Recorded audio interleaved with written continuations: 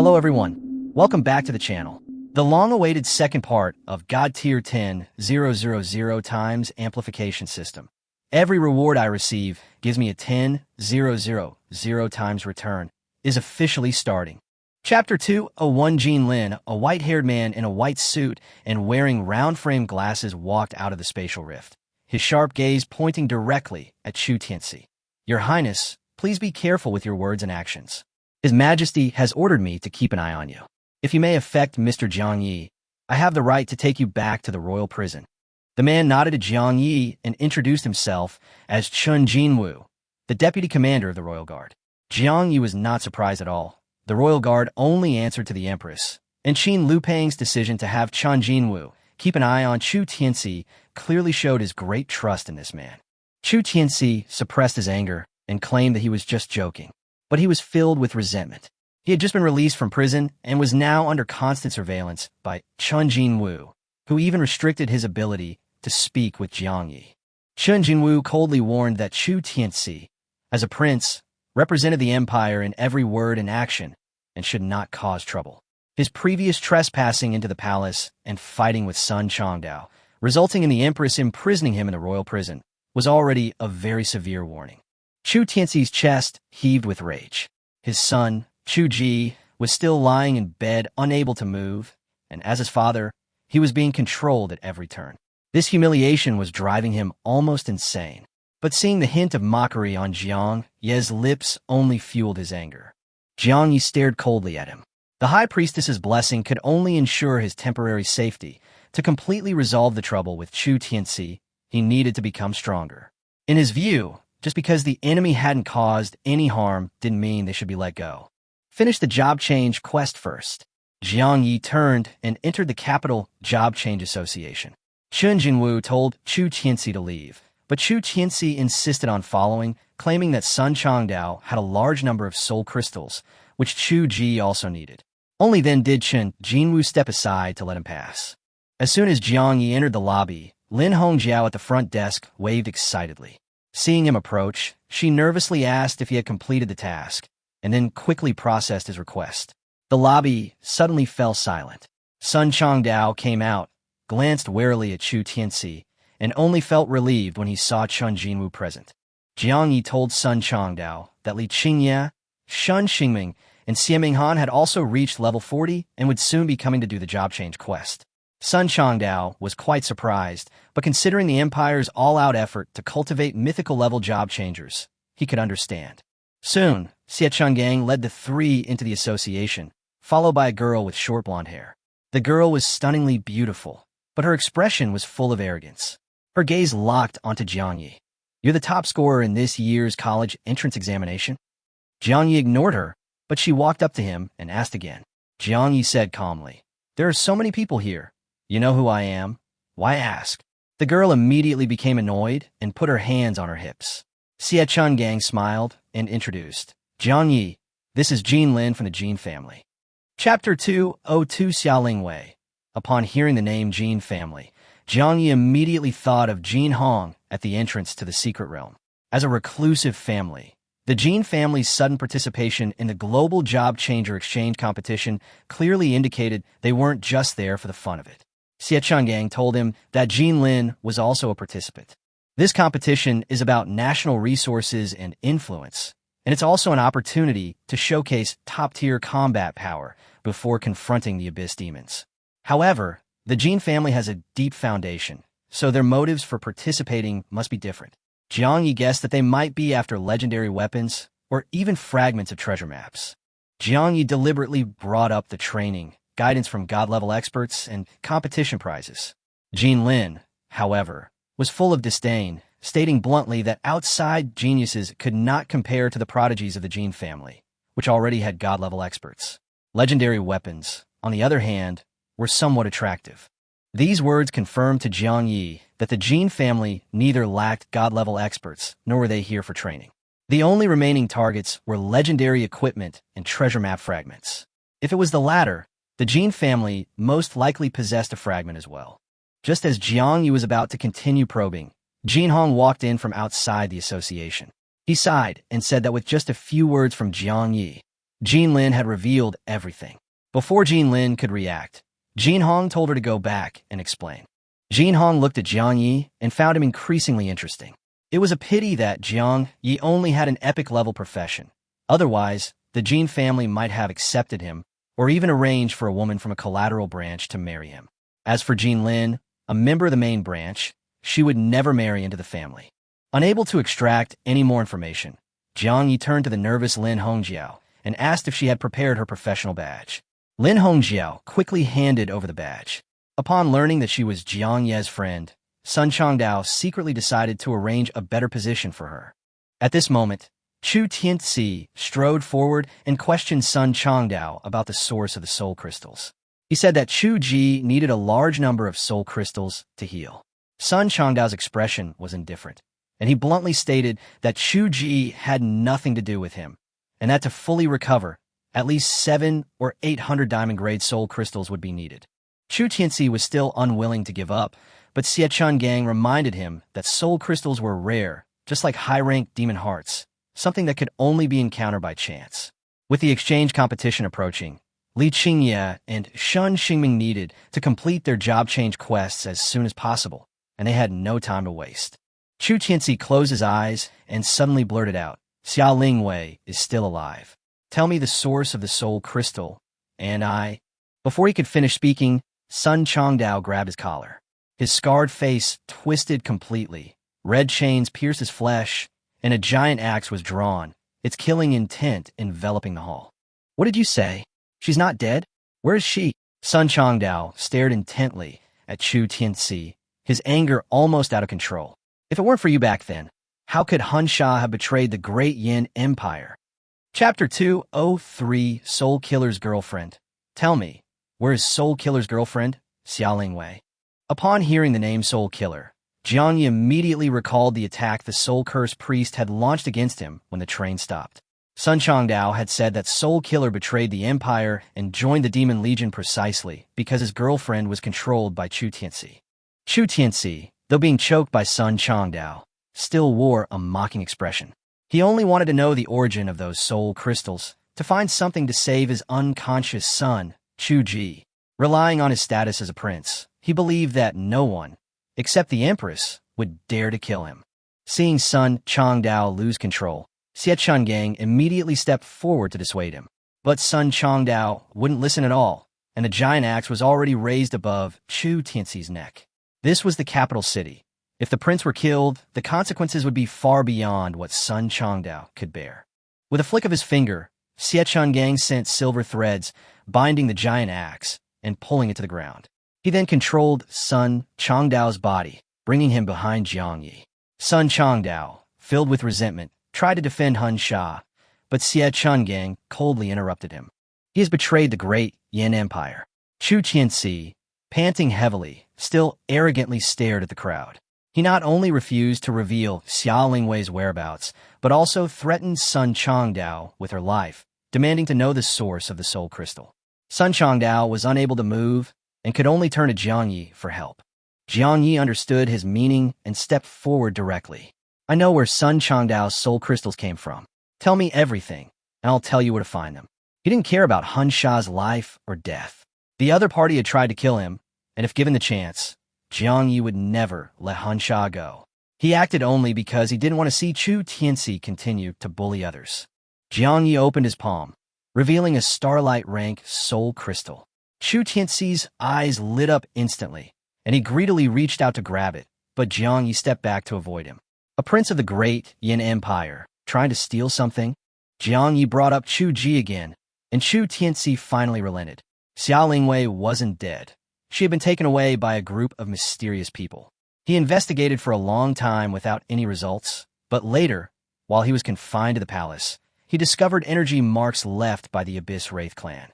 The vengeful spirits are even more mysterious than demons and witches. They have no physical form, act strangely, and are immune to conventional attacks. The fact that Soul Killer's girlfriend is connected to these beings makes Jiang Yi realize something is amiss. After confirming that Chu Tianzi was not hiding anything, Jiang Yi tossed the soul crystal into the air. Chu Tianzi stared intently at it, and when the soul crystal fell, Jiang Yi caught it steadily. Where did this soul crystal come from? Chu Tianxi asked urgently.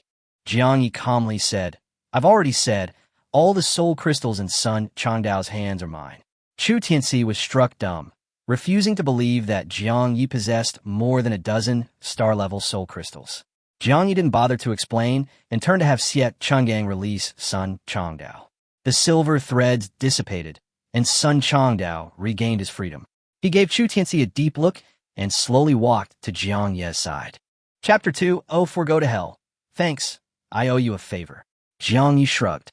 He thought Sun Changdao was all right, but his methods of interrogating prisoners were too ruthless. Wait, you still haven't told the truth. Chu Tianxi was furious. He had already revealed Xia Lingwei's whereabouts, but Jiang Yi still refused to explain the origin of the soul crystal. If they missed this opportunity, Chu Ji might never fully recover. Chu Tianxi demanded sharply, Where did you get your soul crystals from? The other job changers around him were equally skeptical. How could Jiang Yi possibly possess a large number of starlight-grade soul crystals? Only Xie Minghan remained calm. She had personally witnessed Jiang Yi feeding Ao Zhu with epic-grade materials. Jiang Yi didn't answer, but simply raised his hand and waved it. With a clang, nearly 100 star-level soul crystals fell from thin air and piled up at his feet. Everyone was instantly stunned, their gazes fixed on the soul crystals. Some wondered if they were dreaming, while others frantically pulled out their phones to record. A full 100 star-level soul crystals had been casually tossed onto the ground by Jiang Yi. Chu Tianxi's eyes widened, and he trembled with excitement. There's hope. Chu Ji is saved. He strode to the soul crystals, bending down to pick one up. A staff, however, blocked his way. Jiang Yi looked at him expressionlessly. Now you know? These soul crystals are all mine. You want them? Chu Tianxi nodded repeatedly, his voice trembling. You're willing to give it to me? Jiang Yi laughed. How could you, a prince of the great Yin dynasty, lack such trashy, starlight-grade soul crystals? This stuff is perfect for feeding Ao Zhu. Ao Zhu immediately flew out of the pet space, flapping her wings and shouting that she was hungry. Jiang Yi pointed to the soul crystals scattered on the ground and told her to start eating. Ao Zhu thought the star-level materials were too low-grade, but still insisted that they shouldn't be wasted, so she opened her mouth and started swallowing. The entire arena erupted in chaos. Starlight-grade soul crystals were just pet food? Countless people gasped in heartache, and some even clamored to become Jiang Ye's pet in exchange for a few high-grade soul crystals. Li Qingye and Shen Xingming were equally shocked and couldn't help but ask Xie Minghan. Xie Minghan wanted to say that Jiang Yi didn't often act like this, but seeing the two of them relieved, she added, he usually feeds Ao Zhu with epic-level materials. Jin Lin froze on the spot, and Jin Hong had to admit that Jiang Yi might indeed have such a plan. However, he still felt that Jiang Yi couldn't afford to raise a pure-blooded dragon. The resources needed for Ao Zhu's growth were a bottomless pit, and even the Jin family would find it difficult to sustain in the long run. Chu Tianxi watched helplessly as Ao Zhu swallowed the soul crystal that could save Chu Ji. Finally, he completely lost control and rushed forward to stop her, his eyes red. Stop! These soul crystals are mine. Chu Ji is still waiting for them. Jiang Ye's smile deepened as he softly asked Sun Changdao, in broad daylight, in full view of everyone, someone tried to steal my things. Vice President Sun Changdao, are you just going to stand by and watch? A red chain appeared and disappeared into Sun Changdao's body. He clenched his fists, veins bulging, and without hesitation, punched Chu Tianxi. Go to hell. Boom. Chu Tianxi had no time to react and took the punch head-on from Sun Changdao. Chapter 205 Handing over the soul crystal. Chu Tianxi's body flew backward, crashing through the wall of the Job Change Association, blood splattering everywhere. This time, Xie Changgang did not stop him. It was perfectly reasonable for Sun Changdao to protect Jiang Ye's belongings after Chu Tianxi publicly snatched the soul crystal. Sun Changdao, I am a prince of the great Yin Empire. Chu Tianxi roared, unleashing golden light and activating his Vajra Arhut body, charging towards the crowd once more. His giant golden palm trembled the space, slamming down fiercely towards Jiang Yi and Sun Changdao. Xie Changgang flicked his finger, and countless silver threads condensed into a shield of light in front of him. With a deafening roar, The golden giant palm crashed into the silver shield. The shield trembled only slightly, while the giant palm shattered on the spot. Xie Changgang coldly rebuked him, saying that it was clearly Chu Tianxi who had snatched Jiang Ye's pet and soul crystal first. A shower of silver threads rained down, instantly trapping Chu Tianxi in a cage. He desperately tried to break free by activating the golden light, but he couldn't escape at all. He could only roar that Chu Ji was a genius of the great Yin dynasty, and that these soul crystals could save his son. Xie Changgang shouldn't have stopped him. Jiang Yi looked at him and slowly approached. Chu Tianxi and Chu Ji had always been arrogant and rude. The 10 billion yuan compensation for the families of the victims in Qincheng had still not been paid. The so-called princes of the great Yin dynasty were nothing more than this. Jiang Yi knew that Chu Tianxi wanted to kill him, and he would not let these enemies go unpunished either. Once the negative effects of the twin coins wear off, he will be able to use a massive amount of experience to boost his 4 attributes. With the blessing of the High Priestess, unless a god-level expert intervenes, no one can easily kill him. Chu Tianxi remained unrepentant, threatening Jiang Yi to hand over the soul crystal in exchange for a quicker death. Jiang Yi smiled disgustedly, then took out another star-ranked soul crystal and waved it in front of him. What else? You want to steal it in public? Sun Changdao stepped forward, gripping his giant axe, his killing intent palpable. He wouldn't kill Chu Tianxi easily. After all, Empress Qin Lupang hadn't ordered his execution, so this prince still retained royal privileges. But if Chu Tianxi dared to harm Jiang Yi again, he would show no mercy. Sun Changdao stared at Chu Tianxi and said, word by word, if you dare to touch Jiang Yi, I will spare no expense to kill you. Kill Chu Ji, and kill all your offspring. He wasn't threatening.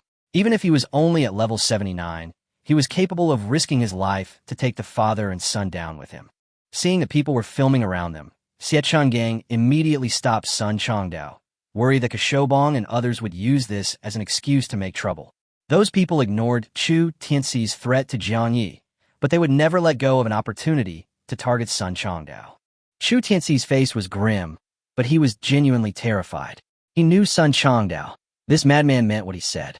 He avoided Sun Changdao's gaze, turned to Jiang Yi, and gritted his teeth, indicating that as long as the soul crystal healed Chu Ji, the feud between the two sides would be temporarily put aside, and he could let Jiang Yi leave. Jiang Yi put away all the soul crystals and looked at him coldly. Whether you let me go or not is your business. What really needs to end is that I don't want to let it go like this. You and Chu Ji haven't paid the price you deserve. Chu Tianxi's eyes widened. He had already made such a huge concession, yet Jiang Yi still wanted to pursue the matter to the end. Chu Ji was now unconscious and unable to move. Wasn't that enough? Chapter 206 Legendary Mage Apprentice. Jiang Yi, don't go too far. Any genius can fall from grace overnight. You know that. Chu Tianxi was both angry and panicked. He still couldn't understand why Jiang Yi, who was clearly unharmed and could have one less powerful enemy simply by handing over the soul crystal, had to push their relationship to the brink. Jiang Yi remained calm, showing no interest in explaining. To him, Chu Tianxi's attempt to kill him was like a neighbor pointing a gun at him and pulling the trigger. Even if the gun jammed, it didn't mean nothing had happened. Others might avoid the danger, but Jiang Yi only wanted to remove this thorn in his side himself. I'm looking forward to seeing whether you'll beg for mercy or apologize when you're about to die. With that, he led Sun Changdao through the door behind Chu Tianxi. Chu Tianxi's face was ashen as he roared at their retreating figures. Jiang Yi, you'll regret this. By then, even if you beg me, it'll be too late. A snicker rippled through the crowd. Chu Tianxi whirled around, but no one dared meet his gaze. Only after he left the association's hall did the crowd begin to murmur amongst themselves, all believing that he wouldn't dare to actually kill Jiang Yi. Otherwise, the whole world would suspect that he was behind it. Xie Changgang frowned, instructed Shun Xingming and the others to go and accept the mission first, and then hurriedly left. Jin Lin stared at the gate and couldn't help but ask Jin Hong, Jiang Yi is only around level 40. How dare he treat Chu Tianxi like that? Does he have a trump card? Or is he just too stupid? Jin Hong shook his head and said, don't underestimate him. Even if Chu Tianxi makes a move, he might not be able to kill Jiang Yi. Jin Lin was shocked. The gap between level 80 and level 40 is like that between a tiger and a rabbit. The higher the level, the more desperate the difference. Inside the villa in the capital, Sun Changdao was resting in the living room, while Jiang Yi returned to his bedroom, preparing to use the epic demon heart to upgrade his class rank. The bad luck from the twin coins hadn't yet dissipated. He planned to strengthen his apprentice heart first, and then use the accumulated experience to level up once the good fortune took effect. He now possesses over 1,000 epic-level demon hearts. If the news were spread, it would drive all job changers worldwide into a frenzy. Jiang Yi swallowed a demon heart, and a notification sounded. Ding, the probability of advancing to a higher job rank during job change has increased by 0.5%, current probability 1.5%. As the mage apprentice's rank increases, the effect of the demon heart weakens. Jiang Yi estimated that if he swallowed nearly 200 of them, he could reach a 100% success rate. 10 minutes later, he finished the last one with a grim expression. Ding, current probability 100%. Jiang Yi immediately took out his class badge and absorbed it. Cool energy surged into his mind, and class change prompts appeared one after another. Option 1. Legendary Forbidden Abyss Mage. Gain Enhanced Dark Infiltration. Spirit attribute increased by 500 points. Too few next. Option 2. Legendary 5 Elements Mage. Gain control over the 5 elements. Option 3. Legendary Azura Curse Blade. Gain the Slaughter Azura. Increase all magic power by 1.5 times and convert it into strength and agility. Both classes are incredibly powerful, especially the Azura Blade, which is enough to drive countless job seekers mad. But Jiang Yi doesn't care at all. Option 4. Retain current class, upgrade class rank to legendary, and enhance the special skill apprentice's heart.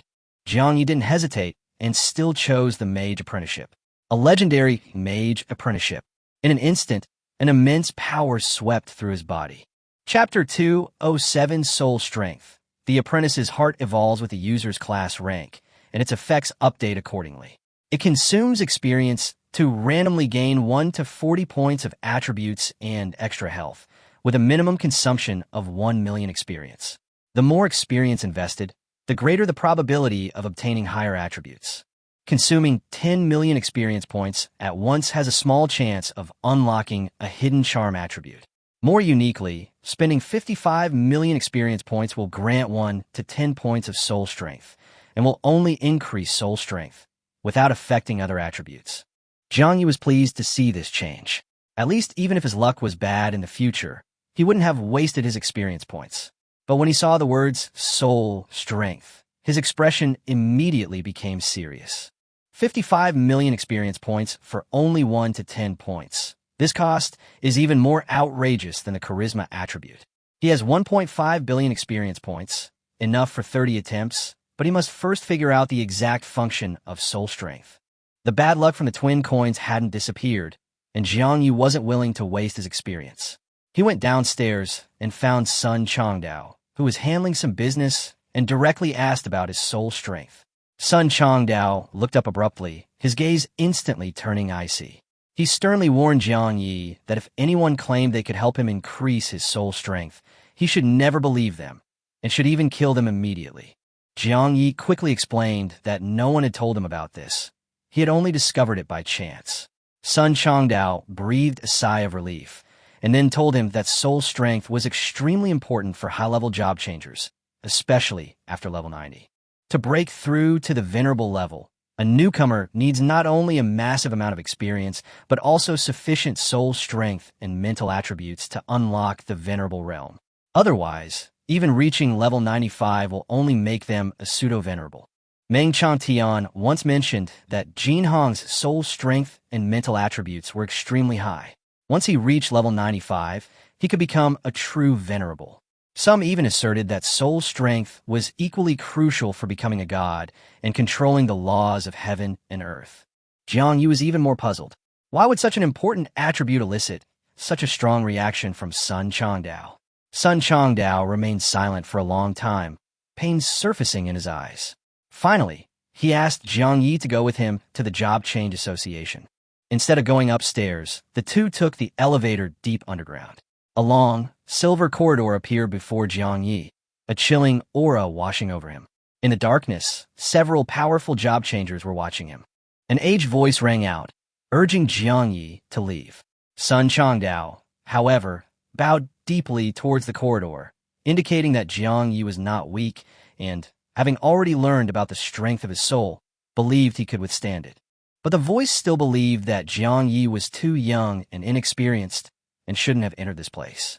Sun Changdao also sighed, saying that it had taken him 2 whole weeks to recover from his first visit here, and what was inside was enough to drive anyone crazy. Jiang Yi noticed Sun Changdao's rapid breathing and clenched fists, which only fueled his curiosity. What exactly was hidden in that corridor that had left such a deep shadow on Sun Changdao? He didn't back down. The aged voice finally relented, allowing him to enter, but if it found Jiang Ye's condition was not right, it would forcibly intervene, even if it injured him. Then, an elderly man leaning on a cane emerged from a silver corridor. His face was wrinkled, and his body was hunched. He appeared to be just an ordinary old man. But upon seeing him, Sun Changdao immediately bowed deeply. Elder Zhong. Jiang Ye's pupils contracted slightly.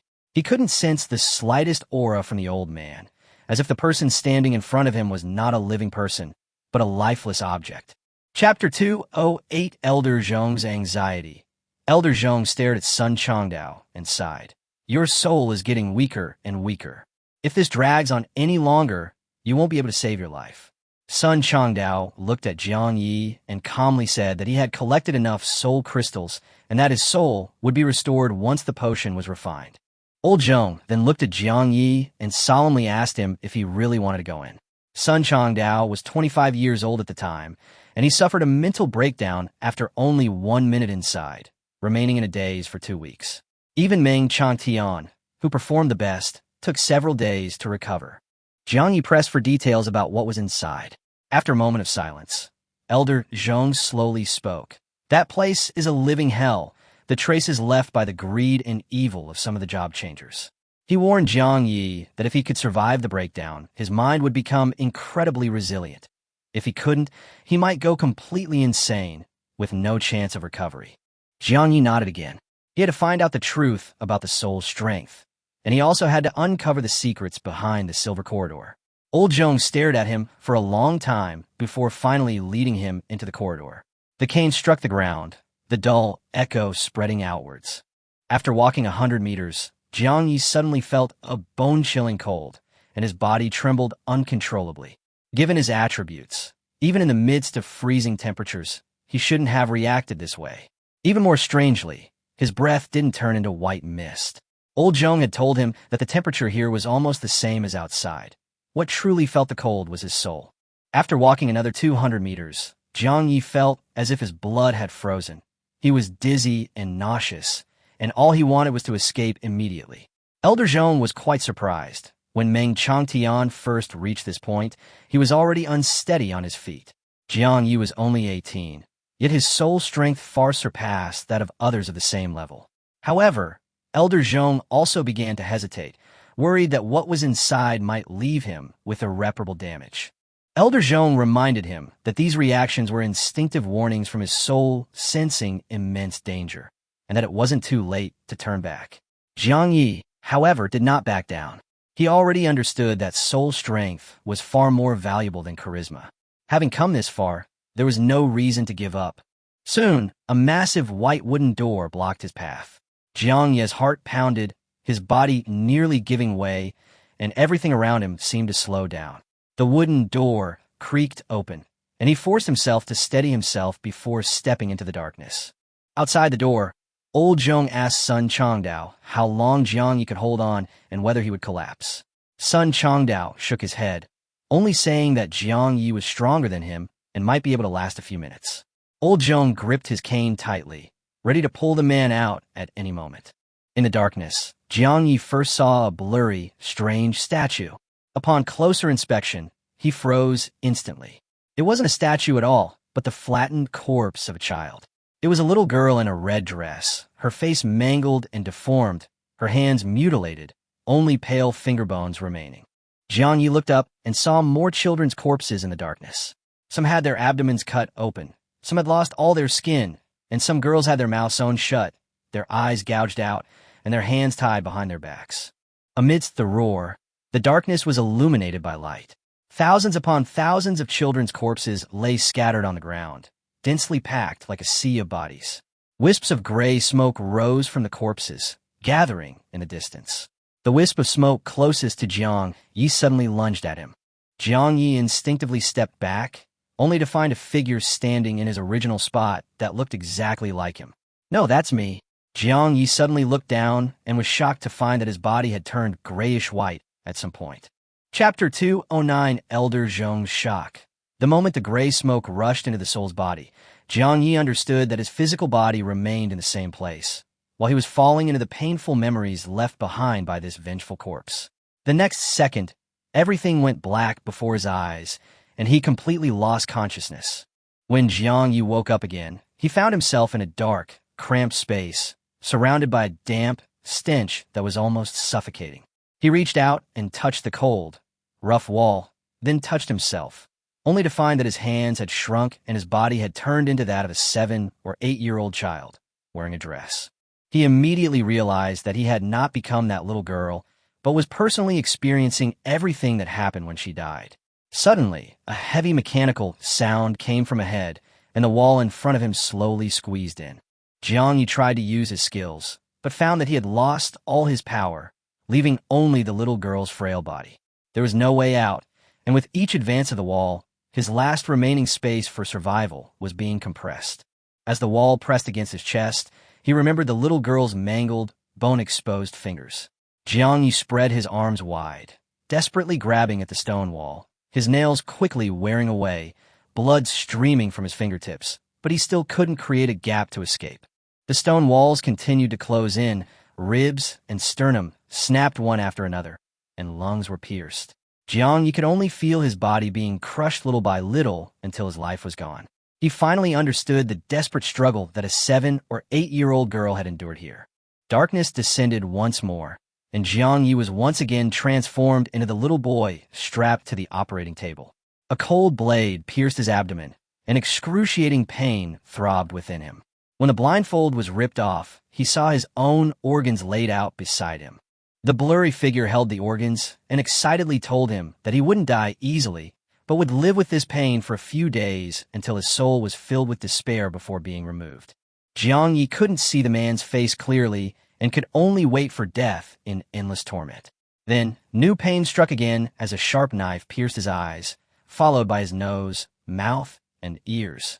He was plunged into complete darkness, left only with blood and endless agony. Outside the white wooden door, old Zhong paced back and forth with a solemn expression.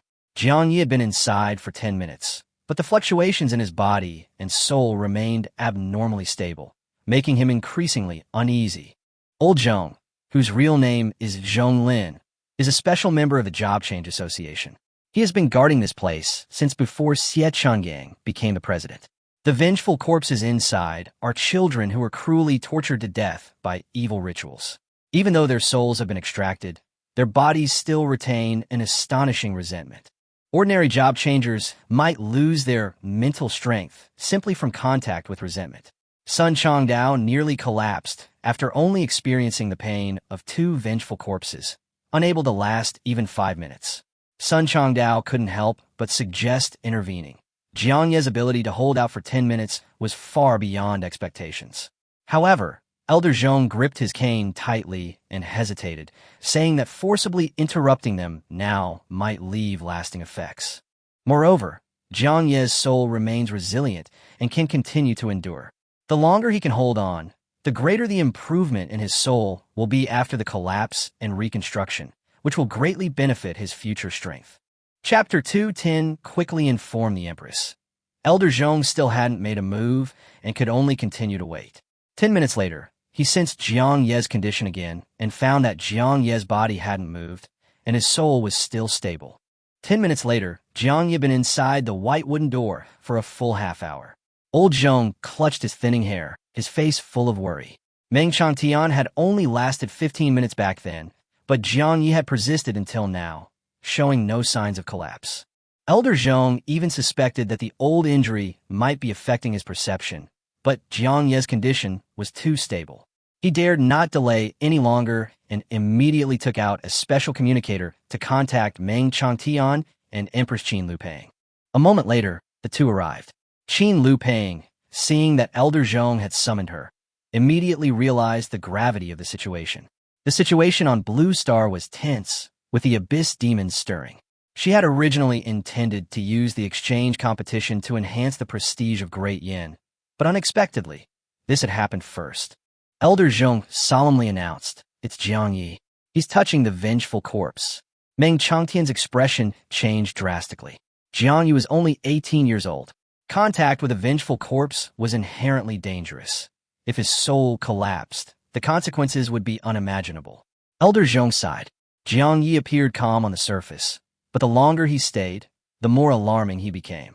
Qin Lupang thought that Jiang Yi's 10-minute endurance was already astonishing.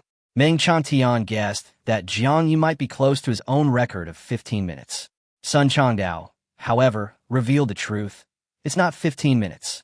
Jiang Yi has been inside for 30 minutes and hasn't collapsed yet. The air fell silent. Meng Changtian stared blankly at the white wooden door, while Qin Lupang gripped his scepter tightly, ready to summon the golden dragon of national destiny at any moment. To remain conscious for half an hour after touching a vengeful corpse was simply unheard of. Qin Lupang understood that besides talent, equipment, and skills, willpower also determined the upper limit of a job changer. The Great Yin dynasty had no shortage of people with more talent than Meng Changtian, but Meng Changtian became a level 95 venerable in his early 30s, which was definitely not just due to talent.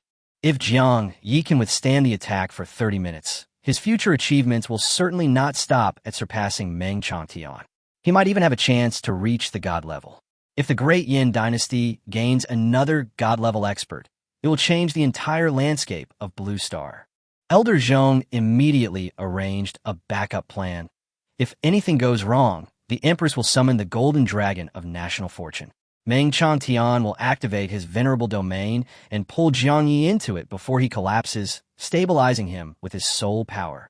Meng Changtian immediately unleashed his domain, and the space instantly darkened, filled with a bloody and malevolent aura.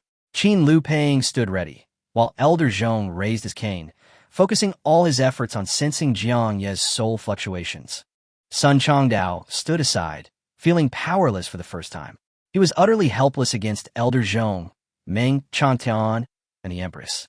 He clenched his fists, secretly resolving that even if it meant resigning as vice president, he would become stronger as quickly as possible. Jiang Yi's talent far surpasses Soul Killer's. He absolutely cannot allow Jiang Yi to repeat the same mistake, nor does he want to be forced to watch helplessly once more. Half an hour later, Elder Zhong suddenly shouted sharply, "Prepare, wait! It's not a collapse, he's awake." The four of them flashed in front of Jiang Yi in an instant, but none of them dared to utter a sound.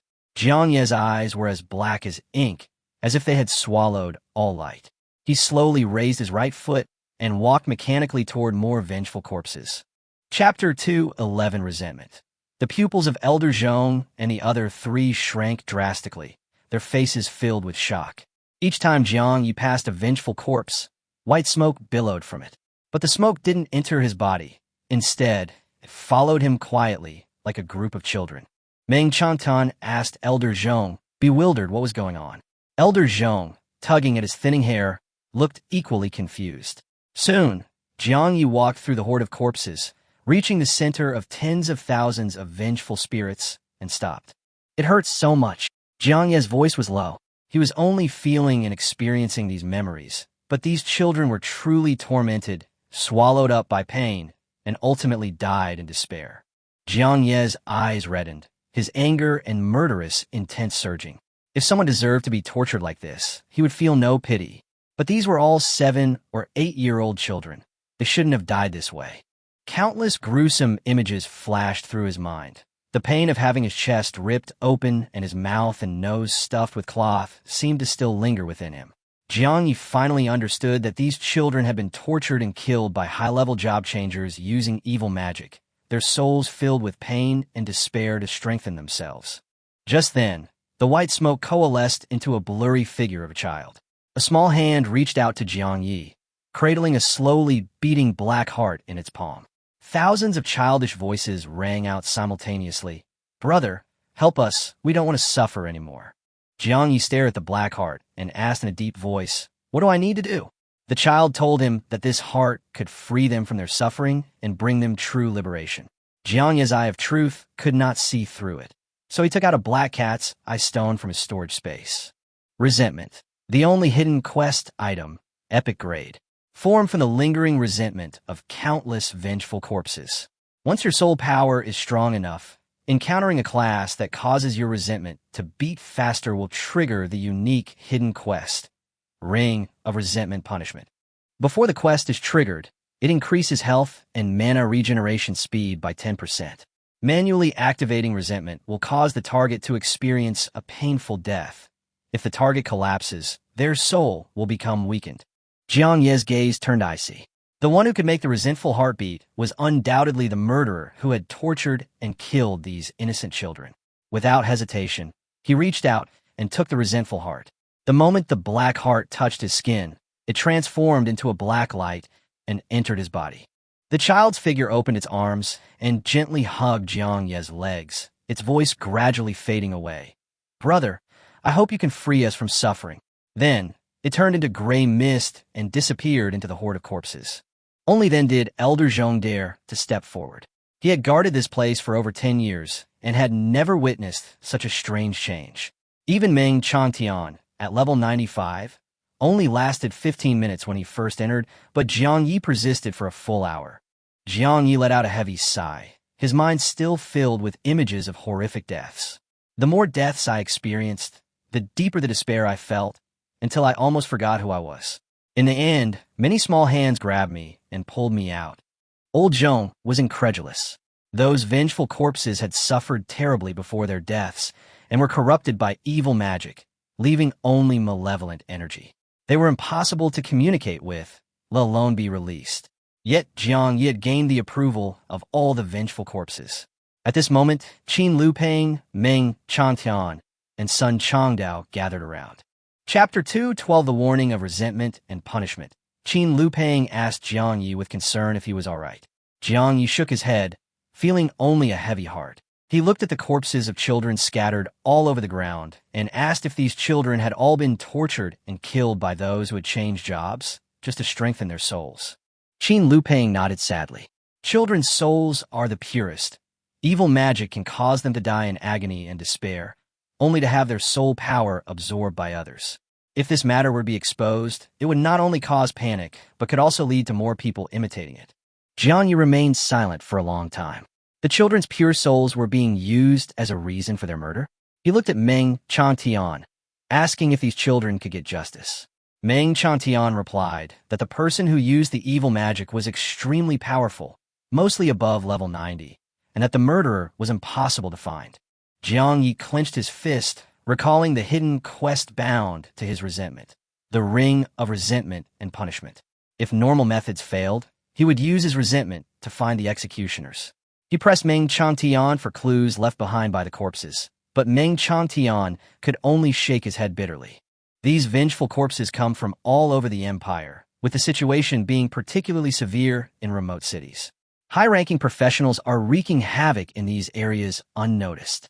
If top experts were to be dispatched from the capital to search each city, the defenses of the capital and the empire's borders would be left vulnerable, and the demons of the abyss would be watching with predatory eyes. Meng Changtian's body was slightly hunched.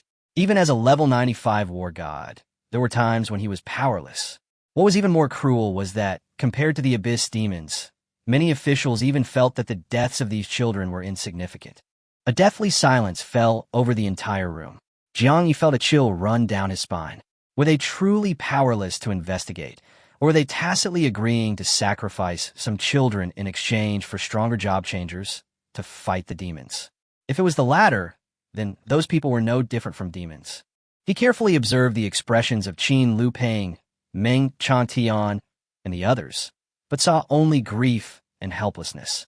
Jiang Yi suddenly asked, if you were to find those job changers who abused and murdered children and plundered their souls, what would you do?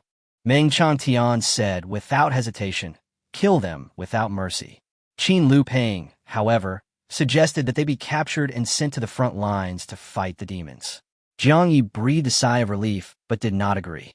Meng Changtian also objected, believing that severe punishment was necessary to deter them. Otherwise, they would have to send people to guard these inhuman criminals. Sun Changdao sighed. The most difficult part of this matter was not handling it, but rather identifying and gathering evidence. Those who seemed kind and gentle might be the demons who harmed children. Taking rash action without concrete evidence would only cause panic among high-level job changers and could even lead to chaos. Everyone immediately looked at Jiang Yi. Elder Zhong asked him if he had a solution, but Jiang Yi only said that just because he didn't have one now didn't mean he wouldn't in the future. Qin Lupeng was about to mention the black heart that had entered Jiang Ye's body when Elder Zhong suddenly interrupted, telling everyone to leave first, leaving only Jiang Yi behind. After everyone had left, Elder Zhong said that Jiang Ye's soul power far surpassed that of others of the same level, which was an incredible stroke of luck. Besides evil arts, there were other ways to enhance soul power. Elder Zhong raised his cane, and a ball of white light appeared, within which hung a palm-sized black crystal. This is a legendary item, a soul stone. Carry it with you.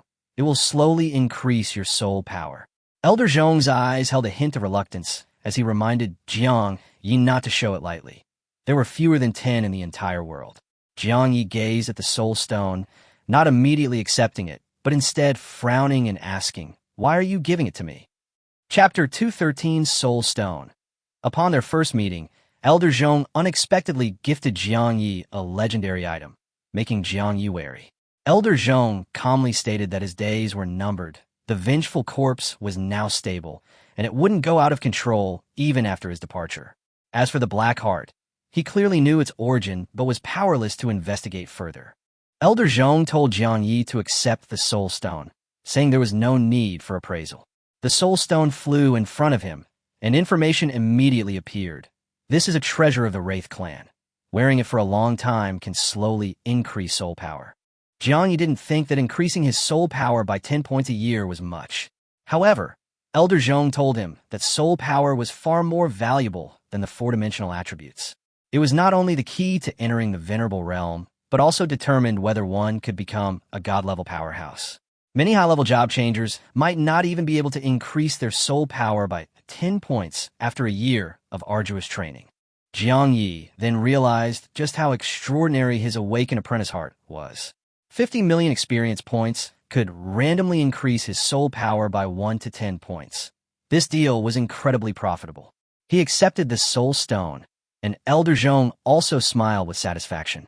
Then, with a solemn expression, Elder Zhong revealed the name of the villain, Yuan Xin.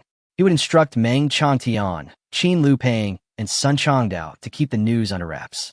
The one who could make Yuan Xin's heartbeat was the very person who had harmed the children. If the news leaked, they would surely come to kill Jiang Yi to silence him. Old Zhong also said that resentment can sense the souls of children who have been absorbed.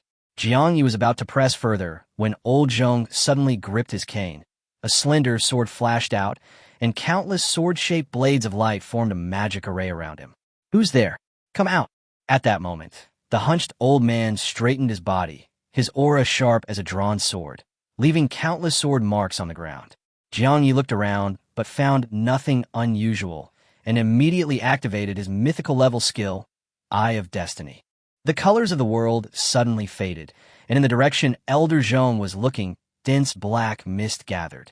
"Hey, you actually found out?" A strange male voice rang out, a mixture of sorrow and joy, completely unlike a human's. A masked figure emerged from the black mist, wearing a white dress on the right and a black suit on the left. The mask on his face half crying and half laughing, utterly eerie. The next second, the voice changed to a soft, feminine voice. "Oh, it's a cute little one, how delightful." Then, he whispered sadly that the other person's liking for someone else made him sad, and punched his right chest hard with his left hand. Jiang Yi then realized that this person's right chest was full and his left chest was flat, making him seem androgynous. Elder Zhong stepped forward, sword in hand, the tips of countless blades pointing at the masked man.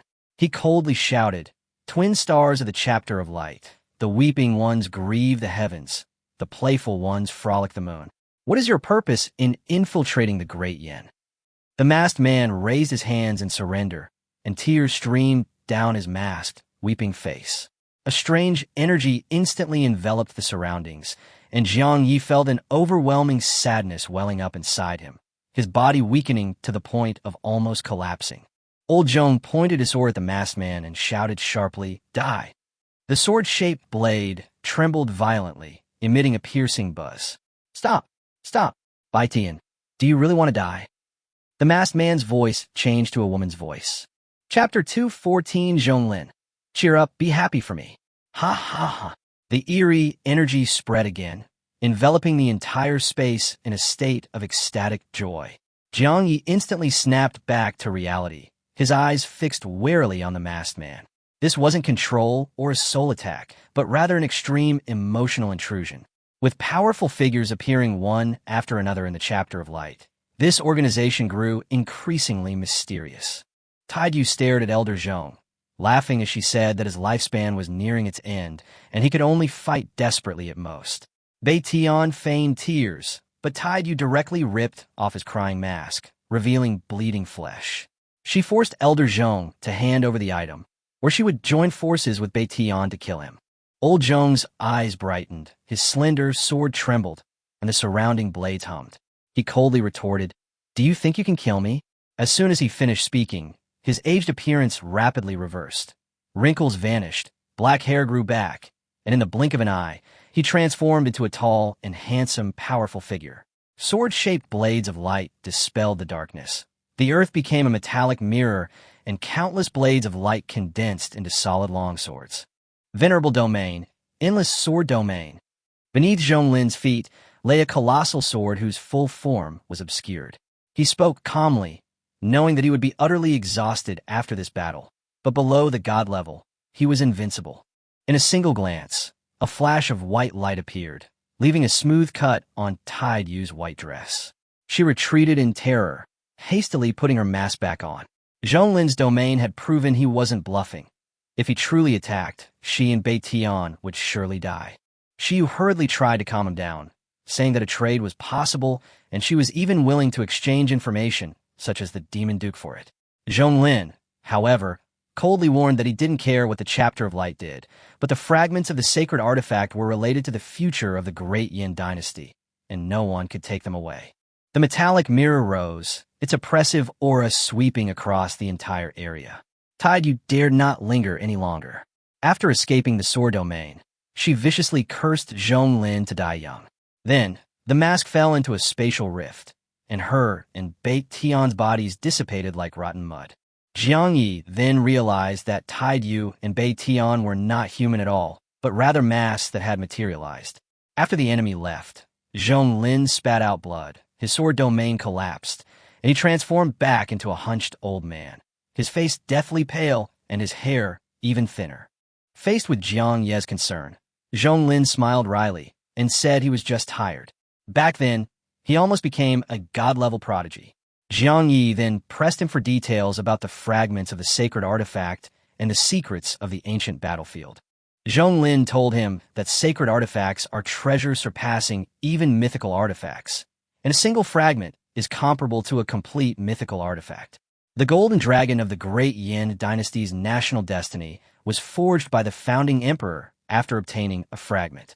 Once the fragment is lost, the golden dragon of the national destiny will quickly dissipate, and the Great Yin dynasty will be plagued by frequent natural disasters. The origins of the ancient battlefield are unknown. Only those who possess fragments of sacred artifacts can enter and resist the murderous intent and evil energy within. Otherwise, even a venerable being will lose their mind and become a killing monster. That place is extremely dangerous, yet holds fragments of laws and soul crystals. Soul crystals enhance soul power, while law fragments help awakened individuals comprehend laws and break through to the divine realm. However, without fragments of sacred artifacts, one can only linger on the outskirts, rarely obtaining any true opportunities. After hearing Zhonglin's explanation, Jiang Ye's eyes flickered slightly. Although he was only level 40 at the moment, he could reach level 50 by consuming experience points, but he was still far from becoming a god-level expert. Chapter 215, I am invincible below the god level. This did not dampen Jiang Ye's interest in the ancient battlefield. As long as he completes the quest, Killer of All Races 2, Genius Nightmare, he will be able to obtain a teleportation scroll leading to the ancient battlefield of the Abyss. Jiang Yi asked if there were any other ways to enter, but Elder Zhong shook his head. Even if there were other paths, they couldn't stop the killing intent and evil aura of the ancient battlefield. Going in would only be suicide. As soon as he finished speaking, Elder Zhong coughed up blood violently and told Jiang Yi to leave. Jiang Yi knew that Elder Zhong's lifespan was nearing its end, and that the latter had given him the legendary Soul Stone in an attempt to preserve hope for the great Yin Empire. Unwilling to owe a favor, he wanted to repay the favor with a treasure, but Elder Zhong refused. Under the erosion of the laws, ordinary treasures and skills could not save Elder Zhong. He had long since become indifferent to life and death, and now his only wish was to have a quick and decisive battle at the last moment, and he even hoped that a demon duke would descend to earth. Jiang Yi offered to help, but Elder Zhong shook his head again. After Jiang Yi left, Elder Zhong stroked his thinning hair and sighed softly. The chapter of light has returned. After his death, where will the great Yin Empire go? Meanwhile, inside the palace hall, Chu Tianxi knelt before Qin Lupeng, pleading with her to intervene and persuade Jiang Yi to provide the soul crystal to heal Chu Ji. Qin Lupeng coldly reminded him, "When you stormed the palace to assassinate Jiang Yi, did you ever imagine this day would come?" Chu Tianxi was unwilling to accept this, claiming that Chu Ji was his son and also Nuan's cousin. He said that if Chu Ji were granted some freedom, he would go to find Jiang Yi himself. Qin Lupeng was immediately furious, warning him that Jiang Yi's importance far exceeded his imagination, and if he continued to plot against him, he would be imprisoned in the heavenly prison forever. As a prince, Chu Tianxi had the potential to inherit the throne. Qin Lupeng only had Qin Nuange as his heir. If something happened to Nuange, the throne might fall into the hands of Chu Tianxi or his son. However, Chu Ji was his most beloved son. He tried to argue, but Qin Lupeng had already ordered his men to drag him away, strictly forbidding him from stepping out of the mansion, or his legs would be broken. She spared Chu Tianxi not out of familial affection, but because once the royal bloodline reached a certain level, it could be sacrificed to the golden dragon of the nation's fortune in exchange for a brief period of immense power. What truly drove Qin Lupeng to murder was Chu Tianxi's assassination attempt on Jiang Yi, followed by his curse that Nuange would die. If he could do it once, he might do it again. Next time, he might very well target her. Back at his villa in the capital, Jiang Yi lay on his bed, contemplating how to use the twin coin's luck to improve his attributes the next day. He had 15 billion experience points, but didn't know how to allocate them, so he could only wait and see how his luck held out. At this moment, Chu Yin came to announce that Ouyang Ming had arrived. Jiang Yi immediately realized that the legendary staff he had entrusted to Ouyang Ming for repair should be finished, so he let him in. Inside the living room, Yunanzi excitedly announced that the staff had been repaired. Ouyang Ming took out the Abyssal Flame Magic Staff, saying that he had learned a new forging technique during the repair, making it even more perfect. Jiang Yi first thanked Ouyang Ming, then took the staff and checked its attributes. Abyssal Flame Staff, legendary staff, crafted from the rib of the Demon Duke Ethan. It was damaged but repaired by Ouyang Ming and is now fully restored. Chapter 216 Abyss Flame Staff, Flame King. The Abyss Flame Staff grants Jiang Yi 3,000 spirit, 2,000 agility, 30,000 health, and a significant boost to critical hit rate and critical hit damage. Even more terrifying are the Burning and Flame King special effects. When a fire skill hits, the enemy will be burned for 30 seconds, losing 1% of their health per second. This effect ignores both physical and magical defense and cannot be stacked. Activating the Flame King skill consumes 20% of your health and mana, but grants immunity to most fire attacks. Upon touching the flames, he instantly recovers 20% of his health and mana, doubles his movement speed, and increases his negative resistance by 30% for 20 minutes. This legendary staff is far superior to the Iron Dragon staff. Jiang Yi suddenly realized that if he activated Flame King first, followed by Shadow Stealth, ordinary flames could provide him with stacked buffs. Shadow Stealth already provided mana regeneration and movement speed, and with the two combined, he would be even more terrifying than an assassin. He switched to the Abyssal Flame Staff and nodded solemnly to Ouyang Ming. The title of the Great Yan's #1 blacksmith was indeed well-deserved. Jiang Yi then inquired whether, provided a large quantity of epic materials, he could forge legendary equipment. He had a mountain of materials in his hands, and his current equipment was long overdue for replacement. Just as Ouyang Ming was about to ask for more details, Yunanzi reminded him that he had to go to the Yunluo Empire the next day to attend the blacksmith conference. Ouyang Ming could only ask Jiang Yi to wait for his return, promising that his skills would improve after repairing the legendary staff, and that the success rate would be higher then. Jiang Yi reluctantly agreed, then lamented that he wished he knew how to forge. Ouyang Ming, however, said that a top-tier blacksmith needs talent, a renowned master, and countless hours of experience. All three are indispensable. However, there are crimson dwarves in the abyss who are naturally skilled in forging and fire control. If Jiang Yi could gain their approval, he would have the opportunity to become a blacksmith, but he must first obtain a secondary profession scroll. Otherwise, he would have to abandon his current profession. Yunanzi added that the crimson blood dwarves are ferocious and often smear themselves with the blood of their enemies. More importantly, secondary profession scrolls are even rarer than legendary equipment.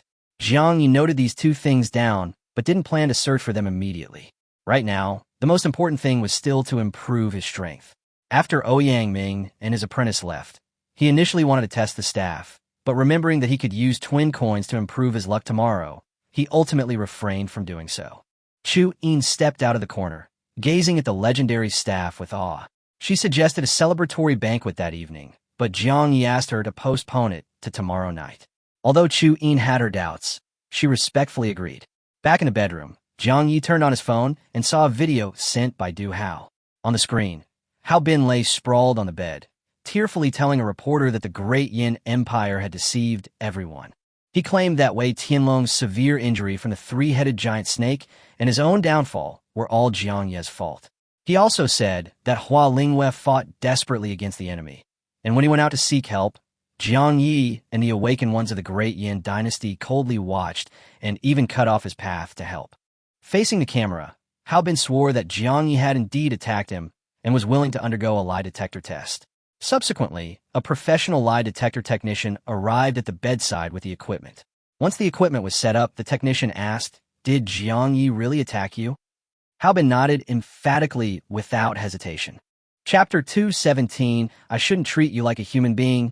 Yes, he suddenly attacked me. Hao Bin lay on the bed, answering the lie detector's questions without hesitation. The instrument data showed that he was not lying. The lie detector then asked whether Jiang Yi was involved in Wei Tianlong's severe injury from the three-headed giant snake, and whether the awakened ones of the Great Yin dynasty knew of his situation but refused to help. Hao Bin answered affirmatively to all of them, and even accused the Great Yin dynasty of deliberately concealing the truth in the video they released. After receiving certification from a lie detector, Hao Bin immediately confronted Jiang Yi and the awakened ones of the Great Yin Empire on camera.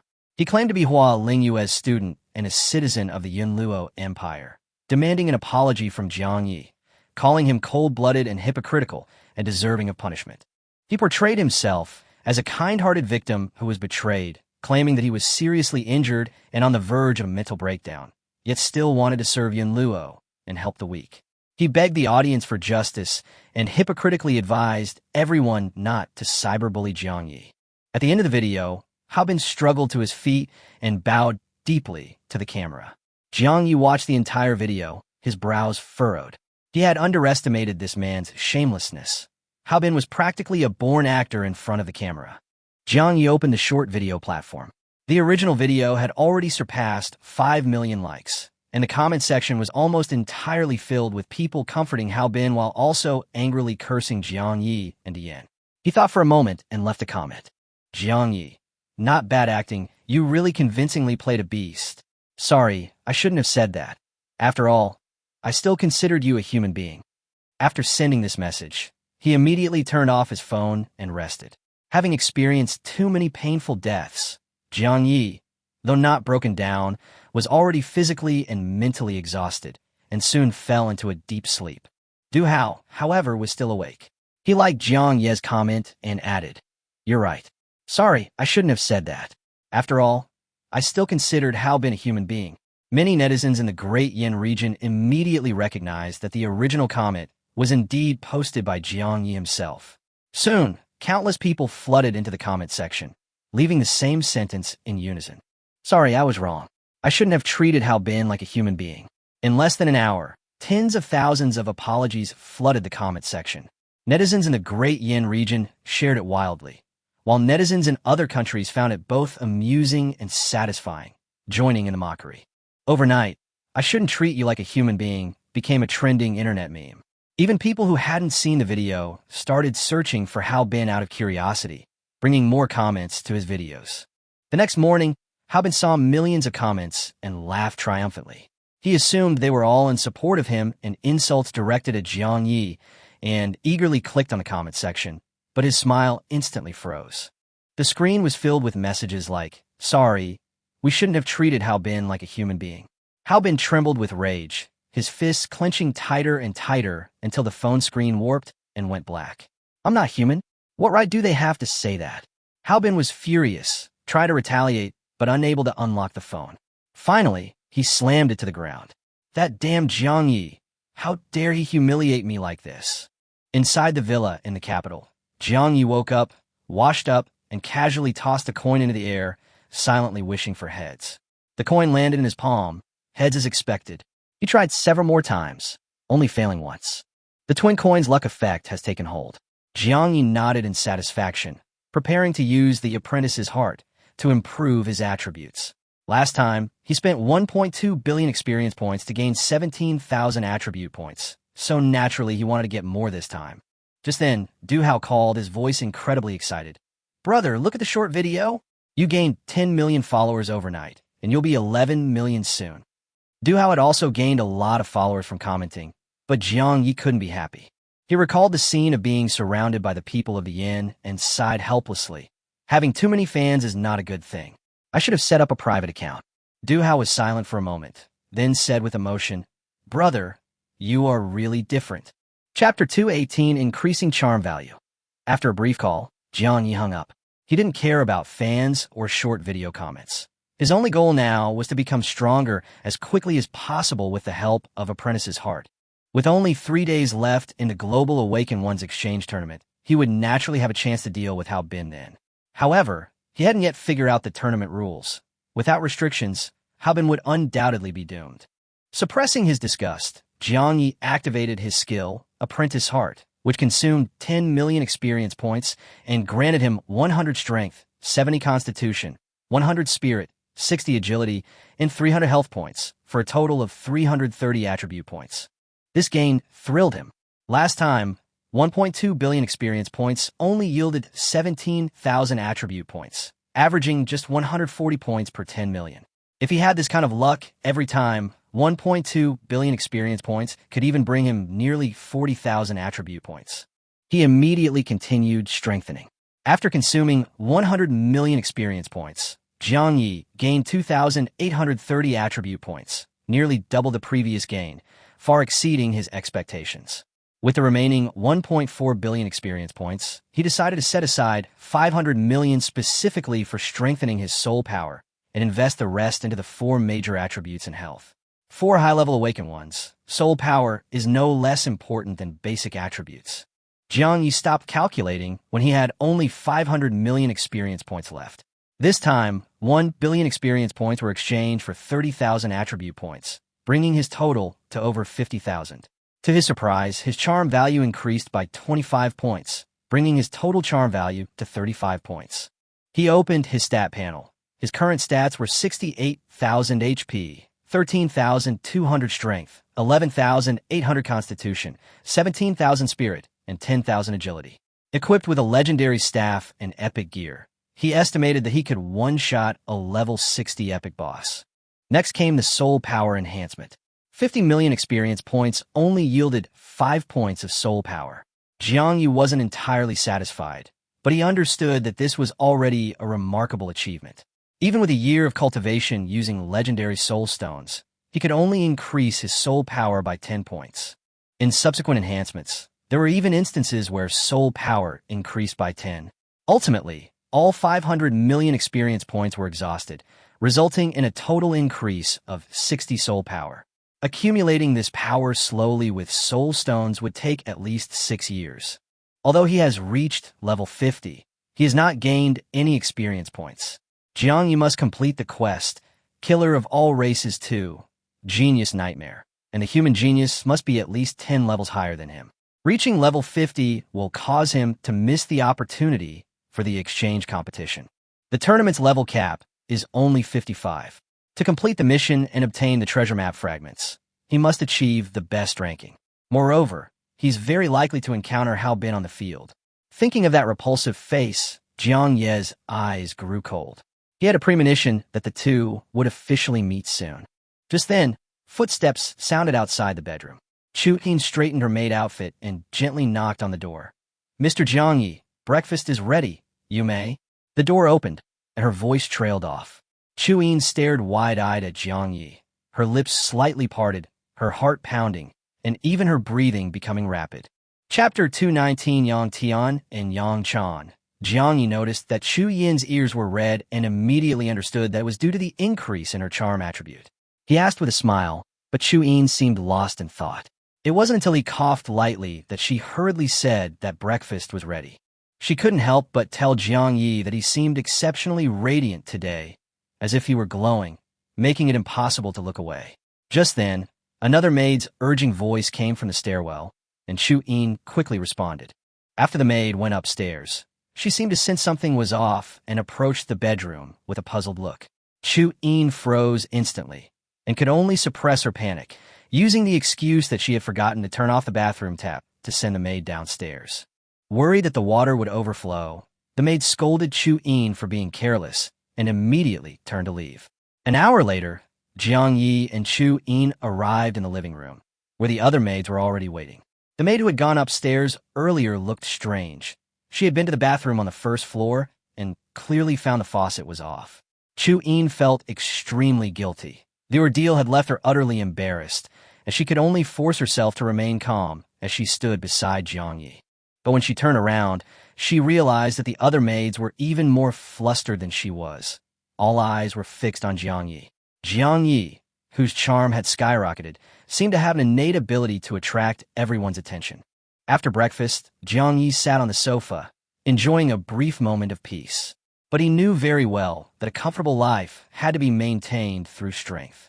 The Abyss, the Chapter of Light, and Chu Tianxi and Ku Shoubong could all become threats in the future. He was about to contact Sun Changdao to inquire about the rules of the Global Awakened Ones exchange tournament when Xiaming Han suddenly called. His Majesty had summoned everyone to the palace to discuss the selection of team captains, and 2 top Awakened Ones were already present. Xiaming Han lowered her voice to warn him that Li Qingye and Jin Lin were arguing over the captaincy and could come to blows at any moment.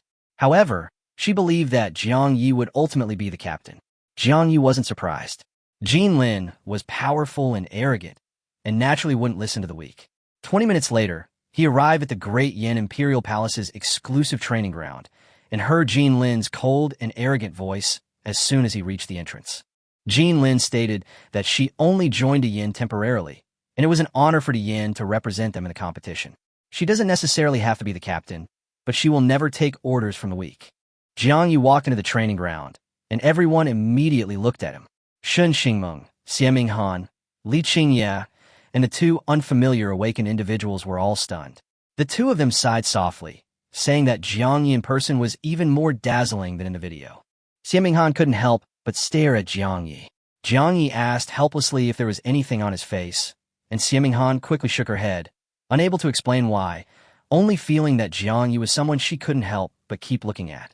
As soon as she spoke, Xiaming's cheeks flushed red, and she quickly changed the subject, introducing the 2 unfamiliar awakened to Jiang Yi. The bald, burly man was named Yang Tian, and the pretty, gentle girl was named Yang Chan. Yang Tian and Yang Chan are 19-year-old siblings from the Yang family in Beijing. In the previous National College Awakener assessment, they won 2nd and 3rd place respectively, and are now both legendary level awakeners at levels 55 and 54 respectively. Chapter 220, I Want to Be the Captain. The top scorer in the previous National College assessment had already surpassed level 55, failing to meet the participation requirements, and therefore did not attend. Xiaming Han introduced in a low voice that the Yang family was also a prominent family in the capital, and the vast majority of high-level potions in the Great Yin dynasty came from the Yang family. Jiang Yi then looked at Yang Tian in surprise. No one would have imagined that this guy, who looked like a middle-aged man in his 40s, was only 19 years old. Yang Tian was clearly used to everyone's reactions and reluctantly emphasized that he really was 19. His voice, however, sounded unusually young, creating a stark contrast with his appearance. Yang Chan, standing beside him, simply covered her mouth and chuckled softly, displaying a rather shy personality. At this moment, Jean Lin walked in wearing a black leather jacket, her blonde hair neat and her aura sharp. She glanced at everyone and said directly to Li Qingye, "No one in the team is qualified to be the captain except me." She claimed that the Jean family had already discovered that teams from various countries harbored top disciples from reclusive families. Based on the crowd alone, De Yin might be eliminated before the competition even began. She further declared that anyone who thought they were stronger than her could try to compete for the captaincy, but she didn't believe anyone could achieve it. Yang Tian immediately objected. This was the Great Yin, not the Jean family, and their strength was not to be underestimated. As the runner-up of the previous competition, if it weren't for this exchange tournament, his level would have already surpassed level 55. Jean Lin, however, was full of disdain. The Jean family simply lived in seclusion, their strength far exceeding what the outside world imagined. Even though Shun Xingming and Li Qingye were both mythical level awakeners, they were still no match for her. As for the legendary level Yang Tian and the others, they were even less worthy of mention. If you want to be captain, prove your strength, otherwise I won't take orders from anyone. Yang Tian cracked his neck, about to challenge her, when Jean Lin turned her gaze to Jiang Yi. She was particularly curious about this mage apprentice. Despite being the weakest class, he had topped the college entrance exam. Jean Lin proposed that if Jiang Yi could withstand her attacks for 2 minutes, he would gain her approval. Jiang Yi frowned and asked indifferently, "Is winning your approval that important to me?" Jean Lin was already annoyed because he had extracted a lot of information from her yesterday. She believed that Jiang Ye's so-called intelligence was just cleverness. True strength was judged only by ability. Jiang Yi was too lazy to argue with her. He only asked one question. "If you were the captain, how would you lead the team?" Jean Lin answered without hesitation that with her there, the championship was destined for De Yin. The others didn't need to do anything. They just needed to avoid dragging the team down.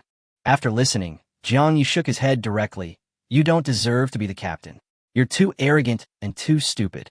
Jean Lin was immediately furious. She firmly believed that strength was everything, and that the people from other hidden families would never be her match. Everyone just needed to follow her to win the championship. Jiang Yi stepped forward, his expression calm. "Fine. As long as you withstand my attack and last for 1 minute, I'll acknowledge you as captain." He returned Jean Lin's words verbatim, only changing 2 minutes to 1. Now that his attributes had skyrocketed and his skill cooldowns were short, he could take this opportunity to test his strongest power. Jean Lin's eyes widened. Even among the younger generation of the Jean family, few could defeat her in a minute, let alone Jiang Yi. She took a deep breath, raised her right hand, and beckoned to Jiang Yi with her finger. Chapter 221. You're no good. You're too stupid. Jean Lin stared at Jiang Yi and said arrogantly, "Come on, let me see your strength. A true genius is beyond your imagination." As soon as she finished speaking, a circle of white light the size of an egg appeared around her. Yang Tian was already enraged by her and was about to make the first move when a loud shout came from outside the training ground. "Her Majesty has arrived." Everyone turned around and saw Empress Qin Lu Peng, Jin Hong, and Meng Changtian walking slowly towards them. Seeing Jean Lin assume a fighting stance, Jin Hong frowned. Jean Lin, however, pointed directly at Jiang Yi, saying he simply wanted to show certain people the strength of the Jean family's top awakened individuals. Jin Hong guessed the reason, but did not stop him. He had great confidence in Jean Lin, believing that no one among the younger generation of the Great Yin dynasty could defeat her, only worrying that she might go too far. Jin Hong casually remarked that it was normal for young people to spar, and Qin Lu Peng also turned his gaze to the crowd. The Empress announced that she had summoned them today, not only to get to know each other, but also to determine a team leader. After discussing with Jin Hong, she decided that Jiang Yi would be the team leader. Li Qingye and Shun Xingming breathed a sigh of relief, but Jean Lin was full of dissatisfaction. Jean Lin refused to submit to the weak, but Jin Hong interrupted her, emphasizing that Jiang Yi was the best choice. Qin Lupang also stated that Jiang Yi was not weak, and the events in Qingqing were sufficient proof of his strategy. Jin Lin coldly replied, "We'll know who's stronger after we fight." Jiang Yi didn't argue, but simply took out the Abyss Fire magic staff. The moment the legendary staff appeared, Jin Hong exclaimed in surprise, and everyone else recognized it as the staff that Ouyang Ming had repaired. Jiang Yi calmly asked Jin Lin, "As a genius from a reclusive family, you should also have legendary equipment." Jin Lin's face stiffened. Her strongest equipment was only epic level, but she still comforted herself, thinking that Jiang Ye's level was low and her class was only a mage apprentice. Even with mythical equipment, she couldn't beat her. She raised her hand and touched the white energy. Countless light spikes instantly condensed, tearing deep gashes into the hard floor upon impact. Jin Lin raised her chin, saying she would hold back and wouldn't seriously injure Jiang Yi. Seeing this, Jiang Yi laughed and proposed adding a wager. If he won, he would have the first choice of the competition prizes, and Jin Lin would have to obey him, or be expelled from the team at any time. If Jin Lin won, he would also abide by the rules. Jin Lin agreed without hesitation. Although Jin Hong felt vaguely uneasy, he thought the conditions were reasonable. Their Jin family had Jin Lin participate in the competition, both for the treasure map fragments and to pave the way for the family's future. In the end, Jin Hong nodded in agreement due to absolute confidence. Jin Lin was eager to start the bet, but Jiang Yi gestured for her to wait. He then asked Li Qingye, Shun Xingmeng, Xiaming Han, Yang Tian, and Yang Chan if they agreed to the wager, as he would compensate them afterwards. Xiaming Han nodded without hesitation, and Li Qingye and Shun Xingming exchanged glances before agreeing as well. Li Qingye then said, "If possible, I have a request." Chapter 222 Divine Oracle Pavilion. After the Global Awakened Ones exchange tournament, Li Qingye hoped to have a formal battle with Jiang Yi.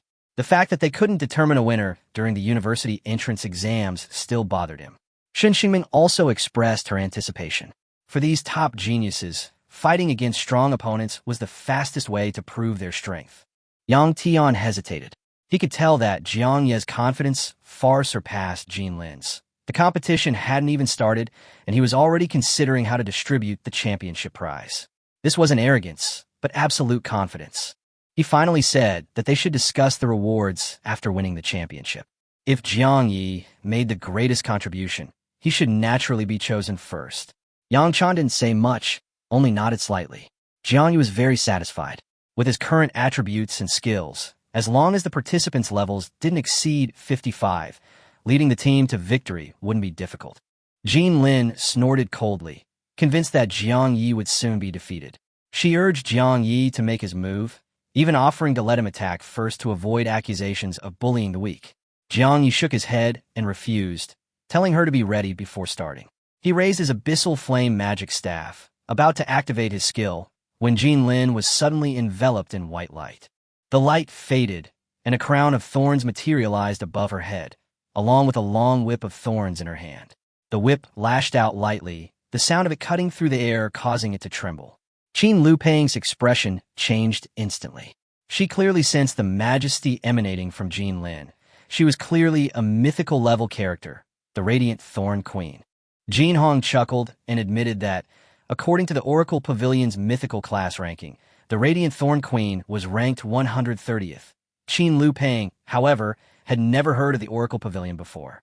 Jin Hong explained that the Oracle Pavilion was different from reclusive families. They were spread across the globe, possessed a vast intelligence network, and controlled various rankings for mythical classes, pets, equipment, and more.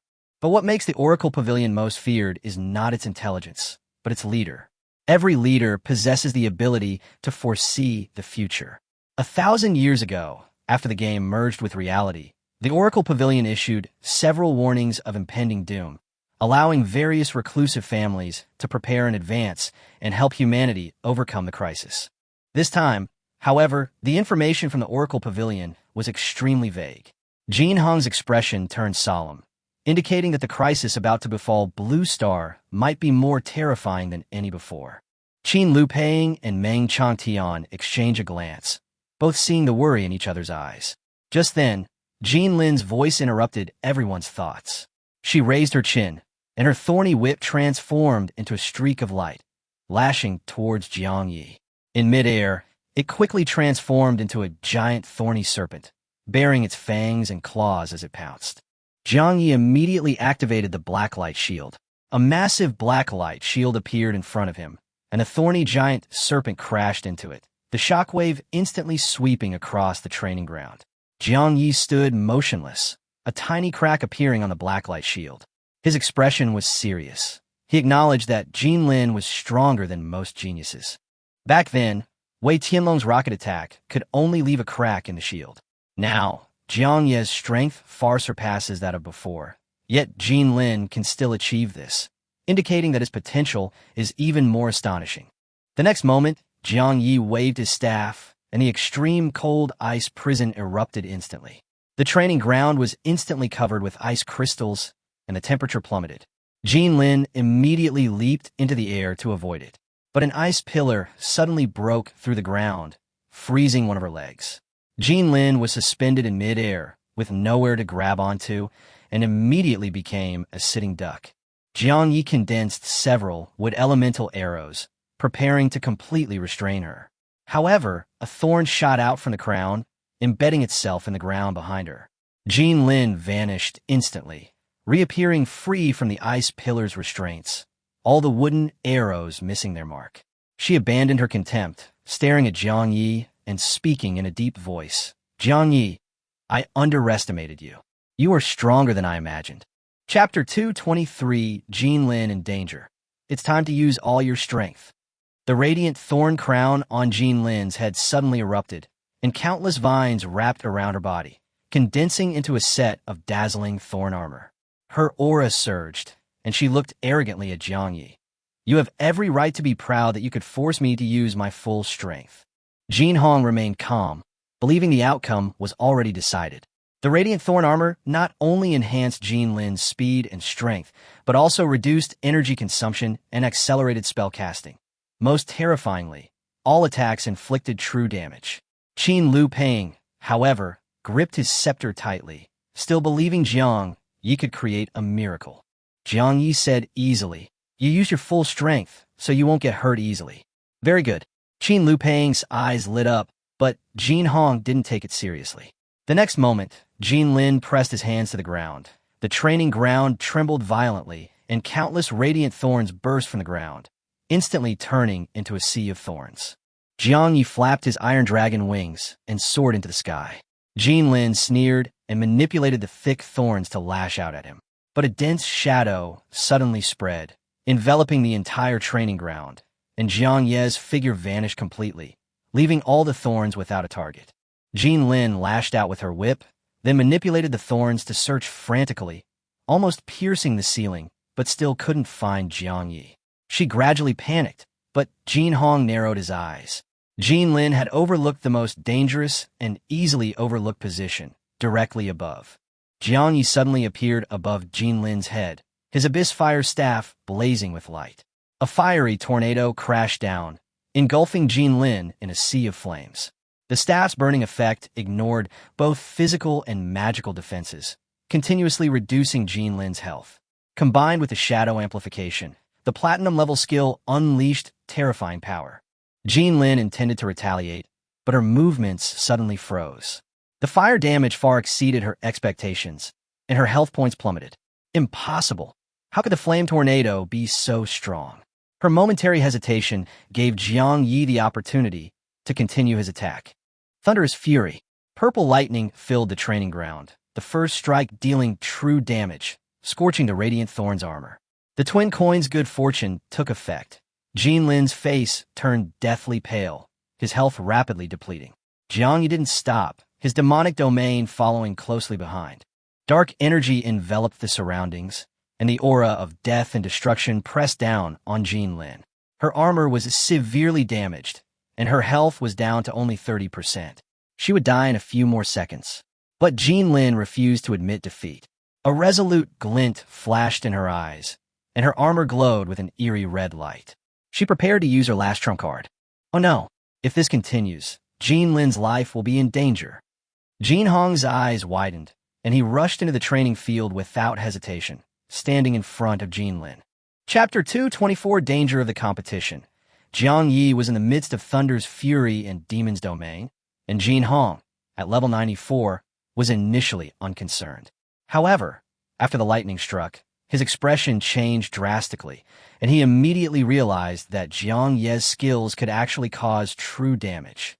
Complex patterns appeared in Jin Hong's eyes, and a surge of energy suddenly erupted. The sky filled with lightning, shattering into petal fragments, and the dark energy of the demonic domain dissipated. Jiang Yi discovered that his skills hadn't disappeared, but he could no longer lock onto Jin Hong and Jin Lin. It was as if those eyes had dragged the two skills into an illusion, completely isolating them from harm. This was Jiang Ye's first encounter with a level 94 awakened, and he finally saw the terrifying power of high-level experts. Challenging opponents of higher levels was far more difficult than he had imagined. Jin Hong then announced that the competition was over and that they had lost. Jin Lin was full of resentment. At first, she wanted to continue, and even picked up the legendary staff in Jiang Ye's hand. But in the end, she fell silent. Jiang Yi was merely an epic-level mage apprentice, far below her level, yet he defeated her head-on. Jin Lin finally lowered her head, admitting defeat. She stated that Jiang Yi was qualified to be the captain and that she would keep her promise, allowing him to choose the reward first. Jiang Yi remained calm. With his current four-dimensional attributes exceeding 50,000, defeating Jin Lin wouldn't be difficult. However, he could also tell that Jin Lin seemed to be holding back a trump card. To face a powerhouse like Jin Hong, he needed to continue improving his skill levels. The entire arena fell into a deathly silence. Jin Lin, from a reclusive family, couldn't even last a minute. From the start of their fight to Jin Hong's intervention, less than 30 seconds had passed. Yang Tian admitted he couldn't last 20 seconds against Jiang Yi, while Yang Chan showed no mercy, saying he wouldn't last even 10. Li Qingye originally wanted to challenge Jiang Yi, but made an excuse that Jiang Yi had just finished fighting and was not suitable to fight, saying that he would formally challenge him when he was ready. Shen Xingmeng directly exposed that he was afraid of being instantly killed. Li Qingye was unconvinced, but he never dared to actually make a move. Qin Lupeng and Meng Changtian arrived, and Qin Lupeng was overjoyed. Those ministers who questioned Jiang Ye's neglect of cultivation should now see for themselves. She had not made a mistake in choosing a captain. Even the genius of the reclusive Jin family had been defeated by Jiang Yi of the Great Yin. Jiang Yi, however, was checking the quest Killer of All Races 2, Genius Nightmare. After defeating Jin Lin, he still needed to defeat 9 human geniuses or kill 10 ordinary Abyss geniuses, or 1 king-level Abyss genius. The reward was a resurrection item. He turned to look at Li Qingye and Shen Xingmeng, his fighting spirit undisguised. Li Qingye immediately looked away, and Shen Xingmeng lowered her head and remained silent. Qin Lupeng quickly stopped them, reminding them that they were representing Great Yin in the global competition and could not engage in infighting beforehand. Then, Qin Lupeng revealed even more important information. Human god-level powerhouses had finalized the rules and location for the Global Awakened Ones exchange tournament. This tournament was extremely dangerous. Participants could even suffer injuries or fatalities. Chapter 225 Team Competition. Qin Lupeng's words caused a stir among the crowd. No one had expected that this Global Awakened Ones exchange competition would involve the risk of death. Jiang Yi looked at Jin Lin and Jin Hong, finding them completely unsurprised. Clearly, the hidden families were already aware of the rules. Jin Hong then explained that the competition was divided into individual point competitions and team ranking competitions. Only teams that made it into the top 10 were eligible to participate in the team competition. Team matches are extremely dangerous, taking place on the front lines of the battle between the White Fang Empire and the Abyss Demons. Players must slay demons to earn points and compete for the final rankings. Qin Lupeng added in a deep voice that while individual matches are protected by referees and deaths are practically non-existent, team matches present a complex environment where demons can attack at any time, and referees may not be able to provide timely assistance. Players can also attack each other, but openly attacking players from other countries during a live broadcast will trigger diplomatic issues and result in the deduction of points from the team's ranking. The purpose of this competition is to minimize intervention and allow young, awakened individuals to experience the true battlefield. Qin Lupeng looked at Jiang Yi, his heart filled with worry. Jiang Yi is of great significance to the Great Yin dynasty now, If something were to happen to him on the front lines, the losses would be unbearable. Meng Chantian noticed her hesitation and walked up to Jiang Yi, reminding him, "It's not too late to back down now. If the Abyss demons find out, they might target you." All eyes turned to Jiang Yi. Li Qingye and Shun Xingming remained calm. In their view, insufficient strength was the greatest danger. Jin Lin, however, secretly watched Jiang Yi, not wanting the man who had defeated her to back down now. Jiang Yi asked, "If I accidentally kill another contestant, would that be against the rules?" Qin Lupeng and Meng Chantian were both taken aback. While others were worried about how to survive, Jiang Yi was already considering killing someone. Meng Chantian immediately thought of Hao Bin, who had spread rumors about Jiang Yi online, and suspected that Jiang Yi wanted to use the competition to get rid of him. He further explained that each player in the team competition would receive a special item, which would automatically remove them from the match upon use, preventing others from attacking them. If anyone violated this rule, the referee would remove them from the battlefield for judgment. Jiang Yi's eyes lit up. As long as Hao Bin didn't voluntarily withdraw, killing him wouldn't be against the rules. Moreover, the team competition required hunting demons, and he possessed the Ring of Myriad Races, which dealt extremely high damage to demons. If he made it into the team competition, he was confident of winning and obtaining the new treasure map fragment. There are 5 treasure maps in total, and he has already collected 3. With the Jin family possibly possessing 1 more, he only needs 1 more to complete the set. "I have no problem," Jiang Yi said calmly. Li Qingye, Shun Xingmeng, and Xie Minghan immediately expressed their agreement, and Yang Tian and Yang Cha nodded in agreement after a moment's thought. The group then needed to get to know each other and undergo team training. Yang Tian is a legendary Titan shield bearer with astonishing defense and the ability to taunt and control enemies. Yang Chan is a legendary nature mage capable of dealing damage, healing, and buffing, and possesses the epic skill Whisper of Nature, which can remove control effects. Xie Minghan was chosen as a substitute. She was a legendary Dragon King Sanus, inferior to Yang Tian in defense and Yang Chan in support, and slightly weaker than Li Qingye and Shen Xingming. However, she didn't care. As long as she could stay by Jiang Ye's side, she was content. Jin Lin also briefly introduced himself. Chapter 226, Let Your Pet Show Its Strength. Jin Lin's class is the Radiant Thorn Queen, capable of both close combat and ranged attacks, and can unleash a burst of power to boost her strength at crucial moments. She looked at Jiang Yi, who calmly stated that his attacks primarily deal area of effect damage, and although he only has 1 defensive skill, it's sufficient for the battle. Jin Lin recalled that when he attacked the Blacklight Shield, he only left a tiny crack. Jiang Ye's defense was ridiculously strong, unlike that of an ordinary mage apprentice. Just then, Jiang Yi summoned Ao Zhu, and a mythical pure-blooded dragon instantly became the focus of everyone's attention. Jiang Yi explained that Ao Zhu excels in defense and control. Jin Lin then remembered that Jiang Yi had such a pet, but she didn't understand why Jiang Yi hadn't summoned Ao Zhu during the previous competition. Was it because the young dragon's level was too low to participate in the battle? She couldn't help but ask the question. Ao Zhu immediately retorted, glaring with her large golden eyes. She was already over level 30 and could definitely help Jiang Yi. She had been constantly consuming high-level materials and leveling up these past few days, and had even learned a new mythical skill. She absolutely wouldn't allow anyone to say she was useless. Jin Lin and Jin Hong were both stunned. Pure-blooded dragons need a massive amount of experience to level up, so how could a newly hatched dragon possibly surpass level 30 so quickly? Jin Hong immediately used his pupil technique to check Ao Zhu's attributes, and the next second he froze on the spot. Ao Zhu's 4-dimensional attributes are incredibly high. Normally, dragons either grow over a very long period of time or consume a large amount of rare and precious materials to possess such strength. Jin Hong couldn't help but ask if Jiang Yi had fed Ao Zhu a large amount of high-level materials. Jiang Yi simply nodded, saying that Ao Zhu didn't eat much each day, and sometimes he would let her eat as much as she wanted to avoid wasting ingredients. He then prepared to formulate a training plan, but Jin Lin suddenly stopped him, hoping that Ao Zhu would demonstrate her strength so that everyone could understand her combat power and facilitate actual combat coordination. Jin Hong, however, realized that Jin Lin's real purpose was simply to find out just how strong Ao Zhu was. Jiang Yi didn't refuse, but reminded everyone that Ao Zhu's skills could directly attack the soul, causing negative status effects such as dizziness, and they had to get used to it beforehand.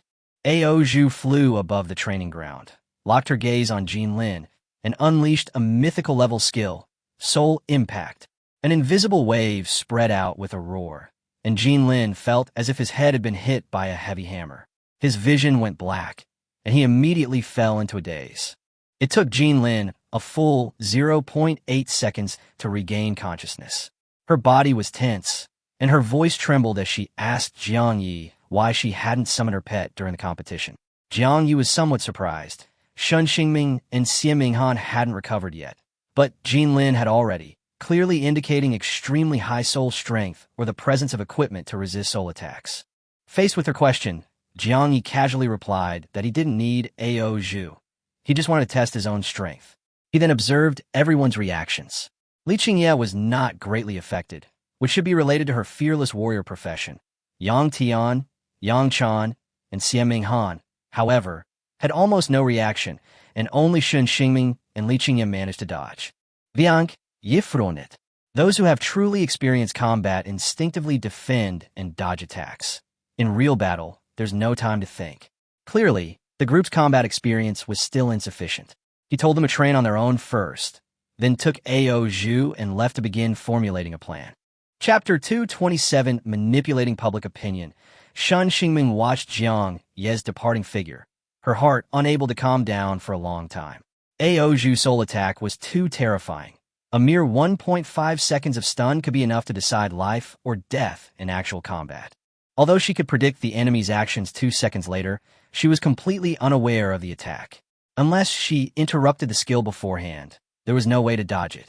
If she wanted to challenge Jiang Yi, she needed to level up at least 10 times to allow her divine eye to predict further. Li Qingye's profession can resist Ao Zhu's control. As long as she is fearless, she won't fall for it. But when Ao Zhu made her move just now, Jiang Yi remained standing still, which made Shun Xingming even more unable to understand him. Li Qingye, however, felt she had a better chance of winning and turned to training. Yang Tian admitted he probably couldn't even last 10 seconds, and Yang Chan followed him away. Xie Minghan also secretly resolved not to let Jiang Yi leave too far behind. Only Jinlin remained standing in the training ground, her fists clenched. Having witnessed Ao Zhu's strength, she was far more devastated than the others. Jin Hong comforted her, explaining that mythical awakened ones become significantly stronger with each level they advance. Jinlin asked if they could defeat Jiang Yi if they used their trump card, which had significant side effects. Jin Hong didn't answer directly, only saying that Jiang Yi was meticulous and clearly had more trump cards up his sleeve, making the outcome of a fierce battle unpredictable. What's more troublesome is that the reward in the bet might include map fragments that the family needs.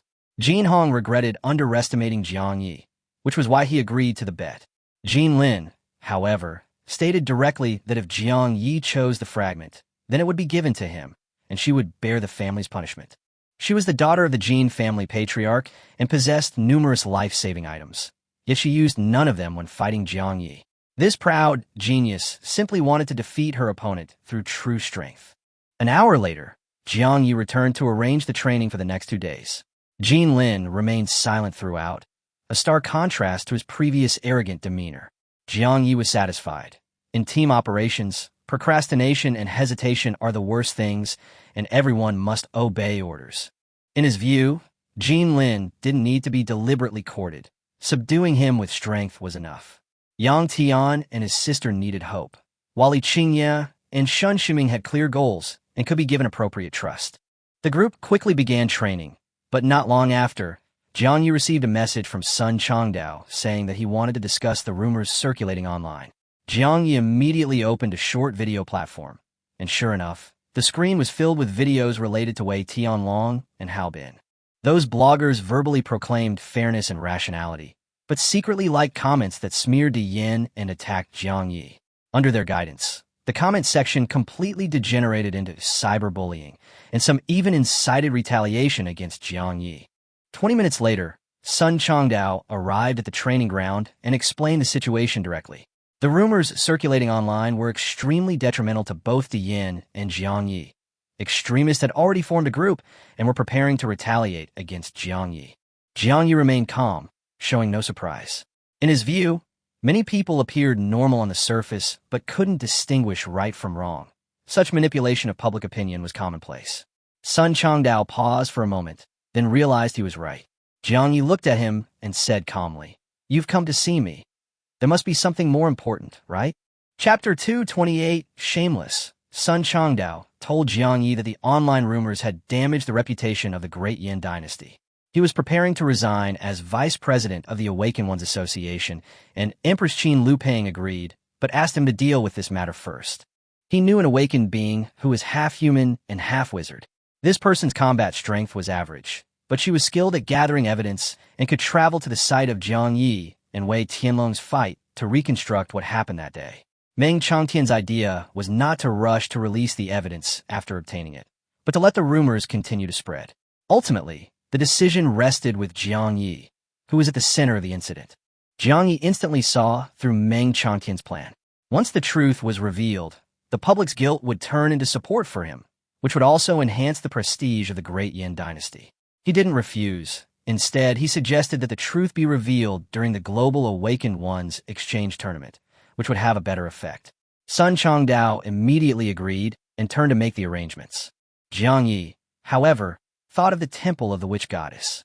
Since the half-blood which could recreate the scene, the real witch might have a similar ability. However, he had already dealt with the traces back then, and entering the temple wouldn't be easy. 2 days later, in the capital of the White Fang Empire, Jiang Yi and his group arrived at the contestants' hotel under Xie Chuangang's guidance. The White Fang Empire had prepared luxury suites for the contestants, and just as they were about to collect their room keys, they bumped into people from the Yunluo Empire in the lobby. Wei Tianlong, who had just recovered, turned grim as his gaze fell on Jiang Yi. In the battle at the Land of Fallen Gods, Jiang Yi had severely injured him, and Yunluo had also lost a large number of top awakened individuals as a result. "Viangye, how dare you show your face before me?" Wei Tianlong roared in fury, his level 89 mythical level aura engulfing the hall, shattering glass ornaments. Xie Chungang stepped in front of everyone, easily dispelling the pressure. A level 89 awakened one, actually attacking a young person? Have you no shame? Wei Tianlong's face was grim. He knew Xie Chungang was a level 92 legendary weaver, and if they really fought, he was no match for him. He could only sneer and mock that the Great Yin had no one else to rely on. Xie Chungang ignored him and told Jiang Yi to deal with his defeated opponent himself. Jiang Yi stepped forward and faced Wei Tianlong from 10 meters away. Wei Tianlong's face flushed with rage, roaring that he couldn't possibly lose to a mere mage apprentice. Xie Chungang immediately pulled out his phone and played a video of Jiang Yi kicking him in the face. Wei Tianlong completely broke down, his eyes blazing with murderous intent. Hao Bin then stepped forward, insisting that the video was incomplete, deliberately edited by the Yin, and that Jiang Yi had taken advantage of Wei Tianlong's trust to launch a sneak attack. Wei Tianlong immediately echoed Hao Bin's words, trying to save face. Xie Chungang looked at the two of them and found it laughable. "I should have kicked him a few more times back then." Jiang Yi deliberately sighed. "I should have kicked him harder, knocked out his teeth, so he wouldn't be able to talk nonsense in the future. I'm sorry, it's all my fault." Hearing, "I'm sorry," Hao Bin trembled. The countless online mockery he had received with those 3 words had become a deep-seated unease. Enraged, he pulled out his new phone and pointed it at Jiang Yi and the others. "I'm recording this to uphold fairness and justice. You must apologize, or I'll post it online." The internet should be a channel for the weak to voice their opinions, but there are always despicable individuals who, cloaked in the guise of the vulnerable, use it to gain sympathy and satisfy their own selfish desires. Chapter 229, The Ancient Key. If Hao Bin succeeds, the innocent will be harmed. If the lies are exposed, it may cause more people to ignore the truly vulnerable. But Jiang Yi knew very well that Sun Changdao had already taken action, and no matter how much Hao Bin struggled, the truth would soon be revealed. Yet this still couldn't suppress the murderous intent in his heart. In his eyes, Hao Bin was already a dead man. If an ordinary awakened person were to encounter this kind of online bullying and slander, they would likely suffer a mental breakdown and even take their own life. Jiang Yi looked at Hao Bin's camera and said calmly, I hate people like you the most, thinking that you can threaten others by recording videos on your phone. But besides this, you can't do anything else. Hao Bin's face turned ashen. He felt Jiang Yi was calling him a piece of trash. He suppressed his anger, switched to the front-facing camera, his eyes reddening, and his voice choked with emotion, preparing to play the victim for netizens.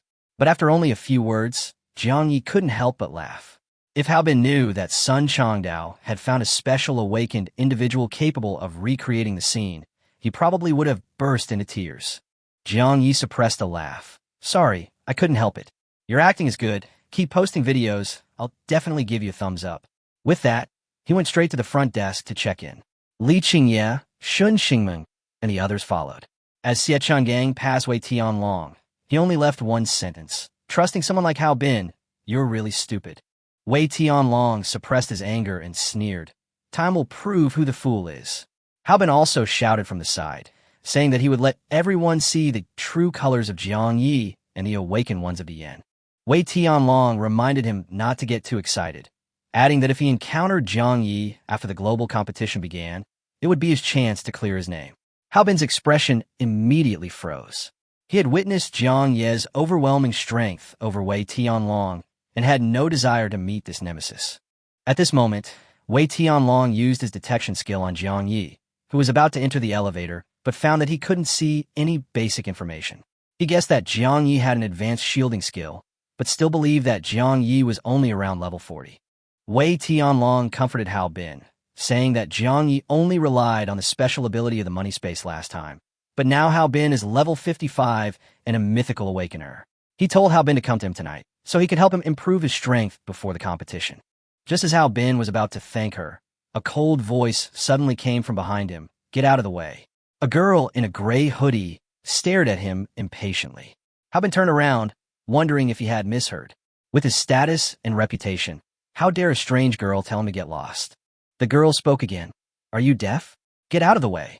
Hao Bin's face darkened, and he was about to lash out when Wei Tianlong grabbed his shoulder and looked warily behind the girl. There stood a tall, strong woman in a tight-fitting bodysuit, her arm muscles clearly defined. Wei Tianlong said, Friend, your people are being incredibly rude. The muscular woman smiled gently. Guyu only acts like that with people she dislikes. And those she dislikes are usually real trash. As she spoke, her gaze fell on Hao Bin. Hao Bin's face darkened, but he didn't dare to retort. Wei Tianlong's attitude had already shown that these two were definitely not simple. Sure enough, Wei Tianlong quickly asked, Guyu, are you from the reclusive Gu family? The woman nodded. That's right. Please move aside. Don't block others from checking in. Wei Tianlong immediately stepped aside and gave his name. Guyu only glanced at him and silently walked past. The muscular woman added, By the way, I'm not happy to see you. Wei Tianlong's face stiffened, but he only gave an awkward smile and didn't lash out. Hao Bin stared at the two women's backs and asked them in a low voice about their identities. Wei Tianlong said in a deep voice, That woman's aura is far superior to mine. Guyu should be one of the Gu family's top awakeners. We'd better be careful if we encounter her. Hao Bin nodded, but he had already noted this down in his mind. Soon, Guyu and the woman finished checking in and entered the elevator. The woman suddenly spoke. Guyu, you've lost control again. Chapter 230, Hidden Ancient Family. Guyu stared at the elevator buttons and calmly said she knew. She had tried her best to control herself, but as soon as she sensed the despicable aura of others, her emotions would become volatile. Gu Shannon didn't try to persuade her anymore, but instead struck a bodybuilding pose in front of the elevator mirror. As the elevator doors opened, Guyu suddenly stopped. Several people approached, and Gu Shangnan assumed she had sensed the intense hostility again and was worried she would lose control. The family had sent Guyu to the exchange competition precisely to hone her ability to control her emotions. But as those people passed by, Guyu showed no anger whatsoever. Gu Shangnan had just breathed a sigh of relief when Guyu turned around and called out to them, Wait a minute, I want to know your name. Jiang Yi turned around and saw a girl in a hoodie looking at him excitedly. He thought she was looking for Xieming Han and the others, but the girl walked straight up to him and asked him his name again. Guyu took off her hat and introduced herself. My name is Guyu, and I'm also a participant in the exchange competition. She had delicate features, but her eyes held an undeniable weariness and gloom. Xiaming Han felt uncomfortable seeing her staring at Jiang Yi and could only keep pressing the elevator buttons. Li Qingye introduced him directly. He is Jiang Yi, the top genius of the Great Yin Empire. Shun Xingming quickly coughed to remind him, and only then did Li Qingye notice Xiamingen's reaction, silently stepping aside. Gu Yu smiled especially happily upon hearing Jiang Ye's name. At this moment, the tall and imposing Gu Shangnan strode over. She was physically robust, yet walked with an almost imperceptible gait, clearly possessing terrifying control over her body. She was utterly shocked to see Gu Yu engaging in so much conversation with someone. The elevator doors finally opened, and Xiaming Han immediately urged Jiang Yi to leave. Jiang Yi politely said goodbye and entered the elevator, and Xiaming Han immediately pressed the close button. Gu Yu kept watching him until the elevator doors closed completely. Gu Shangnan couldn't help but ask her if she had gone mad. Gu Yu was silent for a moment before whispering, Jiang Yi has almost no evil aura. He's a very special person. Gu Shangnan immediately contacted the Divine Oracle Hall to investigate all of Jiang Ye's information. In less than a minute, the information arrived. Gu Shangnan's expression changed drastically after reading it. It stated that Jiang Ye's profession was a mage apprentice. Gu Yu was equally shocked. A mage apprentice was supposedly the worst profession, so how could he possibly have won first place in the Great Yin High School entrance exam? Gu Shangnan angrily accused Oracle Hall of having incorrect information, but they assured her that the information was absolutely true. What surprised her even more was that Jiang Yi had just defeated Jin Lin, one of the Jin family's top 10 geniuses, 2 days prior, even prompting Jin Hong to personally intervene and stop the attack. After reviewing the files, Gu Shangnan was completely speechless. Jin Lin had actually lost to Jiang Yi. This was something a mage apprentice could never have accomplished. Gu Yu stared in the direction the elevator had left, her eyes filled with intense curiosity. Inside Wei Tianlong's hotel room, Haobin stared intently at the potion bottle and 7 sets of epic-level materials in Wei Tianlong's hand, asking expectantly, Sir, are all of these for me? Wei Tianlong felt a pang of heartache looking at the materials, but thinking that only Haobin could teach Jiang Yi a lesson in the Global Awakener competition, he took a deep breath, forced a smile, and nodded. Chapter 231. Are you serious? Wei Tianlong took out a bottle of epic-level potion, claiming that drinking it would grant a powerful boost for 7 days, making him virtually invincible except for true geniuses from hidden families. Haobin reached out, but stopped, cautiously inquiring about the side effects. Wei Tianlong nodded frankly, saying the side effects were minor, only resulting in a loss of male virility for 1 or 2 years. Haobin's face immediately froze. Such a price was hardly light. Yet, looking at the 7 epic-level materials before him, he found it difficult to part with them. Wei Tianlong told him that the royal auction house in the capital of the White Fang Empire had 3 core items up for auction that night: a water element arrow skill book, a special item, and a rare potion. 7 sets of materials would be enough to win the skill book. With a water elemental arrow, Haobin's strongest skill could be combined with the team to slay a large number of demons in team battles. Wei Tianlong's tone was sinister. If luck was on their side, they might even be able to kill Jiang Yi. Mentioning Jiang Yi, hatred surged in Wei Tianlong's eyes. The video of Jiang Yi kicking him in the face had long become a popular joke, and he didn't even dare to watch the short videos. Now, he only wanted to use Haobin to avenge himself. Wei Tianlong handed over the materials and medicine, asking if he didn't want to take revenge on Jiang Yi. Haobin gritted his teeth and accepted them. He and Wei Tianlong had only gotten together because of Jiang Yi. Refusing would not only mean missing an opportunity, but also worsen their relationship. He was convinced that his level and professional rank were higher than Jiang Ye's, and with a boost from the potion, he would surely defeat or even kill him. With that thought in mind, Haobin no longer hesitated, unscrewed the cap, and drank it all in one gulp. Meanwhile, Jiang Yi was strolling around the capital of the White Fang Empire with Xiaming Han, Shun Xingming, and Li Qingye. Xiaming Han had already planned their itinerary, intending to take them to the most bustling district for delicious food and then to visit the Royal Trading Company. As more and more people gathered around Jiang Yi on the street, Xiaming Han made him put on a mask. Jiang Yi casually bought a bark mask, realizing that as he used the apprentice heart more often, his charm would become increasingly troublesome. 10 minutes later, the group arrived at the Royal Trading Company. Located in the bustling city center, the company was astonishing in size, with hostesses greeting guests at the entrance. Han inquired about the auction on the 6th floor, only to learn that all slots for tonight had been booked 3 days in advance. Jiangyi was about to leave when his gaze suddenly stopped on the street.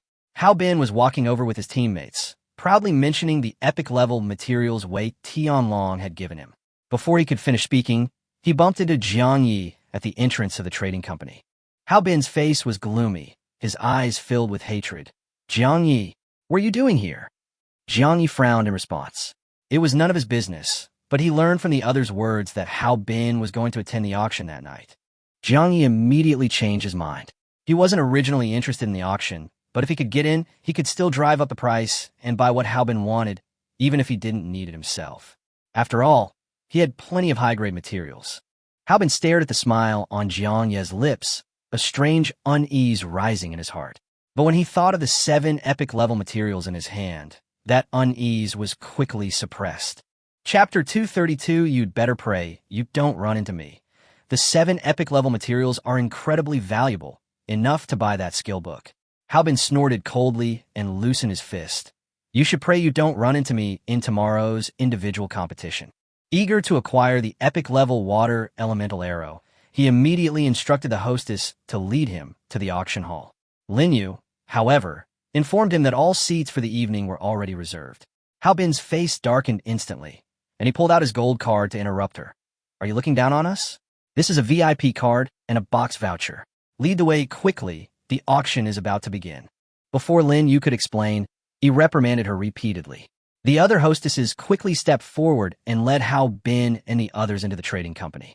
Before leaving, Hao Bin turned back to Jiangyi and laughed triumphantly. I have to thank you. If it weren't for you, Lord Wei Tianlong wouldn't have taken such good care of me. I'm sure I'll leave the auction tonight with a full haul. Jiangyi shook his head and chuckled. 7 mere epic materials were enough to make Hao Bin this happy. If he knew that everything he wanted would end up in Jiangyi's hands, his expression would be priceless. Jiangyi turned to Lin Yu, who looked aggrieved, and asked if there were any other ways to get in. Lin Yu softened her tone and said that the main hall was full, but there were still seats available in the private rooms, but only those with a VIP card from the business were allowed. Han stared in the direction Hao Bin had left, muttering a curse under her breath. She could clearly see that Lin Yu hadn't offended her at all. Hao Bin was just taking his anger out on her. Jiangyi continued. What are the requirements for getting a VIP card? Lin Yu answered truthfully that spending 80 million at the Merchant Guild, reaching level 85, or consigning high-value items for auction would grant VIP status. Li Qingye and Shun Xingming immediately hesitated. 80 million was no small sum.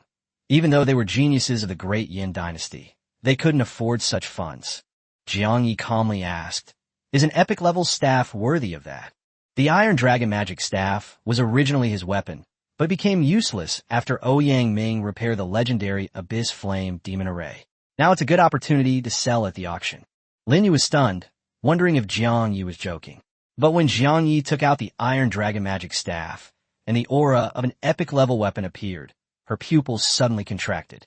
This is truly epic, Lin Yu exclaimed excitedly. The auction of such a treasure requires the manager's personal confirmation. Please wait a moment. She rushed into the shop. Li Qingye and Shun Xingming stared at Jiangyi in shock. Epic-level items were extremely rare in the Great Yin Empire, yet Jiangyi was selling them off so readily. Jiangyi simply smiled faintly.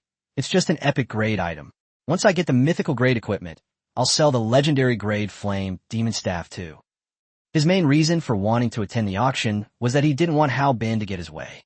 Soon, the manager of the Royal Trading Company rushed over, carefully examined the staff, and then held it up with trembling hands. Honorable guest, you have entrusted our shop to auction this item, and we do not charge any commission. This treasure is worthy of being the grand finale item tonight. Fearing that Jiangyi might change his mind, the manager immediately promised to arrange the best private room for him. Jiangyi nodded and casually glanced at the list of items to be auctioned that evening. When he turned to the last page, he suddenly stopped. Epic Water Elemental Arrow Skill Book. Jiangyi has already mastered the 4 elemental arrows: metal, wood, fire, and earth.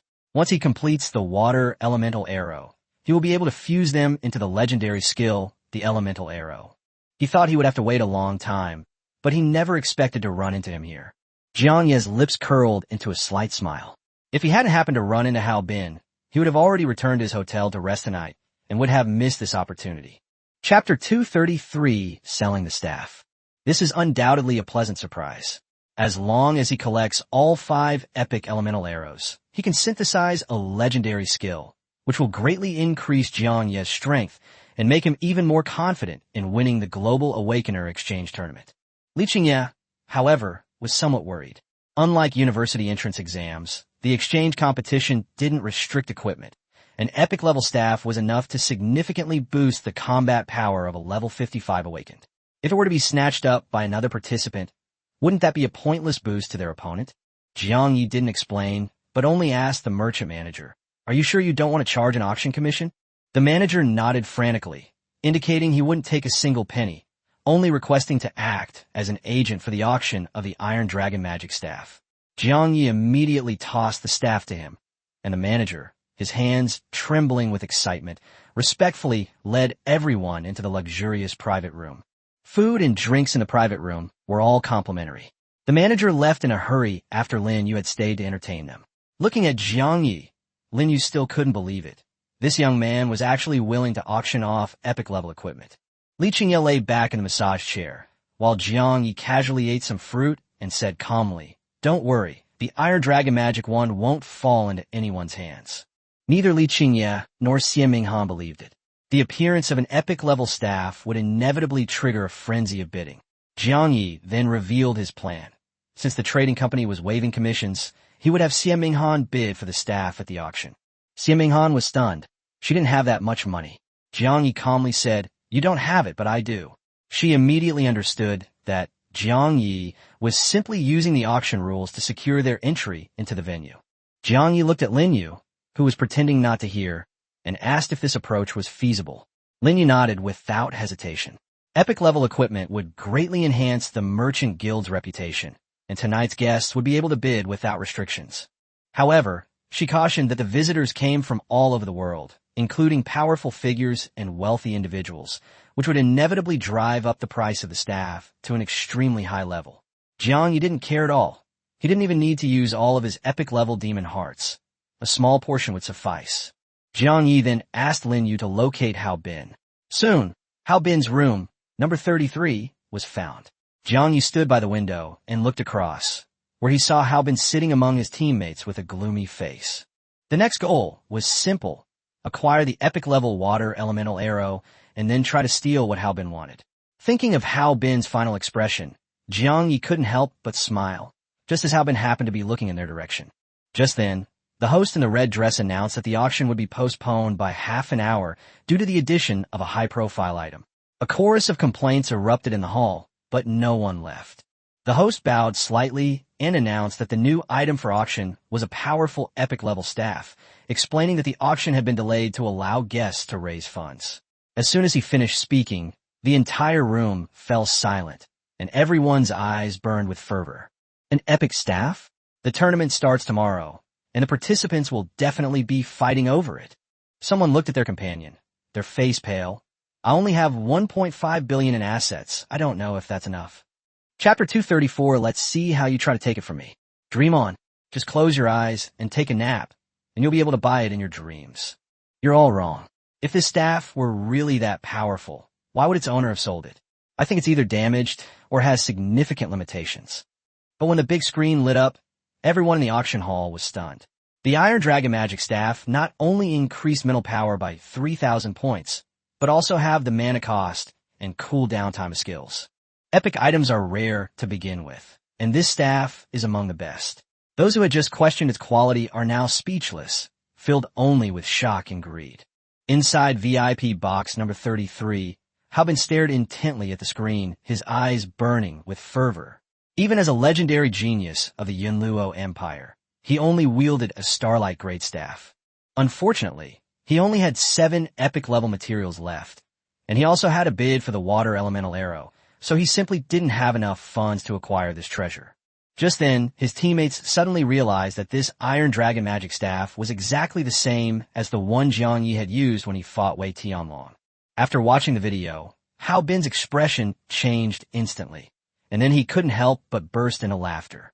Jiang Yi actually sold his staff? Looks like he's really in big trouble.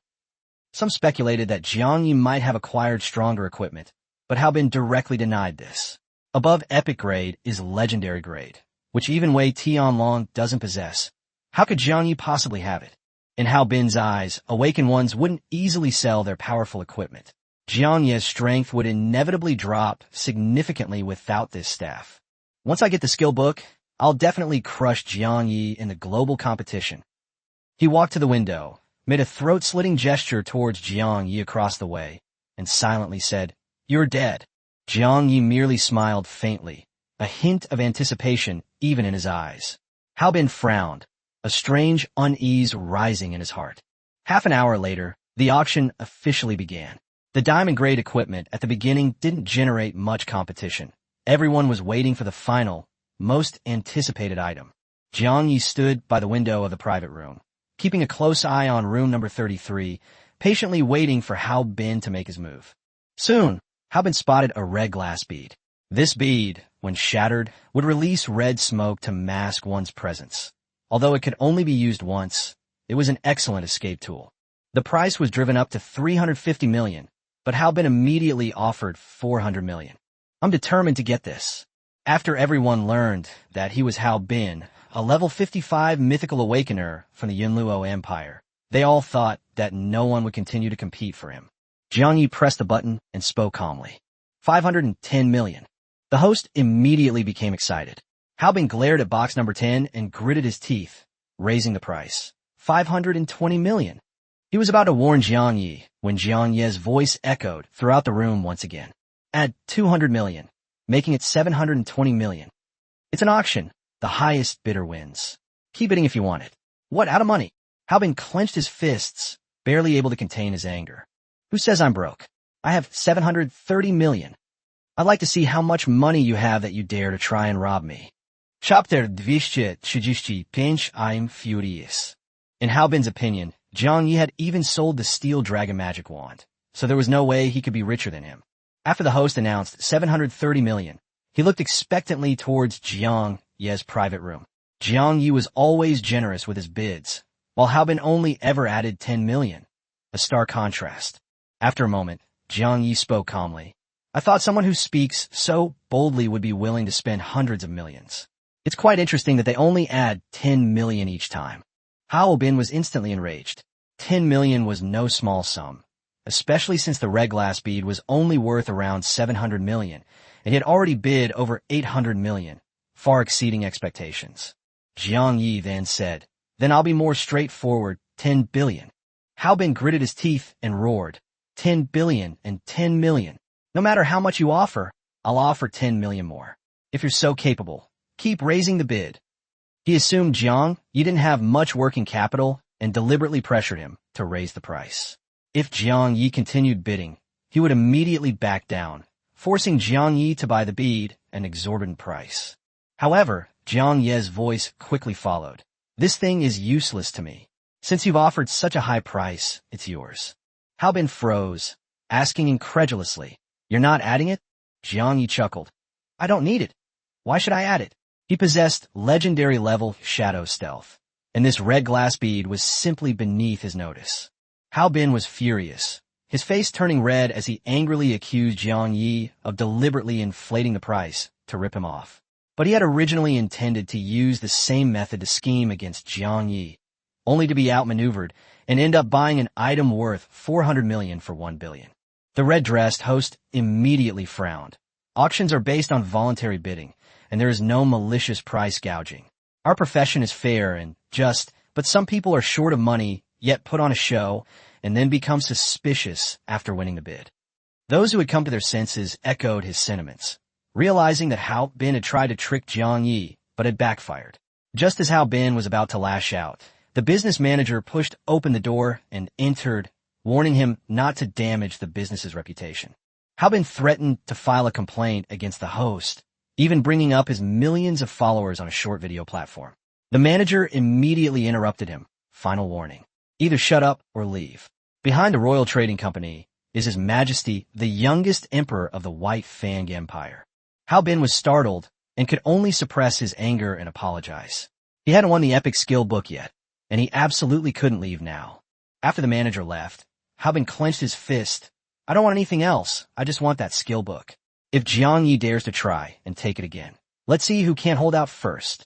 During the subsequent auction, he kept a close eye on box number 10, but Jiang Yi didn't make a bid. Jiang Yi was also puzzled. Hao Bin clearly had a lot of epic-level materials with him, yet he suddenly remained inactive. He originally intended to steal everything Hao Bin wanted, and he already swindled the other party out of hundreds of millions, which was clearly not enough. Just then, the auction reached its climax. The host excitedly shouted, "Next up is the epic skill book, Water Elemental Arrow. Chapter 236, Epic Level Materials. Are they really that valuable?" Please look at the big screen. Information about the Water Elemental Arrow appeared. Epic skill consumes a large amount of mana to condense a water arrow. Attacking enemies reduces their abnormal resistance and deals high damage. Hitting yourself or an ally only reduces their health by 1 point, and can also remove control effects such as stun, confusion, and paralysis, and increase abnormal resistance and health regeneration for 10 minutes. The host announced loudly that this skill book combines offense and defense, and if all 5 elemental arrows are collected, a legendary skill can be synthesized. The starting bid is 3 billion, with each bid increment not less than 100 million. The bidding began immediately, and the price quickly rose to 8 billion. A calm voice came from the next private room, 15 billion. Everyone immediately recognized that the bidder was Xiao Qianyun, the #1 genius of the White Fang Empire. As a mythical level ultimate spell-breaking mage, he could enhance the range of his skills, make them instantaneous, and even dual cast. The local awakened ones all gave up the competition, but people from other countries continued to bid. The astronomical price of 15 billion silenced the entire room. Inside VIP box number 33, Hao Bin pressed a button and had barely uttered 3 billion when the room erupted in laughter. But he quickly added 3 billion plus 4 sets of epic level materials. The host's expression changed. Epic level materials were extremely rare, and their value needed to be verified. Hao Bin directed the appraiser to the private room, then glanced at Jiang Yi with a cold smile. He was certain that Jiang Yi couldn't possibly afford to produce 4 sets of epic-level materials. Soon, the staff reported the results. Hao Bin's materials were of extremely high quality, worth over 15 billion. Just as the host was about to announce that he was temporarily in the lead, Jiang Yi calmly spoke from box number 10. "I bid 10 sets of epic-level materials." The auction hall seemed to freeze, everyone staring at box number 10. After a brief silence, the entire hall erupted in chaos. Hao Bin's 4 sets of materials were already astonishing, but Jiang Yi had actually brought out 10. Some doubted the value of his materials, given the vast differences between epic-level materials. The host forced herself to remain calm and immediately dispatched an appraiser to box number 10. Just as she was about to explain the preciousness of the epic materials, another staff member hurried over and whispered a few words of report. Clang! The host dropped her microphone. She had never been so flustered before. She quickly picked it up, her voice trembling. No verification needed. Of the 10 epic-level materials Mr. Jiang Yi presented, 5 contained epic-level demon hearts. 5 demon hearts.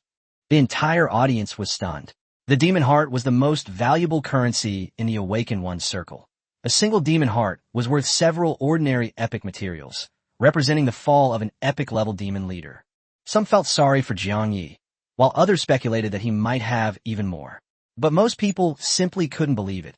How could Jiang Yi possibly have killed so many epic-level demon leaders?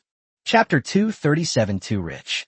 The auction hall was filled with heated debate, but Hao Bin, in box number 33, was pale and exhausted, collapsing onto the sofa.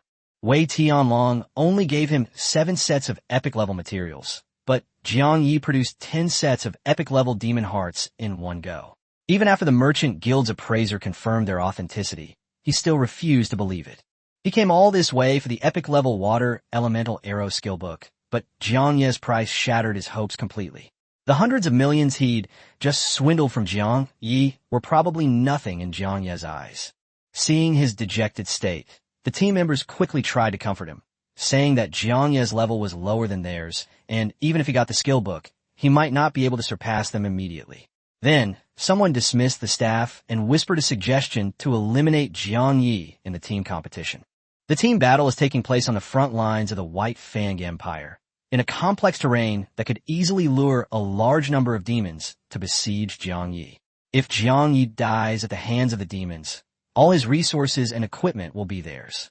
Hao Bin's eyes lit up immediately. Even if Jiang Yi miraculously survived, his strength would be greatly diminished, making him easier to deal with later.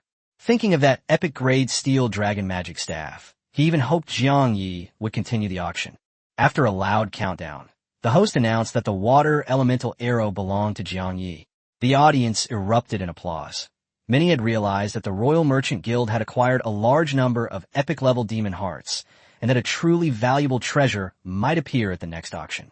Jiang Yi sat quietly in the private room waiting for the skill book, his expression still calm, but his fingers tapped lightly on his thigh. Shen Xingming and Li Qingye were stunned. They couldn't even scrape together 80 million, yet Jiang Yi casually produced 10 sets of epic materials. Li Qingye was both happy about the team's improved strength and felt immense pressure. He had originally wanted to prove himself against Jiang Yi, but Jiang Ye's rapid improvement was eroding his confidence. At this moment, the merchant manager knocked on the door, saying that the chairman wanted to see Jiang Yi. Jiang Yi let him in, and Li Qingye and the others looked out the door, but only saw a small shadow next to the manager. A boy who was only 1.2 meters tall stepped forward, introducing himself as Si Tianyuan, the president of the Royal Merchant Guild of the White Fang Empire, and also the emperor's younger brother. He sat down opposite Jiang Yi and offered to give him a piece of news that interested him for free. Jiang Yi didn't respond, only casually reminding him that free things often come at the highest price, and directly asked Si Tianyuan what he wanted in return. Si Tianyuan smiled and said that the business simply wanted to make friends with Jiang Yi, and that friends don't expect anything in return. He also promised that if Jiang Yi had any high-level materials or equipment to sell, he could hand them over to the trading company without taking a penny.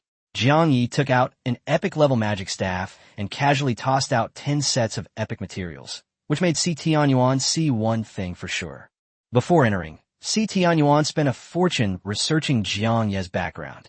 After finishing, only one thought remained in his mind. Jiang Yi is incredibly wealthy, an absolute super-rich man. In this era, there are many wealthy people, but truly rich ones are few and far between, because simply having money doesn't make one rich. Chapter 238, Si Tianyuan. Often, money simply can't buy rare, high-level materials, equipment, and rare items. But Jiang Yi is clearly different. He must have even more epic-level demon hearts and high-level materials to afford such extravagance. As Si Tianyuan was secretly calculating, Jiang Yi spoke up calmly. I'd like to hear what interesting news it is. Si Tianyuan clapped his hands, and a staff member carried a basketball-sized crystal into the private room. This was an image crystal, capable of recording frontline footage without being interfered with by the power of the abyss. 3 days ago, an awakened squad was wiped out on the front lines, with only one terrified member surviving. The crystal burst forth with 7-colored light, and the floor instantly transformed into a scorched wasteland. Rotting flesh, bones, and dissected corpses littered the surroundings, creating a scene so realistic that it felt as if everyone were actually there. In the scene, several masked awakened from the White Fang Empire are preparing to enter the city to search. Suddenly, a team member shouts in terror, "Captain, the enemy is here. Extrême danger." The next moment, the black mist engulfed everything, and 2 blood-red lights shone in the darkness, like the blazing sun, or like a pair of eyes that made people freeze. A dozen demons emerged from the red light. One demon, 3 meters tall and as thin as a bamboo pole, lazily spoke. No human geniuses? Never mind, leave me 2 hearts. The massacre began immediately. The demons pounced in blurs, their claws piercing the backs of the awakened ones, tearing out their still-beating hearts and tossing them to the taller demon. The tall demon pierced the heart with his fingernails, grinning as he walked toward the crystal. Leave one alive to tell humanity that their geniuses will all become prey. He swallowed the heart in front of the camera, licked the blood from the corner of his mouth, and stared at the crystal, saying, "I can't wait to taste the heart of a human genius. Remember my name? Osman." Amidst the maniacal laughter, the image vanished. Tianyuan said in a deep voice. Osman's level and rank are unknown. All we know is that he is a top genius under the Demon Duke, with strength comparable to a human genius awakened. Everyone's faces were grim, but Jiang Ye's eyes flashed with killing intent and excitement. He still needed to defeat 9 human geniuses and kill 10 abyssal alien geniuses, and Osman was exactly his target. Tianyuan continued, saying that the 2 bloodshot eyes were likely phenomena within the Demon Duke's domain. This matter had been reported to a human god-level expert, but there had been no clear response. Viank Yifronit. The Demon Duke's appearance on the front lines of the White Fang Empire was enough to easily annihilate a nation, and the silence of the Divine Realm expert made him uneasy. Tell me your thoughts, Jiang Yi said, looking at Tianyuan. Tianyuan shook his head, only saying that the demons at the front lines were unusually quiet, as if they were waiting for something. He mentioned that his brother had said something unintentionally, then quickly typed and deleted it on his phone before turning and leaving the private room. Li Qingye looked completely bewildered and complained that he only said half of what he meant. Jiang Yi took out his phone and checked it for a moment, then sighed softly. Even if I knew what Brother Tianyuan said, I still have no clue. Li Qingye's eyes widened suddenly, and she quickly asked, "What did you find out? Tell me quickly." Chapter 239, Tianxian. Li Qingye watched Jiang Yi and Tianyuan talk the whole time, but she couldn't understand how Jiang Yi knew Tianyuan had an older brother. Xie Minghan and Shun Xingming were equally curious. Did Tianyuan leave a message on his phone when he left? Jiang Yi nodded and sent the text he had just restored to the 3 of them. Tianyuan conveyed only one sentence. Even among gods, there are huge differences. Li Qingye stared at Jiang Yi in shock. Jiang Yi explained that Tianyuan simply remembered the order and position of his fingers when typing and then reproduced the text. Li Qingye remained silent.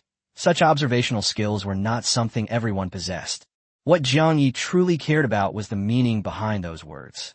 What exactly caused the disagreement among the human god-level powerhouses? Could the White Fang Empire's delayed response after reporting the image crystal also be related to this matter? However, there were too few clues for him to determine at the moment. However, the appearance of the demon-raised genius on the front lines of the White Fang Empire gave him the opportunity to complete Slayer of All Races 2, Genius Nightmare. The mission rewards included a resurrection item, which he had to obtain. At that moment, the merchant clerk delivered the water element arrow skill book. Jiang Yi immediately learned it, and a notification sounded. He has mastered the 5 epic elemental arrows of metal, wood, water, fire, and earth, and can synthesize the legendary skill Elemental Divine Arrow. Just as Jiang Yi was about to synthesize the skill, Haobin's bidding voice rang out from the auction house. Haobin announced 2 billion plus 4 sets of epic materials to compete for a special epic item. Jiang Yi walked to the window and directly bid 7 sets of epic materials. Shun Xingming and the others were stunned. They hadn't even seen what the auction items were. Jiang Yi, however, didn't care at all. These materials were nothing to him. In VIP box number 33, Haobin bit his lip in anger. He only had 7 sets of materials and 3 billion yuan in cash left. Tomorrow is the Global Awakened Ones exchange tournament. He must convert his resources into combat power in order to kill Jiang Yi in the team competition. Haobin gritted his teeth and shouted out 3 billion plus 7 sets of epic materials, and also demanded that Jiang Yi give them to him, claiming that the Great Yin Empire had caused him great harm. Jiang Yi sneered on the spot. Haobin, this liar who spews nothing but lies, actually wanted to use moral blackmail to force him to back down? He scoffed. If you want it, pay a price I can't afford. If you don't have the money, don't even dream about it. Haobin tried to incite the crowd, but the host interrupted him, asking Jiang Yi if he wanted to raise the bid further. Jiang Yi calmly replied, 10 sets of epic level materials. No matter how much Haobin bids, I will always have one more than him.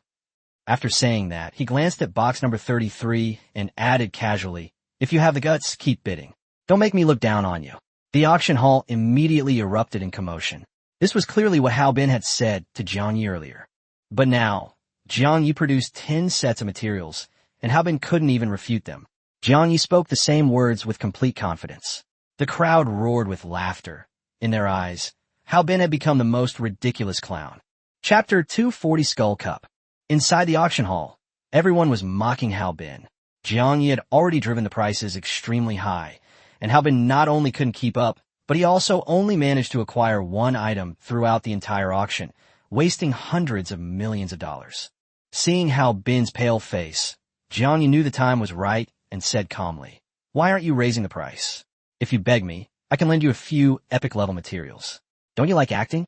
Play the clown to amuse me, and maybe I can give them to you for free." These words were like a slap across Hao Bin's face. He trembled, his anger surging to his head. If word got out today, the whole world would know that he had been publicly humiliated by Jiang Yi, and that he was powerless to do anything about it. Just as his teammates were about to persuade him to give up, Hao Bin roared and interrupted, "Shut up. He says he'll always have one more piece of material than me? Then I'll keep adding more and make him lose even more." Ignoring his teammates' attempts to stop him, Hao Bin pressed the bidding button and shouted hoarsely, "Jiang Yi, don't be so arrogant. I'm bidding 14 epic-level materials." Jiang Yi was waiting for him to lose his temper, and upon hearing this, he immediately said, "It's only 2 more sets. What's there to get excited about? I've said it before, however much you offer, I'll always have one more. 15 sets of epic-level materials." Then he sighed softly. "Adding it again and again is too troublesome. As long as your offer exceeds 15, I'll double it. If you can't do that, just give up and don't waste your time." The entire room fell into a deathly silence. The host even turned off his microphone, staring in shock at boxes 10 and 33. If Hao Bin offered 15 shares, Jiang Yi dared to offer 30. This kind of bidding method was unheard of to everyone. In the next private room, Si Tianyuan was overjoyed, relieved that he hadn't misjudged Jiang Yi. Xiao Qinyun, on the other hand, sighed helplessly, thinking that the epic skill book was already his, but Jiang Ye's wealth had completely overshadowed him. The crowd murmured amongst themselves, all believing that Hao Bin wouldn't dare to continue. No one could be sure if Jiang Yi would suddenly back down, but if he made the wrong bet, Hao Bin would pay a heavy price. Hao Bin's anger subsided somewhat. Unwilling to admit defeat, he still wanted to gamble again and make Jiang Yi lose even more materials. His teammates quickly advised him that there were still 2 items to be auctioned, and there was no need to continue. At this moment, the team member who suggested eliminating Jiang Yi in the team match suddenly reminded us, "The more materials Jiang Yi wastes, the less loot we can get after killing him. Besides, this special item is not worth that many materials at all." Hao Bin suddenly woke up with a start, raised his hand, and slapped himself hard across the face. "Damn it! How could I be so stupid? I can't waste any more time with Jiang Yi. I have to give up." He fell completely silent, giving up the bid. A burst of laughter erupted in the hall. Hao Bin, who had been extremely arrogant before, now left in a sorry state, and naturally no one sympathized with him. Jiang Ye's arrogance was different, because everyone could see that he genuinely had the confidence. Soon, the shop staff delivered the auction items to VIP room number 10. Jiang Ye's pupils contracted sharply as he saw the item's properties. Crimson Skull Cup, epic special item, crafted by the Crimson Dwarf King from the skull of his enemy, and inlaid with the Crimson Crystal, a treasure of the Crimson Dwarfs. The Crimson Dwarf King has been searching for this item ever since the crystal shattered. Injecting any liquid will turn it into crimson blood. Drinking it grants the bloodlust effect, plus 2,000 to constitution and agility. When health is below 70%, strength increases by 100 points for every 1% of health lost, lasting 10 minutes. Remaining uses 2. Item will be destroyed and cannot be repaired after use. This was actually an item crafted by the Crimson Dwarf King. Jiang Yi immediately recalled Ouyang Ming's words. After obtaining the 2nd-tier scroll, if he could gain the approval of the Crimson Dwarfs, he would have the opportunity to become a craftsman and personally craft equipment and items. In the future, he will surely obtain a large amount of corresponding materials by slaying legendary and mythical level leaders. Chapter 241, The Great Venerable Wendaoqi. Mythical grade items are extremely difficult to forge. Even Ouyang Ming, the strongest craftsman in the Great Yin dynasty, might not succeed. However, Jiang Yi had ample materials and could attempt it himself. Although the Crimson Skull Cup only had 2 uses left, it was still incredibly valuable. So he immediately took out 15 sets of epic grade materials and bid on it. Hao Bin was clearly stunned and remained silent for the rest of the auction. Jiang Yi then used more than 20 epic-level materials to acquire the Steel Dragon Magic Staff. After the auction, he led everyone out of the private room, and many awakened ones looked at him along the way, their eyes filled with a mixture of envy, jealousy, and greed. At the exit of the trading company, Hao Bin was standing there waiting. Jiang Yi stopped, casually tossed him a few epic-level materials, and asked with a smile if he had come to a change of heart and was willing to play the clown to amuse him. As long as Jiang Yi was happy, these materials were Hao Bin's. A commotion immediately erupted around them. Some people stared at the materials, swallowing hard, while others volunteered to play the clown. But Hao Bin's face flushed red, his fists clenched until they turned white, and he angrily declared that he was neither a beggar nor a clown. Jiang Yi regretfully took back the materials, adding that Hao Bin could come to him anytime if he wanted epic-level materials with the same conditions. Hao Bin was furious, vowing to make Jiang Yi wish he were dead during the exchange competition, unless Jiang Yi couldn't even get into the team competition. The moment Hao Bin turned to leave, Jiang Yi's smile vanished. He had deliberately humiliated Hao Bin to provoke him. Now that his goal was achieved, he returned to the hotel and began synthesizing the legendary skill, Elemental Divine Arrow. The 5 elemental arrows have been successfully fused, creating the Elemental Divine Arrow. It possesses the effects of water, weakening abnormal resistance, wood binding, fire, burning and reducing defense and healing, metal, ignoring defense and delivering a fatal attack, and earth, slowing and reducing casting speed. If a single elemental arrow is fused, its power can be increased by 30%. Each time Jiang Yi uses elemental arrow, he only loses 1 point of health, but gains a 30-second boost to abnormal status resistance and health regeneration. With control, debuffs, damage, and self-buffs all at his disposal, the 5 elements arrow not only hasn't disappeared, but has become even stronger. Jiang Yi was extremely satisfied with this legendary skill. If Hao Bin hadn't forced him to participate in the auction, he probably would have had to hunt down a boss himself to obtain the Water Elemental Arrow skill book. Thinking of Hao Bin's expression upon learning of his renewed surge in strength, Jiang Yi couldn't help but smile. Late at night, Jiang Yi washed up and rested. The next morning, while having breakfast with Xie Minghan and others at the hotel restaurant, he noticed someone watching him. Turning around, he saw Gu Yu, the girl he had met in the elevator the day before. The two exchanged a brief glance. Xie Minghan's grip on her knife and fork tightened slightly, making a harsh scraping sound as they scraped across the plate. Gu Yu, carrying a tray, approached them with a muscular man, smiling as he asked Jiang Yi if they could sit there. Gu Shengnan, standing beside her, glanced at Jiang Yi a few times before introducing herself. I forgot to mention yesterday. My name is Gu Shengnan, and I'm from the Gu family. You might not know much about the Gu family. Chapter 242, The Golden Great Wall. Gu Shengnan was speaking when she suddenly looked towards the restaurant entrance. Jin Hong walked in with Jin Lin, and seeing Gu Yu and Gu Shengnan standing next to Jiang Yi, the two of them stopped in their tracks. Jin Hong was filled with doubt. The Gu family and the Jin family were both reclusive families, with the Gu family even slightly stronger than the Jin family. However, they lived in seclusion in the deep sea of Hongshan Kingdom for many years and rarely showed themselves. Jin Hong had met Gu Shengnan before, so he immediately led Jin Lin forward to exchange pleasantries. Gu Shengnan and Jin Hong reminisced about the past, but Jin Lin's attention was drawn to Gu Yu. He could tell that the girl clearly wanted to get closer to Jiang Yi. Gu Yu also directly suggested that she sit at the same table with Jiang Yi and exchange information. Just as Jiang Yi was about to agree, Xie Minghan sat down next to him first, making room for Gu Yu. She didn't want to see Gu Yu snuggling up to Jiang Yi. Gu Yu, however, didn't mind at all and instead thanked her sincerely, which surprised Xie Minghan. Jin Lin then sat down, and Jiang Yi's table immediately became crowded. Gu Yu was about to bring up the news about Jiang Yi on the short video, but Jin Lin preemptively revealed that a level 99 Grand Venerable would be present at the opening ceremony of the Global Awakener Exchange Competition. The man's name was Wendaoqi. He was only one step away from reaching the maximum level, and after breaking through, he would become a Divine Realm expert. Li Qingye and the others' expressions changed slightly. Even Meng Changtian, the great Yin War god, was only a level 95 Venerable, and there was no comparison between him and a level 99 Great Venerable. Jiang Yi, however, recalled the images in the image crystal.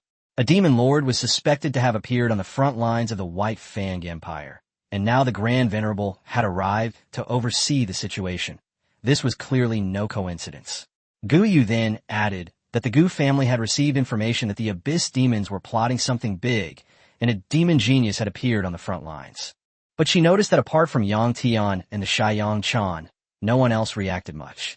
Clearly, Jiang Yi had already informed everyone, and Gu Yu felt a strange sense of frustration. At this moment, the participating geniuses from various countries entered the restaurant one after another.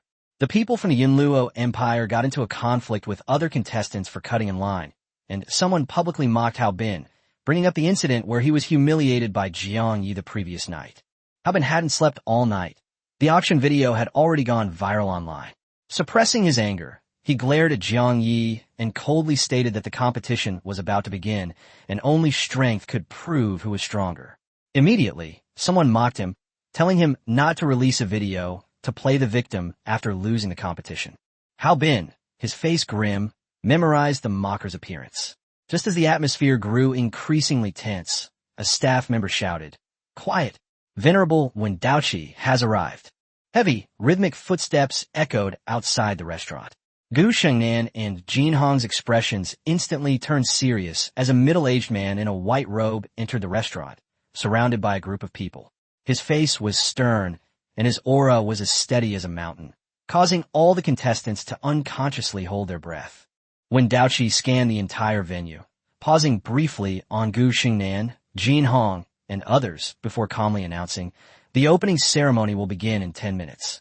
The competition rules have been changed. The top 20 teams in the individual competition will advance to the team competition." He then announced a significant increase in the tournament rewards, adding 5 more opportunities to enter the Golden Wall in addition to the existing prizes. Many participants looked bewildered, not understanding what the Golden Wall was. Upon hearing this name, Jiang Yi immediately looked at Jin Hong and Gu Shengnan. Sure enough, both of them showed obvious surprise. Chapter 243, The General Will Surely Win. Jiang Yi pondered to himself that the reclusive families clearly didn't know the competition rules would suddenly change, and this might be related to the Abyss demons. He was equally curious about what exactly the Golden Wall was. When Daoqi simply explained that the Golden Wall is the most important place on Earth. All awakened ones who reach level 99 must go there to cultivate, and human god level experts also reside there for extended periods. Everyone was immediately shocked when Daoqi did not elaborate on the preciousness of the qualification, but all the contestants understood that it was a place where level 99 Grand Venerables and Divine Realm experts gathered, and it was definitely not a place that ordinary people could set foot in. Many people's eyes ignited with desire, their fighting spirits soaring. When Daoqi finished speaking and left, immediately igniting a commotion in the restaurant. Gu Yu and Jin Lin, their expressions grave, quickly approached Jin Hong and Gu Shengnan. Jin Hong frowned and said, "The Golden Great Wall has always had strict rules and never accepts people who are not strong enough. Why is it making an exception this time?" Gu Shengnan also felt something was wrong and immediately led her people away to contact her family to find out more information. Jiang Yi watched the group leave, knowing the situation had changed, but his determination to seize the treasure map fragments, defeat geniuses from various countries, go to the front lines to slay demon geniuses, and complete the mission of being the nemesis of all races never wavered. On the square of the White Fang Empire's palace, a massive arena has been completed. At dawn, a large number of spectators poured into the stands. Some marveled at how the arena had risen from the ground in just a few days, and others heard that the special materials used were enough to withstand the full force of attacks from awakened beings of level 60 and above. An argument quickly erupted in the stands. A Yunluo Empire spectator cheered for Hao Bin, but was refuted by a Dayan spectator and even insulted Jiang Yi. The Dayan people around him immediately stood up and surrounded him. By the time staff arrived, the man had already been beaten black and blue. There were too many people involved, and the staff couldn't hold anyone accountable. They could only quickly carry him away to prevent the disturbance from escalating. Following this, the audience of the Yin unfurled posters and banners. Most of the posters featured Jiang Yi, and the most eye-catching banner read, "General Jiang Yi, victory is assured." This was prepared by the people of Qingcheng. Although the title of general was only temporarily granted and the Qingqing incident happened a long time ago, they still habitually refer to Jiang Yi in this way. Inside the contestant tunnel, Jiang Yi calmly gazed at the arena. Xie Chungang, Li Qingye, Shun Xingming, Yang Tian, Yang Chan, and Jin Lin, who had rushed back, stood beside him, each with a different expression. Jin Lin, Shun Xingming, and substitute Xie Minghan remained calm, while Li Qingye and Yang Tian were visibly nervous. Yang Chan was even sitting on the ground, panting and trembling. Jiang Yi was about to comfort her, but Yang Tian shook his head, indicating that she didn't need to worry about it. Jiang Yi was slightly surprised, but didn't say anything. Yang Tian, as Yang Chan's brother, understood his sister better than anyone else. Sometimes, trusting your teammates is a kind of wisdom. Soon, the competition officially began. A giant, 7-colored peacock descended from the sky, with a stunningly beautiful girl in a flowing, shimmering dress perched on its back. Yang Tian excitedly called out her name, Xiao Xiao. Li Qingye told Jiang Yi that Xiao Xiao was the most popular internet celebrity on the short video platform, with 300 million followers, and was also a level 68 mythical awakened. She was even serving as the host of the event. Jiang Yi nodded.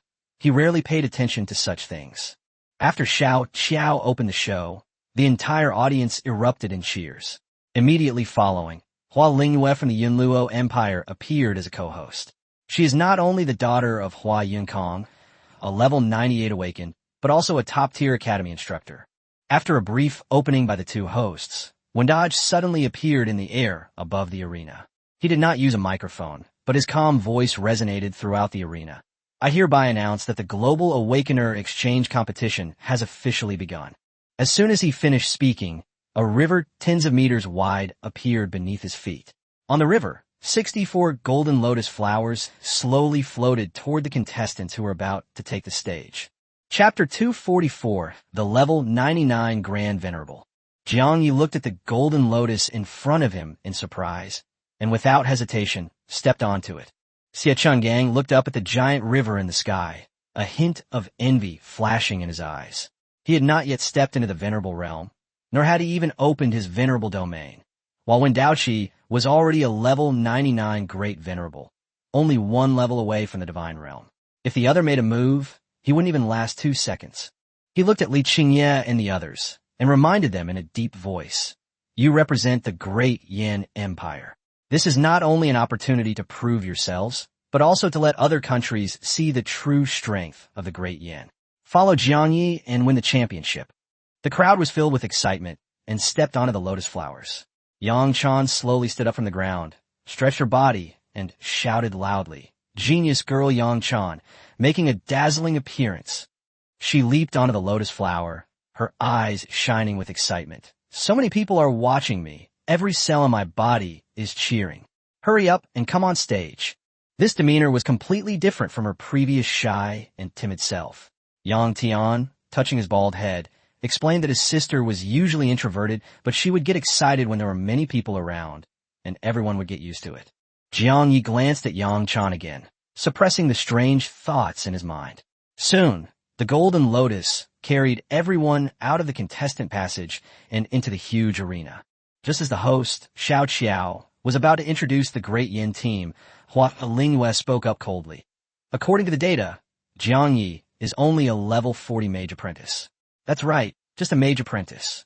Xiao Xiao quickly smoothed things over, saying that since Jiang Yi was able to become the captain and was also the top scorer in the unified examination of the Yin high schools, his strength must not be underestimated. The next moment, countless people in the Great Yin audience stood up and shouted, "General Jiang Yi, keep it up. Li Qingye, Shen Xingming. General Jiang Yi, crush all your opponents and take the championship." Many Qingchang citizens even rushed to the scene to cheer him on. Despite the perilous White Fang Empire and the invasion of Abyss demons, these people still traveled a great distance to be there. Jiang Ye's expression shifted slightly, and he raised his right hand, waving gently towards the audience. The cheers immediately grew even louder. Just then, a rotten apple suddenly smashed into the golden lotus and landed on the ground. Li Qingye and the others immediately looked towards the source of the attack. On the big screen, a Yunluo Empire spectator had been apprehended by staff. The man struggled and roared. Jiang Yi is not worthy of participating. You haven't apologized to Hao Bin and the Yunluo Empire yet. A cold-blooded person like you who would stand by and watch someone die will accomplish nothing on the front lines. He was quickly forcibly taken away. In the past, the director would cut away from such incidents, but this time he deliberately gave a close-up. Xiao Qiao frowned secretly, knowing that someone was targeting Jiang Yi. Jiang Yi showed no anger, but calmly looked in the direction of the Yunluo Empire's team. Subsequently, teams from various countries took to the stage. A total of 64 teams from around the world participated, with each team having 6 starters and 1 substitute, bringing together 445 talented players. Mythical level awakened ones were extremely rare. Most were legendary level, with a few epic level.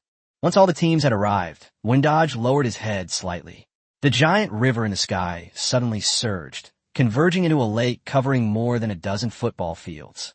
64 golden lotus flowers fell onto the lake's surface. Green vines broke through the water and firmly secured the lotus flowers, and huge leaves unfolded as a result.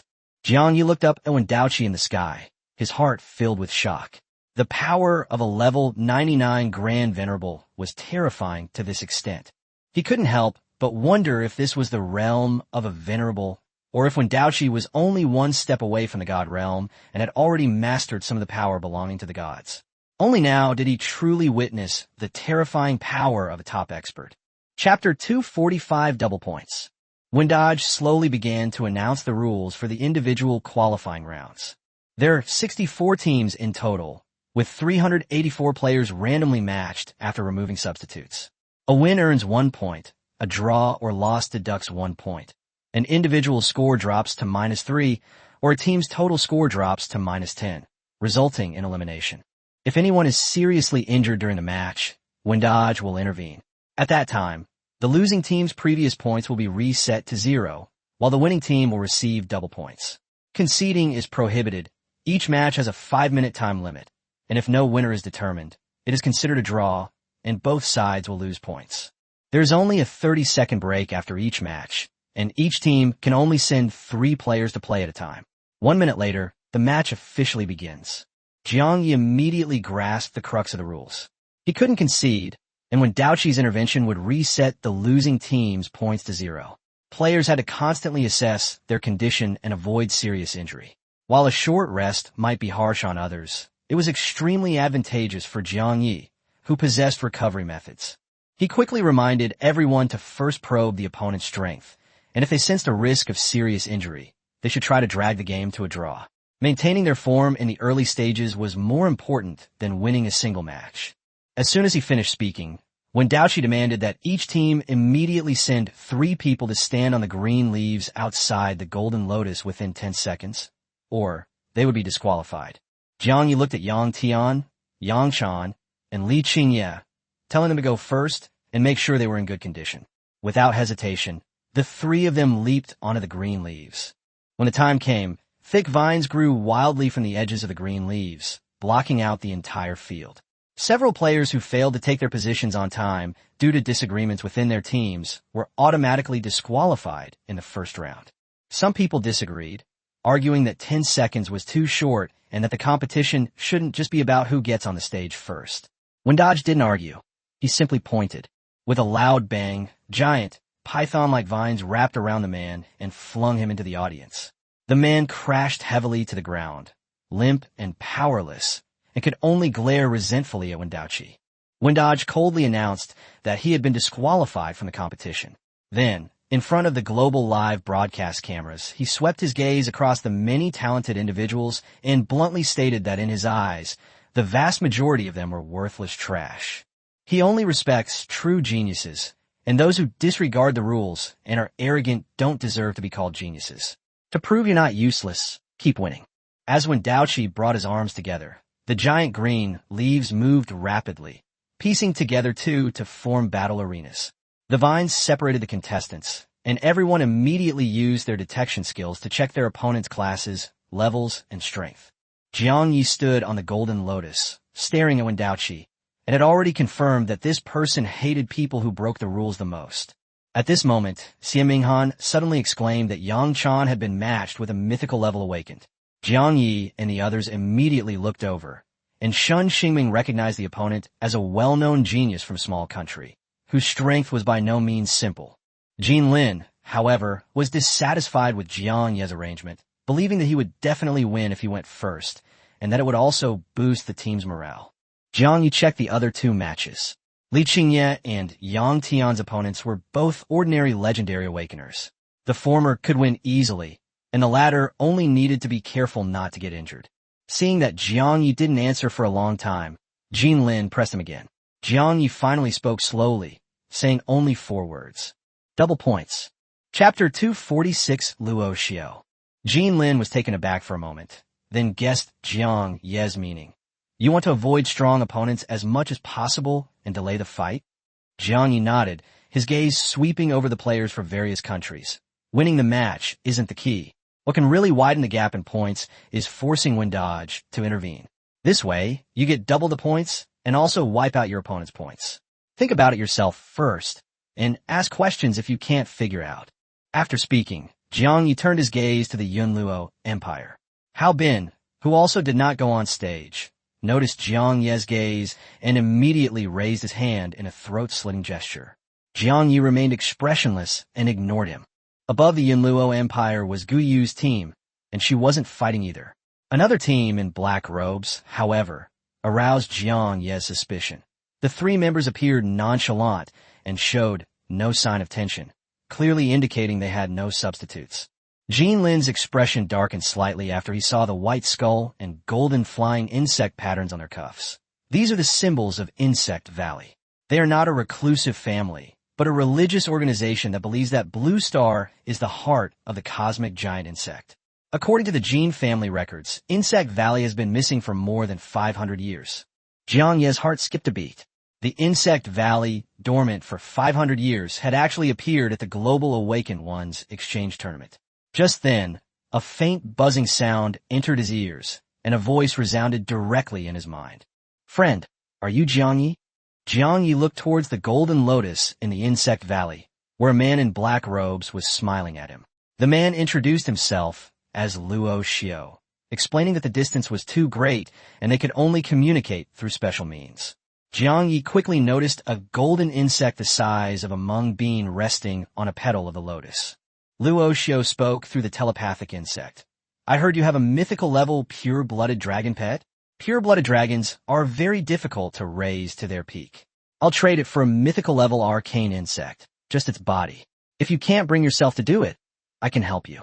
Jiang Ye's eyes instantly turned cold. Ao Zhu had been with him the longest and always put helping him first. The thought of Ao Zhu possibly becoming a corpse instantly turned the bitterness in his heart into anger. Luo Xiao wanted to continue showing off the power of the arcane worm, but Jiang Yi suddenly drew the Abyss Flame Staff and pointed it precisely at the transmitter worm.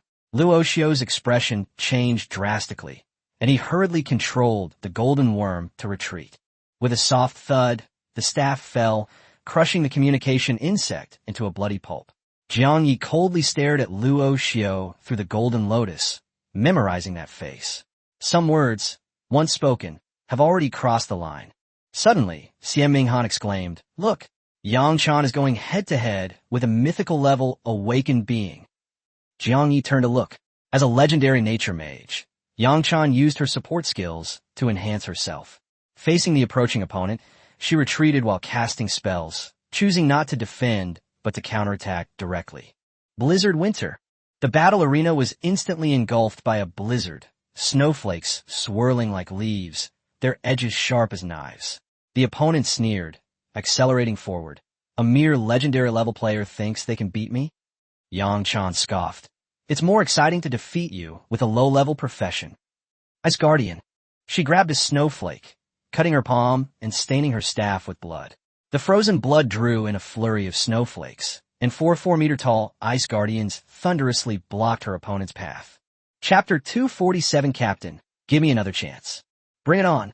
Yang Chan shouted excitedly, raised his staff, and charged towards the enemy together with the 4 giant Ice Guardians, preparing for close combat. Xian Minghan looked at Jiang Yi in surprise. Jiang Ye's original strategy was to avoid serious injuries in the early stages, and if necessary, to drag the game to a draw in order to preserve the team's strength and points. Jinlin frowned and said, Yang Chan has changed too much. Is it really appropriate to fight like this? Jiang Yi didn't answer. He knew Yang Chan was playing too aggressively, and even if she won, she would be seriously injured. Fighting again while injured would only force Wen Daoqi to intervene, reset her points to 0, and give her opponent double the points. In the sky, Xiao Qiao excitedly exclaimed, the legendary nature, Mei Jiangchan, is actually confronting a mythical awakener head-on.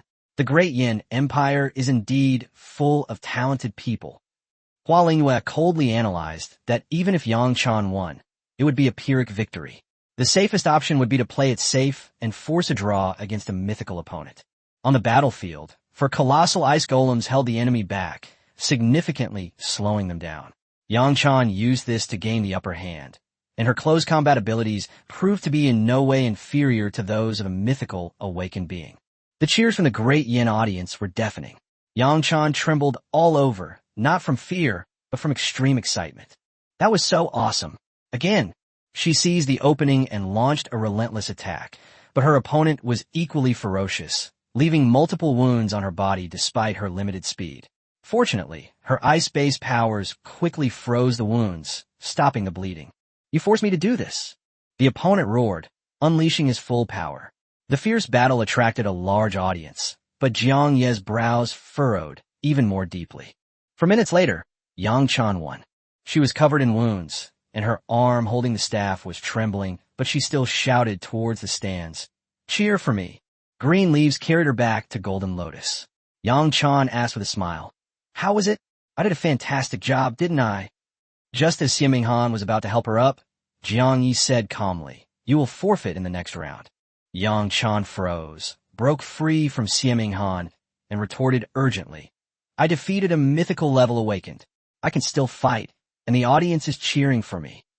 Jiang Yi nodded. "Your strength is indeed beyond expectations, but your injury is too severe, and you won't be able to recover before the next match. Isn't winning enough? It's enough for you personally, but for the team, one victory is far from enough." The other arenas also came to an end one after another. Jiang Yi walked to the edge of the Golden Lotus. "Leave the rest to me." Xiao Qiao then announced the scores. The first round is over. The Golden Team is currently in first place with a total of 6 points. 6 men in black robes stood unharmed in the distance. 6 points meant that all 3 of them had severely injured their opponent, forcing Wen Daoqi to intervene and earning double the points. Jiang Yi looked at the Golden Team with a solemn expression. He hadn't expected that this team was entirely from the mysterious Insect Valley. Their strength was not to be underestimated. At this moment, Yang Chan suddenly spoke in a low voice. "Captain, give me another chance. Now the audience knows my name. If I go on stage again, they will definitely." Yang Tan, who had just finished treating his minor injuries, quickly stepped forward. "Captain, my sister's situation is special. Please don't mind. My injuries are not serious. I can still continue to fight." He knew that Yang Chan would become extremely eager for attention and cheers when there were many people around. Jiang Yi looked at Yang Chan and said calmly, "You rest first. Li Qingye, Shun Xingming, come with me." Chapter 248 Horse Trampling Clouds. Yang Tian paused for a moment, then nodded. Shun Xingming took a deep breath, drew her long sword, and leaped onto the green leaves. At the same time, just as Jiang Yi stepped onto the green leaf, the host Xiao Qiao loudly announced that the second round's representative from the Great Yin Empire was team leader Jiang Yi. The data showed that he was only level 40, and his class was the most basic mage apprentice. The Global Awakened Ones exchange tournament brings together almost all top geniuses above level 50. The fact that a level 40 mage apprentice stood there immediately drew skepticism from the entire audience, with the vast majority convinced that Jiang Yi was destined to lose. The audience in the Great Yin Empire cheered wildly, waving flags for Jiang Yi. Meanwhile, the Yinluo Empire laughed, convinced that the video of Jiang Yi defeating Wei Tianlong online was fake, and mocked him for being quickly defeated by a legendary player. The argument between the two audiences escalated, and Hua Lingyue picked up the microphone and announced Jiang Ye's opponent. Yinluo Empire, Ma Taiyun, level 55 legendary lightning archer. Ma Taiyun is a legendary level powerhouse. His arrows are as fast as lightning and also have a paralyzing effect, making him extremely effective against magic-based classes. If Jiang Yi is hit by an arrow, this match could very well end on the spot. Hua Lingwei had watched the recording of Jiang Ye's battle against Wei Tianlong, but she still felt that Jiang Ye's victory was entirely due to that money space. Without the help of special skills, a mage apprentice could never defeat Wei Tianlong, who had the potential to become a god. Xiao Qiao also found the situation troublesome. If Jiang Yi fought head-on like Yang Chan and was seriously injured by Ma Taiyan, then once when Daoqi intervened, the Yunluo Empire could even get double the points. But the audience of the Yin became even more excited after seeing their opponent clearly. They had long been fed up with the Yunluo Empire's rumors and slander, and now they were just waiting for Jiang Yi to take action so that everyone could see the truth for themselves. The Yunluo Empire's audience kept shouting, and even threw water bottles and rotten fruit at the other side, insisting that Ma Taiyan could defeat Jiang Yi within a minute. The commotion caught when Daoqi's attention. He looked down at the arena, and after scanning Jiang Yi, a hint of surprise flashed in his eyes. He had never seen a legendary-level mage apprentice before. Jiang Ye's aura was powerful, and his eyes were unusually calm. But the career ceiling for mage apprentices is ultimately too low. When Daoqi quickly shifted his gaze back to Gu Yu, Jin Lin, the black-robed man from the Insect Valley, and those mythical geniuses, Jiang Yi stood on the stage, his expression remaining calm, completely disregarding Ma Taiyan. When Daoqi instantly realized that he was confident of victory, Ma Taiyan sneered. A level 40 dares to participate in the global exchange competition? Even beating you would be considered bullying the weak. What bad luck. Jiang Yi said calmly, "Stop talking nonsense. You're not even a mythical level being. You're not worth my time." The vines separating the two slowly descended.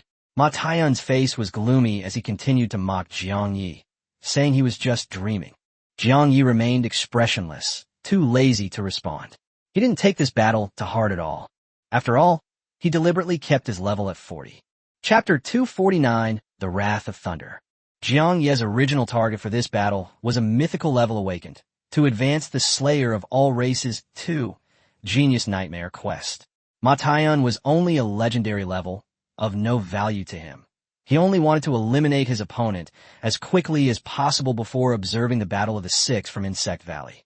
Ma Taiyan, however, was full of confidence, convinced that Jiang Yi would give the Yunluo Empire 2 points. His aura surged, and he summoned a huge longbow wrapped in arcs of electricity. The arrows were already locked onto Jiang Yi, and he was just waiting for the vines to dissipate before striking first. Hua Lingwei immediately explained that the Thunder Bow in Ma Taiyan's hand was a famous Starlight-level weapon in the Yunluo Empire, close to the Epic level and extremely compatible with the Lightning Archer class, enough to make his combat power approach that of a mythical-level genius. Xiao Qiao was also shocked after examining the bow, believing it would further reduce Jiang Ye's chances of winning. The competition allowed the use of equipment and items, and equipment itself was part of an awakened strength. She couldn't help but wonder what Jiang Yi would bring out. Jiang Yi, however, remained unconcerned. While the Thunder Bow was powerful, it was only at the Starlight level. He didn't use the legendary Abyss Flame Staff, but instead took out the epic Steel Dragon Magic Staff. The six from Insect Valley were the real threat, and he didn't want to reveal his trump card too early. Upon seeing the staff in Jiang Ye's hand, Xiao Qiao gasped in surprise. Just then, the vines on the field completely disappeared, and the battle officially began. With a whoosh, Ma Taiyan fired the first lightning arrow. Blue-purple lightning tore through the air, heading straight for Jiang Yi. He roared, "You, a level 40 mage apprentice, dare to use epic-grade equipment." Jiang Yi casually swung his staff, and a jet-black shield enveloped his entire body. The epic-level defensive skill, Blacklight Shield. The lightning arrow struck the shield, unleashing a deafening burst of electricity, yet it left not a single mark. Ma Taiyan's expression changed drastically, and his hand holding the bow trembled. He had just said that Jiang Yi was a little stronger than he had imagined when Jiang Yi impatiently interrupted him. "If you want to fight, then fight. Stop talking nonsense, it's too noisy." Jiang Yi didn't want to waste any more time, and immediately activated Thunderous Fury. In an instant, raging lightning covered the entire battle arena, and the overflowing electricity even rushed out of the arena, raging wildly. Ma Taiyan tried to retreat, but found himself surrounded by impending lightning strikes, with nowhere to hide. He quickly calmed down. Area of effect skills usually had limited damage, and his thunderbow could also form a powerful lightning shield. Blue-purple electricity surged from the bow, forming a protective shield in front of him. Ma Taiyan had once used this shield to withstand an attack from Hao Bin, a mythical awakened being, and he didn't believe Jiang Yi could be stronger than Hao Bin. Xiao Qiao also felt it was a pity. Without the thunderbow, Jiang Ye's move would have given him a significant advantage. But before she could finish speaking, she nearly dropped the microphone. At the heart of Thunder's fury, Ma Taiyan's shield shattered into fragments of light after only a second. His health plummeted, instantly dropping to just 65%. Ma Taiyan's face was filled with terror. As a lightning archer, his magical defense far surpassed that of ordinary mages. Yet against Jiang Ye's lightning, his defenses were practically non-existent. If he could hold out for even a few more seconds, he would inevitably fall into danger.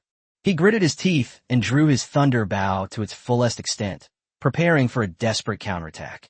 As long as he could break through Jiang Ye's defenses, the mage apprentice's meager health wouldn't be enough to sustain him, and he would still have a chance to turn the tide. The bowstring was drawn to its limit, and a thick lightning arrow materialized, even frantically absorbing the power of the surrounding wrath of thunder. The audience of the Yunluo Empire erupted in cheers. This is Ma Taiyan's ultimate move, Annihilation Thunder Arrow. Even a mythical level awakened one would be severely injured if they didn't dodge. Jiang Yi will be severely injured soon, giving the Yunluo Empire double the points. Jiang Ye's performance was indeed beyond their expectations, but in their view, this one arrow was enough to end the battle. Chapter 250 Annihilation Thunder Arrow. But if Ma Taiyan hits the Annihilation Thunder Arrow, the outcome will still be as the Yunluo Empire desires.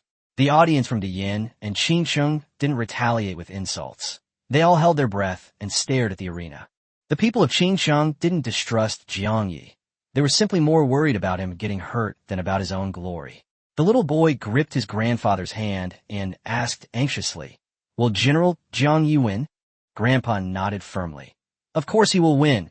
He could defeat any enemy." Boom! The battle arena suddenly exploded, and black smoke instantly engulfed Jiang Yi and Ma Taiyan. Everyone stared wide-eyed until the smoke cleared, at which point a gasp of surprise erupted from the crowd. Jiang Yi had already put away the steel dragon magic staff, turned his back to Ma Taiyan, and turned his gaze to the other arenas.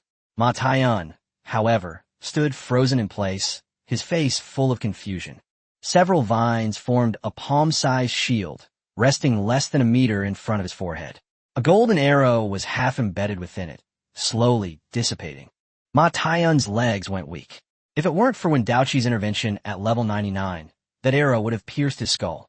His Annihilation Thunder Arrow was clearly about to be completed when his body suddenly went paralyzed, and the out-of-control skill exploded on the spot. In that instant, Jiang Yi fired the golden arrow. Ma Taiyan couldn't comprehend how a mage's casting speed could be comparable to a warrior's attack. He tried to dodge, but his body couldn't react in time. After a moment of silence, Ma Taiyan lowered his head and said, "I lost. You're very strong." Jiang Yi didn't respond, and didn't even look at him directly from beginning to end. Ma Taiyan smiled bitterly, gripped the thunder bow tightly, and silently walked to the edge of the arena. Angry curses erupted from the Yunluo Empire's audience seats, accusing him of losing too quickly and even complaining about why he didn't use the Annihilation Thunder Arrow from the start. The audience of the Yin was in an uproar. Didn't they say they'd take down Jiang Yi in 1 minute? He didn't even take 5 seconds. If it weren't for Lord Wen Daoqi, Ma Taiyan would already be dead. The little boy jumped up excitedly. "Grandpa, General Jiang Yi was the first to finish the battle." Xiao Qiao stared at Jiang Ye's calm back, her eyes filled with shock. As a level 68 mythical awakener, she had never seen such terrifying casting speed. For mages, casting speed often determines victory or defeat. Jiang Yi just almost achieved legendary level instant casting. She looked at Hua Lingyue, and sure enough, the other's face was full of surprise and panic. Xiao Qiao immediately changed the subject. "Jiang Ye's battle is over. Let's watch the other contestants' duels." Hua Lingyue's expression darkened slightly. Ma Taiyan is only a legendary level genius, and there is still a gap between him and a mythical level genius. The main characters of this exchange competition are those mythical level geniuses. Xiao Xiao felt a sense of helplessness. When Ma Taiyun took the stage, Hua Lingwe was full of confidence, but now that she had lost, she immediately changed her tune. She suppressed her emotions and continued preparing her commentary. The camera shifts to another arena. Luo Xiao, dressed in black, smiles at his opponent, Gong Wuxiu, and says in a relaxed tone, "You're unlucky to have met me." Gong Wuxiu coldly retorted, "Who do you think you are, daring to be so arrogant?" Luo Xiu stood there and lazily yawned. "Since you haven't dared to make a move after waiting for so long, then I'll take the initiative." The next moment his eyes suddenly turned cold, and he abruptly raised his head and opened his mouth wide. Ancient insects swarm. An extremely bizarre scene unfolded. Chapter 251 Gong Wuxiu. Luo Xiu's cheeks split open like a snake, his mouth almost 180 degrees. A buzzing sound suddenly rang out, and countless black liquids gushed from his mouth, while black streams also seeped from his eyes, nostrils, and ears. But it wasn't liquid at all. It was swarming with tiny black insects. Gong Wuxiu's face turned pale, and he instinctively backed away. He had never seen such a disgusting and bizarre scene. Luo Xiu turned his head, licked his lips with his scarlet tongue, and ordered with a smile, "Go, let him see how powerful you are." A massive swarm of black insects surged forth, their flapping wings sending chills down one's spine as they lunged at Gong Wuxiu. As a mythical level awakened being, Gong Wuxiu reacted with lightning speed, his body wreathed in flames that surged into his mouth. The next second, he opened his mouth and spewed out a fire dragon. The nearly 10-meter-long fire dragon roared out and crashed head-on into the ancient insect swarm, the flames instantly engulfing the arena. Xiao Qiao excitedly explained that Gong Wuxiu's profession is a mythical-level secret ninja, and this fire dragon technique is enough to dry up a pond. As for Luo Xiu, a rare insect controller, his methods are equally mysterious, and the outcome seems uncertain. Jiang Yi gently shook his head and turned to walk towards the edge of the arena. He had already foreseen the outcome. Gong Wuxiu was destined to lose. When Daoqi noticed Jiang Ye's reaction, and his eyes showed a hint of interest, he had seen Jiang Yi defeat Ma Taiyun and had already judged that Jiang Ye's strength far exceeded that of ordinary mythical-level awakened individuals, clearly indicating that he had had some special experiences. When Daoqi immediately activated his mythical-level detection skill, and his left eye glowed green. But after seeing Jiang Ye's information, he doubted that he had seen it wrong. Jiang Yi was only a level 40 legendary mage apprentice, but his four-dimensional attributes were astonishingly high: 13,200 strength, 11,800 constitution, 17,000 spirit, and 10,000 agility. What shocked Wen Daoqi even more was that Jiang Ye's skill was marked as undetectable. His mythical-level detection skill could see through the detailed information of awakened individuals, so why was it ineffective against Jiang Yi? When Daoqi immediately turned to examine Luo Xiu, and Luo Xiu's skills, such as Sacrifice the Insect God, Ancient Insect Tide, and Shadow Erosion Insect were clearly visible. The detection skills were not the problem. The problem could only lie with Jiang Yi. Normally, only those with shielding abilities, top-tier treasures, or special abilities can be undetectable. When Daoqi frowned, Jiang Yi was clearly an exception he had never seen before. The battle was now over. Gong Wuxiu's fire dragon continued to burn the swarm of insects, but she neglected the shadow behind her. Hundreds of thumb-sized, grotesque insects emerged from the shadows. They had spider-like legs, rat-like tails, and only one eye. By the time Gong Wuxiu noticed, the shadows were already being devoured by them. Gong Wuxiu tried to escape, but her strength rapidly drained away. Her legs went weak, and she felt dizzy. Without the support of her power, the fire dragon was instantly swallowed by the swarm of insects. Luo Xiu rode the swarm of insects to him, smiling as he explained, "These are shadow-devouring insects. They can hide in the shadows and devour shadows, rendering people unable to fight. Did you think I didn't do anything after the battle started?" It turned out that Luo Xiu's previous composure was all a facade. At the very beginning of the battle, he had released the shadow-eating insects, waiting for this very moment. The black insects then crawled onto Gong Wuxiu's body and began to devour her flesh. At the critical moment, green vines burst through the air, pulling Gong Wuxiu into the air. The black insect froze on the spot as if it had encountered its natural enemy, and Luo Xiao hurriedly bowed to Wendaoqi. Wendaoqi's intervention meant that Gong Wuxiu was disqualified from continuing the fight, and all his points were reset to 0. He then rescued several other defeated contestants, but his gaze kept falling on Jiang Yi. Jiang Yi possesses formidable strength and extraordinary attributes, and he also harbors a secret. Unfortunately, his mage apprentice class is too weak, making it virtually impossible for him to enter the realm of gods. There's a saying among high-level awakened: below the gods, all are insects. Usually, only the top 200 awakened on the mythical level class ranking have the chance to become powerful beings in the divine realm. Some legendary awakened beings have also entered the realm of gods, but their professions are extremely special, far surpassing those of ordinary mythical beings. Legendary mage apprentices can never compare to those top mythical professions. Chapter 252, Dragon Shadow. When Daoqi shook his head inwardly. If Jiang Yi weren't a mage apprentice, he might have paid more attention to him, and even introduced him to a Grand Venerable. Unfortunately, no Grand Venerable would accept a mage apprentice as a disciple. Even mythical geniuses find it incredibly difficult to become disciples, let alone Jiang Yi. He turned to look at the leaderboard. The Golden Team had already secured 12 points, firmly holding first place, while the Insect Valley players had almost all finished their matches quickly. The Red Mountain Kingdom was currently in second place, while the Cloud Luo Empire's points were increasing slowly. After Ma Taiyun was defeated by Jiang Yi, even his previous points were reset to 0. The De Yin team currently has 5 points, ranking 26th. Jiang Yi had already reminded everyone that it's better to draw than to suffer a serious injury. The individual competition becomes increasingly dangerous as it progresses. If when Daoqi is forced to take action, not only will he give away double points, but the team score will also drop significantly. Soon, Li Qingye and Shun Xingming won their respective victories. Shun Xingming even severely injured a legendary level awakened, securing 2 points. The Great Yan's points rose to 8, propelling them into the top 10 and overtaking the Yunluo Empire, which only had 7 points. The Great Yin audience erupted in cheers, mocking the Yunluo Empire's earlier boasts. Some even rushed to the opposing audience to provoke them, nearly sparking a conflict. Staff arrived in time to remove the troublemakers, leaving the Yunluo audience with grim expressions. They could only console each other, saying that Ma Taiyun's defeat was just an accident and that Hao Bin was still on the team. They believed that as long as Hao Bin faced Jiang Yi, he would surely get his revenge.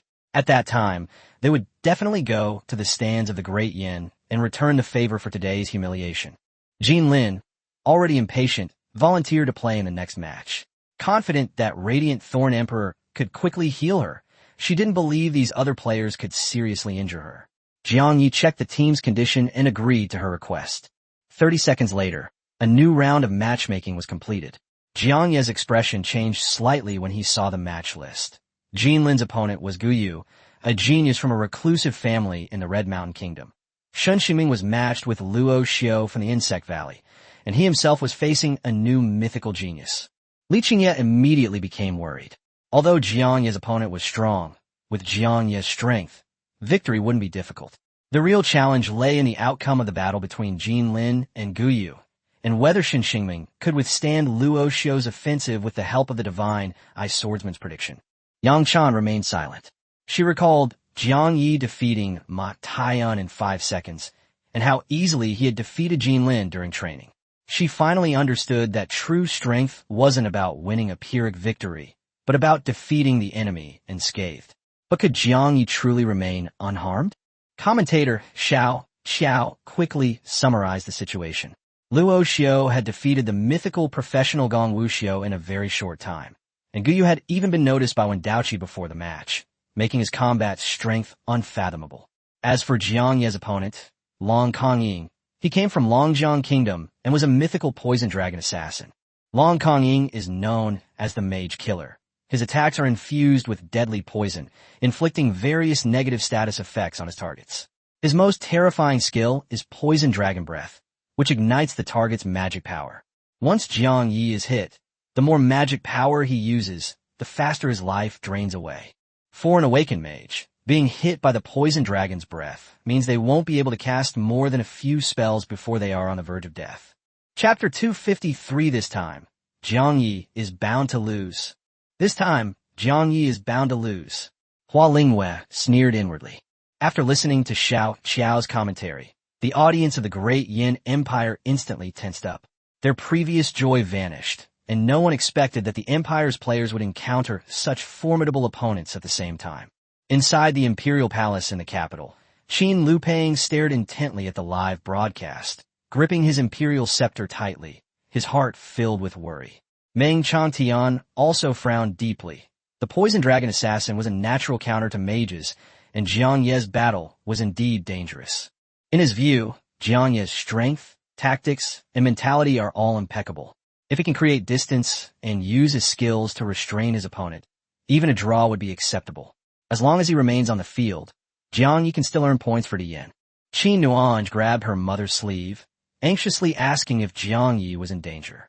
At this moment, Ke Shoubong stepped forward and suggested that after Jiang Yi was defeated, he should apologize to Hao Bin to ease relations with the Yunluo Empire.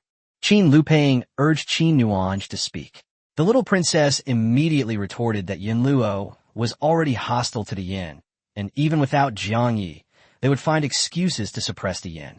Jiang Yi had done nothing wrong, and making him apologize would only make other countries despise the empire even more. Ke Shoubong said that Blue Star is facing an abyss crisis, and all countries should unite. Qin Nuange initially agreed, but then changed the subject. Before uniting to fight the enemy, we should first eliminate those who are unwilling to cooperate, selfish, and disobedient. The Qingqing incident has already proven that Jiang Yi was right. The ministers immediately objected, even accusing Jiang Yi of corrupting the princess. Qin Nuange looked blankly at her mother. Qin Lupeng gently stroked her head, telling her not to pay attention. She understood that chaotic times were different from peaceful times, and sometimes extraordinary measures were necessary to face the impending horror. Qin Lupeng looked at Jiang Yi in the picture and silently said in his heart, "Jiang Yi, you won't let me down. Keep going, do your best." On the field, Jiang Yi still gripped the steel dragon magic staff. He no longer paid attention to Shun Xingming and Jin Lin, directly using true sight on Long Kongying, but received no information. Clearly, his opponent also possessed an epic-level shielding skill. Jiang Yi was preparing to reveal his strength and finish the battle quickly when Long Kongying suddenly asked, "You have a pure-blooded dragon pet. Why don't you summon it?" Jiang Yi frowned, then calmly shook his head. "There's no need." Long Kongying's face darkened, feeling slighted. He coldly warned that he was a mage assassin, and Jiang Yi would soon regret it. As the vines in the center of the arena disappeared, he drew 2 dark green daggers, pointing them directly at Jiang Yi. Xiao Qiao immediately explained that those were the legendary poison dragon twin blades, forged from the fangs of a giant serpent imbued with the blood of a poisonous dragon, possessing immense power. It was precisely with these 2 daggers that Long Kongying defeated countless magic-based awakened individuals, earning him the title of Mage Killer. Li Qingye and Yang Tian exchanged a frown, surprised that Jiang Ye's opponent was so formidable. Li Qingye, however, still believed in Jiang Yi, feeling that Jiang Yi hadn't used his full strength when fighting Jin Lin. He had never seen Jiang Yi nervous before. No matter who he was facing, Jiang Yi was as calm as the deep sea. The current situation was dangerous, so Li Qingye closed his eyes, urging Yang Tian to recover as quickly as possible. Even if the worst happened, they would still be there for him. Yang Tian nodded quickly, while Yang Chan stared wide-eyed at Jiang Yi on the battle stage. Chapter 254. Damn it. How did you find me? Jiang Yi was somewhat surprised. Long Kongying's weapon was actually the epic-grade poison dragon twin blades. Blue Star was never sure of opportunities, and it wasn't unusual for genius awakeners to possess high-level equipment. However, Long Kongying only had this one pair of epic weapons, while Jiang Yi possessed far more epic equipment than that. There's no such thing as fairness in a real battle. Jiang Yi raised the steel dragon magic staff, about to unleash a skill, but Long Kongying sneered, a pale green light flashed, and he vanished into thin air. Long Kongying activated his stealth ability. Jiang Yi cautiously scanned his surroundings, considering whether to deliberately create an opening to lure the opponent out. However, Allowing an assassin to get close was clearly unwise. Even with Ao Zhu's soul impact and thunderous fury, he couldn't afford to be careless. Xiao Qiao immediately analyzed the situation. Once Long Kongying successfully got close, Jiang Yi would be at a disadvantage. But as long as Jiang Yi could find his trail, the battle would be reversed. The audience of Dayin all stared intently at the screen, fearing that Jiang Yi would be unable to deal with this strange invisibility. Just as everyone was worried, Jiang Yi's staff suddenly glowed. Hua Linghua thought he was about to use a defensive skill, but the next second, a violent whirlwind carrying flames swept across the entire battle arena. Jiang Yi used an area of effect skill to seal off the entire area, forcing Long Kongying to reveal himself. But just as the flaming tornado took shape, Jiang Yi locked onto the left side and unleashed his second skill without hesitation. With a deafening roar, the flames dissipated and an icy hell descended. Moisture in the air froze instantly, and ice spread through the void. Although the power of his skill was affected by the flames, Jiang Yi only wanted to control his opponent. That was enough. A series of cracking sounds rang out, as if the ice had frozen an invisible leg. Long Kongying's figure finally appeared. He hurriedly swung his twin blades at the solid ice, his heart filled with shock and anger. Damn it, how did this guy find me? I was clearly taking damage head on. He couldn't understand how Jiang Yi could lock onto him so precisely, but the two were already close. The instant the ice shattered, Long Kongying immediately launched a poison dragon assault, a green poison dragon condensing and carrying him towards Jiang Yi. He firmly believed that as long as he hit Jiang Yi, he could win this battle. As a level 55 Myth Awakener, he was being looked down upon by a level 40 Mage Apprentice who didn't even summon his pet, which enraged him. But just as the poisonous dragon charged out, a shrill roar of pain came from within. Long Kongying felt uneasy, but he couldn't stop. He could only continue charging. The next moment, a wooden elemental arrow transformed into vines and wrapped around him, which he slashed down with his blade. Immediately afterward, dozens of wood elemental arrows pierced the air, each transforming into a thick vine that completely blocked his path. Long Kongying desperately swung his blade, only to find that the more vines he cut, the more numerous they became, and the slower his speed grew. In the end, he was tightly bound 10 meters away from Jiang Yi. Jiang Yi expressionlessly raised his staff, and thunderous fury crashed down. Long Kongying had just broken free of his restraints when he was paralyzed by the lightning, and his health plummeted. Assassins have low defense and low health. If they are attacked head-on by a mage, they will almost certainly die. Just when Long Kongying was about to be eliminated, when Daoqi suddenly intervened and saved him from thunderous fury. Chapter 255, Why Can't I See Anything? Jiang Yi calmly put away the steel dragon magic staff. Long Kongying was merely invisible and had not left this space. As soon as he stepped into the flaming tornado, the air currents would reveal his presence. He then looked at the battlefield between Shun Xingming and Luo Xiao and sighed softly. Although Shun Xingming could predict her opponent's movements, Luo Xiao's abilities were too strange. After several attempts, she had gradually fallen into a disadvantageous position. Luo Xiao retreated to the edge of the arena and smiled as he revealed Shun Xingming's profession. The Divine Eye Swordsman was ranked 178th on the mythical level profession list and was indeed troublesome, but far inferior to his insect controller. As he spoke, Luo Xiao twisted his arm in a strange posture. Shun Xingming's golden eyes immediately locked onto him, only to suddenly realize that she couldn't see anything at all. The Divine Eye Swordsman's strongest predictive ability had completely failed for the first time. Luo Xiao's smile vanished, replaced by a devout prayer as he offered his forearm as a sacrifice to the insect god. An invisible wave spread, and when Daoqi suddenly appeared above the arena, looking up at the sky, a huge shadow appeared in the sky, as if some terrifying being was looking down on Luo Xiao. His forearm flesh vanished instantly, leaving only stark white bones, but Luo Xiao felt no pain. Instead, his face was filled with excitement. Your divine eye is worthless before the insect god. The next moment, black insects surged out of Luo Xiao's body like a tidal wave. His skin transformed into fleshy worms, his flesh solidified into red-shelled beetles, and his bones shattered into human-faced moths. Luo Xiao vanished completely, leaving only an overwhelming swarm of poisonous insects in his place. The swarm of insects buzzed and said, "I am an insect, and an insect is me. You can't possibly beat me." Shen Xingming's heart tightened. She repeatedly activated her golden eyes, but still couldn't see through the swarm of insects. She knew that without her predictive abilities, she couldn't hold out for long. If when Daoqi interfered again, the Great Yin Empire would continue to lose ground. After a brief hesitation, she gripped her long sword tightly. Rather than stalling, she would unleash her full power, slaying as many poisonous insects as possible and severely injuring Luo Xiao, thus relieving pressure on Jiang Yi and the others in the subsequent battle. When Daoqi watched this scene and nodded to himself, Luo Xiao's strength was extremely high after sacrificing to the insect god. An insect controller was already far superior to an ordinary mythical level awakened. The insect god worshipped by Insect Valley was not a true god-level powerhouse, but a terrifying special being in slumber.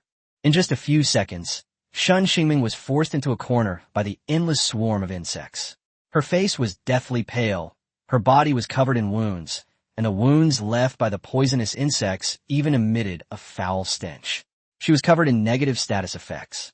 When Daoqi immediately intervened to end the battle, Shen Xingming's previous points were all wiped out. The Golden Team gained 2 more points, and the Great Yin Empire lost 3. Fortunately, Jiang Yi had already scored 2 points, preventing the situation from completely collapsing. Although the audience felt sorry for Shen Xingming, they still loudly comforted her. But soon, the shouts suddenly stopped. Jiang Yi looked at the battlefield between Jin Lin and Gu Yu. The outcome was almost a foregone conclusion. Gu Yu was like a completely different person, suppressing Jin Lin with just his iron fists. Even when Jin Lin activated the Radiant Thorn Armor, he couldn't gain the slightest advantage, because Gu Yu was also covered by a strange set of black armor. The armor was covered with hellish scenes, emaciated children with swollen bellies, people weeping while holding their parents' severed limbs, parents who had lost their children, and miserable creatures tormented by illness. Chapter 256. Jiang Yi is too arrogant. Gu Yu's face was devoid of any human emotion, like a cold machine, with only his eyes revealing pain, sorrow, and helplessness. Jiang Yi's pupils contracted slightly, already sensing that Jin Lin was about to lose. Gu Yu was ridiculously strong at this moment, sending Jin Lin flying back several meters with a single punch. Xiao Qiao suppressed her shock and revealed Gu Yu's profession. She is a mythical level professional, the Earth Guardian. The Earthly Guardian is ranked 79th on the mythical level class list. Xiao Qiao can rattle off even this kind of information so easily. She's clearly more than just an ordinary online commentator. But Jiang Yi had no time to think further, his gaze fixed on the battlefield. Jin Lin's Radiant Thorn Armor kept denting, unable even to heal itself, while Gu Yu's attacks grew increasingly fierce. The outcome was no longer in doubt. Gu Yu ultimately won. Jin Lin was seriously injured, but not to the point where when Daoqi needed to save the day, she was only penalized 1 point. Back on the Golden Lotus platform, she finally lowered her head and coughed, her palms covered in blood. Jiang Yi saw it, but pretended not to notice. "I'm sorry I lost." Jiang Yi glanced at everyone and said directly, "I will handle the rest of the matches." Shen Xingming and Li Qingye were both stunned. Jin Lin asked first, "You gonna fight alone?" Jiang Yi nodded. The ancient keys of Insect Valley and Red Mountain Kingdom, as well as those mythical geniuses who haven't yet appeared, are all huge threats. If Li Qingye and Yang Tian encounter them, the situation will definitely be dangerous, and they might even be forced to take action. He played alone, and although he could only get 2 points per game, he was able to ensure that the Great Yan's points would not drop any further. Xie Minghan couldn't help but ask him if he was confident. Luo Xiao and Gu Yu were already so formidable. Luo Xiao might not even be the strongest member of the team. Could Jiang Yi really handle him?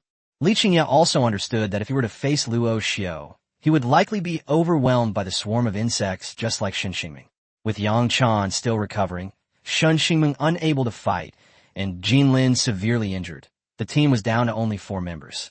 Although Yang Tian is a legendary Titan Shield Guardian with amazing defense and the ability to taunt enemies, his offensive capabilities are too weak, requiring the cooperation of teammates. Li Qingye took a deep breath. "I've almost recovered. I'll go into battle with you." Jin Lin tried to speak, but coughed up blood again. Xie Minghan handed her a handkerchief, and she bowed her head to thank her, her heart filled with humiliation. As a genius of the Jin family, she couldn't accept being so pathetic in front of everyone. I'm Fine. I still had one trump card left when I fought Guyu, Jean Lin said, looking up. But this move can only be used once in a short time, and I have to save it for the team match to deal with unexpected situations. Jiang Yi didn't question it.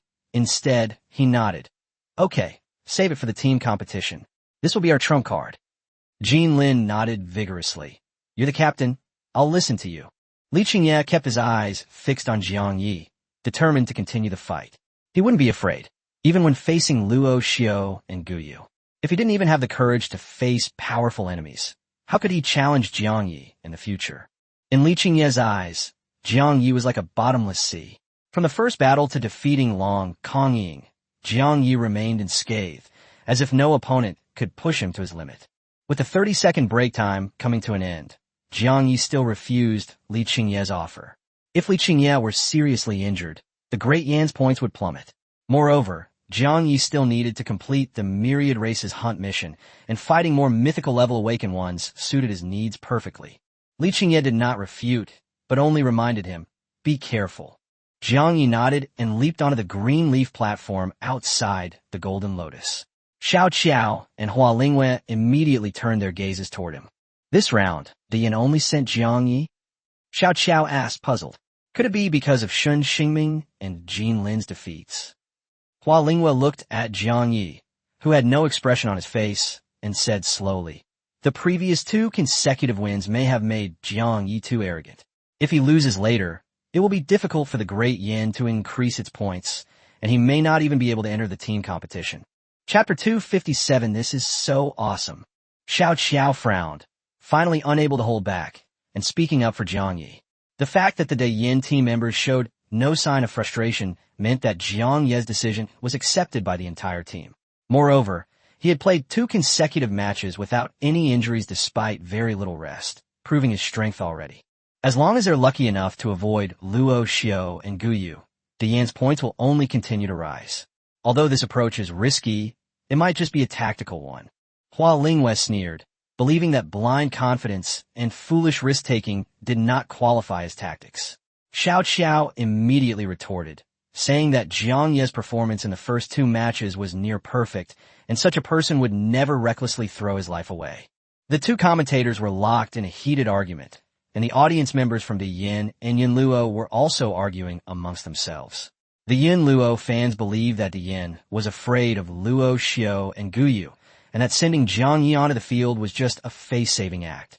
They even mocked the Yin for not even making it into the top 20. The audience of the Yin was naturally unconvinced and responded with angry curses. They believed that Jiang Yi's choice must have been reasonable, and since the competition was not over yet, no one could predict the outcome. Listening to the commotion from high in the sky, when Daoqi's gaze fell on Jiang Yi, he noticed that Jiang Yi's calmness reminded him of Gu Qingshan, a powerful expert in the divine realm he had once met. But he quickly shook his head. Gu Qingshan was the strongest god-level being among humans, while Jiang Yi was merely a level 40 mage apprentice. Perhaps he was overthinking things. Thinking of the limited time left on Blue Star, when Daoqi couldn't help but sigh. Just then, Jiang Yi saw his next opponent through the moving green leaves. The entire venue fell into a deathly silence. Standing opposite him was none other than Luo Xiao, who had just defeated Shun Xingming. The Yin Luo audience was overjoyed and began to mock the Yan's so-called tactics. They wished they could record Luo Xiao beating Jiang Yi to a pulp, convinced that Jiang Yi was doomed to lose this time. A smile appeared on Hua Lingyue's face as she calmly told Xiao Qiao that everyone had seen Luo Xiao's strength, and that Jiang Yi's decision this time was extremely foolish. Xiao Qiao looked up at Daoqi. She suspected that the match was not a coincidence, but rather something Daoqi had deliberately arranged. Daoqi, high in the sky, stiffened slightly. He had been so engrossed in the similarities between Jiang Yi and Gu Qingshan that he had unintentionally influenced the match. Just as he was thinking about how to make amends, his eyes suddenly widened. Jiang Yi now held a brand new staff. Legendary. Daoqi was utterly shocked. Epic equipment wasn't uncommon in the global tournament, but legendary items were extremely rare, The final reward for this event was only legendary. Jiang Yi wasn't a genius from a reclusive family, so how could he possibly possess a staff of this caliber? Epic grade items are already national treasures, while legendary grade items are the ultimate pursuit of top experts. As for mythical grade items, usually only those of the divine realm are qualified to possess them. The more when Daoqi observed Jiang Yi, the more he realized Jiang Yi was no ordinary person. Facing Luo Xiao, he showed no nervousness, remaining remarkably calm. Therefore, when Daoqi abandoned his plan to intervene and decided to observe how Jiang Yi would handle this battle, the battle hadn't even begun, yet had already captured everyone's attention. The live stream broadcasting the Yin player's video was flooded with tens of millions of viewers in just a few seconds, causing the server to crash instantly. Countless Yin citizens hurriedly searched for other channels, so anxious that they even prepared their blood pressure medication and emergency drugs in advance. Chapter 258, Jiang Ye's chances of victory are quite high. Empress Qin Lu Pang of the Great Yin Dynasty could no longer remain calm. Her eyes were glued to the impending battle, her heart pounding faster and faster. Jiang Yi had won 2 consecutive matches and now possessed a legendary grade staff. Perhaps he truly had a chance to defeat Luo Xiao. Meng Changtian also had a high opinion of Jiang Yi. He believed that Jiang Ye's decision to leave Li Qingye and the others inside the Golden Lotus while facing Luo Xiao alone clearly demonstrated his confidence. Jiang Yi was never an arrogant or reckless person. Kushoubong initially wanted to pour cold water on Jiang Ye's enthusiasm, but Qin Lu Pang's icy gaze forced him back. Looking at the fervent support for Jiang Yi from the Great Yin public during the live stream, he wavered for a moment, but quickly regained his resolve. As long as peace is maintained with the Abyss demons, the Great Yin will have time to develop. For the sake of the so-called future of the Great Yin, he still decided to help Chu Tianxi eliminate Jiang Yi. On the battle stage, Luo Xiao stretched his neck, a smile on his face, but his eyes were filled with killing intent. He had already harbored murderous intent when Jiang Yi crushed his soundworms. Jiang Yi responded calmly, stating that Luo Xiao's coveting of Ao Zhu was equally intolerable to him. Ao Zhu appeared from the pet space, first clinging to Jiang Yi and acting coquettishly, then, sensing Luo Xiao's hostility, immediately glared at him angrily. Luo Xiao stared at the pure-blooded dragon, his eyes blazing with greed. The bodies of the pure-blooded dragons were crucial materials for the insect valley to refine the god-attracting insects. These insects could summon insect gods and even possessed the terrifying ability to reverse time and resurrect awakened beings. This is also why Luo Xiao insisted on trading Ao Zhu. Since Jiang Yi refused, he planned to kill Jiang Yi in the battle and then take Ao Zhu. The vines dissipated and their gazes met instantly. Jiang Yi raised the Abyss Flame Demon Staff, unleashing the extreme cold ice prison and demon domain in quick succession at an astonishing speed. Luo Xiao's expression changed drastically, and he immediately activated the scapegoat worm. The figure trapped in the ice vanished in the blink of an eye, leaving only a crushed worm corpse inside the ice. Jiang Yi quickly searched for Luo Xiao's whereabouts, realizing that this mythical insect controller also had many hidden trump cards. Just as he was about to unleash his thunderous fury on the entire area, a piercing buzzing sound suddenly rang out. A white flying insect the size of a fist appeared out of thin air, its wings flapping and spraying out countless shimmering powders. Luo Xiao shrunk his body, rode on the insect's back, and hid in midair. Jiang Yi decisively abandoned Thunderous Fury and deployed Black Light Shield. The powder struck the shield, triggering a series of explosions that caused the entire battle arena to tremble violently. The explosion was terrifying. The surface of the Black Light Shield was riddled with cracks, and it didn't completely dissipate until the attack ceased. Before Luo Xiao could even feel smug, his pupils suddenly contracted. Jiang Yi disappeared, and even that pure-blooded dragon was nowhere to be found. Luo Xiao was incredulous. A Mage Awakener could actually become invisible? Everything happened too fast. The audience outside the arena were completely bewildered, and many of them didn't even notice that Luo Xiao had shrunk his body. Chapter 259, Your Mage Apprentice. Xiao Qiao seized the opportunity to quickly explain, making the audience understand the danger of this confrontation. Jiang Yi could turn invisible out of thin air, and Luo Xiao also had the trump card of shrinking his size. Both of their methods were beyond everyone's expectations. Before she could finish speaking, Luo Xiao had already begun to force Jiang Yi to reveal himself. He reverted to his original size and manipulated the arcane insect to land. The insect rapidly expanded, casting a dark shadow as Luo Xiao's arms trembled as he devoutly prepared to offer a sacrifice to the insect god. Just then, a figure appeared behind Luo Xiao. The piety on Luo Xiao's face instantly turned into a sinister grin, and countless shadow insects surged out of the shadows, numbering nearly 1,000.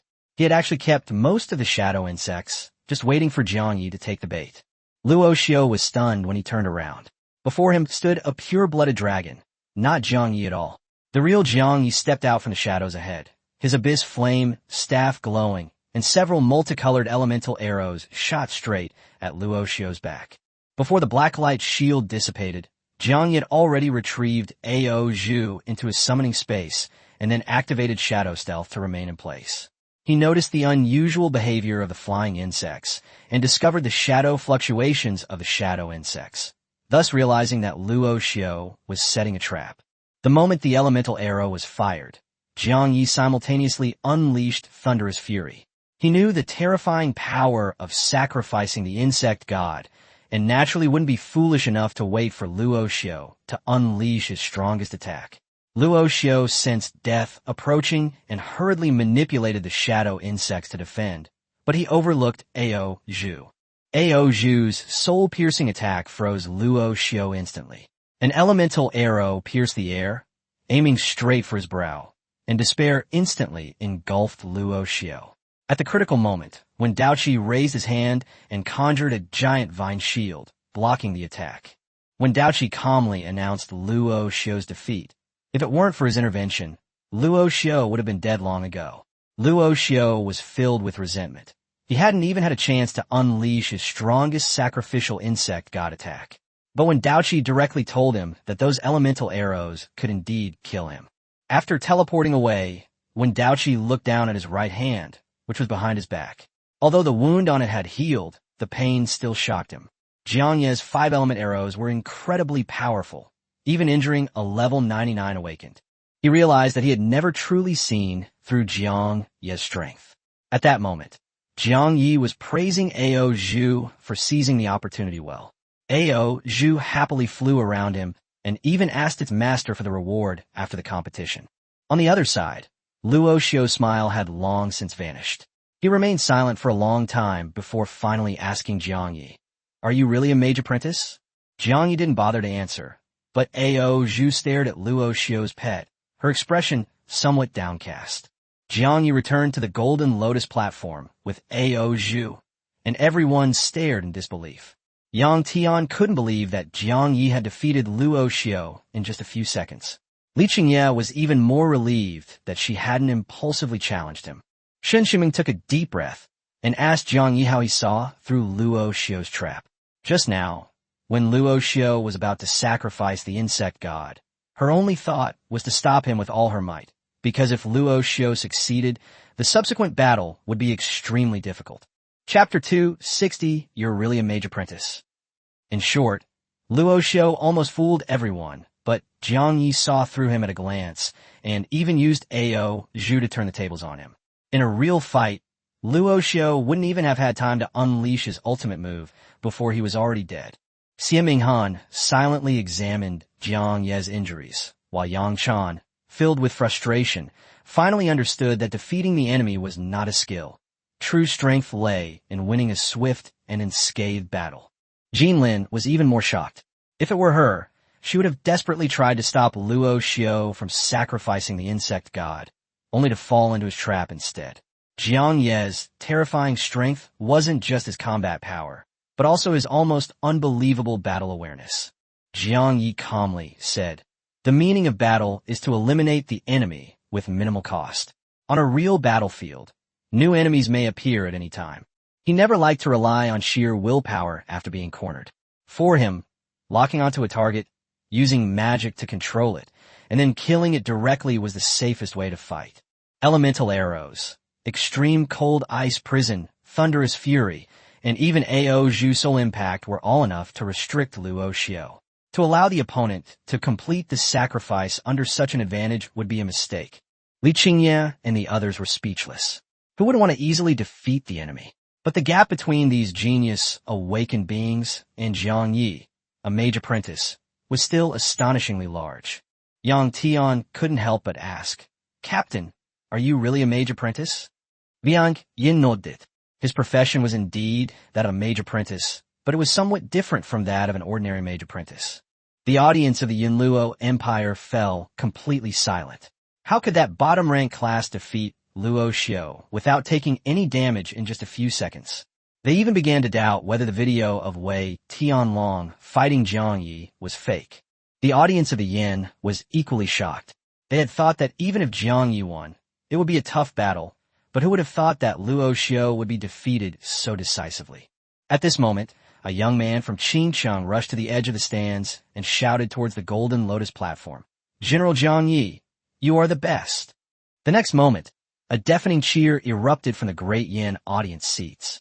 All previous worries turned into fervent shouts, and even spectators from other countries rose to their feet to applaud this spectacular battle. Jiang Yi ignored the cheers and checked the mission progress. The killer of all races too, nightmare of geniuses, mission had made significant progress. Defeating 7 more human geniuses would complete the first half. Resurrection items, mythical grade staffs, and ancient battlefield teleportation scrolls from the abyss are all rewards he desperately needs. He glanced at the other contestants. Perhaps he could achieve his goal today. Jiang Yi returned to the green leaf platform. Few weaker legendary awakeners remained. The field was now mostly populated by mythical-level geniuses, perfectly meeting the mission requirements. Winning 7 more games was nothing to him. Although his magic power had been depleted, the magic spring could increase his magic power limit and recovery speed. In addition, with the help of high-level items and shadow stealth, his condition remained excellent. Soon, Jiang Yi stepped on the battlefield again. A mythical genius's face immediately darkened when he saw that his opponent was him. The man gritted his teeth and said, "Jiang Yi, how about a draw? We won't fight, we'll wait 5 minutes, lose some points, and still be able to continue participating." He kept trying to persuade you. You've already played several matches. Even if you weren't injured, your condition isn't as good as before, right? My strength is not weak. Going all out will only make your condition worse. It's just a 5-minute break, and it only costs a few points. How does that sound? Can you accept that? Chapter 261, How could you possibly be a mage apprentice? Jiang Yi wondered if he had misheard. He didn't need recovery time at all. All he had to do now was keep defeating mythical-level awakened beings. Commentator Xiao Xiao thought it was a good idea. Jiang Yi had fought 3 matches in a row, so his magic power must have been greatly depleted. A 5-minute rest would make him even better in the later stages. Hua Lingwei remained silent, seemingly deep in thought as well. At this moment, a contestant from Hongshan suddenly shouted that it was unfair, claiming that it would be unfair to the others if Jiang Yi did not fight, and that the real enemy on the battlefield would not give him rest time. He even suggested disqualifying Jiang Yi. The Yinluo audience immediately echoed this sentiment. They were hoping Jiang Yi would be seriously injured, forcing Wen Daoqi to intervene and causing the Yan's points to plummet, thus losing their qualification for the team competition. Many players shared this idea, except for Luo Xiao and Hao Bin. Hao Bin didn't want Jiang Yi to be disqualified. If the Yin couldn't make it into the team competition, his plan to kill Jiang Yi would fall through.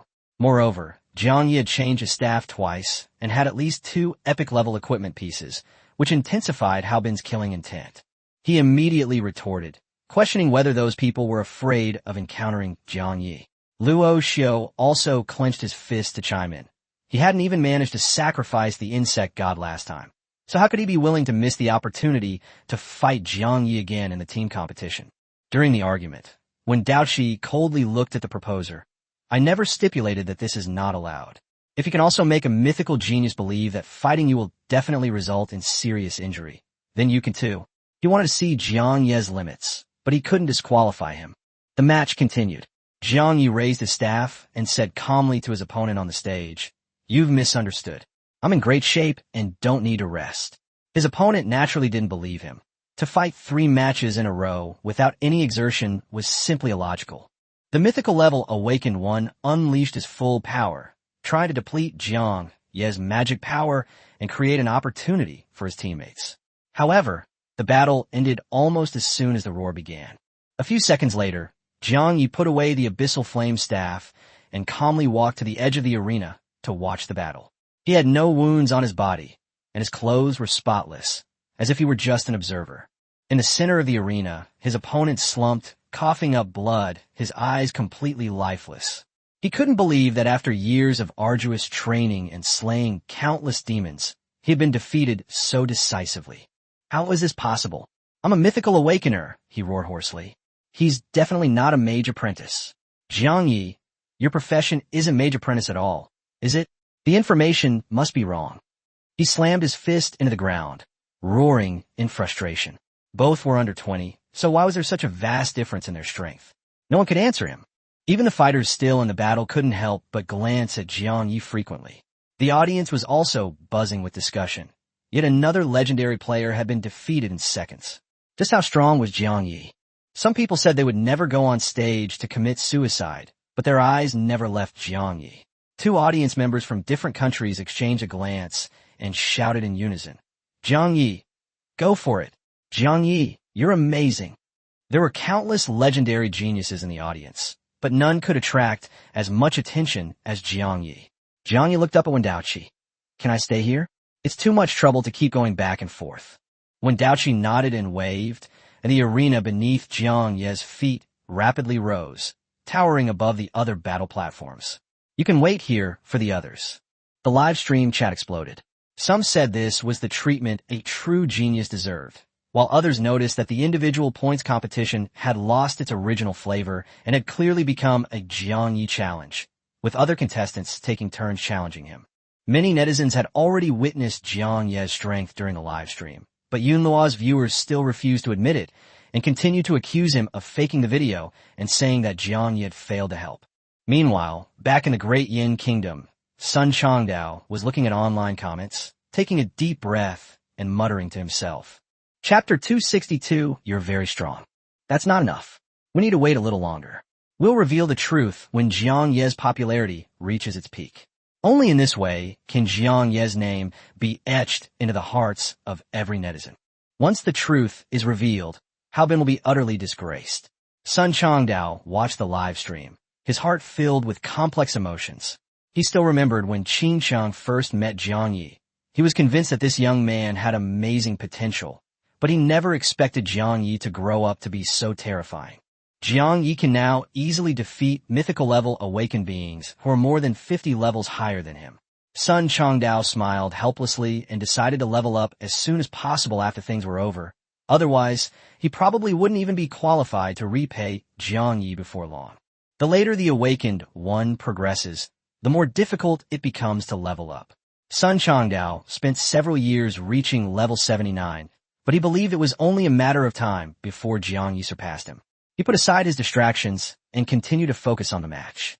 Jiang Ye's opponent in the fifth match is Xiao Qianyun, a top genius of the White Fang Empire and a mythical-level awakener. Xiao Qiao's voice echoed throughout the arena. Jiang Yi has already won 4 consecutive matches. Can he continue to win this one? Xiao Qianyun raised his spear and stared at Jiang Yi. You are stronger than I thought. I'm probably no match for you, but I'm willing to wait until you are back to your best condition before we begin. Jiang Yi was somewhat surprised, then shook his head. No need. I'm in good condition. Xiao Qianyun's eyes turned cold, and he stomped his foot, his figure shooting out explosively. The burning spear tip aimed straight for Jiang Ye's throat, moving so fast that it gave him almost no time to react. Jiang Yi immediately summoned the blacklight shield. With a deafening roar, the spear struck the shield, shaking the entire battle arena. Then the blacklight shield was blasted open, leaving a fist-sized hole. Exploding lava. Xiao Qianyun's entire body turned crimson, and a wall of fire instantly rose, causing the temperature of the arena to skyrocket, even melting the hard ground beneath his feet.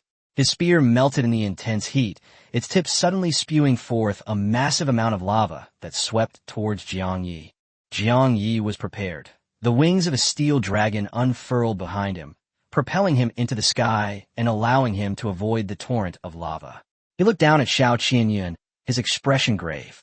To be able to pierce the blacklight shield, this person's attack power was indeed astonishing. The abyssal flame staff glowed, and several earth elemental arrows whistled down. Xiao Qinyun was about to defend when his movements faltered slightly. He already knew in his heart that he had lost. The earth elemental arrows exploded, slowing his speed.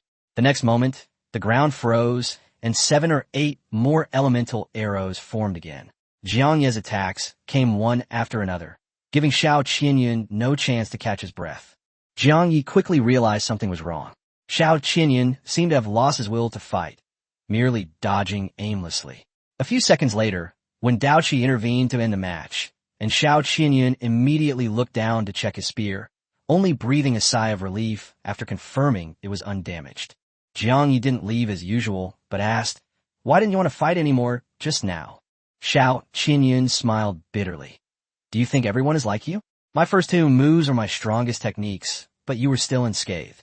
Every skill of yours is very strong, and I knew I was going to lose." He gave Jiang Yi a thumbs up. "You're very strong. The championship of this exchange competition should rightfully belong to the Great Yin Empire. Come to the White Fang Empire sometime, and I'll be your guide, though of course, not for free." The audience of the White Fang Empire did not blame Xiao Qinyun. Instead, they cheered for Jiang Yi. Some believed the championship would surely belong to the Great Yin, while others reminded them that the Red Mountain Kingdom and the Golden Black Robe Man were equally formidable. Jiang Yi listened to the sound around him and looked at the undeterred Xiao Qinyun, gaining a deeper understanding of the White Fang Empire. The 5th match ended, and he won again. Apart from Ma Taiyun, all his subsequent opponents were mythical-level awakened beings. Next, he only needed to defeat 5 more human geniuses.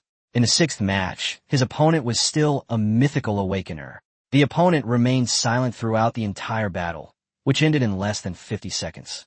Most of the remaining players were injured and in poor form.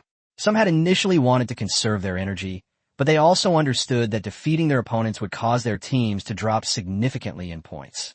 However, at this point, few spectators cared about the standings anymore. Chapter 263, Insect God.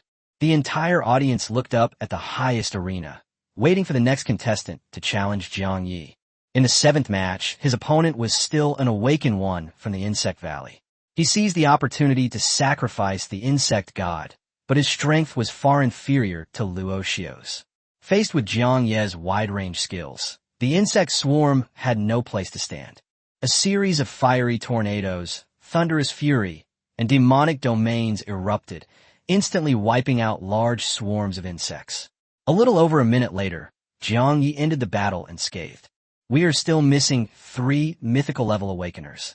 Jiang Yi took a deep breath. Although the continuous battles had not damaged his health, and his magic power could be quickly restored, he had to be highly vigilant in every battle, and his mind was already exhausted. The 8th match ended in just 57 seconds. The arena was eerily quiet. The audiences of the Yin and Yin Luo were all staring at the screen, many clenching their fists and silently cheering for Jiang Yi.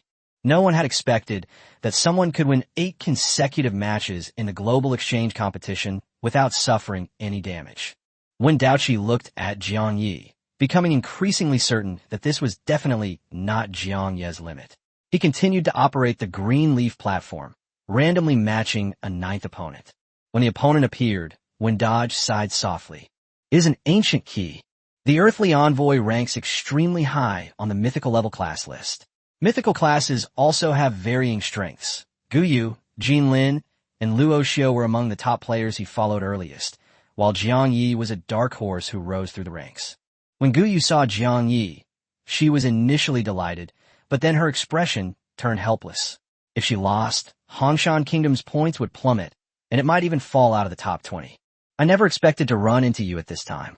Jiang Yi calmly said, "Don't worry about it. I also want to see the strength of the Xidagarba messenger." Without further ado, the two began fighting instantly. Guyu closed her eyes and then opened them again, a chilling chant mixed with countless wails echoing throughout the arena. Covered in black battle armor, her eyes were filled with pain and compassion, and her aura had completely changed. Jiang Yi raised the Abyss Flame Demon Staff, and the extreme cold ice prison descended first, instantly freezing Gu Yao's legs. Guyu looked down at the mark on the left shoulder of his battle armor and spoke in a deep voice. Hungry Ghost Realm. Black smoke billowed from the mark, transforming into a group of thin, pale children. Their bellies were bulging, their eyes were bloodshot, and they pounced on the ice with endless hunger, chewing away at the solid ice with a cracking sound. Jiang Yi was shocked and immediately unleashed his thunderous fury. A thunderous roar erupted, and the platform beneath Guyu's feet sank with a deafening crash. She used the blast wave to propel herself high into the air, coldly warning, "Be careful." Jiang Yi abandoned the condensation of elemental arrows and quickly activated Shadow Stealth, using his speed to rush towards the original location of the ancient key. But the ancient key crashed down like a meteor, striking the very spot where he had just stood. The platform trembled violently, and large cracks spread outwards. Jiang Yi nearly lost her balance, and her heart sank even further. No wonder Jin Lin was defeated by her. This power was truly terrifying. Unable to control his opponent due to the extreme cold of the ice prison, he could only consider summoning Ao Zhu and testing the effect with a soul impact. Clad in black armor, Guyu charged forward like a war god, her fists relentlessly striking the shadows where Jiang Yi might be hiding. Her strength and speed far surpassed those of any previous mythical level awakened being. Jiang Yi suddenly wondered how strong he would be if he encountered someone ranked in the top 20 or even the top 10 of the professional rankings. However, he possesses a 10,000-fold critical strike system and the heart of an apprentice. Given enough time, he will surely surpass all mythical level professions. With this in mind, Jiang Yi decided to go all out. He looked at the skill and offered a sacrifice against fate. The High Priestess's Blessing is a life or death trump card, not to be used lightly. However, the effect of this reversal of fate increases with each use. The more times it is used, the more powerful it becomes, potentially surpassing even mythical skills. Although the cost was high, it was nothing to Jiang Yi. This battle will serve as a perfect opportunity to enhance the effects, making it even more terrifying when hunting monsters in team battles. Defying Fate's Sacrifice. Exhausts all magic power. Level decreases by 15, and all 4 basic attributes permanently decrease by 1,000 points. Reversal of Fate. Increases health and mana recovery by 100%. Restores 7% health and mana per second during combat. Temporarily increases all 4 attributes by 5,000 points, and increases casting speed by 35%. Chapter 260, 4 Foam, Tianchi. Immune to pain for 13 minutes. Each use increases the effect, and also increases the level and attributes of the sacrifice. The rebellious sacrifice was far more powerful than the first one. Just as Jiang Yi was about to activate it, Gu Yao punched his hiding place, clearly having discovered him. With the wings of the steel dragon unfurled, Jiang Yi dashed explosively to the edge of the platform, immediately sacrificing himself once out of the shadows. A black altar appeared behind him, emanating blue and rainbow light. His fatigue vanished, his attributes surged, and his casting speed became astonishingly fast. The demon domain instantly engulfed the ancient key, and Ao Zhu followed up with a soul impact. Although the control effect wasn't strong, it was enough for Jiang Yi to make a move. Elemental arrows pierced the air, and the emerald green venom from the spider demon venom sac gloves also surged into the domain. Under the amplification of the shadow, Jiang Ye's damage was extremely terrifying, and Gu Yu's health plummeted, his face turning deathly pale. But when Dao Qi in the sky immediately made his move, all life is restored. The sound of raindrops fell, and the drizzle transformed into green light, enveloping the arena. Gu Yu's health rapidly recovered, even replenishing Jiang Ye's depleted mana. Demonic domain, elemental arrows, and venom continued to inflict damage, yet Gu Yu's health bar refused to decrease further. Jiang Yi finally witnessed the terrifying power of a level 99 awakened. A single healing skill rendered his full power burst of energy meaningless. If he were to be hunted down by such a powerful individual in the future, he would have to use the High Priestess's Blessing immediately, or he would have no chance of survival. When Dao Qi secretly breathed a sigh of relief. If he had been a step slower, Gu Yu would have been in danger. He looked at the altar behind Jiang Yi, recognized the rebellious sacrifice, and felt that this kid was taking too much risks to win. The battle ended with Jiang Yi emerging victorious from 9 consecutive wins, completely unscathed. The entire audience erupted in cheers, while the Yunluo Empire remained deathly silent. Jiang Yi ignored the cheers. His condition had been restored to its peak by the green light, and the fate-defying sacrifice was still ongoing.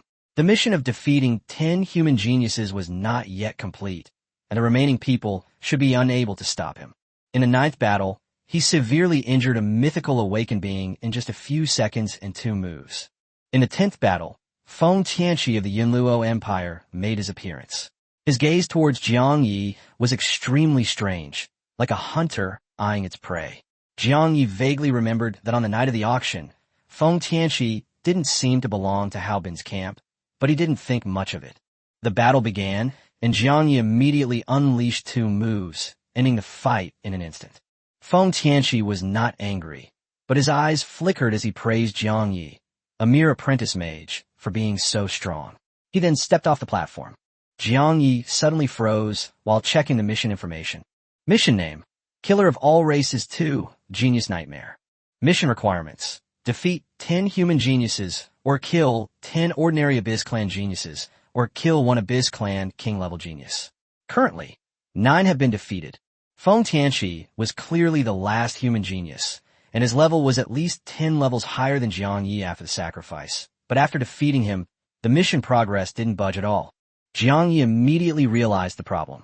Either Feng Tianqi wasn't a mythical level awakener at all, or he wasn't human at all. He took a deep breath and patiently waited for Feng Tianqi to step onto the green leaf platform and return to the golden lotus of the Yunluo Empire before staring at that figure and activating his mythical aura to investigate. Chapter 265 video released. That's right. Feng Tianqi has a golden aura, the aura of a genius of the race, which is enough to influence the rise and fall of a race. Jiang Yi immediately activated his true sight.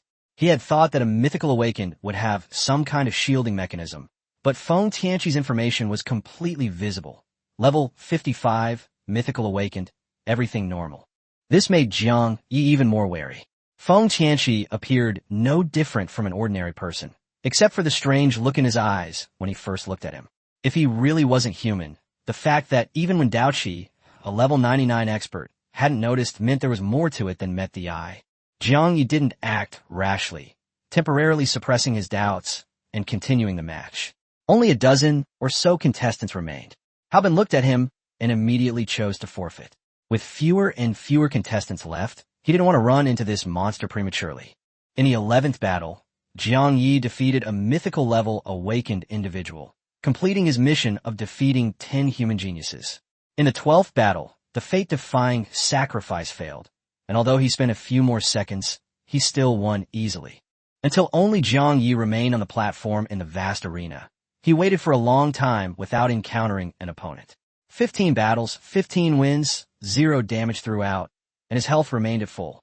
Viewers in the global live broadcast room were all witnessing this incredible record. Jiang Yi looked up and asked Wen Daoqi if he could leave. Wen Daoqi was gentle and announced the end of the individual points competition. After a 2-day rest, the team battles would begin. Then he waved his hand, and the golden lotus platforms of the 64 teams converged on Jiang Yi, overlapping to form steps. The entire stadium erupted in a deafening roar.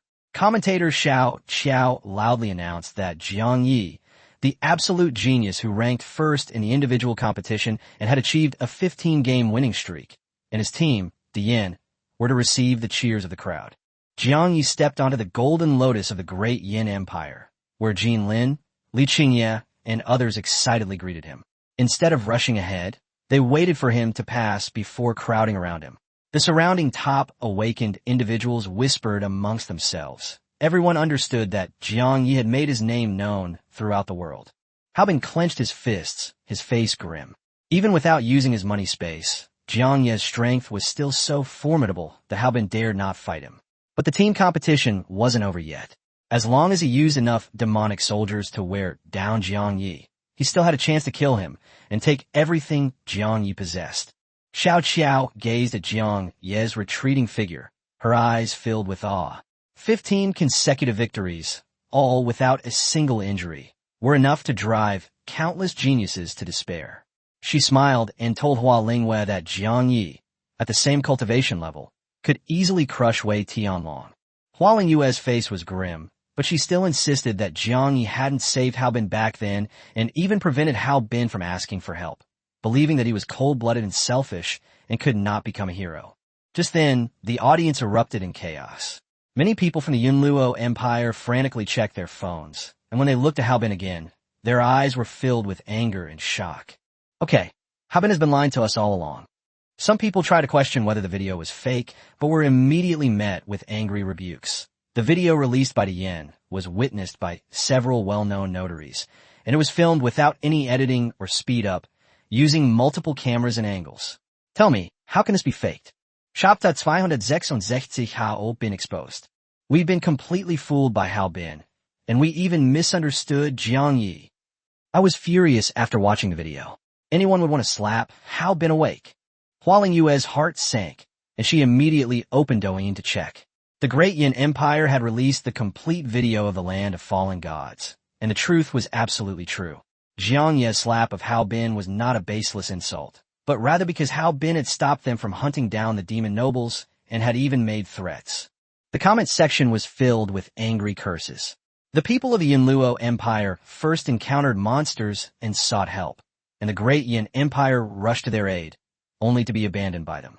Everyone thought Jiang Yi had done a satisfying job, and the video Hao Bin had previously released now seemed to be an ugly lie. Hua Lingwei's face was ashen, filled with both anger and guilt. Thinking about her previous misunderstanding of Jiang Yi, she wanted nothing more than to rush over and slap Hao Bin a few times. On the Golden Lotus platform, Hao Bin noticed her gaze and, thinking his teacher was unhappy with his withdrawal, hurriedly sent a message promising that the team would give their all to win the championship. Hua Lingwei was extremely important to him. Hao Bin's rise to become a renowned genius in the Yunluo Empire was inseparable from her support. Hua Lingwei didn't reply, only forwarded a video. Hao Bin clicked on it for a few seconds, and his whole body froze. The Great Yin Empire had actually revealed the truth to the public. Everything he had fabricated had been exposed. Impossible. This must be fake. Hao Bin staggered backward, almost falling off his golden lotus. His teammates quickly supported him, comforting him that there was still a chance in the team competition, but someone who saw the contents of the phone froze on the spot.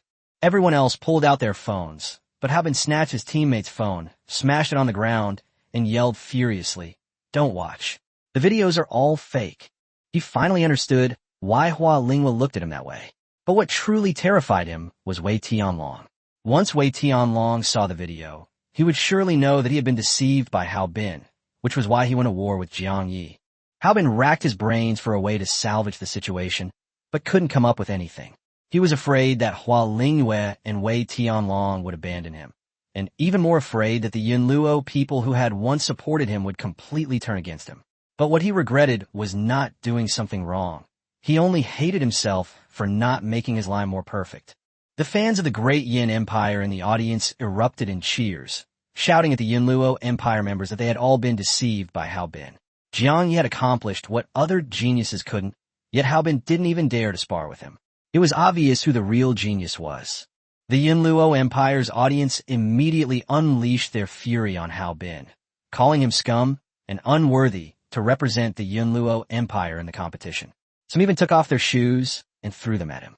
His teammates silently stepped back, lowering their heads and no longer speaking up for him. Hao Bin silently gazet at Viangye. That figure belonged to the victor, surrounded by applause and praise from around the world. His eyes were bloodshot, his nails dug into his palms, blood slowly flowing out, his heart filled only with a frenzied, killing intent. Hearing the insults all around him, Jiang Yi knew that Sun Changdao had already made his move. He turned around and looked at the disheveled Hao Bin with a faint smile. The next second, enormous metal wings unfurled behind Jiang Yi, his red cape fluttering wildly. He slowly rose into the air, then, to Hao Bin's astonishment, landed back on the Golden Lotus platform where Hao Bin was. Chapter 267 Jiang Yi. It's all your fault. Countless cameras instantly focused on Jiang Yi, and the big screen switched its view. Hao Bin gritted his teeth and asked him what he wanted to do. Jiang Yi smiled and replied that he was there to mock him and let everyone see his pathetic, shameful, and failed state. Jiang Yi never considered himself a good person. Hao Bin had tried to kill him, and if their positions were reversed, the other would only be more ruthless. Faced with Hao Bin's questioning, Jiang Yi coldly replied that compared to what Hao Bin had done, his humiliation was nothing. Hao Bin's eyes were filled with pain, and he suddenly bowed his head to apologize. He attributed everything to his eagerness to save people and his momentary impulse, and praised Jiang Yi as a hero of the great Yin dynasty, hoping that Jiang Yi would forgive him because of his status. He even bowed deeply. But Jiang Yi's smile vanished completely. He saw through Hao Bin's scheme and exposed him in public as still putting on an act and making excuses. When the great Yin awakened fought desperately against the demons, Hao Bin showed no impulsiveness. When his companions died in battle and the demon nobles fled, he remained equally unmoved. Jiang Yi's voice was calm, yet every word was piercing. If Hao Bin had been willing to fight alongside him, no one would have sacrificed themselves in vain, and none of those demons would have escaped. The entire arena fell silent. Hao Bin's face turned deathly pale. His attempt to apologize had clearly failed completely. Jiang Yi then declared in a global live broadcast that he was never a benevolent person. Those who wanted to kill him, he would kill. Those who offended him, he would make them pay the price. He didn't need to maintain a perfect image. His 10,000X critical strike system was his strongest source of confidence. The audience erupted in cheers, with countless people supporting Jiang Yi. Some defended Hao Bin, saying he was just acting impulsively and should be given a chance to change his ways, which immediately sparked public outrage. Chaos ensued, and staff rushed to quell the unrest. Manhwa took a deep breath and flew to the platform in front of the Yunluo Empire's team. She stopped running away, looked Jiang Yi in the eye, and admitted that they had misunderstood him. She said that the Yunluo Empire would give an explanation, and she would also make amends to Jiang Yi for her previous remarks. Upon hearing this, Hao Bin's face turned ashen, and he called her teacher in a trembling voice. Manhwa, however, looked disgusted and directly denied the relationship, announcing that he would receive his due punishment after the competition and that he should immediately go back to the hotel and stop embarrassing himself. Hao Bin collapsed to the ground. The match continued, and Jiang Yi basked in the cheers of the crowd, while Hao Bin could only hide in a corner, gazing up at Jiang Yi's retreating figure. He dared not go back to see Wei Tianlong, yet the hatred in his eyes only grew stronger. Now that things have come to this, even if Wei Tianlong kills him, it won't change anything. Hao Bin, however, feels he still has a chance. He plans to exaggerate Jiang Yi's wealth and equipment, promising it all to Wei Tianlong, just to continue participating in the team competition and seek revenge on Jiang Yi. If this path proved blocked, he was even prepared to go to the front lines and defect to the demons, helping them hunt down human geniuses and awakened beings. Hao Bin clenched his fists tightly, muttering venomously, "Jiang Yi, it's all your fault. You'll regret this."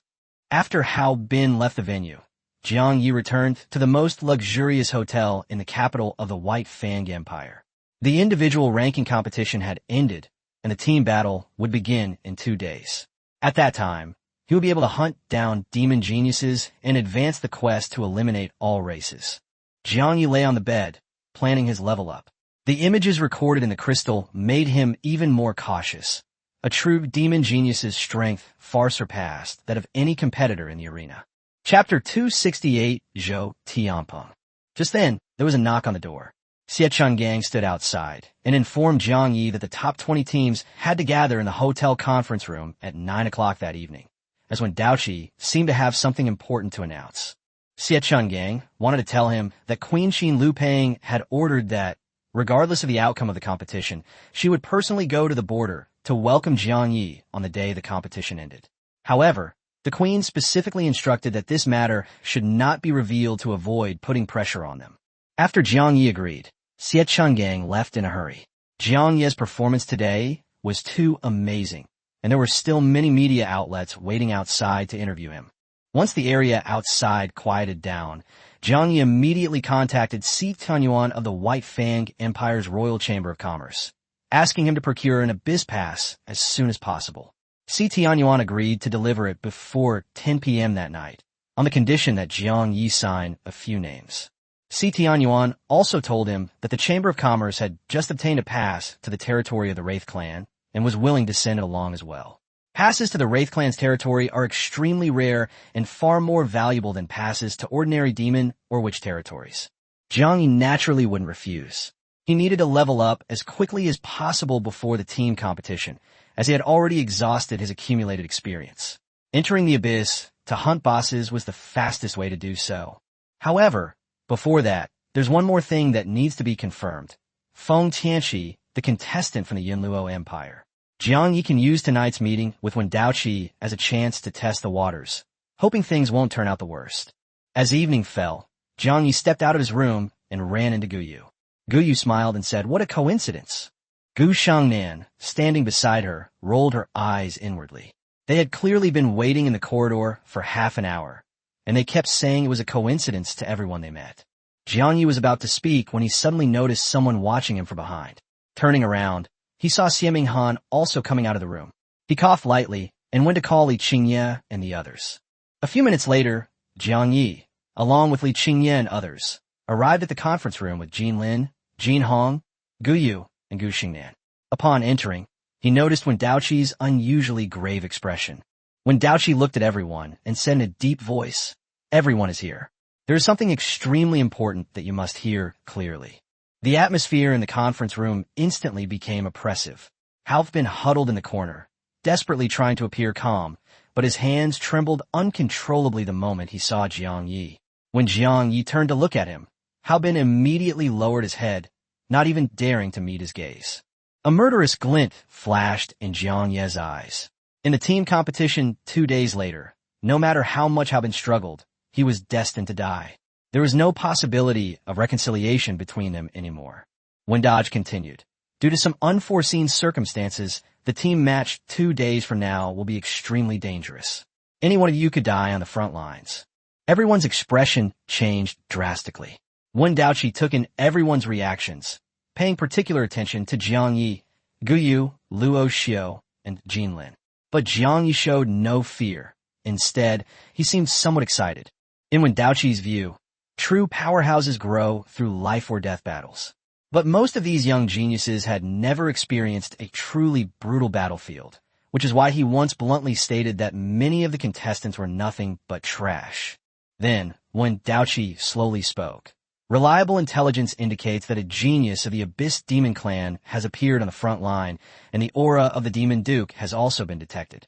More importantly, I personally went to investigate, and it is very likely that the power of the Abyss Demon God exists there."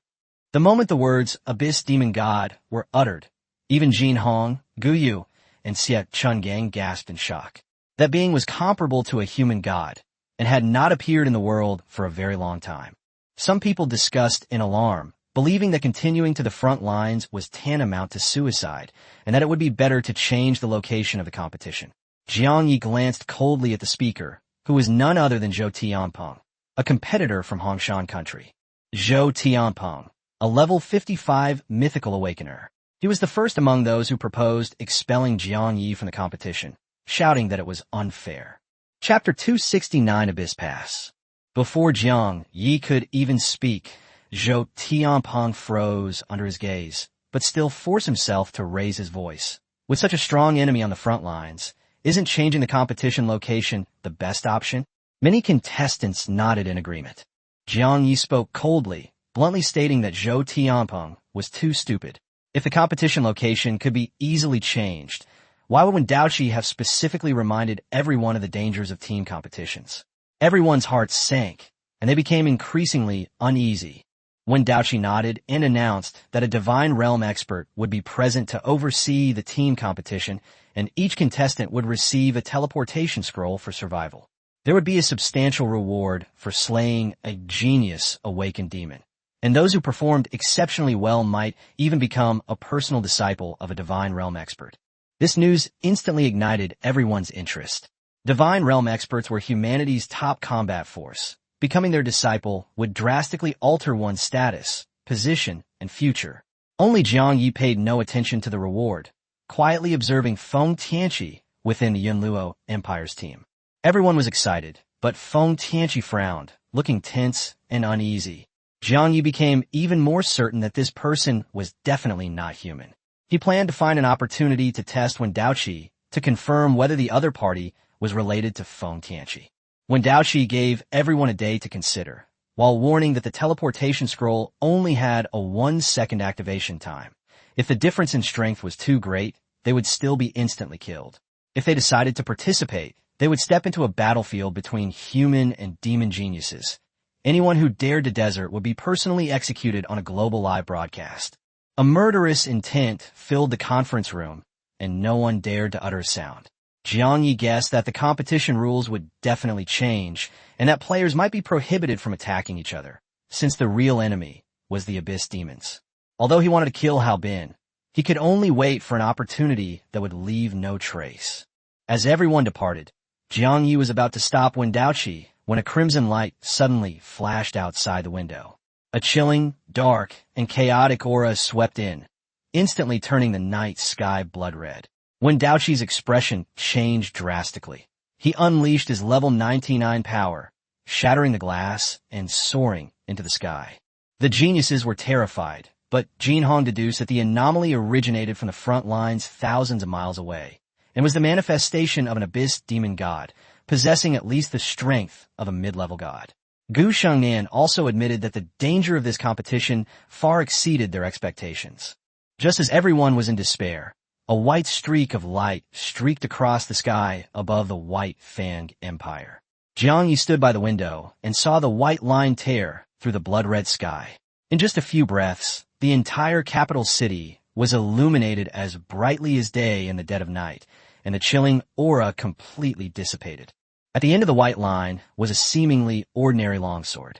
Jinhong and Gu Shengnan were equally shocked, only able to guess that it was the work of a human god-level expert. But this also meant that the threat facing Blue Star was constantly escalating. The capital of the White Fang Empire felt eerily quiet. It wasn't that people were asleep. Rather, all the residents were cowering in their homes in terror. Some were praying, some were weeping silently. After a long while, no further strange phenomena occurred. The white line in the sky slowly dissipated, and the night sky returned to darkness. Jiang Yi took a deep breath and walked straight to the window that no longer had glass. Chapter 270, I'm asking about your new identity. Li Qingye hurriedly asked Jiang Yi where he was going, and Xie Minghan and the other contestants nearby also looked over. Jiang Yi stopped and said calmly, "There's nothing we can do now, so we might as well increase our strength. No matter what happens later, the stronger we are, the more we can do." The wings of a steel dragon unfurled behind him, and Jiang Yi flew straight towards the White Fang Empire's Royal Merchant Guild. The dark red sky and the white line tearing through the darkness made him feel an unprecedented sense of crisis. They don't even know what the anomaly is, let alone what kind of destruction it will bring. If they really get caught up in it, perhaps only the High Priestess's blessing can save their lives. Having witnessed Wen Daoqi's power and seen the terror of a sword illuminating the white sky, Jiang Yi has decided to use the Abyss Pass to hunt monsters and level up to level 50 as soon as possible. A few minutes later, he arrived at the Royal Chamber of Commerce. The entrance was heavily guarded, and awakened ones drove away the approaching crowd. Only after seeing Jiang Yi did someone contact the chairman. Soldiers were everywhere on the streets, maintaining order. The border had already been invaded by the Abyss Demons, and now, with these strange phenomena occurring again, the once prosperous capital was shrouded in fear. Looking at the bewildered crowd, Jiang Yi's gaze was resolute. Only by becoming a true strongman could he protect himself and those he cared about. This world was about to face a great crisis. Si Tianyuan quickly walked out of the Chamber of Commerce, wanting Jiang Yi to go inside for safety. Jiang Yi, however, asked, "Is the Abyss Pass ready? I'll give you the signature when I get back." Si Tianyuan took out 2 passes, pointing out that the grayish-white one led to the territory of the Wraith clan. The various nations knew very little about the Wraith clan. Their attacks were unpredictable, and most were immune to physical damage. Jiang Yi didn't take it for nothing. He exchanged 2 epic materials for the pass, and even signed it.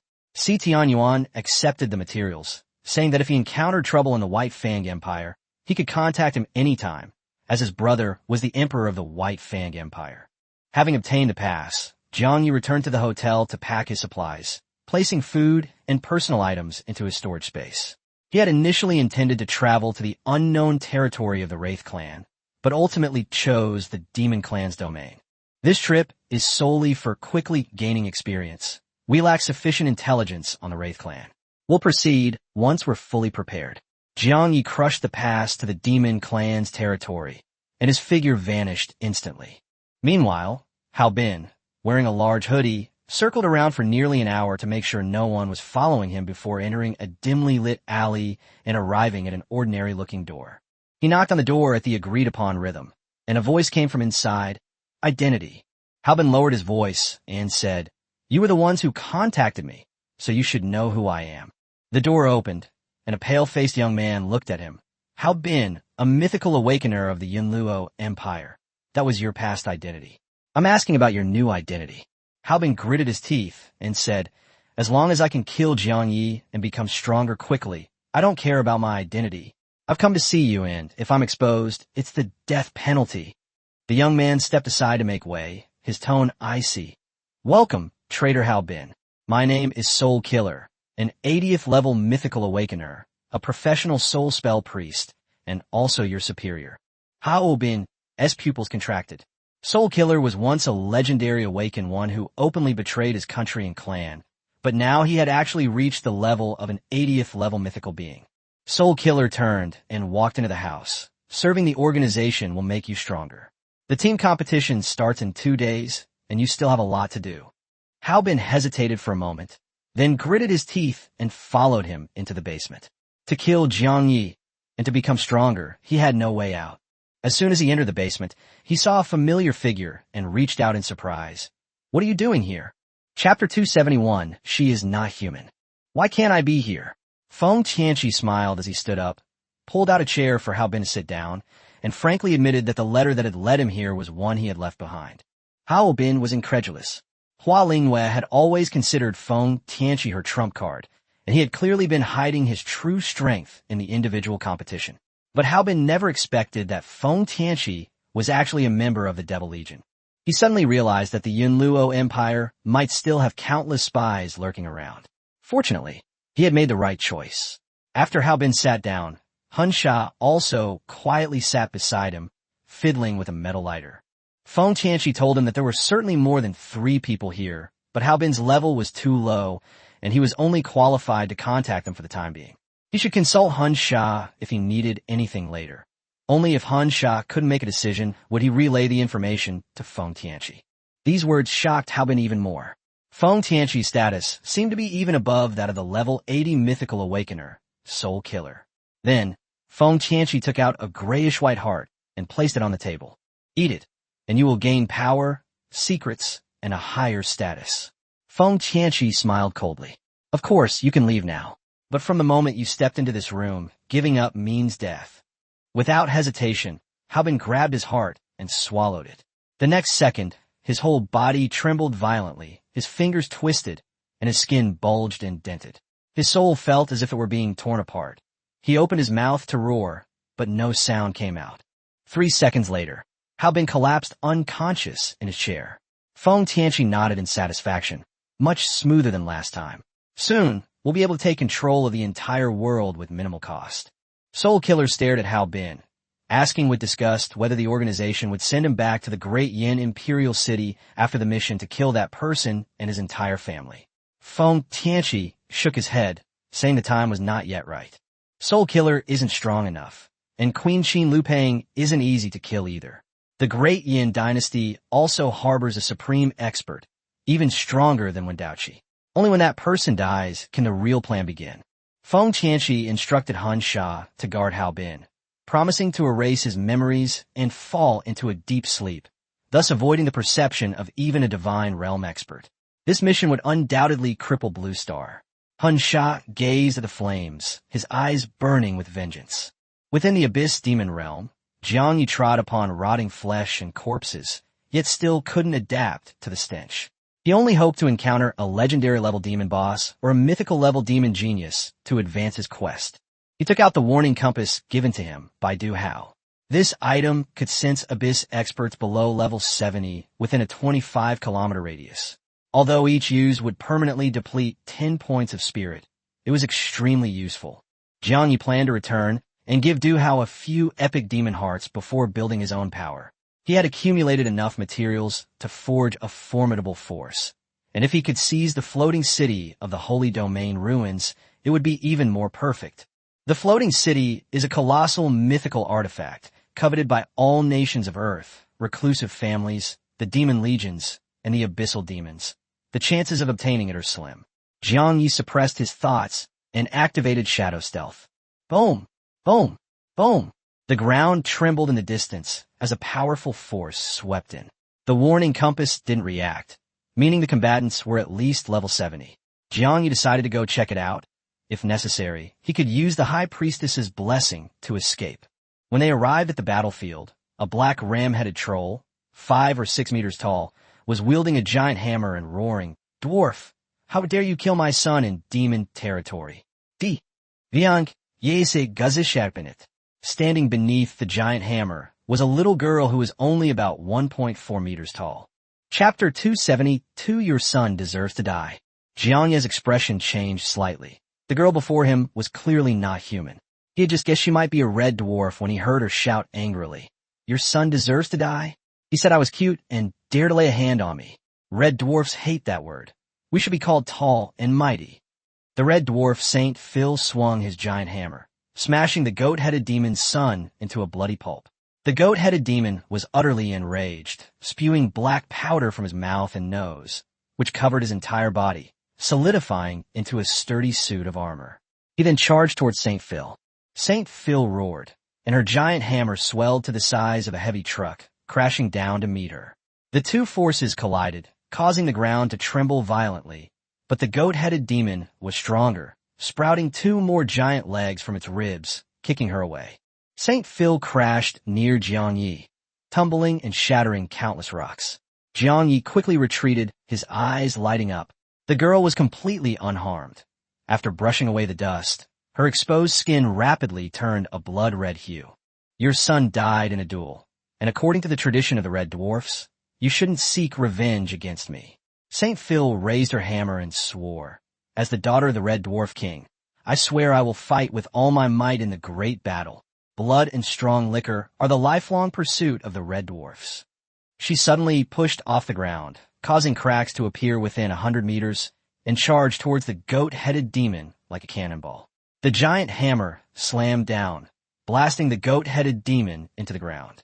Saint Phil pursued closely, frantically swinging her hammer, creating a continuous roar. Jiang Yi hid in the shadows, initially thinking she was no match for the goat-headed demon, but unexpectedly, she was able to suppress the monster. He originally planned to wait until both sides were exhausted before finishing her off, since the goat-headed demon was a legendary level boss, and the legendary materials could compensate Lin Yuheng for the huge sums he had spent. Saint Phil was the first red dwarf he had encountered, and he wanted to learn the blacksmithing profession from her. Jiang Yi hesitated, but the battle situation suddenly changed. An invisible wave enveloped the battlefield, and rotting flesh and rubble rose into the air, converging on Saint Phil's head. The ram-headed demon's voice rang out, "Damn dwarves, feel my power." Rotting flesh coalesced into a black ram's head 1,000 meters in diameter, every single black hair composed of decaying flesh. The ram's head split open its massive maw, revealing a dense array of fangs, a sight so disgusting it was nauseating. After the black ram's head appeared, the ram-headed demon's power surged, sending Saint Phil flying with a single punch, and then launched a fierce attack. "I told you, you will die today, and no one can save you." Jiang Yi smirked. Although Saint Phil was weak, she could keep this demon going. Time passed, and Saint Phil was covered in wounds. The giant black ram's head had shrunk to 500 or 600 meters. The two monsters were incredibly powerful, and everything within a radius of several kilometers was shattered. Saint Phil coughed up blood mixed with her internal organs, finally feeling the chill of death. Although she was a mythical red dwarf, she was only around level 60. The goat-headed demon, on the other hand, was at least level 70 and a legendary demon duke. The level difference was too great. Moreover, the giant black goat's head was constantly enhancing the goat-headed demon's attributes. Chapter 273, The Goat-Headed Demon. Saint Phil roared and raised her giant hammer. The goat-headed demon, thinking she was about to fight to the death, immediately went on high alert. But suddenly Saint Phil shouted behind it, Big brother, what you doing here? The goat-headed demon instinctively turned around, only to find no one behind it. By the time it turned back in a rage, St. Phil had already fled far away. She wasn't one of those red dwarves who would rather die than retreat. If she couldn't win, she would run away, for only by living could she have a chance. The goat-headed demon chased after her, calling her cute, trying to provoke her with the hatred of killing a child. Jiang Yi couldn't help but chuckle, feeling the time was right. If St. Phil died, he would miss a precious opportunity. The wings of the steel dragon unfurled, and Jiang Yi pierced through the shadows, landing ahead of St. Phil as she fled, deliberately turning sideways to indicate he meant her no harm. St. Phil, seeing humans in front and monsters behind, felt a surge of despair. The thought that if she died, her brother would never be able to leave the prison again filled her with rage, and she gripped the giant hammer, ready to fight to the death. But then she heard Jiang Yi calmly ask, "Do you need help, brave red dwarf lady?" "Of course we need it," St. Phil replied immediately. But her joy vanished instantly after she used her legendary detection skill to see Jiang Ye's level. This human was only level 30. Facing the goat-headed demon was simply suicide. She urged Jiang Yi to run, but Jiang Yi simply raised his staff, aiming it at the pursuing goat-headed demon. St. Phil sighed inwardly. Even humans were willing to die for the glory of defeating powerful enemies. She had intended for Jiang Yi to distract the goat-headed demon, buying herself time to escape, but instead she shouted, "Tell me your name. I will avenge you and smash this wretched goat-headed demon into mincemeat." The next second, St. Phil stopped. Countless icy frosts froze the ground and shot towards the goat-headed demon like a torrent. Her face was filled with shock. How could a level 30 human unleash such a terrifying skill? The goat-headed demon's legs were bound by ice, and its body suddenly expanded, forcefully shattering the ice. Hovering in midair, it stared at Jiang Yi with a grave expression. "Who are you?" "This is a feud between me and a red dwarf. Don't be courting death." St. Phil immediately changed her mind. Jiang Yi would cast spells from a distance while she would engage in close combat. The two of them might actually win. However, Jiang Yi frowned slightly. Extreme Cold Ice Prison was only a diamond-level skill. It wasn't enough to deal with high-level bosses. He only hoped the goat-headed demon would drop skill enhancement stones or high-level skill books. Immediately afterward, the abyssal flame's staff lit up, and a dozen elemental arrows rapidly condensed. "All right, let's go together." St. Phil gripped her giant hammer and charged out after the arrow. The ram-headed demon sensed the danger and was about to dodge when a figure suddenly appeared in front of Jiang Yi. The moment the ram-headed demon saw Ao Zhu clearly, its face turned deathly pale. Apure-bladed dragon. Without hesitation, it turned and fled for its life, but it was too late. Ao Zhu opened her mouth and unleashed a soul shockwave, the elemental arrow, striking the ram-headed demon. Jiang Yi then unleashed thunderous fury and demonic domain in quick succession. After the roar, the area where the ram-headed demon had been was transformed into a purgatory. St. Phil was also affected by the soul shockwave, but fortunately, she was far enough away. Standing at the edge of the lightning and demonic realms, she couldn't help but swallow hard as she listened to the ram-headed demon's mournful roar. Jiang Yi could kill the goat-headed demon all by himself without her help. St. Phil stared in shock, convinced that Jiang Yi was definitely hiding his level, at least level 70 or higher. Chapter 274, Lord Mahler. Jiang Yi emerged from the shadows, his first move being an elemental arrow amplified by shadow. The legendary skill's power was increased by 20%, and combined with the Ring of Myriad Race's 67% damage bonus, the goat-headed demon's health instantly dropped by nearly half. Just as the goat-headed demon tried to break free of the ice, the paralyzing effect of thunderous fury suddenly kicked in again. It could only watch helplessly as Jiang Yi continued casting his spell, roaring furiously, "Human, who are you?" Jiang Yi ignored him completely, his eyes only on the spoils and experience. He continuously unleashed skills while activating the spider demon venom sac gloves. Soon, the massive goat-headed demon collapsed to the ground. Defeat the level 73 legendary abyss monster, Lord Mahler. Experience plus 800 million points. Obtain 1,000 each of the legendary heart, demon claw, and goat's eye, goat's armor, the skill book Black Death Ray, and skill enhancement stones of various tiers. Jiang Yi smiled. This battle had been incredibly rewarding. The ring of myriad races damage amplification against demons had increased to 72%, and Lord Mahler had directly increased it by 5%. Thinking about the Global Awakeners Exchange Tournament team competition 2 days later, he felt even more excited. St. Phil was still staring blankly at the corpse, while Jiang Yi examined the ram-headed demon armor. The armor could increase constitution by 50,000 and health by 20,000 and improve both physical and magical resistance. It could also continuously regenerate health when low on health. And after activating special effects, it could further enhance strength and speed, and also inflict knockback, stun, and various debuffs. This equipment was clearly more suitable for a warrior, but it was still superior to his epic battle armor. Jiang Yi thought that his strength and physique were not low, and that after equipping it, he would have the ability to counterattack even if someone attacked him at close range, so he immediately changed his equipment. St. Phil came to her senses and saw him changing his nails. She instinctively covered her eyes, but secretly peeked through her fingers. She muttered to herself that this human was quite good-looking, and then asked Jiang Ye's name. Before Jiang Yi could speak, Ao Zhu in the air suddenly shouted, "Master, there are enemies coming from afar." Jiang Yi flew up into the sky, realized that something was wrong, and immediately asked St. Phil if there was a safe place to go.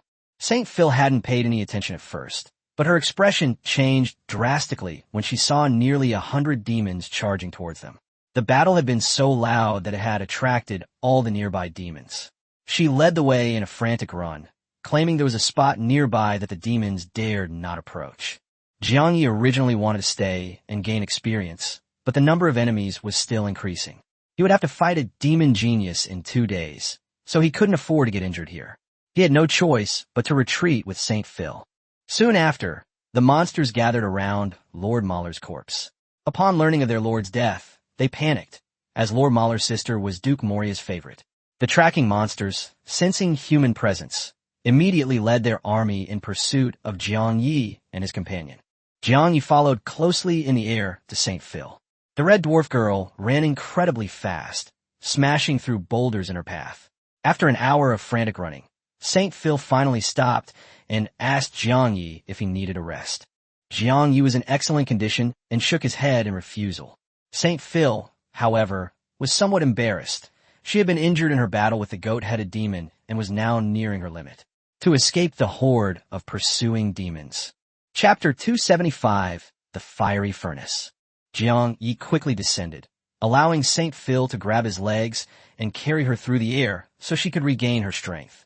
St. Phil leaped up, clinging firmly to his legs, and the wings of the steel dragon began to flap faster. Jiang Yi's expression changed slightly. This red dwarf weighed at least a ton. St. Phil was somewhat embarrassed, explaining that red dwarfs were always tall and strong, and their weight far exceeded that of ordinary races. Jiang Yi took a deep breath and continued flying forward. After defeating the goat-headed demon, Jiang Yi had achieved his goal of entering the abyss. He had all the experience, equipment, and skill books, and could leave at any time. However, he wanted to use St. Phil to learn more about the red dwarves. After flying for more than an hour, a massive black city appeared on the horizon. St. Phil finally breathed a sigh of relief and told him that it was the Black City, and no abyss force would dare to make a move inside. Once inside, it would be safe. Jiang Yi, however, did not relax. The abyss was chaotic and dangerous, but this Black City seemed to have a different order.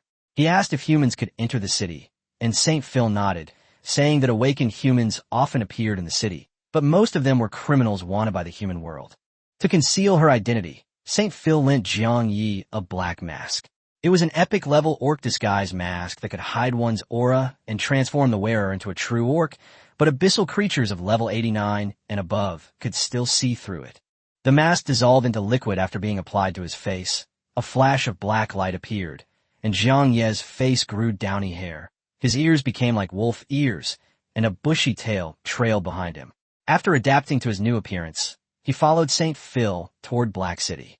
The city gate, over 50 meters high, resembled the gaping maw of a colossal beast. Entering the city required a diamond-grade material, and leaving required the same fee.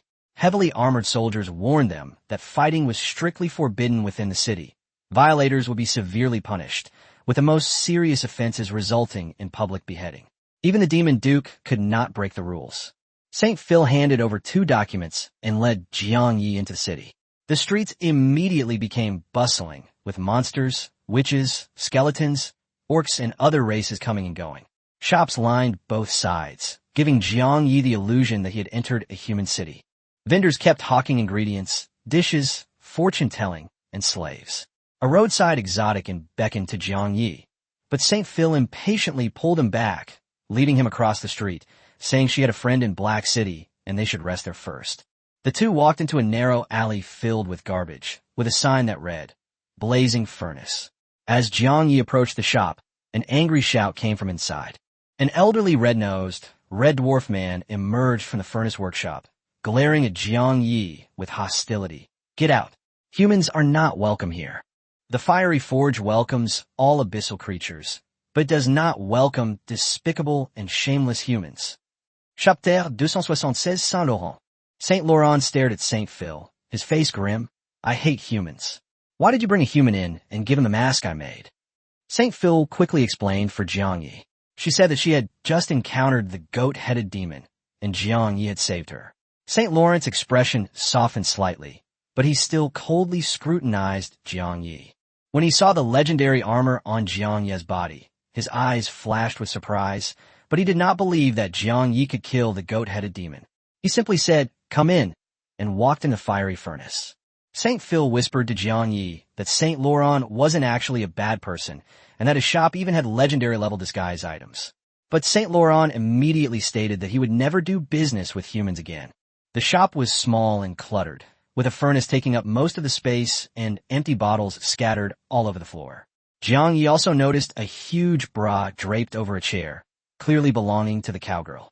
Saint Laurent awkwardly hid her bra, gesturing for the two to sit wherever they pleased. Jiang Yi quickly made a judgment. This red dwarf was lecherous and fond of drinking, and had been thoroughly deceived by humans before. To ease the tension, Saint Phil took out a bottle of red wine. Saint Laurent's eyes lit up at the smell, and he immediately recognized it as a fine wine brewed from the blood of a star-level demon and aged for more than 10 years. Before the glass was even full, he snatched it and downed it in one gulp, his face beaming with delight. But a moment later, he sighed, Even the finest wine can't compare to crimson blood. St. Phil told him that after the Crimson Skull Cup was lost, crimson blood became incredibly precious. Even the Red Dwarf King could hardly obtain it. Upon hearing this name, Jiang Yi immediately thought of the Crimson Skull Cup he had acquired at the auction. That epic item could transform any liquid into crimson blood, and drinking it would greatly enhance one's attributes. Jiang Yi had initially only considered it a combat tool, but now he realized that it was far more valuable to the Red Dwarfs. He feigned curiosity and asked, making no attempt to hide his desire. For all Red Dwarves, crimson blood was an irresistible delicacy. He had only tasted it once, and still longed for it. Jiang Yi probed indirectly and finally figured out the key. Ordinary liquids can be transformed, but crimson blood made from the blood of high-level monsters is the most suitable for the Red Dwarf's taste. Jiang Yi happened to have the goat-headed demon's blood. He excused himself to wash his face and went into the bathroom, where he poured the blood into a scarlet skull cup, converting it into 500 milliliters of scarlet blood. But as soon as the smell wafted out, Jiang Yi almost vomited. The stuff smelled like rotten, fermenting blood with a pungent, foul odor. He simply couldn't understand why the Red Dwarfs would consider it fine wine. Upon returning, Jiang Yi surveyed the equipment in the shop, only shaking his head and sighing. Saint Laurent immediately glared at him, questioning whether he thought the things he forged were garbage. Jiang Yi calmly stated that he knew a master blacksmith who had repaired legendary items. In comparison, the equipment in the blazing forge was indeed only average. Saint Laurent finished his drink and stormed into the back room. When he emerged, he was carrying several pieces of equipment, the most striking of which was a white mask. Kid, I know you're trying to provoke me, but as a Red Dwarf blacksmith, I am confident that I can make you take back what you just said. Chapter 277 Saint Kais. No matter what, I will not sell you the equipment in the shop. Saint Laurent's attitude was firm, but he still placed the equipment in front of Jiang Yi and let him examine it carefully. What attracted Jiang Yi the most was a legendary-grade, alien blood, flesh-woven disguise mask. It was forged by Saint Laurent himself, and wearing it would increase his spirit by 3,000, his health by 20,000, and his magic recovery by a faster pace. More importantly, the mask can fuse with the body, creating a new appearance that perfectly matches the characteristics of the race. Unless encountering a human god-level powerhouse or an abyssal demon god, no one can see through the disguise. Jiang Ye's heart skipped a beat. The shop also had legendary two-handed swords and other equipment, but this mask was the most suitable for him. With it, he would no longer have to worry about his identity being easily exposed. Saint Laurent had finished showing off his forging skills and was about to put away the equipment when Jiang Yi suddenly stopped him and suggested that they might make a deal. Saint Laurent refused outright, even vowing never to do business with humans again. But before he could finish speaking, Jiang Yi took out a glass container containing 10 milliliters of scarlet blood. The container was opened, and a putrid, fermenting stench of blood immediately filled the shop. Jiang Yi held his breath, while St. Laurent's expression changed drastically, his gaze fixed on the mass of scarlet liquid. Crimson blood, his nose twitched, his expression a mixture of shock and fervor. This tastes even stronger than the one I drank years ago. Even St. File, standing nearby, was staring at the container, her eyes filled with longing. Seeing this, Jiang Yi knew that the mask was now secure. Saint Laurent barely suppressed his impulse and inquired about the origin of the crimson blood. Jiang Yi did not answer, but only asked him to taste a drop to confirm its authenticity. Saint Laurent immediately rushed to wash up, and when he returned, he trembled as he picked up his wine glass. The drop of crimson blood entered his mouth, and he stood there for a long time, his face filled with ecstasy and satisfaction. Then, he directly overturned his previous vow. The remaining crimson blood, plus 100 legendary materials, and this mask is yours. Jiang Yi didn't haggle and quickly completed the transaction, obtaining the legendary level disguise mask. Of course, he wouldn't be foolish enough to use it in front of Saint Laurent and his daughter. While Saint Laurent was engrossed in the crimson blood, Jiang Yi inquired about how to become a master blacksmith. Saint Laurent told him that there was an inextinguishable divine fire in the Red Dwarf territory, and that after gaining the approval of the Red Dwarf King, one could enter and undergo trials. As long as he passes the trial of divine fire, he can become a master blacksmith. Jiang Yi has crimson blood and the crimson skull cup, so gaining the approval of the Red Dwarf King won't be difficult. The only trouble is the second job change scroll. If he could become a master blacksmith, the vast amount of materials he had accumulated would come in handy.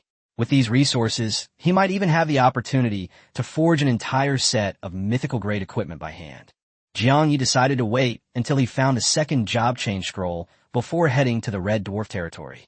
He then inquired about the wraiths, since he still had a pass to their territory. Saint Laurent casually told him that the celestial demon at the end of the street was a vengeful spirit, and that he had a good relationship with it. Saint Phil offered to lead the way, and Jiang Yi also planned to return to Blue Star after getting the information.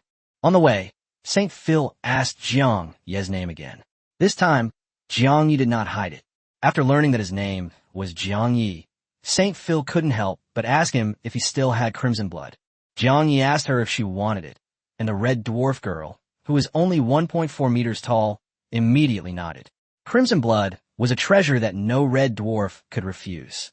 She told Jiang Yi that her brother's name was Saint Keys, and he was the strongest genius among the younger generation of the Red Dwarfs. 3 years ago, Saint Keys failed in his challenge against the Red Dwarf King and was now imprisoned in the most secure prison. Saint File pleaded with Jiang Yi to keep any extra crimson blood for her. She would return to exchange it once she had collected enough valuable items. Jiang Yi immediately agreed. He remembered that Saint Phil was the daughter of the former Red Dwarf King, and after obtaining the job change scroll, he might be able to use her to enter the Red Dwarf territory. After receiving the promise, Saint Phil finally breathed a sigh of relief and clenched her fists tightly. Chapter 278, Heavenly Ghost. A few minutes later, Jiang Yi and Saint Phil reached the end of the street. Before them lay a gloomy manor with spider webs, fallen leaves, dead wood, and insect carcasses scattered everywhere. Saint Phil shrank back and decided to stay outside. She told Jiang Yi that the heavenly demon seemed to have lived here since the founding of Black City and knew almost everything. Even the tall and strong red dwarf girl was afraid of this place. But Jiang Yi did not back down and walked towards the manor with high vigilance. The dilapidated wooden door creaked open, and a cold voice came from inside. "Come in. The battles within Black City cannot escape the city lord's perception. Jiang Yi entered the manor and found it not as terrifying as he had imagined. The candlelight flickered, and the room was filled with bookshelves, the books neatly arranged. A human man wearing glasses and a suit sat on the sofa reading a book. With a wave of his hand, another sofa automatically moved in front of Jiang Yi. Jiang Yi appeared calm, but was extremely wary inside. He couldn't sense the man's breathing or body temperature, and there was no change in airflow even when the man moved. Tian Gui, flipping through his book, directly asked him what he wanted to know. Jiang Yi asked if humans could become vengeful spirits. Tian Gui explained that there is a very low probability that any living being will become a vengeful spirit after death, but that is not a transformation, but a new life born from a corpse. Newborn vengeful spirits inherit the appearance and personality of the deceased, but have no memories of their previous life. The heavenly demons maintain their human form simply because they admire human civilization and believe that the cultures of most races in the abyss are far inferior to those of humans. He gave Jiang Yi a book on vengeful spirits on the condition that he brings some human books next time, especially those on science and technology. Jiang Yi spent an hour reading it, memorizing information such as the habits, lifespan, and territories of vengeful spirits. Jiang Yi then inquired about how one could perfectly possess a human body or disguise oneself as a human, a feat that even a level 99 powerhouse couldn't see through. He suspected that Feng Tianqi was hiding some kind of special disguise. The heavenly demon immediately became interested, saying that there were 78 methods that met the criteria, but only 5 were currently feasible. The first method was to use legendary or mythical level disguise items, but these would be ineffective against divine realm experts or demon gods. The second type involves vengeful spirits controlling human souls and possessing their bodies. When facing gods or demons, the vengeful spirit must fall into a deep sleep to awaken the original owner's soul in order to avoid revealing any flaws. The heavenly demon believes these 2 possibilities are the most likely, and also mentioned that a wise vengeful spirit had studied this matter more than 10 years ago. That vengeful spirit was named Gust, born from the corpse of a parasite, and had wanted to become the heavenly demon's apprentice, but was refused. Tian Gui indicated that he had finished explaining the free information and would discuss it again next time he brought the books he needed. As soon as he finished speaking, his eyes detached from his face and landed on the table. Jiang Yi was about to ask further questions when everything suddenly went black. When she opened her eyes again, Jiang Yi was still standing outside the manor gate. St. Phil looked at him in confusion and said that he hadn't gone in at all. He had just stood there with his eyes closed for a few seconds. Jiang Yi was shaken, but the knowledge of vengeful spirits in his mind was crystal clear, definitely not an illusion. He had clearly been talking with the celestial ghost for a long time, but in reality, it felt like only a moment had passed. Jiang Yi gazed at the manor, hesitated for a moment, and finally said in a low voice, "The strength of the vengeful spirit is unfathomable. Since he has driven me out, it is not appropriate for me to disturb him any further." Chapter 279, The Cowgirl at the Brothel. Jiang Yi thought that if he brought some books from the human world next time, he might be able to see the vengeful spirit again. Even if he forced his way in now, he knew he wouldn't be able to see it. Black City indeed held too many secrets. The Red Dwarf Saint Laurent, the vengeful spirit, and that mysterious city lord were all extraordinary.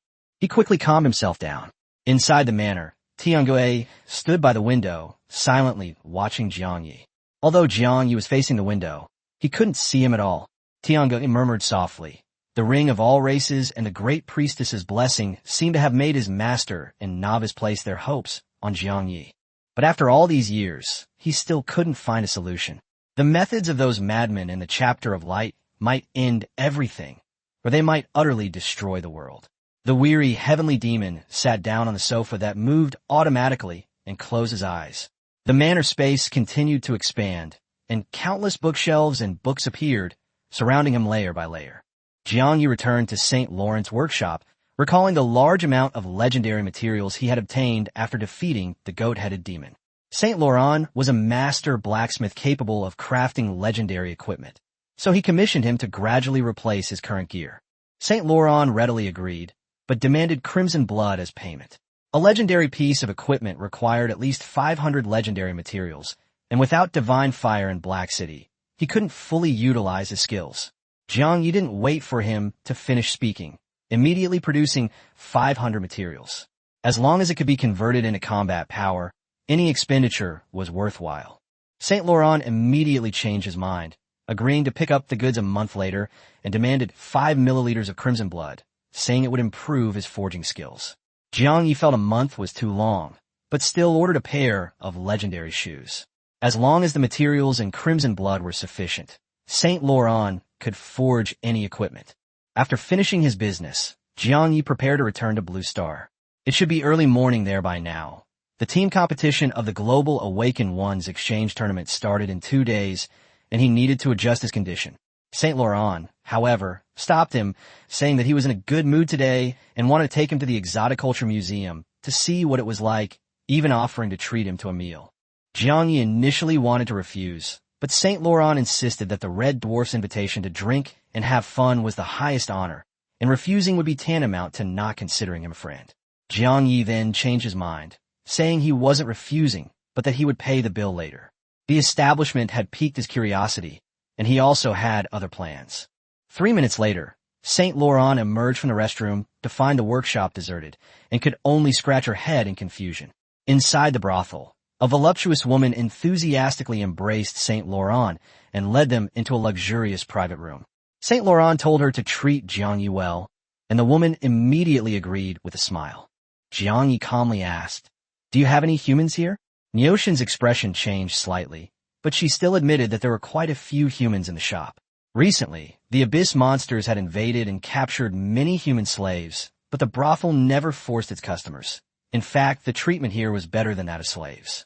Saint Laurent sensed something was wrong and reminded Jiang Yi that Black City had its rules, and no abyssal creature could act recklessly. Jiang Yi nodded, indicating that he understood, and then had the cowgirl call all the humans in the shop over, casually tossing a piece of star-grade material as a tip. The cowgirl was overjoyed and immediately ran out of the private room. A few minutes later, rapid footsteps sounded outside. She entered with a dozen or so human women dressed in various styles. The women looked tense and dared not look up. Jiang Yi carefully counted them. There were exactly 15, mostly young, but also a few middle-aged women. Upon seeing Jiang Yi and Saint Laurent, the women instinctively shrank back, some even retreating repeatedly. Only one woman stood out. The long-haired woman, pale-skinned and with her face covered in fine scars, stared wide-eyed at Jiang Yi and Saint Laurent. The cowgirl sat beside Saint Laurent, smiling and telling Jiang Yi to choose whatever he wanted. All the human women in the shop were there. Jiang Yi's gaze lingered on the long-haired woman for a moment before he asked casually, "What if I want all of it?" The woman was taken aback for a moment, then smiled and said that the grand opening ceremony would only offer a 10% discount, provided he could hold out for 3 hours. Jiang Yi shook his head, stating directly that he wanted to buy everyone and told her to name her price. The cowgirl's smile vanished instantly. She looked warily at Saint Laurent, reminding him that this was Black City, and everyone had to follow the rules. If anyone caused trouble, they should leave immediately. Saint Laurent's face darkened, while Jiang Yi stood up and stood in front of the 15 women, asking Niu to make a bid again. Saint Laurent also urged him coldly, indicating that Jiang Yi was not joking. Niu hesitated for a long time before finally offering a price for 20 epic-level materials. 15 lives, worth only 20 epic-level materials. Jiang Yi paid in full on the spot, without hesitation, then dismissed the cowgirl.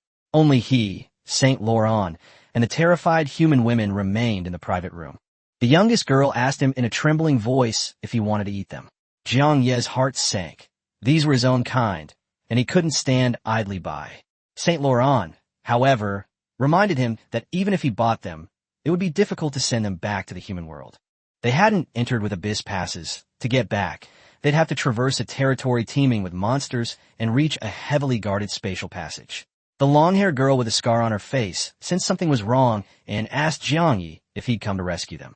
Jiang Yi didn't give a direct answer, only saying that it wasn't possible right now, but he would find a way. He bought these people not only because he didn't want to see his people suffer, but also because he planned to settle them in Black City first and gather intelligence while waiting to find a safe way back in the future. Saint Laurent was moved by his choice and offered to help. Hours later, the two scoured the Black City and bought 50 more humans, mostly women. Saint Laurent even set aside a courtyard for them to live in temporarily. Facing the fearful and numb gazes of the crowd, Jiang Yi removed his mask, revealing his true face. Upon learning that he was also human, cries immediately filled the courtyard. Some couldn't believe it was real, while others broke down, crying out that they wanted to go home. Some people recognized Jiang Yi and asked if he was a hero of the great Yin Empire. Jiang Yi nodded, but also told everyone that he couldn't take them back to Blue Star for the time being and that they had to stay in Black City. Some people collapsed in despair, repeatedly saying they wanted to go home. The long-haired girl spoke firmly, explaining that her family had been wiped out by demons long ago, and she lived only for revenge. She was willing to stay and gather information about the demons for Jiang Yi. Jiang Yi learned that her name was Lin Xin, and she was a level 30 diamond level awakened. He handed over management authority to Lin Xin, introduced her to Saint Laurent and Saint Phil, and left her with enough epic-level materials as startup capital. Afterward, he had Lin Xin register everyone's names and information, intending to hand them over to Si Tianyuan upon returning to Blue Star. At this moment, a fat man muttered under his breath, "Why should everyone listen to Lin Xin?" Jiang Yi frowned and looked at Lin Xin. Lin Xin took a deep breath, walked straight up to the fat man, and slapped him across the face. The fat man covered his face and cursed angrily, but Lin Xin kicked him the groin, sending him sprawling to the ground, howling in pain. Then, she returned to Jiang Yi, knelt on one knee, and bowed her head, saying, "Lord Jiang Yi, I have injured my kin. Please punish me." Chapter 281 Shadow Death Ray. Jiang Yi relaxed his brows, raised the corners of his mouth slightly, and shook his head. Well done. He could tell that Lin Xin was a useful person. If you nurture it properly, it might bring you many surprises. In a place like Black City, even with rules and regulations, it is by no means a human world. They need someone like Lin Xin to lead them in order to complete their plans. Jiang Yi pondered for a moment. He took out a diamond-grade piece of equipment suitable for Lin Xin from his storage space and tossed it to her. Lin Xion's eyes lit up, and she caught it without hesitation. As a level 30 awakened one, even at her richest, she couldn't afford a single platinum-level piece of equipment. Lin Xin knew that the person in front of her could help her get revenge. Before Lin Xin could thank him, Jiang Ye's figure suddenly disappeared, returning to the hotel where the contestants of the Global Awakener competition were staying. Jiang Yi quickly opened his eyes and carefully scanned the room. After confirming that everything was all right, she relaxed and lay down on the bed, then took out her phone and sent a message to Si Tianyuan. Then, Jiang Yi opened his storage space and took out a skill book. It was a legendary skill, Shadow Death Ray. Shadow Death Ray, legendary skill. The beam of light, representing darkness and death, brings endless fear to the enemy with each appearance. Consuming a massive amount of magic power, a black beam of death with a range of 10,000 meters is fired from the staff, dealing 150% damage to enemies upon impact. If the enemy dies instantly, the shadow beam will continue to penetrate in a straight line, with its damage gradually decreasing. If the enemy is not killed in one hit, the Shadow Death Ray will split around it, with each split beam dealing 80% damage and applying a special mark. The next time Shadow Death Ray is cast, it will no longer fly in a straight line, but will lock onto the marked target and split directly, dealing a terrifying 200% damage to each target. Consumes additional mana, can be cast twice within a short period. The number of splits depends on the user's spirit attribute and total mana. Powerful. That's incredible. After reading the details of Shadow Death Ray, excitement instantly ignited in Jiang Ye's eyes. This skill has an extremely long range and deals massive damage. 200% damage, plus the damage bonus against monsters from the ring of all races. It is obvious that as long as the target is an abyssal monster, he can deal terrifying damage in an instant. Jiang Yi did not hesitate at all and immediately began learning the skill book. Next, he plans to use skill enhancement stones to further increase his strength. Rewards for defeating the goat-headed demon. It includes 1 legendary skill stone, 3 epic skill stones, and 5-star tier skill stones.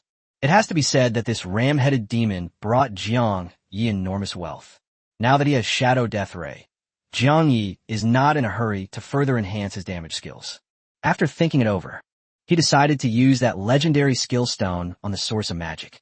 As the skill stones dissipated, the source of magic underwent a transformation. Mana source, legendary, passive skill. Total mana increased by 70%. Mana regeneration speed increased by 50%, and potion mana regeneration speed increased by 50%.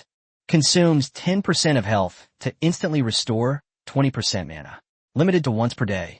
Jiangyi has 3 epic level skill enhancement stones left, and he has already figured out what to do with them. In just a few seconds, Thunder Fury, Winter's Hand, and Frost Prison have all been upgraded to epic tier. Extreme Cold Ice Prison first used a Starlight tier skill stone. Then an epic level skill stone was added. The only pity is, lacking diamond grade skill stones, his platinum grade skill, Flaming Tornado, cannot be upgraded further. However, for Jiangyi, the main function of the Flame Tornado is merely to block or confuse the enemy's vision, which is of little importance. After being upgraded to epic level, Thunder Fury's damage amplification probability has been increased to 40%, and the paralysis effect has been extended to 1.5 seconds. The effects of the Winter's Hand, as a non-combat skill, have also been greatly enhanced. Once you reach the epic level, it becomes even harder for other awakened beings to detect you. The improvement to the Extreme Cold Ice Prison is also significant, with lower magic consumption and faster ice spread. Even if enemies within range are not frozen, their movement speed will be reduced by 30%. Jiangyi only stayed in the abyss for 1 day, but his strength experienced a leap forward. If he were to fight Guyu again now, he could win even more easily. Of course, the damage he inflicts on abyssal monsters will only be more terrifying. Jiangyi couldn't contain himself. He couldn't wait to find a demon genius and test his newfound strength. In addition, he has a legendary item that he is not wearing. Thinking about this, Jiangyi raised his hand to touch his furry cheek, then glanced at the tail behind him, already completely used to it. He still needs to continue acting as the werewolf Jiangyi. Otherwise, the next time you enter the Abyss or Black City, they either have to reveal their true colors, or they have to show Saint Laurent and Saint Phil the appearance of the alien, flesh-woven mask. Jiangyi didn't want to do that. The fewer people and abyssal creatures who know this identity, the better. He also wanted to use this identity to do things that wouldn't endanger his true self. For example, one could disguise oneself as a demon genius and infiltrate the demon camp on the front lines. Perhaps, by using this demon identity, they could cleanly and efficiently eliminate Hao Bin. Thinking of this, Jiangyi gently exhaled and took out the legendary mask. He first removed the mask given to him by Saint Phil, and then slowly placed a mask made of alien blood and flesh on his face. Instantly, a sharp burning pain shot through my facial muscles, spreading throughout my body. He strode into the bathroom and looked in the mirror. Unexpectedly, the alien flesh mask transformed into a mass of flesh and blood, directly merging into his body. In an instant, Jiangyi felt that he could control the alien blood-flesh mask within his body at will. He raised his right hand, silently chanting a transformation in his mind, and his palm instantly began to twist. The slender fingers suddenly hardened, covered with black scales, resembling dragon claws. As long as he continues to imagine, he can create entirely new images. But just then, Jiangyi suddenly stopped. He took out his phone and searched for the coolest and most imposing images of demons. To date, the fire demons, spider demons, goat-headed demons, and other creatures he had seen were all incredibly ugly. He doesn't want to become like that. After searching for a moment, his eyes lit up. This was it. Jiangyi did not hesitate and began to cultivate a new image for himself. A few minutes later, a demon figure appeared in the mirror. It stands 2.5 meters tall, has 2 horns on its head, and its entire body is covered in scales. Sharp bone spurs grow from his elbows, his muscles are bulging, yet his overall physique is incredibly smooth. Like a machine born for killing, it is cold, bloody, and exudes a pure sense of oppression. Jiangyi looked at himself in the mirror with satisfaction. This new image. The prototype is a demon race from the Abyss, known for its slaughter. Their presence on the battlefield often plunges human soldiers into fear and despair. Chapter 282 Neos. With a new image, a new name is naturally needed. What should we call it? Neos. The name suddenly popped into Jiangyi's mind. Without much hesitation, he looked at himself in the mirror and said, "From today onwards, your name will be Neos." Instantly, The tiny scales on Jiang Ye's face trembled slightly, and his eyes were covered by two translucent red scales. Just then, footsteps came from outside the door. Jiang Yi calmed himself down and gently tapped his forehead. Less than a second. He then returned to his original appearance, except that his clothes were completely torn apart during the transformation. Jiang Yi, are you there? It's me. Si Tianyuan's voice came from outside the door.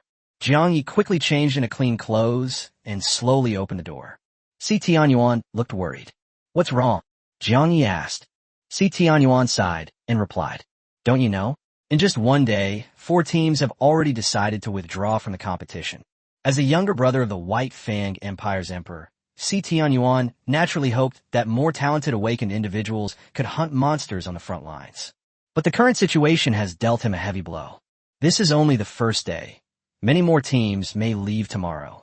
He clenched his fists tightly and cursed. A bunch of cowards. Jiang Yi remained expressionless upon hearing this.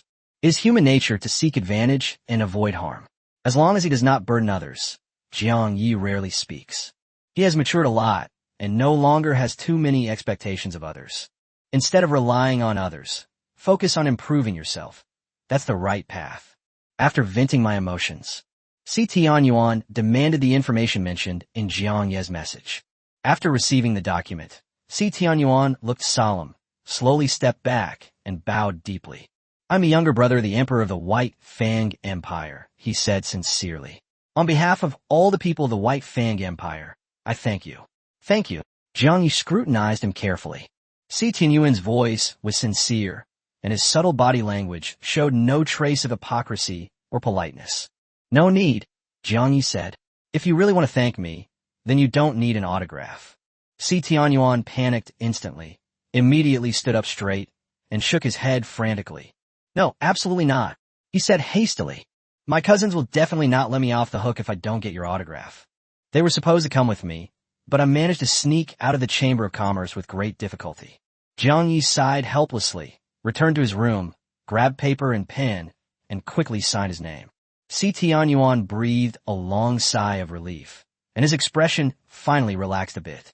But Jiang Yi noticed. Deep within Si Tianyuan's eyes lay an unconcealable heaviness. Jiang Yi noticed that he hesitated several times before finally closing his mouth. After a while, Si Tianyuan said he had other things to take care of and got up to leave. But when he reached the door, he suddenly stopped. He asked in a low voice, Jiang Yi, are you giving up too? Jiang Yi was slightly taken aback. He answered without hesitation. Why should I give up? Si Tianyuan remained silent for a moment before speaking slowly. The situation on the front lines has changed, and related videos have already circulated online. Before long, more players will choose to withdraw from the competition. After saying that, he left, his shoulders slightly hunched. Jiang Yi subconsciously took out his phone, opened Douyin, and searched for White Fang Empire Frontline Battlefield. After watching a few videos, his eyes gradually turned cold, filled with intense killing intent. Jiang Yi never considered himself a real hero, nor was he a purely virtuous person. Back then in Qingsheng, in order to save more survivors, he ruthlessly sacrificed some people and never regretted it. Even the humans he rescued from the abyss earlier had their own hidden agenda. But he was by no means a cold-blooded and ruthless person. I saw the video on my phone. An overwhelming surge of anger and intense killing intent rose within him. In the picture, a small town near the front lines of the White Fang Empire was attacked by a demon genius. It appeared in the video. It was Osman, the demon genius he had seen in the record crystal. A twisted smile was on his face. He grabbed a pregnant woman's head with his slender arms and laughed heartily. I'm incredibly lucky, Osman said. An unborn baby is the most delicious food in the world. Especially listening to the heart-wrenching screams and desperate pleas of pregnant women. Just like listening to classical music while dining, it allows me to focus more on savoring the food and gain an indescribable pleasure. As he spoke, Osman extended his slender fingers and reached towards the pregnant woman's abdomen. Black nails grow rapidly, becoming as sharp as blades. Before she even touched his body, she tore his clothes, revealing his protruding belly. No, my child isn't even born yet. Please, spare me. The pregnant woman trembled violently, and tears streamed down her face uncontrollably. In her eyes, there was no fear of monsters, only a strong desire for the child to live. He watched as the Ottoman's sharp claws slowly approached his abdomen.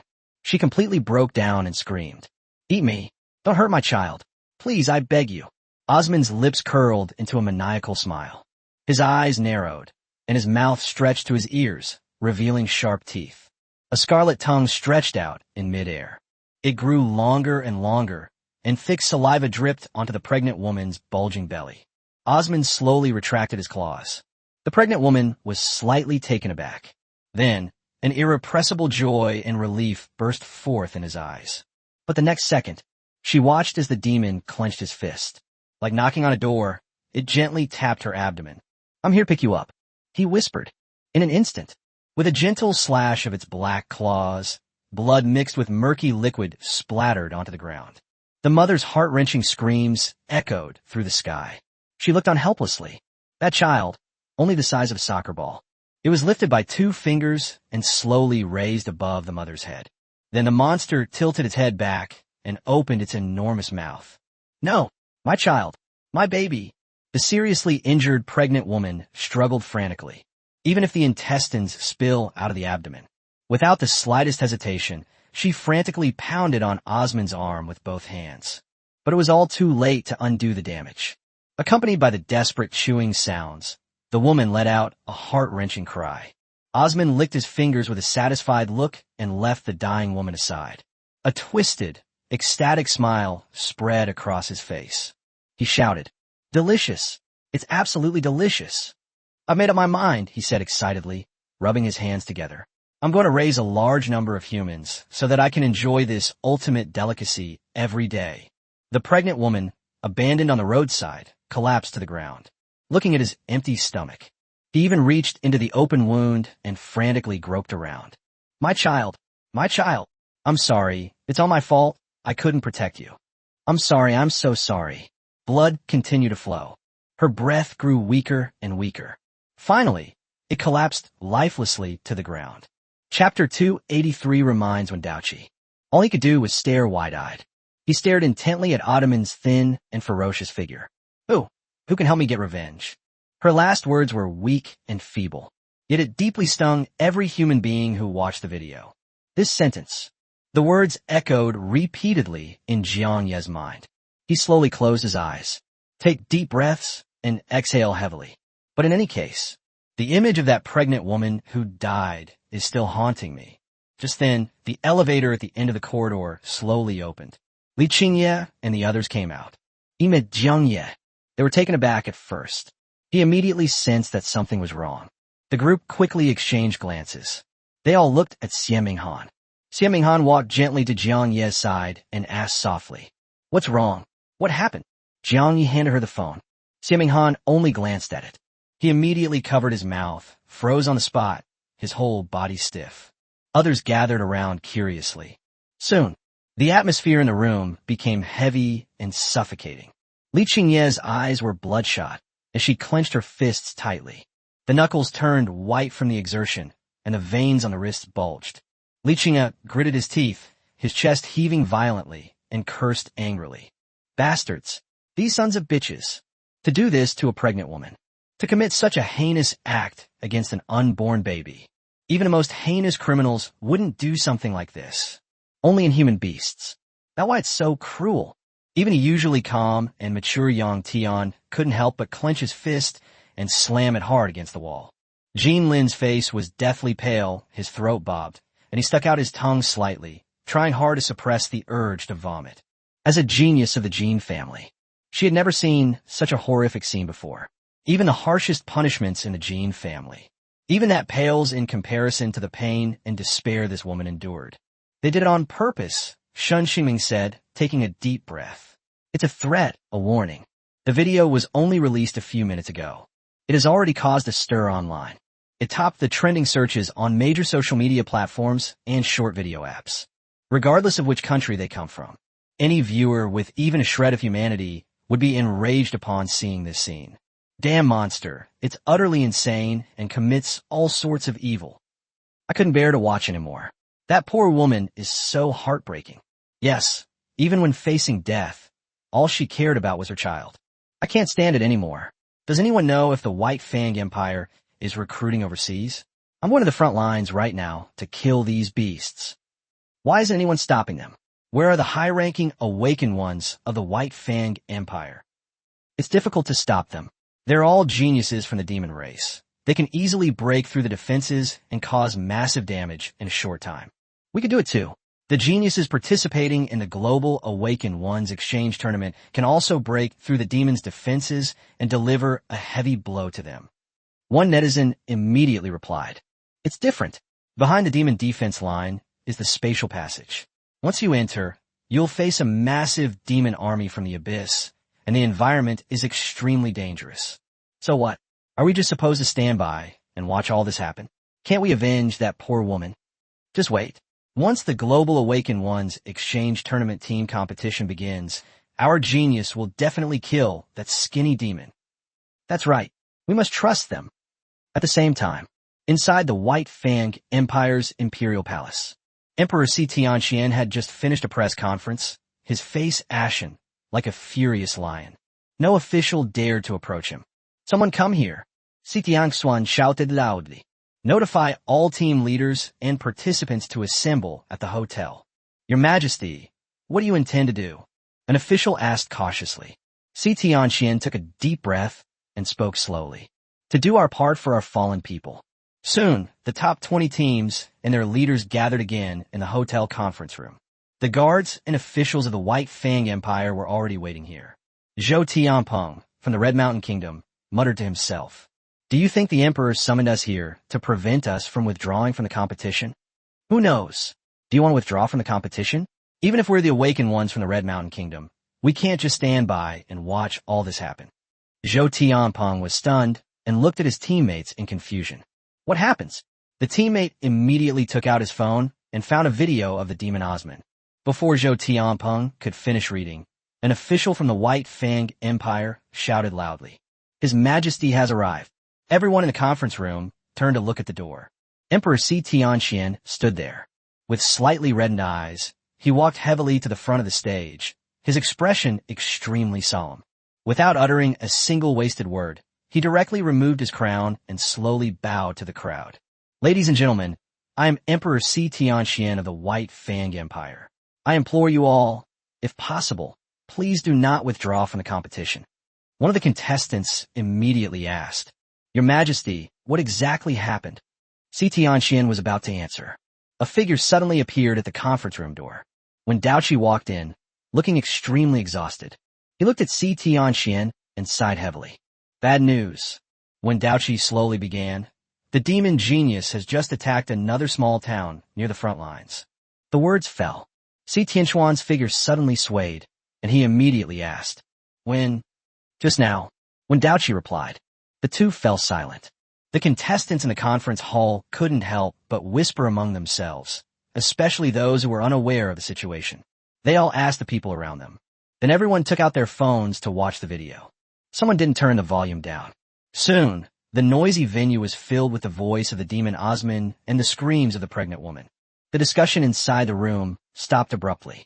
Li Qingye took a deep breath and looked at Wendaoqi. "Isn't there anyone who can stop those damn demons?" Upon hearing this, most of the contestants looked up, waiting for Wendaoqi's response. Wendaoqi sighed again and began to explain. It turns out that the red light that appeared at the front line last night was due to something else. It was a demon god from the abyss.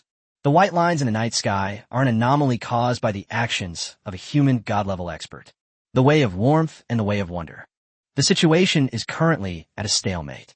We have high-level experts and gods in charge, and the demons have the same, and in greater numbers. Viank je understood instantly. On the battlefield, when both sides possess weapons of mass destruction, a tacit understanding will then form. No one will use it lightly unless in dire straits. If there aren't enough ordinary awakened soldiers, they're no match for the demon geniuses. In this situation, the only effective way is to pit genius against genius.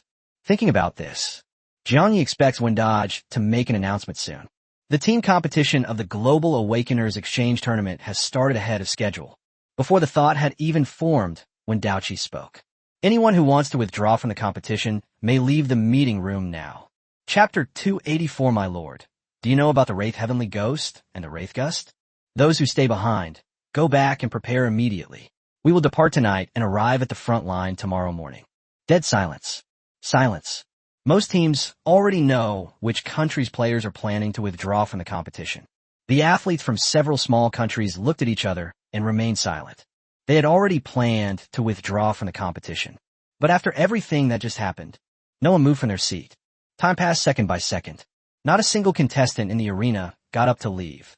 Just then, one of the White Fang Empire players couldn't help but ask, "Lord Wendaochi, are we really going to have to wait until tomorrow morning? Can I get to the front lines tonight? I just need a little time to write my will." Wendaochi took a deep breath and shook his head regretfully. It would be too rushed to get there tonight. You still need to adjust your status, collect supplies, and get the teleportation scroll. Wendaochi, a level 99 venerable, slowly walked towards the contestants. His straight back slowly bent down as he bowed to everyone who remained. He said, "I was wrong about what I said before. You are all true geniuses and awakened beings of humanity, not trash." Tianxian also spoke up. "On behalf of all the citizens of the White Fang Empire, I sincerely thank you all. This competition is no longer an internal contest among humans. Your enemies are the Abyss Demons, those cruel beasts. Gentlemen, whether or not you can slay the demon genius, your names will be forever engraved in the annals of the White Fang Empire." Hearing such sincere words, many young awakened individuals were deeply moved. Only a few experienced awakened ones remained solemn. Behind every glory lies immense danger. Even though they knew the truth, they were unwilling to back down. They were not from the White Fang Empire, but they knew one thing. If they stand idly by, their country will soon suffer the same fate as the White Fang Empire. Jiang Yi stood in the ranks of the great Yin Empire, his emotions calming down slightly. The geniuses of the Abyss Demon Clan are indeed hateful. But there are other dangers lurking in this competition. Thinking about this, Jiang Yi shifted his gaze slightly, glancing out of the corner of his eye towards the direction of the Yunluo Empire's forces. When I saw Feng Tianqi, his eyes narrowed slightly, a hint of surprise and doubt flashing across them. Feng Tianqi at this moment. She was standing behind Hao Bin with her head down. Jiang Yi couldn't see his face, but you could sense that his legs were trembling slightly. This is very abnormal.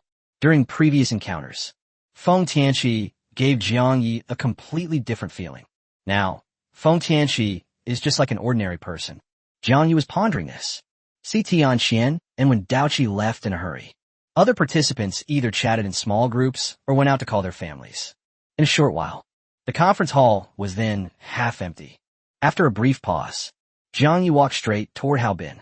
When Hao Bin saw him coming, his face immediately darkened. He spoke to the others in the Yunluo Empire without hesitation. "Walk." But no one went with him. Only Feng Tianqi moved. Jiang Yi frowned slightly. At this moment, both Feng Tianqi and Hao Bin seemed strange to him. At this point, Jiang Yi became even more convinced that the second possibility mentioned by the vengeful spirit was true. Feng Tianqi is not human at all, but a vengeful spirit that has possessed a human body. But what is his purpose? Jiang Yi thought about it again. Whatever Feng Tianqi wants to do, since he participated in this global Awakeners exchange competition, they will definitely make their move in tomorrow's match. The best way. The question is whether to tell Wendaochi about this, or to a human expert at the Divine Realm. But Jiang Yi wasn't sure if Wendaochi would believe him. According to the vengeful spirits and ghosts, the vengeful spirits lurking within the human body can fall into a deep sleep. Even a god-level expert couldn't detect anything unusual. But it's worth a try. Jiang Yi no longer hesitated. He walked straight out of the meeting room and asked nearby staff about Wendaochi's whereabouts. 3 minutes later, in a hotel corridor, Jiang Yi raised his hand to knock on the door, but his fingertips had not yet touched the door panel. Wendaochi's voice came from inside the room. "Jiang Yi, come in." The door slid open automatically. Jiang Yi saw Wendaochi busy at his desk. Wendaochi asked without looking up, "What's wrong?" Jiang Yi entered the room. He closed the door behind him and asked solemnly, "Do you believe me?" Wendaochi paused, looking up from the thick pile of documents. "If this were the first time I'd met you, I wouldn't believe it. But your performance has already earned me some of my trust. Speak, what is it?" Jiang Ye's gaze locked onto Wendaochi. Be ready to activate the High Priestess's blessing at any time. After a brief silence, he slowly began to speak. Among the contestants, there's a vengeful spirit. As soon as he finished speaking, Wen Daoqi couldn't help but laugh. Jiang Yi, are you just joking with me because you think I'm too busy? If there were truly vengeful spirits, I would have discovered them long ago. Besides, I told you that there will be a God Realm expert present in tomorrow's team competition. Even if there are any hidden vengeful spirits, they will be so frightened that they will withdraw from the competition. Seeing Wendage's reaction. Viang, yes sikit inyardli. It seems hard to believe something like this. The authority of venerables and divine realm experts. Make his words sound like a joke to others. But, Jiang, you want to try again. If Wendage still doesn't believe it, during tomorrow's match, he could only keep a close eye on Feng Tianqi himself. With his mind racing, Jiang Yi spoke quickly. Do you know about vengeful spirits, or gust? Wen Daoqi frowned and shook his head. All right, Jiang Yi, I know you're worried about tomorrow's match. But with me and a divine realm expert here, the kind of thing you described could never happen. You probably don't realize how powerful a divine realm expert is. It's getting late. Go home and get some rest. I hope you can do even better tomorrow. Another failure. Jiang Yi glanced helplessly at Wen Daoqi, then turned and walked towards the door. He placed his hand on the doorknob, then stopped, his expression serious. If you truly believe me, could you convey what I just said to the human god-level powerhouses? Wen Daoqi smiled and waved casually. Okay, I'll pass on a message when I have time. Bang! Jiang Yi closed the door and left. Wen Daoqi smiled and shook his head. He still had too many things to deal with. Moreover, telling a powerful expert in the divine realm about something so obviously impossible is simply a waste of their time. Time flies.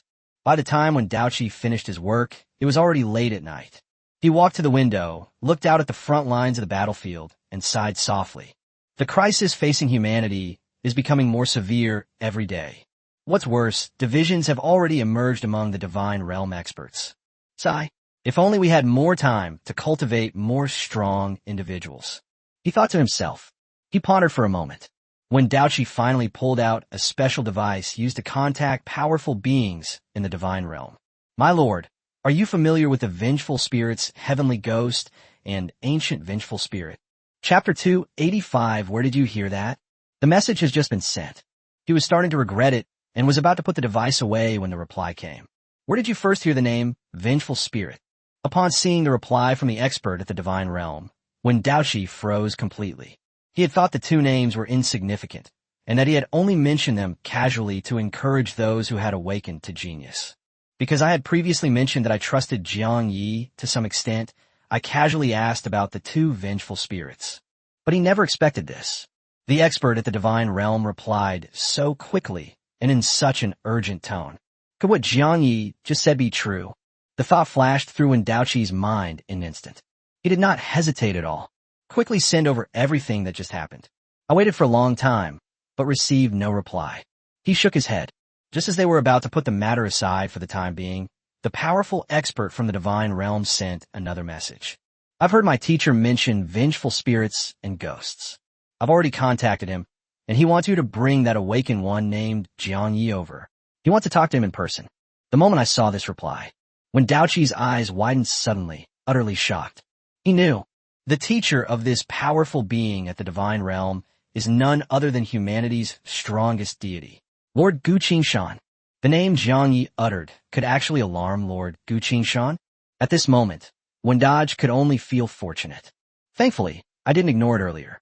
Without the slightest hesitation, he vanished from the room and appeared at Jiang Ye's door at top speed. Wen Daoqi gently raised his hand and knocked on Jiang Ye's door, asking in a slightly anxious tone, Jiang Yi, are you asleep? The door opened quickly. Jiang Yi looked at Wen Daoqi in surprise and shook his head. Not yet. Seeing Wen Daoqi's solemn expression, he quickly said, I'm sorry, I didn't trust you enough just now. A very noble deity wishes to speak with you. Come with me. A look of doubt flashed in Jiang Ye's eyes. At first, he was worried that Wendage wouldn't take his words to heart. But to my utter surprise, the fact that a powerful expert at the divine realm intervened in this matter so quickly is astonishing. Soon, Jiang Yi followed Wen Daoqi back to his room. Wen Daoqi cleared the clutter off the table, sat up straight, as if waiting for some important person. Wen Daoqi, a level 99 venerable, I was unusually nervous at that moment, just like an ordinary person about to meet their idol. Time passed slowly. When Daoqi sat motionless like a statue, showing no impatience on his face, but rather growing increasingly nervous. Seeing this, Jiang Yi felt a surge of curiosity. What kind of being could cause a venerable like Wen Daoqi to lose his composure like this? Just then, the sky above the capital of the White Fang Empire suddenly lit up. The familiar scene reappeared. In the pitch-black night, a white line pierced the darkness, hurtling towards the hotel. They're here. When Daoqi's expression turned serious. The next moment, under Jiang Yi's shocked gaze, a half-meter-long, seemingly ordinary longsword descended from the sky, emitting a bright white light, and hovered silently outside the window. The sword seemed to possess its own consciousness, gently nodding at Wen Daoqi before slowly drifting into the room. You're Jiang Yi. A curious voice suddenly came from the sword. Jiang Yi has not yet answered. He then noticed that Wen Daoqi was staring nervously at the longsword, as if afraid that it would say the wrong thing.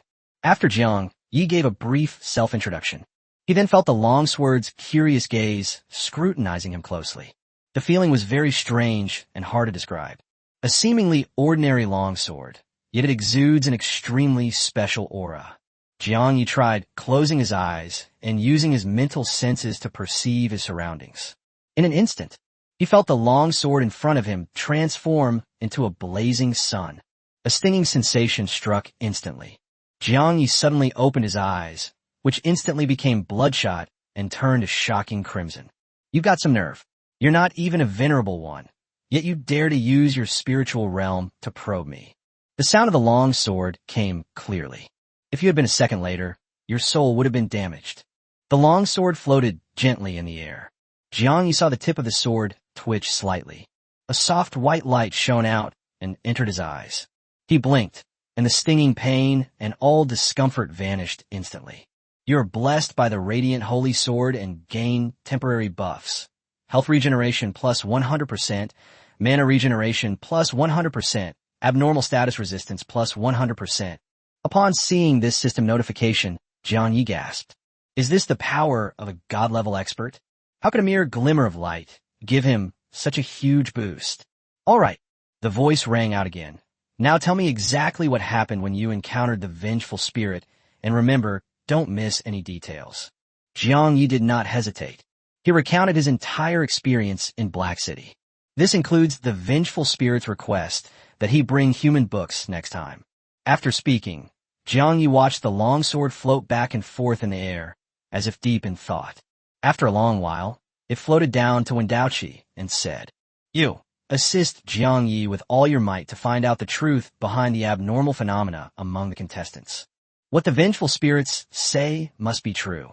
He is known as the Omniscient One, and apart from Afino, the Lord of Black City, he is the most unfathomable mystery in Black City. Are vengeful spirits and celestial ghosts omniscient? And what about Afino, the Lord of Black City? Listen to what the longsword said. Viang ye bilinket in surprise. He never expected that the vengeful spirit had such a distinguished background. To be called an omniscient being by a powerful being in the divine realm is no ordinary person. And, if it weren't for the vengeful spirits and ghosts, Jiang Yi wouldn't have suspected Feng Tianqi's abnormality. Just then, Jiang Yi saw Wen Daoqi nod without hesitation. Yes, sir. I will do my best to assist Jiang Yi in dealing with these anomalies. As soon as Wen Daoqi finished speaking, his long sword trembled slightly and spoke again. No, its tone was sharp. I'm not asking you to solve it, but to assist Jiang Yi in the investigation and find out the whole truth. At this stage, do nothing and pretend you know nothing. The current situation is... Before Chang Jian could finish speaking, his voice suddenly disappeared. No, to be precise, only Jiang Yi couldn't hear it. He could also see Wen Daoqi nodding repeatedly. Jiang Yi was stunned. As his strength increased, the people he encountered became stronger and stronger, and their methods far exceeded his comprehension. Thinking about this, Jiang Yi couldn't help but check the system panel. There is nothing unusual above. It was as if his hearing had been instantly cut off. A few minutes later, the sound of the long sword reappeared. All right, I've already instructed Wen Daoqi to assist you with the investigation. It's getting late. You should go back and rest. Jiang Yi nodded. At this moment, his only thought was to become stronger as quickly as possible. Whether it's the killer of all races, mission, or the Great Witch's treasure, both can rapidly increase his strength. Right now, I feel like I'm still grinding monsters in the newbie village. Chapter 286, The Radiant Holy Sword. Jiang Yi thought to himself, and quickly left when Daoqi's room. The chapter of light, the unfathomable Hess-man, fragments of the Great Witch's vengeful spirit, the vengeful celestial demon, and that sword from before. All of this made Jiang Yi realize, my current strength is far from sufficient. He was only 18 years old. They should be competing on the same stage as their peers. But they were facing these terrifyingly powerful experts. Jiang Yi couldn't help but feel a deep unease. It's like someone holding a pistol in self-defense, believing they can survive in a dangerous situation. You can look around. But they found that everyone else was carrying automatic rifles, riding in armored vehicles, or even driving tanks. Can this person remain calm when looking down at his pistol? The answer is obvious. Cannot. Back in his room, Jiang Yi lay on the bed and muttered to himself, I must adjust my focus and not just keep targeting young, awakened geniuses. I want to set my sights on awakened beings at level 80, 90, or even the venerable level. I want to treat them as adversaries, as potential threats. I need to find a way to surpass them and defeat them. The progress of the nemesis of all races too, Nightmare of Genius mission, must be accelerated. I also want to get the fragments of that mysterious treasure map. Equipment must be upgraded as soon as possible. Anything below epic level should be eliminated. With these thoughts in mind, Jiang Yi closed his eyes. Knowing he was about to depart, he tried his best to relax and rest.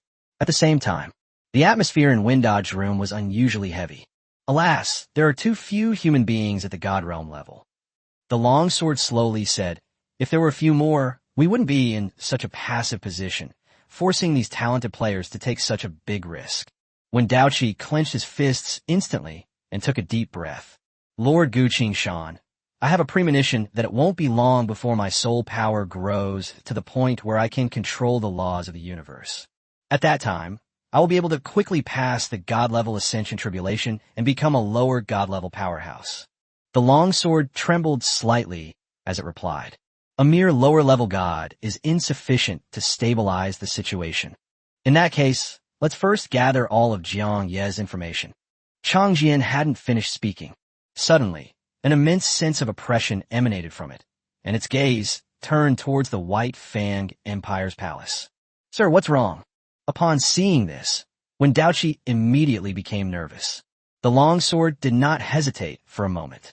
It's the chapter of light. Those madmen sense my presence and are now fleeing for their lives.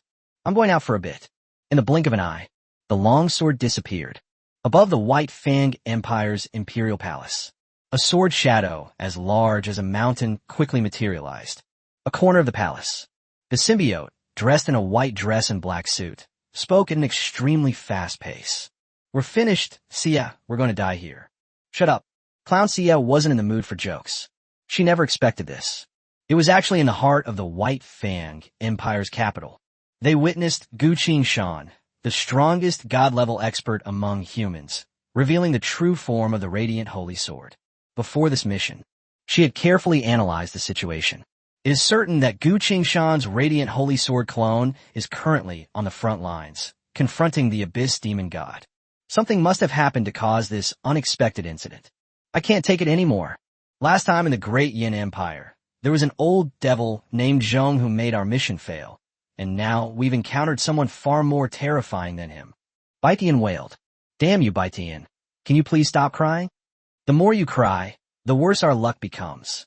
Taidu stopped and looked up at the huge sword shadow hovering in the sky. She's given up struggling. Even if it was just a radiant holy sword clone of Guqing Shan, it was enough to make her feel utterly desperate. But I don't want to either. Baitian sobbed, his voice trembling. Xia. Why are we so unlucky? The next moment, the tip of the enormous sword shadow in the sky was pointed directly at them. An invisible pressure erupted around the symbiotic entity of Baitian and Xia. Their bones creaked under the strain, their legs buckled uncontrollably, and they collapsed to their knees.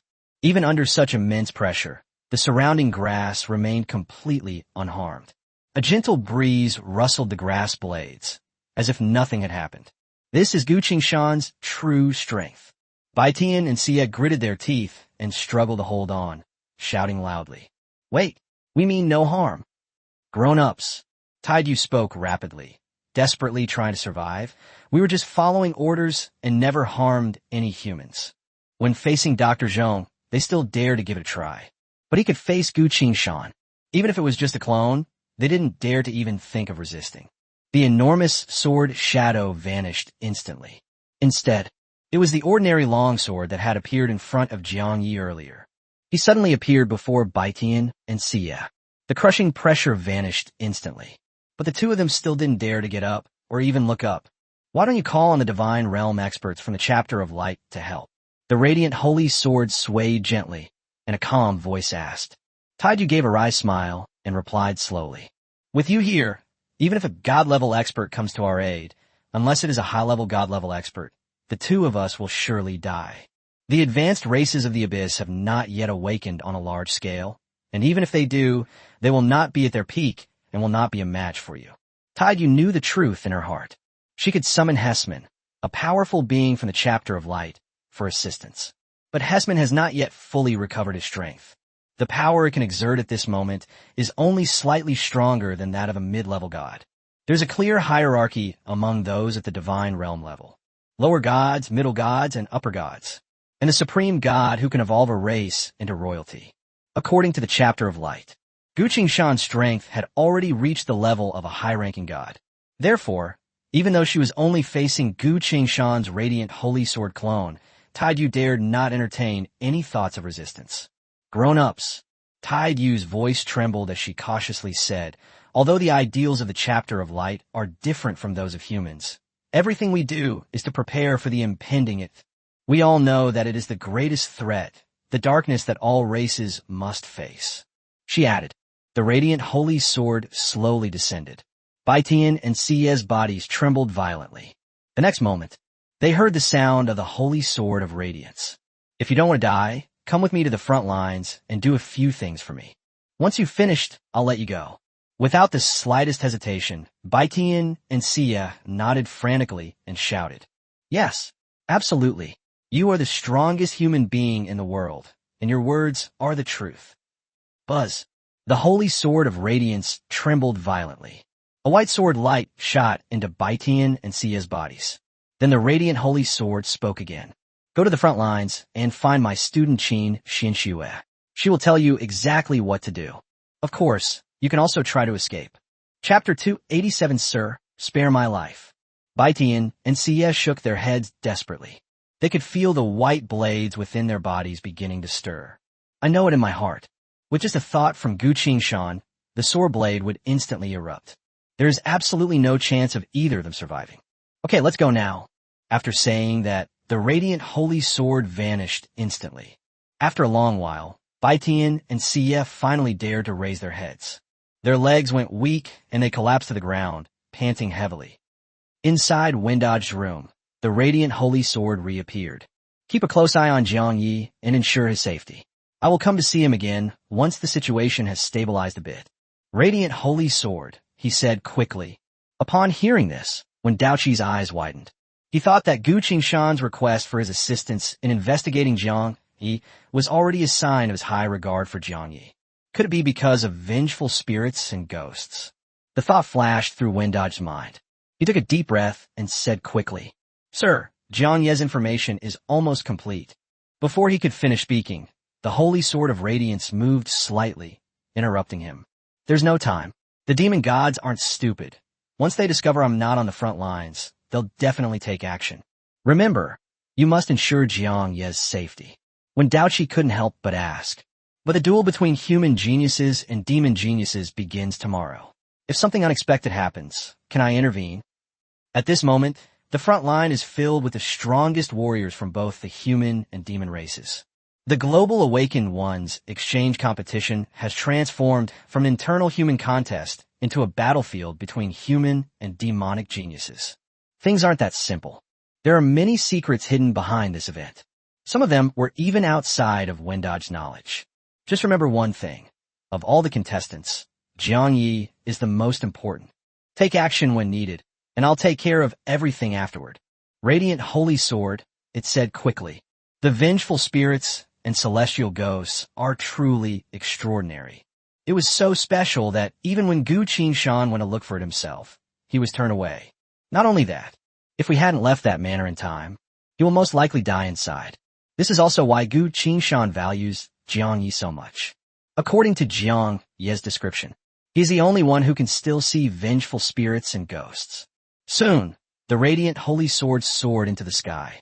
When Dodge stood by the window, take a deep breath and prepare to lead the team of geniuses on their journey. A moment later, 20 teams from different countries. A total of 139 genius awakeners. They gathered in the square in front of the hotel. Of the 20 teams, only the Worm Valley team had no substitute players. Looking at the young faces, when Daochi couldn't help but ask, "Are you really ready? We'll travel at top speed and arrive at the front lines by dawn. The final showdown will officially begin at 8 o'clock in the morning. It's not too late to withdraw from the race now. Once you start, there's no turning back." Immediately, a contestant shouted, "Withdraw from the competition? I've already written my will. My lord, I am not afraid of death. I'm only afraid that the demon leader who murdered the pregnant woman is still alive and continues to harm humans." More and more athletes shouted in unison. "I'm afraid my parents, family, and friends will end up like that pregnant woman. Yes, I'm scared, but I will never back down. That's right. Although I'm not from the White Fang Empire, as a human being, I can't stand idly by. Speaking of which, do you really think we're no match for those demon geniuses? Brothers, who cares about the rankings? None of us care. The only thing we care about is who kills the most demons and who wins the championship."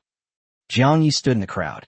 Listening to these young and passionate voices, I looked around. Li Qingye, standing beside him, raised his fist and roared, "Slay the demon genius! Slay those beasts!" More and more people are joining in the cry. It was late at night. The starlight and moonlight shone on the faces of these young, awakened individuals. Yet when Daochi found it dazzling, he blinked, nodded, and gave the order in a deep voice. Everyone, prepare to depart. Just then, a staff member rushed over and whispered a few words in Wendaji's ear.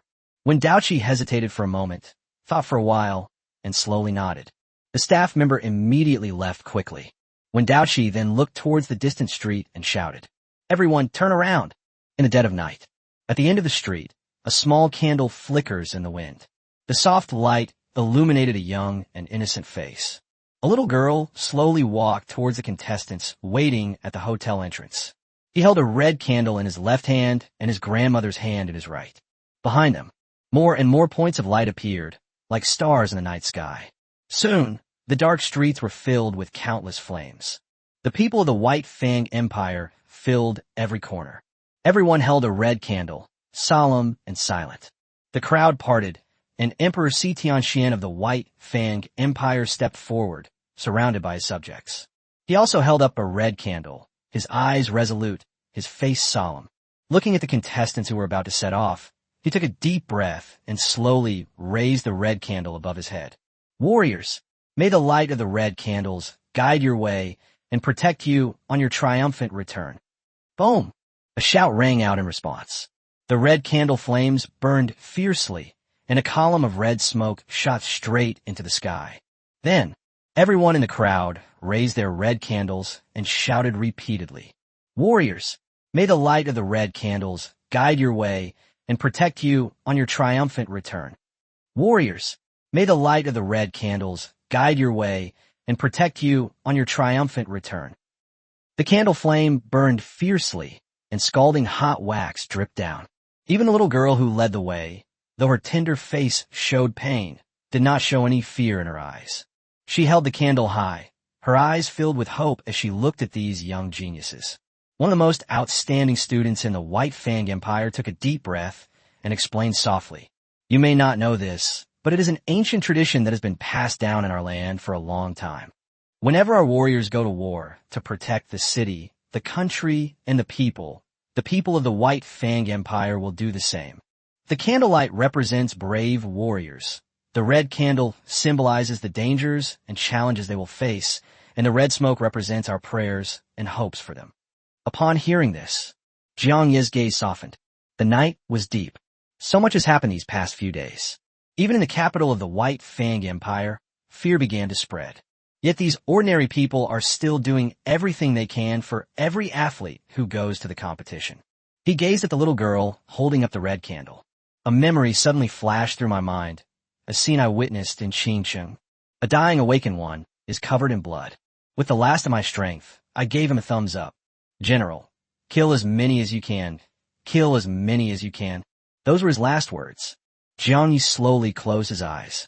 That sentence still echoes in my mind. Brothers, you will definitely return safely, right? Chapter 288 Red Candles for Farewell. The little girl holding the red candle finally spoke. Her eyes reddened. My father, mother, and brother were all killed by the demons. Grandma said that as long as we pray for you, the demons will be defeated and you'll be able to come back safely. Is it true? Brothers, you must be careful. When I grow up, I want to fight against the demons just like you. I want to become a hero. Her childish voice.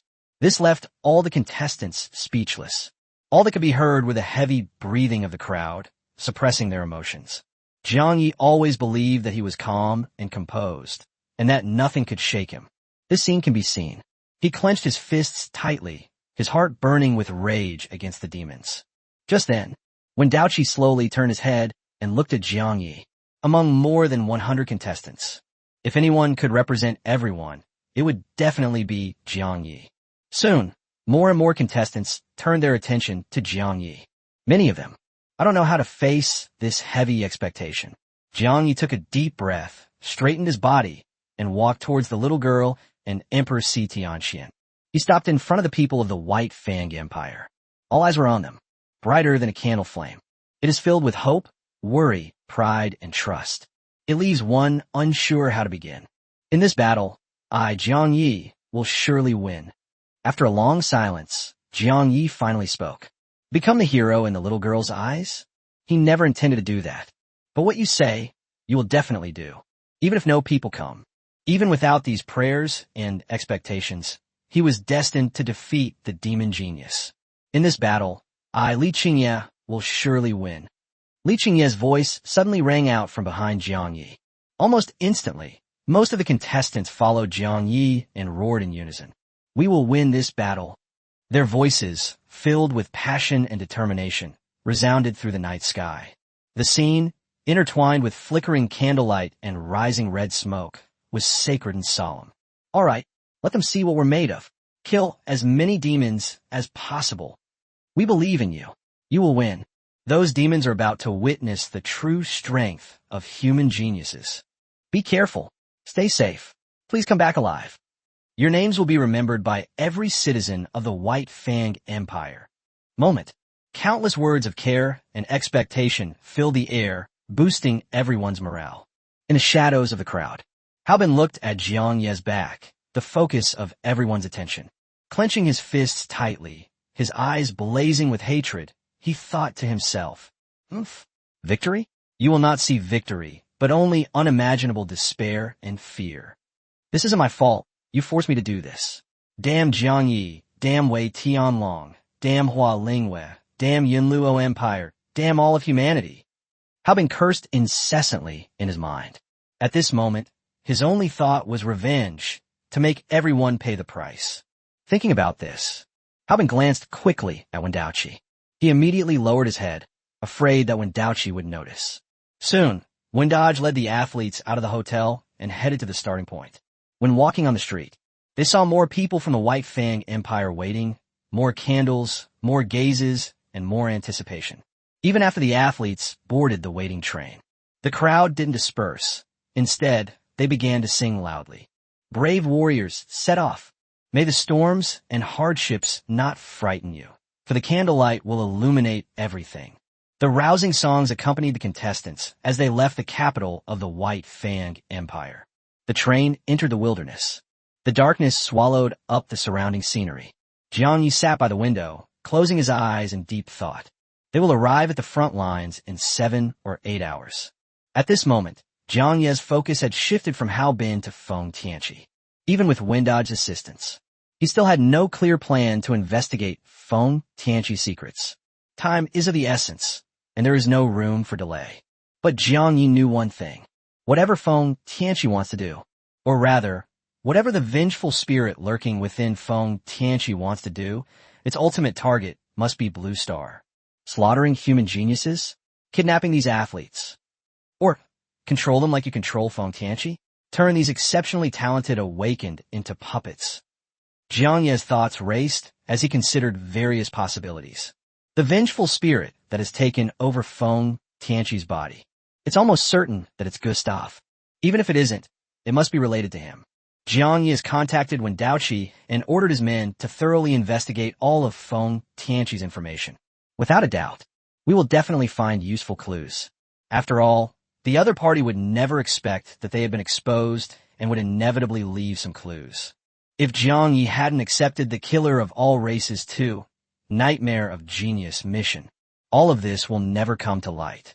It was only after encountering the vengeful spirit Tiangui, who claimed to be all-knowing, that he was able to confirm that Feng Tianqi was being controlled by the vengeful spirit. The train moves forward. The contestants' excitement gradually subsided, and they fell silent, their expressions growing increasingly solemn. Just then, Wen Daoqi entered the carriage. I greeted Jiang Yi. He quickly found an excuse to make him go to a private place immediately. Jiang Yi just left. The talented athletes in the carriage began to whisper among themselves. What does Lord Wen Daoqi want Jiang Yi to do? I don't know, but haven't you noticed that Lord Wen Daoqi's attitude towards Jiang Yi has been exceptionally gentle?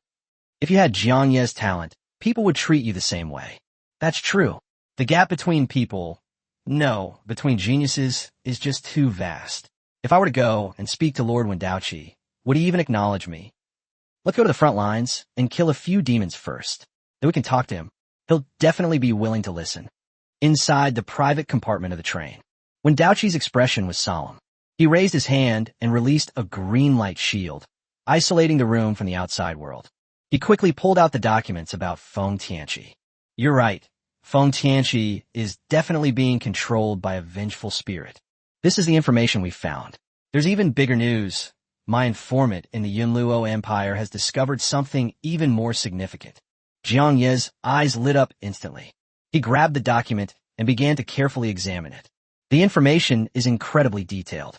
From the hospital where Feng Tianqi was born and the nurse who delivered him. His entire life trajectory was meticulously documented, leaving nothing out. Jiang Yi quickly browsed through the information. It should be noted that when Feng Tianqi first awakened, his profession grade was only epic. 6 months later, Feng Tianqi entered the abyss and was not heard from for several months afterward. But when he returned to Earth, his strength increased dramatically overnight, and his professional rank soared to the mythical level. At the same time, he began to frequently contact key figures in the Yunluo Empire. What other specific leads have your men uncovered? Jiang Yi put down the document and asked. Wen Daoqi replied immediately. After Feng Tianqi returned, all 5 genius awakened individuals who had been in contact with him disappeared. Chapter 289 Teleportation Scroll. My men dug deep and discovered a secret basement beneath Feng Tianqi's residence. He probably thought no one could find him, so he left behind a lot of clues, including one of the missing genius awakened individuals. But that person is now a living dead. His soul is completely shattered, and he can do nothing but eat, drink, and sleep. Wen Daoqi handed a stack of photos and documents to Jiang Yi. He then took out his phone and played a few videos. Jiang Yi only glanced at it briefly before he gasped in shock. The photos and documents document the inhumane human experiments, and the videos are even more horrifying. Feng Tianqi personally pried open the skull of a genius awakened individual, performing a nauseating and horrific surgery. In a video, Feng Tianqi takes off his blood-stained gloves, his tone full of confusion. The brainwaves of the third test subject are normal, with no abnormalities. However, the implanted vengeful spirit not only failed to take control of the body, but also suffered severe damage itself. Where exactly did things go wrong? Why did I succeed, but all the other vengeful spirits and human geniuses who awakened failed to match? Am I special, or is Feng Tianqi's body special? No, this path won't work. We need to try something else. Perhaps splitting the soul? The video continued playing, and Jiang Ye's brows furrowed even more deeply. You could tell. Feng Tianqi's experiment has made progress. In the last scene, Feng Tianqi's eyes were bloodshot as he excitedly roared at the camera. Yes, that's it. I've finally succeeded.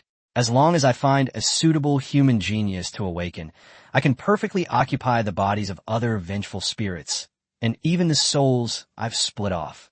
Not only geniuses, but before long, high-ranking officials and emperors of all nations will be under our control, without anyone noticing. Ha ha ha. Before long, I will be able to quietly and completely take over the entire Earth. The video has ended. When Daoqi and Jiang Yi exchanged a glance, both of them had heavy worries in their eyes. When was this video recorded? Jiang Yi asked. When Dodge took a deep breath. 6 months ago. The recording stopped after that. It must have been around that time that Feng Tianqi, no, the vengeful spirit, Gust finally completed the experiment. Half a year. Biang Yi seek it softly. For such a long time, they knew nothing about it. If the situation is dire, within the Enluo Empire, there are probably already many pawns controlled by him. Fortunately, it's not too late to discover Gust's plan now. Jiang Yi fell into deep thought. As it stands now, Gust intends to use this global Awakened Ones exchange competition to control these talented players. Once successful, these are the geniuses who will rise to high-ranking positions in various countries in the future. They would become his puppets. At that time, Gust will truly be able to control the entire planet Earth. When Daoqi looked at Jiang Yi, who was silently pondering, I dared not make a sound to disturb them. At this moment, he felt only relief. Fortunately, I trusted Jiang Yi back then. The message was relayed to Lord Gu Qingshan's disciple.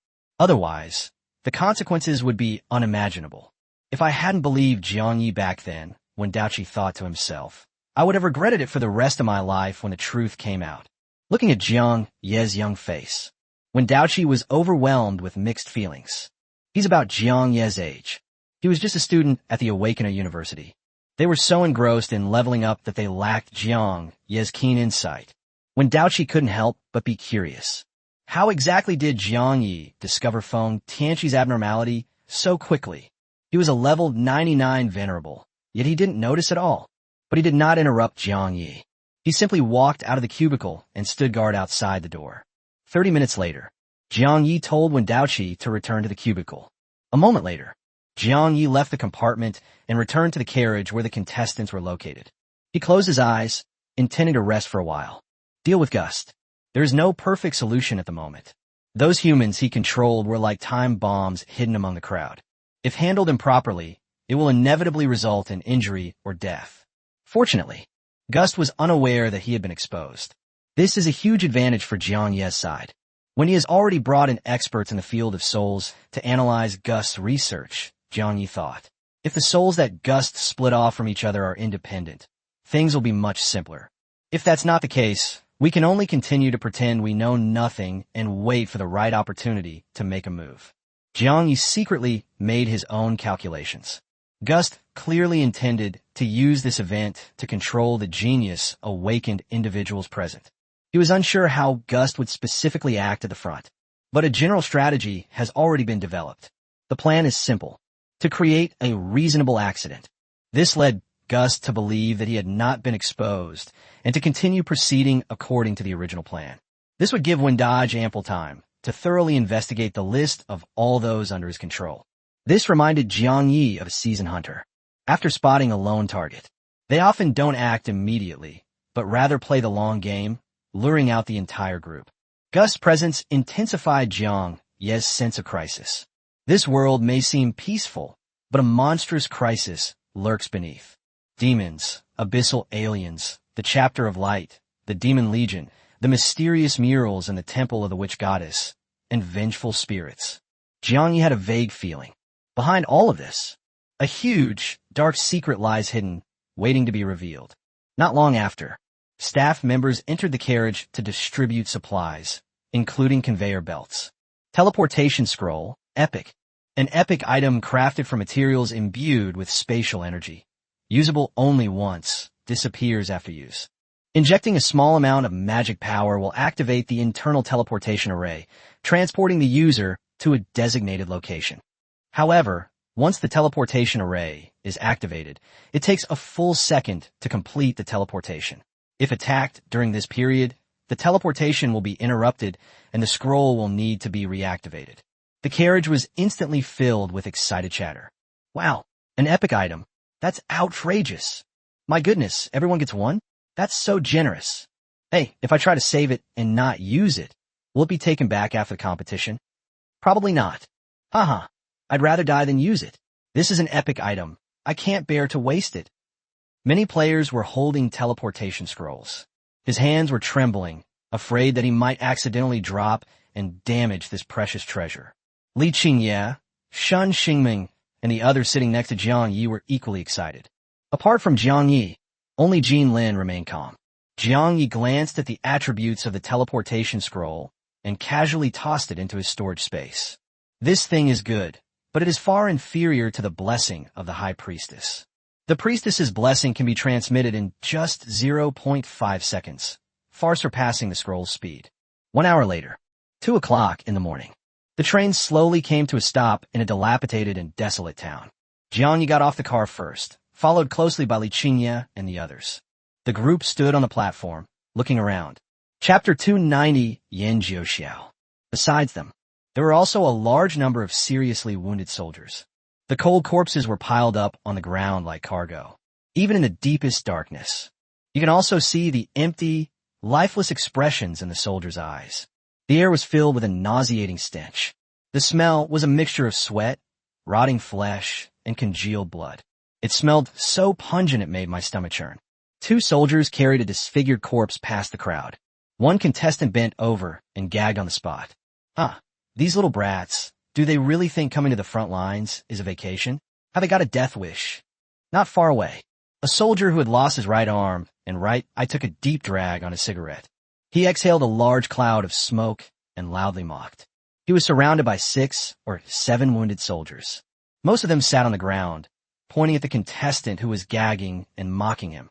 Kid, this isn't a school field trip. You'd better get home now. Exactly, once you're actually on the battlefield, it'll be too late to regret it. Are these cowards the so-called geniuses of the Global Awakener Exchange competition? Why bother with them?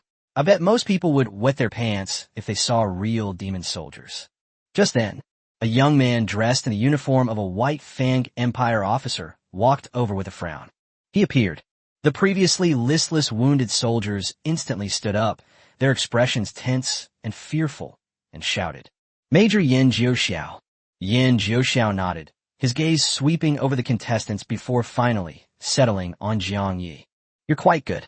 I've been keeping an eye on the invasion of Qingcheng by the demons in the Great Yin Empire." Yan Jiuxiao nodded to Jiang Yi. Then he casually glanced at the wounded soldiers beside him. "All right, this guy isn't a coward. If you knew about the Qingcheng incident, you wouldn't say such ignorant things. As for the others, it's hard to say whether they're tough enough." Upon hearing this, the wounded soldiers all looked at Jiang Yi with curiosity. "How dare you speak like that? We're here to help you kill the demons." One contestant was provoked and retorted loudly. Yan Jiuxiao's lips curled into a mocking smile. He patted his pocket and held out his hand to the soldier who was smoking. The soldier immediately offered him a pack of cigarettes. Under the watchful eyes of more than 100 contestants, Yan Jiuxiao calmly lit a cigarette and took a deep drag. Killed demons. He exhaled smoke. How many of you have actually experienced war? How many people were surrounded by the demon army, watching helplessly as their comrades fell one by one? He pointed to the corpse beside him. These bodies haven't been dealt with yet today. The cruelty of war is beyond your imagination.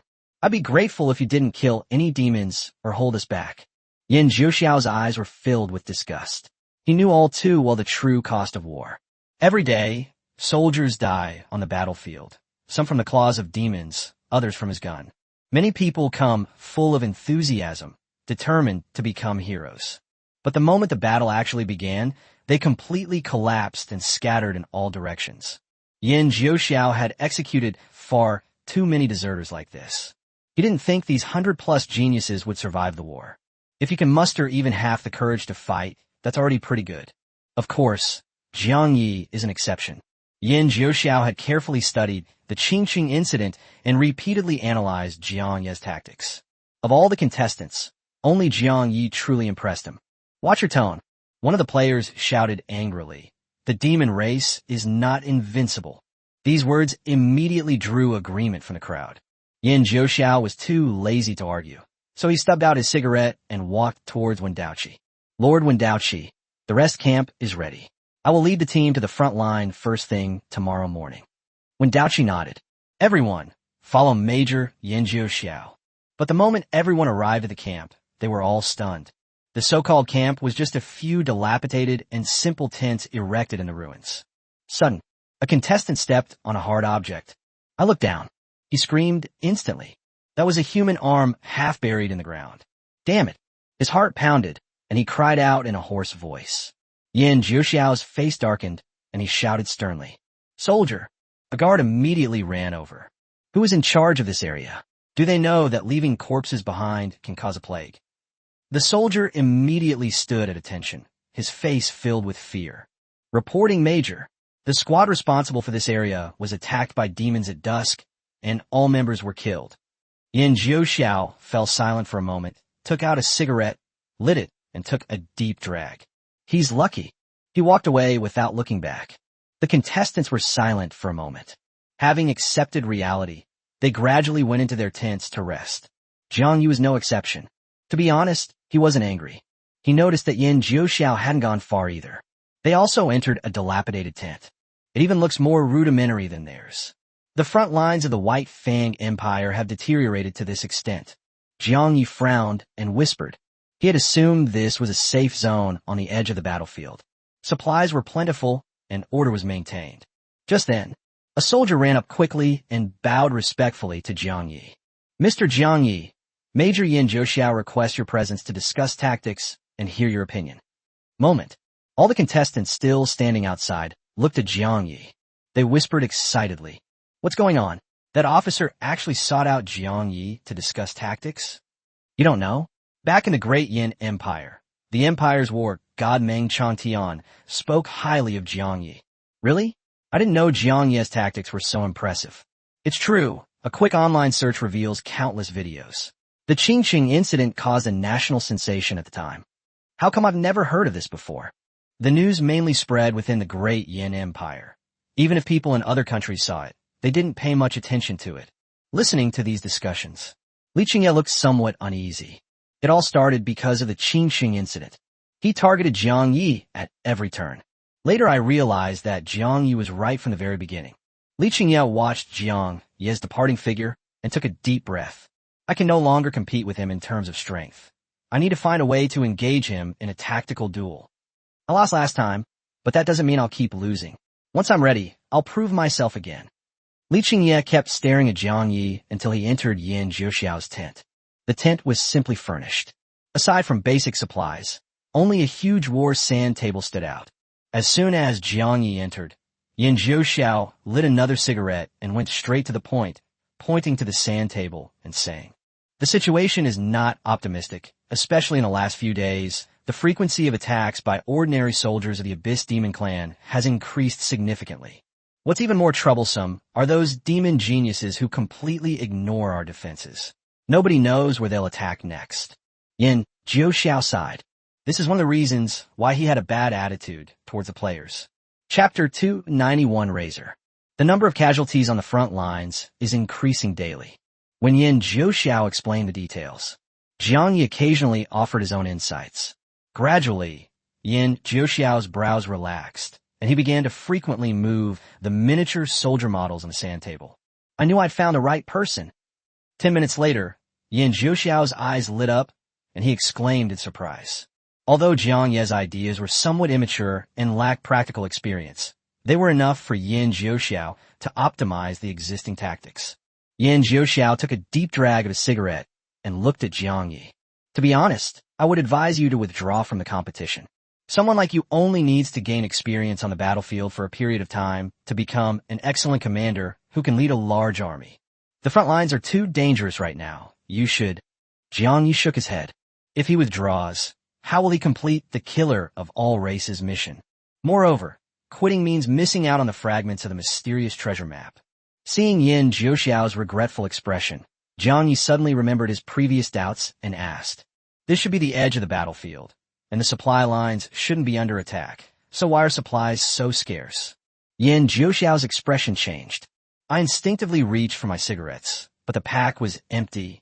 He irritably crumpled the empty cigarette pack into a ball and threw it on the ground, letting out a deep sigh. For most people, war is about protecting their homes, loved ones, and country. But for some, war is just a means of making money. I can't say more, but you should understand what I mean. Jiang Ye's eyes slowly widened. He initially thought it was a problem like delays in the transportation of supplies, never expecting that the truth was corruption. Even when fighting against the abyss demons, this kind of thing still happens. Jiang Yi was shocked. Don't they know the consequences of the White Fang Empire's fall? He quickly figured it out. They know better than anyone else. Even if the White Fang Empire falls, these traders can still escape to other countries with wealth that ordinary people cannot imagine. Yin Jiuxiao waved his hand. All right, Jiang Yi, you'll have to face these things sooner or later. Go back and rest. I'll send you the latest intelligence from the front lines. Take a look. It might be useful. Jiang Yi nodded and turned around. Just as I was about to step out of the tent, Yin Jiuxiao spoke again. If possible, kill as many demons as possible. Good luck. Jiang Yi paused slightly and replied softly. Thank you, we will. After Jiang Yi left completely, Yin Jiuxiao picked up the discarded cigarette, but lit it and took a deep drag. I've chosen to accept what I can't change. What about you? The next morning at 8 o'clock, a light rain began to fall. Rainwater pooled on the ground, forming dark red puddles. Blood had been buried in the soil overnight. It finally appeared before the contestants. The stench of blood in the air grew stronger. Tension gradually appeared on the faces of the contestants. Yin Jiuxiao's eyes were covered with heavy dark circles. First, he looked at Wendaj. Then I looked at the flying pet equipped with a camera. Finally, he looked at the staff member next to him. He took a deep breath and gave the order in a loud voice. Everyone, prepare to depart. I will send someone to lead you to the actual front lines. We can encounter the enemy within 30 minutes. Although I don't have high expectations for you, I still want to say, I wish you good luck in battle and a triumphant return. Gloomy and cold. The light drizzle grew heavier and heavier. On the battlefield, amidst ruins of buildings, a thick fog began to spread. Rain fell from the sky, pounding heavily on the dark earth. Jiang Yi walked through the ruins and suddenly stopped. He lowered his head and stared silently at the ground. A dirty teddy bear next to the shriveled body of a little girl. Its small body was curled up in the cracks between the bricks. A withered arm stretched out in front. It was as if, in the last moments of his life, he was still trying to reach for that teddy bear. Jiang Ye's eyes were sharp. The dirty teddy bear is clearly visible. A label was hanging there that read, Happy birthday, Mom and Dad will always love you. Li Qingye and Jin Lin followed behind Jiang Yi. Upon noticing that he had suddenly stopped, they quickly went over to him. Seeing this, the two fell silent. Rainwater slid down their bodies. It seeps into the cracks. But they could no longer wake that small, already cold body. Jiang Yi remained silent, bent down slightly, and reached out to pick up the teddy bear. Just then, a stern voice suddenly rang out. Stop! I told you, once you step onto this battlefield, you must remain highly vigilant at all times, whether you're eating, resting, or doing anything else. Even when going to the toilet, you have to turn around and scan your surroundings. Only in this way can you bunch of inexperienced rookies survive. The speaker cautiously stepped forward. He was a soldier who looked no more than 19 years old and had a slender build. He was the guide assigned by Major Yin Jiuxiao to the Great Yin Empire's forces. Codename, Razor, an elite warrior who has survived multiple attacks by demon soldiers. Judging by his appearance alone, this man doesn't look like a soldier at all. Razor walked up to Jiang Yi, his face expressionless as he scanned the little girl's corpse, and quickly said, I never thought about becoming a guide, and I never want to step into such a dangerous place again. But I only agreed after Major Yin Jiuxiao came to me in person. No matter how powerful you were in the past, here you are just rookies who have never been on the battlefield. To be honest, I'm not worried about you getting hurt. I'm only afraid that you'll drag me down with you. Jiang Yi frowned slightly, but remained silent. Razor carefully pulled out a thin wire. I gently nudged the teddy bear, making it move slightly. A thick black substance resembling solidified snot slowly seeped out from under the teddy bear. These are explosives left behind by demon soldiers, Razor explained calmly. The military calls them unstable shadow flyfies, while we soldiers call them deadly black snot. It will explode if you touch it even slightly. Its power is enough to destroy a 3-story building. Razor slowly took out a glass container, smeared some white powder inside, and then aimed the bottle opening at the mycelium. Instantly, the black substance seemed to smell something delicious and slowly wriggled and crawled in the glass jar. Jiang Ye's pupils contracted slightly. His powerful mental perception. They didn't even realize that there was such a dangerous thing hidden under the teddy bear. If he's not mistaken, this substance is not only explosive, but it can also block perception. What kind of powder is that? Jiang Yi couldn't help but ask. How can we avoid this situation in the future? Razor looked at him in surprise. I thought you would be angry because of what I just said. Jiang Yi looked serious. To be honest, I'm a little annoyed, but I know you are right. We do lack battlefield experience. Back then in Qingsheng, the invading demon soldiers had no time to set up traps like Shadow Flytrap. In a sense, the battles Jiang Yi experienced in Qingsheng were merely the tip of the iceberg of the real war. Chapter 292, Jiang Yi will kill you. Take it. Razor handed Jiang Yi a transparent box containing about 10 grams of white powder.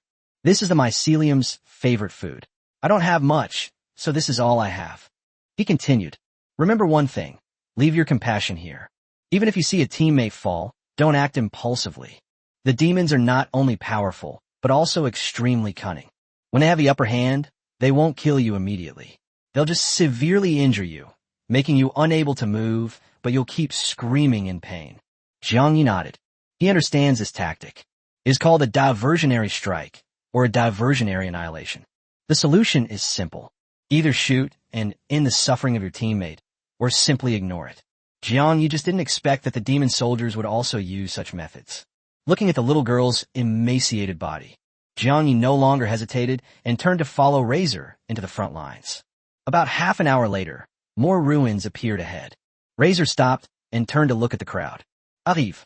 The ruins ahead were once an important border city of our country, and this is the core area of the frontline battlefield. My mission is now complete. I have delivered you to the drop-off point. You will now need to enter the core area and hunt down the demons on your own. Jiang Yi and the others exchanged glances and nodded. We plan to take a short break, regroup, and then move forward. Just then, Razor handed the glass jar containing the shadow fungus to Jiang Yi, a hint of regret flashing in his eyes. The military usually recycles these kinds of things. Even such a small item is priceless. Take it with you. If you encounter danger, just throw it out. Be careful. In this war, only those who survive can hunt down more demons. Jiang Yi shook his head, intending to refuse. Before he could speak, Razor gently placed the jar on the ground. I'm going back. If I can, I'll watch the live stream. Good luck to you guys. Having said that, Razor didn't linger and turned back the way he came. Jiang Yi picked up the glass jar from the ground. He could tell, whether it's Yin Jiuxiao or Razor. Deep down, everyone hopes for these participants in the Global Awakeners exchange competition. Not only can you stay safe, but you can also achieve something. High in the sky, numerous flying pets circled overhead, equipped with professional live-streaming equipment, broadcasting the battle to the world. Most teams have safely reached their designated locations to rest. However, several unlucky teams have already encountered geniuses from the Abyss Demon Clan. Impossible. They're too strong. They're just legendary-level demons. Yet they easily blocked my attack. A legendary genius awakener from a small country stared intently at the ruins ahead, his face ashen. On the gravel, standing there was a demon wreathed in black flames. Captain, we're surrounded. A panic shout suddenly rang out. The team members quickly looked around, and more demons emerged from the shadows. One of the demons, with a scorpion tail, exuded a terrifying aura far exceeding that of ordinary legendary demons. Mythical level. A demonic genius. The captain's voice trembled as he stammered. He never expected this. Before even entering the core area of the front line, we encountered so many enemies. Run. Without hesitation, the experienced guide in charge of the escort turned around and ran back. He roared as he fled at full speed. Don't hesitate. Use the teleportation scroll immediately. Without saying a word, half of the team members took out teleportation scrolls. But one of the legendary geniuses looked up at the high-altitude broadcast camera equipment and shouted through gritted teeth. We're not at our wits' end yet. Are we going to give up so soon? I'm not willing to accept that. So what if he's a mythical level demon genius? We have to give it a try, and then... He hadn't finished speaking. The demon's massive scorpion tail suddenly attacked. Buzz. Space was instantly torn apart. A dark crack appeared, and the scorpion-tailed demon stepped into it. The next moment, another spatial rift opened behind that legendary genius. The demons leaped out of the void. The enormous scorpion tail lashed out at the youth's head like lightning. The young man desperately tried to dodge. However, he was still struck in the arm by the scorpion's tail. In the blink of an eye, his arm swelled up like a balloon, and the taut skin burst open instantly. Bang! Melted flesh and blood splattered out, spilling more than 10 meters away. Run! The young man felt numb all over and was filled with regret. The terror of this mythical demon genius far exceeded his imagination. He had absolutely no chance of resisting. I'm finished, but my teammates still have a chance. This legendary genius mustered his last strength and charged fiercely towards the demon race. Go! Run! Get out of here! He roared. The remaining team members trembled and immediately activated the teleportation scroll. That 1 second of waiting felt like an eternity to them. They clearly watched as the scorpion-tailed demon swept its tail across, piercing their teammate's heart. Half a second later, before the teleportation array was fully formed, the scorpion-tailed demon clan disappeared again. Ah! A piercing scream echoed through the sky once again. The scorpion-tailed demon's enormous tail stinger. He pierced the chest of a prodigy and lifted him high into the air. At this moment, the teleportation array was finally fully formed. The remaining 4 players watched helplessly as their teammates died tragically. TSK, how boring. The scorpion-tailed demon watched the disappearing figure and sneered disdainfully. A bunch of cowardly trash, wasting my time. He flicked his tail spike slightly. The pierced player was slammed hard to the ground. The contestant struggled desperately. His body was rapidly rotting and melting, with black blood constantly gushing from his mouth and nose. Even if all power is lost, with his last ounce of strength, he let out a desperate roar. You damned demons! You will be judged!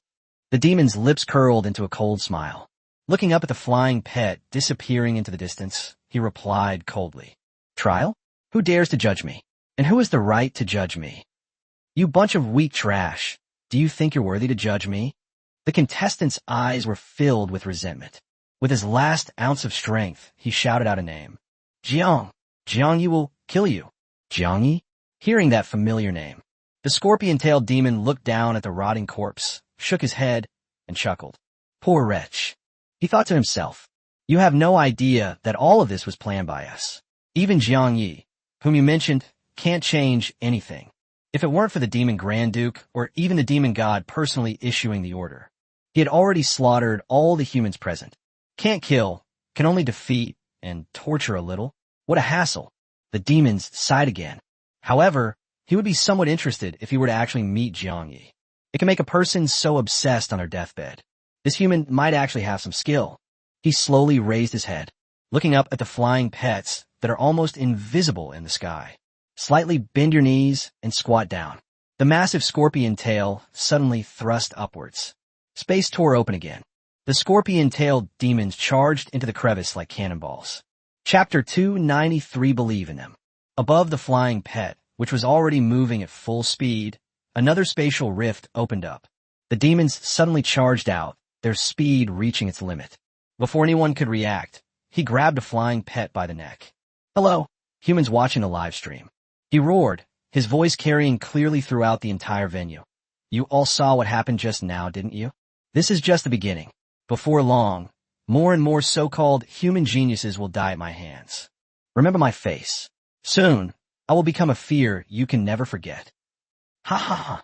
Amidst the maniacal laughter, the livestream screen suddenly went black.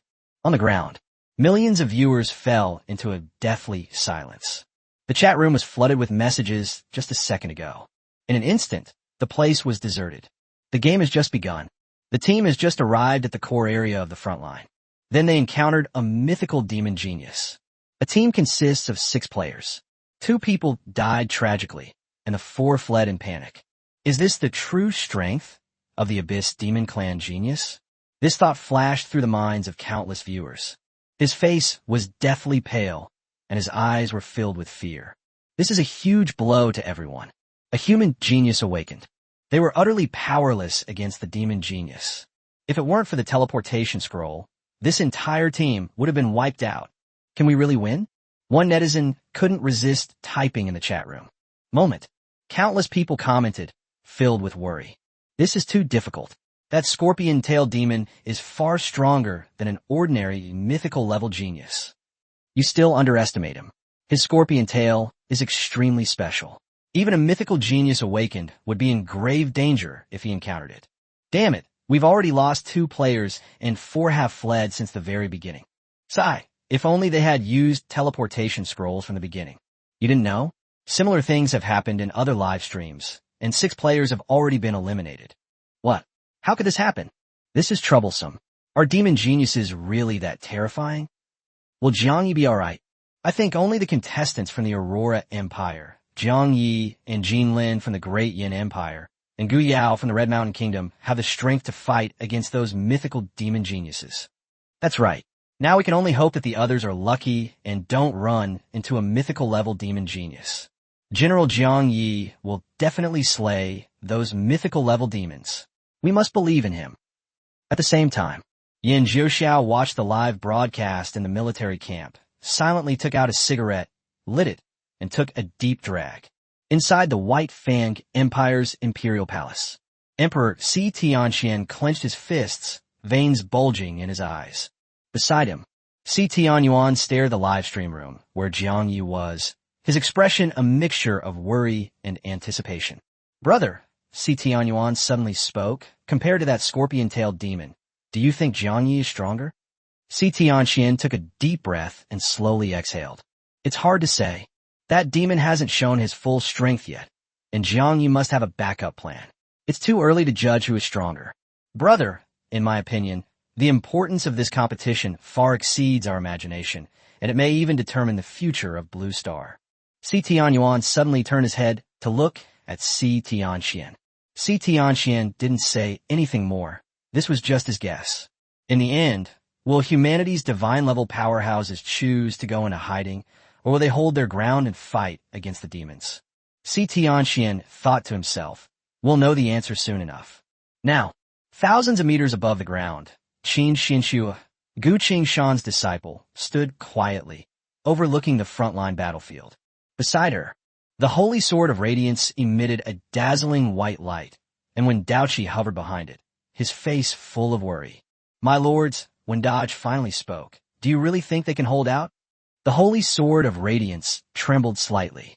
Believe in them, and believe in me.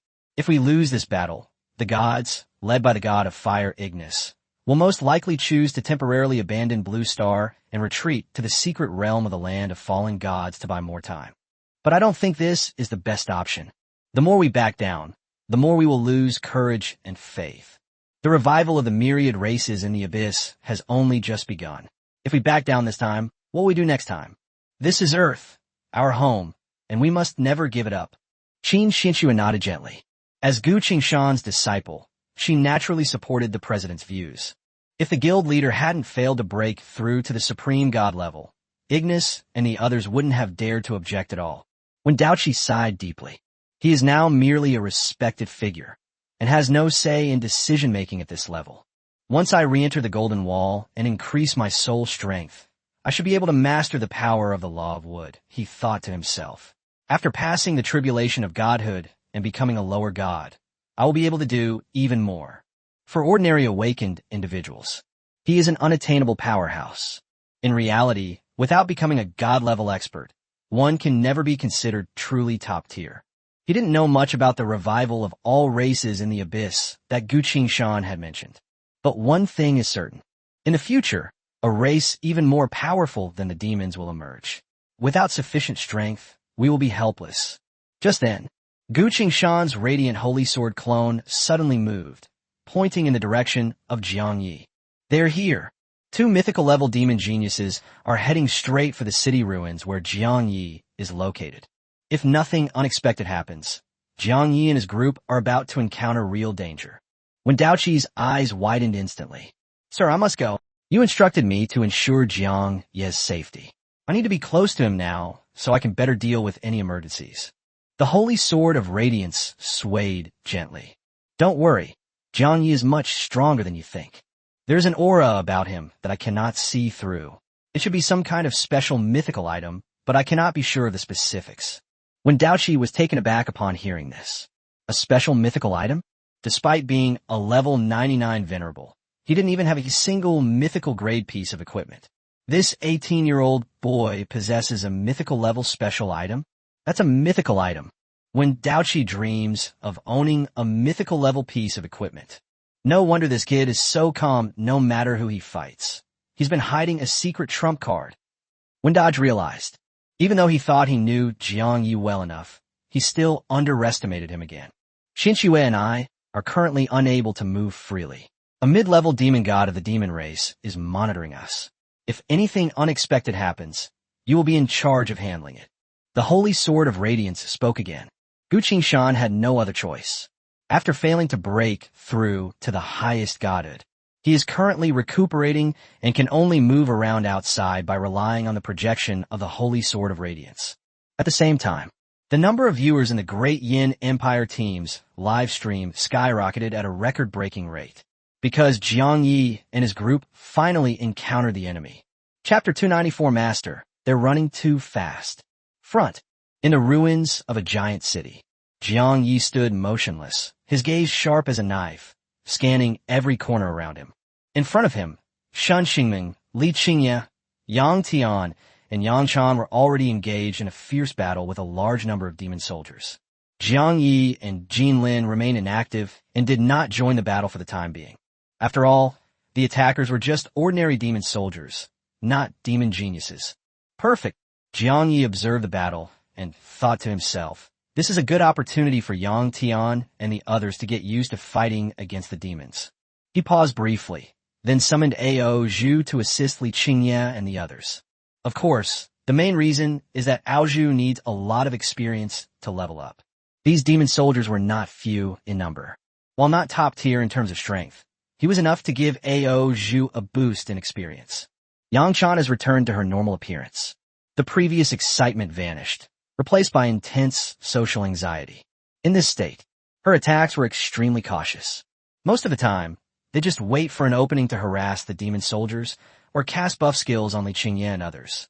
At the same time, the legendary Titan Shield Guardian Yang Tian has finally shown his true value. He pulled out a huge black shield. He slammed his fist into the ground, took a deep breath, and roared. Come on, you bunch of scum. I hate you all. The next moment, a faint red light erupted from his body, instantly engulfing the demon soldiers in front of him. The moment the red light touched it, those demons had bloodshot eyes. He was blinded by extreme anger. Ignoring everyone else, he charged straight at Yang Tian. Yang Tian raised the black shield, standing as immovable as a mountain. Without hesitation, Li Qingye and Shen Xingming seized the opportunity and ruthlessly slaughtered the demon soldiers. In a short while, the ground was then littered with corpses. Awesome. So awesome. Those bastards deserve to die. Li Qingye took a deep breath. He spat on the nearest demon corpse. He felt every cell in his body was excitedly surging. Shen Xingming slowly retreated to Jiang Yi and Jin Lin's side. Stay highly vigilant. While looking around, he quickly recovered his strength. Li Qingye twisted her neck and grinned at Yang Tian. Brother, your taunts are really cunning. These demons probably don't even recognize their own mothers anymore. Yang Tian rolled his eyes. His taunt skill requires shouting extremely insulting words to activate. There's nothing we can do about it. Many skills come with special conditions. By comparison, his approach was already considered mild. Just then, Viank Yisupok Kaimni. Get ready, a new enemy is coming soon. This is the real battlefield. Any fighting would attract a large number of enemy troops. A slight mishap, they will be surrounded in an instant. Li Qingye was still immersed in the thrill of the battle, and clenched his fist with disdain. Come on, I'll kill as many as you come. If we encounter a legendary or mythical demon genius later, Jiang Yi, don't interfere. Let me handle it. I'm going to send all these damn beasts to hell. The words had barely left his mouth. Li Qingye then saw Jiang Yi, who had been calm just moments before, suddenly turned his head to look west. A deafening explosion echoed in the distance.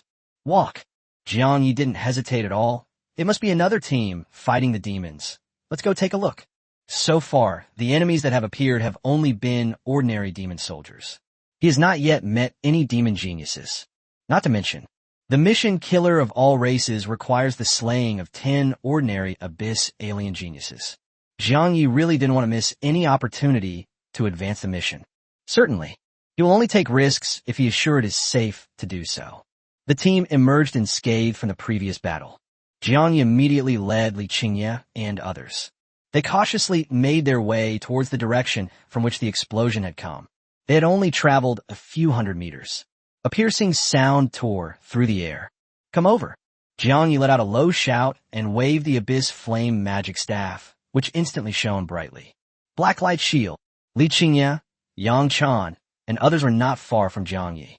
The reaction is extremely fast. He rushed to his side just before the blacklight shield was fully formed. Boom! Boom! Boom! The earth trembled violently. More than a dozen meteorites, each 6 or 7 meters in diameter and burning with black flames, fell from the sky. It slammed hard into the spot where they had just been standing. The next moment, a deafening explosion rang out. Boom! The black flames and rocks exploded with a deafening roar. The violent shock wave sent raindrops flying into the air. Rainwater within a 1-kilometer radius evaporates instantly under high temperatures. The shield of black light trembled incessantly. But not even a single crack appeared. Extreme long-range skill. Jiang Yi's pupils contracted, and he instantly understood the key point. The commotion from the earlier fight must have attracted the attention of the demons. The other side did not send additional soldiers. Instead, they directly used long-range skills to provide firepower coverage. This is an extremely common tactic. Usually, these types of long-range skills require some guidance to lock onto the target. Jiang Yi spoke very quickly, dispelling the black light shield and looking up at the sky. High in the sky, a few tiny black dots were faintly visible. You can't notice it unless you look closely. In addition, there was a torrential downpour. Even though Jiang Yi has strong mental attributes and keen perception, they also failed to detect the danger in advance. Aozhu! Jiang Yi called out sternly. Aozhu immediately soared into the sky. Those little black dots scattered and fled instantly. Fortunately, Aozhu was extremely fast and caught up with him.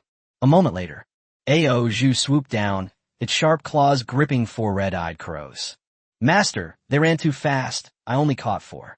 Aozhu sounded a little downcast, feeling that she hadn't been of much help. Jiang Yi didn't care. He examined the red-eyed crows closely and frowned deeply. It was my oversight. In a real battlefield, aerial reconnaissance is crucial. Jiang Yi took a deep breath. The real war was far more complex than he had imagined. At that time, he only experienced the Qinsheng incident. There was simply no time to properly study tactics. It seems none of us have reconnaissance skills. What do we do now? Li Qingye also regained her composure and realized the danger. The enemy knew their every move, but they knew nothing about the enemy. Leave it to me. Jiang Yi spoke up. Aozhu, do you still remember the direction those red-eyed crows flew off to? He possesses shadow stealth, enabling him to launch deadly attacks silently. Once the enemy's location is locked, a long-range attack can be launched. I need to find a skill book that can hide my teammates' tracks. Right now, shadow stealth can only hide me. Jiang Yi pondered to himself. Counter-reconnaissance, stealth, long-range attacks, high-speed movement. Jiang Yi's mind raced. It's a good thing to identify weaknesses. He thought of many areas where he could improve. It only takes a little time. He can then become more well-rounded with fewer weaknesses. Of course I remember. I remember the stench of those crows, master. I can lead you to them. Aozhu quickly replied, blinking its big, golden eyes. Chapter 295 Captain, is your brain different from a normal person's? Jiang Yi nodded. He then turned to Li Qingye and the others. Go wait in the sewer first. Sewer? Li Qingye and Jin Lin were taken aback. He then looked at Jiang Yi in shock. They never even considered using the sewers to evade enemy aerial reconnaissance. Even if we give them more time, perhaps a flash of inspiration will come to mind for the solution. Only a few seconds had passed between the surprise attack and the time it took to come up with a countermeasure. Captain, is your brain different from a normal person's? Li Qingye sincerely admired him. Yang Tian looked completely bewildered. Why do I need to go to the sewers? No one answered him. The city is now in ruins. The underground sewage system is likely still intact. After all, any large city. They all possess vast and deep sewer networks. Soon, the group found the nearest manhole cover and jumped into the darkness below.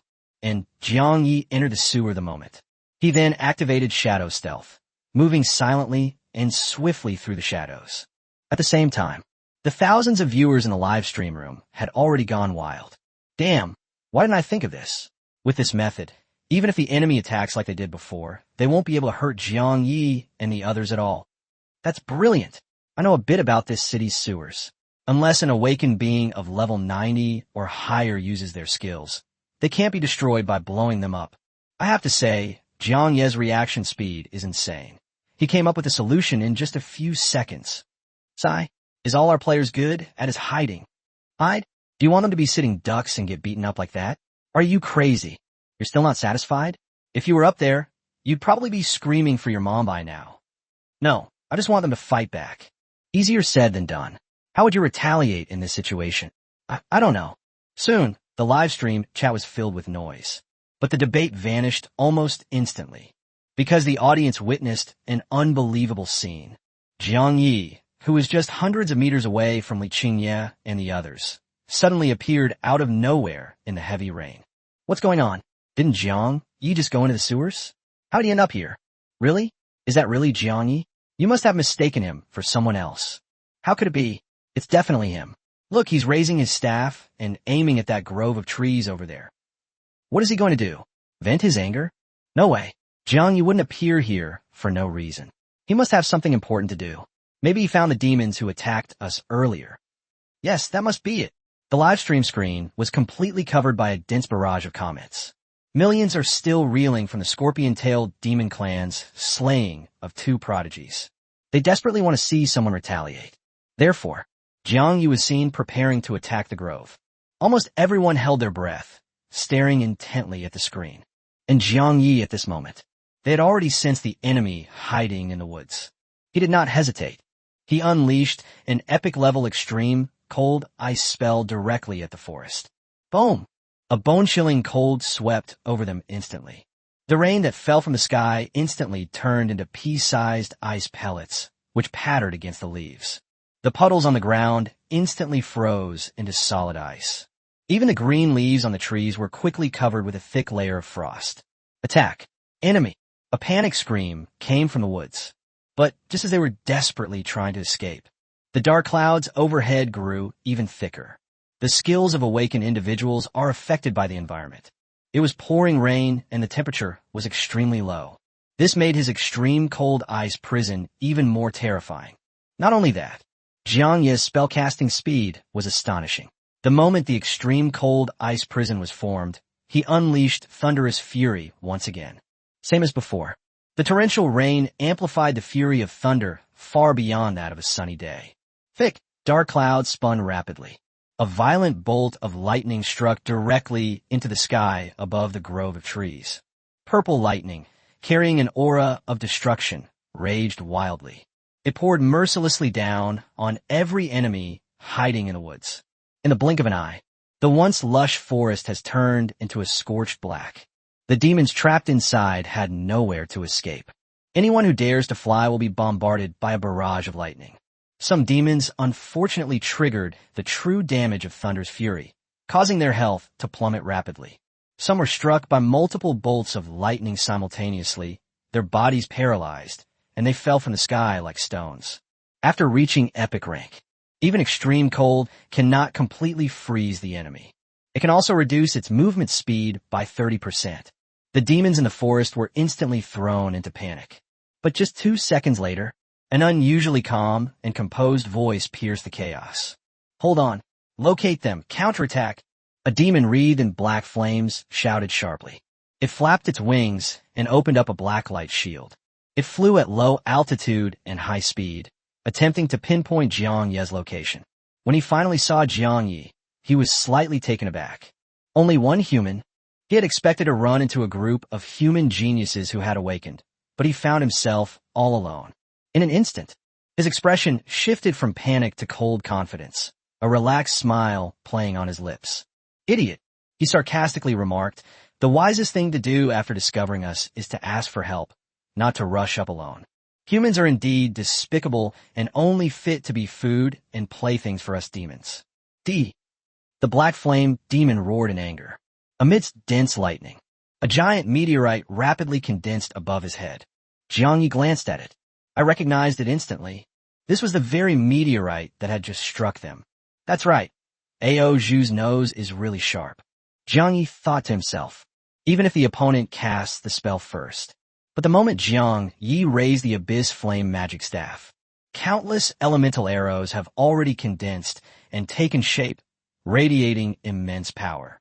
Just as a giant meteorite was about to crash down from the sky, the elemental arrow had already pierced the sky, heading straight for the demon. So fast. How could it be so fast? The black flame demon's eyes widened in shock. He folded his wings without hesitation. Using its weight, it rapidly swoops down to the ground in an attempt to evade the attack. But the elemental arrows are just too fast. He had not yet fully dived to the ground. An arrow pierced his throat. Instantly, his whole body went limp. Elemental arrows with compound damage unleash their full power. The power of the 5 elements erupts simultaneously, reduces abnormal resistance, imprisons the body, ignites continuous burning, applies various negative effects, ignores defense. In a fleeting moment, the demon's health plummeted to around 10%, and it was still dropping rapidly. Who are you? How could a human possibly possess such talent? Fear and panic swept across the demon's face. He could already smell the scent of death. Just then, the other demons in the forest finally realized what was happening. 2 black beams shot into the demon's body that Jiang Yi was attacking. His plummeting health points stopped decreasing instantly. There are even support-type demons? No problem, just unleash a few more skills. Jiang Yi was only slightly surprised. Chapter 296 Black Flame Cloak. The demons in the forest, who had just used their healing skills, were already filled with horror. Damn it, just how strong is this human's attack? My healing skills can barely stop the bleeding. This is terrifying. We're no match for them at all. Run, run. The demons exchanged a glance and scattered without hesitation. But just then, Jiang Yi unleashed his skill again. Demon Realm. Aozhu, Soing Bhakti. Boom! The fleeing demons froze in place. His soul was shattered, and he was unable to move. Jiang Yi's skills are like the Grim Reaper's scythe. They were ruthlessly reaping the lives of the demons. You have slain a level 55 legendary Black Flame demon, gaining 7 million experience points. You have slain a level 55 legendary Black Flame demon, gaining 70 million experience points. Obtained 100 legendary demon hearts, 100 legendary Black Flame demons, 100 legendary demon eyes. Acquired equipment, Black Flame Cloak, legendary. You have slain a level 50 epic demon soldier, gaining 250,000 experience. You have slain a level 50 epic demon soldier, gaining 2.5 million experience. Obtained 100 epic abyss demon hearts, 100 epic abyss demon wings, 100 epic abyss demon horns. Equipment obtained, demon soldier helmet, starlight tier. Kill. Just 1 minute later, the grove had completely vanished, leaving only the corpses of demons on the ground, the soil charred black. Jiang Yi stood still. His brows furrowed slightly, then slowly relaxed. He looked at the system notification and sighed helplessly. Upgrading too quickly may not be a good thing. Now, I've killed a level 50 legendary demon. It is no longer possible to trigger a 1000x critical hit. It's a bit of a pity. If I had known this earlier, I would have killed more legendary demons to stockpile materials before upgrading.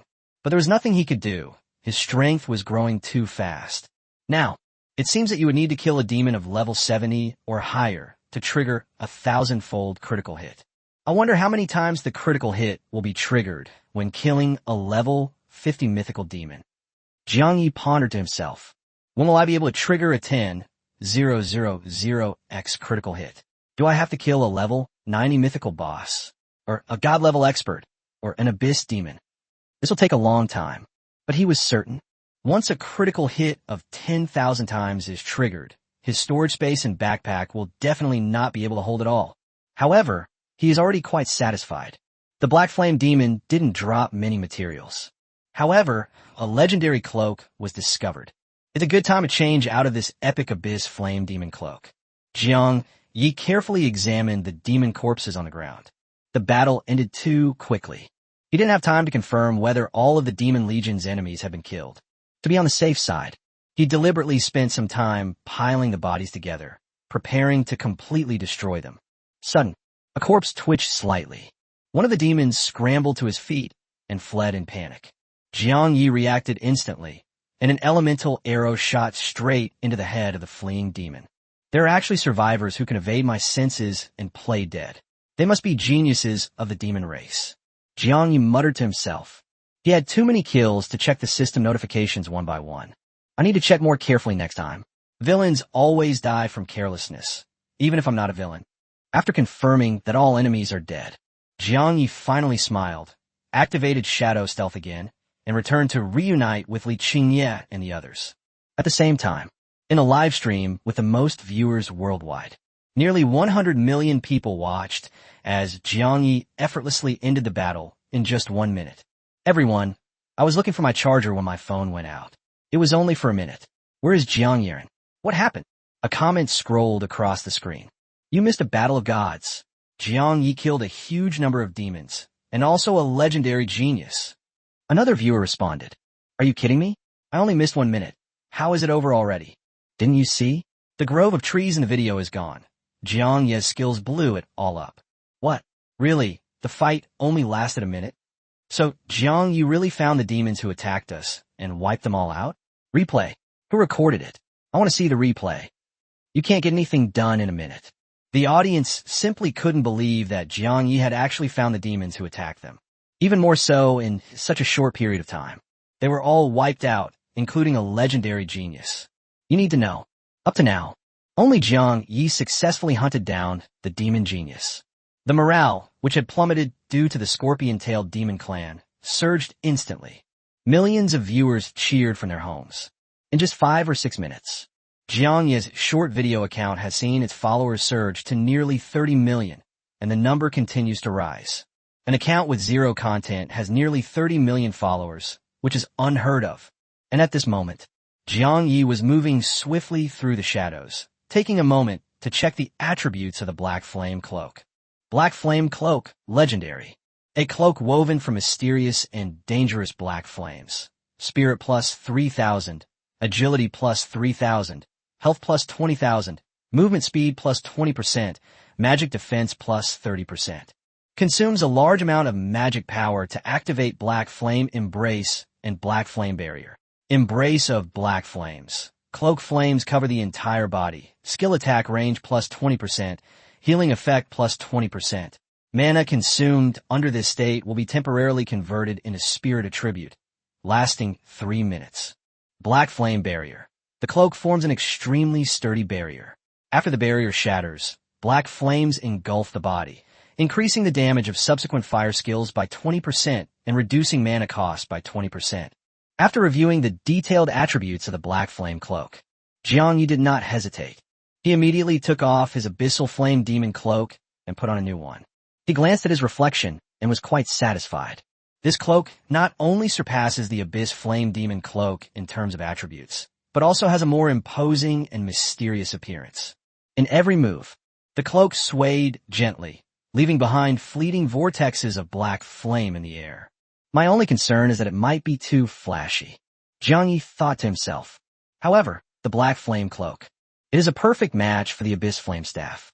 The staff's effects are as follows. Consuming 20% mana and 20% health activates the Flame King, granting immunity to all fire damage, except for natural fire and a very few special fires. Touching the fire restores 20% health and 20% mana, increases movement speed by 100%, and increases abnormal status resistance by 30%, lasting 20 minutes. In this way, Jiang Yi only needs to touch the Black Flame Cloak from time to time. This will trigger the Flame King's buff effect. Standing still, Jiang Yi felt a slight sense of regret. Currently, the only fire skill he possesses is the Flame Tornado. However, its grade is too low, making it insufficient in power when facing high-level enemies. Hopefully, killing the demon genius later will drop a suitable fire skill book, so that I can fully unleash the power of the Black Flame Cloak and the Abyss Flame Staff. Chapter 297 Mythical Demon Genius. He pondered to himself. Time flies. When Jiangyi returned to the sewer entrance where Li Qingye and the others were hiding, his brows furrowed instantly.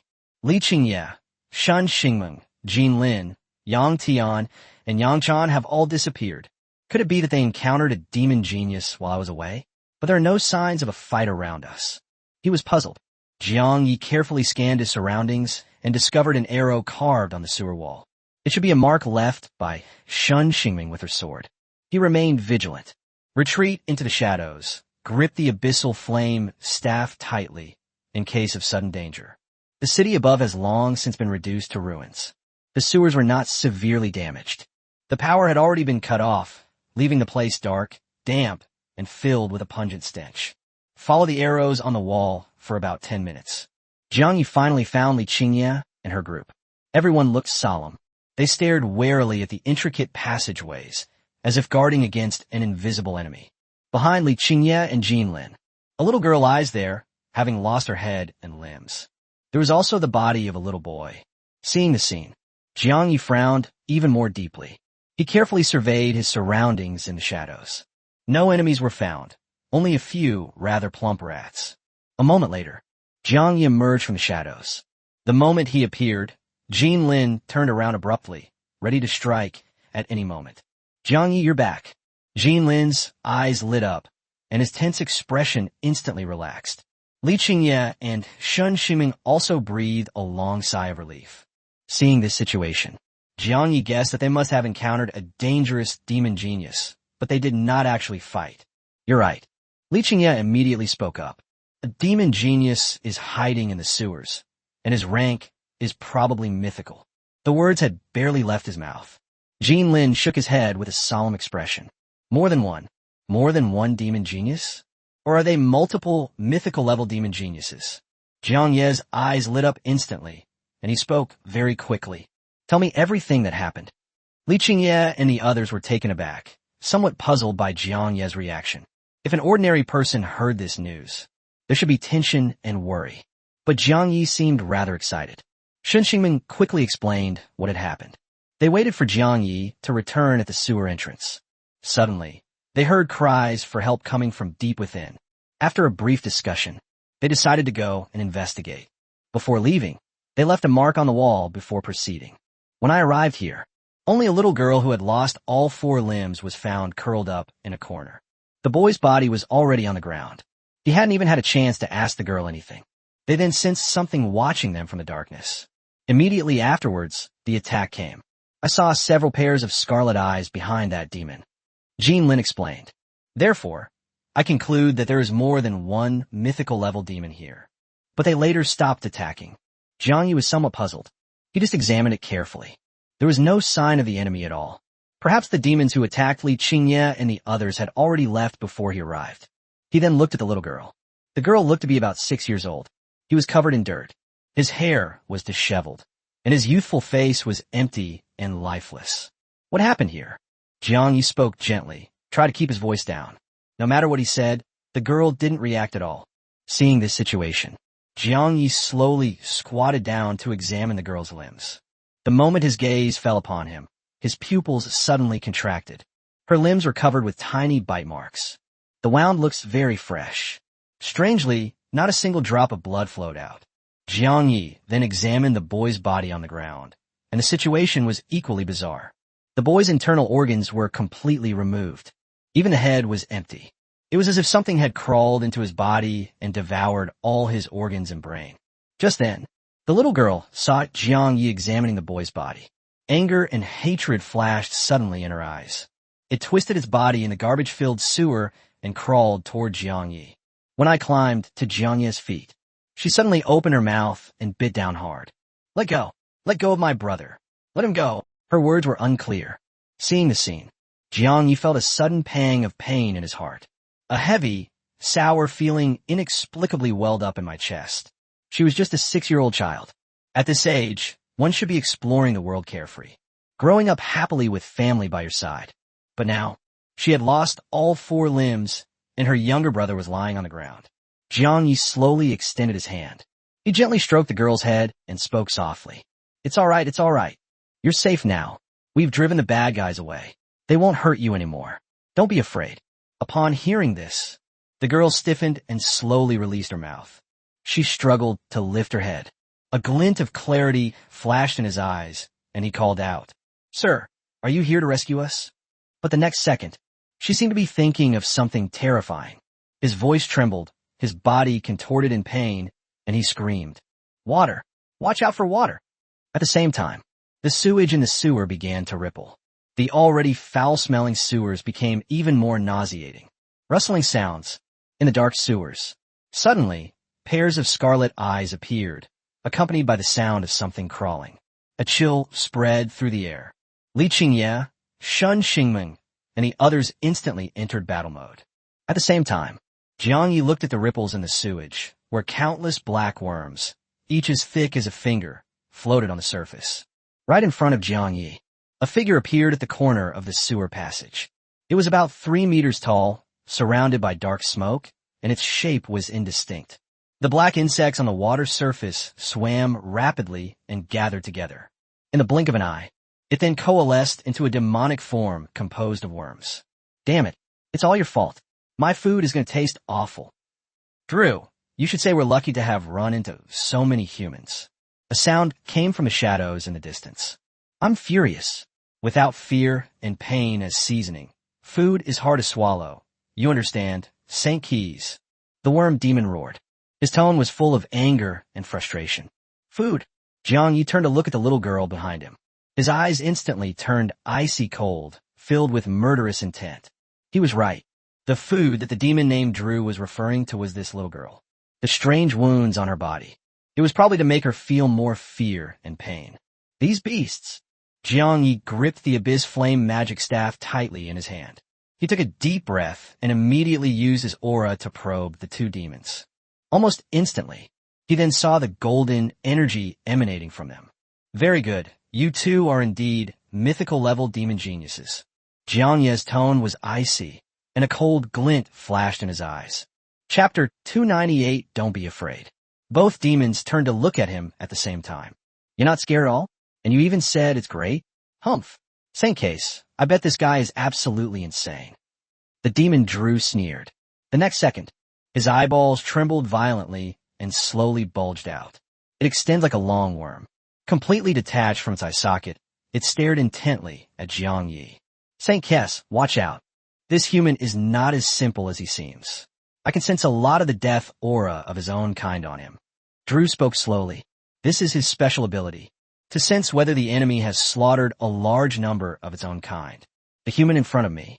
He exuded a strong aura of death from his own kind. This means that this person's strength far exceeds what it appears to be. Even so, Drew is not too worried. He and St. Kais are both mythical-level demon geniuses. Although not as powerful as the Ottomans, they were more than capable of dealing with these few humans. Soon, St. Keys and Drew shifted their gaze from Jiang Yi to Jinlin. In their view, this human woman was clearly the strongest among them. So let me think. How can I make the food even more delicious? Damn it. I killed her brother bit by bit right in front of her, just to torture him. I put a lot of effort and time into making this delicious dish. Upon hearing this, Jiang Yi could no longer tolerate it. The abyss fire magic staff in his hand suddenly burst forth with dazzling light.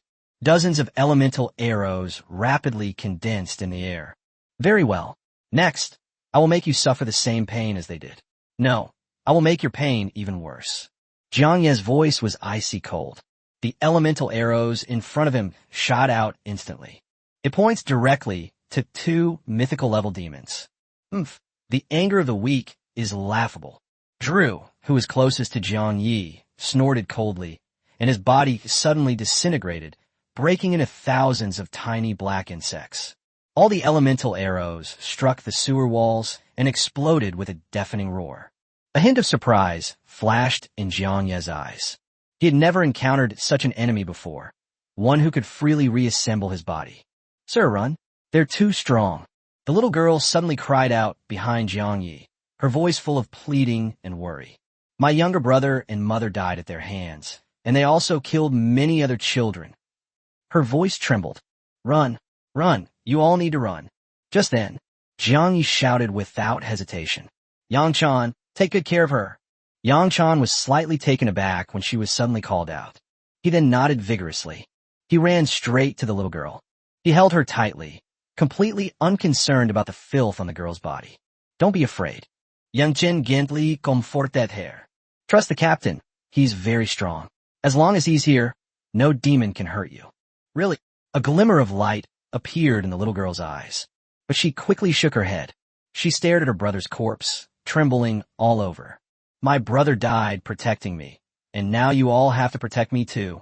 I'm afraid you'll end up like him. The girl's eyes were red and her voice was choked with sobs. Damn it, you bunch of bastards. I'm not a man if I don't kill you all. Draw your weapon. I'm ready to join Jiang Yi in slaying those two damned demons. The most vehement reaction came from Jean Lin. At that moment, she placed her hands on her chest and took a deep breath.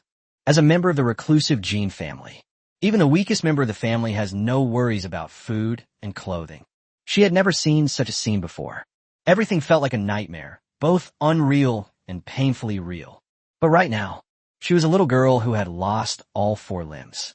Jean Lin could hear her heartbeat, hear her crying, and feel her fear and despair. The cause of all this is these 2 demons in front of us. You all deserve to die. Jean Lin gritted his teeth, his eyes blazing with anger. Her radiant thorn armor suddenly shone brightly, and a radiant thorn whip appeared in her hand. Humph. Damn it. The demon Saint Kess slowly walked out of the passage and sneered. In this world, only the weak deserve to die. Your attack just now missed, didn't it? That shows you're weak. Once the demon race takes control of Earth, humans will only become our food, slaves, and playthings. It is the greatest mercy we have shown to allow such a despicable race to exist in this world. Worms swam rapidly in the sewage. They reformed into Demon Drew in front of Saint Kess. He nodded as if it were the most natural thing in the world, sticking out his blood-stained tongue. Looking at the little girl in Yang Chan's arms, he licked his lips and grinned maliciously. Don't worry. Even if we rule the world, we won't exterminate you. Humans are still very useful to us. All right, I almost forgot. There's one more thing to do before I kill you all. Drew quickly used his detection skills. His expression stiffened slightly. A hint of regret flashed in his eyes, and he turned to St. Keys and said, I don't know if we're lucky or unlucky to have encountered humans from the Great Yin Empire, and they're even awakened ones. You mean Jiang Yi and Jean Lin are among them? St. Keys immediately lowered his voice and asked. Drew nodded. He looked at Jean Lin and Jiang Yi, the human genius that the Demon Grand Duke and the Demon God are looking for. These are the very people who were attacking them. The 2 demons deliberately kept their voices down. They can be very close. In addition, Jiang Yi has extremely high mental attributes, so he can hear every word clearly. Sigh, the level of epic grade shielding skill is still too low. I need to find a higher grade one as soon as possible, otherwise it will be too easy for others to discover my information. Jiang Yi thought to himself. From their conversation, he could guess that these demon geniuses wanted to capture him and Jean Lin alive. He was right. This must be the plan of the vengeful spirit gust, using the global awakening contest to control human geniuses who have awakened. To be honest, no normal person would ever imagine that something like this would happen. Let's attack together, Drew, and finish this quickly. The demon Saint Kais spoke impatiently. The words had barely left his mouth. Jiang Yi's Abyss Flame magic staff lit up once more. This is a battle against the demons. It would be foolish to give the enemy the first opportunity. The previously released elemental arrows missed their target. This time, Jiang Yi chose to directly unleash the demon domain.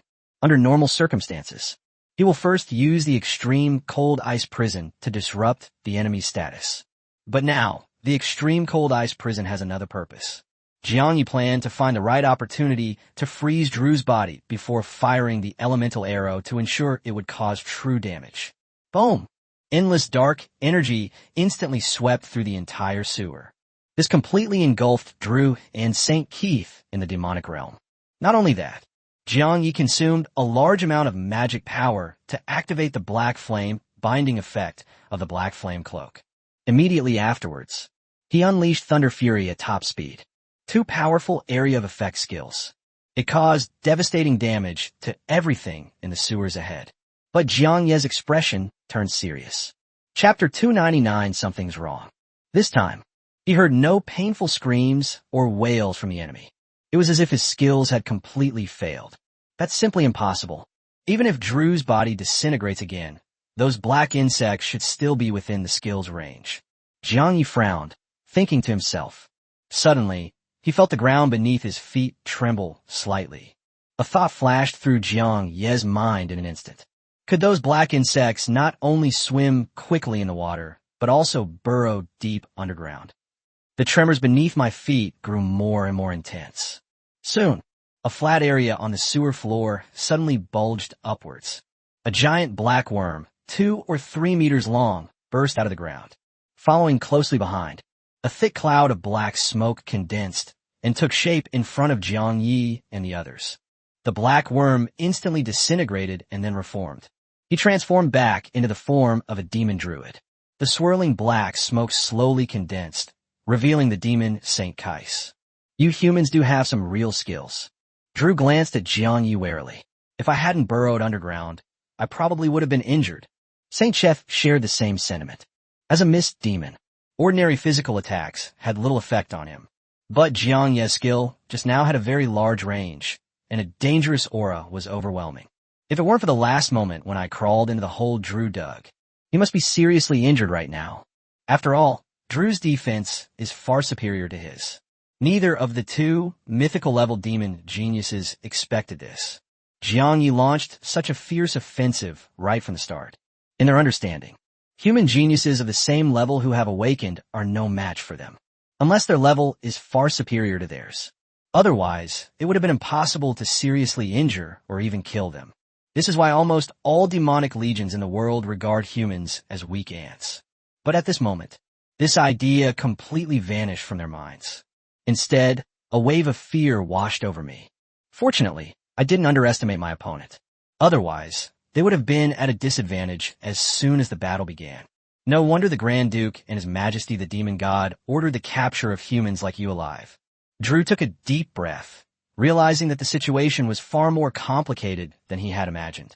Jiang Ye's strength far exceeded their expectations. But the final result will not change. After all, Jiang Yi had already unleashed several skills in succession. However, they failed to inflict any effective damage on Drew and Saint Keys. Thinking of this, Drew felt much more at ease. Saint Kais and I will definitely capture you alive. Let me show you my true strength. Drew roared. He suddenly stretched out his right hand. The palm split open instantly, transforming into dozens of slender black worms. The insects stretched out wildly, burrowing straight into the ground.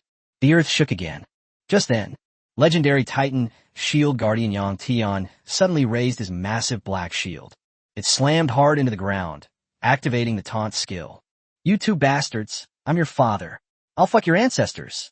Yang Tian roared, and a faint red light emanated from his body. Drew and Saint Keys were instantly enraged, their eyes fixed on Yang Tian. The black worm, which had been rapidly burrowing underground, suddenly changed direction and headed straight for Yang Tian.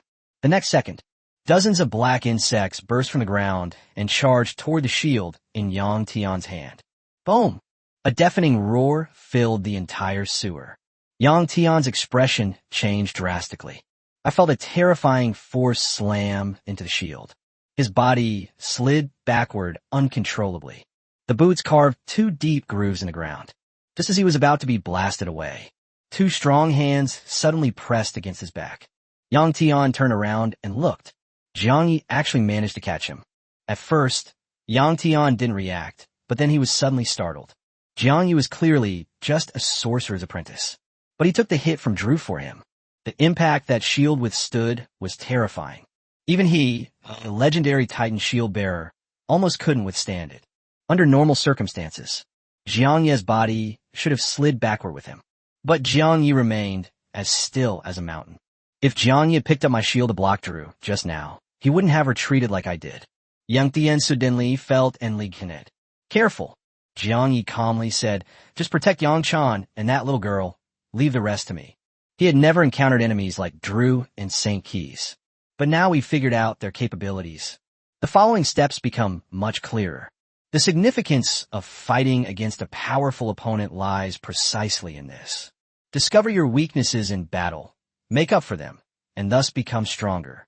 Jiang Yi took a deep breath. He slowly raised the Abyss Fire magic staff in his hand.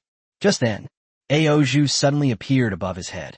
It has to be said, a legendary demon genius, whose strength indeed far surpasses that of a human mythological genius awakened. However, Yang Tian's taunt skills successfully hit Drew and St. Keys. This also confirms one thing. These two people are most likely not resistant to control effects. In other words, Aozhu's soul attack could severely injure them. As long as Jiang Yi can find the perfect opportunity to let Aozhu unleash her soul impact. He just needs to unleash his full power.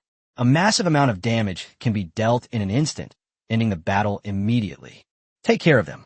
The killer of all races too. Genius Nightmare Quest can also be advanced accordingly. A mythical, pure-blooded dragon.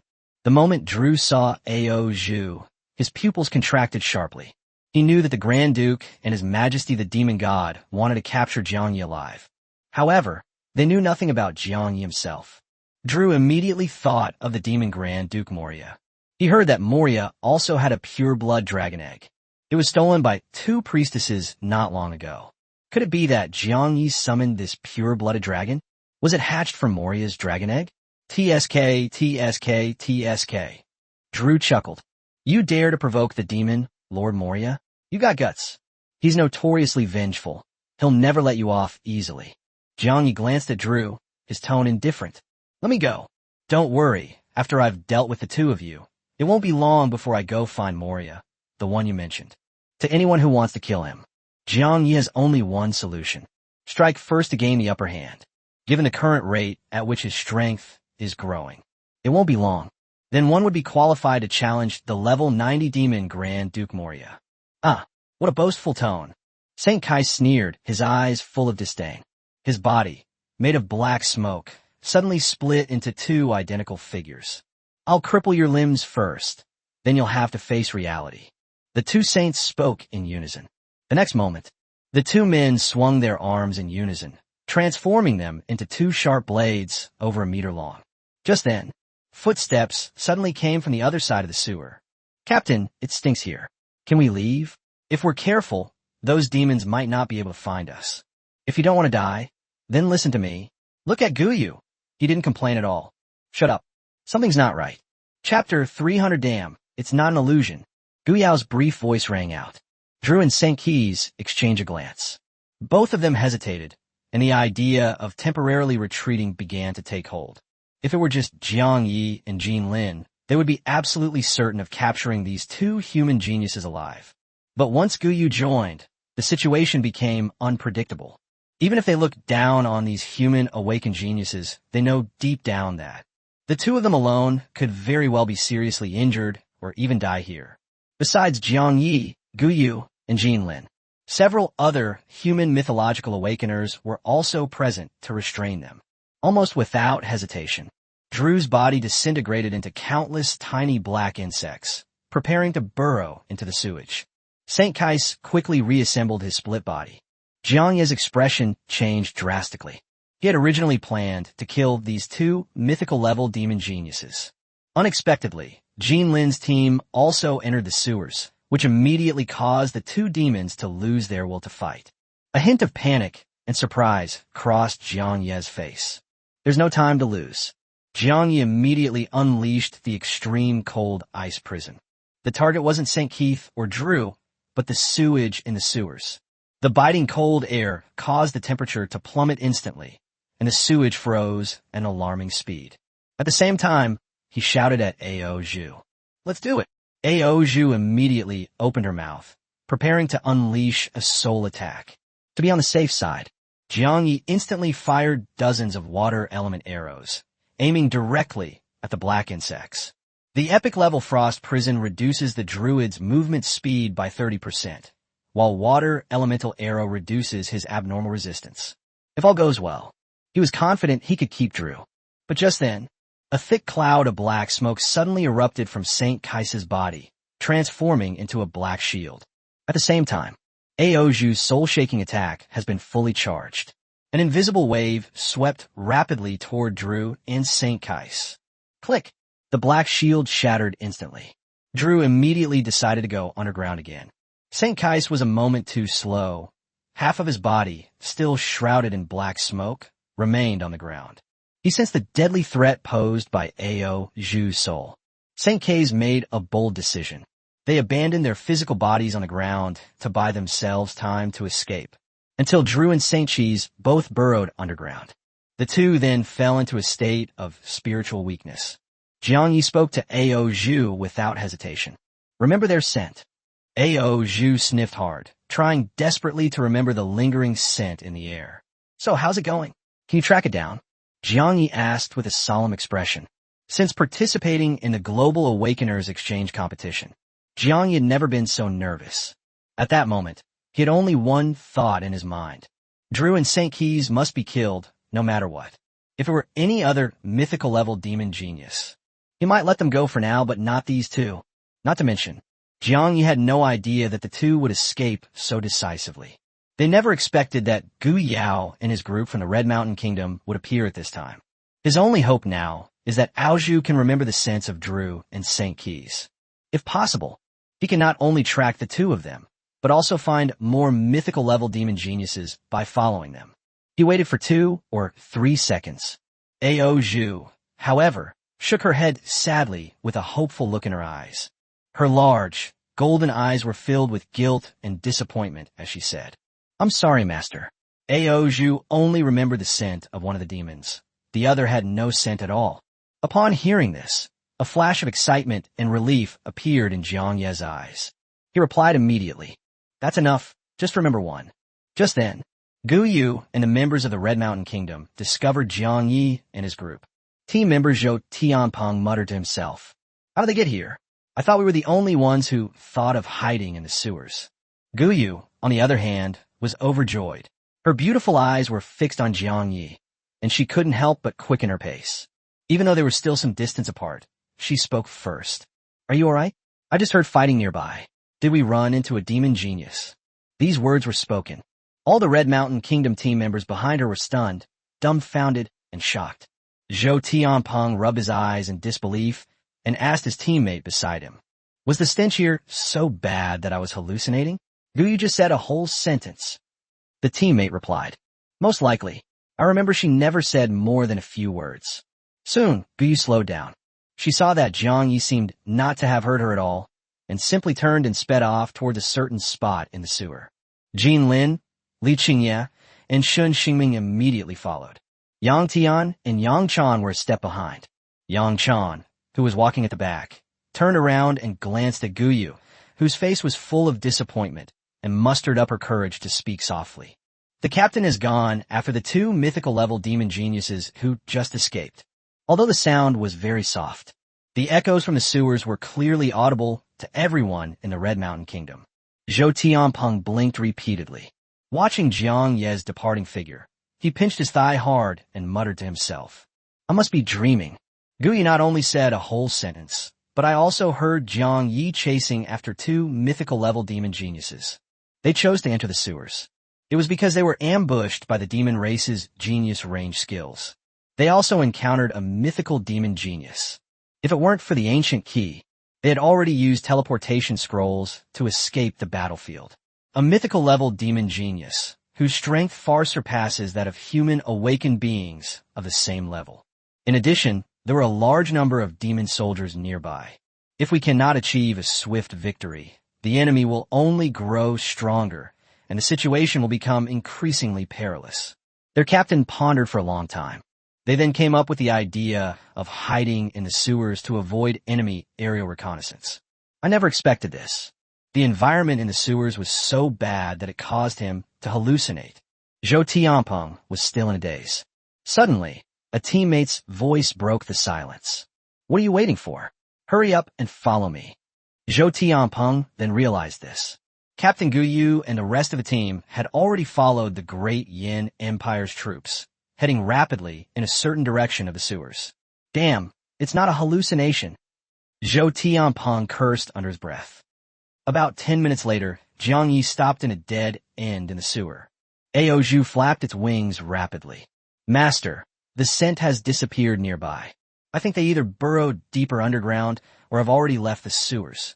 As she spoke, Ao Zhu kept sniffling, looking very uncomfortable. Her sense of smell was extremely acute, and the pungent, foul-smelling air from the sewers was like torture to her. Upon hearing this, Jiang Yi sighed softly. The demon Drew and Saint Kes escaped too quickly.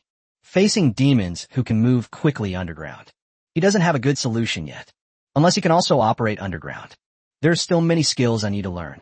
Jiang Yi thought to himself. Besides flying, I also need to master underground and underwater scuba diving. This time, they just encountered Drew, who could move quickly underground.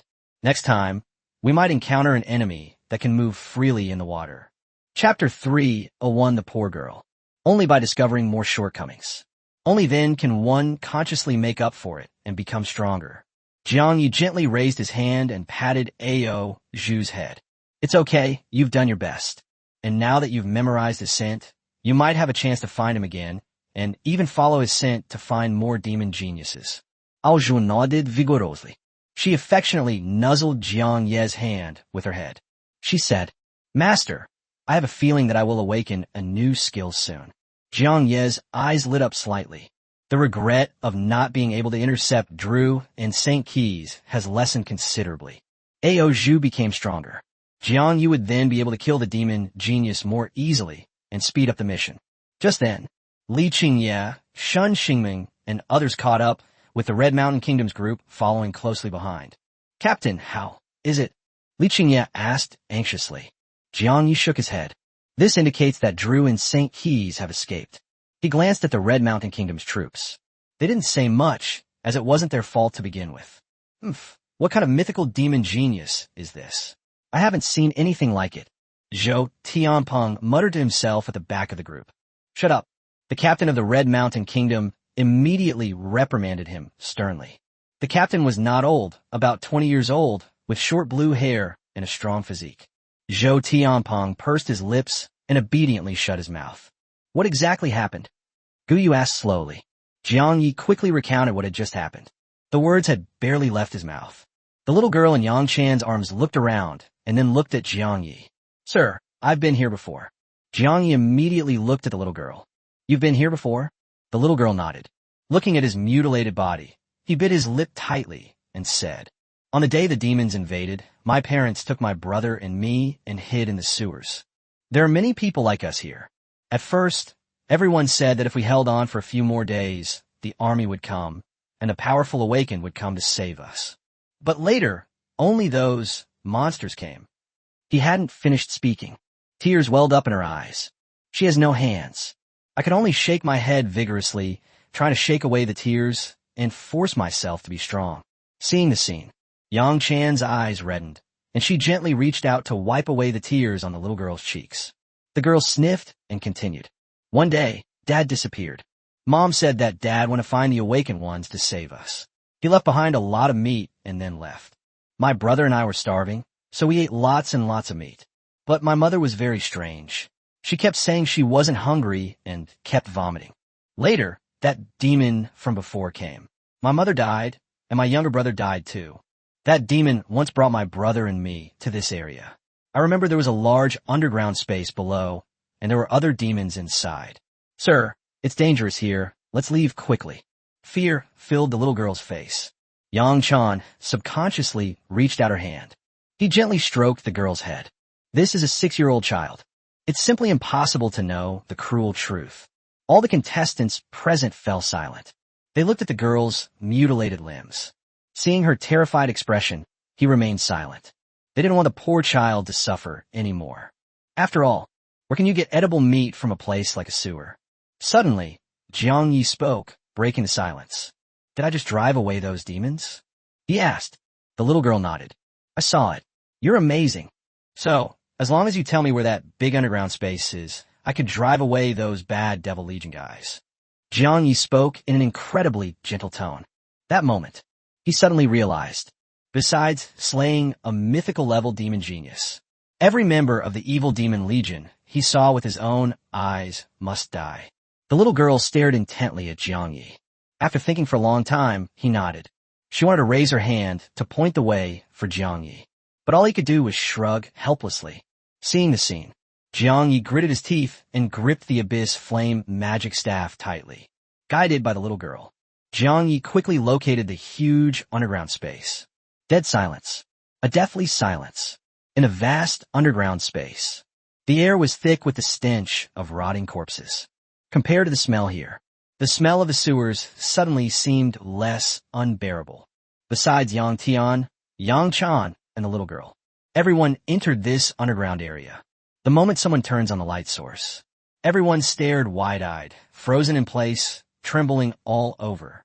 Before them, hundreds, even thousands, of identical corpses were piled up, with various instruments of torture placed beside them. Each one was grotesque and terrifying. Just one glance was enough to send chills down one's spine and ignite a burning rage. Right in the center of the underground space, a carpet made of human skin was laid out. Several tables were placed on the carpet. It was covered with rotting flesh and dried blood. There were also wine glasses covered in scabs. Beside the human skin carpet lay a pile of pale bones. Upon closer inspection, the vast majority of the bones were those of children, tender bones that were not yet fully developed. That's not all. Jiang Yi and the others also saw a huge millstone quietly placed in the center of the basement. They went closer to take a look.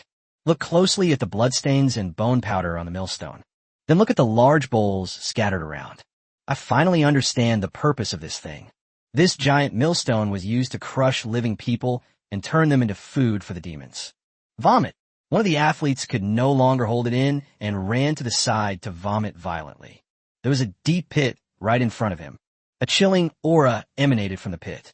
He glanced nervously into the pit. Suddenly, they saw figures taller than a person piled up in the pit. At first, he thought it was a demon or other monster, so he quickly called out to Jiang Yi and the others. But the light from the flashlight can illuminate the deep pit. Everyone fell silent. That's not a demon. Those were humans, dismembered and stored like chunks of meat. They were naked.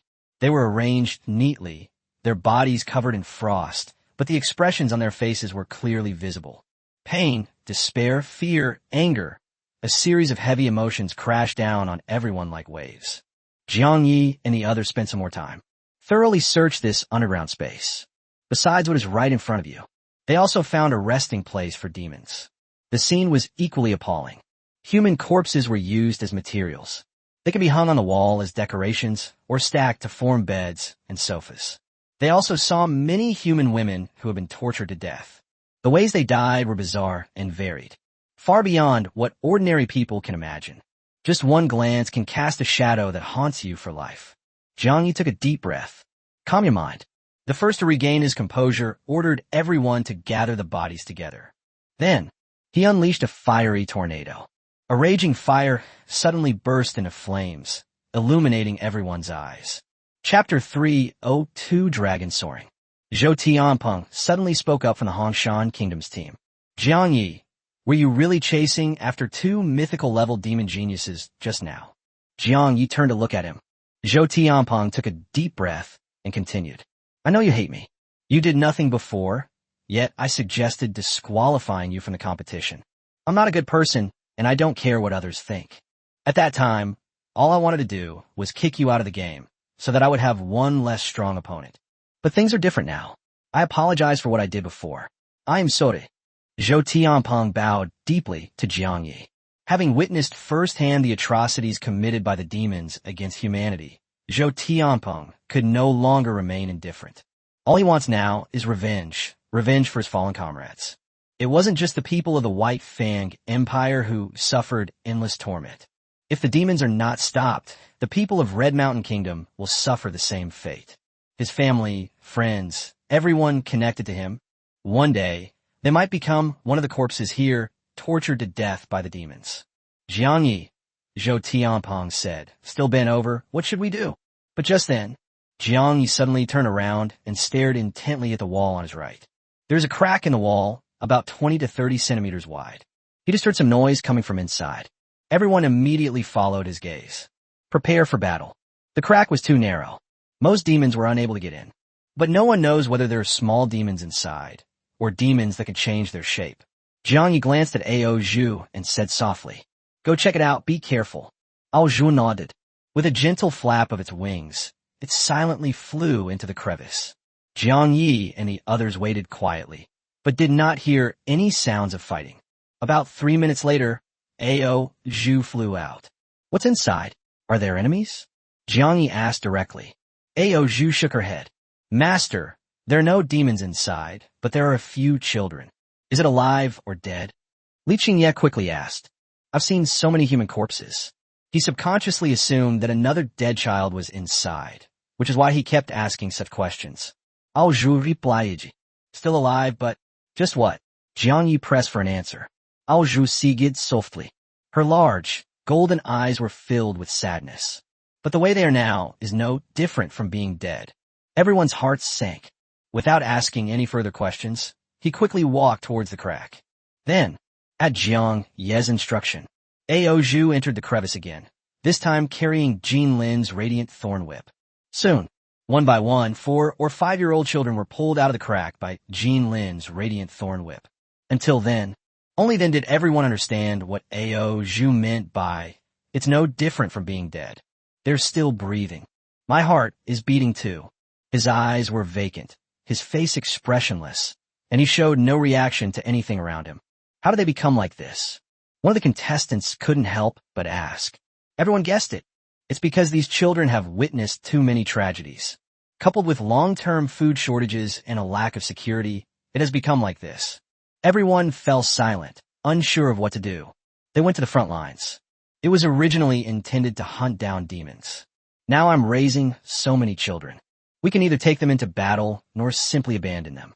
Once danger strikes, the contestants can use teleportation scrolls to escape, but what about these children? Someone made a suggestion. Leave the children here for now, and take them away after the battle is over. But someone immediately objected. What if we encounter a powerful enemy and are forced to use a teleportation scroll? If we leave them behind, they will surely die. Of all the children, only the little girl in Yang Chan's arms was normal. But she lost all 4 limbs and needs constant care. Just then, Yang Chan took a deep breath and looked at her brother, Yang Tian. Yang Tian seemed to understand her plan. After a slight hesitation, he nodded. Yang Chan then addressed the crowd. My brother and I can take these children and leave first." Li Qingye immediately shook her head. "No, just the 2 of you? It would be too dangerous if we encountered demons on the way. Demons could appear anywhere on the front lines. Yang Tian and Yang Chan left alone in an extremely dangerous situation. They are merely legendary awakeners." Yang Chan and Yang Tian were at their wits' end and subconsciously looked at Jiang Yi. Seeing the situation, Li Qingye, Shen Xingming, and Jin Lin also looked at Jiang Yi, waiting for his decision. At last, even the Red Mountain Kingdom's team set their sights on Jiang Yi. Under the gaze of the crowd, Jiang Yi remained calm. He took out his teleportation scroll and said calmly, "I don't need this for now, but I'll use it to send some of the children out first. In addition," he added, "there should already be some dead outside. We can look for their bodies and see if we can get more teleportation scrolls." Li Qingye's eyes widened instantly. Teleportation scrolls were their only means of survival. It's not there. Once you encounter a dangerous demon, you have no choice but to fight to the death. Then use mine for now. Li Qingye hesitated for a moment before handing over his scroll. "Just return it to me when you find more." Shen Xingming remained silent. Simply place the teleportation scroll on the ground. Then came Jin Lin, Yang Tian, and Yang Chan. Every member of the Great Yin Empire squad took out their own scroll. The Red Mountain Kingdom team members saw this. People hesitated, some lowering their heads and trying to hide behind the crowd. They never intended to use their scrolls to save the child. All they knew was that doing so would put them in extreme danger. Zhou Tianpeng couldn't help but ask, "Aren't you afraid of encountering dangerous demons and being unable to escape?" Upon hearing this, Li Qingye, Shen Xingmeng, Yang Tian, Yang Chan, and Jin Lin all subconsciously looked at Jiang Yi. "With the captain here, we'll be fine," Li Qingye said. Shen Xingming and the others nodded silently, still trusting Jiang Ye's abilities. Just then, Guyu glanced at Jiang Yi and also took out his own teleportation scroll. I have other life-saving items on me, so I don't need this. Even so, the number of teleportation scrolls is still insufficient. Jiang Yi remained silent. They didn't even look at the other members of the Red Mountain team. He made his own choice and didn't force anyone else. Li Qingye and the others took out the teleportation scroll because they trusted him. However, the members of the Red Mountain Kingdom did not have much interaction with Jiang Yi. It's understandable that they don't trust him and want to keep what they can use to save their lives. Just then, a hint of hesitation flashed in Zhou Tianping's eyes. He remembered the corpse he had just seen. It's as if you can feel the torment inflicted on the common people of the target country by the demon race. After a brief pause, Zhou Tianping slowly extended his trembling hand and took out his teleportation scroll. Forget it, this thing might not be useful against a mythical-level demon genius. Chapter Chista Chi I'm afraid. Besides, with so many of us together, it's possible that the one who escaped is a demon, so we won't need it all. Zhou Tianping took a deep breath. He slowly released the teleportation scroll from his hand. Then, he forced himself to look away and gaze at the children behind him who looked dazed. He was afraid he would regret it. Seeing this situation, the other members of the Hongshan Kingdom team remained hesitant. They all followed Zhou Tianping's example and took out their own teleportation scrolls. Only one team member kept his head down, pretending not to see anything. Long Tongue, the captain of Hongshan Kingdom, looked at him. He looked disappointed, but didn't say anything. Zhou Tianping slowly walked to the teammate's side, just as he was about to speak. Then he saw Jiang Yi shake his head at him. We have enough teleportation scrolls. Upon hearing this, the team member suddenly looked up. His expression instantly relaxed, but then he was overwhelmed by an overwhelming sense of shame. He quickly said, "Is that enough?" I was just about to take out my teleportation scroll. There was no response, and the atmosphere instantly became tense. Captain Longting, you have to believe me. I'm not scared. I was just a step too slow. Now we have enough, right? Captain Long Tongue of Hongshan Kingdom nodded silently. He cannot make decisions for others. I can understand that everyone makes different choices, but I still feel uneasy. All right, let's go. Jiang Yi broke the silence. He picked up a teleportation scroll from the ground, walked over to the children, and stuffed it into their hands one by one. The others quickly followed suit. Everything is ready. Just as Jiang Yi was about to activate the teleportation scrolls in the children's hands with his magic, he was stopped by a voice. The little girl, who had lost all 4 limbs, released the teleportation scroll she had been biting and asked with her big, blinking eyes. Sir, may I stay? Jiang Yi tried to keep his tone gentle. Why? It's too dangerous here. I don't have a dad, a mom, or a brother. I am scared. Jiang Yi paused slightly. He walked over to the little girl, gently stroked her hair, and said, It's all right, don't be afraid. We'll meet again after Jiang Yi drives away those evil Devil Legion guys. Really? The girl's eyes were full of hope. Jiang Yi nodded, gently placed the teleportation scroll back to her lips. Without hesitation, the girl opened her mouth and bit the teleportation scroll. Then, Jiang Yi began to circulate his internal magic power, activating the teleportation scrolls in the children's hands. One after another, spatial teleportation arrays quickly took shape. As the children's figures gradually disappeared, Jiang Ye's expression grew colder, and his eyes blazed with murderous intent. When only he, Li Qingye, Hong Shangguo, and others remained in the underground space, Jiang Yi took a deep breath, his voice icy cold. The real hunt begins now. At the same time, the live stream room with the most viewers for the Global Awakeners Exchange competition. It's been so long. Why haven't Jiang Yi and the others shown up yet? Did they encounter a powerful enemy in the sewers? Why don't we just let the flying pet take the live streaming equipment down with it? It's too dangerous. The sewers are too narrow. The flying pets have no chance to dodge enemy attacks. That's what they say, but we have absolutely no idea what Jiang Yi and the others are doing. Sai, I just checked other live streams. There were over 100 players, but now there are less than 50 left on the field. What? So fast? I'm really worried that something happened to Jiang Yi. I hope he appears on screen soon. Something terrible has happened. A group of children appeared at the landing point of the teleportation scroll. What's going on? Aren't teleportation scrolls only supposed to be used in life or death situations? What happened? What's going on? Moment. A large number of viewers left the live stream and flocked to other channels. They saw a group of children, looking dazed and like dolls, being taken away from the teleportation array by staff. One of the children also lost all 4 limbs. A staff member, looking worried, asked the children, "What's wrong? What happened?" The other children did not react at all.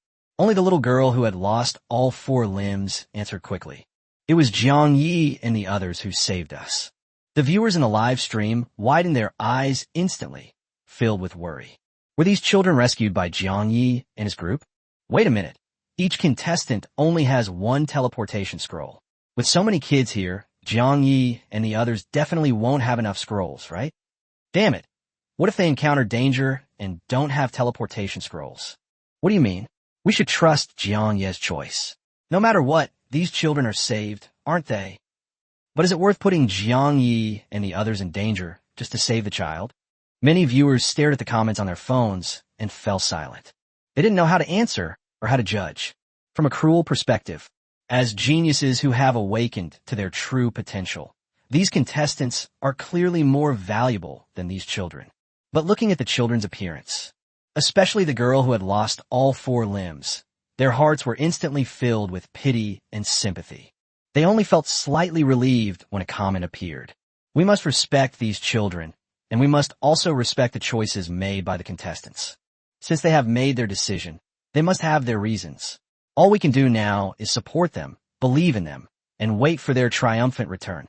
Just then, a flood of comments appeared, saying that Jiang Yi and his group had appeared in another live stream room. Moment.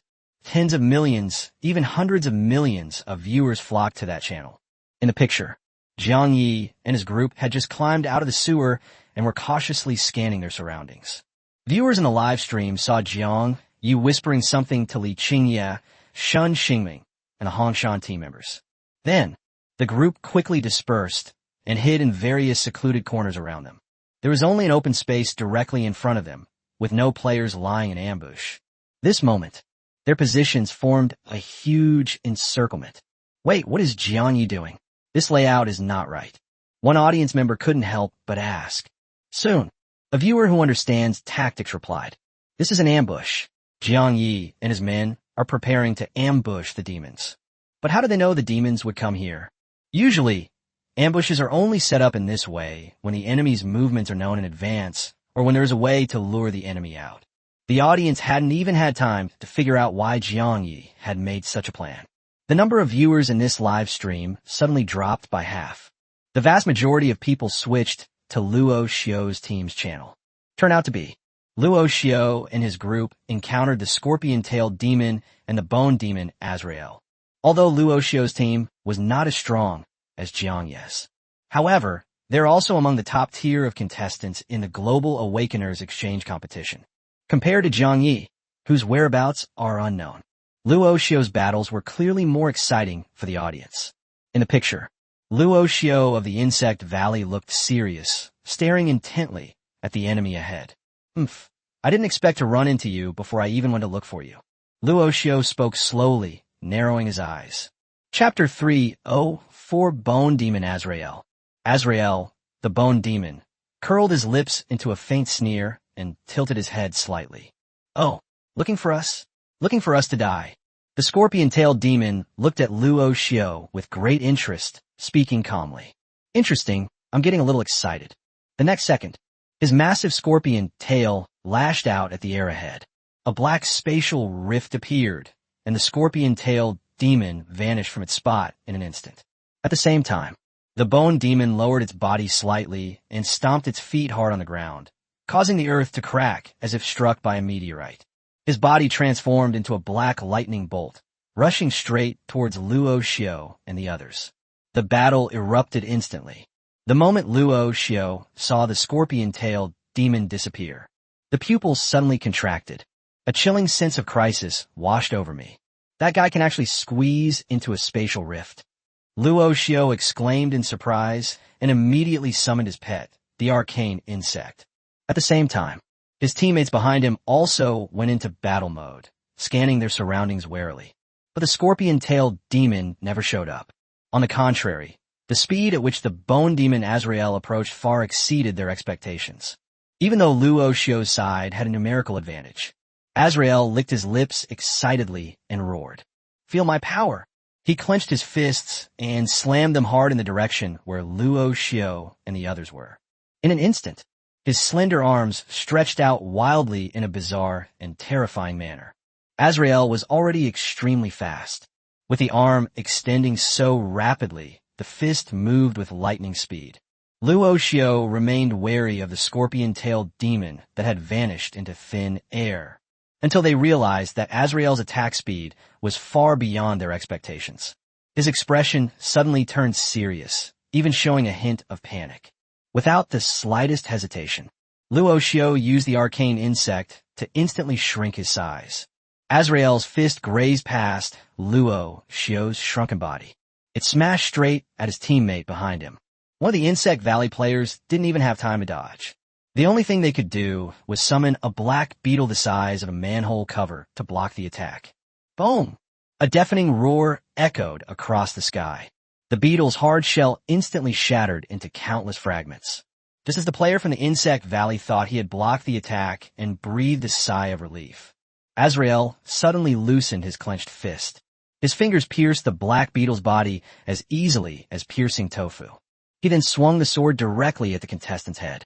Fortunately, his teammates reacted quickly. They all summoned black beetles to block Azrael's fingers. But Azrael poses a threat. This made everyone in Insect Valley almost forget about the vanished scorpion-tailed demon. Luo Xio sensed something was wrong and suddenly looked up at the sky. A spatial rift suddenly appeared. The scorpion-tailed demon's enormous tail, Stinger, shot out from the crack. With a piercing whooshing sound, it hurtled straight at Luo Xio. Luo Xio's body shrank at this moment. Logically, it should be almost impossible for the tail spike to hit him. But the scorpion-tailed demon's stinger is incredibly fast, and it was incredibly precise. No matter how Luo Xio dodged, he was always firmly locked on. Damn it! They didn't even give me a chance to use sacrifice to the bee god. Luo Xio cursed inwardly. He had thought that only Jiang Yi could bring him such immense pressure. But now he faces scorpion-tailed demon and Azrael. Luo Xio found himself in the exact same predicament. He didn't even have a chance to unleash his strongest skill. This moment, all members of the Insect Valley, including Luo Xio, all attention was focused on the scorpion-tailed demon and Azrael. Nobody noticed. The rainwater that had accumulated at their feet began to ripple in an eerie way. Sudden, thick, black vines covered in sharp thorns burst from the ground and swept towards the people of Insect Valley like madmen. Watch out, there are still enemies. One of Luo Xio's teammates noticed something was wrong and shouted loudly while dodging. However, the timing of these black vines' appearance was too cunning. They moved so fast that they caught everyone off guard. Luo Xio's 5 teammates were all entangled by the black vines. Only Luo Xio, whose body had shrunk, managed to escape danger once again thanks to his small size. Damn it, I was too careless. Besides the 2 mythical-level demon geniuses, there are also hidden enemies. Luo Xio's pupils contracted sharply, and his heart felt incredibly heavy. These demons are not only incredibly powerful, but also exceptionally cunning. Captain, these vines are poisonous. Just then, the teammate who was being entangled suddenly turned deathly pale. His wound quickly turned black and swelled. It felt like something was wriggling wildly beneath my skin. One of his teammates reacted quickly, immediately drawing a dagger and cutting away his blackened flesh. But his face showed no relief, only terror. In exposed flesh and blood, the hair-thin black vines are growing wildly, penetrating deep into muscles and blood vessels. Soon, the members of the Insect Valley began to stiffen and become weak. A sharp pain swept through my entire body, and my muscles convulsed violently. Their eyes were filled with pain as they desperately tried to regain control of their bodies. But those tiny black vines kept wriggling inside their bodies, spreading wildly toward their spines. Use the teleportation scroll immediately. I'll cover you, Luo Xio roared. He was willing to endure the attacks of the scorpion-tailed demon's giant tail in order to restrain Azrael. But it was all too late. Just as his teammates pulled out teleportation scrolls, their bodies stiffened completely, frozen in place like statues. You lowly and foolish humans, how laughable. Azrael sneered, a smug smile playing on his lips. Luo Xiao had no other choice at this moment. Either abandon your teammates and use a teleportation scroll to escape. Either fight to the death. They could either flee at all costs and seek help from others. Now he is all alone. They must not only face the scorpion-tailed demon and Azrael, but also be wary of the Black Vine, who is hiding an enemy. But who else can help me? In an instant, the name Jiang Yi flashed through Luo Xiao's mind. He took a deep breath, his eyes hardened, and he roared. You despicable cowards! Even if I die, I will not let you go. Come on, let's die together. Moment. Azrael's smile vanished. His pupils contracted sharply as he stared intently at Luo Xiao, wary of the impending danger. Even the scorpion-tailed demon's attack paused for a moment. But the next second, they then saw Luo Xiao turn around and run at full speed with the arcane insects without hesitation. You dare to play me, you piece of trash, you coward who abandoned your comrades. Azrael roared angrily. He was actually frightened by Luo Xiao just now. They thought he had the means to take everyone down with him. It turned out to be nothing more than a trick to buy time for their escape. Chase him. Capture him alive. How dare he play tricks on me? Azrael was furious. The scorpion-tailed demon acted immediately. His enormous scorpion tail tore through the space behind him once more. At the same time, Luo Xiaojing was running ahead. Suddenly, a dense wall of black vines appeared, completely blocking his way. There were obstacles blocking their way ahead and pursuers behind. A flicker of panic crossed Luo Xiao's eyes, and a seed of despair quietly sprouted in his heart. Just then, his arcane bug suddenly accelerated, seemingly ignoring the black vines ahead, and charged straight at them. Chapter 3:05 Why are demon geniuses stronger than human geniuses of the same level? Luo Xiao instantly understood and wanted to stop the arcane worm, but he hesitated for only a moment. The arcane bug plunged headfirst into the black vines. His body swelled rapidly. In the blink of an eye, it grew to the size of a heavy truck, forcefully smashing open a passage to clear a way for Luo Xiaoqing. Without hesitation, Luo Xiao immediately flew out through the gap. The arcane worm wants to shrink its size, but it was already entangled by the black vines, its body out of control, emitting painful screams. Luo Xiao gritted his teeth. He paused for a moment. At the risk of being hit by the black vines, the arcane bug was returned to the pet space. Damn it! You demons, just you wait. Luo Xiao roared and fled frantically into the distance. Scorpion-tailed demon and Azrael pursued relentlessly without slowing down. They absolutely cannot allow Luo Xiao to use the teleportation scroll. Otherwise, the mission given by the Grand Duke and His Majesty the Demon God will fail. Outside the main battlefield, in a livestream room with hundreds of millions of viewers, only a few scattered comments floated by. The audience, who were just moments ago so excited. At this moment, complete silence fell, and the atmosphere in the live broadcast room became extremely heavy. They had thought that Luo Xiao's team could defeat the scorpion-tailed demon and the bone demon Azrael. However, the result was that all of Luo Xiao's teammates were captured, and now Luo Xiao is on the run for his life.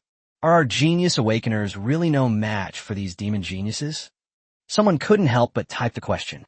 Sigh, the strength of the scorpion-tailed demon and the bone demon is truly terrifying.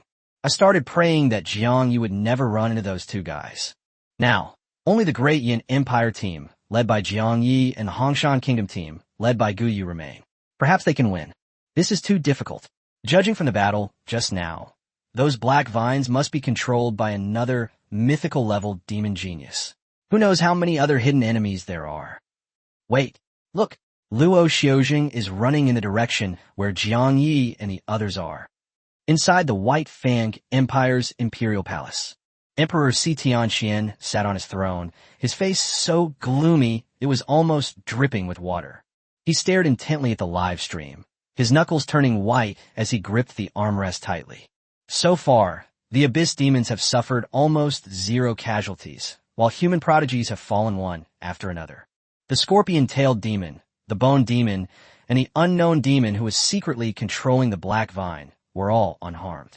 Even without watching the comments and online discussions in the live stream, Tianxian was also certain that the morale of the people of the White Fang Empire had plummeted to rock bottom. As the emperor, He could do nothing but watch the situation deteriorate step by step. That feeling of powerlessness almost suffocated him. Just then, his younger brother Si Tianyuan, who was standing next to him, suddenly spoke up. "Brother, we still have Jiang Yi and the others." Si Tianxian took a deep breath, slowly shook his head, and his expression became increasingly solemn. "Jiang Ye's team has used up all their teleportation scrolls," he said. "If they encounter another mythical-level demon genius, they will be in a truly desperate situation." Upon hearing this, Si Tianyuan couldn't help but feel worried. He was certain. There are definitely more than 3 mythical-level demon geniuses on the Abyss side. There must be many more lurking in the shadows, waiting for their chance to strike. Even though Jiang Yi is far stronger than other genius awakeners, faced with so many mythical enemies, they probably have no choice but to flee. "Brother, we are all at the mythical level, so why are these demon geniuses so much stronger than our contestants?" Si Tianyuan couldn't suppress his doubts and asked. Si Tianxian sighed deeply. "I'm not entirely sure either, but I've heard that it might be related to racial hierarchy." "Racial hierarchy?" Si Tianyuan looked completely puzzled. Just as he was about to ask further questions, he saw the live stream chat flooded with comments. Si Tianyuan's pupils shrank sharply, and he immediately shouted at Si Tianxian. "Brother, look! Luo Xiao is heading straight towards Jiang Yi and the others." Si Tianxian suddenly turned his head and stared intently at the live broadcast screen. "There is hope. There is still hope. If Jiang Yi can successfully rescue Luo Xiao, the strongest human athletes will be able to gather in one place. Jiang Yi, Guyu, Vinlin, Luo Xiu. These 4 individuals, in a one-on-one fight, are not necessarily inferior in strength to the scorpion-tailed demon and the bone demon, especially Jiang Yi. As long as he can kill a mythical-level demon genius in the shortest time, he can turn around and support his teammates. At that time, the whole situation will be reversed. I just thought of this." Si Tianxian immediately yelled at the staff member next to him. "Quick, switch to Jiang Ye's live stream." The scene quickly shifts to a dilapidated area of high-rise buildings. Si Tianxian stared wide-eyed, desperately searching for Jiang Ye's figure. But they couldn't find Jiang Yi, nor could they see any other contestants. "Where is Jiang Yi? Where is he?" Si Tianxian asked, full of doubt. At the same time, in a secluded alley, a fierce and imposing demon slowly stepped out. He looked down his own body and muttered to himself, "From this day forward, I am Neos of the Demon Clan." This person was Jiang Yi. He was wearing the distorted flesh and blood mask at that moment. He instructed Li Qingye and the others to hide. It was precisely in order to lure the legendary and mythical demons on the front lines into a trap under the guise of a demon-slaying race. On the battlefield where humans and demons are sworn enemies. No demon would have imagined that humans could perfectly disguise themselves as their own kind and set a trap. Although the distorted flesh and blood mask is a legendary item, its attribute bonuses are not high and its effects are extremely limited. But only human beings at the god level. Only a demon god-level being from the Abyss could see through the disguise of this mask. As long as Jiang Yi acts carefully, if we don't attract the attention of a demon god-level powerhouse, we can execute the plan perfectly. Even if a demon god-level powerhouse is attracted, a human god-level powerhouse should be able to restrain him. However, Jiang Yi did not intend to take unnecessary risks. All he needs to do is spread the word to the demons at the front lines that there is an injured human genius awakened in the vicinity. Besides, using this identity, he could also completely get rid of that troublesome Hao Bin and eliminate any future problems. He assumed the identity of a demon who slaughters. Jiang Yi did not use shadow stealth. Instead, they moved confidently and swiftly through the ruins. Just as he was wondering why he hadn't encountered any other demons yet, several sharp arrows suddenly whistled through the ruins on the left. Jiang Yi quickly dodged, thinking to himself, instead of encountering demons, they bumped into several genius awakened individuals. As expected, several unfamiliar players rushed out of the rubble and roared at him. "Die, you damn demon scum. This guy's aura is ridiculously strong. He's definitely a legendary demon genius. Let's all attack and kill him. Quick, don't let him get away." Seeing this, Jiang Yi had no intention of fighting these players. He only wanted to find other demons, so he turned and left without hesitation. But just as he turned around, The demon he had been searching for suddenly appeared behind him. It was none other than the mythical demon genius, Drew, who was leading dozens of demon soldiers at breakneck speed. Chapter 306 Un forgivable sin. Damn humans. How dare they ambush their own kind? All troops attack. Drew roared and commanded his soldiers to charge at the human contestants. The talented players who had just attacked Jiang immediately sensed something was wrong. Without hesitation, he turned and rushed back into the ruins. Jiang Ye's face showed genuine joy without any pretense, and he shouted excitedly, "My lord, save me!" He didn't even glance at the soldiers rushing past him. All attention was focused on the demon druid. A strange feeling stirred within Drew. He stared at Jiang Yi for a few seconds and then casually asked, "You know me?" "Viang, you know it. Of course, I know you, and I know Lord Saint Kais. Where is he?" Hearing the name Saint Kais, anger flashed across Drew's face instantly. She stopped looking at Jiang Yi, her mind replaying the events of not long ago. It's all those damned humans' fault. Saint Kais is seriously injured and is recovering. "May I have your name?" Drew asked casually. "Neos." Jiang Yi answered immediately. Upon hearing this name, Drew frowned instantly, his gaze refocusing on Jiang Yi. Jiang Yi showed no outward signs of tension or panic, but inwardly he was already prepared to act at any moment. He worried that the name violated the cultural taboos of the demon race. An unforgivable sin? How could your parents have given you that name? Drew shook his head incredulously. In the culture of the demon race, the name Neos symbolizes a demon who has committed an unforgivable sin. However, Drew did not dwell on it too much. He knew that the Abyss demons were a diverse group with vastly different cultures. Seeing Drew's reaction, Jiang Yi secretly breathed a sigh of relief. He was just about to tell Drew the false news of the discovery of an injured human genius awakened. But suddenly, Drew's eyes bulged and trembled violently. Jiang Yi instantly adjusted his posture, preparing to launch an attack on Drew. He clearly remembered that Drew's eyes could stretch out like worms to gather intelligence. But what surprised Jiang Yi even more was, after the investigation was completed, Drew suddenly looked at him with admiration and said, "Neos, I never expected you to be a legendary level slaughter demon. Even if I hadn't come to help, you were able to take care of those human awakeners all by yourself. Perfect timing. Saint Kais needs a strong bodyguard while he is recovering from his injuries. If you do well, I can recommend you to the Grand Duke." A hint of joy flashed in Drew's eyes. If there were demons protecting Saint Kais, he could then devote himself entirely to hunting down those damned awakened humans, especially the guy named Jiang Yi. If it weren't for him, Saint Kais wouldn't have been injured. "Don't worry, I keep my word, and you'll definitely get all the benefits. If you perform well, I might even reward you with a few human children so you can have a good time." Drew grinned. Jiang Yi smiled too. He never expected that Drew would ask him to protect Saint Kais. "What's this?" "This is tantamount to inviting a wolf into the house." "No problem. I will do everything in my power to protect Lord Saint Kais and will never allow any human awakener to harm him." Jiang Yi nodded vigorously, afraid that Drew would change his mind. Drew was very satisfied with Jiang Ye's expression and actions. They immediately informed Saint Kais of his location. He even recalled the demons who were hunting down human awakened beings. He ordered them to obey Jiang Ye's orders and carefully guard Saint Kais. Jiang Yi glanced at the demons. They were too low-ranking for Jiang Yi to take seriously. Soon, with everything arranged, Drew departed, leaving Jiang Yi and the demon soldiers behind. Jiang Ye's mind was filled with thoughts of the severely injured Saint Kais. He ordered the demons to wait there. He then headed towards Saint Kais's location. 1 minute later, Jiang Yi stared at the bank in front of him, unable to hide his excitement. The injured mythical-level demon genius, Saint Kais, is inside the bank's vault. Jiang Yi took a deep breath at the entrance of the vault to calm his wildly beating heart. He would never normally show his emotions so openly, but this time was different. He is about to kill a mythical-level demon genius.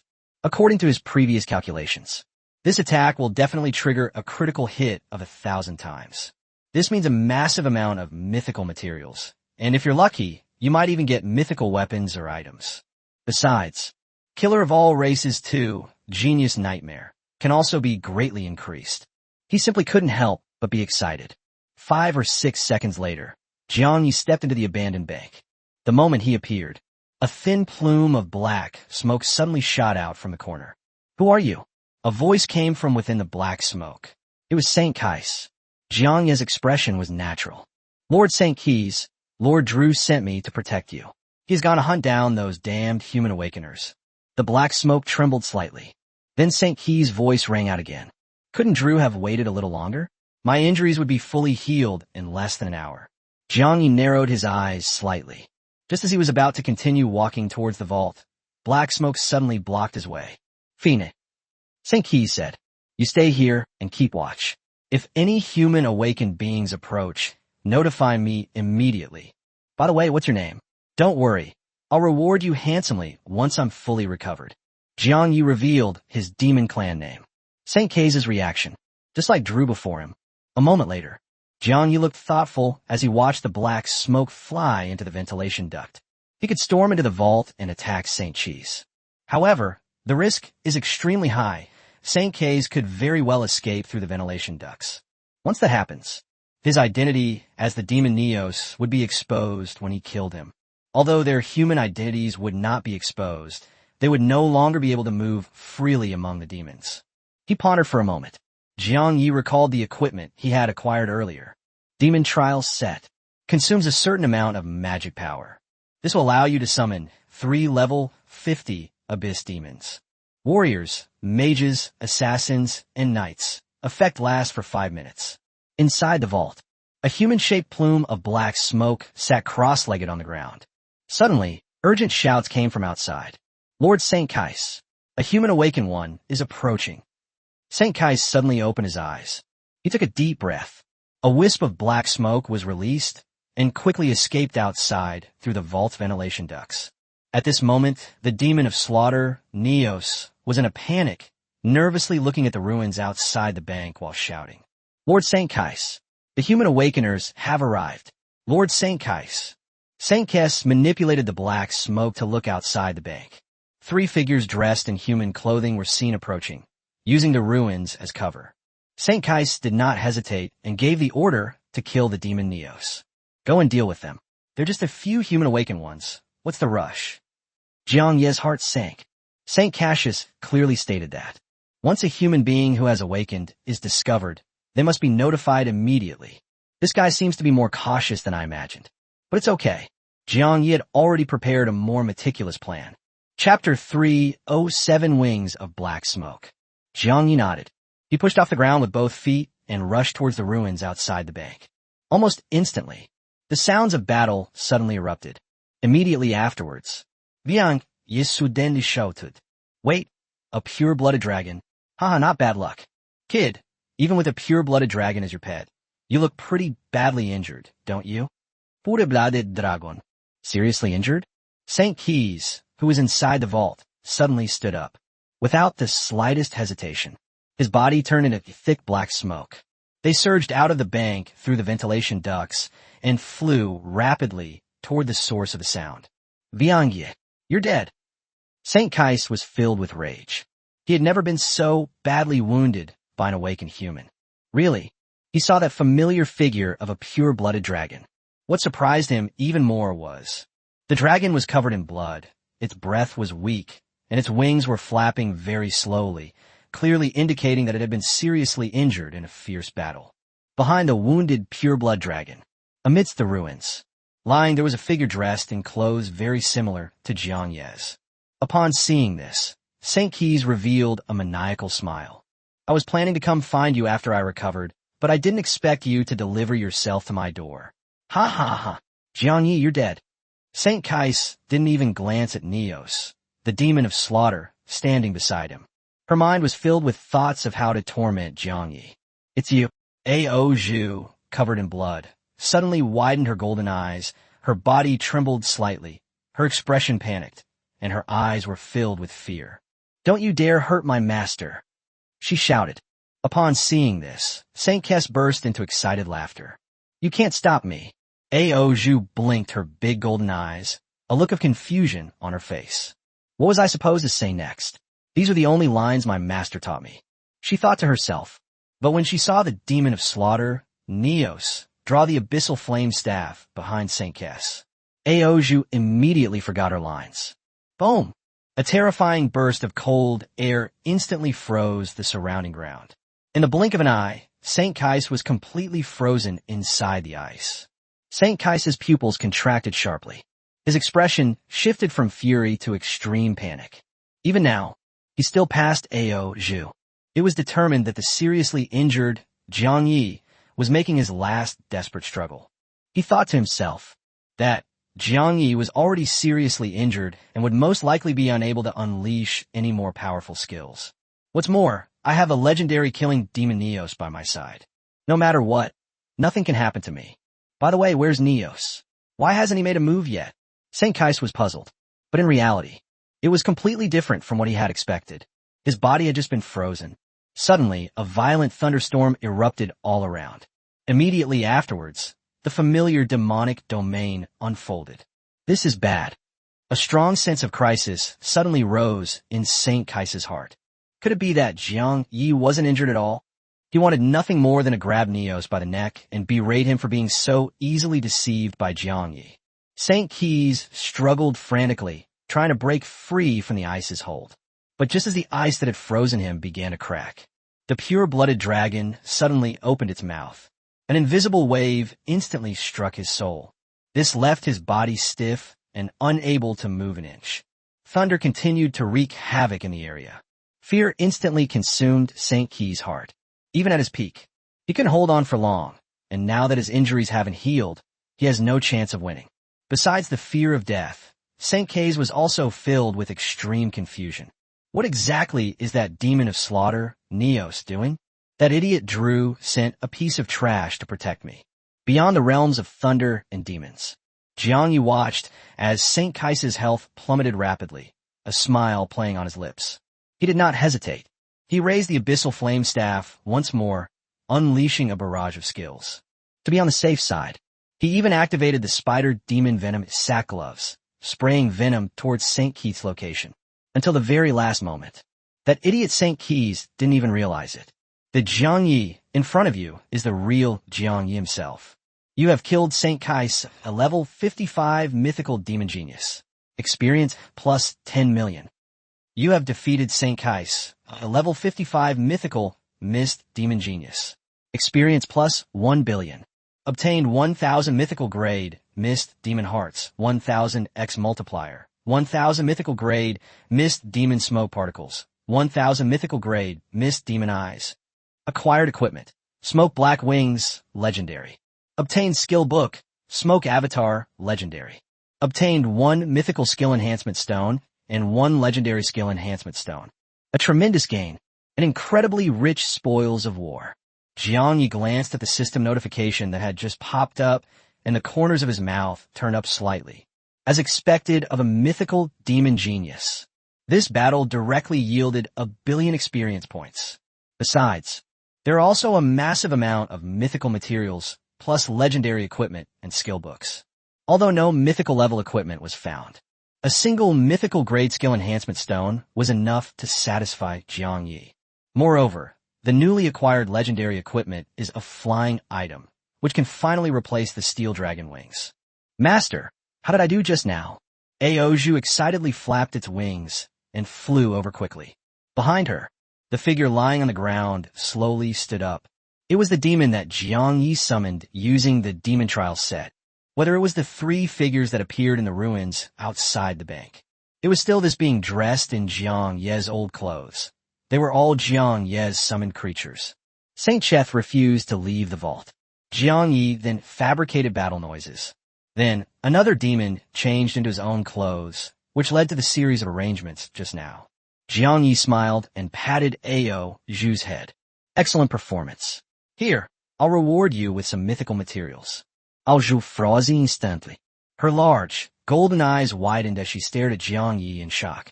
His expression was one of disbelief, as if he were in a dream. Jiang Yi ignored her, and instead checked the spoils in his storage space. Smoke black wings, legendary. Dropped by mythical grade, mist demon St. Kais upon death. Equipment effects, spirit plus 3,500, agility plus 4,000, physical defense plus 20%, magic defense plus 30%. capable of high-speed flight, consuming only a small amount of magic power. The smoke black wings can freely change size, with a maximum wingspan of 100 meters. The larger the wings, the higher the magic power consumption for flight, and the lower the agility, but the faster the speed, making it suitable for long-distance travel. In addition, by consuming a small amount of magic power, the wings can unleash a burst of violent dark energy and perform a zigzag dash, which can be used multiple times in a short period of time. Consuming a large amount of magic power, the black wings will rapidly envelop the body, instantly teleporting the user a short distance to the target location. They can penetrate ordinary obstacles, including walls and conventional metal. The teleportation distance depends on the user's mental attributes. Chapter 308 Smoke Incarnation. Upon seeing the detailed attributes of the black smoke wings, Jiang Ye's eyes lit up instantly. To be honest, this equipment is far more powerful than the epic steel dragon wings. Not only does it have a Z-shaped dodge that far surpasses burst damage, but it also comes with teleportation capabilities. With this ability, Jiang Yi no longer needs to worry about being trapped in buildings or secret rooms in the future. Without the slightest hesitation, Jiang Yi immediately removed the steel dragon wings and equipped the smoke black wings. Boom! The enormous black wings suddenly unfurled. Each wave of his hand emitted thick black smoke that spread outwards, creating an extremely cool appearance that perfectly matched his black flame cloak. Jiang Yi only felt, I'm wearing a black flame cloak and carrying black smoke wings. He looks far more like a villain than a righteous person. But aside from this minor flaw, everything else was perfect. Immediately afterwards, Jiang Yi took out another piece of spoils from his storage space. Legendary skill book, Smoke Incarnation. Smoke Incarnation, legendary. Consumes a small amount of mana to transform the body into smoke, increasing movement speed by 30%, skill casting speed by 10%, and reducing mana consumption by 10%. Can evade fatal enemy attacks. In smoke form, immune to normal physical attacks, but magic defense is reduced by 30%. In addition, it can separate black smoke to create fist-sized clones, each possessing 10% of the host's 4 main attributes, lasting for 5 minutes. Jiang Yi didn't hesitate and immediately learned the smoke transformation skill. This skill was practically tailor-made for him. In fact, the effect of the smoke incarnation is quite similar to the High Priestess's blessing. Of course, it is only effective against physical attacks. However, this skill's effectiveness will be greatly reduced when facing spell casting, awakened, or boss. Even so, it can greatly enhance his combat power. Then, Jiang Yi turned his gaze to the mythical level skill enhancement stone in the storage space. This is the biggest takeaway from this trip. Jiang Yi has already mastered many legendary skills.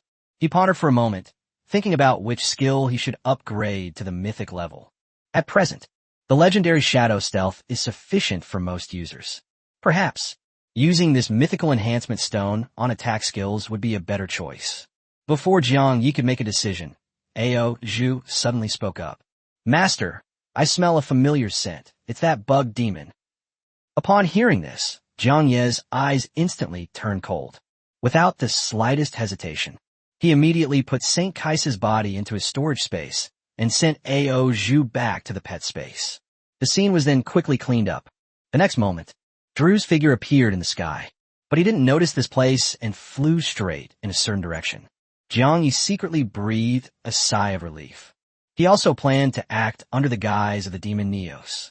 If their identities are exposed, the consequences will be unimaginable. Just then, a familiar voice suddenly rang out from the dilapidated bank behind him. Do you know where Lord Drew is? No. I'm asking about Lord St. Key's. Jiang Ye's eyes instantly turned cold. He turned to look at the mysterious figure in a cloak inside the bank. He recognized the voice. It was Hao Bin. How'd he end up here? And, judging from the looks of it, they're searching for the demon St. Kai's. Jiang Yi pondered a solution. As he walked towards Hao Bin, a gentle smile slowly spread across his face as he asked, Who are you? Hao Bin, whose face was hidden under a black cloak, did not answer. Instead, he reached into his robe and took out a black token. You should recognize this, he said. Viang Yibbilinkit. He nodded immediately, pretending to recognize her. In fact, he had no idea what it was. Very well. I need to speak with Lord St. Kai's. Tell me where he is. Hao Bin, sounding impatient, asked again about the location of St. Kais. Jiang Yi pondered for a moment and replied, Lord St. Kais has gone out to hunt down genius human awakeners. If you need anything, you can tell me. You? Hao Bin looked the killing demon in front of him up and down, his expression hesitant. Fine. Just tell me where Lord St. Kais went, and I'll go find him myself. Hao Bin ultimately rejected Viang, ye se proposal. He still wanted to inform St. Kais, personally, in case of any unexpected changes. Jiang Yi nodded with a smile. Today's luck is ridiculously good. Not only did they encounter the injured St. Kaiser, having just dealt with St. Keys, they immediately ran into Hao Bin. Now, Jiang Yi, playing the role of the demon Neos of the Slaughter Clan, killing a genius human awakener, is perfectly reasonable. Thinking of this, Jiang Yi replied directly, All right, come with me. I'll take you to Lord St. Kais. Hao Bin first looked up at the sky. Only after confirming that no flying pets were broadcasting live did he leave the dilapidated bank and follow Jiang Yi. Just then, Jiang Yi twitched his nose slightly and carefully sniffed the scent in the air. He suddenly took a step back, stared at Hao Bin with a warning look, and questioned him. You smell like a human. You're not a demon. So who are you? Hao Bin froze instantly, then quickly pulled out his black token and hurriedly explained. Since you recognize this, you shouldn't be asking about my identity. Jiang Ye's face was still full of doubt. How do I know this is true? What if you're a human with malicious intentions? If you don't want to die, don't resist. I'll take you to see Lord St. Kais, and then he will be able to prove your identity. Hao Bin, hidden beneath his cloak, took a deep breath and cursed under his breath. Damn it, what a stupid demon. But even the stupidest demon is better than those damned humans. Having no other choice, Hao Bin had no choice but to agree to Jiang Ye's request. He handed the weapon to Jiang Yi and sighed. Is this okay? Jiang Yi nodded. That's enough. Hao Bin is already a dead man. However, before he died, Jiang Yi wanted to extract more useful information from him. Then, while pretending to lead Hao Bin to find St. Kais, Jiang Yi subtly probed Hao Bin's intentions. Lord St. Kais has just recovered from his injuries. He said he needs to rest before he can fight again. Jiang Yi tentatively opened his mouth. Upon hearing this, Hao Bin asked, his face full of doubt. Injured? How could Lord St. Kais be injured? Jiang Ye's tone instantly turned angry. It's all that awakened genius Jiang Ye's fault. He seriously injured Lord St. Kais. Moment. Hao Bin's body stiffened. He stopped and whispered Jiang Ye's name. You know him? Jiang Yi asked, feigning curiosity. Hao Bin clenched his fists, nodded forcefully, and gritted his teeth. I don't just know him. I want to kill him day and night. All my pain and humiliation are thanks to him. Every second he lives is excruciating for me. Fortunately, this suffering will soon be over. I have come to see Lord St. Kais to convey Lord Azrael's orders. What order? Jiang Ye's eyes lit up, sensing that he was about to obtain extremely crucial information. Chapter 309, Hao Bin's End. But Hao Bin didn't answer. All he could think about was killing Jiang Yi. Despite Han Sha's statement that Jiang Ye's life was more valuable. But Hao Bin had already planned everything meticulously in his mind. Unless something goes wrong, Jiang Yi will definitely die on the front line. He can finally take his revenge. Become the hero who saves all the geniuses who have been captured by the demons. Just thinking about the future, a smile unconsciously crept onto Hao Bin's lips. Just then, the demons walking ahead suddenly stopped, turned around, and smiled. Since we can't get any useful information out of you, it's time to take you to see St. Keys. Hao Bin was slightly taken aback. Looking around, he couldn't see St. Kais anywhere. He asked instinctively, Where's Lord St. Kais? Viang, ye chocolate softly. I'll be waiting for you in hell. Hell. Hao Bin's pupils contracted sharply, and a strong sense of crisis instantly swept over his entire body. He could tell. The demon in front of him, who was smiling and speaking, truly wanted to kill him. But Hao Bin was completely clueless about the situation. He believed he had not offended any demons. Brother, are you sure you haven't mistaken me for someone else? I am indeed human, but I have long since betrayed humanity and joined the Demon Clan Guild. Hao Bin said hurriedly, We are on the same side. You must have confused me with someone else. Hao Bin looked up at the sky again. After confirming that there were no flying pets on the live stream, he quickly pulled off his black cloak. He didn't notice. These words did not diminish the murderous intent of the demons before him. On the contrary, they made the killing intent even stronger. My possession of this black token proves that I have betrayed humanity. Brother, please don't misunderstand. Halbin frantically tried to explain. Jiang Yi gently shook his head. A flash of intense disgust crossed his eyes as he casually asked, I'm curious, why did you, as a human, choose to betray your own kind? Halbin paused, took a deep breath, and answered slowly. Of course, it's for greater power, for revenge, and to make everyone who has hurt me regret it. Brother, if you had experienced everything I have, you would have made the same choice. Jiang Yi smiled. He drew the Abyss Flame magic staff directly. The next moment, Halbin's pupils contracted again. His face was filled with shock and disbelief. It was as if I couldn't believe my eyes, or as if I were dreaming. This staff looked so familiar. Halbin blurted it out. The moment the Abyss Fire magic staff lit up, Halbin finally came to his senses. This was his greatest enemy in this life. Jiang Ye's stuff. In an instant, the temperature around Halbin plummeted, and his body was completely frozen by the hard ice. But that wasn't the most shocking thing for him. What happened next left him completely dumbfounded. The killing demons before my eyes began to change in an incomprehensible way. You are Jiang Yi. Halbin felt like the whole world had gone mad. A demon race that kills. He suddenly transformed into Jiang Yi right in front of him. No, to be precise, Jiang Yi perfectly disguised himself as a member of the killing demon clan, tricking him into obediently handing over his weapon. Even if Halbin is slow-witted. At that moment, I fully understood what fate awaited me in a few seconds. His lips began to tremble. His eyes were filled with fear of death, and he struggled desperately. Don't be impulsive, Jiang Yi. I'm also a contestant in the Global Awakener competition. If you kill me, you'll be in big trouble. Halbin really didn't want to die. He finally found a way to get revenge, and finally got to stand on the stage in the spotlight again. This is just the beginning. I didn't kill you. Jiang Yi smiled. The distorted flesh mask was reactivated. It's the legendary killing demon Neos. Jiang Yi also made a decision. Do not use the Abyssal Flame magic staff to cast lethal spells on Halbin. That would leave traces and create flaws. He walked quickly to Halbin, who was frozen in ice. He raised the Abyssal Flame staff high and slammed it down on Halbin's leg. Click! The hard ice layer shattered instantly, accompanied by a piercing sound of bones cracking. Halbin's face was contorted with extreme pain. A piercing scream burst from his throat. What are you doing? Stop! Stop right now! Halbin could clearly feel that his leg was broken. He hadn't yet recovered from the sudden, excruciating pain. Then Jiang Yi raised the staff again and slammed it hard into his other leg. The same excruciating pain struck again. Halbin's eyes were filled with fear. How could a mage apprentice possess such terrifying power? A single blow could shatter the ice covering his body and completely break his legs. With his legs giving way, Halbin collapsed heavily to the ground. He used the last of his strength to turn over.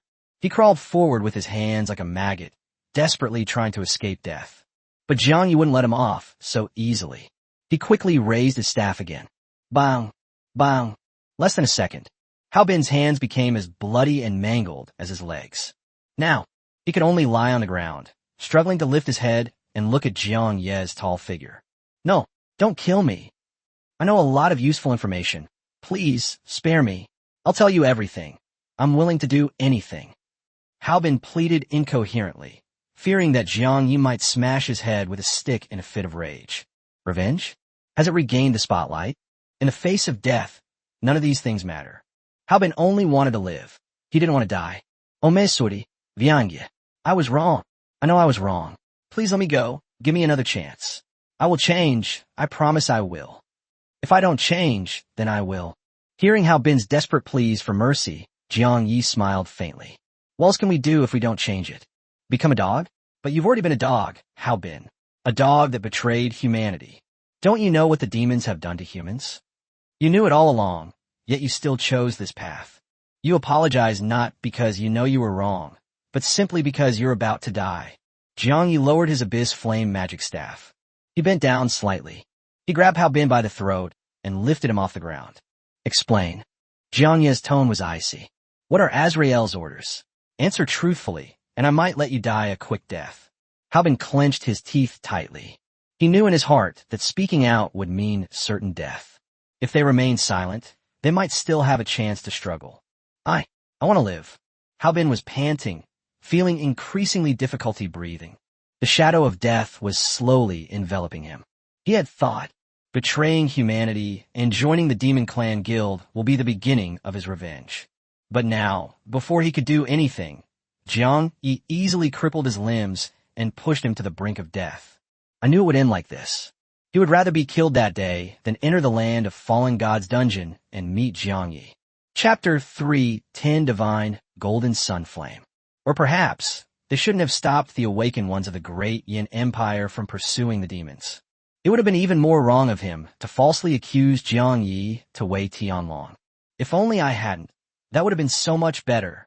Regret filled Haobin's heart. He truly realized his mistake and felt real fear for the first time. But when he met Jiang Yi's cold gaze, he finally understood that no matter what he said, Jiang Yi would not let him live. Can't you give me a chance to change my ways? Haobin's eyes were bloodshot, and blood seeped from the corner of his mouth. Jiang Yi calmly shook his head. Not everyone gets a second chance.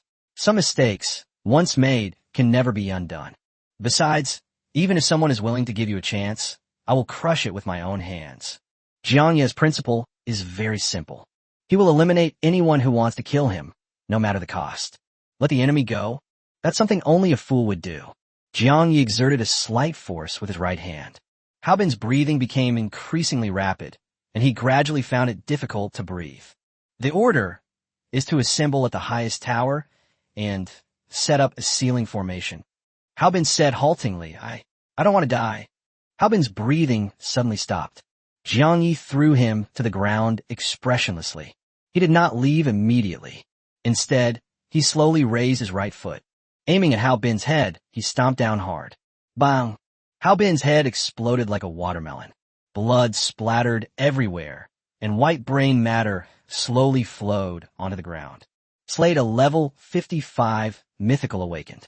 Experience plus 3 million. Slayed a level 55 mythical awakened. Experience plus 300 million. Received Super Enhancement Gem X 1000. Epic Health Potion X 200. Potent Aphrodisiac Potion X 200. High-Tier Damage Amplifier X 400. Acquired Equipment. Ring of Evasion Diamond. Blackstone Bracers Epic. Vine Belt Epic. Obtained Skill Book Divine Metal Sunfire Epic. In addition to 300 million experience. Haobin didn't reveal anything particularly useful, etc. Jiang Yi's gaze suddenly fell on the last line of the panel. Divine Golden Sunfire Epic. Consumes a small amount of mana to summon a wisp of Divine Golden Sunfire to deliver a fatal blow to the enemy. This flame has an extremely high temperature and is a special, unique fire. It can attack enemies autonomously and can also be integrated into any fire-based skill, increasing its damage by 100% and inflicting a continuous burning effect. Define metal yang flamme? What kind of flame is this? Jiang Yi knew. This world contains all sorts of unique and unusual flames. It has always been a treasure coveted by all blacksmiths. Some unusual flames can help blacksmiths quickly melt materials and increase the success rate of forging. Some can also give equipment special effects. Jiang Yi had originally planned to learn advanced fire-type skills, used in conjunction with the Abyss Fire Staff and the Black Flame Cloak. In a way, Haobin's death actually did him a favor. Jiang Yi did not hesitate at all and immediately learned the divine Golden Yang Flame. He consumed a sliver of magic power. A dazzling golden flame instantly appeared in his palm. The flame was extremely small, no bigger than a match head. But the moment it appeared, the rain within a 50-meter radius of Jiang Yi evaporated instantly. Seeing the scene, Jiang Yi's eyes lit up. A new idea popped into my head. If this divine golden sun flame is powerful enough, and I also have a legendary skill enhancement stone and a mythical skill enhancement stone, I can enhance it from epic level all the way to mythical level. Jiang Yi pondered to himself. Abyssal Flame Staff and Black Flame Cloak. They all require powerful fire-type skills to truly unleash their full potential. However, the level of the Flame Tornado is too low. Although it has a wide range, its practicality is limited. Not to mention, This divine golden yang flame will be of great use in the future. Once he obtains the second tier scroll and becomes a blacksmith through the Crimson Dwarf race, he will definitely be a great help. After all, Jiang Yi now possesses a massive amount of mythical level materials. Even Ouyang Ming, the strongest blacksmith in the Great Yin Empire, could only forge legendary level equipment. Jiang Yi is facing a trouble that is hard for others to imagine. He was incredibly wealthy, yet he couldn't convert that wealth into equipment that truly enhanced his strength, let alone mythical grade materials. Even a large amount of legendary materials. Returning it to Earth would be enough to cause a huge uproar and trigger a frenzy of competition. Then, Jiang Yi decided to find a few unlucky demons first. Let's test the power of the divine metal yang flame. Then decide whether to use the only mythic level skill enhancement stone to upgrade it to mythic level. By the way, Drew's demon soldiers are still waiting in the same spot. Jiang Yi suddenly remembered the demon soldiers he had ordered to stay behind. They could be used to test the divine metal yang flame. As for what Hao Bin said before he died, Jiang Yi didn't care and was too lazy to distinguish between truth and falsehood. With his current strength, barring any unforeseen circumstances, every mythical demon genius on the front lines, you either escape or you die here. Time was of the essence, so Jiang Yi immediately sped toward the position where the demon soldiers were stationed. But when he arrived, his pupils suddenly contracted. Those demon soldiers had long since turned into corpses. Standing atop the ruins was a demon with a massive scorpion tail trailing behind it. At the feet of the scorpion-tailed demon lay the corpses of 3 human geniuses. You trash! How dare you kill demon soldiers? You're courting death. The scorpion-tailed demon flicked the blood off its tail tip and sneered disdainfully. The human genius Luo Xiu has long since disappeared. He must be hiding. The Ottomans had already given the order. Use the last resort to seal off the entire area. No surviving awakened humans shall be allowed to escape. Of course, the reason they waited until now to use this method is because the cost was extremely high. Fortunately, they captured many human geniuses who had awakened. You can offer those useless sacrifices to the Grand Duke and the Demon God to pay the price. The scorpion-tailed demon was originally flying towards the tallest building in the city, but he stumbled upon several damned human awakened beings killing his soldiers. So he casually spent some time killing these 3 human geniuses. If the other 2 timid human contestants hadn't used teleportation scrolls to escape the moment he made his move, there should now be 5 corpses on the ground. In the distance, Jiang Yi carefully observed the scene and instantly came to a conclusion. It must be those talented players who ambushed him before. After seeing the demon Drew and Jiang Yi leave, he wanted to kill these demon soldiers. Of course, this move also attracted the scorpion-tailed demon. Jiang Yi took a deep breath and narrowed his eyes. Even without using his aura to probe, he could confirm that this scorpion-tailed demon was definitely a mythical-level demon genius. Drew just flew this way. Jiang Yi's mind raced. If we rashly start a war here, it is very likely to attract Drew and other mythical-level demon geniuses. Although my strength has increased significantly, I still need to avoid being surrounded. Chapter 311, Where did Jiang Yi go? He recalled the video he had seen. Even a top predator, like a lion, cannot escape death when surrounded and attacked by a pack of hyenas. So Jiang Yi made some preparations and waited for the right opportunity. Just as the scorpion-tailed demon was about to head to the tallest building in the city, Jiang Yi suddenly appeared. He was pale and trembling as he ran over, pretending to be panicked. The scorpion-tailed demon, who had already set off, suddenly stopped. His sharp gaze fell upon the suddenly appearing legendary killing demon. What's up? The scorpion-tailed demon narrowed its eyes and asked instinctively. Jiang Yi stopped in his tracks. Feigning surprise, he then revealed a look of delight in his eyes and shouted, My lord, you are an awakened being of humanity. They rallied together and ambushed Lord St. Kais. Lord St. Kais is in grave danger and has sent me to request your assistance. That's wonderful. With you here, Lord St. Kais is saved. The scorpion-tailed demon frowned and cursed in a low voice. Foolish St. Kais, ambushed by humans? Is your brain filled with nothing but black smoke? Where is he? Take me there. Jiang Yi immediately pointed in a direction. Report nearby landmarks. Take a deep breath and pretend to lead the way. But her legs suddenly trembled, and she almost fell. Useless trash. Scorpion-tailed demon roared at Jiang Yi, clearly displeased that he was wasting time. Time is of the essence. Every second wasted increased the danger for Saint Kais. Then, the scorpion-tailed demon abandoned Jiang Yi, leaped into the sky, and flew at full speed in the direction Jiang Yi pointed. A calm smile slowly appeared on Jiang Yi's lips. His body instantly disappeared into the shadows. From the legendary demon Neos, he transformed back into the human genius Jiang Yi. In an instant, the black wings on his back suddenly unfolded, their enormous wingspan instantly obscuring a large area of ruins. The legendary Shadow Stealth skill pushes movement speed to its limit. With the addition of the black smoke wings and the black flame cloak, his speed had reached its peak. But Jiang Yi was not satisfied and even activated the Flame King effect of the Abyss Flame Magic Staff. In an instant, raging black flames erupted from the black cloak. Jiang Yi perfectly triggered the Flame King buff. Health regeneration plus 20%, mana regeneration plus 20%, movement speed plus 100%, negative effect resistance plus 30%, last 20 minutes. Less than 10 seconds. Jiang Yi then stealthily moved through the shadows, completely overtaking the scorpion-tailed demon in front of him. The scorpion-tailed demon, which was speeding along, suddenly stopped and looked around warily. Strange. Is it just my imagination? He always felt something flash past him. It was as fast as a gust of wind. When Jiang Yi arrived at the location where Li Qingye and the others were lying in ambush, the scorpion-tailed demon was still far from arriving.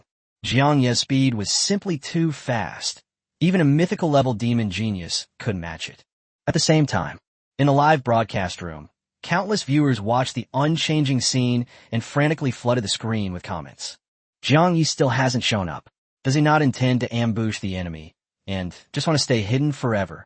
What nonsense! General Jiang Yi has his reasons for doing this. If you don't understand, don't slander him. I'm not slandering him. I'm just curious about what he's doing. Isn't the most important thing right now hunting down demons?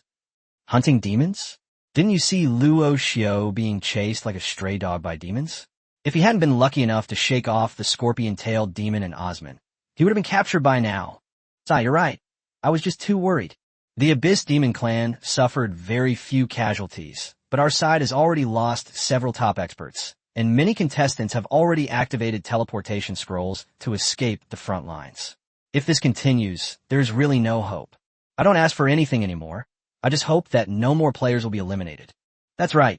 These demon geniuses are too strong. Why don't we just have all the contestants give up? Have you forgotten?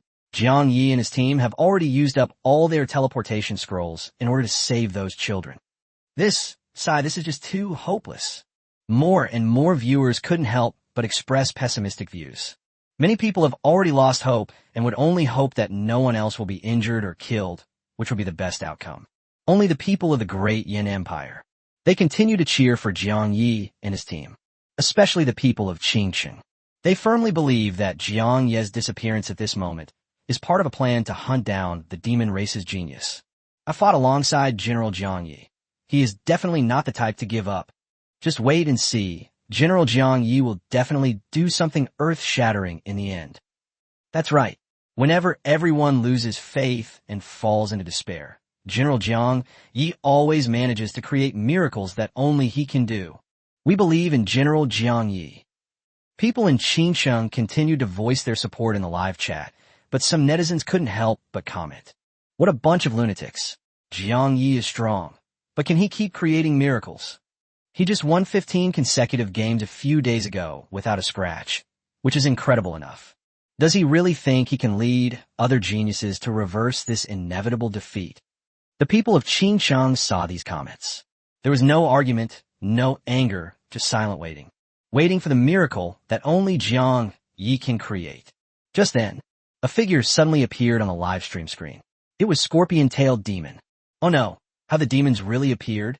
Countless viewers widened their eyes instantly, their faces filled with shock. Now, viewers watching the live stream were completely confused. Jiang Yi had only instructed Li Qingye and the contestants from Hongshan Kingdom to lie in ambush there, and they happened to be waiting for the scorpion-tailed demon to appear. From the audience's perspective, Everything was unremarkable, and most people were just full of doubts. How could Jiang Yi have predicted that the scorpion-tailed demon would come here? I don't know. Could it just be a coincidence? Coincidence? Impossible. Didn't you see what the scorpion-tailed demon was looking for? You're right. He kept looking around, clearly looking for something. Hey, you guys are focusing on the wrong thing. We have so many talented players here. Scorpion-tailed demon is doomed this time. That's right. We're finally going to turn the tide.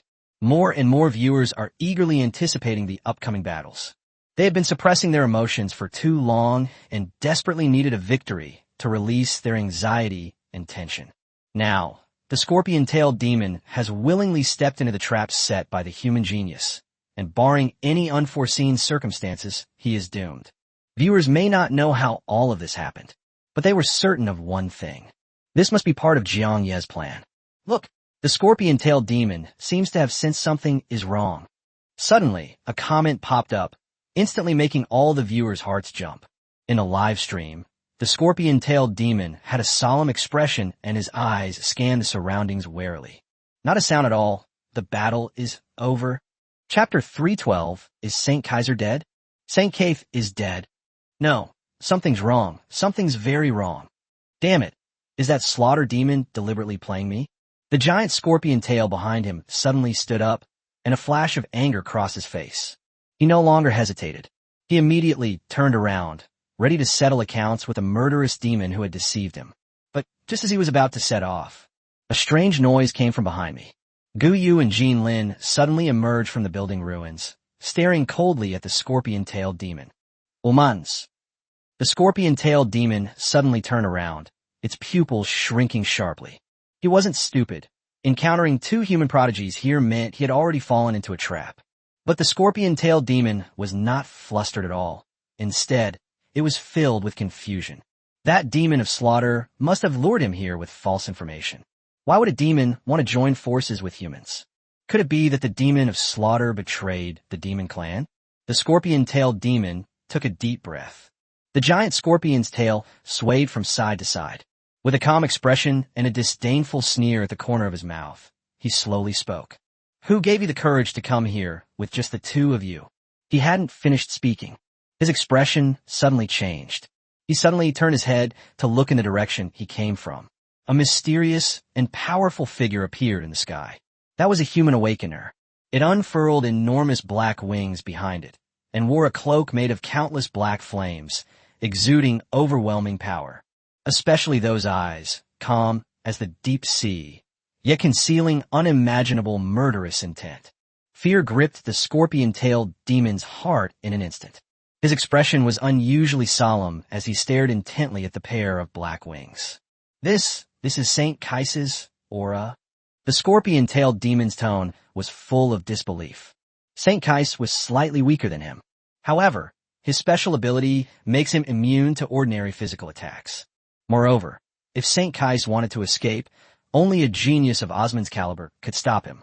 Who are you? The scorpion-tailed demon raised its stinger and couldn't help but ask. The next moment, the awakened human calmly uttered two words. Ano.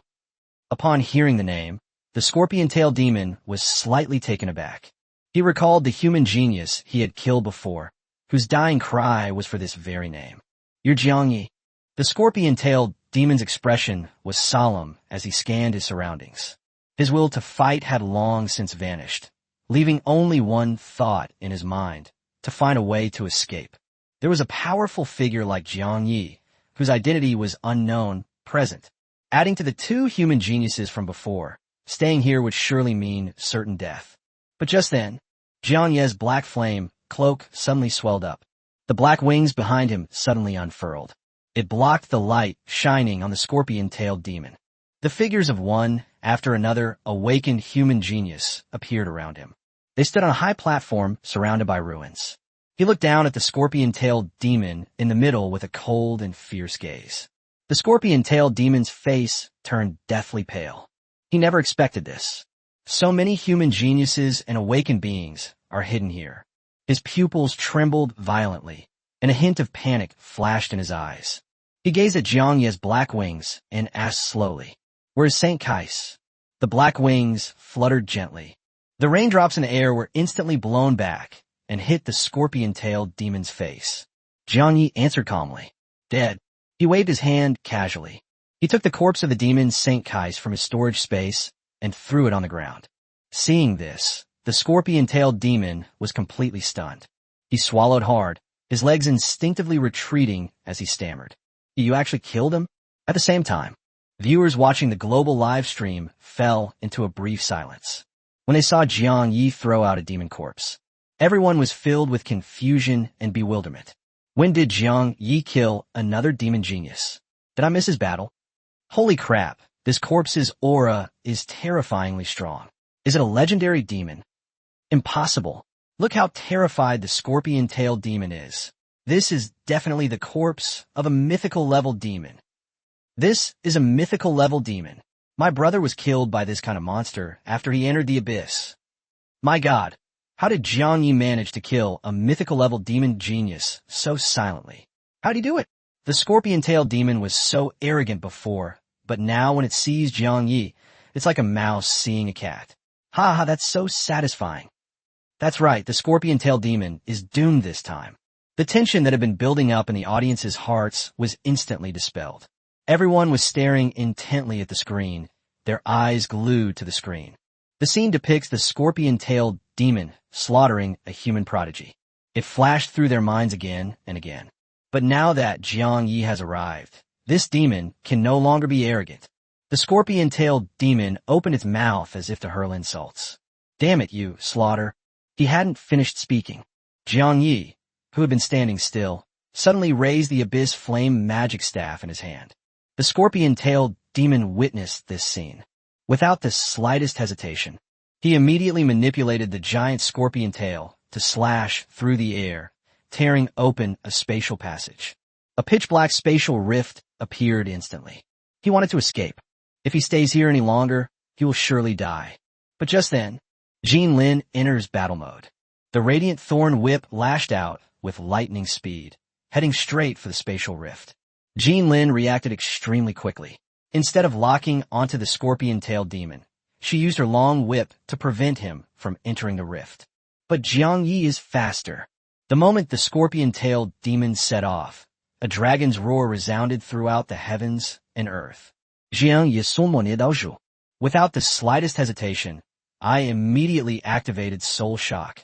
The scorpion-tailed demon's pupils dilated to their maximum, and the panic on its face could no longer be concealed.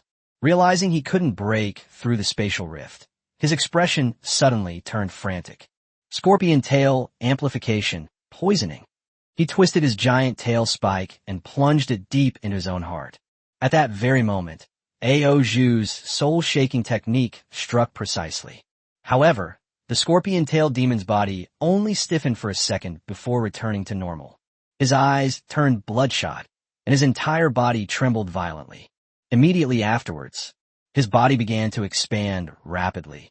The bones cracked with a piercing sound, and a bestial roar burst from his throat. You forced me to do this. If you want to kill me, you will all die with me. In the blink of an eye, the scorpion-tailed demon underwent a terrifying transformation. Black armor surged from beneath its skin, transforming into a giant black scorpion. Even more terrifying, a second scorpion tail grew out of his back. Enough with the nonsense, monster, prepare to die. Li Qingyao witnessed the scorpion-tailed demon's transformation. Without the slightest hesitation, they charged towards the demons with all their might. With Jiang Yi around, scorpion-tailed demon is doomed to die today. Li Qingyao launched an attack without hesitation. He wasn't just focused on offense. Furthermore, it was to weaken the scorpion-tailed demon, making it easier for Jiang Yi to deal with this ferocious beast. But just as Li Qingyao was charging forward, the scorpion-tailed demon's second stinger shot out instantly. Li Qingyao looked ahead warily, but found nothing unusual. On the contrary, it was Yang Chan behind him. Chapter 3:13 Help. Suddenly, a scream was heard. Help! A dark spatial rift suddenly opened up behind her. A tremendous suction force surged out from the crack, pulling everything apart frantically. Fortunately, Shun Xingming and the contestants from Hongshan Kingdom pulled Yang Chan back in time. Otherwise, she would have been sucked into the spatial rift long ago. At the same time, When viewers witnessed this horrifying scene, the chat exploded with comments. It's over. Something terrible is about to happen. In the picture, two figures were rushing towards Jiang Yi and the others. One of them was none other than the bone demon Osman. Damn it, the other demon geniuses must have sensed something was wrong and rushed over. Osman is a mythical level demon, and the person who came with him has an equally powerful aura, most likely also a mythical level demon. Two more mythical level demon geniuses have arrived. This is a huge problem. Quickly kill the scorpion-tailed demon. We still have the advantage if we act now. That's right. If we take down the scorpion-tailed demon before bone demon Osman arrives, the fighters can continue fighting. Even if they know, apart from Jiang Yi, Gu Yu, and Jin Lin, there are other human geniuses who have awakened to their full potential, and the audience remains filled with fear. Li Qingye and Shun Xingming were equally worried. After all, previously, he was a top-tier player who faced the scorpion-tailed demon, the bone demon, and the mysterious demon who secretly controlled the Black Vine. Only Luo Xiao escaped. The rest were captured by the demons. This made the audience realize. Mythical-level demon geniuses are extremely terrifying. Apart from top geniuses like Jiang Yi, other mythical-level awakened individuals were simply unable to inflict any effective damage on Osman. But then, something even more worrying happened. The scorpion-tailed demon's second giant tail stinger began to thrust wildly in all directions. In an instant, countless dark spatial rifts opened one after another around the scorpion-tailed demon and in front of Jiang Yi and the others. The immense suction from the crevice swallowed up all the nearby rainwater. Immediately afterwards, a bizarre scene unfolded. A large amount of rainwater appeared out of nowhere near the scorpion's tail stinger. Watch out. These rifts could probably teleport us directly to him. Jiang Yi was the first to sense the danger. These fissures are completely different from those the scorpion-tailed demon used to escape. Jiang Yi could only roughly guess their characteristics, but he didn't know their specific effects. In his view, the previous cracks were for escape. These new rifts are meant to transport everyone to his private space. Soon, Jiang Yi noticed this again. The black armor on the scorpion-tailed demon's body began to gleam faintly after being soaked by the rain. On the black armor, countless hair-thin spikes appeared, all pointing in all directions. Jiang Yi did not hesitate at all and used the demon trial set to summon a demon. The summoned creature immediately stepped into one of the spatial rifts. Really, as soon as it appeared beside the scorpion-tailed demon, the spikes on its black armor shot out like lightning. Less than a second, the summoned demon collapsed to the ground, struggling in agony. If demons can be teleported, then my attacks should be able to be too. A thought flashed through Jiang Ye's mind. He immediately aimed at the nearest crack and fired a wood elemental arrow. A verdant arrow of wood element shot into the spatial rift at an astonishing speed. To Jiang Ye's surprise, the elemental arrow shot out from the crack near the ancient key and flew straight towards her. Fortunately, Guy reacted very quickly and dodged in time. These fissures will bounce our attacks off. Guyu exclaimed in surprise. But just then, a trickle of blood seeped from the corner of the scorpion-tailed demon's mouth, and its face grew even paler. Seeing the scene, Jiang Yi quickly realized that this demon was already operating beyond its limits and wouldn't last much longer. Just a little more delay. It will be much easier to kill the scorpion-tailed demon. But Jiang Yi didn't intend to wait. He possesses the Blacklight Shield, various high-level items, and a newly learned legendary skill, Smoke Avatar. Even if he steps into the rift and appears directly next to the demon, he will not be in any danger. Those sharp spikes might not even be able to touch him. The best way to avoid accidents is to end the battle as soon as possible. With this idea in mind, Jiang Yi rushed toward the nearest spatial rift. The other contestants were all dumbfounded. Everyone stared wide-eyed at Jiang Ye's actions. Team leader, Li Qingye Shota. Jin Lin looked tense and worried. Gu Yu glanced at Jiang Yi, then immediately turned her gaze to the rift closest to her, before the ancient key could even rush into the rift. Then Jiang Yi appeared beside the scorpion-tailed demon. Ha ha ha, you idiot! How dare you provoke me like this? A flash of wild joy suddenly appeared in the scorpion-tailed demon's eyes. He never expected this. This human named Jiang Yi is so reckless. How dare a magic type, awakened, being engaged in close combat with a mythical demon genius like him. That's absolutely stupid.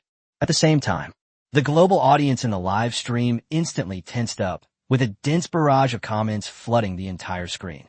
What's wrong with Jiangyi? Why is he acting so impulsively? Damn it, Jiangyi definitely doesn't know the scorpion-tailed demon's fighting style. But even if he doesn't know, he shouldn't have rushed into the spatial rift directly. Could it be that Jiangyi intends to finish this battle quickly and kill this demon? We've seen the scorpion-tailed demon fight before. His close combat ability is terrifying, especially the venom from his giant tail. If Jiangyi gets hit, he's finished. Keep watching. General Jiang, you would never be so reckless. He must have been absolutely certain of success in doing this. Completely confident, Luo Xiao had a plan beforehand, and his teammates also thought there was a plan. How can Luo Xiao compare to General Jiangyi? General Jiangyi is undoubtedly the strongest genius. Unlike the worried and anxious audience, at this moment, the scorpion-tailed demon was extremely excited. He had thought, these awakened humans will prolong the battle, giving him no chance to escape. But now, the situation is completely different. As long as he can severely injure Jiangyi, if we can use Jiangyi as leverage, we might still have a sliver of hope to escape from here. Humble humans, tremble before me. The scorpion-tailed demon shuddered. Countless spikes on the black armor. It shot towards Jiangyi's location at extreme speed. At the same time, the two giant scorpion tails behind him also attacked Jiangyi without hesitation. In an instant, the vast majority of viewers watching the live stream instinctively closed their eyes. It can withstand the attacks of the scorpion-tailed demon. Jiangyi remained calm, without even blinking. The abyssal fire magic staff in his hand suddenly burst forth with dazzling light. The black light shield deployed instantly. Bang, bang, bang. Spikes kept striking the black light shield. The potent poison it contained rapidly eroded the shield. The giant scorpion tail slammed into the black light shield, shattering it instantly. Seeing the scene, the light in the scorpion-tailed demon's eyes shone even brighter. He could already picture the shocked and incredulous expression on Jiangyi's face. Chapitre 314 Danger. After all, his venom is potent enough to destroy any form of shield. The moment the black light shield completely dissipated, the scorpion-tailed demon stared intently at Jiangyi. But he saw no panic or shock on Jiangyi's face.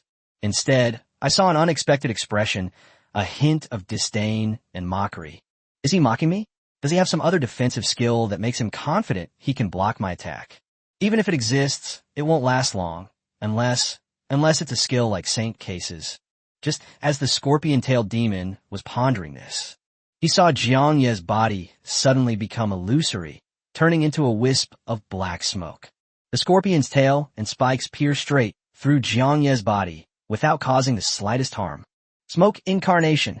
The scorpion-tailed demon's pupils shrank sharply, his face filled with disbelief, and his expression froze completely. This is Saint Kai's signature move. Jiangyi not only killed Saint Kais, they stole the black smoke wings and even mastered the smoke incarnation. His attacks are all physical, with only the addition of a terrifying poison. This means that he can't hurt Jiangyi at all. In a live stream, the global audience reacted in exactly the same way as Scorpion-tailed Demon, even though they didn't know what skill Jiangyi was using. It can also be seen clearly. The Scorpion-tailed Demon's attack hit Jiangyi head-on, but Jiangyi's health didn't drop by a single point. Holy crap, that's so cool. For a mage apprentice to be attacked at close range by an enemy and emerge unscathed is the greatest humiliation. Haha, I told you. General Jiang would never make a move unless he was absolutely certain of success. See? I knew it. I'm going crazy. I shouldn't have doubted Jiang Yi. He's never shown this skill before. Who knows how many powerful skills Jiang Yi is still hiding. It feels like he's been holding back all along. Wait, look. The second demon, the Bone Demon, has already arrived near Jiang Ye's group. Excited audience. My nerves tensed up instantly again. They saw the Bone Demon Osman suddenly leap into the air. Black nails grow rapidly, transforming into sharp blades that exude a chilling aura. The next moment, those deadly spikes shot out from Ottoman's fingertips. His target was Jiang Yi, who was about to unleash his skills. Shuh! The Ottoman offensive arrived with terrifying speed, tearing through the air with a piercing shriek. In the blink of an eye, 10 jet-black fingernails, gleaming with an icy chill, had already shot up behind Jiang Yi. Seeing the scene, Li Qingye and the others turned deathly pale instantly. The contestant from Hongshan country subconsciously turned his head to look. Jin Lin and Gu Yu immediately took to the air, leaving their original positions, wanted to block the attack for Jiang Yi. But those black fingernails were moving way too fast. Before Jin Lin's Radiant Thorn Whip could react, Osman's killing move was about to land on Jiang Yi. Boom! At this critical moment, the flames within Jiang Ye's black cloak surged at an unimaginable speed. It coalesced into an incredibly solid wall of fire, forcefully blocking the Ottoman attack. At first, upon seeing Osman appear, the scorpion-tailed demon instinctively became excited. Those eyes, which had been filled with despair, suddenly lit up with a clear glimmer of life. Upon seeing this, Jiang Yi immediately became highly alert, the decisive factor in the final outcome of a battle. It's never just about brute force, skills, and equipment. More importantly, it's about mastering the details. The Ottoman attacks were also extremely cunning. Those black fingernails, scattered in a staggered pattern, continued to erode the wall of fire. Seize this opportunity. The scorpion-tailed demon's eyes flashed with murderous intent, and without the slightest hesitation, it bent its legs slightly. He charged towards Jiang Yi like a living cannonball. As a fragile magic-type awakened being, daring to step into a spatial rift is the most foolish mistake of your life. The scorpion-tailed demon roared. With a sudden flick of its 2 giant scorpion tails, it pierced straight towards Jiang Yi. The Ottomans arrived. He will no longer have to die here. Those scum and trash among the awakened humans, not a single one of them will escape. Just as the scorpion-tailed demon was thinking this, suddenly, the black flame cloaked behind Jiang Yi burst forth with violent dark energy. Jiang Ye's figure vanished from the spot in an instant. Only a rapidly fading Z-shaped afterimage remained. At the same time, the firewall collapsed perfectly. Ottoman's black fingernails, no longer obstructed, continued to fly forward. But in front of them, Jiang Yi was nowhere to be seen. Instead, the scorpion-tailed demon's face was filled with terror. No, scorpion-tailed demon never expected that Jiang Yi would have a hidden movement skill. He reacted extremely quickly. He immediately tried to stop his attack and dodge the oncoming black fingernails. But just then, he suddenly felt the surrounding temperature drop sharply. Click! The crisp, icy crackling sound echoed continuously in the scorpion-tailed demon's ears. His speed instantly decreased by 30%. Terrifying frost began to cover his body. Boom! Bone Demon Osman's attack struck the scorpion-tailed demon, whose body was half frozen. In an instant, holes appeared one after another on the scorpion-tailed demon's black armor, and warm blood gushed out, only to be instantly frozen into ice shards. Puff! The scorpion-tailed demon coughed up a mouthful of blood, his eyes wide open, staring intently at Osman, his gaze filled with disbelief. Your attack. He never dreamed of this. One day, he was severely injured by his own kind and allies. But the real killer move has only just begun. The extreme frost has not completely dissipated. Without hesitation, Jiang Yi took out a legendary skill enhancement stone. The next moment, the crystal melted away, and the staff in his hand shone brightly once more. After the black flame cloak's wall of fire shattered, scattered black flames will surround you.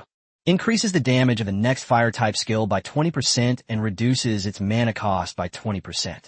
Just now, Jiang Yi has used this legendary enhancement stone to directly upgrade the epic-level Divine Golden Sun Flame to the legendary level. Divine Golden Sun Flame, legendary, consumes a small amount of magic power to condense a miniature Divine Golden Sun Flame. This fire is a special, unusual flame with extreme temperature. When used directly, it can adhere to the enemy's body or weapon, causing massive damage. Can quickly melt down equipment and weapons below legendary level, and slowly melt down legendary level equipment. Furthermore, this flame can be incorporated into any fire-based skill, increasing damage by 125% and inflicting a continuous burning effect. The next instant, a dazzling golden fireball, no bigger than a fist, materialized out of thin air. The surrounding frost melted instantly. The rain within a 300-meter radius of the fireball was completely evaporated by the terrifying heat. Even the bricks and stones near the divine golden yang flame began to soften and melt, turning into a scalding liquid. The golden flame, resembling a small sun, shot rapidly toward the scorpion-tailed demon. Danger! Osman, the bone demon who was charging forward, sensed a deadly threat and roared at the scorpion-tailed demon. However, the scorpion-tailed demon was in extremely poor condition at the moment. He just used the venomous scorpion tail to amplify himself. The side effects were already severe, and then they suffered a heavy blow from the Ottomans. In this state, even if he wanted to dodge, he couldn't avoid it at all. Chapter 315 is time to unleash our full power. They could only watch helplessly as the golden fireball approached. Don't panic.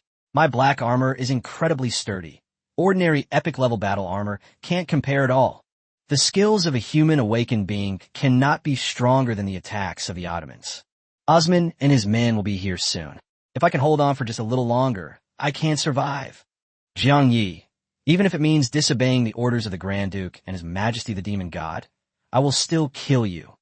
These thoughts flashed rapidly through the scorpion-tailed demon's mind.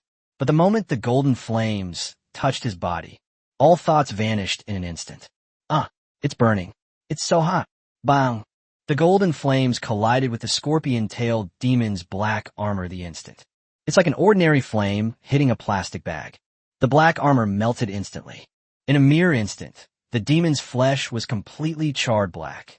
That was a sign of being carbonized by extreme heat. The black armor not only failed to block the divine golden sun flame, but also, instead, it turned into fuel, making the flames burn even more violently. Help me! Help me! Osman, save me! It hurts! It hurts so much! Help! Amidst the blazing golden flames, the scorpion-tailed demon let out a heart-wrenching, desperate scream. Even rolling on the ground couldn't stop the flames from burning wildly. Less than a second, his entire black armor melted into liquid.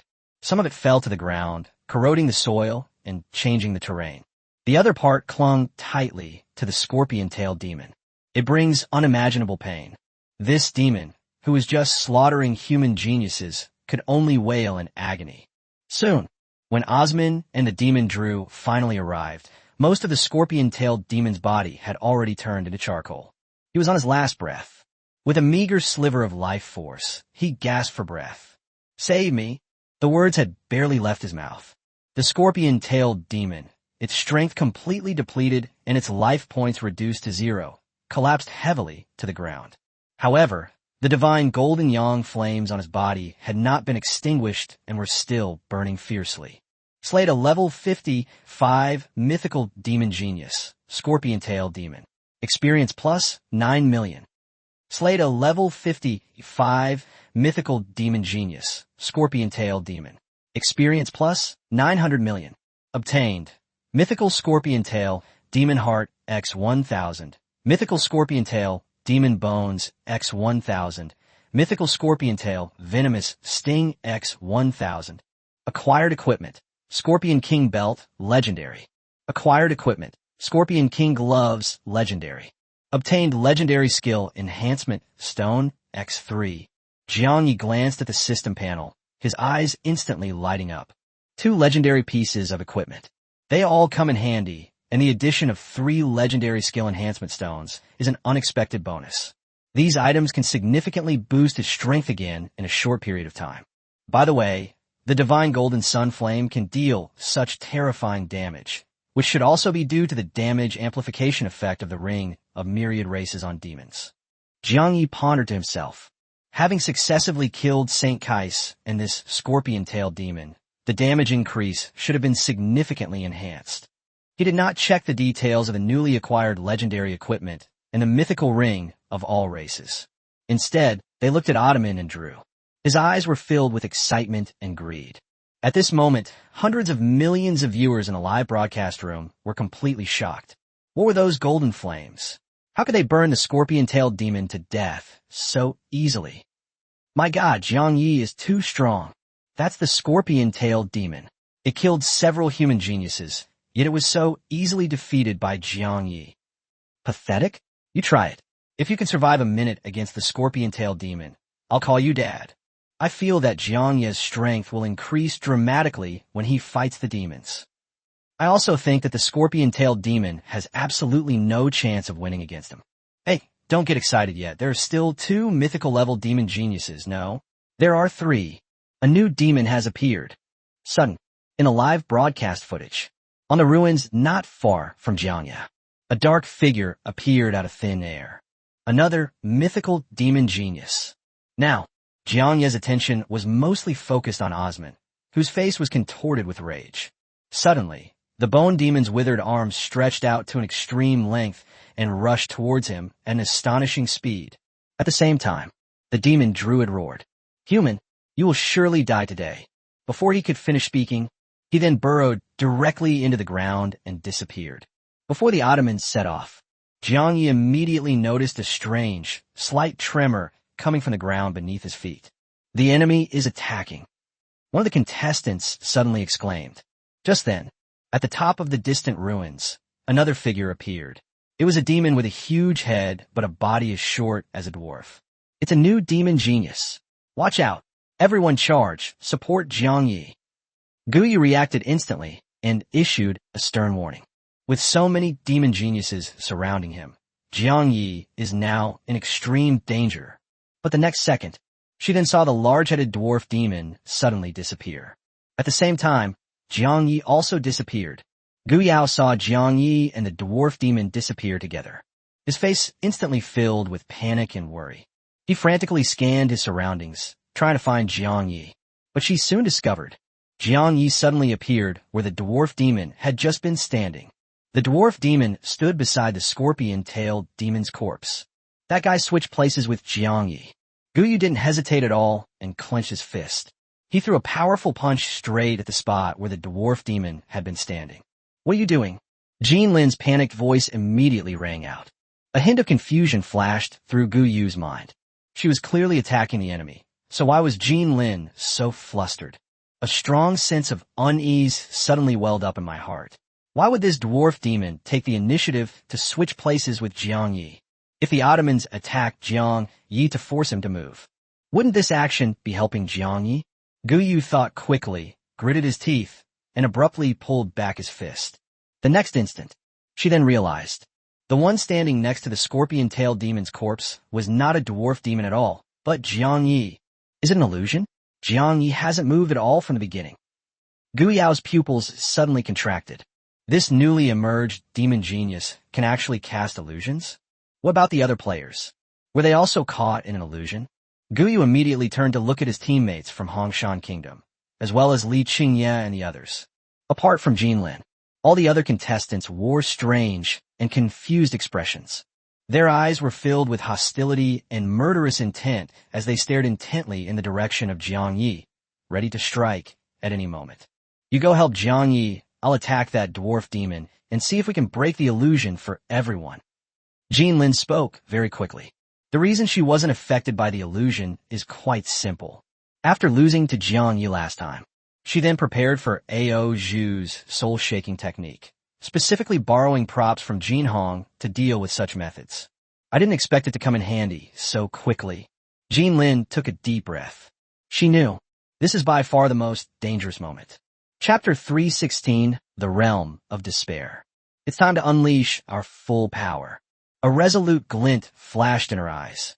Let Jiangye see that I didn't lose unjustly last time. The gleaming thorns in her hand suddenly tightened, piercing deep into flesh. Bright red blood gushed out. It was quickly absorbed by the radiant thorns, and the thorns, which were originally glowing white, were instantly stained blood red. At the same time, the long whip in her hand also underwent the same transformation.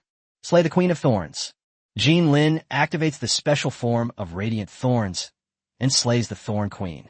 Under this condition, her strength surged, her speed increased dramatically, and her defense also improved significantly. This is her true strength. At the same time, without hesitation, Guyu charged at full speed toward Bone Demon Osman. Hungry Ghost. The Xidagarba armor on her body trembled violently. Thick black smoke erupted from the lines on his left shoulder and spread rapidly forward. Countless figures emerged from the black smoke.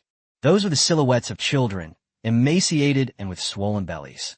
Their eyes were bloodshot, burning with insatiable hunger, and they opened their mouths and pounced straight at the Ottoman. Damn it, what is that thing? Osman sensed something was wrong, but still refused to give up attacking Jiang Yi. His upper body stretched like rubber, trying to entangle the hungry ghosts summoned by the ancient key. But these emaciated children, with their red eyes and rumbling stomachs, actually pierced through Ottoman's body. Just then, Guyu clenched his fists and suddenly threw a punch forward. The massive shock wave instantly ripped up the soil. "Make your move, Loros!" Ottoman roared. Boom! Dozens of thick, black vines burst forth from the ground. They quickly wove a rattan shield in front of the Ottoman. Bang! Gu Yao's fist slammed into the vine shield, the immense force of which sent the rain pouring down back into the air. The center of chaos. Jiang Yi remained calm. Take out the mythical grade skill enhancement stone and directly upgrade Divine Golden Sun Flame to mythical grade. Even the legendary Divine Golden Sun Flame had already caused devastating damage to the scorpion-tailed demon. Now that it has advanced to the mythical level, its power will only become more terrifying. He could have immediately unfurled his black wings and taken to the sky. This would force Drew to emerge from underground and attack him. However, Jiang Yi noticed that Li Qingye and the others were acting strangely. Therefore, he chose to stay where he was, forcing Drew to show himself, quickly ending the battle and preventing any accidents from happening to the other players. Of course, there's another reason. Jiang Yi really wants to continue hunting down mythical-level demon geniuses. Each kill, you can obtain powerful equipment, massive amounts of experience, and a continuous stream of mythical materials. These things, for other awakened beings, this is something they wouldn't even dare to dream of. But just as Jiang Yi was pondering this, he noticed something was wrong. Drew wasn't nearby. Not only that, Drew even completely abandoned his attacks on him. Something's wrong. Retreat immediately. As soon as Drew appeared, he roared at Osman. He had fought Jiang Yi in the sewers. Only a few hours had passed. He then sensed that Jiang Yi's strength had increased significantly. Not to mention, the wave of golden flames he had just witnessed sent a chill down his spine.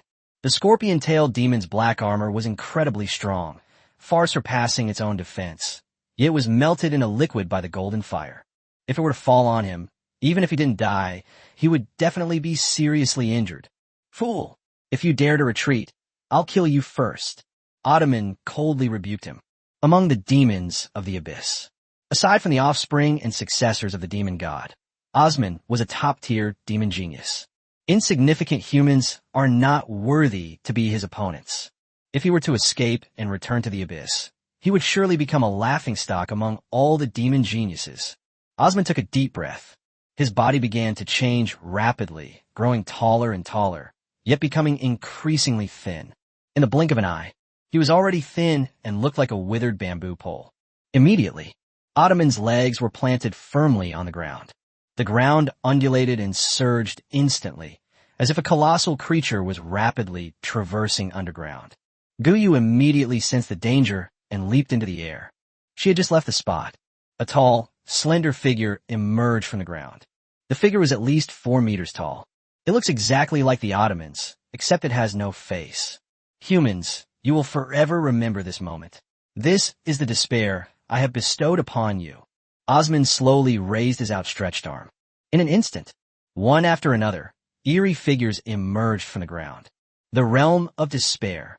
As the Ottoman voice echoed, the phantoms charged forward frantically, their arms stretching out rapidly. They grabbed the nearest human prodigy. A warrior from the Red Mountain Kingdom was the closest. Moreover, he was deeply trapped in the illusions of the dwarf demon. Faced with the sudden chaos, there was no time to react, and they were completely unprepared. The next instant, a distorted, ghostly figure grabbed him with a long, thin arm, lifted him high in the air, like being nailed to a cross, unable to move. Ottoman's body grew taller again. More mounds of earth rose up from the ground. A moment later, more eerie phantoms burst forth from the crack. This is bad. If he manages to control our players, they'll only get stronger. The viewers in the live stream looked solemn. I never expected this. The Ottomans had such a powerful trump card up their sleeve. But just then, The ancient key rushed straight towards the Ottomans. Osman didn't even defend or dodge. A hint of utter disdain flashed across his gaunt and terrifying face. "Stop struggling. You will all die in this area and be swallowed by despair," Osman said coldly. Just as Guyu's fist was about to strike his body, Ottoman's figure vanished into thin air without any warning. Guyao saw Ottoman disappear. The pupils suddenly contracted. Confusion and hesitation flashed in his eyes. Is it an illusion? But didn't Jinlin already go to deal with that dwarf demon? If it wasn't an illusion, how did Osman disappear? Dozens of thoughts flashed through Guyu's mind. She was convinced that Osman was still standing in the same place. But the dwarf demon's abilities once again clouded her senses. But the next second, then she witnessed a horrifying scene. The teammate who had just been controlled suddenly appeared in front of her fist. "Stop!" Guyu gritted his teeth and forcibly changed direction in midair. Boom! The earth shook violently. It created a huge, deep crater. Guyu unleashed a powerful punch, which ultimately slammed into the ground. Just then, the contestant from Hongshan Kingdom disappeared again, and Osman appeared in the same spot. Guyao was unaware of the danger. Ottoman's lips curled into a mad and ferocious smile. His arms stretched out like rubber, his jet-black nails increased in speed, and he stabbed straight at Guyu's body. Clang! The sound of metal clashing echoed throughout. A fist-sized dent appeared on the earthly armor of the ancient key. Her body was blasted away violently, her feet carving 2 deep furrows in the ground. Such immense power! Guyu felt as if he had been hit by a speeding train, and his whole body was in excruciating pain. Ha ha! Within this realm of despair, anyone controlled by my clone can freely switch places with me. Chapter 3:17 Ksidagarba. Salvation of all beings.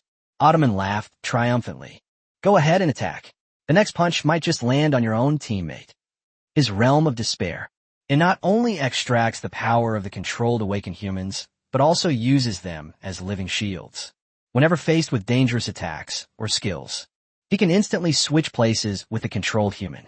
As long as I control a few more human awakened beings, I will be invincible. Osman thought to himself. Ignore the ancient key for now. His gaze quickly shifted to the human contestants who were still struggling to break free from the illusion. At the same time, the battlefield is far away. Jinlin, his body wrapped in blood-red thorns, stood frozen in place, staring solemnly at the endless white mist before him. I was just fighting that dwarf demon. She was completely confused. How did we end up in this strange place in the blink of an eye? Is it an illusion? But I clearly possess items that can resist illusions and soul attacks. Jinlin was filled with doubts. These props. It was a gift from Jin Hong, a master of pupil techniques. Under normal circumstances, she should be completely immune to such methods. Unless that dwarf demon didn't cast an illusion on her at all. I see. Jinlin felt a sense of foreboding rising in his heart. This is not an illusion. It's the mental space that Uncle Jin Hong once mentioned. Jin Hong had once told her about spiritual space. Low-level pupil technique. It simply allows the target to see false images, scenes, and people. True high-level eye techniques can silently and forcibly pull a target into a mysterious mental space.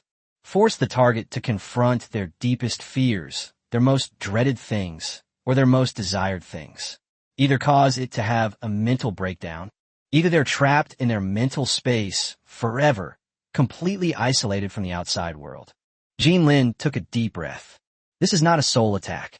It wasn't a simple illusion either, so her props were naturally ineffective. This is troublesome. Jinlin gazed at the endless white mist and murmured to himself. Suddenly, the white mist dissipated.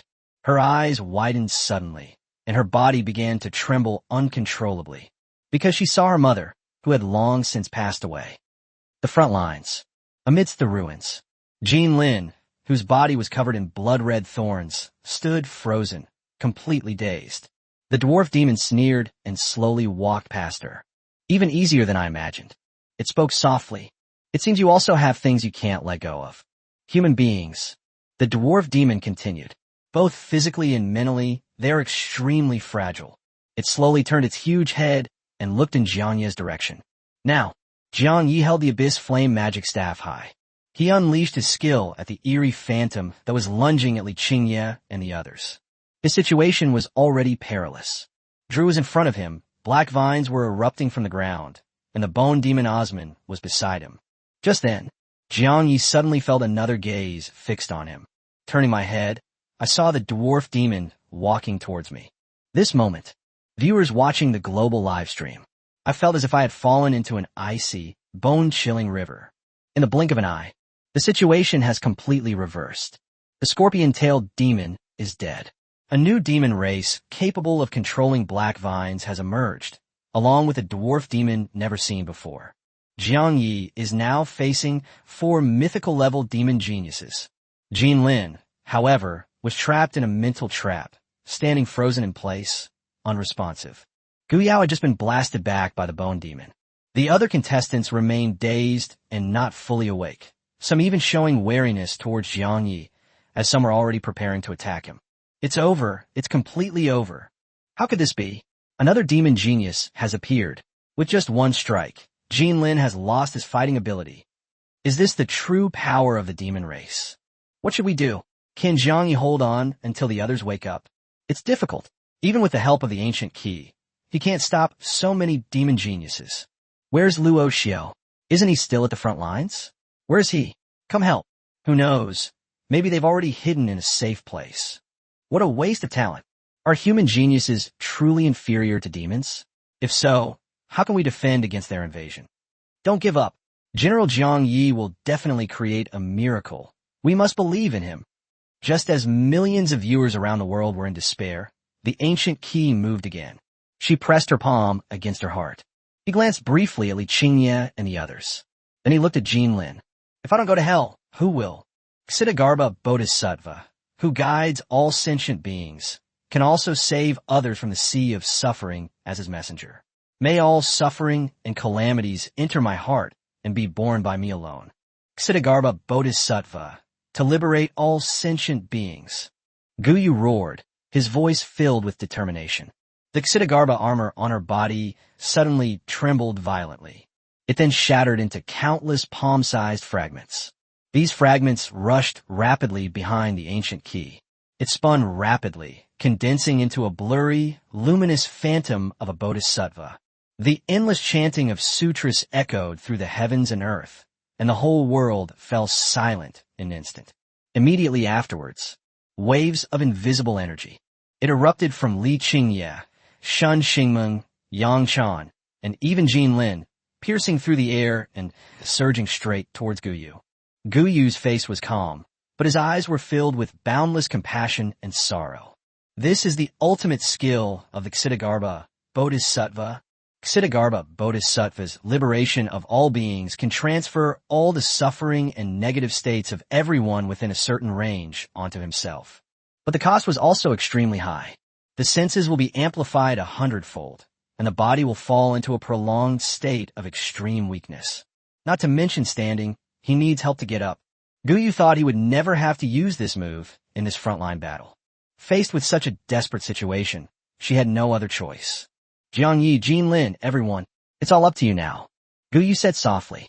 The moment the words fell, her face was contorted in agony, her body trembled violently, and cold sweat streamed down her forehead. Ugh! Guyu's muscles stiffened, and a low, painful hiss escaped his throat. Jin Lin came to his senses.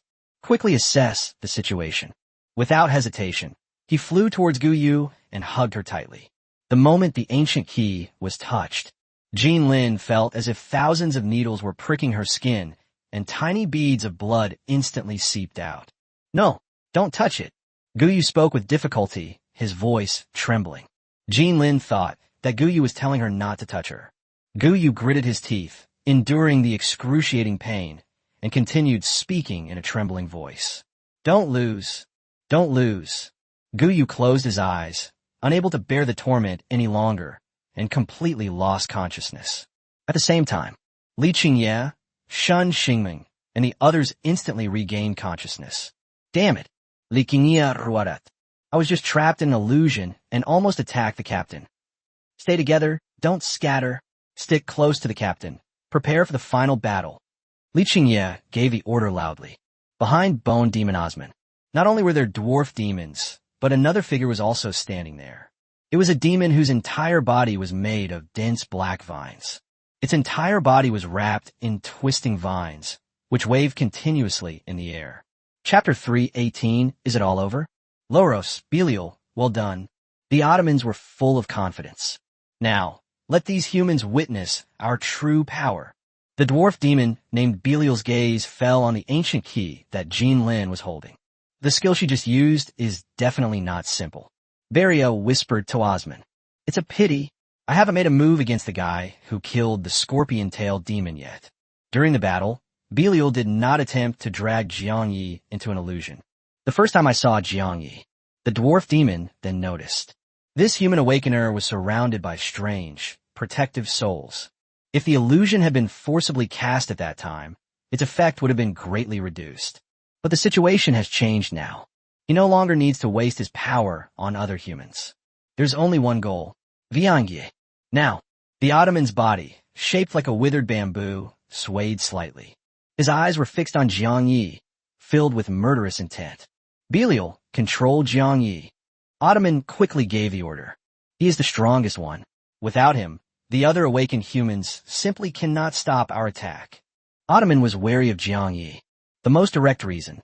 The corpse of the scorpion-tailed demon was right before their eyes. But besides fear, there was even more fury. On the front lines, these mythical demon geniuses have always played the role of hunters, and the awakened ones among humanity. They were just a bunch of weak and timid rabbits. But everything changed after meeting Jiang Yi, this human. As a hunter, they even suffered successive losses of their own kind. Osman now only wants to torture Jiang Yi to the point of collapse. Poor wretch. Osman thought to himself, "You will soon realize that when you wake up, your friends will have already become my playthings." He nodded to Beria. On the dwarf demon's enormous head, veins bulged, making it appear exceptionally ferocious and menacing. Buzz, an invisible ripple. It suddenly burst from Belial's head and shot towards Jiang Yi at extreme speed. Mental space. Beria's voice suddenly turned sharp. Jean Lin had just been separated from the mental space by the ancient key. Her face turned deathly pale instantly, and she abruptly turned to look at Jiang Yi, letting out a piercing scream. Careful! Jean Lin saw his deceased mother in the spiritual space. At first she remained cautious. I kept telling myself it was an illusion, that everything was fake. But when the mother revealed the past that only she and her daughter knew, her rationality began to crumble rapidly. If it is not an ancient key, she is still trapped in the mental space. So when Jean Lin saw the dwarf demons move, he instantly understood. It was all over. The ancient key has lost its fighting ability. If Jiang Yi were to also be trapped in the mental space, all that was left was her and Li Qingye, who were no match for these mythical demon geniuses. Panic and anxiety welled up inside me. Jean Lin felt as if time had slowed down. She noticed an invisible fluctuation of soul energy suddenly appeared around Jiang Yi. I remembered it immediately. Jiang Yi must possess some kind of soul defense skill. It should be all right, she thought nervously. But the next second, she then noticed that Jiang Ye's eyes had become lost and empty. Jiang Ye's head slowly lowered, and the abyss flame magic staff slipped from his hand. Ha ha ha! Beria laughed loudly. The mental space is not a soul attack. It reveals your deepest fears and your deepest desires.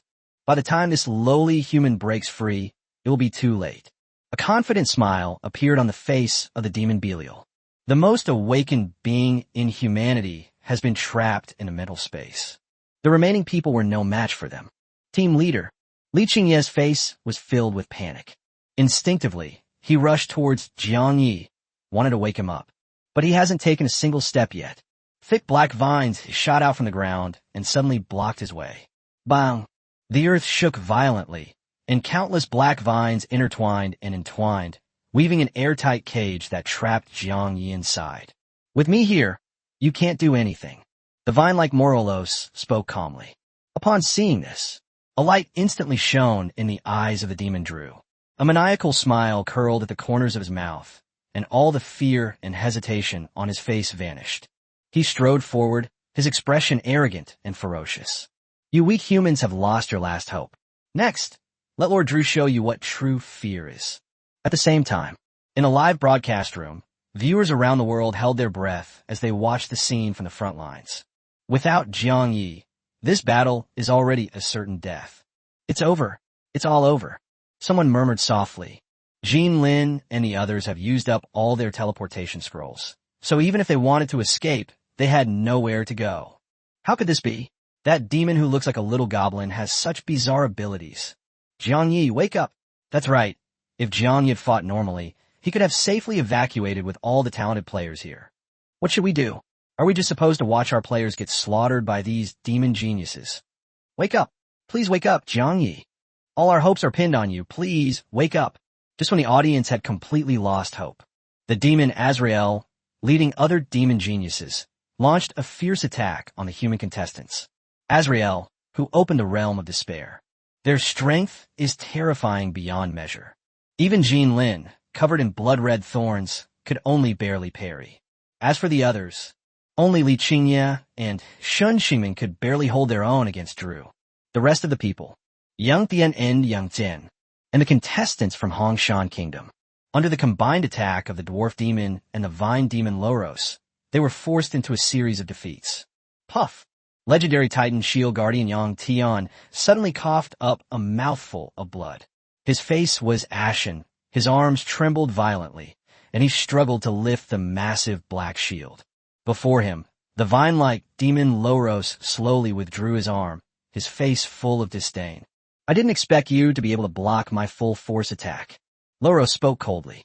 But it's still garbage. Let's see what you can block next. Loros' right arm suddenly tensed. Countless black vines intertwined and tangled. It coalesced into a giant fist shadow the size of a small car and smashed towards Yang Tian at terrifying speed. Elder brother. Yang Chan's eyes widened. Filled with fear, she screamed incoherently. Yang Tian took a deep breath without the slightest hesitation. He gritted his teeth. His trembling arms used up their last bit of strength. He raised the heavy black shield and slammed it hard into the ground. He pressed his shoulder firmly against the shield and roared. Go to hell, you bunch of bastards. Once the captain wakes up, none of you will escape. The words had barely left his mouth. The shadow of the demon Loros's fist slammed heavily onto the black shield. The black shield was instantly covered in cracks. It then shattered with a deafening roar, and Yang Tian's body was violently blasted away. Under the impact of tremendous force, he spat out another mouthful of blood. His body crashed straight into the ruins. Boom! A large cloud of dust rose into the air, only to be suppressed by the torrential rain. Chapter 319, Celebrating Success. Yang Tian lay weakly among the rubble. His body was twisted into an eerie angle. The arm bone was fractured and exposed white. Fresh blood gushed from the wound. It turned the surrounding rainwater blood red. Even so, he did not scream or wail. He simply stared intently at the enemy. His eyes were filled with anger, resentment, and a hint of despair. The captain you're talking about, is it Jiang Yi? The vine-like Morolo sneered. He does have some tricks up his sleeve, but he still has no chance of winning against us. Even if he wakes up now, it won't change anything. He can only watch you die in agony. Loros looked at Yang Chan beside him. A strange smile appeared on his face. Legendary humans, even the Grand Duke and His Majesty the Demon God, didn't include them in the target list. Looks like I'm in luck. Things are about to get interesting. The demon Loros stuck out his scarlet tongue. He subconsciously licked his lips, his eyes blazing with intense excitement. Just then, another loud impact rang out in the area. Jin Lin was blasted away by the demon Azrael, crashing through several broken walls. Go! Get out of here, quickly! Jin Lin quickly regained his balance and shouted at Yang Chan. Her eyes were filled with guilt. After all, her original target was the dwarf demon. If it could be resolved in advance. None of this will happen. Jiang Yi has already killed 2 mythical-level demon geniuses. But facing this dwarf demon, she was trapped in a mental space from which she could not escape. And what about you? Yang Chan asked hurriedly. Jin Lin took a deep breath. His gaze shifted to the cage woven from black vines. I have no idea. She genuinely didn't know what to do. Continue the fight. The only outcome is death. If they run away, there might still be a glimmer of hope. But what if they really escape? She will never forget what happened today. Soon, one after another, human geniuses emerged. controlled by Azrael. Viewers around the world watching the live stream were plunged into utter despair. However, nobody noticed. Jiang Ye's eyelids were trembling slightly. Within the territory of the White Fang Empire, in a small border town next to the front lines of the battlefield, in a cheap little hotel filled with a pungent odor, lived a grandmother and grandson. The little boy from Qingcheng was sitting next to his grandfather. Both grandfather and grandson looked tense. His eyes were fixed on the live battlefield broadcast on his phone. "Grandpa, why hasn't General Jiang Yi made a move yet? Is he in danger?" The little boy asked in a low voice. His eyes were wide open, filled with fear and anxiety. His eyelids trembled incessantly as he spoke, his mind in such a state of panic that he was unable to calm down. He was unwilling from the bottom of his heart to witness the tragedy that was about to unfold. Yet they were also eagerly anticipating it. Jiang Yi was able to suddenly break through the cage woven from dark vines. Grandfather clenched his hands tightly together, his heavy breathing rising and falling. It took him a long time to calm himself down, and he whispered words of comfort. "Don't be afraid. We must trust General Jiang Yi. No matter how dangerous the situation, he can calmly resolve it and defeat all the invading enemies." The rain outside the window was pouring down harder and harder. Raindrops pounded against the window pane, making a dull thud. The boy turned to look out the window. A look of determination gradually formed on his youthful face. He quickly ran to his suitcase, pulled out a raincoat, and put it on. His grandfather looked at him with a puzzled expression. "What are you doing? Aren't you going to watch the live stream? It's pouring rain outside. Are you really going to go out?" The boy stood by the door, his hand on the doorknob, and looked back at his grandfather, his tone extremely serious. "I must go and save General Jiang Yi. I have to go and help him." Grandfather was startled. He looked down at the phone screen on the bed. In the picture, Jiang Yi remained trapped inside the black vine cage, completely motionless. Those mythical-level demon prodigies were simply too powerful. The spider demons who invaded Qingxing back then. They were utterly insignificant in front of them. The other side could easily crush them. And at this moment, Jiang Ye's teammates were completely unable to offer any assistance. The situation is deteriorating rapidly and dangerously every moment. If this stalemate continues, even if Jiang Yi awakens in the future, he will still have to face a group of mythical demon prodigies alone. Grandfather knew in his heart that there was probably no chance of a miracle this time. The power gap between humans and demons is truly insurmountable. Even Jiang Yi, who once saved Qingcheng, faced with such a formidable foe, the odds of victory were already slim. He sighed inwardly, unable to bear watching any longer. Looking at his grandson's anxious and impatient expression, Grandfather finally sighed and relented. "Wait for me. I'll grab a raincoat and come with you." Upon hearing this, the boy's eyes lit up instantly. But just as Grandpa casually tossed the phone onto the bed, the boy immediately moved back to stare intently at the live stream. "Grandpa, look. General Jiang Yi seems to have moved." The boy gasped in shock, rubbing his eyes hard, unable to believe what he was seeing. But this joy was fleeting. His face instantly darkened, filled with disappointment. It turned out to be just an illusion of light and shadow. Jiang Yi hadn't moved an inch from beginning to end. Inside the imperial palace of the Great Yin Empire, a somber and oppressive atmosphere enveloped the magnificent hall. The entire palace was filled with a bone-chilling cold. Empress Qin Lu Peng of the Great Yin Empire gripped the royal scepter tightly. His eyes were fixed on the live battlefield broadcast. Princess Qin Ange, standing to the side, clutched her dress tightly. His knuckles turned white from the exertion, his chest heaved violently, and he was filled with tension and anxiety. "Mother, how is Jiang Yi?" Qin Nuange's voice choked with emotion, filled with worry. Empress Qin Lu Peng slowly shook her head. "I can't be sure either, but it seems that Jiang Yi has been affected by the secret techniques of the goblin demons." She turned to look at Meng Changtian, who was standing not far away. Meng Changtian sighed heavily and said in a deep voice, "Your Majesty, Jiang Yi and his group are currently in a precarious situation. It won't be long before the other human cultivators who have undergone the transformation fall one by one. Even if Jiang Yi manages to awaken by chance, he won't be able to withstand so many powerful enemies on his own. I'm afraid." The atmosphere inside the main hall grew increasingly heavy and oppressive. Just then, Kushobong, The current prime minister of the Great Yin Empire stepped forward slowly. "Your Majesty," he said calmly, "in my opinion, it is time to begin to appease the people." He had already planned it all out in his mind.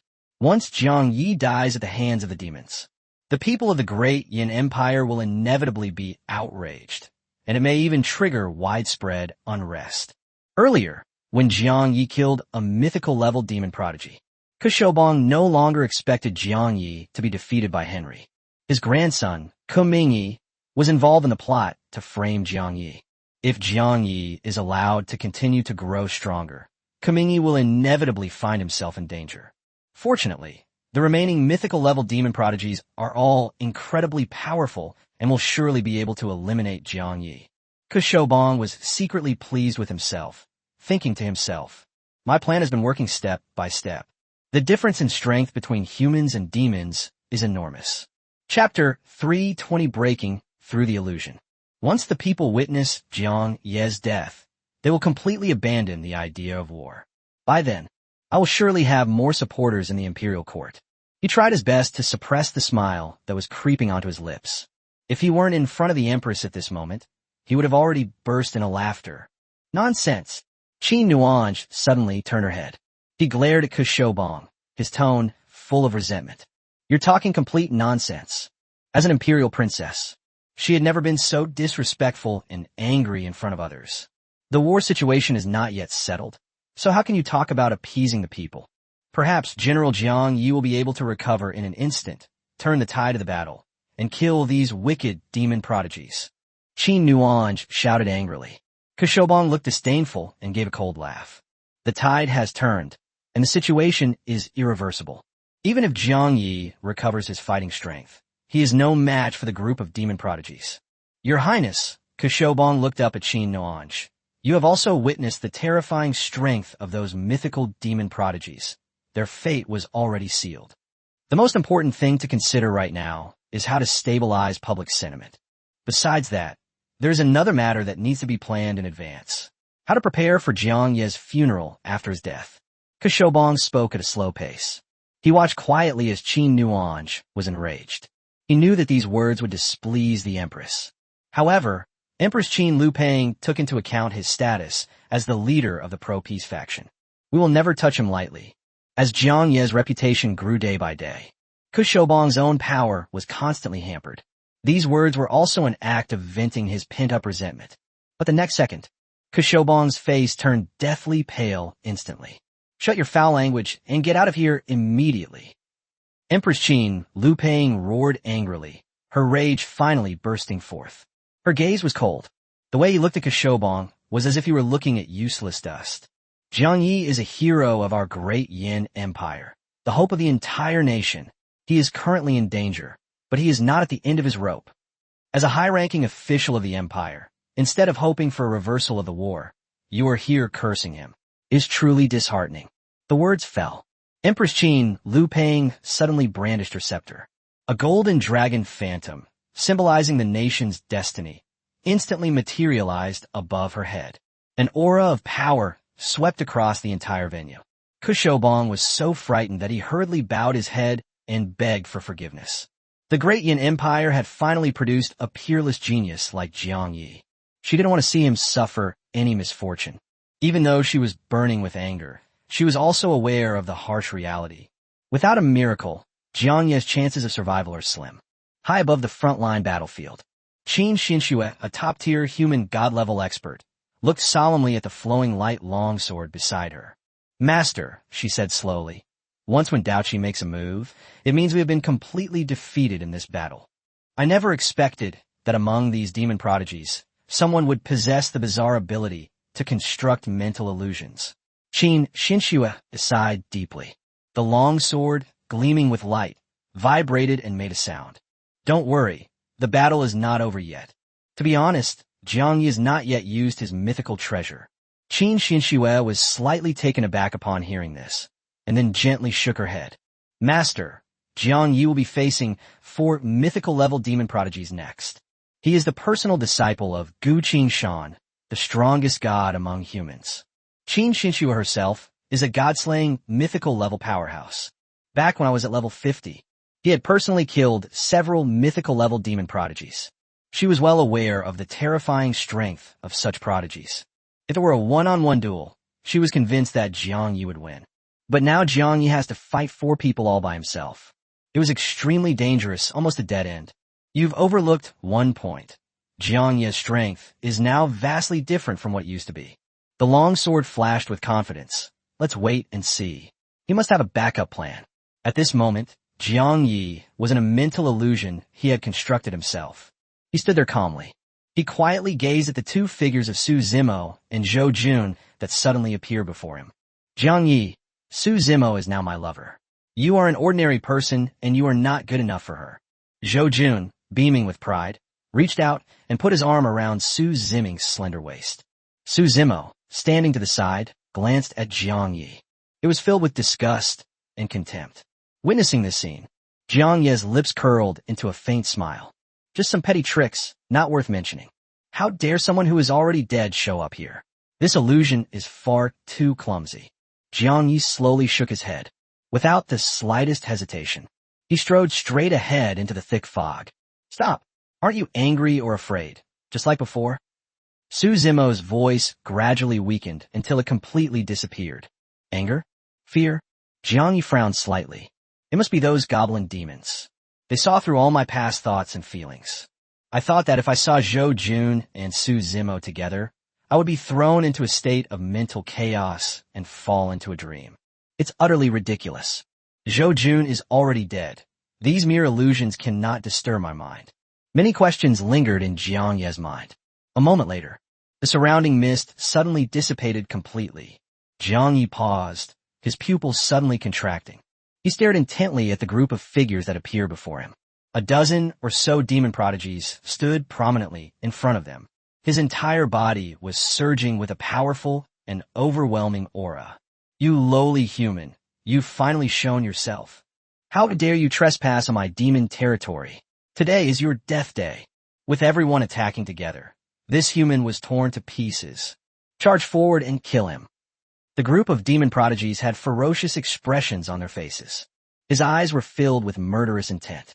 In the blink of an eye, they surrounded us from all directions. The various weapons in his hands gleamed coldly.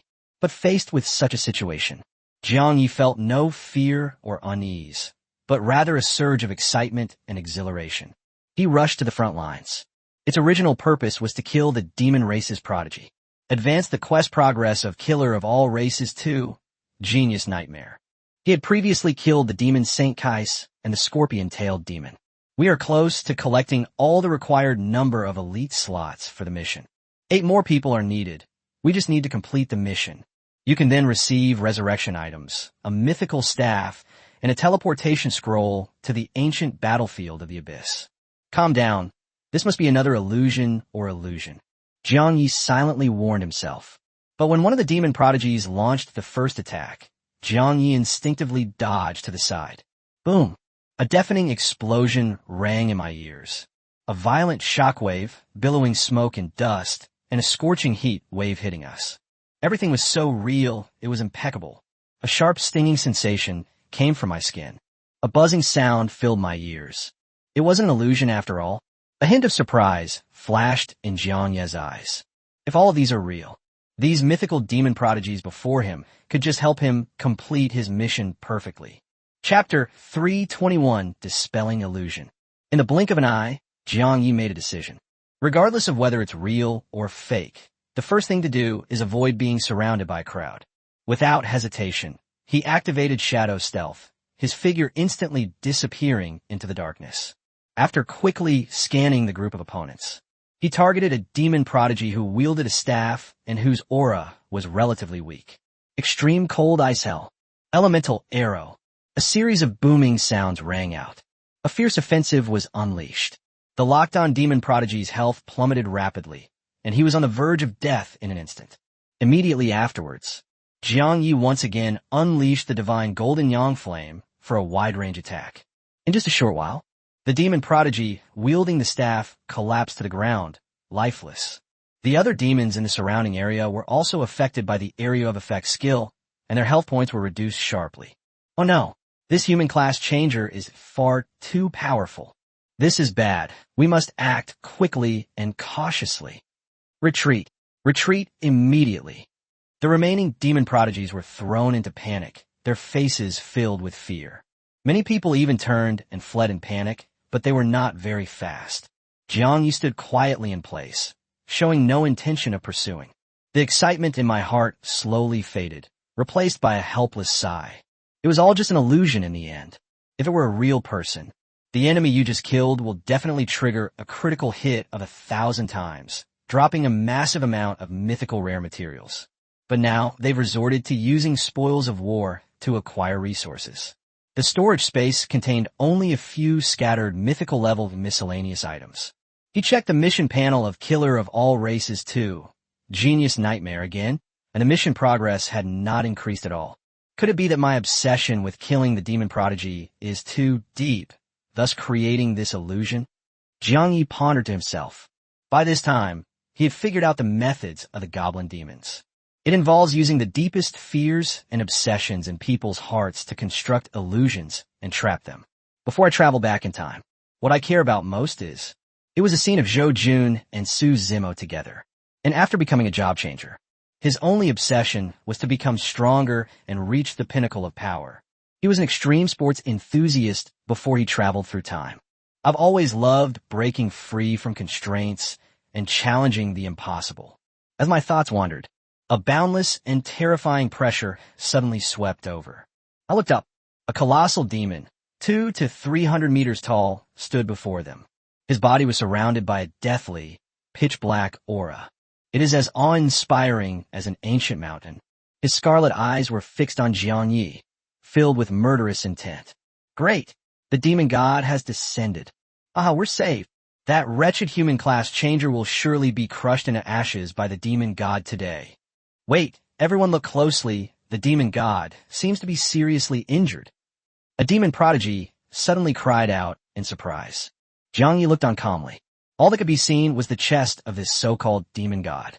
A huge, grotesque wound was torn open, from which a continuous stream of pitch-black demonic energy poured out. Upon seeing this, Jiang Yi smiled helplessly and muttered to himself. It seems that deep in my heart, I still harbor the obsession of slaying the abyss demon god. Based on the illusion's deduction, it's possible to injure it, but to completely kill it would be difficult. The words fell. He lightly waved his abyssal flame staff, firing an elemental arrow. The arrow pierced the demon's body with pinpoint accuracy. However, the opponent's health only dropped slightly, which was almost negligible. You lowly and insignificant human dare to offend me? You are simply courting death. The abyss demon roared in fury. He raised his hand and unleashed a massive fist, as large as a giant plaza, slamming it down on Jiang Yi with boundless power. Faced with this earth-shattering blow, Jiang Yi remained calm and composed. He stood quietly in place. He tilted his head slightly upward to look at the falling giant fist, neither defending nor dodging. A fierce wind swept in. The wind ruffled his hair and clothes. His face remained unchanged. A deafening roar erupted. The earth trembled violently, as if a meteorite had fallen to earth. The demon god's giant fist slammed heavily beside Jiang Yi, but it didn't hurt him in the slightest. Damn it, my injuries are hindering my strength. Let's strike again. The demon roared angrily. But just then, black fluid suddenly gushed from the huge wound in its chest. Its massive, mountain-like body began to shake violently. Its life force was rapidly waning, and it was on the verge of death. Viank, je understood. All of this is an illusion and a delusion. They only wanted to disturb his mind and prevent him from escaping. He didn't even glance at the increasingly weakened demon god and strode forward. As he continued forward, the demon god in the illusion was becoming increasingly seriously injured and could perish completely at any moment. If he turns around and attacks, he can easily kill him. But his steps were firm, and he never stopped for a moment. In reality, other true demon prodigies were waiting for him, eyeing him menacingly. Compared to a vague and illusory dream world, he was determined to personally kill Azrael and his powerful enemies. Jiang Yi, is it really you? Why are you here? A familiar female voice suddenly came from the right side ahead. Philia helped her younger sister, Aya's, stagger over. The two were exhausted, their clothes were tattered, large areas of their skin were exposed, and they looked extremely disheveled. Great, it really was you. Philia breathed a sigh of relief. Her legs gave way, and she collapsed to the ground. The already tattered black robe was completely torn and slipped off. Philia gasped and hurriedly raised her hand to protect herself. Ace, who was standing nearby, also collapsed to the ground. With eyes tightly closed, I felt unbearably hot and uncomfortable all over. Sister, I feel so uncomfortable, my whole body is burning up. Philia hurriedly asked for help. Zhang Yi, my sister's poisoned. Only your help can neutralize the poison and save her life. Before he could finish speaking, Ace then removed her tattered clothes, revealing her graceful figure. Jiang Yi paused briefly, glanced over indifferently, and then gently shook his head. It's all just an illusion in the end. An illusion? What nonsense are you talking about? Philia looked completely bewildered. Within the illusion, the two sisters constantly lured and entangled Jiang Yi, using all sorts of means to disturb his mind, displaying an extremely seductive demeanor. Faced with the extremely tempting scene before them, as a man, Jiang Yi was inevitably moved, but his mind was unwavering. He knew it in his heart. To be addicted to this, it will only delay his important task of killing the demon prodigy. There will be another opportunity to see the Philia sisters in the future. This is a golden opportunity to slay a mythical demon prodigy. Finding such an opportunity again would be extremely difficult, and it would seriously delay one's progress in cultivation and becoming stronger. Jiang Yi took a deep breath. Close your eyes and clear your mind of distractions. When he opened his eyes again, all lust had faded, leaving only a cold and resolute look. He ignored all the temptations around him. He strode straight forward. All I want to do is break free from the illusion and return to the real battlefield. Even though the two knelt down and begged him to stay, it did not shake his resolve in the slightest. Jiang Yi held the Abyss Flame magic staff, unleashed the fury of thunder. He shattered the illusion before him and strode away without looking back. Chapter 322, Jiang Yi wakes up. All he wanted was to break free from this mental prison and return to the real battlefield. Amidst the ruins and rubble of the frontline battlefield, Jin Lin slumped to the ground, leaning against the broken wall. He was panting heavily, his face pale. His body was covered in hideous wounds. His left arm and right leg were both broken, and his posture was twisted and miserable. Yang Tian, who was not far away, was struggling to get up by supporting himself on the ground. Unfortunately, his injuries were too severe, and he was already unable to move. Yang Chan, Li Qingye, and Shen Ximing were also severely injured and in dire straits. Li Qingye's arm was forcibly torn off by the worm demons. The wound was completely devoid of flesh and blood, leaving only bare white bones exposed. Shen Ximing is a divine eye swordsman. Due to the excessive use of his foresight and prediction abilities, his golden eyes had already turned crimson, and tears of blood kept rolling down his cheeks. In the end, do we still lose? Li Qingye's eyes dimmed, staring blankly at the rain falling from the sky. A bone-chilling cold pierced my entire body. Every breath felt like a sharp blade scraping my throat, causing excruciating pain. He suddenly coughed violently. He coughed up clumps of dark, stagnant blood. Turning to look in the direction of Jiang Yi, she felt nothing but despair and helplessness. Captain, I'm sorry. There's really nothing I can do. He muttered to himself in a low voice. Jin Lin gritted his teeth. He endured excruciating pain and forcibly repositioned the dislocated and broken limbs. He gritted his teeth and slowly stood up, supporting himself against the broken wall.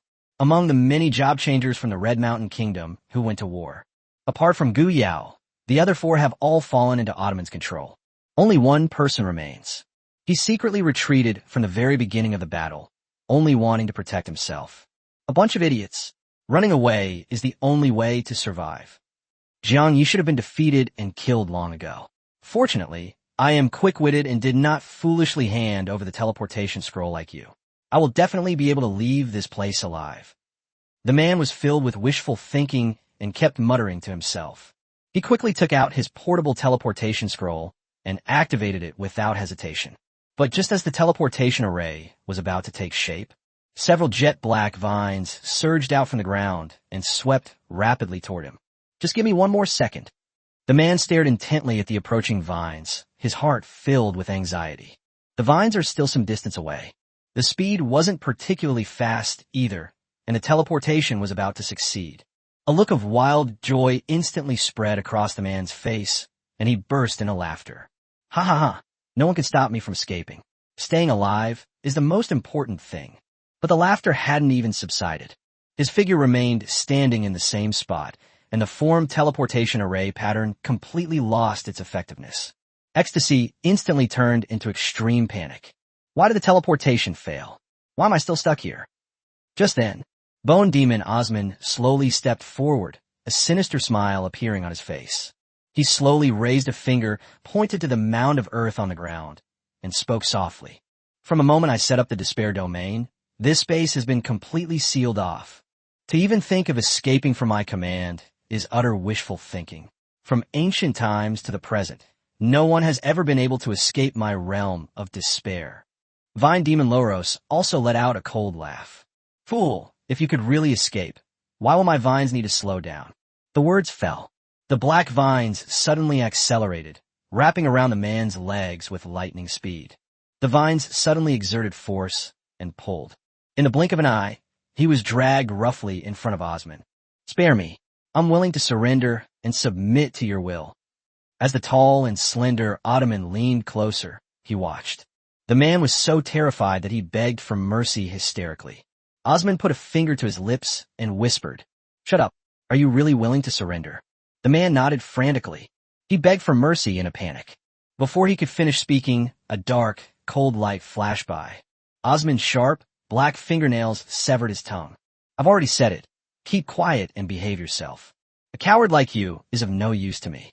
Besides, I'm starving after days of fighting. Ottoman casually tossed his tongue to the ground. He licked his lips, his gaze fixed intently on the person's beating heart. The sharp, black-armored fingertips easily sliced through flesh and bone, tearing open the opponent's chest. A vibrant, beating heart is exposed. This person witnessed this scene, completely engulfed in extreme fear, frantically calling for help. They even took their anger out on their comrades who fought alongside them. Osman looked at the human who was behaving so disgracefully with disgust. As fingertips traced the beating heart, warm blood gushes out. He bent down and licked the hot blood. He then ripped the still beating heart off and chewed it vigorously. Humans are all such despicable and cowardly creatures. If it weren't for the fact that flesh and blood and heart taste good, you would have no value in this world. The outcome of this battle has now been decided. The live battlefield footage, watched by hundreds of millions of viewers worldwide, was completely enveloped in an atmosphere of intense despair. Countless spectators closed their eyes and silently prayed for a miracle. But now Li Qingye and her group have all lost the ability to resist. Even if a miracle occurs, it will be difficult to reverse the defeat. It's over. There's nothing we can do now. There was no hope left. Everyone was retreating in defeat, and no one could wake Jiang Yi from his illusion. Even if Jiang Yi were to regain his senses now, he would be no match for the group of demon prodigies. Wait, Jiang Yi, did he just open his eyes? In an instant, thousands of viewers stared wide-eyed at Jiang Yi on the live stream screen. No matter how closely I looked, I couldn't see him open his eyes. Impossible. I just checked the information. Those goblin demons have a unique ability to forcibly pull people into mental illusions. Without external intervention, almost no one can escape from the illusion. Now that Li Qingye and the others are powerless to provide support, there is absolutely no way Jiang Yi will wake up. The screen was instantly flooded with bullet comments. Looking at these comments, the despair in the hearts of the audience swept over them again, even more intensely than before. Jean Lin had previously fallen into the same illusionary predicament. If it weren't for Gu Yu's help, she would still be unable to escape. I really hope that the ancient key can use that secret technique again. Who could have predicted that the goblin demons deliberately held back at the beginning, as they were secretly plotting something? Is there really no way to escape the illusion without relying on external forces? A barrage of comments filled with despair slowly popped up. It's too difficult, almost impossible. You have no idea how terrifying mental illusions are. Of the 10,000 people who enter the illusion, 9,999 will be completely lost, and only one person can slowly awaken by a tiny bit of luck. Moreover, this illusion is impossible to guard against. It does not directly attack, reduce health, or apply negative status effects. Instead, it strikes at the deepest desires and fears of the human heart, gradually eroding the mind and spirit. After reading these words, the vast majority of viewers no longer send questions via bullet comments. Everyone was completely disheartened, left with only endless despair. Chapter 323, I was wrong. Everyone knows that. Even if Jiang Yi were to wake up by chance, facing 4 mythical-level demon prodigies alone, his chances of victory were still slim. For Jiang Yi, the best outcome was simply to escape alone by sheer luck. As for Li Qingye, Shun Xingming, Jin Lin, Gu Yu, and others, each of them was severely injured and unable to accompany them. They would only be a burden. In a short time, almost all viewers agreed. Jiang Yi and his group will eventually die tragically at the hands of these demon prodigies. Only the audience from Qingcheng remained steadfast in their belief. General Jiang Yi absolutely cannot be harmed. Absolutely not. He once said that the great war between the human race and the demon race has only just begun, and he has not yet led us to more victories. How can he perish here? Everyone, please be patient. When the demons attacked Qingcheng, we were also in dire straits and could not see any hope. But then General Jiang Yi stepped forward and turned the tide. He stabilized the morale of the army, deployed ingenious tactics, and personally led the charge, not only repelling the demon invasion, but also slaying all the invading enemies. General Jiang Yi will definitely create another miracle. He can do it. Seeing the Qingcheng audience's unwavering dedication, a faint glimmer of hope quietly ignited in the hearts of some. Everyone kept their eyes glued to the live stream, but that hope quickly vanished. Bone Demon Osman was seen slowly walking towards Jiang Yi. Following closely behind were the insect Demon Drew and the goblin Demon Belial. On the other side, the vine Demon Loros controlled countless black vines to bind Li Qingye and his group, who were all severely injured. Jin Lin tried his best to resist. Unfortunately, the injuries were too severe. Faced with the lightning-fast black vines, there was no way to even dodge. Not long after, Jin Lin met the same fate as everyone else, bound tightly by the black vines and unable to move. She clenched her teeth. His eyes were filled with resentment and hope, and he roared loudly in the direction of Jiang Yi. "Captain, now you're all alone. Captain Jiang Yi, if only you could wake up." Jin Lin's words came to an abrupt end. His mouth suddenly opened wide. His expression froze abruptly, and an indescribable shock appeared in his eyes. Because she saw it clearly. Jiang Yi, who had been trapped in the illusion for a long time, slowly opened his eyes. "The captain is awake." Li Qingye exclaimed excitedly. The other team members also quickly turned to look. Right now, the torrential rain that had been shrouding the front lines for so long suddenly stopped. The dark clouds quickly dispersed. The warm, dazzling sunlight shone down, enveloping Jiang Yi completely. From a distance, the boys seemed to be surrounded by a faint holy light. The goblin demon Belial widened his eyes, which were the size of beans. He stared intently into Jiang Yi's icy, piercing gaze. He murmured unconsciously, "Impossible, absolutely impossible. Without external help, he could never have broken through the mental illusion." "Loros, did you use vines to ambush Jiang Yi?" Fujima Loros immediately responded. "No, I simply wove a cage of vines to keep him out. No need to worry. Now that only one junior human remains, he is no match for us at all."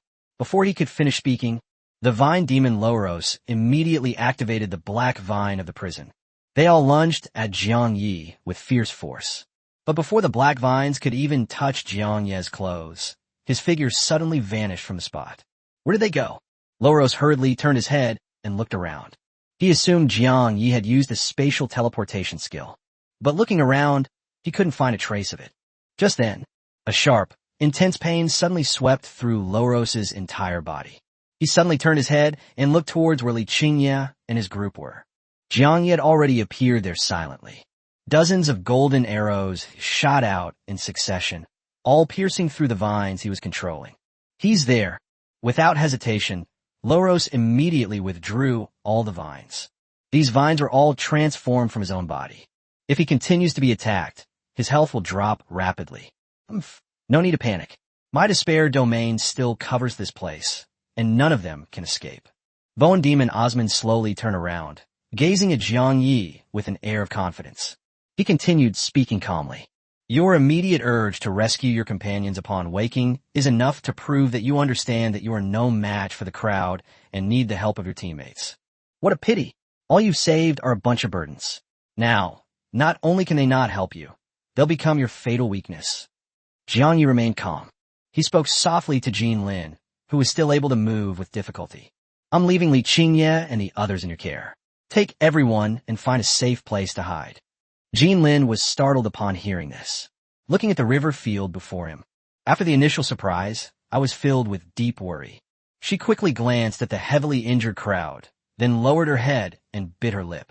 Forget about us. You're still in good condition. Quickly break through and leave this place on your own. We are no match for these demon prodigies.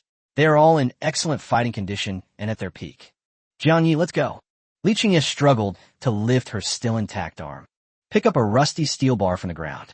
He aimed directly at his heart, forced a smile, and said weakly, Captain, you can just leave.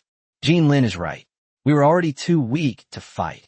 Even if we did, the outcome was already decided. He didn't want to die at the hands of the demons from the bottom of his heart. Shen Xingmeng, Yang Tian, and Yang Chan all looked at Jiang Yi, remaining silent. His eyes, however, were full of anxiety and urging. Everyone present was well aware of the perilous situation Jiang Yi was facing. Moreover, this group of seriously injured people. He could very well become a bargaining chip for the demons to manipulate Jiang Yi, putting him in an even more passive situation. Therefore, when Jin Lin advised Jiang Yi to abandon everyone and escape alone, no one objected. Captain, you must avenge us in the future and slay more evil demons. Yang Tian said in a low voice, his breath weak. He felt his eyelids were incredibly heavy and his whole body was exhausted. All he wanted to do was close his eyes and fall asleep. Just then, the staff in Jiang Ye's hand suddenly shone with a blinding white light. Soft light enveloped Yang Tian. Light healing spell. Jiang Yi hasn't used this skill in a long time. In the past, he would strike quickly and decisively, leaving no chance for healing. Most of his opponents in regular matches have minor injuries. He rarely even considered healing others. Over time, this skill has remained at the platinum level ever since. As the healing light shone down, Yang Tian's injuries improved significantly in an instant. Looking at the anxious expressions on Li Qingye's and the others' faces, Jiang Yi took a deep breath and slowly turned around. Facing four formidable enemies, Bone Demon Osman, Insect Demon Drew, Goblin Demon Belial, and Vine Demon Loros. He spoke calmly. It was my oversight that delayed things a little, allowing you to survive a little longer. Chapter 324. You'd better die soon. Wait a moment. After I've dealt with them, I'll come and take you away. Upon hearing this, Li Qingye and her group were all stunned.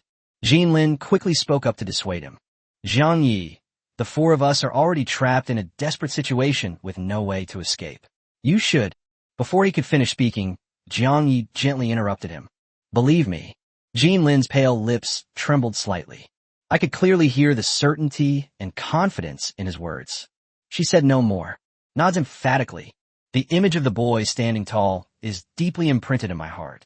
Are you ready for the final curtain to fall? Jiang Yi slowly raised the abyss flame magic staff in his hand, its sharp edge aimed directly at Osman. Hundreds of millions of viewers around the world watched the live broadcast intently. They all fell into a deathly silence, their eyes wide as they stared intently at the boy on the screen. No one expected this. Jiang Yi was able to break through the illusion's shackles solely through his own strength. Previously, when Jin Lin and his group had been trying to persuade Jiang Yi to escape alone, the entire world's audience instinctively held their breath. The vast majority of people believed this.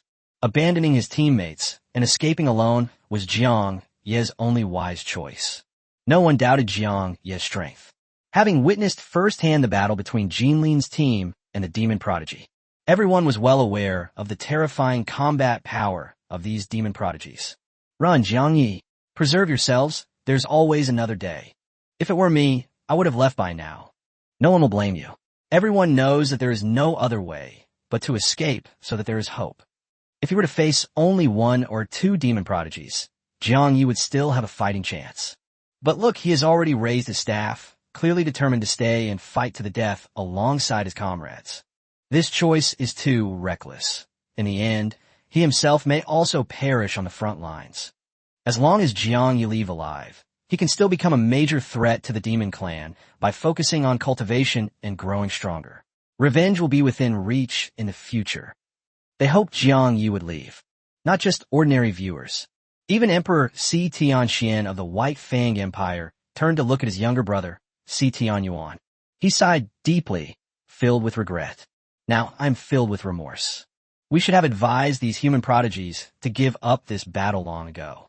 The strength of the demon race's prodigies has long surpassed that of our human geniuses. From the very beginning, this battle was destined to be unwinnable. Si Tianyuan clenched his fists, his face full of disbelief, staring intently at Jiang Yi on the live stream, and said in a deep voice, "Brother, I believe in Jiang Yi. Although we have only met a few times, I know that he always plans his actions carefully before acting. His insistence on not abandoning his teammates must mean he has the confidence to confront these demon prodigies." Upon hearing this, Emperor White Fang could only shake his head bitterly.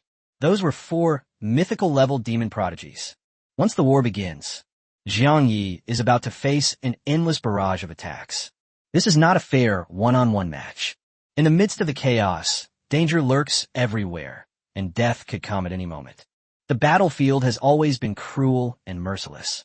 Even the most gifted geniuses can perish at the hands of an unknown person if they are careless. He pondered to himself. It is unknown whether the Empress of the Great Yin Empire also disagrees with Jiang Yi's decision at this moment. Inside the imperial palace of the Great Yin Empire, thousands of miles away, the joy on Empress Qin Lupang's face gradually faded, her brows furrowed, and her gaze never left the live broadcast screen. "Look, Brother Jiang Yi has really woken up. The battle is not over yet. We still have hope." Princess Qin Nuange spoke excitedly to the people around her. One could see the Empress Dowager's face full of worry.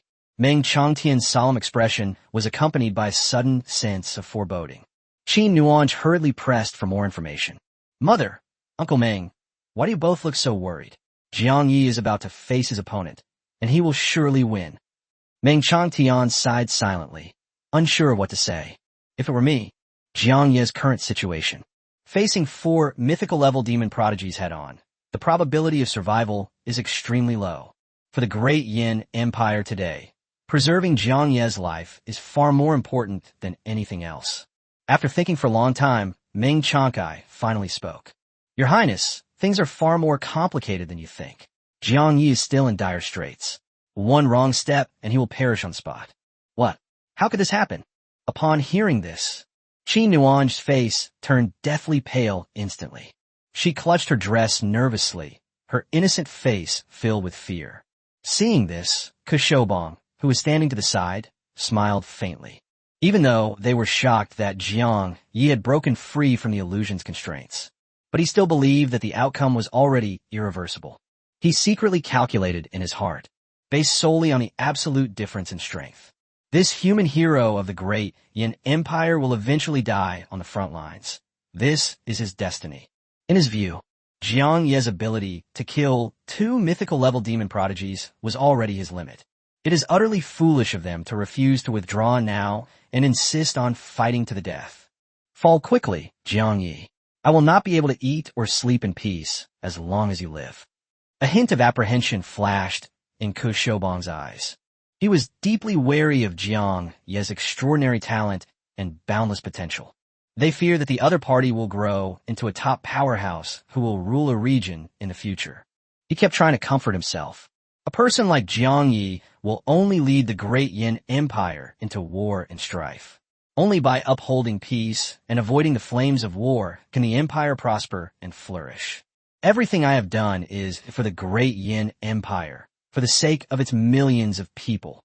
Just as Kushobong was pondering this in his heart, Jiang Yi suddenly took out 2 brand new pieces of equipment in the live stream. The remaining civil and military officials inside the hall immediately began to whisper among themselves. "What's the point of changing equipment when we're at this life or death situation? It's all in vain. Unless it's a legendary or even mythical treasure, it's impossible to significantly improve combat power. How could Jiang Yi easily possess a top-tier treasure? If he truly did, he would have already used it during the earlier battle. In my opinion, he must be feeling fear at this moment and regretting his impulsive decision to stay. I heard the people's disparaging remarks. Enraged, Qin Nuange strode forward and sternly rebuked him. Stop slandering Jiang Yi like this. He is fighting a bloody battle for the entire human race right now, and you are making sarcastic remarks here. This is extremely excessive. The ministers immediately fell silent, their expressions embarrassed. Kiskiviko shoten tiaklet. Your Highness, everyone in the Great Yin Empire has freedom of speech, and what people are saying is not entirely without reason. Qin Nuange was about to speak in rebuttal when she suddenly stopped. Under the watchful eyes of everyone, Jiang Yi slightly turned his head and walked straight to Shun Xingming. Seeing this, Kashobong's smile grew even wider. Now that I am afraid and want to get away, it is too late. At this moment, all of Osman's demon prodigies had already assumed their battle stances. Quickly disperse and take up positions. Jiang Yi was completely surrounded in the center. They set up a deadly trap. Chapter 325, Scorpion Pattern Gauntlets. Surrounded by enemies, Jiang Yi showed no sign of panic or fear. He simply spoke calmly to Shun Xingming. May I borrow your sword? Shun Xingming was filled with doubt. He nodded gently again. His arm trembled slightly as he handed over the long sword. Jiang Yi took the long sword and examined it closely. This sword is not of a high grade. It is merely an epic level weapon, yet its sharpness is formidable enough to be used against powerful enemies. Captain, what exactly are you planning to do? Shun Xingming couldn't help but ask. Viank yesimilet faintly. Turning to face the bone demon Osman, he slowly spoke. You have always enjoyed torturing human beings, dissecting their bodies, and digging out their fresh hearts to devour them at will. Ottoman grinned savagely. Ha, what's wrong? Are you feeling scared now? Don't worry, I won't kill you immediately. I'll just make you suffer the most excruciating pain, worse than death.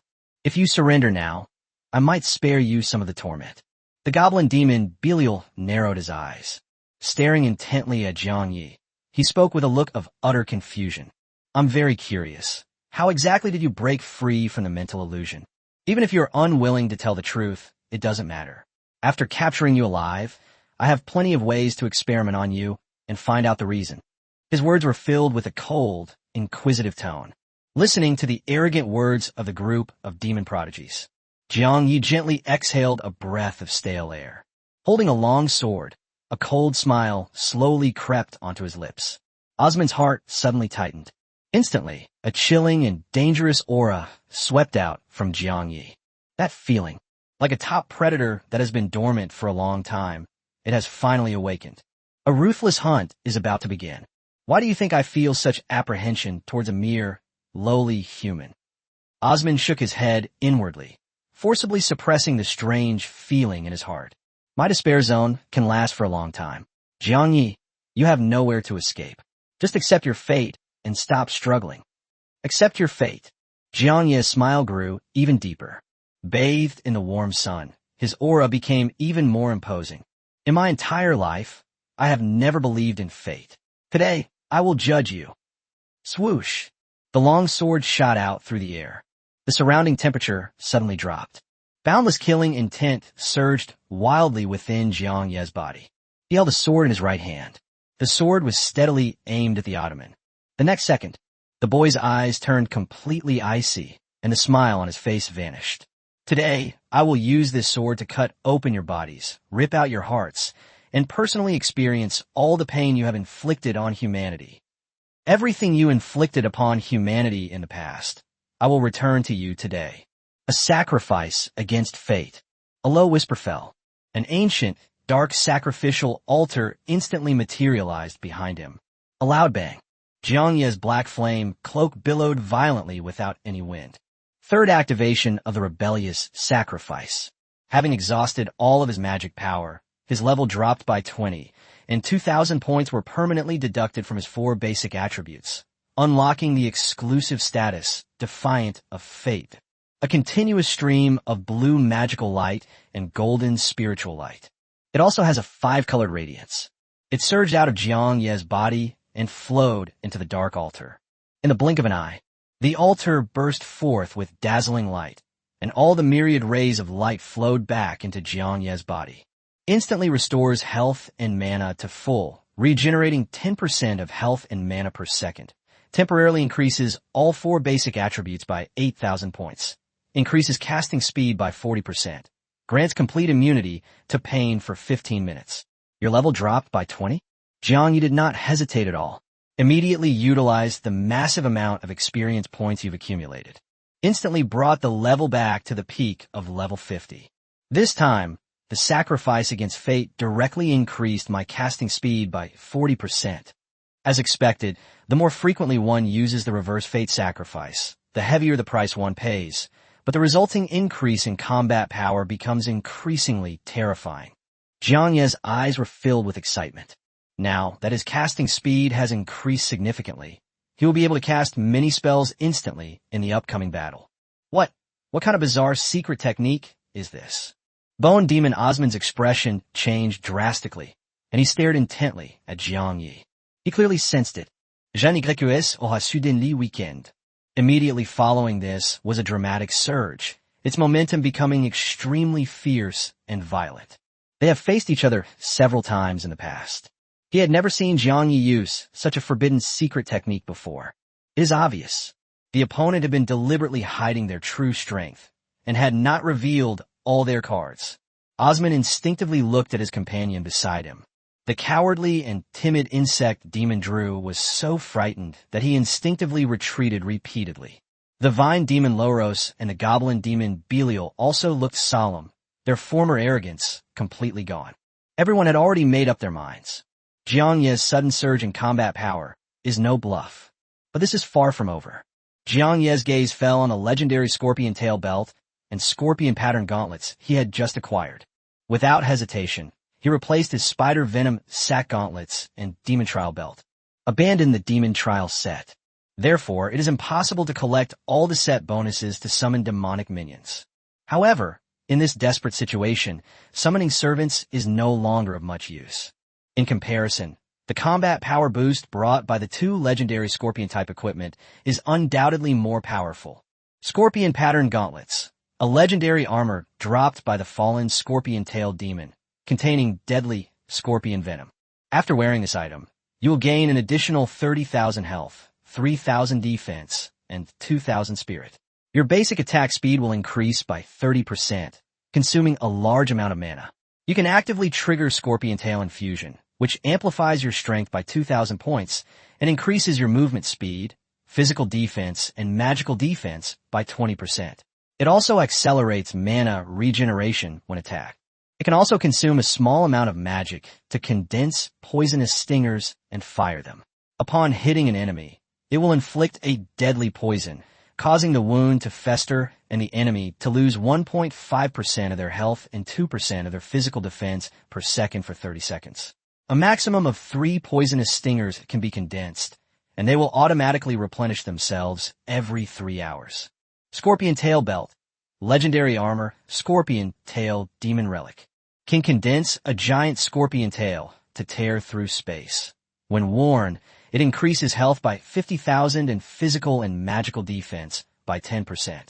When attacked, one can consume a massive amount of magic power to condense a scorpion tail to tear through space, creating spatial rifts to achieve instantaneous teleportation. The teleportation distance and ability to pass through walls are determined by one's own mental strength. Alternatively, one can consume 20% of their own health to condense a specially crafted giant scorpion tail, constructing a powerful gravitational rift that forcibly pulls all enemies within range towards themselves. Equip 2 top-tier legendary armor pieces. Jiang Ye's aura surged once again. At this moment, he was already wearing several legendary treasures. In addition, with the divine golden yang flame having already advanced to the mythical level, his combat power is now completely different from before.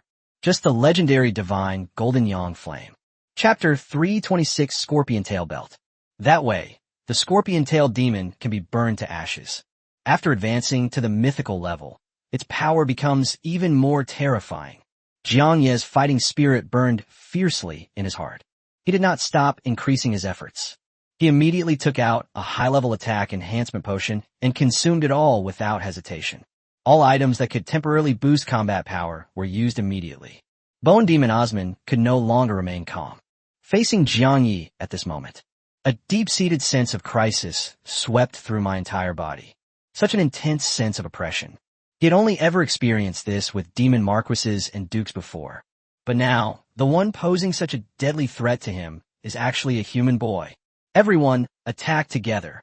We cannot allow him to continue increasing his combat power. Ottoman was completely thrown into disarray. All composure and calmness vanished, replaced by a growing sense of fear. He desperately wanted everyone to join forces and take the initiative to suppress the attack, preventing any unexpected changes. Just then, the black flame cloak behind Jiang Yi trembled violently, and endless black flames surged out. The black flames did not form a defensive barrier. Instead, they all swirled rapidly around him. It's the black flame cloak's exclusive ability, Embrace of Black Flame. In the blink of an eye, Jiang Yi's entire demeanor has undergone a complete transformation. Black flames swirled around his body. It is paired with a black flame cloak and dark wings on the back. Like a vengeful demon returned from hell, his aura was extremely intimidating. The embrace of black flames not only made his figure appear even more imposing and majestic. Furthermore, it increases the attack range of all spells by 20%. The speed of life recovery increased by 20% in tandem. The magic power consumed to activate the secret technique. It was even temporarily transformed into one's own spiritual attribute. Right now, Jiang Yi's 4 basic attributes have risen to an astonishing level. Extremely strong mental strength. It made his 5 senses incredibly sharp. Even when they were far away from the Ottoman, they could clearly hear the Ottoman's rapid and disordered heartbeat. Finally, Jiang Yi clenched his fists, feeling the surging, boundless power within his body, and muttered to himself, I can finally fight without holding back, with all my strength. With the current all-round increase in combat power, he finally had the confidence to face the 4 mythical demon prodigies head-on. He looked down at the ring of myriad races in his hand. Current damage increase against demons, 92%. He still remembered the time when he killed the legendary sheep demon in the abyss. The damage increase is only 72%. Unexpectedly, after successively killing the scorpion-tailed demon and the black smoke demon St. Keys, the growth rate surged again by a full 20 percentage points. This means that a move that can normally deal 1 million damage, when it lands on this group of demon prodigies, it can unleash a terrifying output of 1.92 million. Jiang Yi took a deep breath, suppressing the surging excitement in his heart. If we succeed in killing Osman and his group of demon prodigies this time, the damage amplification of the Ring of All Races is bound to surge again. Only now did he fully understand. Why did I name my first mythical level exclusive treasure the Ring of All Races? From this day forward, any alien creature that dares to invade human territory will become his prey. I wonder how many more powerful demons I will have to kill before the entire demon race will be filled with fear and dread. Once this happens, the Ring of Myriad Races will be able to complete its great upgrade. He coldly swept his gaze over the 4 mythical-level demon prodigies who were closing in on him. They decided to start with these 4 people. This will make the Abyss demons realize just how terrifying and powerful the human youth truly is. In the past, the demon prodigies were used to joining forces to attack, but at this moment, everyone hesitated. Each of them had a solemn expression, staring warily at Jiang Yi, who was exuding an aura of power. No one dared to make the first move. Bone Demon Osman gritted his teeth, steadied himself, and spoke in a deep voice to reassure everyone. Please don't panic. His formidable strength must have come from using a forbidden secret technique with an extremely high cost. We just need to stall for time until the effects of the secret technique wear off, and that will be the moment of our victory. Drew, infiltrate underground and find an opening for the ambush. Loros, use the vines to provide range support and control. Belial, maintain a safe distance to distract and harass, creating opportunities for me to attack. This was the first time the Ottomans had seriously arranged their tactical formations. Previously, when facing other human class changers. He has always done as he pleases, and there is no need for him to plan or strategize. But the situation is completely different now. A strong sense of crisis in his heart told him, if they continue to underestimate their opponents and act recklessly, the one who will perish here today could very well be myself. The vine demon Loros, the insect demon Drew, and the goblin demon Belial immediately obeyed the order. My God, is this really the aura a human squad leader should have? Just that sense of oppression makes it hard to breathe. The weakened Li Qingye was filled with shock, and her blood surged instantly. He stared incredulously at Jiang Ye's tall and straight back, unable to come back to his senses for a long time. Jean Lin felt a mix of emotions and murmured to himself. So this is his true trump card. In previous matches against me, and even in individual competitions, he always deliberately concealed most of his strength. Looking back now, I realize how arrogant and ridiculous I was back then. Just as everyone's emotions were churning, Jiang Yi calmly raised his eyes and looked up at the sky. With a gentle flick of his wrist, he tossed the long sword high into the air. He turned to look at the solemn-faced demon prodigies around him, his voice resounding throughout the battlefield. The moment the long sword falls will be the moment of your destruction. These words caused an uproar in the audience. Arrogant. Extreme arrogance. All the prodigies within the battlefield, even the 4 mythical-level demon prodigies, all had the same thought in their minds. Even the bone demon Osman turned ashen-faced instantly. The long sword was thrown into the air and then fell back down in the blink of an eye. Jiang Yi said these words. This is undoubtedly a blatant act of contempt and provocation in public. Utterly arrogant. You are nothing but lowly and insignificant humans. Any other race in the abyss is far stronger than you. If it weren't for the checks and balances among the various races of the abyss, the human race would have long since become slaves of our demon race. Jiang Yi, you will eventually pay a heavy price for your arrogance. The Ottoman roared in fury. Before he could finish speaking, Osman's figure suddenly vanished from the spot. They instantly swapped positions with the previously controlled contestant from the Red Mountain Kingdom.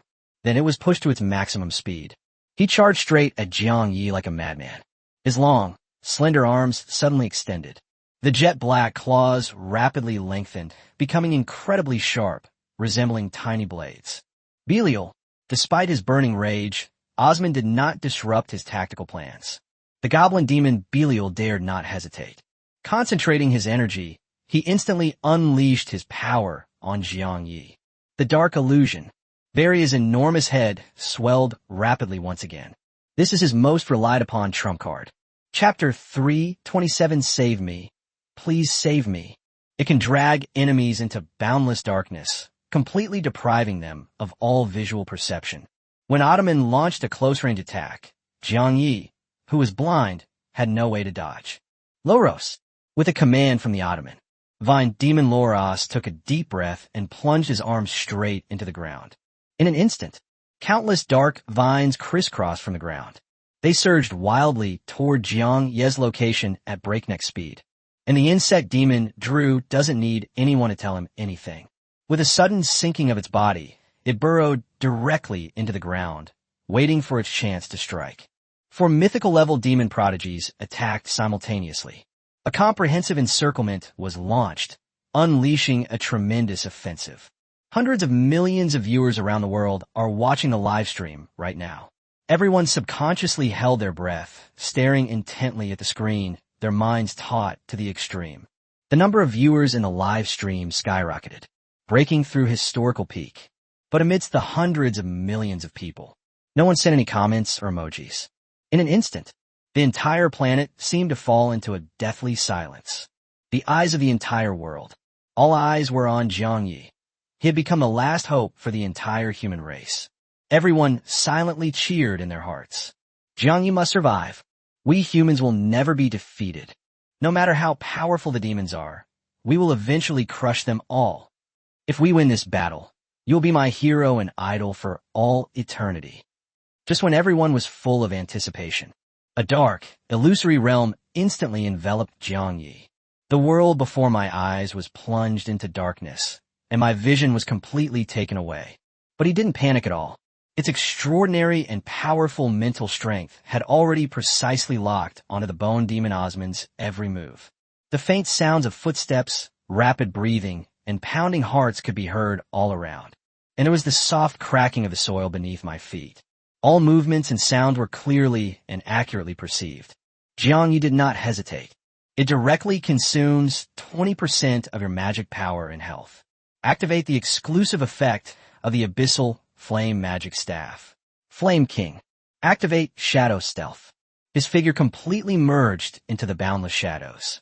Breaking free from the illusion's shackles, the Shadow-type secret technique, with its inherent attribute amplification, increases its power by 20%.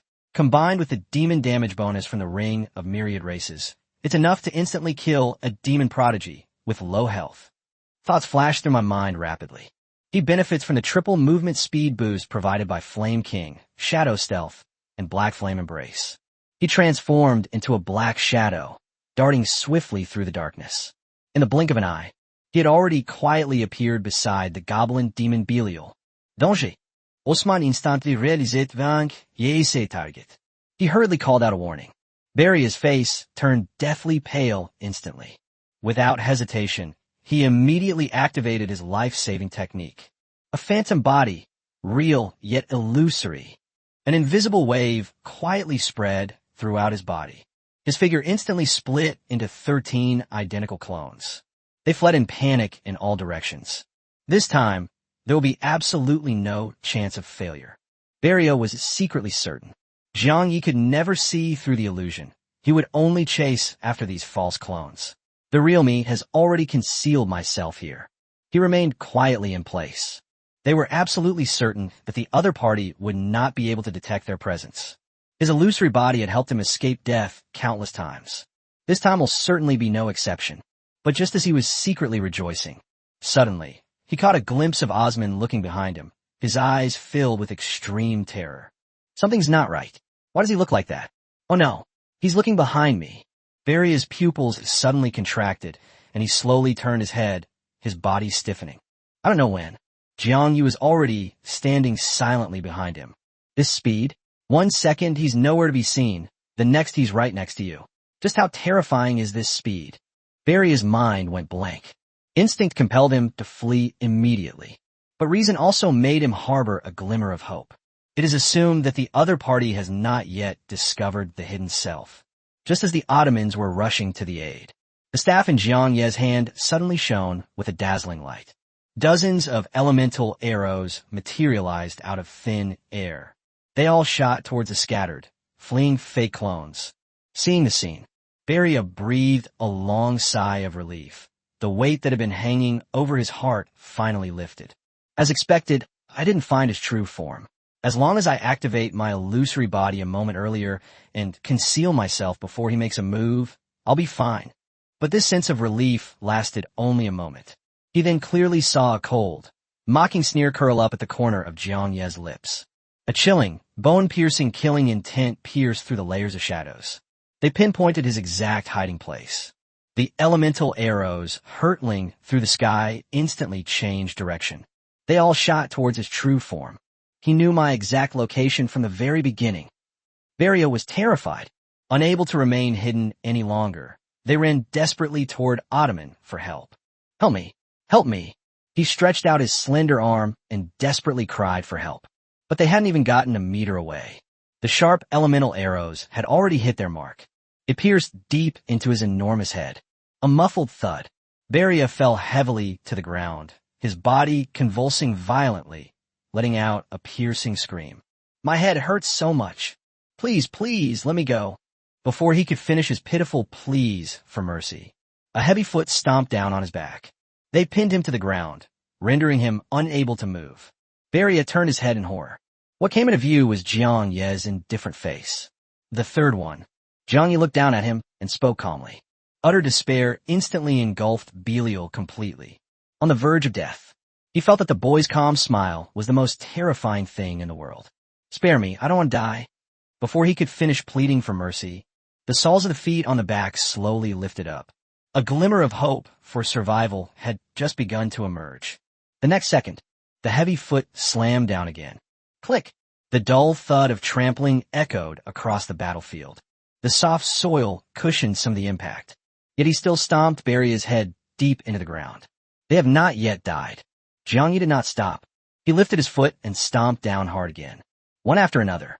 The force became increasingly heavy and fierce. Every time you step on it, they both embedded each other's heads deep into the soil.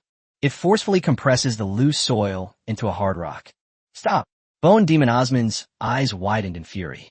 His whole body was burning with rage. They rushed over at breakneck speed, as if they were in a frenzy. Jiang Yi paused slightly. He glanced casually at the approaching Ottoman. The smile on his lips grew increasingly cold. Ow! You like to try this taste too? No need to rush. The agreed rules will not change. I will cut open your body, dig out your heart, and slowly finish you off. Extreme cold ice hell.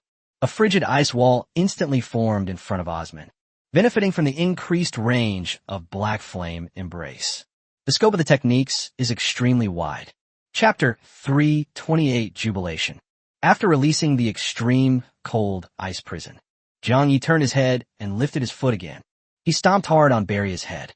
The sound of bones cracking, mixed with the sound of blood splattering, suddenly rang out. A few drops of blood splattered onto Jiang Yi's cheek. He frowned slightly. He wiped away the bloodstains with disgust, his cold gaze sweeping over the entire room. 3 mythical-level demon prodigies have already fallen. Who will be next? Fujima Loros looked at Jiang Yi, who was covered in blood and exuded a chilling and intimidating aura. His body trembled uncontrollably, and he cried out in alarm. You are the real demon. Ottoman, we must run. Loros had barely finished speaking. Jiang Yi's icy gaze was already fixed on him. Trying to leave? Jiang Yi gave a cold smile. I'm afraid it's too late. I still need to kill more mythical-level demon prodigies to fulfill my wish. The words fell. Dark black wings suddenly unfurled from his back, and black mist swirled and surged around him. Bloodstains on cheeks, cold and merciless eyes, the lifeless corpse of a goblin lying on the ground. In addition, there was a black flame cloak fluttering in the wind. At this moment, Jiang Yi exuded an overwhelming and domineering aura, stunning everyone present. The Vine Demon Loros was terrified. They dared not linger any longer and turned to flee in panic. Boom! A powerful blast wave swept across the land. Jiang Yi's figure transformed into a blur. In an instant, they caught up with the fleeing Loros. Jiang Yi just moved away from the corpse of the goblin demon Belial. The live stream chat was flooded with comments, and the smooth live stream even froze briefly. The global audience, who had just been holding their breath and were completely silent, were now stunned. The atmosphere was electric, with messages and cheers pouring in. My God, am I seeing things? Jiang Yi actually killed the goblin demon so easily. I saw it too. It all feels like a dream. Stop dreaming. I just pinched myself hard, and it hurt terribly. It's all true. Jiang Yi killed a mythical-level demon prodigy in just 2 seconds. So cool. Jiang Yi is ridiculously strong. Do you remember what he said? The day your sword falls to the ground will be the day you are defeated. Now only a few demon prodigies remain. Unbelievable. Such formidable strength is exactly what I envisioned as the strongest warrior. We've already taken down 3 mythical-level demon prodigies.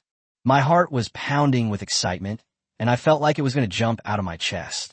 What Jiang Yi is doing right now is exactly what countless people dream of.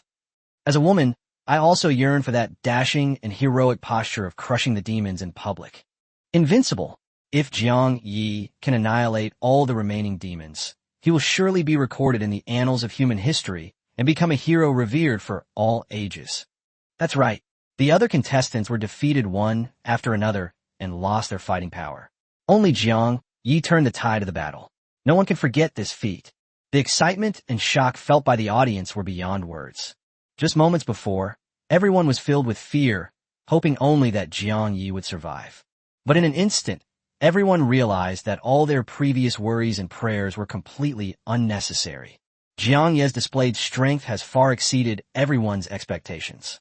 From the moment a group of mythical demon prodigies joined forces to attack, to Jiang Yi's slaying of the goblin demon Belial, the entire process took less than 2 seconds. And this is just the beginning. Even though Jiang Yi's act of stomping on Barry's head was somewhat ruthless, It would have been criticized as cruel by everyone under normal circumstances. But at this moment, facing the wicked demons, all the audience members felt a sense of gratification. What is cruelty?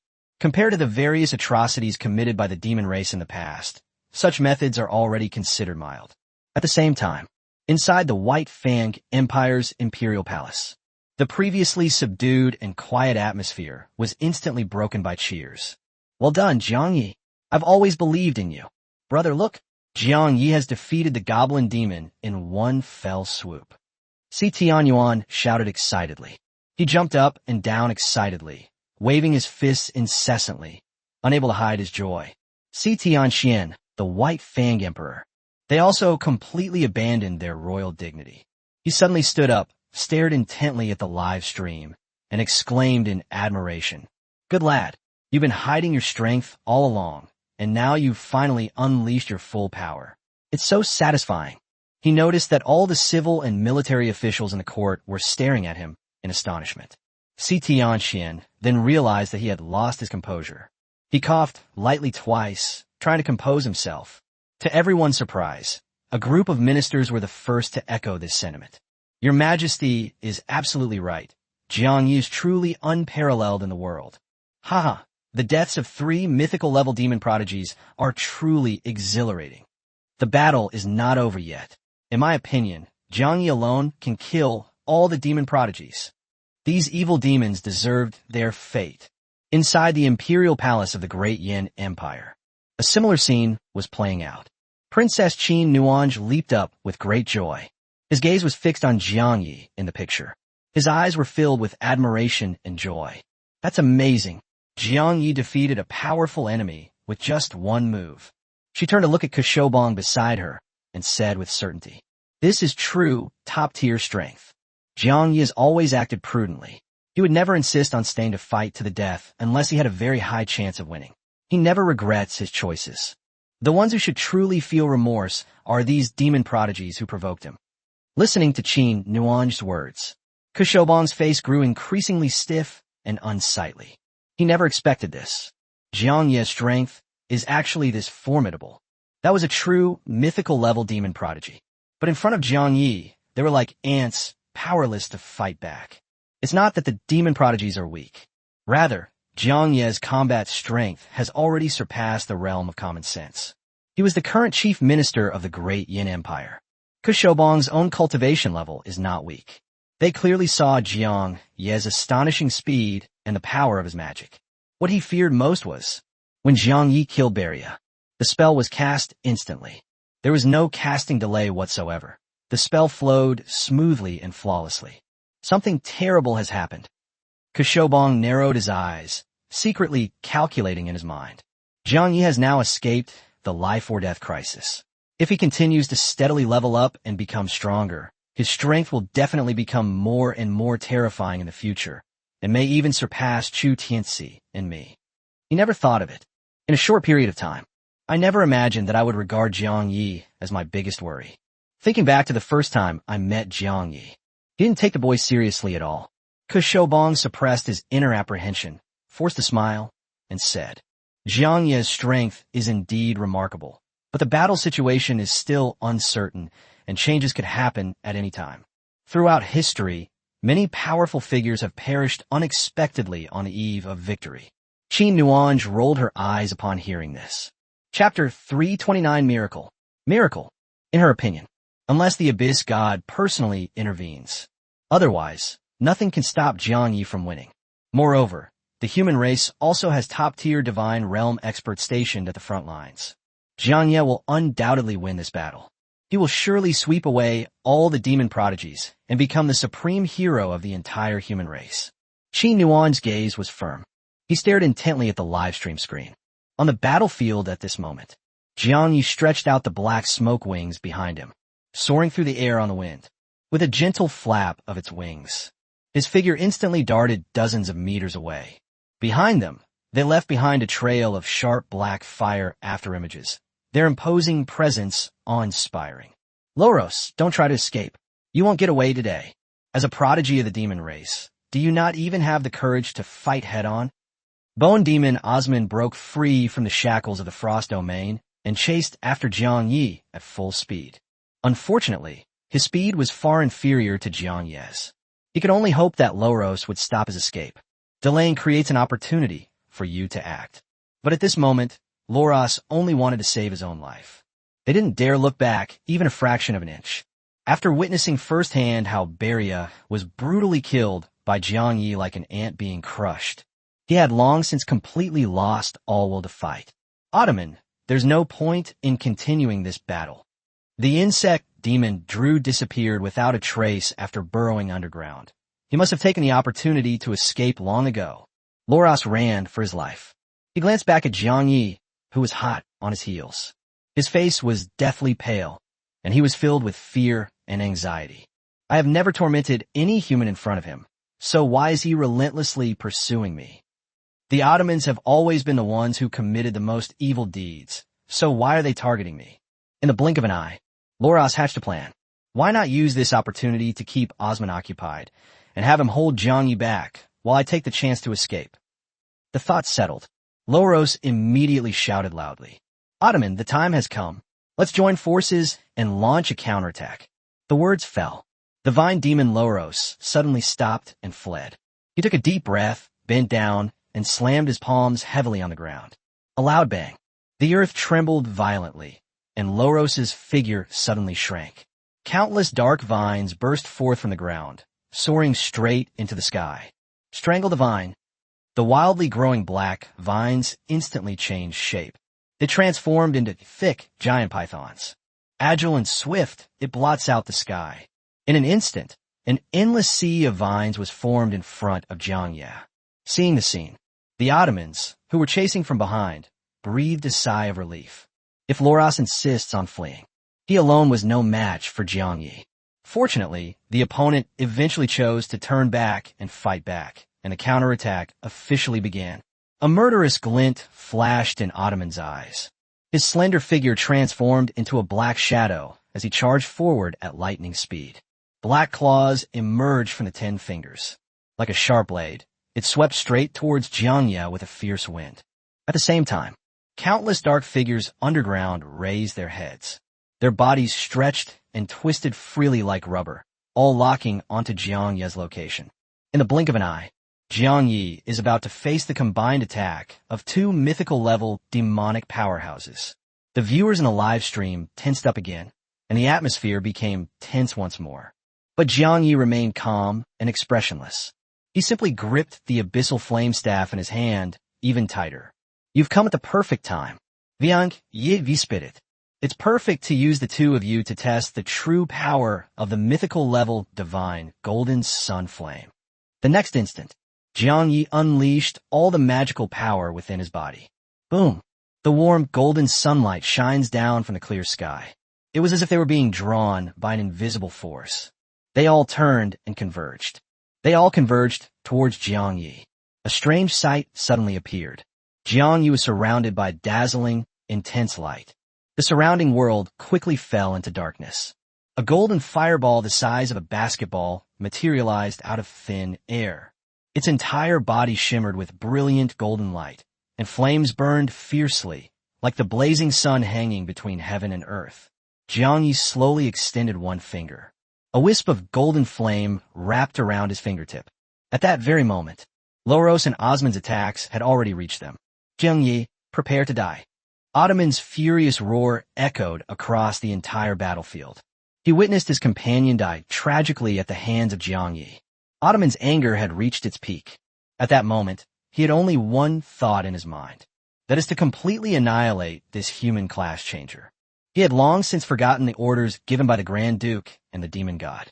Right below Jiang Yi, who was standing in midair, the ground suddenly cracked open, and the insect demon Drew burst forth from the earth. "Human boy, don't forget that I'm still here," Drew shouted angrily. The arm instantly split into countless tiny insects covered with sharp teeth. It swept towards Jiang Yi with overwhelming force. The audience initially thought that the insect demon Drew had already taken the opportunity to escape. Upon seeing this, my heart tightened. No one expected this. At this critical moment of life and death, Drew had quietly gone into hiding, waiting for an opportunity to launch a sneak attack. just when everyone thought Jiang Yi was caught in a pincer movement and in dire straits. But everyone saw that the young man remained calm and composed. There was not a trace of fear in his eyes. Jiang Yi twitched his fingertips slightly. Amidst the golden light that filled the sky before him, countless strands of golden fire instantly split off. The surrounding air was constantly distorted and deformed by the extreme heat. Facing the combined onslaught of 3 mythical-level demonic powerhouses, Jiang Yi simply flicked his fingers indifferently. Countless golden flames shot out like arrows, hurtling straight at the 3 powerful enemies. Loros originally planned to use Ottoman to restrain Jiang Yi and then take the opportunity to escape. At this moment, his thoughts suddenly changed. He secretly thought that this was the perfect opportunity to severely damage Jiang Yi. But this thought had barely formed in his mind. The rapidly approaching golden flames were already close to the black vines he was controlling.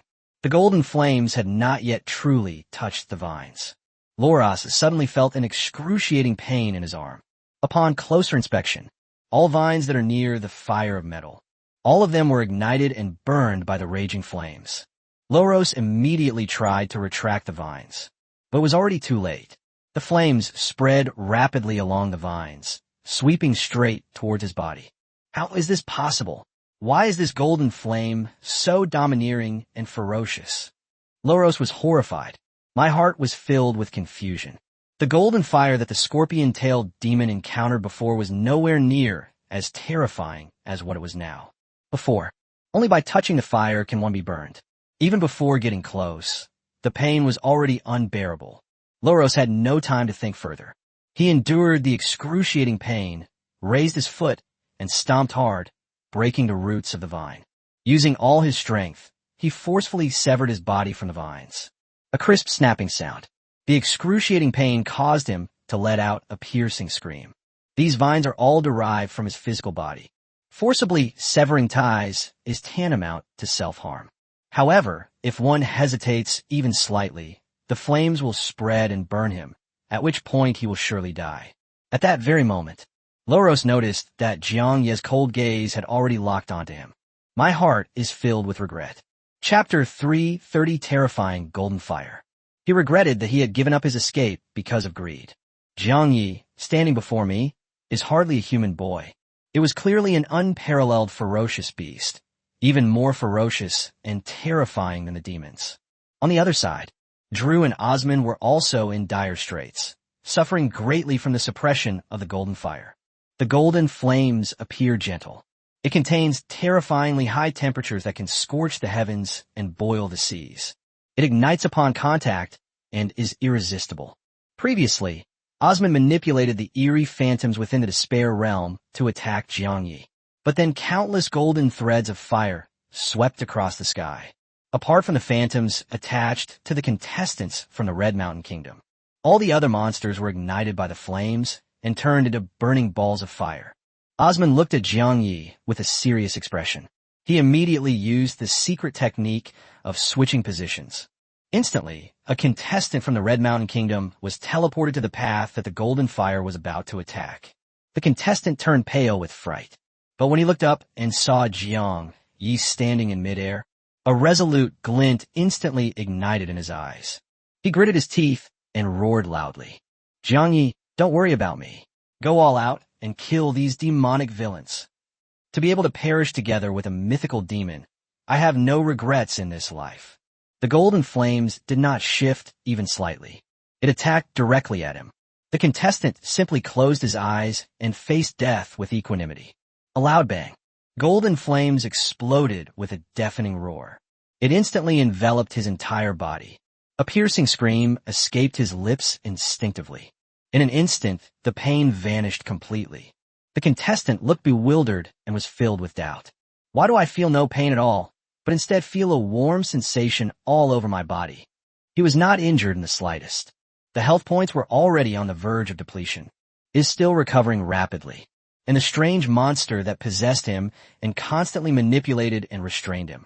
It was instantly burned to black ash by the golden flames and completely disappeared from the world. Li Qingye, who was watching from a distance, witnessed this scene. His eyes widened in shock. The same golden flame. They are ruthless and domineering towards their enemies. It is gentle and harmless to humans. Such a bizarre sight is truly unbelievable. But then I thought about it again. The person who made the move was Jiangyi. No matter how bizarre the event, it all seems to make sense. Just then, Jiangyi's black flame cloak fluttered slightly. His figure transformed into a streak of light and instantly appeared in front of the contestant. He firmly grasped the other person's arm with his left hand. With a gentle flick, it was delivered precisely to the safe zone above where Jin Lin and his group were located.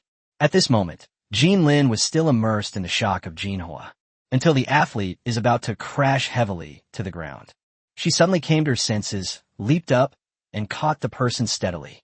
"You were so distracted. You almost made me fall and get seriously injured." The rescued contestant joked helplessly. Just a brief moment. He was only a few meters from the ground, and a slight misstep could have resulted in serious injury. Jin Lin looked apologetic and apologized softly. The contestant turned to look at Jiangyi and sighed with genuine emotion.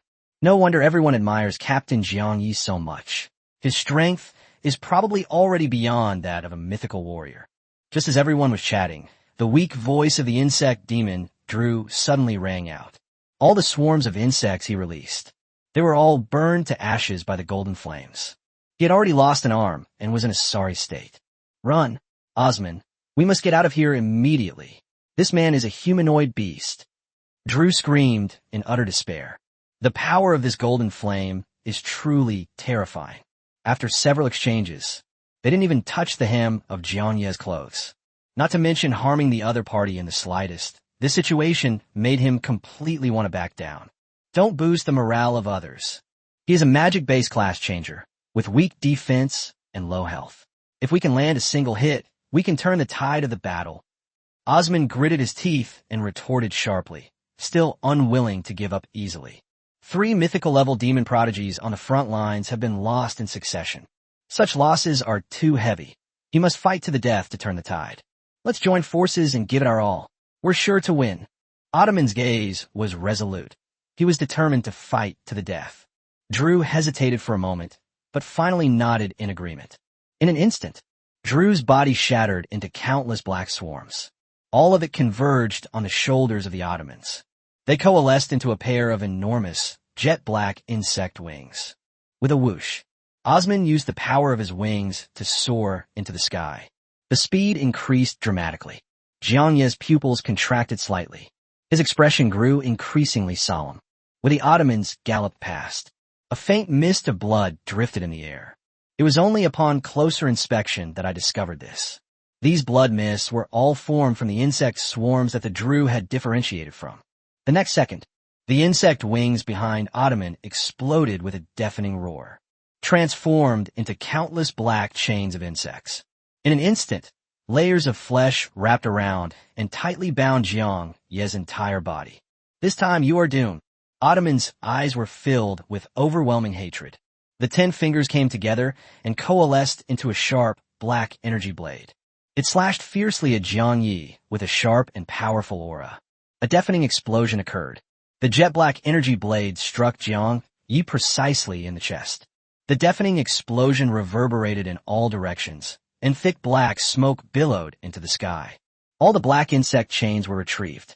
They reassembled into the weakened and listless insect Demon Drew. The effort he had just used to restrain Jiangyi had already cost him most of his cultivation energy. We won. Magic-based class changers are always physically weak and have low health. They were doomed this time. Final victory belongs to our demon race. Ottoman burst into ecstatic laughter. But the thick black smoke had not yet dissipated. Jiangyi's cool and indifferent voice slowly drifted over. "Yeah." Amidst the black smoke from the explosion, Jiangyi gently waved his black flame cloak. A strong gust of wind instantly dispersed all the smoke and dust. Jiangyi was unharmed and without a single scratch. Ottoman's pupils suddenly contracted. His body moved backward uncontrollably. His face was filled with disbelief. "Impossible. This is absolutely impossible. How could you be completely unharmed? This must be an illusion." Drew, standing to the side, was ashen-faced and his voice was filled with despair. "We have lost, and everyone will perish here. I've said it before, He's not an ordinary human. He's a ferocious beast. Osman shook his head frantically, still unwilling to accept reality. He quickly looked at Jiang Ye's health status bar. The harsh reality shattered his last illusions. The fatal blow that the two of them had just unleashed with all their might. It only reduced Jiang Ye's health by 20%. Not only that, Jiang Ye's health points were rapidly recovering to full at a visible speed. In the blink of an eye, it can recover to its peak condition. The Ottomans were plunged into utter despair. He simply couldn't imagine it. Just how terrifying is this person's health and defense? At that very moment, Jiang Yi slowly raised his eyes and looked up at the sky. The long sword he had thrown earlier. At that moment, it fell right in front of him. Jiang Yi flapped his wings and soared away. He steadily grasped the falling long sword in his palm. Chapter 331: The Destiny of the Demon God. At the same time, the Abyss Fire magic staff in his hand shone brightly. Countless wood-type arrows materialized out of thin air. Instantly, Osman and Drew were firmly imprisoned, rendering them unable to move. Since the start of the war, it all happened in just a few dozen breaths. I've said it before, the day your sword falls to the ground will be the day you perish. Today, come and face your judgment. Jiang Ye's eyes were icy cold. He held the long sword without hesitation. It stabbed straight at Ottoman's chest. The sound of sharp blade piercing flesh suddenly rang out. Fresh blood gushed out instantly. This is the first time I've used this technique. Jiang Yi was not yet proficient. He failed to perfectly control the force. But that's no longer important. He slightly turned his wrist. The long sword stirred in the air. He slashed open Ottoman's chest. A heart stained with the strong stench of blood was clearly revealed. Ottomans struggled desperately. However, they were firmly bound by the wood-type arrows. They couldn't break free at all. They could only watch helplessly as Jiang Yi made his move. My heart is filled with extreme fear. You must not act impulsively. The Abyss Demon God will certainly not let you go. My race has a vast number of demon gods, far exceeding the number of human god-level experts. If you dare to harm me, you will surely suffer endless consequences. Ottoman's words came to an abrupt end. A sudden, empty, deathly silence filled my chest. The vibrant life force within my body is rapidly fading away. He struggled to lift his head. I witnessed Jiang Yi remove his heart with his bare hands. In the past, when he wantonly tortured and slaughtered humans, I have never felt so helpless and desperate. Until this moment. Only then did he truly feel the fear in the hearts of those who died tragically. The taste is nothing special. Jiang Yi frowned slightly, his face showing disdain.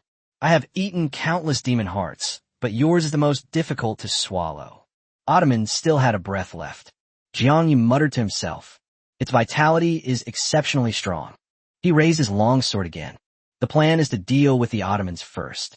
They then went to pursue Loros and Drew, who were fleeing. Just as the long sword was about to strike, an immense and terrifying pressure suddenly swept in from the depths of the void. Buzz. The surrounding world and time seemed to stand still. Jiang Yi felt his body suddenly slip out of his control. No matter how much effort is put in, he could no longer move the long sword in his hand. The clear sky and blazing sun suddenly disappeared. Endless darkness enveloped the entire battlefield. In a daze, Jiang Yi felt as if he had instantly fallen from the human world into the heart of a treacherous abyss. It's Theodore, a mid-level demon god of the abyss. Drew, who had been calmly awaiting death, suddenly broke into a look of ecstatic joy. The Ottoman Empire was originally on its last legs. A will to survive rekindled in their eyes. Dark power slowly gathered. It moved towards the two people. Viank, je understood. This abyss demon had clearly come specifically to rescue the two. He has not yet completed the mission of Killer of All Races 2, Genius Nightmare.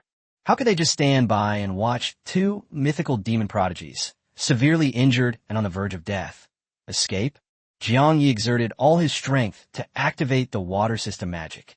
They wanted to break free from the constraints of time and space.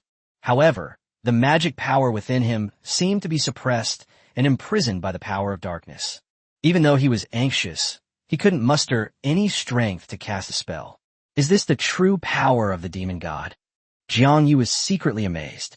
He never even saw Theodore in person. They had already completely lost the ability to move. Even with the divine blessing of a mythical saintess, they cannot guarantee their own safety 100%. After all, the power of the Holy Maiden is ultimately no match for the power of the laws of heaven and earth. In the blink of an eye, Osman and Drew, under the cover of dark power, vanished without a trace. The dark power that enveloped him continued to sweep towards Jiang Yi. An extreme life-or-death crisis instantly enveloped his entire body. It made the hairs on his body stand on end. At a critical moment, Jiang Yi no longer hesitated. She immediately activated the power of the High Priestess's blessing. The crisp sound of the sword echoed throughout the heavens and earth. A clear and holy blade of light appeared out of thin air above Jiang Ye's head. The dark power that had been binding him shattered instantly. The dawn's light pierced through the endless gloom. Jiang Yi instantly regained control of his body. A solid protective barrier appeared around him. Jiang Yi originally planned to transform into black flames and use the power of blessing to teleport away from this place.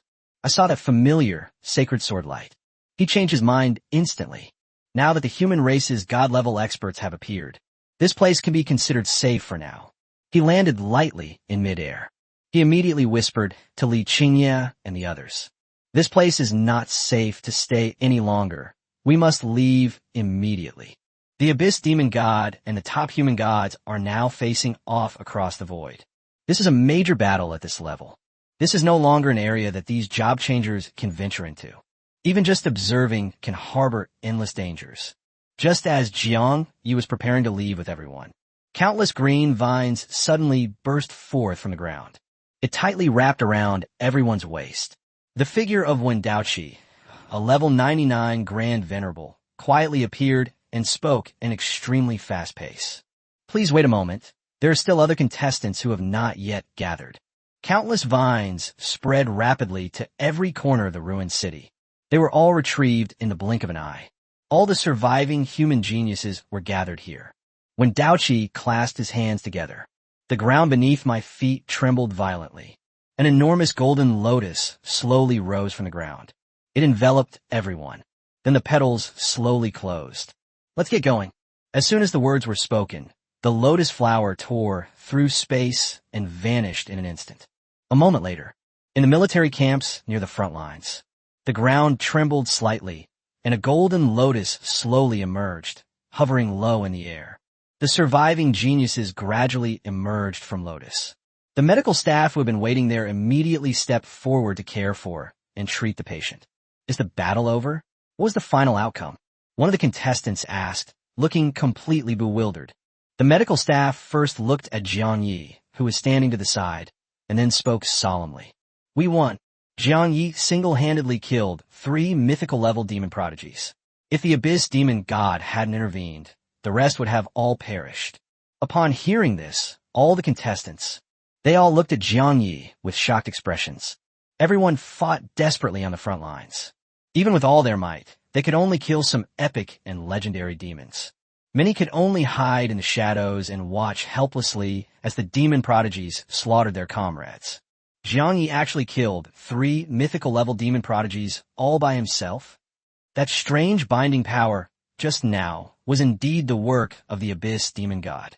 No wonder no one could mobilize their power at that time. It's so frustrating. I was even chased around by a legendary demon before. At least we survived. Many of our companions didn't even have time to use the teleportation scrolls before they were killed by the demons. The crowd murmured amongst themselves. He glanced at Jiang Yi cautiously from time to time as he spoke. Chapter 332 God War. Only those who personally rush to the battlefield to fight. Only then did he truly understand how difficult it was to slay a mythical demon prodigy. Just as everyone was chatting idly, a breathtaking scene unfolded on the distant horizon. Jiang Yi stood on the ground. I looked up at the sky. His expression was one of utter shock, and his gaze lingered on the screen for a long time. The sky was originally clear. It was split in two at this moment.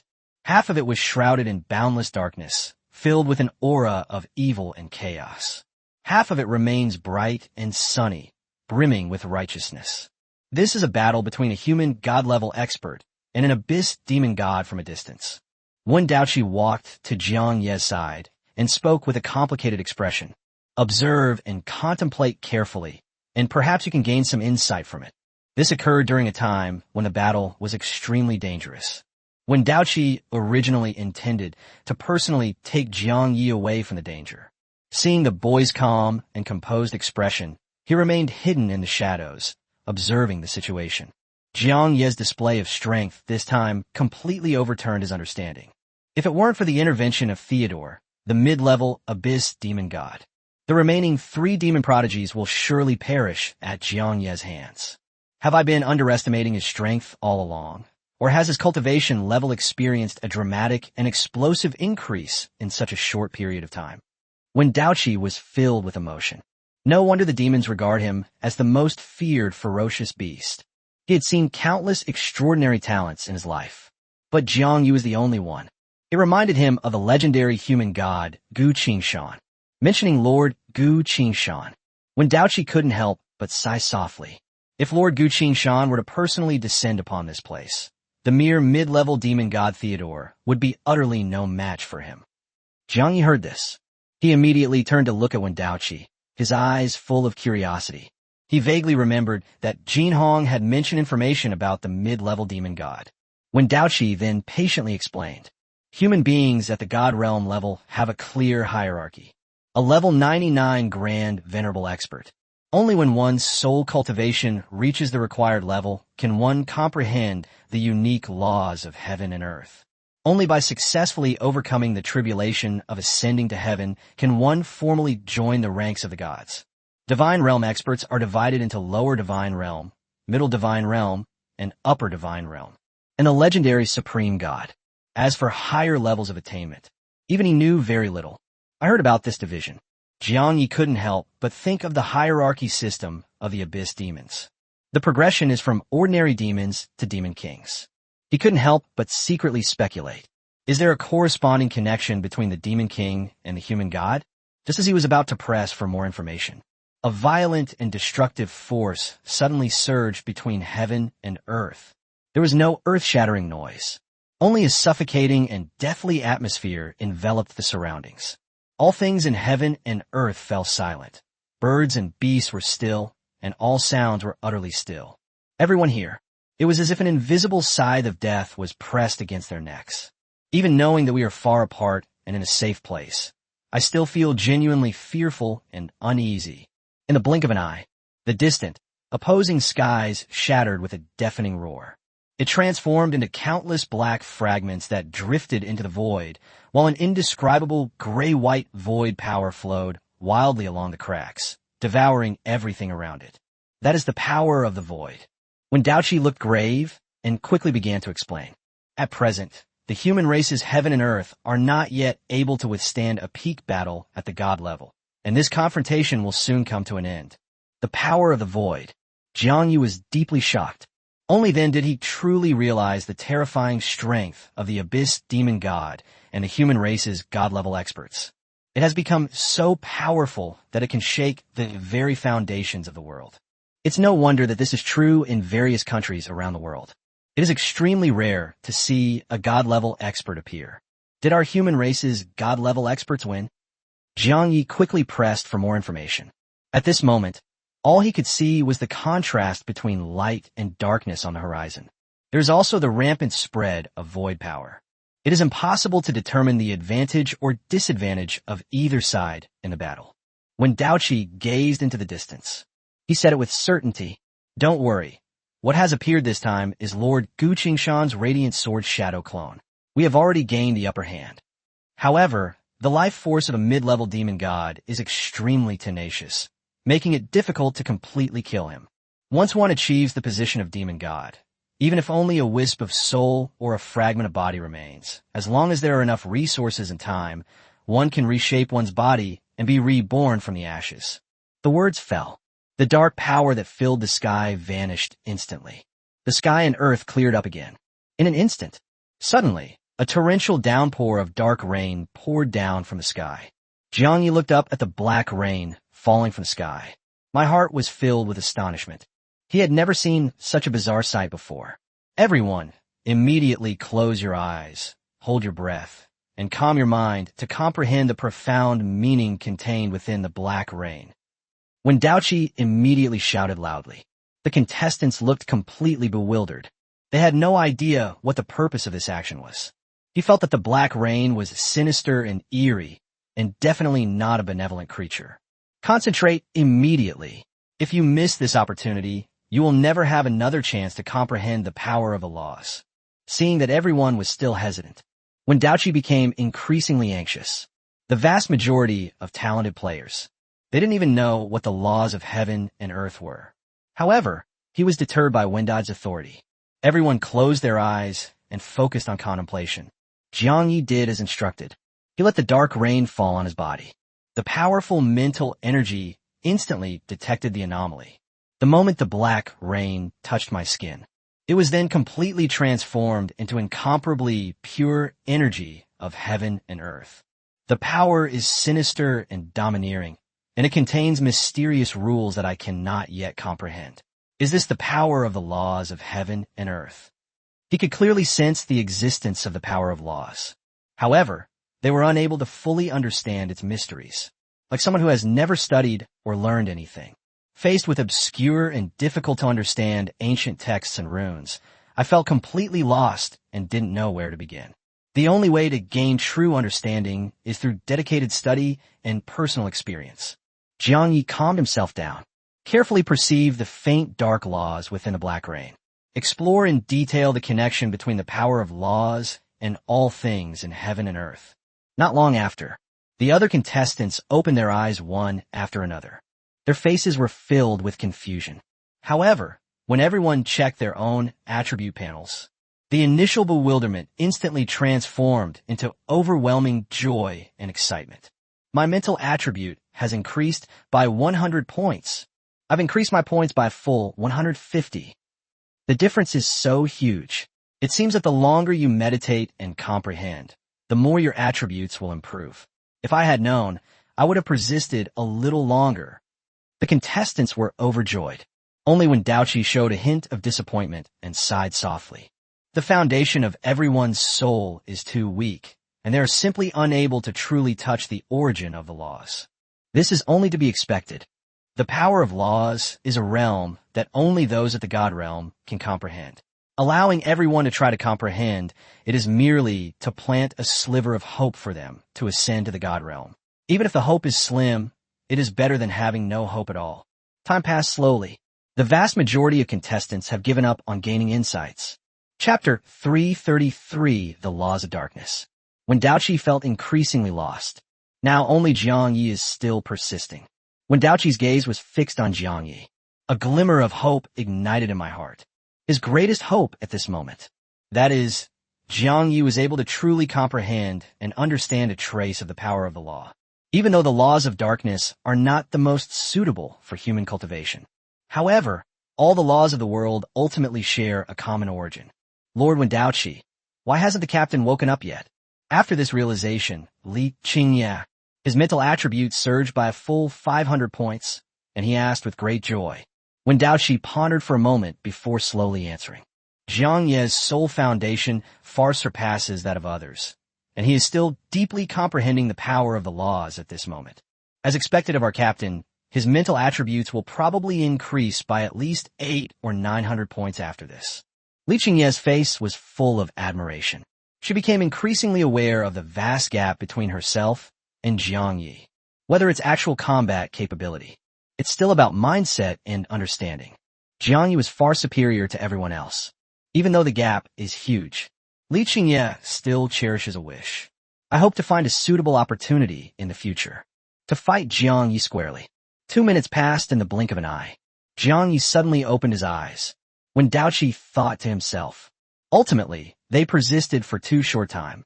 If only we could hold on a little longer, they will surely achieve great things. But he didn't say anything to disturb them.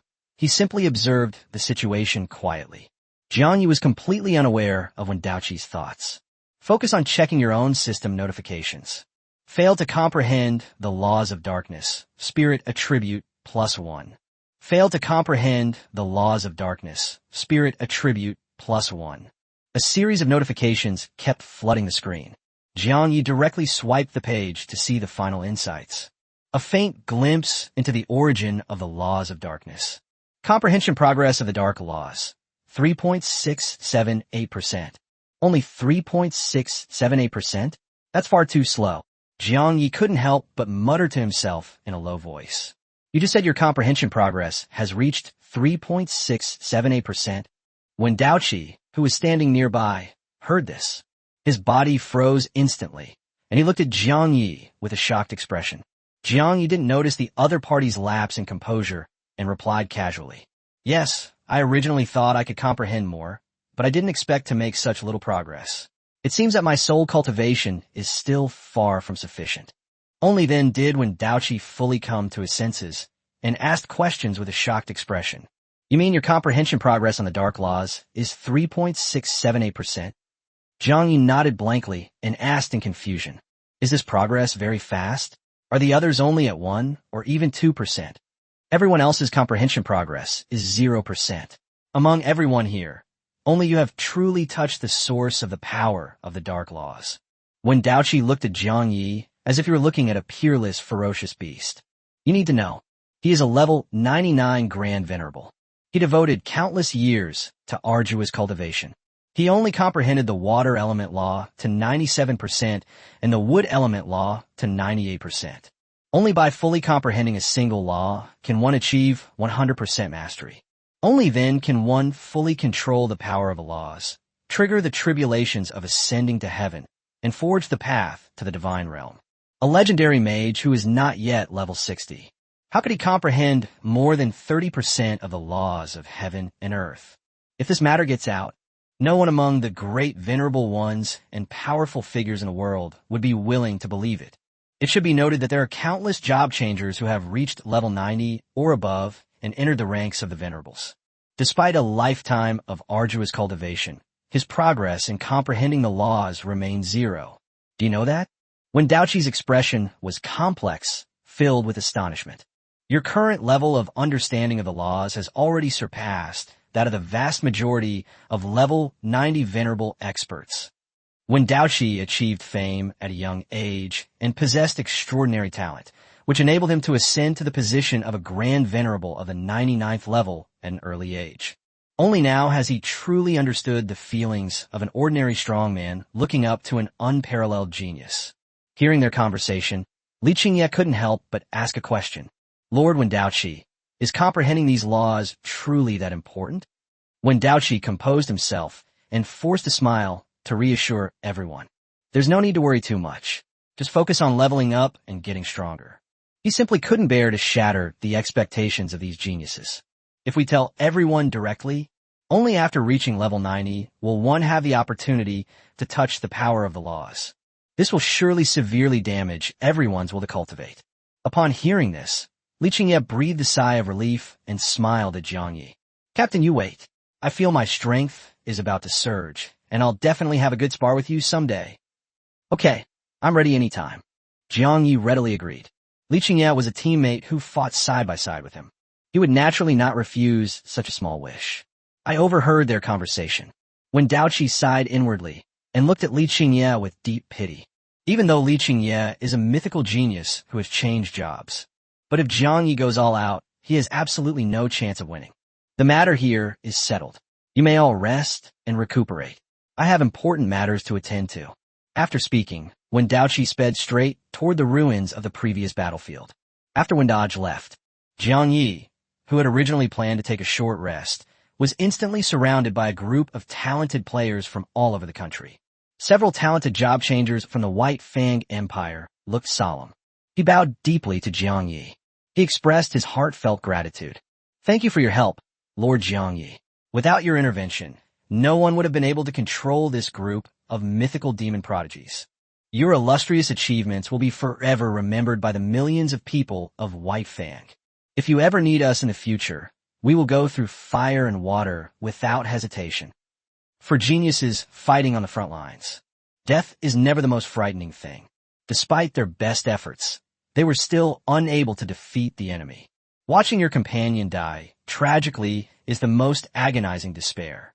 Therefore, after learning that Jiang Yi had single-handedly killed 3 mythical-level demon prodigies, everyone came forward to express their gratitude.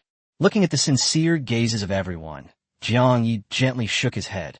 It was just a small favor. I was merely acting on a whim. The only pity is that Ottoman managed to escape at the last moment. Mention this matter.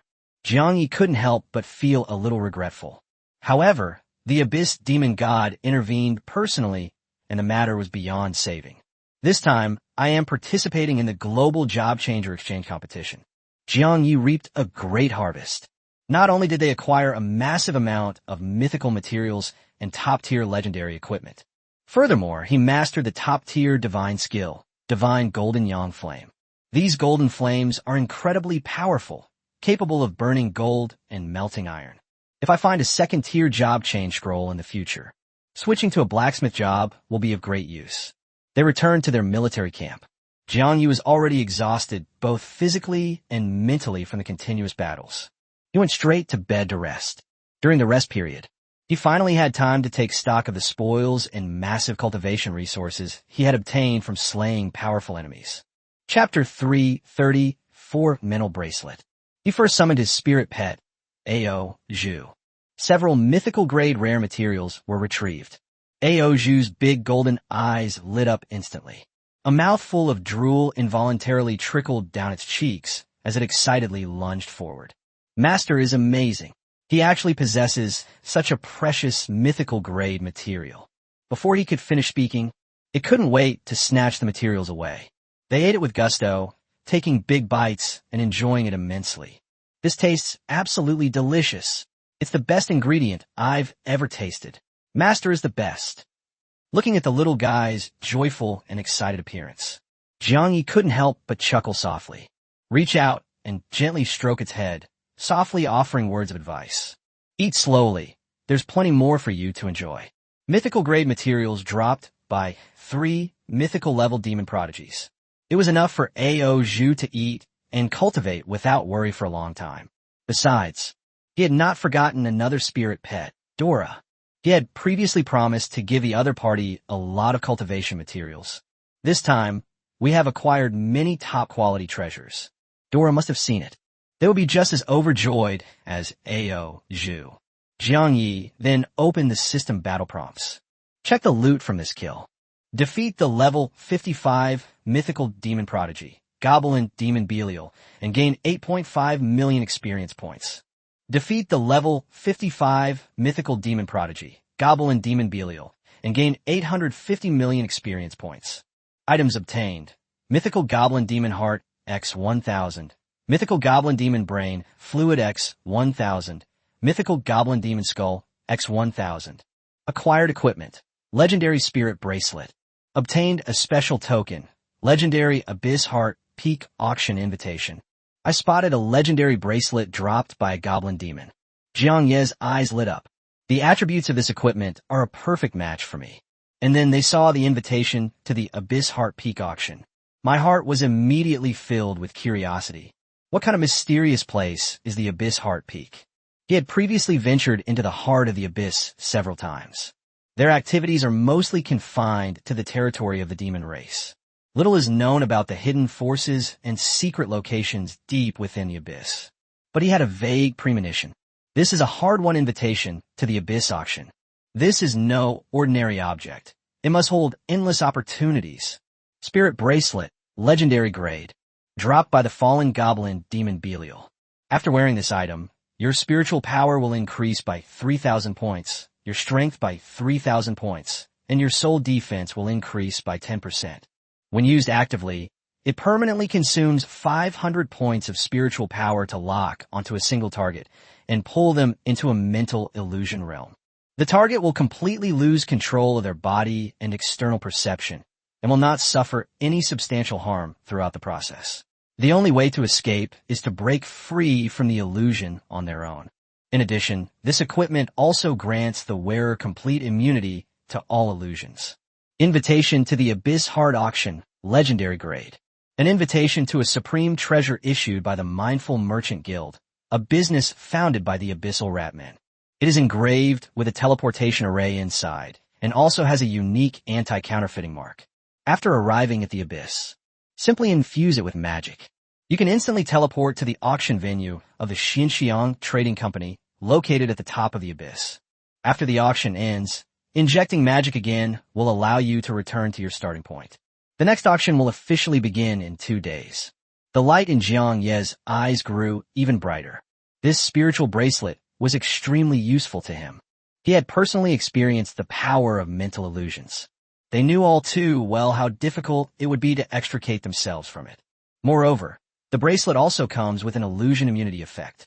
This was the icing on the cake for him. As for this invitation to the Abyss Heart Auction, Jiang Yi thought for a moment and then took it out. The invitation was only the size of a palm. It is completely black. The front is decorated with a sly Ratman pattern carved in gilded detail.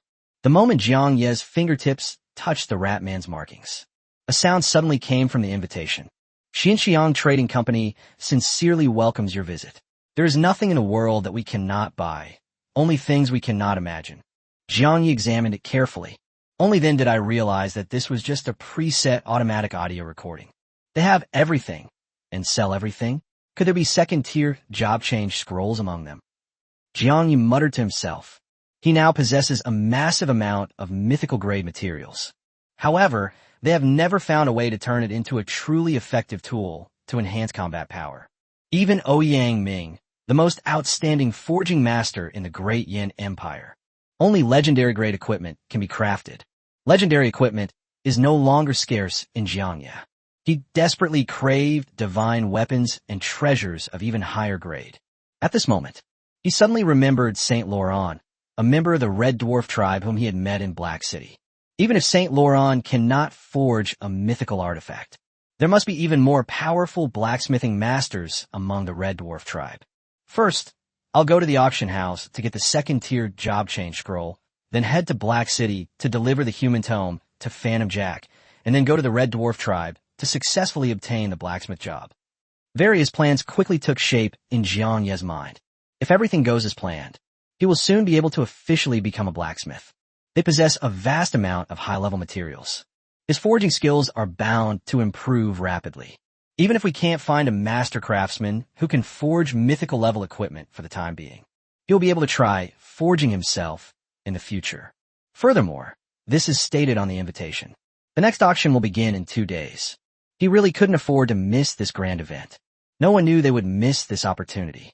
How much longer do we have to wait for another chance? Moreover, the name Abyss Heart Peak sounds extraordinary. Jiang Yi was filled with curiosity and wanted to go and find out for himself. However, before that, he still has an important matter to attend to receive the winning prize from the Global Job Changer Exchange competition. I thought I could finally take a break after the competition ended, but one trivial matter after another has come up. Jiang Yi seeketh helplessly.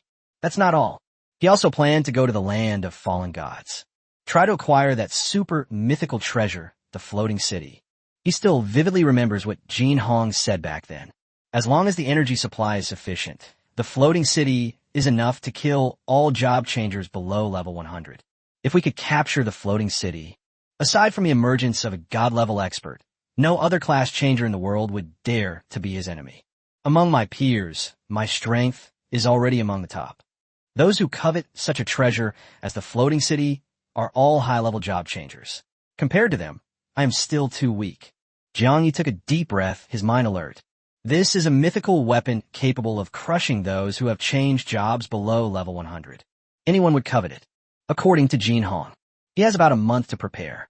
If his strength can increase rapidly again during this period, we are confident that we can take down the floating city. 1 hour later, when Daochi rushed back and summoned all the participating geniuses again, he took a deep breath and announced it loudly in front of everyone. The Global Job Changer Exchange competition has now come to a successful conclusion. Chapter 335, Blood Flag Medal. Lord Gu Qinshan has decreed that in 3 days, everyone will be qualified to enter the Golden Great Wall. In addition, everyone can receive generous rewards, including high-level materials, top-tier treasures, and divine weapons. You will definitely not be disappointed. The words fell. The vast majority of participants cheered instantly. Only Jiang Yi remained calm. He has now reaped considerable rewards. The ordinary rewards that when Dodge mentioned could no longer arouse his interest. That's what he's thinking about right now. Only fragments of that mysterious treasure map remain. Having considered this matter, Jiang Yi asked directly, "Is the prize for the tournament champion also distributed 3 days later?" When Daoqi immediately shook his head in reply, "No need to wait long. At 9 o'clock tonight, Qin Xinxue, a divine realm expert under Lord Gu Qinshan, will personally come to present the award to the champion." Qin Xinxue? Another expert at the divine realm? Jiang Ye's heart was filled with turmoil. In just 2 days, he has already met several top experts, including Qin Xinxue and the Abyss Demon God. As the saying goes, the broader one's knowledge, the more one realizes one's own insignificance. Jiang Yi was in this situation at the moment, constantly improving his own strength. He increasingly realized that he was still far from being strong enough. Others should be proud of their ability to kill a mythical demon genius. But Jiang Ye's gaze, those who have already switched to the top-tier job changers at level 70, 80, or even 90. He was eager to compete with such a powerful figure. Continue to focus on becoming stronger. Once you are strong enough, you will settle accounts with Chu Tianxi and Ke Shoubang. Jiang Yi secretly made up his mind. These two people had deliberately plotted to harm me. He will never let this go. This is his bottom line, which he has never wavered from. Not long after, when Daoqi summoned the giant Golden Lotus platform once again, carrying a group of geniuses towards the capital of the White Fang Empire. The group had just arrived outside the city gates of the capital. Then one could see countless citizens of the White Fang Empire holding flags and banners. They shouted loudly to cheer on their team. "Hero! Hero! We won! Human geniuses are invincible! Lord Jiangya, you are a hero of our White Fang Empire, and my idol." A deafening roar of cheers swept over us, echoing throughout the heavens and the earth. Most of the people present shouted Jiang Ye's name.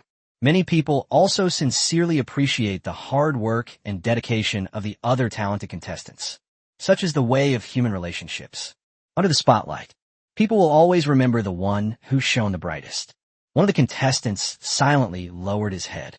He sighed softly to his companion beside him. "It would be a lie to say I'm not envious, but I really can't bring myself to feel jealous. Jiang Ye's achievements are a miracle that no one else can match. No one else could have done it." That's right. Not only are the people of the White Fang Empire grateful to him, but we are also grateful. If it weren't for his intervention, we would probably have already perished at the hands of those mythical demon geniuses. The contestants gazed at Jiang Ye's composed and unwavering back. His eyes couldn't hide his envy.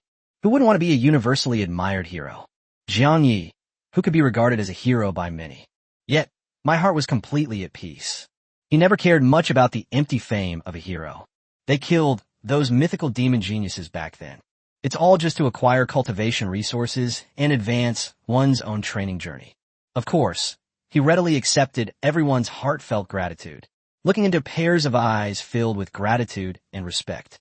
Jiang Yi himself didn't even realize that the corners of his mouth had already turned up slightly, and his mood was becoming more and more relaxed. "General Jiang Yi, General Jiang Yi." Just then, a child struggled through the crowded throng, jumping and shouting loudly. Jiang Yi turned his head to look when he heard the sound. Only the people of Qinsheng. That's why they've always called him General. With a quick glance, he instantly recognized the child. He still remembered his time in Qinsheng. The child, who only had one arm, is now fully recovered with all 4 limbs intact. "Let's stay for a moment," Jiang Yi said to Wen Daoqi beside him. The Golden Lotus platform stopped immediately, and Jiang Yi leaped and landed on the ground. Seeing the scene, all the citizens of the White Fang Empire present were instantly thrilled. Their faces flushed, and they cheered wildly. Jiang Yi walked slowly to the child, his eyes gentle, and spoke softly. "Congratulations on your recovery." The child stared at him blankly, speechless for a moment. I subconsciously rubbed my eyes. It was as if only in this way could one be certain that what was before one's eyes was not an illusion. Jiang Yi raised his hand and gently stroked the top of the child's head. He then took out an item he had used. This item is not of top grade, is only of platinum grade. High-level treasures are very likely to attract the covetousness and jealousy of others. On the contrary, it will bring trouble to the child. "I'm giving this to you, hoping you'll become a powerful class changer in the future." After saying this, Jiang Yi turned around and leaped back onto the golden lotus platform. The child held the treasure tightly in his arms. Watching Jiang Ye's departing figure, his eyes were filled with unwavering conviction. On the other side, outside the White Fang Empire's palace, Emperor Si Tianxian was anxiously adjusting his robes. A guard rushed over in a panic and whispered something in Si Tianxuan's ear. Upon hearing this, Si Tianxuan's face turned deathly pale. "Brother, what happened?" Seeing his solemn expression, Si Tianyuan quickly asked him a question. Si Tianxian took a deep breath and said in a low voice, "A secret report has just arrived. The entrances to the secret realms of the fallen gods in multiple countries were simultaneously attacked today by unidentified individuals." The secret realm of the fallen gods. Si Tianyuan frowned. According to the intelligence held by the White Fang Empire, the floating city is still at least a month away from its official opening. Could this have been the work of the Demon Legion? Si Tianyuan offered his guess. Si Tianxian slowly shook his head. It shouldn't be. If the Demon Legion wanted to enter the land of fallen gods, they could simply pass through the secret realm entrance controlled by the Abyss Demons. There is no need for them to go through all this trouble. Furthermore, they only need to break through one entrance to enter the secret realm smoothly. So why bother attacking multiple strongholds at the same time? As soon as he finished speaking, Si Tianxian suddenly realized what was going on. Si Tianyuan's expression also turned serious instantly. The two looked at each other and said in unison, "They want to control all the entrances to the secret realms." Just then, the golden lotus platform controlled by Wen Daoqi slowly drove towards the front of the palace.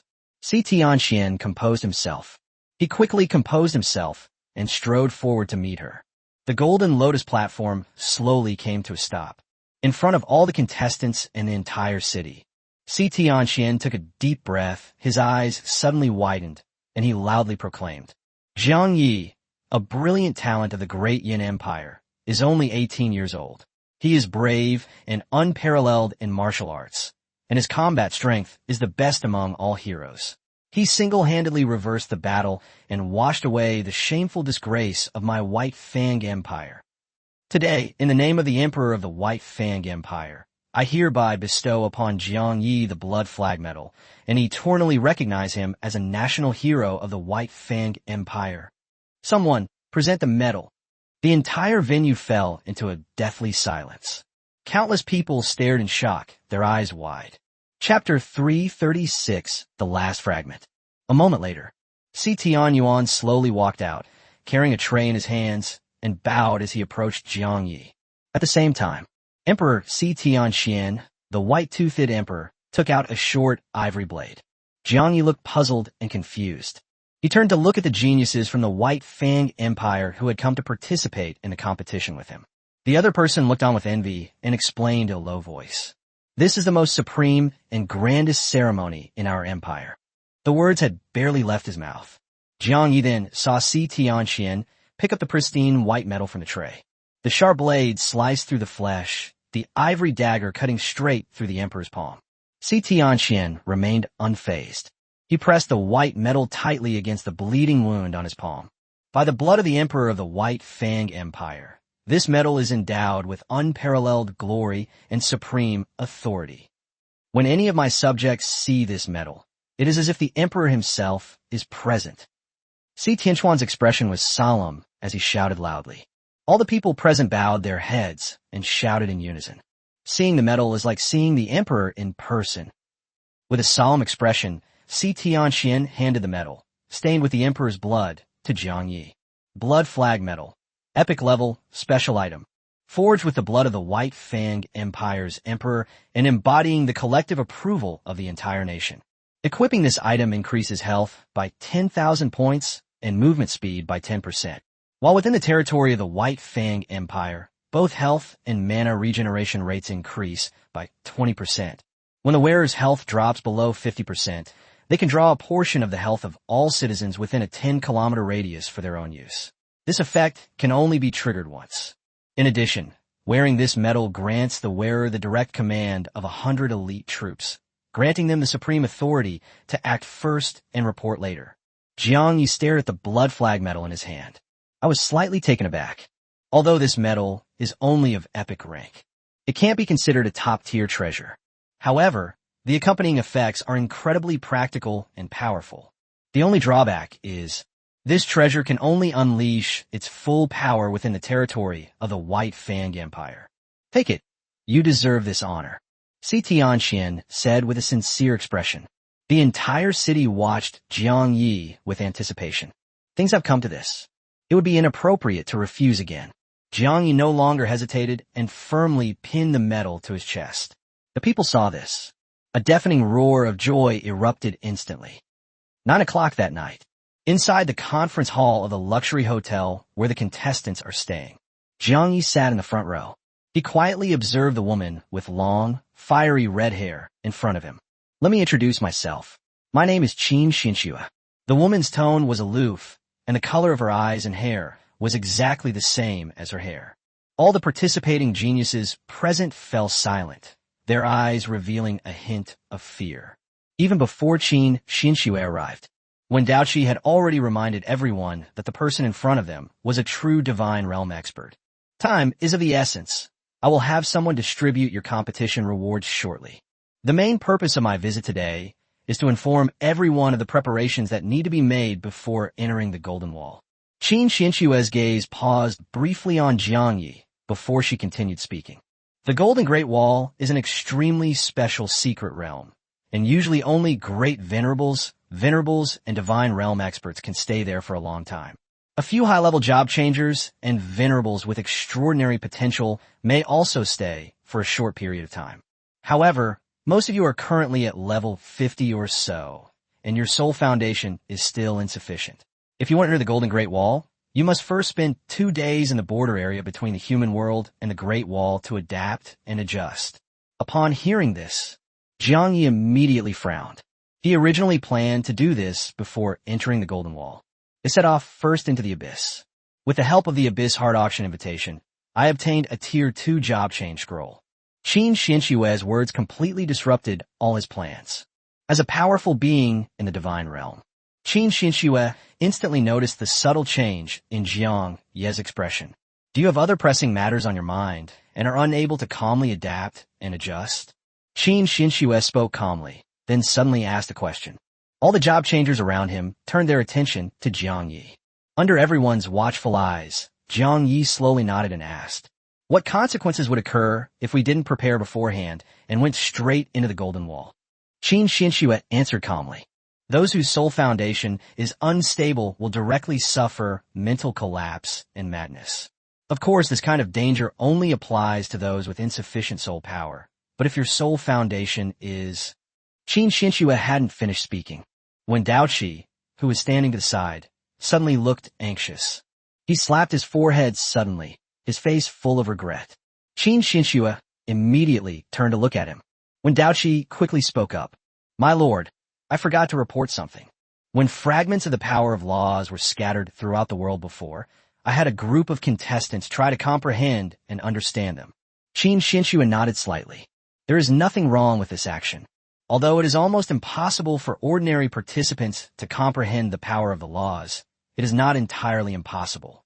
Then when Dodge dropped a bombshell, Jiang Yi not only successfully comprehended the power of the laws, but his level of comprehension also reached 3.78%.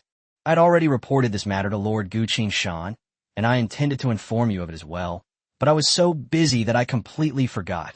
Upon learning of this matter, Qin Xinxue suddenly turned her head. Her fiery red eyes scrutinized Jiang Yi from head to toe, her expression full of astonishment. After a long while, she then slowly began to speak.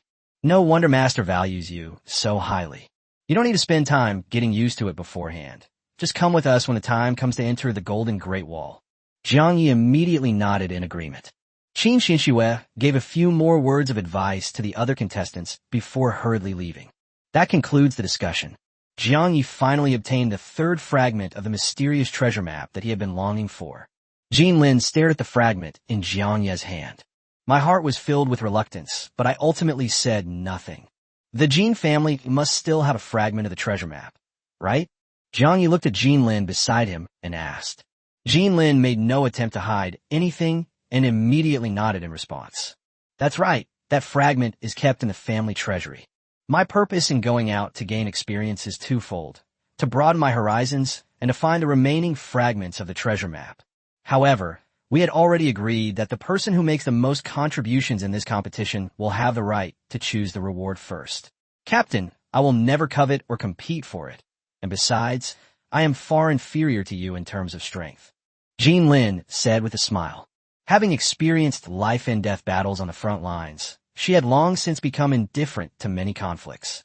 If I want to retrieve that fragment from the Jean family, how confident am I? Jiang Yi couldn't help but ask. The treasure map is divided into 5 parts. He now holds 3 of them. The Jean family owns 1 piece. The whereabouts of the last piece remains a mystery. There is an opportunity, but it is extremely difficult. Moreover, besides the fragments in the Jean family's possession, I also know the whereabouts of the last fragment. Jean Lin spoke up. Chapter 337 Theodore, the Demon God. A flash of wild joy appeared in Jiang Ye's eyes. He quickly calmed down. He secretly guessed. Could it be that the fragment Jean Lin knew about was the very one he had already obtained? Could it be the one inside the temple of the witch goddess? Jiang Yi asked tentatively. Jean Lin looked completely bewildered. What temple of the witch goddess? The family has been secretly collecting clues about the fragments of the treasure map. Before leaving, the patriarch mentioned that there was another fragment that had been kept in the abyss for many years. I don't quite remember which city it was located in. I didn't pay much attention to it at the time. Let me think about it carefully. Forgot. Jiang Yi suddenly opened his eyes wide and stared intently at Jean Lin. He initially thought the other person was joking on purpose. Seeing Jean Lin's serious expression as he pondered the matter, he gave up on the idea. After a long time, Jean Lin's eyes finally lit up. I remember now. The clan chief himself said that the last fragment is hidden at the top of the abyss. Jiang Yi was deeply shaken upon learning the answer. What a coincidence. He had just received an invitation to the Abyss Heart Auction. Now we've learned of the last fragment of the treasure map. It just so happens to be at the very top of the abyss. I must go to the summit of the abyss. Jiang Yi had already made up his mind. I'm currently overwhelmed with trivial matters. He simply didn't have time to share the tournament rewards with his teammates. Apart from the mysterious fragments of the treasure map, the other legendary treasures failed to arouse his interest. Even if you get your hands on it, it may not be suitable for your needs. Li Qingye and the others exchanged glances and then turned their gazes toward Jiang Yi. Captain, you should decide how to distribute the tournament rewards. Yang Tian scratched his bald head and said, Yes, no matter how it's distributed, we have no complaints. Li Vingye echoed her sentiments repeatedly. Jiang Yi did not refuse too much. He took out a large pile of legendary-grade materials directly from his storage space and placed them all in front of the group. You may take these things as you see fit. I have to leave now. This is the compensation I promised to everyone. Jiang Yi said casually. Li Qingye, Shen Xingmeng, Yang Tian, Yang Chen, and Jinlin. He was speechless as he looked at the mountain of legendary materials in front of him. These are all legendary cultivation materials? Li Qingye's voice trembled slightly. I instinctively pinched my thigh hard. The intense pain convinced him that this was not a dream. Jiang Yi did indeed say that before. If he takes most of the top rewards, he will use resources to compensate everyone. But he only took a fragment of the treasure map that wasn't very useful. They casually offered such a massive amount of rare and legendary materials as compensation. Li Qingye took a deep breath and said in a deep voice, Captain, these treasures are far too valuable. We really dare not accept them. The others also declined. Viang Yishuruk indifferently. They're not exactly rare items. I still have quite a few left. Please accept this. I am very busy and must take my leave now. The words fell. Jiang Yi turned and left without looking back. Watching Jiang Ye's departing figure, Li Qingye turned to look at the people around her, her face beaming with undisguised joy. Now, we're truly rich. Even Jean Lin, who comes from a reclusive family. At this moment, I couldn't help but feel a surge of emotions. If there are only 1 or 2 legendary materials, she was still able to remain calm about it. But even the Jean family, with its deep-rooted resources, would find it difficult to gather such a large quantity of things. Quickly divide the treasure. Let's share the good stuff the captain sent. Li Qingye could no longer contain her excitement. Just then, a multitude of envious gazes converged upon them. The other participating geniuses around them stared at the legendary materials scattered all over the ground. Everyone stared in disbelief, swallowing hard and muttering under their breath. How enviable! If I had known, I would have hoped my parents would have given birth to me later, so I could have become a citizen of the great Yin Empire. This idea is far too difficult to realize. Aren't you guys tempted? If I were Jiang Ye's teammate, I would be overjoyed right now. How can I not be tempted? That's a genuine legendary material, and Jiang Yi just casually and generously gave it to his teammate. The gap between people is too great. In terms of strength, I am no match for Jiang Yi, and in terms of magnanimity, I am far inferior. If there's one thing you can do better than him in, it's this. Really? Tell me quickly, what is it?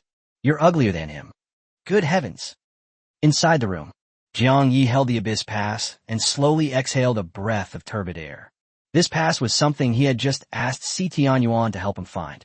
Besides, Si Tianyuan also purchased a large number of human classics for him. These are all books that Jiang Yi speculates vengeful spirits and ghosts would like. He originally planned to set off for the abyss immediately. I rushed to the Heart Peak auction with the help of the invitation.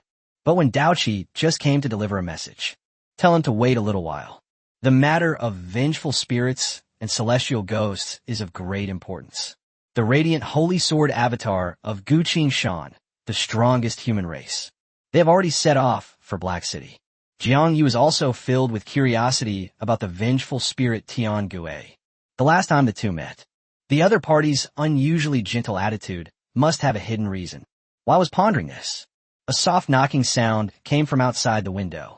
Jiang Yi quickly stepped forward and opened the window. A long sword that he was already extremely familiar with.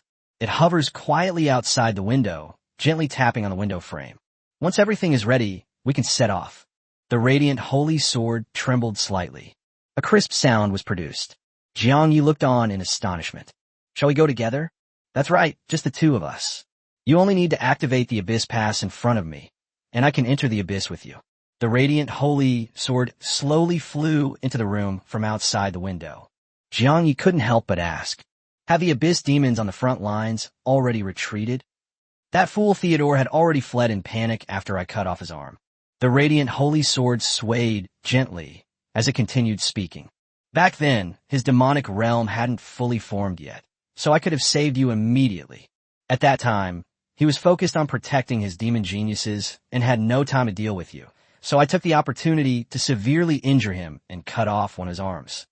Upon hearing this, Jiang Yi shook his head calmly. In the end, it's still because I'm not good enough. If you could have built a protective barrier for me back then, I would have been eternally grateful. Participating in a global job change competition was his own choice. They knew that the front lines were fraught with danger. Their continued pursuit of demonic geniuses is all driven by their own conscience. He never wanted to force others to help him. They would not rashly risk their lives to rescue outsiders in danger. Jiang Yi stopped thinking about it. Without hesitation, he crushed the Abyss Pass in his hand. Chapter 338, The Pinnacle of the Abyss. The only way is to keep getting stronger. Only in this way can we completely prevent such dangerous situations from happening again. In the blink of an eye, his figure began to slowly become ethereal and transparent. The radiant holy sword in the room suddenly transformed into a small, sword-shaped blade of light. It clung tightly to Jiang Ye's dissipating body. Within the abyss, in the territory of the demon race, Jiang Yi suddenly opened his eyes. Instantly, I became extremely alert and vigilantly scanned my surroundings.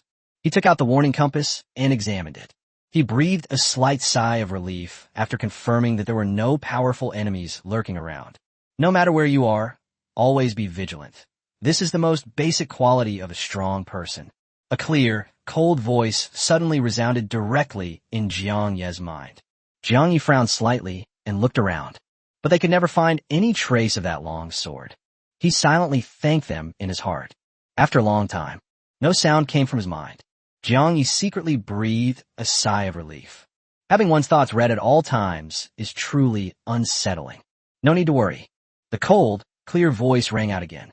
I am merely channeling my voice into your consciousness to prevent our conversation from being overheard by outsiders. I'm not trying to read your inner thoughts. How should I address you? Jiang Yi asked softly. He only learned this from Wendage. This long sword was transformed from an avatar of Gu Qin Shan, a powerful expert in the divine realm. Just call me Gu Qin Shan. In these words, Jiang Yi vaguely sensed a lively and vibrant emotion, no longer as cold and indifferent as before. Jiang Yi carefully examined his body, but still couldn't find any trace of the longsword. No need to search. I have shrunk in size and hidden in your hair. Let's set off quickly. It's been a long time since I've set foot in Black City, and I'm starting to miss it. I wonder if those brothels in the city are still open. Gu Qin Shan suddenly asked casually. Jiang Yi was stunned on the spot. Such words. These are words that don't sound like something a cold and aloof God-level expert would say. He felt this more and more. The sword spirit in front of me calls itself Gu Qin Shan. It was completely different from the clone he had seen at the Windage Mansion. Ahem, it was just a casual remark. Don't take it to heart. Let's hurry on our way. Gu Qin Shan urged hurriedly. Jiang Yi composed himself and determined the direction he was heading. The black flame, cape on his back, billowed in the wind. His figure transformed into a streak of light, rapidly heading towards Black City. They drove at high speed for half an hour. Jiang Yi chatted with Gu Qin Shan as they traveled. The more they talked, his doubts grew stronger. Lord Gu Qin Shan is truly too strong. Even such a powerful abyss demon god had its arms severed by you. Jiang Yi praised him with a smile. Gu Qin Shan's voice was full of pride and smugness. Of course, little guy. Follow me well, and one day you too could become a top-notch job changer. Jiang Yi nodded solemnly, then suddenly spoke. Lord Gu Qin Shan, will I be able to surpass your strength in the future? You certainly have quite the ambition, Gu Qin Shan. He abruptly stopped mid-sentence, looking across the myriad realms of the heavens. The vast majority of demons regard humans as a lowly and insignificant race. That cannot be denied. Human beings have always possessed boundless potential. In times of chaos and despair, humanity will always produce countless extraordinary talents. He grew at an astonishing speed to become a top powerhouse, supporting the foundation for the survival of the entire human race. If it weren't for Gu Qin Shan guarding the human realm, the land now is probably already completely in the hands of the demons. Demon God, please calm down. Jiang Yi's strength far exceeds all of our expectations. Every move he makes is extremely lethal, which is enough to prove. Drew reported in a low voice, trembling all over. He stopped mid-sentence, not daring to continue. Theodore, a mid-level abyss demon god, standing to the side, gave him a cold glance. The next second, Drew's face flushed red instantly. His body floated uncontrollably in midair. He was speechless and couldn't utter a single complete sentence. Who gave you permission to speak so recklessly? Theodore's eyes were icy cold. The mistakes made by Osman and Loros are far less than your cowardice and timidity. Your subordinate acknowledges his guilt. Drew weakly admitted his mistake in a low voice. At that moment, Osman slowly raised his head to look at Theodore. Theodore, the demon god of the abyss, spoke calmly. What are you trying to say? Ottoman immediately bowed his head to the ground, his tone earnest. My lord, this defeat is entirely our fault. We have no complaints about how you punish us. We only ask that you grant us a chance to atone for our sins. Theodore gently raised his hand. Drew, who had been suspended in midair and suffered greatly, suddenly crashed heavily to the ground. He kept his lips tightly shut, not daring to utter even a groan of pain. Your demonic heart has already been taken by Jiang Yi. Even if I can reshape your body, the shame of your defeat this time is already set. You are now insignificant. Theodore's tone was icy. Osman took a deep breath and said in a deep voice, To avenge myself, I am willing to pay any price. I beg you, sir, to give me another chance. He knew it in his heart. He drew, and Loros still had value to him. Otherwise, Theodore would never have bothered to save them. Theodore's lips curled into a subtle smile.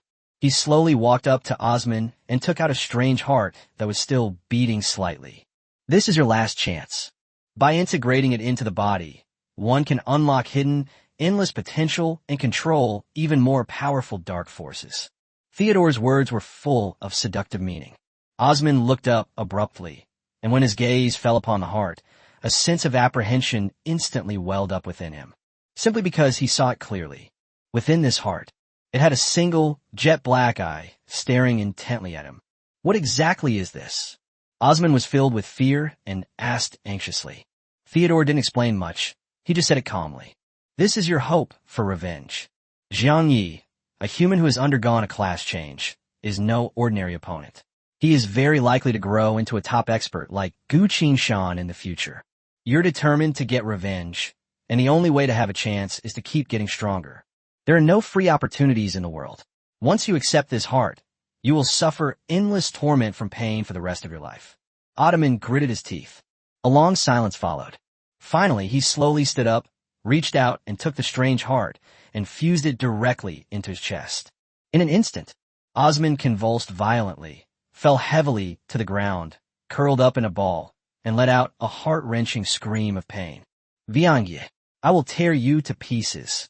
A boundless killing intent, accompanied by a roar, echoed between heaven and earth for a long time. 5 or 6 minutes later, Ottoman's body began to expand rapidly. Strange black lines appeared on his skin. Chapter 339, The Skeleton Clan. A steady, powerful heartbeat resounded from my chest. Little guy, when did you realize that I wasn't the real Gu Qingshan? The holy sword of radiance transformed into its ordinary form, gently floating in the air. Viangye chuckled helplessly. I was just casually testing the waters. I didn't expect the other party to reveal their weakness so easily.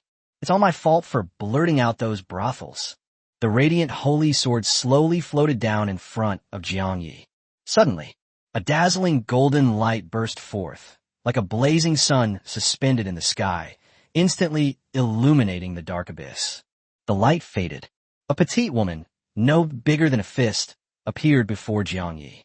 The woman had black hair and dark eyes, wore a tight black outfit, and sunglasses. Her figure was graceful and slender. It's been so long since I've looked like this. I really miss it. It's a pity that Gu Qingshan has always been wary of me. If he hadn't been so cautious, I wouldn't have been kept in such a small form. The woman pouted, looking sullen and annoyed. I witnessed the longsword transform into human form. Jiang Yi was shocked. This was the first time he had ever seen such a strange sight. Who exactly are you? Jiang Yi couldn't help but ask. The woman stretched lazily and answered casually.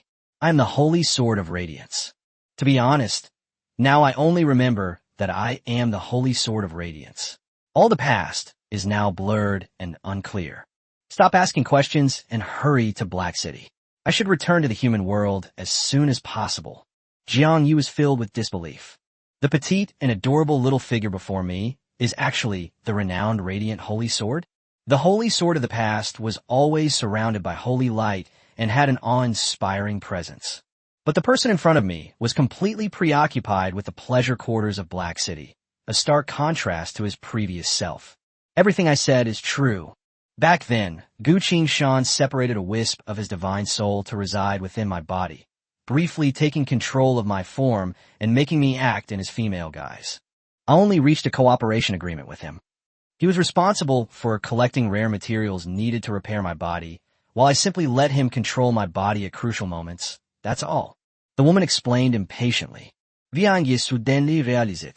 He then asked, so your main purpose in coming with me into the abyss this time is to go to those brothels in Black City? The woman's dark eyes suddenly lit up.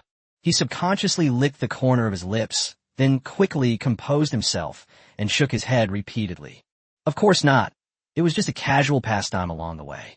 Gu Qingshan himself entrusted me to accompany you to Black City to meet the vengeful spirit, the heavenly ghost. At the same time, I also want to take this opportunity to explore my long-forgotten past. If possible, I would also like to ask the vengeful spirits about my past. The woman slowly explained the reason. She was initially just a palm-sized black fragment that had developed its own consciousness. By chance, she encountered a mysterious master blacksmith in the abyss. The other party intends to meticulously forge her into an unparalleled divine weapon. Unfortunately, an unexpected accident occurred midway. The forging project was forced to stop, and the forging master disappeared without a trace. From then on, she then wandered alone through the abyss. Later, I met Gu Qingshan, who was only at level 90 at the time. He was incredibly brave and dared to hunt down a level 95 mythical demon on his own. After experiencing various changes, I made the current cooperation agreement with him. Jiang Yi pondered to himself. If I were to advance to level 90 in the future, is it possible to kill a level 95 mythical powerhouse, even if the opponent is a level above him? The woman seemed to read his mind and spoke calmly. The higher the level, the more exponentially the difficulty of challenging someone of a higher level. A typical level 99 Grand Venerable can kill a level 98 Venerable Expert in just over 10 seconds. And when a Divine Realm Expert makes a move, killing a Grand Venerable can be accomplished in the blink of an eye. Before he could finish speaking, the woman suddenly fell silent. Looking up at the distant horizon, his expression instantly became extremely solemn. What happened? Jiang Yi followed her gaze, but found nothing. Silence. Do not make a sound. We're in big trouble. The woman whispered a reminder. It instantly transformed back into the form of the radiant holy sword. Trouble? Jiang Yi's pupils suddenly contracted. Although he had not noticed any unusual activity, he was already prepared to activate the legendary skill Shadow Stealth. Right now, the holy sword of radiance suddenly emitted a soft, white halo. Layers of light curtains coalesced, completely enveloping Jiang Yi and himself within them. Hold your breath and do not make the slightest sound, or the consequences will be unimaginable. Jiang Yi was about to nod in response. A vast and boundless terrifying pressure suddenly swept down from the sky. He looked up. A vast expanse of crimson clouds suddenly appeared in the sky. The once pitch-black and gloomy abyss sky. At this moment, they all turned into an eerie dark red, as if the end of the world had arrived. The next moment, a sea of crimson clouds rushed down rapidly. Jiang Yi then saw it clearly. These are not clouds at all. Instead, they were countless tiny red insects, about the size of mosquitoes. Even more bizarrely, the abdomen of each little insect. Each one is printed with a lifelike human face, with a sinister and eerie appearance that sends chills down your spine. Various magical beasts in the surrounding abyss. They all realized the deadly danger and fled in panic. A buzzing sound filled the air as countless red mosquitoes flapped their wings in unison. The piercing sound instantly filled Jiang Yi's ears. A roaring sound filled my mind, and my legs suddenly went weak, almost causing me to collapse to the ground. In a critical moment, he quickly summoned his abyssal flame staff to support his body, barely managing to stand still. The abyssal beasts that had been scattering and fleeing were now all frozen in place, unable to move. Swarms of red mosquitoes with human faces on their bellies swooped down like lightning. It instantly enveloped the entire group of magical beasts. In just a breath or two, all that remained on the ground were piles of pale, withered bones. Aline, you have nowhere to escape. Quickly hand over the clan's secret treasure and stop resisting. A dark shadow suddenly appeared above the swarm of insects. Jiang Yi took a closer look and was immediately startled. The visitor turned out to be a strangely shaped white skeleton. There was no flesh or blood in the empty eye sockets. Only two clusters of eerie, flickering black flames remained. Red mosquitoes swarmed together, flapping their wings and emitting sharp, piercing hiss. Korin, you're dreaming. My skeletal race has always been subordinate to the Zerg swarm. Now that the race is still in the recovery phase, how dare you take this opportunity to betray us and cause chaos? Even if it costs me my life, I will never reveal the location of the hidden treasure. Black flames flickered in the eyes of the skeleton Korin, his tone indifferent. Where does this talk of betrayal come from? You red mosquitoes are nothing more than a branch of the swarm. Chapter 340, The Lord of the Black City. In this operation, my skeleton clan was merely following the orders of that lord. Aline, there's no point in struggling. I overheard their conversation. Jiang Yi was filled with shock. He had heard of the existence of the skeleton race before. Their strength is comparable to that of the abyss demons, but I have never been able to understand them in depth. He had never even heard of forces like the insect swarm or the red mosquito clan. If the powerful skeletal race is merely a subordinate race of the insect swarm, this gives you an idea of just how terrifying the power of the Zerg swarm truly is. This mysterious swarm of insects. Could it be the powerful clan that is rumored to be among the top royal families in the abyss? Could it be that Eileen, who controls these crimson mosquitoes, possesses a supreme treasure left behind by the royal family? Is it a mythical treasure, a fragment of a sacred artifact, or even a complete sacred artifact? Jiang Ye's most prized possession at the moment. It is a mythical ring of all races. Furthermore, it is blessed by a high-ranking priestess. As for fragments of the sacred artifacts, or even complete sacred artifacts, he had only heard of it briefly, never seen it with his own eyes, let alone taken charge of it. At that moment, he finally understood. Why do the Abyss demons repeatedly launch large-scale invasions of the human world? Meanwhile, the skeleton race, which also dwells in the Abyss, has remained silent and inactive. It turns out that the skeleton race has been embroiled in a civil war. They are currently engaged in a fierce battle with the Red Mosquito clan under the command of the insect swarm. Demons, witches, vengeful spirits, skeletons, insectoid forces. Upon closer examination, the crisis facing humanity today is far more severe than imagined. The Abyss demons alone are enough to leave all nations and job changers in the human world helpless. If other powerful abyssal races were to launch a large-scale invasion, the human race would surely face annihilation. I must become stronger as quickly as possible and improve my strength at the fastest speed. Jiang Ye's gaze grew increasingly resolute. On the other side, Skeleton Korin's face was cold and stern as he roared angrily. I've already been lenient time and again. Since you don't know what's good for you, then don't blame me for being ruthless. Prepare to die. The words fell. The pitch-black flames in his eye sockets shot into the sky and hovered in midair. The countless bones and remains scattered on the ground trembled. They transformed into streaks of black shadow and rapidly converged towards Korin. Korin continuously absorbed the endless power of the bones, and his body rapidly expanded. Ultimately, it transformed into a colossal skeleton hundreds of meters tall. Seeing this situation, the leader of the Red Mosquito tribe, Eileen, dared not linger in battle. He immediately led his tribe in a hasty retreat into the distance. Trying to escape? Let's see where you can run to today. Korin sneered coldly. On the body of the giant skeleton, endless black flames burned fiercely. A terrifying burst of energy erupted, instantly blasting a massive crater hundreds of meters wide into the ground. Immediately afterwards, Korin leaped into the air. He transformed into a black shadow and sped off in the direction Eileen had fled. The crisis is over. We are finally safe. The voice of the Holy Sword of Radiance rang out once more. Jiang Yi looked in the direction the two had left and asked a question. Just how strong are these two Abyss powerhouses? They seem far inferior to the Abyss demon god. The Holy Sword of Radiance transformed back into a small humanoid form and said irritably, both of them are comparable to human Grand Venerables in strength, and are equivalent to the combat power of demon Grand Dukes. Were you just wondering why I didn't intervene in this fight? Viank yin nodit sluri. Previously on the front lines, even Theodore, a mid-level Abyss demon god, was no match for the Radiant Holy Sword and had one of his arms severed.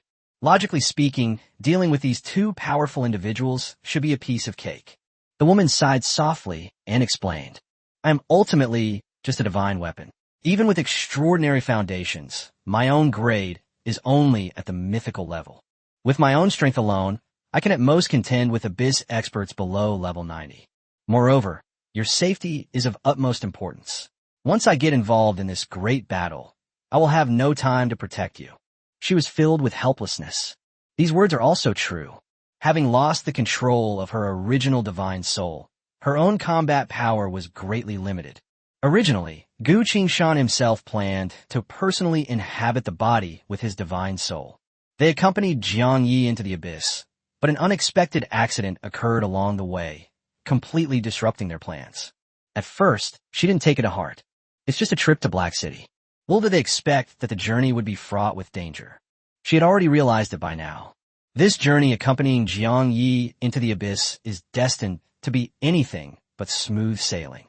She looked at Jiang Yi beside her and murmured to herself, the more I look at you, the more I feel that you and Gu Qingshan are exactly the same in personality. When I traveled with her, we encountered top experts everywhere we went, and danger was never far away. All right, let's hurry to Black City. With the Black City Lord and a Wraith Heavenly Ghost in charge, we'll be completely safe once we get there. Several hours later, Jiang Yi stood with the radiant holy sword atop the high mountain ridge, gazing towards the distant Black City. Outside the city walls at this moment, several colossal skeletal figures, each hundreds of meters tall, surrounded the entire Black City, making it impossible to move. The skeleton Korin I've seen before.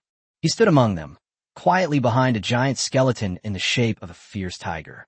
The giant tiger skeleton roared in fury. One last piece of advice. Hand over Eileen, the leader of the Crimson Mosquito clan, immediately, and we will withdraw our troops and never invade Black City in the slightest. Witnessing this scene before my eyes, Jiang Yi sighed helplessly and spoke to the radiant holy sword beside him. It seems we have no chance of entering the city now. The immense pressure emanating from these colossal skeletal beings was terrifying. Each and every one of them is a top-tier combatant at the level of a Grand Venerable. As soon as he finished speaking, the radiant holy sword looked at him with a helpless expression. I understand now. As long as I travel with you, I will encounter misfortune wherever I go. Jiang Yi awkwardly touched the tip of his nose. He smiled bitterly to himself. I haven't used the Gemini coins yet. Given this situation, what should we do? Jiang Yi inquired about countermeasures. The radiant holy sword pondered for a moment before speaking. There is no other way at the moment but to wait quietly for the right opportunity. The hunted Eileen was extremely shrewd. She knew that by hiding in Black City, she could temporarily find protection and escape this pursuit. Jiang Yi gazed at the densely packed army of skeletons outside the city. I couldn't help but feel doubtful. Can Black City alone really withstand the siege of so many top-tier skeleton experts?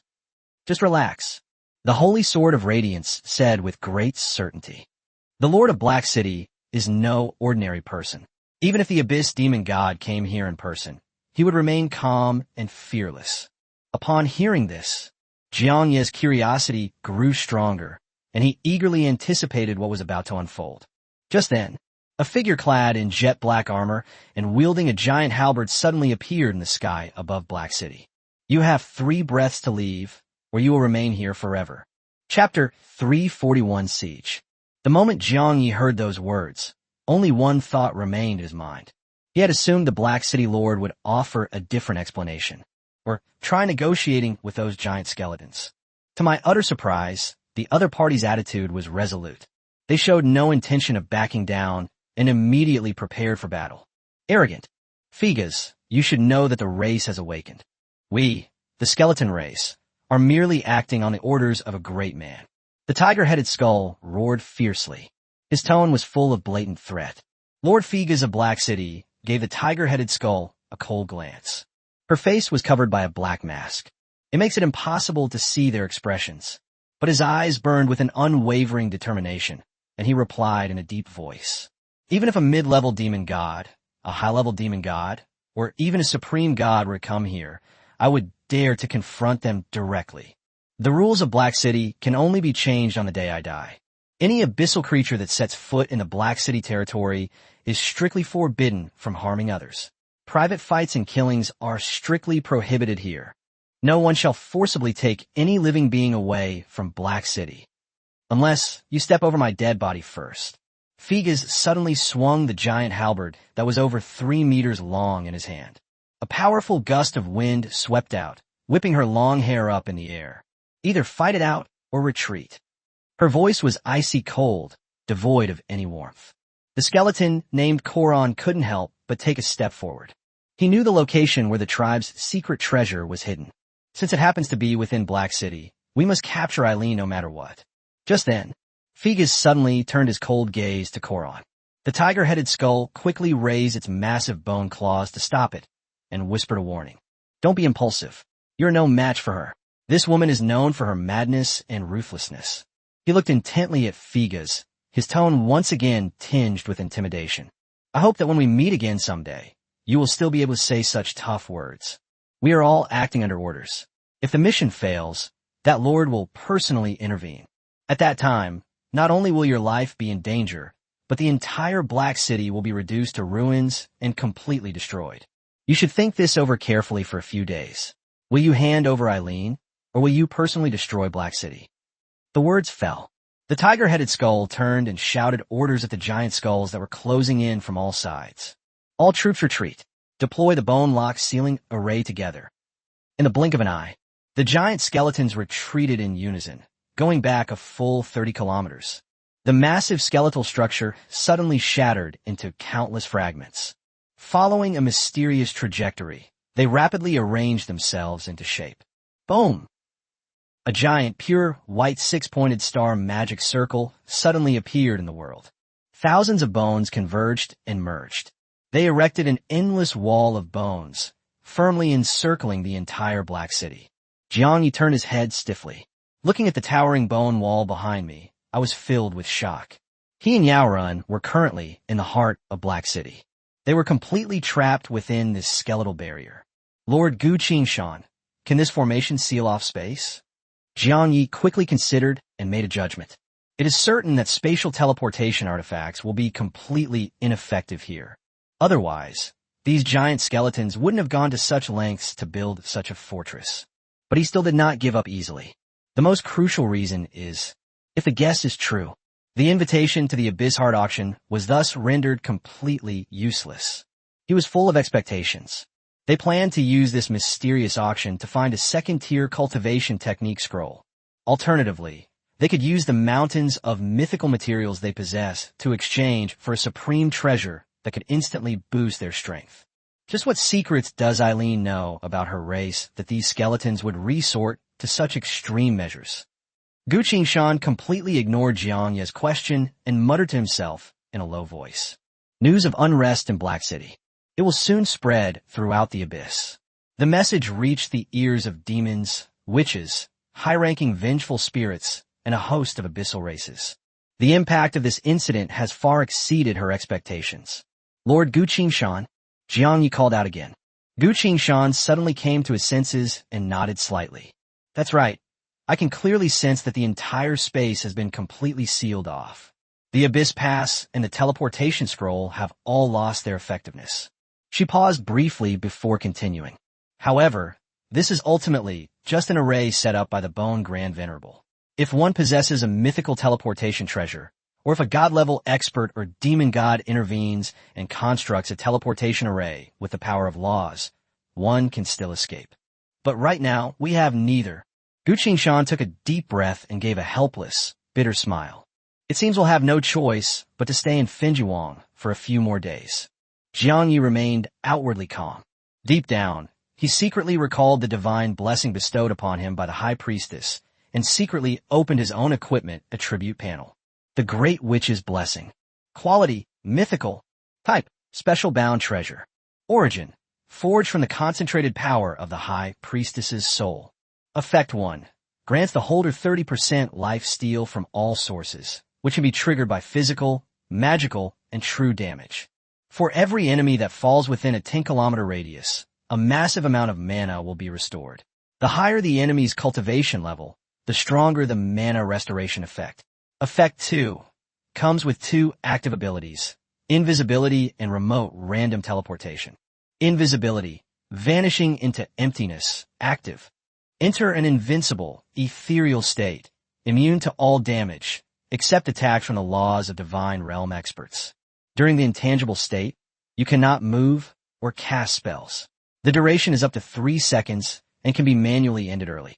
Remaining uses 5. Remote random teleportation, active.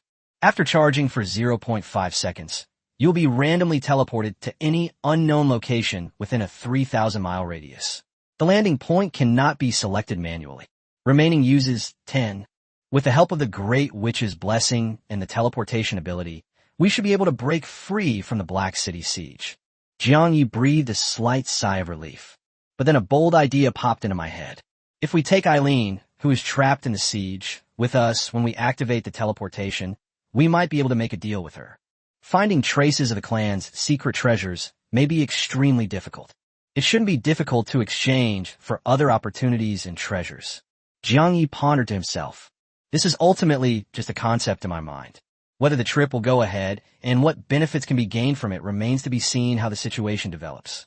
The two waited quietly for a moment. Only after the Black City Lord entered the city, first did Jiangyi take Gu Qingshan and fly towards the city gate. Before setting off, Jiang Yi puts on the orc disguise mask again to hide his true appearance. To this day, no one knows that he is the murderous demon Neos. He would never be foolish enough to use the alien blood, flesh-woven disguise mask in front of Gu Qingshan, and this disguised appearance as a werewolf. It will not be easily exposed in a short period of time. Chapter 342, Don't Take Action. Stepping into the Black City. Gu Qingshan excitedly perched on Jiang Yi's shoulder, looking around. Demons, witches, orcs, and other abyssal creatures can be seen everywhere in the streets and alleys. Everyone looked on with fear and unease, gazing up at the towering walls of bones in the distance, whispering amongst themselves. "Sai, how did things turn out like this? What should we do now?" In my opinion, Lord Figas will most likely hand over Eileen, otherwise the entire Black City will suffer as a result. Do you know who Eileen is? What secrets does she hold that have attracted a group of Grand Duke-level skeleton warriors to personally hunt her down? No one knows the details. These skeletons are usually well-behaved and rarely leave their territory without permission. If the city lord insists on refusing to hand over the people, how should we handle the situation? It's really too difficult. If we can send Eileen away, these skeletons will retreat and Black City can return to peace. That's absolutely right. Black City is one of the few safe havens in the Abyss where all races coexist. Once it's destroyed, we'll have nowhere to go. A creature from the Abyss with a human body and fly wings sighed with a gloomy expression, listening to the murmurs and discussions around me. Jiang Yi became even more certain of his earlier idea. Perhaps with the blessing of the High Priestess, the catastrophic crisis facing Black City can truly be averted. Of course, he would never lend a helping hand for no reason. After all, the number of remote teleportations that come with divine blessing is limited and extremely precious. Moreover, the current situation is not yet fully clear. Black City was not yet at its wit's end. He suppressed his thoughts for the time being and waited to see how things would develop. Human nature has always been like this. When people are living in luxury, the treasures they receive are far less precious than a bowl of hot food offered when people are down on their luck. Furthermore, the women of the White Fang Empire that I rescued will also be doomed if Black City is destroyed. Jiang Yi made up his mind. Let things take their natural course. If you can reap enough benefits, then act accordingly. Even if it weren't for personal gain, they would never stand idly by and watch their kin be in danger. He was not exactly a kind-hearted person, so naturally he wouldn't disregard his own interests and do evil deeds indiscriminately. As he pondered this to himself, suddenly, Gu Qingshan on his shoulder flew straight towards the exotic love brothel they had visited before. "Hurry up! Bring out the maid with the best singing voice in your shop." Gu Qingshan shouted loudly. Jiang Ye's familiar cowgirl hurriedly ran out, her figure swaying. Gu Qingshan spotted the other person at a glance. He subconsciously looked down at himself and was immediately speechless. "I'm so sorry, sir, but due to the current unrest in the city, our shop is temporarily closed. You might as well go somewhere else for now." The cowwoman quickly apologized. Before he could finish speaking, she caught sight of Jiang Yi beside her. Her eyes instantly lit up, and she quickly changed her words. "My lord, your friend is in deep trouble." "Friends?" Jiang Yi was momentarily stunned. He paused for a moment, stunned. It was only then that the name Yves Saint Laurent suddenly came to mind. Could something have happened to Saint Laurent? A sense of unease suddenly arose in his heart. Previously, he had entrusted Saint Laurent to forge equipment for him, and he would wait until he had collected all the second-tier skill scrolls. They still need to rely on Saint Laurent and the Red Dwarf girl Saint Phil. They traveled together to the territory of the Red Dwarfs. What exactly happened? Jiang Yi asked in a deep voice. The cowwoman looked around warily. He quickly walked to Jiang Ye's side. Their bodies were close together, bringing a soft and warm touch. She whispered in a low voice. Master St. Laurent's workshop has been surrounded by a group of impatient and furious abyssal creatures. Surrounded? Jiang Ye's heart sank. My first thought was that St. Laurent had incurred public wrath. But what the cowgirl said next made his pupils shrink instantly. It's all because the person behind this massive army of skeletons knows Master St. Laurent, and that person is currently hiding inside the workshop. Now, within Black City, countless abyssal creatures are forcing Master St. Laurent to expel Eileen. Only in this way can Black City return to its former peace. She spoke very quickly, her brows furrowed with complexity. She looked up at the massive, white bone wall that surrounded the entire city and sighed softly. The situation in the abyss is becoming more and more chaotic, and the city lord must be in a dilemma at this moment. If we forcibly hand over Eileen, Black City will never be the same again. Viank yin nodit sluri. He instantly understood the dilemma the Black City lord was in. But the more complex the situation, the more advantageous it is for him. Without the slightest hesitation, Jiang Yi turned to look at Gu Qingshan. Let's go see my friend first. Gu Qingshan stared at Niu Nu with lingering affection, reluctant to leave. What a pity. You must let me know as soon as you reopen. Gu Qingshan sighed softly. Jiang Ye's lips twitched slightly, filled with helplessness. It's truly baffling that a sword could be so obsessed with this brothel. Thank you for your understanding. I hope you will visit us again in the future. The cowman bowed slightly in greeting. Gu Qingshan remained rooted to the spot, lost in thought. Jiang Yi said no more, turned around, and walked away. Wait for me. Gu Qingshan quickly snapped out of his daze and hurried after him. Just 5 or 6 minutes later, in a narrow alley where the St. Laurent workshop is located, the entire alley was already packed with all sorts of creatures from the abyss. The crowd shouted and cursed loudly. Get out here right now. Black City won't tolerate troublemakers. That's right. If it weren't for Eileen, these giant skeletons would never have shown up. All the chaos in Black City is her doing. St. Laurent, if you insist on protecting this person, you will be expelled from Black City sooner or later. The entire Black City space is now sealed off, and no one can escape. The only way to quell this disaster is to hand Eileen over to the Skeleton Clan. Get out of Black City. Leave immediately. Looking at the abyssal creatures who were filled with indignation. Viank Yifronit. He immediately activated his legendary shadow stealth ability. Under the cover of shadows, they silently infiltrated St. Laurent's workshop. I had just stepped into the workshop. A chilling, piercing aura of killing intent instantly locked onto him. Who goes there? In the shadows, a red-haired woman wearing a crimson dress and with 4 translucent wings on her back stared intently at Jiang Yi with wary eyes. Jiang Yi immediately stepped out of the shadows. He called out to St. Laurent, who was pacing back and forth in the room, deep in thought. It's me. St. Laurent stopped abruptly upon hearing the sound and hurriedly tried to stop the woman in red. Stop! Don't lay a hand on him. He's my dear friend. The chilling, killing intent that had enveloped Jiang Yi vanished instantly. He secretly breathed a sigh of relief, feeling deeply moved. Even with legendary shadow stealth abilities, even in the presence of a powerful abyss expert at the Grand Venerable level, they are still easily detected. If we find a mythical level divine power advancement stone in the future, the first priority is to upgrade the rank of shadow stealth as much as possible. Chapter 343, What is your relationship with Bellis? As one's own cultivation continues to improve, the opponents and creatures from the abyss he encountered were becoming increasingly powerful in terms of cultivation and strength. Jiang Yi composed himself. Looking at St. Laurent's worried face, he asked directly, I heard you've run into trouble.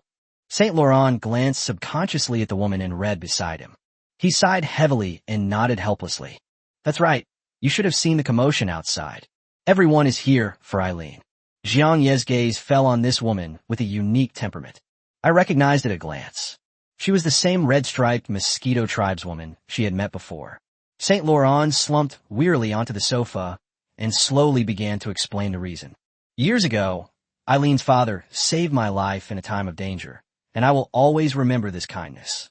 Now that Eileen is in dire straits, I absolutely cannot stand idly by. But I really have no other choice. The high walls of bones outside the city seal off the entire space. Without a mythical teleportation treasure, no one can leave Black City even half a step. St. Laurent looked dejected, raising his hand to rub his temples, feeling utterly powerless. Uncle Saint Laurent. Eileen spoke slowly, her voice trembling with emotion. My father often mentioned you before he passed away. Even on his deathbed, he said that his biggest regret in life was that he had not been able to see you often in recent years. Crystalline tears welled up in her eyes. She bit her lower lip tightly. He turned and slowly walked towards the workshop entrance. Uncle, I will not put you in a difficult position. This turmoil was caused by me. If I leave Black City on my own, all the troubles will be resolved. She spoke softly. He walked slowly towards the door. Stop! Saint Laurent abruptly stood up from the sofa and sternly stopped him. Eileen paused. He turned around and looked back. Her shoulders trembled slightly, and she sobbed softly. Jiang Yi calmly took in the whole scene. He pondered to himself. If Eileen truly wanted to leave, she wouldn't have waited until now. If you want to make a deal with her in the future, you must be extra vigilant. This person's mind is definitely not as simple and weak as it appears on the surface. He suppressed his emotions for the time being, kept silent, and quietly observed how things would develop. Come back and sit down. St. Laurent's attitude was absolutely firm. Ignore the pressure from the crowd outside. As long as the city lord doesn't order your expulsion, no one could drive you away.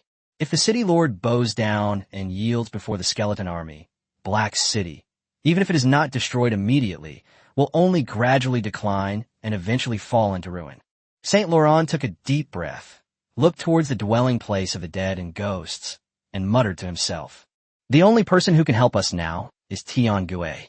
He has always been mysterious and unpredictable, and perhaps he holds the key to breaking the deadlock. After he finished speaking, he turned to look at Eileen. You wait here patiently, I'll be right back. Before Eileen could respond, Saint Laurent then hurriedly left. Saint Laurent left. The delicate sobs on Eileen's face vanished instantly. She suddenly turned her head, her sharp gaze scrutinizing Jiang Yi. Jiang Yi was completely unconcerned about the other party's hostility. They walked straight into the depths of the workshop. They wanted to find Saint Phil's whereabouts. But after searching around, they couldn't find him. At this moment, only he and Eileen remained in the room. The atmosphere instantly became oppressive and tense. Human, how did you meet Uncle Saint Laurent? Eileen scrutinized Jiang Yi from head to toe before slowly opening her mouth to question him. Jiang Yi remained calm and composed. He knew that his orc disguise couldn't fool the other party at all. He had anticipated that he would be exposed sooner or later. After a brief silence, he answered calmly. It was purely by chance.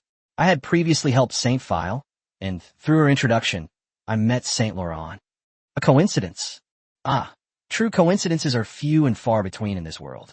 Eileen looked disdainful, clearly not believing his explanation at all. She slowly approached Jiang Yi step by step. Slowly raise your right arm. A piercing buzzing sound suddenly filled my ears. In an instant, Jiang Yi felt all his strength dissipate. My legs went weak, and I almost collapsed to the ground. Fortunately, there was a sofa nearby, so he sat down. Human, I have sensed your presence before. A chill ran through Eileen's eyes. Jiang Yi was startled. It all came back to me instantly. The first time I met Eileen, I did indeed linger in the vicinity for quite some time. It must have been then that the other party remembered my aura. Even though Gu Qingshan was present at the time, the lingering scent, however, lingered for a long time. The next moment, Eileen's tone was icy and chilling as she questioned in a deep voice. You're also one of Bellis's men? Could it be that that person has already begun recruiting humans to act on his behalf in secret? Bellis? Jiang Yi frowned slightly. I've never heard of this name before. It's not difficult to judge. This person is the powerful abyss mastermind behind the control of this giant army of skeletons. I've never heard of Bellis. You've mistaken me for someone else. Viank ye éplanet frankly. Eileen's face was full of sarcasm, and her eyes were filled with deep distrust. Get out of my sight as soon as possible, so as to avoid a lose-lose situation. You know the consequences perfectly well. Just then, Saint Laurent, who had gone out to seek help, hurriedly returned. The icy killing intent on Eileen's face vanished instantly. She once again adopted a fearful and helpless expression. Her eyes reddened as she sobbed softly. Uncle, is there any chance of things turning around? Have you found a way to escape? Eileen quickly stepped forward to ask. Saint Laurent shook his head and sighed, his face filled with sadness. His wish was not fulfilled, and Tiange shut himself in and refused to see anyone. I'm sorry, Eileen. I'm afraid I won't be able to ensure your safe departure. But don't worry, I will definitely face the danger with you. Eileen's face stiffened, but she still wouldn't give up and press for an answer again. Is there really absolutely no way out? Jiang Yi leaned back on the sofa, calmly observing everything before him. What if I told you I had a way to escape? Inside the quiet workshop, Saint Laurent and Eileen both turned to look at Jiang Yi on the sofa. The two men had completely different expressions. St. Lawrence's eyes instantly lit up with ecstatic joy. He rushed to Jiang Yi and asked anxiously, Jiang Yi, do you really have a way to leave this place? I knew you always managed to surprise me. In contrast, Eileen, my heart is filled with suspicion and wariness. He stared intently at Jiang Yi and said coldly, Human, are you just joking? Now is not the time to hide anything. If you're plotting against me, don't blame me for being ruthless. In Eileen's eyes, this human of unknown origin must have ulterior motives. Previously, when Corin was hunting him down, she had sensed this aura before. Now, the other party happens to be standing next to St. Laurent. There is no such coincidence in the world. In her opinion, the human in front of me is named Jiang Yi. If they are not henchmen of Bellis, then they are also covetous of the clan's secret treasures. However, she considered the latter to be highly unlikely. Chapter 344, Altar of Creation. After all, this person's cultivation level and strength seem mediocre. What exactly is going on? Why are you two at odds? St. Laurent sensed the unusual atmosphere and quickly spoke up to mediate. Eileen remained silent. He still stared at Jiang Yi with hostility. Faced with the hostility of the beings from the abyss from the Great Venerable One, Jiang Yi remained calm throughout, showing no sign of panic. After St. Lawrence's return, he became increasingly certain. Only I can resolve Eileen's predicament right now, to quell the earth-shattering crisis in Black City. Even though Eileen's cultivation had reached the level of a great venerable. But Jiang Yi now has plenty of confidence. Do you think I would be so idle as to joke about such an important matter? If you are unwilling to continue this stalemate and internal strife, you might as well seriously consider that I do have the ability to break the deadlock. Jiang Yi leaned back on the sofa, calmly gazing at Eileen. Eileen's expression shifted several times before she finally spoke in a deep voice. What exactly is your plan? St. Laurent had long since disregarded the rift and conflict between the two. He looked at Jiang Yi with great eagerness. I just want to know how to escape. Tell me quickly, what exactly is the method? Jiang Yi calmly stood up. He stretched lazily and glanced at Eileen casually. I'll say it again, it was all a matter of chance. If I hadn't had no other choice, I wouldn't have gotten involved in this conflict. I have important matters to attend to and have no intention of wasting time here. So, if I can ensure your safe departure from Black City and avoid the encirclement of the skeleton army, what price are you willing to pay as a reward? Reward? Eileen looked on in astonishment and instinctively glanced at St. Laurent beside her. Seeing this situation, Jiang Yi said no more. He turned around and walked straight out of the workshop. Wait, where are you going? Eileen panicked and quickly tried to stop her. Jiang Yi responded indifferently. Do you really think I would help you for free? I have a decent relationship with St. Laurent, but to you, we are complete strangers. Moreover, using this method itself will cost a considerable amount of money. St. Laurent wholeheartedly agreed and quickly advised Eileen. We're at our wits' end now, so for the time being, just trust Jiang Yi. I never believed he could forge such a treasure, but he did it anyway. Eileen gazed intently at Jiang Yi. After hesitating for a long time, he finally gritted his teeth and nodded in agreement. Just tell me what you want. Jiang Yi smiled faintly, turned around, and sat back down on the sofa. That depends on what treasures you hold in your hands. But before that, I must figure out one thing. What exactly is this so-called clan treasure? The moment the words fell, the atmosphere inside the room suddenly became heavy and oppressive. A powerful aura quietly emanated from Eileen's body. Her expression suddenly turned cold, and she questioned him in a chilling voice. So you've come here for the clan's secret treasure as well. Tell me the truth. Which faction do you belong to? Human faction? Demon race? Under Bellies' command? Or perhaps those veteran powerhouses from the Heart's Peak? Jiang Yi's pupils contracted slightly. A veteran powerhouse from the Heart's Peak? This matter has exceeded his expectations. This demonstrates just how incredibly valuable this clan treasure is. That's why it attracted the covetous eyes of various forces. At this moment, he vaguely understood, even though Eileen revealed the location of the hidden treasure. Taking it successfully will be no easy task. That's not the case at all. I only act for myself. If I had to go into details, I was simply curious. Furthermore, I know nothing about what the clan's secret treasure is, and that alone is enough to prove that I am not your enemy. Jiang Yi calmly explained with his hands outstretched. Eileen was speechless. She had never considered the issue from this perspective before, as she was always on guard. Saint Laurent, who was standing nearby, gently offered some words of advice. The information about the clan's secret treasure is not exactly top secret. Many creatures within the abyss have heard of it. Explained by Yves Saint Laurent. Only then did everyone realize that the so-called clan treasure was actually a semi-saint supreme treasure. This item was once possessed by a powerful god king from a clan. It was created by painstakingly gathering numerous saint-level fragments. Its quality far surpasses that of ordinary mythical treasures. However, it has not yet reached the level of a legitimate sacred artifact. Therefore, it is known to the world as a semi-sacred treasure. That's right. Eileen took over the conversation and spoke slowly. Our clan's secret treasure is called the Altar of Creation. It can refine all kinds of high-level natural treasures and transform them into a vast source of power to nourish our clan members, forcibly break through the shackles of realm, and enhance the innate potential of our race. All right, I've told you everything I know. Now tell me your plan.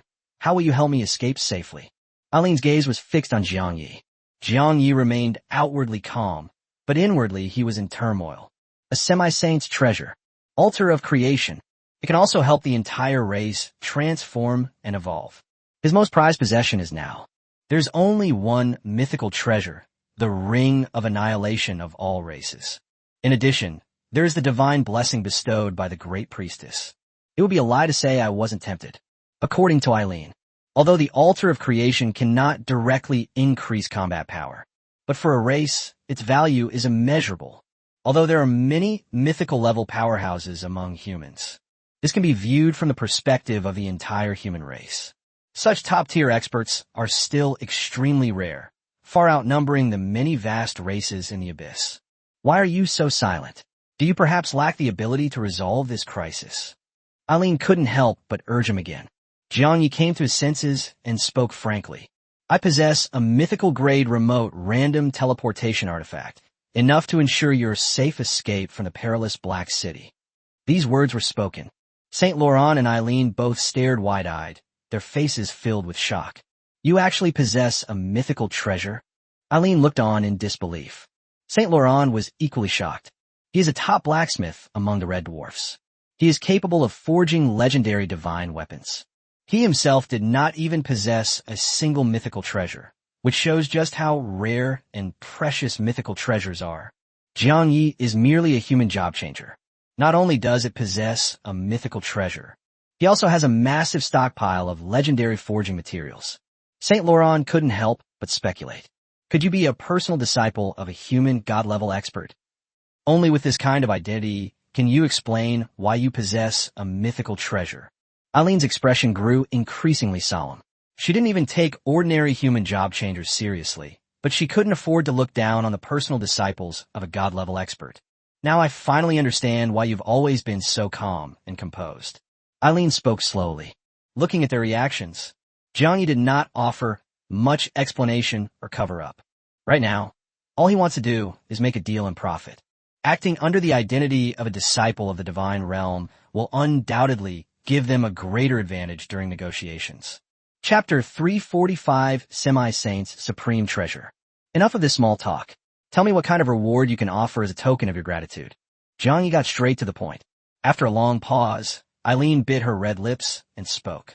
I fled in haste and did not take many treasures with me. How about this? You help me leave Black City safely, and I will give you 10 legendary materials. That should be enough of a token of my sincerity. You only need to use the teleportation artifact once to accomplish this easily, so this reward is not meager. Eileen looked at Jiang Yi with anticipation, waiting for the other party's approval. Jiang Yi refused without even thinking. A mere 10 legendary materials. He didn't care at all. The materials he had stockpiled were already piled up like mountains, so he didn't lack this item at all. Eileen, you still haven't grasped the current situation.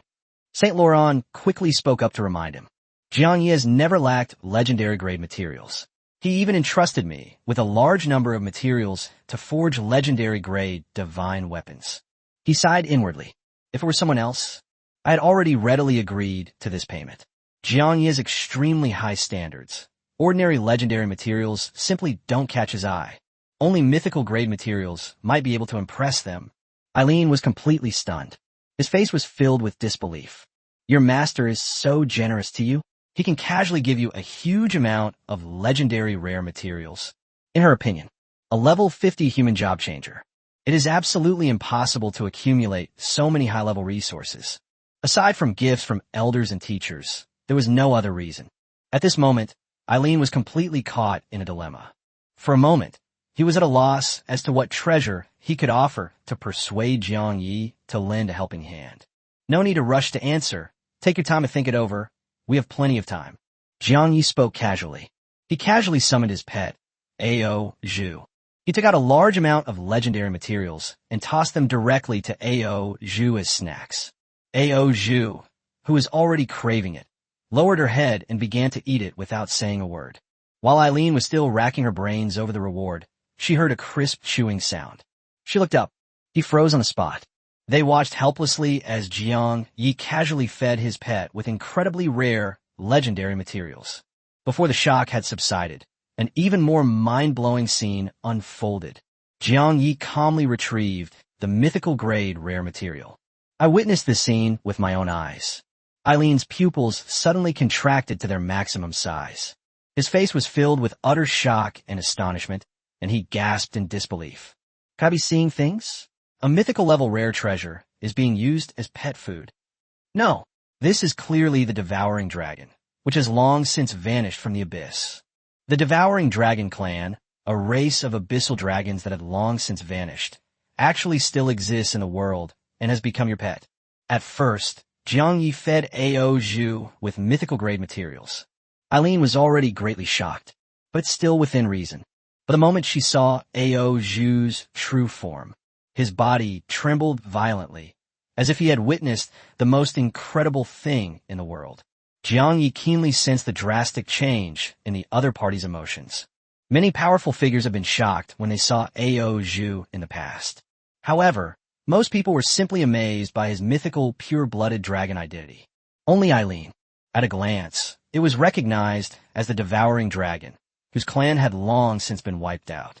It seems that Ao Zhu is hiding a shocking secret that even I don't know, and Eileen happens to know the inside story. Jiang Yi pondered to himself, but maintained a calm expression on his face. This is a critical period for negotiations. Never show too much emotion, lest the other party take the initiative. Faced with Eileen's shock and loss of composure, Jiang Yi simply spoke calmly. Now is not the time for amazement and sentimentality. You should think carefully and offer me a reward that will impress me. If I have nothing to give you, then I shall take my leave. Upon hearing this, Eileen calmed her turbulent emotions. A glimmer of hope suddenly ignited in his eyes, and he quickly spoke. I'm familiar with all the secrets of the Abyss Dragon Clan, and I also know the past origins of the Devouring Sky Dragon Clan. As long as you are willing to lend a helping hand, I will tell you everything. Jiang Yi's eyes flickered slightly, but he remained outwardly calm, deliberately probing. These secrets you know may already be familiar to me, and may not be of much value. You can rest assured. Eileen's tone was extremely confident. Even the supreme demon god of the demon race might not know the secrets of the devouring dragon. If my father hadn't told me about it himself before he died. He was only halfway through his sentence. Her expression suddenly darkened, overwhelmed by endless sorrow, but she forced herself to suppress her emotions and continued speaking. She was certain that this secret was of no use to anyone else. But for Jiang Yi, the master of the devouring dragon, it was different. This is absolutely invaluable information, and it is truly irreplaceable. Jiang Yi glanced helplessly at Ao Zhu beside him, then slowly raised his hand and gently stroked her head. He secretly made up his mind. They were able to learn about Ao Zhu's background and past. This deal is worthwhile enough. Other interests can be put aside for the time being. For him, Ao Zhu was never just an ordinary pet. Since hatching in birth, Ao Zhu followed and accompanied him wholeheartedly, with unwavering loyalty. Such affection is rare in this world. Jiang Yi took the initiative to finalize the terms. He asked Eileen if they could escape together using the teleportation power. Since Gu Qingshan was able to teleport along, it's likely that the great venerables Eileen would also be able to do so without any obstacles. Eileen nodded in agreement without hesitation. It's a deal. I will help you leave Black City safely, and in return, you will tell me all the secrets of the devouring dragon. Jiang Yi made a promise. He turned to look at Saint Laurent, who immediately stepped forward to testify. Please rest assured, both of you, with my guarantee, no one will break the agreement. Eileen, now tell me the secret you know. Eileen hesitated for a moment, looking into Saint Laurent's sincere and determined gaze. In the end, he chose to let down his guard and slowly recount the long-buried past. It turns out that the Abyss Dragon clan was originally a top-tier royal race. Their cultural heritage is in no way inferior to that of any ethnic group. From the very beginning of the dragon race, the devouring dragon is the most powerful and elite bloodline among all dragons. Her father once mentioned it. When all the races of the ancient abyss awakened, the abyssal dragons are known for their arrogance and dominance. They were brutally suppressed and enslaved by an even more terrifying and mysterious force. Countless powerful dragons were reduced to mounts, or even to prey and food. They were constrained by this incredibly powerful dragon-controlling force. The dragon race lost its freedom and dignity. But it is precisely this extreme oppression that is present. Instead, it forced the entire clan to undergo a bloodline transformation, rising from the royal family level all the way to the imperial family. In other words, the dragon clan's most powerful bloodline, the heaven-devouring divine dragon. It broke through the shackles. From the realm of God King, he ascended to the realm of God Emperor in one fell swoop. The ancestor of the devouring dragon, who has already attained the position of God Emperor, unable to bear witnessing their kinsmen suffer humiliation and torment. They resolutely rose up in rebellion and led the people to resist enslavement. Chapter 346 Figas. At this point, Eileen suddenly stopped speaking. Unable to contain his curiosity, Jiang Yi quickly pressed for more information. What happened in the end? In that war of resistance, the ancestor of the divine Emperor Realm devouring dragon was severely injured and perished by the opponent in one move, and the dragon clan subsequently faced extermination and cleansing. Only by completely surrendering and even personally slaughtering their own kind of dragons can one survive in this world. In that catastrophe, the wife, children, and clansmen of that devouring dragon ancestor were all slaughtered without exception. From that day on, the devouring dragon clan completely faded out of the abyss and almost disappeared. Eileen said. His gaze frequently drifted to Ao Zhu beside him. At this moment, Ao Zhu's golden eyes gradually filled with tears. She gently rubbed against Jiang Ye's arm and uttered a soft, sweet voice. Master, I feel so sad. My chest feels so tight and painful. I don't know why I feel so sad. I don't want to eat anything. I have no appetite. Crystalline tears slid down Ao Zhu's cheeks. She gently flapped her wings. She stretched out her tiny paws, grabbed Jiang Ye's fingers, and gently shook them. Master, I want to go back to the pet space. Jiang Yi felt a pang of bitterness and regret. She regretted telling these past events in front of Ao Zhu. It was my oversight, and I'm sorry you had to go through this. Jiang Yi gently comforted Ao Zhu, stroking her head tenderly. For him, the rise and fall of the ancient sky-devouring dragon clan is irrelevant. The only thing he cared about was his little demon dragon, Ao Zhu. But for Ao Zhu, these deceased members of the same clan were all close relatives connected by blood.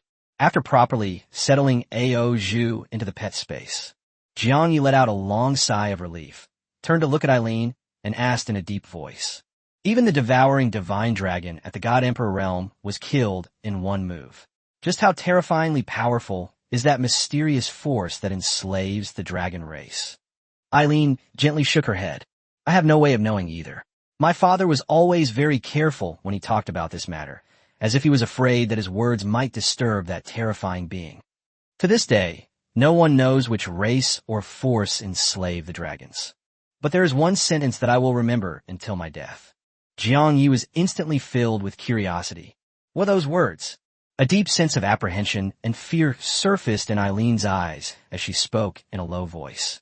My father once said that there is a race of beings in the world who are born with God-level cultivation from the day they are born. Upon hearing this, Jiang Yi was deeply shaken, and his pupils suddenly contracted. A race that is born with godlike power? Could they be the legendary ancient gods? In a chaotic world where countless races coexist in the abyss, There is actually such a terrifying and heaven-defying top-tier force hidden in the shadows. Even though the human race has now defeated the demon race, they subdued many weaker races. But sooner or later, they will have to face this terrifying enemy that once enslaved the dragon race. Do humans truly have the ability to contend with them? A chill quietly swept over Jiang Ye's entire body. A more pressing question arose in my mind. He asked with a serious expression, "There's another matter. What exactly does the awakening of the myriad races of the abyss refer to?" He had always been filled with doubts about this matter. The demons are already powerful and troublesome enough, not to mention the many other royal families, imperial families, and top races. What kind of upheaval could force such a powerful race to awaken in the world? The truth of this matter has long been buried in ancient times, and only the ancient elders who have survived to this day know it. Eileen answered slowly. However, a legend has always circulated in the abyss that there exists a mysterious and supreme being who holds sway over the entire abyss's ancient past and knows all the hidden truths. But in the end, it's just a vague and unfounded legend. I increasingly feel that this abyss is fraught with danger and turbulent undercurrents. I'm only at level 50 in cultivation right now. Thinking too far ahead will only add to my troubles. He muttered to himself. To be honest, at this moment, a sense of confusion had arisen in his heart. He quickly composed himself and cleared his mind of all distracting thoughts. The most important thing right now is to become stronger. As long as one's own strength is strong enough, all the buried truths and all the obstacles in the world will eventually be overcome. Jiang Ye's eyes rekindled with an unwavering fighting spirit. Your pet is of the bloodline of the heaven-devouring divine dragon. Eileen suddenly spoke up to remind him. When that mysterious and powerful race reemerges and awakens, you will most likely be unwittingly drawn into a catastrophe because of Ao Zhu. Jiang Yi spoke calmly, completely unconcerned. That's still too far off.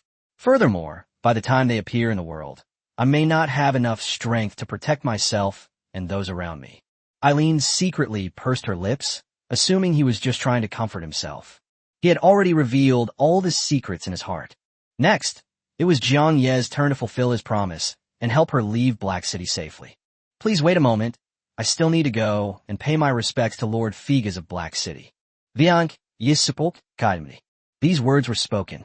Eileen and Saint Laurent both looked on in surprise and asked in unison, "What is your intention in doing this?"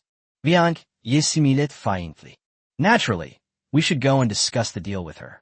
The entire Black City is now trapped in a desperate situation, surrounded by an army of skeletons, and I happen to have the means to break the deadlock. As the lord of the city, she should repay me with sincerity, just as you have. This is acceptable. Saint Laurent stared in disbelief, his face wide with astonishment. He sighed inwardly. Human beings are indeed all like this, meticulous and good at planning. Although he was somewhat greedy, one had to admit that he was exceptionally intelligent. Just then, Eileen suddenly looked up at the sky above Black City. The Figas you wish to see has already come in person. A graceful figure clad in jet black armor slowly descended from the sky. Figas, the lord of Black City. His entire face was concealed by cold, black armor. Only a pair of clear, emerald green eyes were sharply fixed on Eileen inside the room. You are the royal princess of the Crimson Mosquito clan, aren't you right? Figas spoke calmly and without emotion. What kind of upheaval did your people experience? Eileen's expression instantly darkened. A hint of sadness, hard to conceal, flashed across his eyes as he lowered his head slightly to look at the ground. I'm no longer a royal princess, she said softly. The despicable and shameless bellies secretly colluded with a group of demons and skeletons to plot a sneak attack on my father. At that time, I was out on a mission and luckily escaped. My father's whereabouts are still unknown, and countless members of the clan were massacred, resulting in heavy casualties. Figas nodded slowly. His gaze then swept across the workshop and landed on Jiang Yi and Saint Laurent. His gaze swept over Jiang Yi without lingering for a moment. Sanohong. Figas turned to look at the dwarven blacksmith master. Chapter 347 Reunion with the Heavenly Demon. Have you seen the Heavenly Ghost recently? He has been staying at home for a long time. Saint Laurent quickly shook his head in response. He now shuts himself away from visitors and refuses to see anyone. No one can even step into his residence. Fortunately, I made a new friend who may have a way to resolve this crisis. Saint Laurent immediately turned and pointed to Jiang Yi beside him. Figas's emerald green eyes finally settled on Jiang Yi. He glanced at it briefly, not taking it to heart. But then came Saint Laurent's next sentence. Instantly, she abandoned her contempt and began to seriously examine the person in front of her. Jiang Yi had the good fortune to meet Tiangui before, and the two talked for a long time throughout the night. Figas immediately strode toward Jiang Yi. His expression became more serious. She raised her hand and gently lifted the black mask from her face. A stunningly beautiful and aloof face, exuding an aura of dignified heroism, was revealed. Upon seeing this face, Jiang Yi was slightly taken aback. It wasn't because I had any ulterior motives. Instead, a strange sense of familiarity arose within me. Only after examining it closely did he realize what was going on. Figas's appearance and demeanor. She is remarkably similar to Alice, the female protagonist in a post-apocalyptic zombie movie she had seen in her previous life. The only difference was her pair of bright green eyes. The facial features are more sharp and three-dimensional. He was tall and slender, nearly 6 feet tall. Have we met before? Figas frowned slightly and asked in a deep voice. Jiang Yi gently shook his head. This is our first meeting. I have only seen someone who looks very similar to you before. Figas did not investigate the matter further. At this moment, her mind was filled with the crisis of Black City's survival. I am very curious about this level 50 human job changer in front of me. What kind of ability does he have to resolve this deadly situation? Jiang Yi remained calm and composed. He reiterated the solution he had previously told Eileen. You possess a mythical treasure capable of remote, random teleportation. Figas's emerald eyes suddenly lit up. May I take a look? Jiang Yi instinctively wanted to agree. But in an instant, he immediately put his mind at ease. The High Priestess's divine treasure must never be revealed lightly. He always remembered the events that occurred in the temple of the witch goddess. The remnant soul of the great, which once mentioned it. I sensed the presence of someone familiar on him. Even today, he still couldn't find out who that person was. But a suspicion had already formed in my mind. This matter is most likely related to the warnings of all races. The hidden secrets have not yet been uncovered. Rashly revealing divine protection can easily invite endless trouble. As for activating the remote teleportation ability, there is absolutely no need to reveal the true form of the treasure. This object was already bound to his soul, and he could activate it at will with a thought. I'm so sorry. This is not something I can easily show to others. Jiang Yi politely declined with a solemn expression. Figas stared intently at Jiang Yi for a moment, then slowly nodded in agreement. Fine, trust is essential for human relationships, so I'm willing to trust you this once. If you can truly resolve this crisis that threatens to destroy the city, I will owe you a favor. This favor is a personal one from me, Figas, and not a favor from the Lord of Black City. In addition, if you intend to stay in Black City for a long time, a detached mansion in the heart of the city can be given to you as a reward. Before Jiang Yi could even ask for payment, Figas then offered many generous terms. Jiang Yi pondered for a moment. He readily agreed on the spot, regardless of whether Eileen and Figas can ultimately fulfill their promise. He himself also needed to use teleportation to leave Black City, head to the heart of the abyss to participate in the auction. This act of assistance can almost be considered a profit without any initial investment. Moreover, there were the group of White Fang Empire women he had previously saved. Living in the accommodations arranged by Saint Laurent is not a long-term solution. The detached mansion promised by Figas. It can perfectly solve the housing problem for everyone. Make a deal. However, before I take action, I have a personal matter to attend to. Viank Yisupulk Kaimni. Figas and Eileen both looked puzzled. Saint Laurent immediately asked, Is there anything else you need? I plan to visit Tiangui again. I had already promised him that I would send him some secular books of the human race. Jiang Yi told the truth. Figas immediately shook his head and tried to dissuade him. Recently, the ghostly spirit has become increasingly withdrawn and eccentric and has completely shut itself away from home. Even she and Saint Laurent were unable to meet him, so Jiang Yi's trip was destined to be in vain. That's right, Tiangui has always been stubborn. If he doesn't want to show himself, No one in the world can force him to. Saint Laurent echoed his sentiments. I'm just going to try my luck. It won't take much time. Jiang Yi insisted on moving forward, heading straight towards the workshop entrance. Stepping out of the workshop, a large number of abyssal creatures still blocked the way, determined to break in and force Eileen to leave. But when everyone saw Jiang Yi, who had transformed into a werewolf, walk out of the gate, they immediately shouted at him. Who are you? Where's Saint Laurent? Get Saint Laurent out immediately and drive Eileen out of Black City. Black City has always been peaceful and tranquil, a rare haven in the abyss. But now it has been plunged into chaos because of Eileen alone. Werewolf, do you intend to watch Black City perish? This army of giant skeletons is not to be trifled with. Jiang Yi turned to look at Figas beside him. These people are yours to deal with. Figas took a deep breath and stepped in front of the crowd.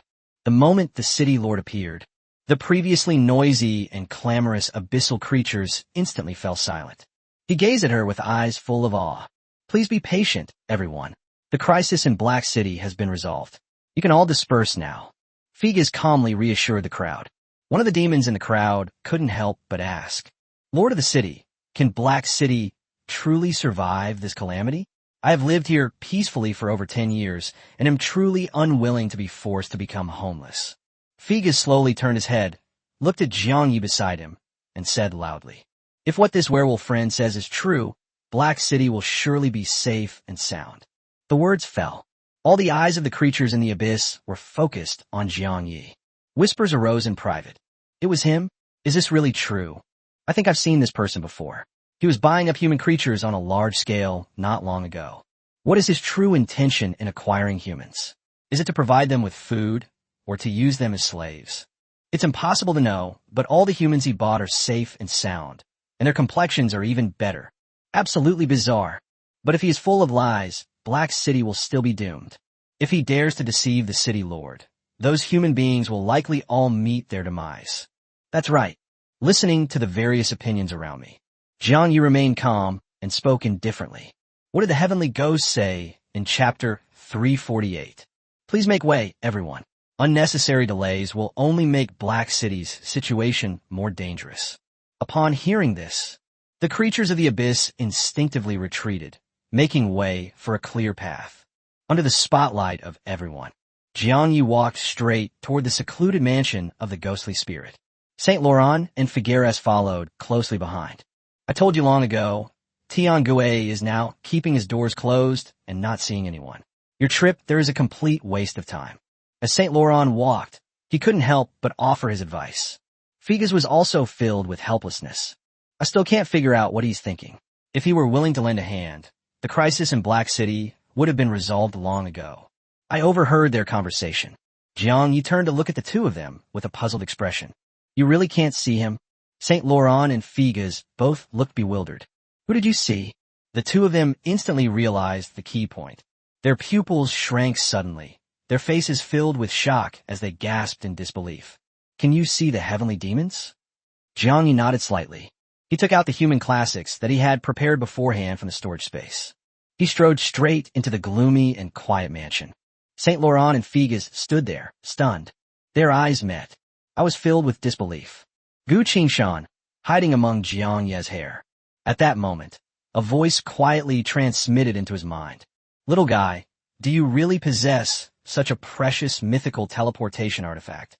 If Figas trusts you so easily, you will surely die once the lie is exposed. Viank, yes sikit inyardli. He indeed possessed a priceless treasure. They just don't want to reveal it easily. Apart from the protection of the High Priestess, he also possesses the ring of all races. Once you've gathered all the materials and completed the genius nightmare, you'll also receive a mythical staff and an incredible resurrection treasure. Just then, a subtle gaze quietly locked onto him from deep within the mansion. Jiang Yi looked up. Suddenly, he saw the ghostly spirits standing quietly by the window, staring straight at him. See? I told you the heavenly ghost doesn't see people. This mansion is completely empty.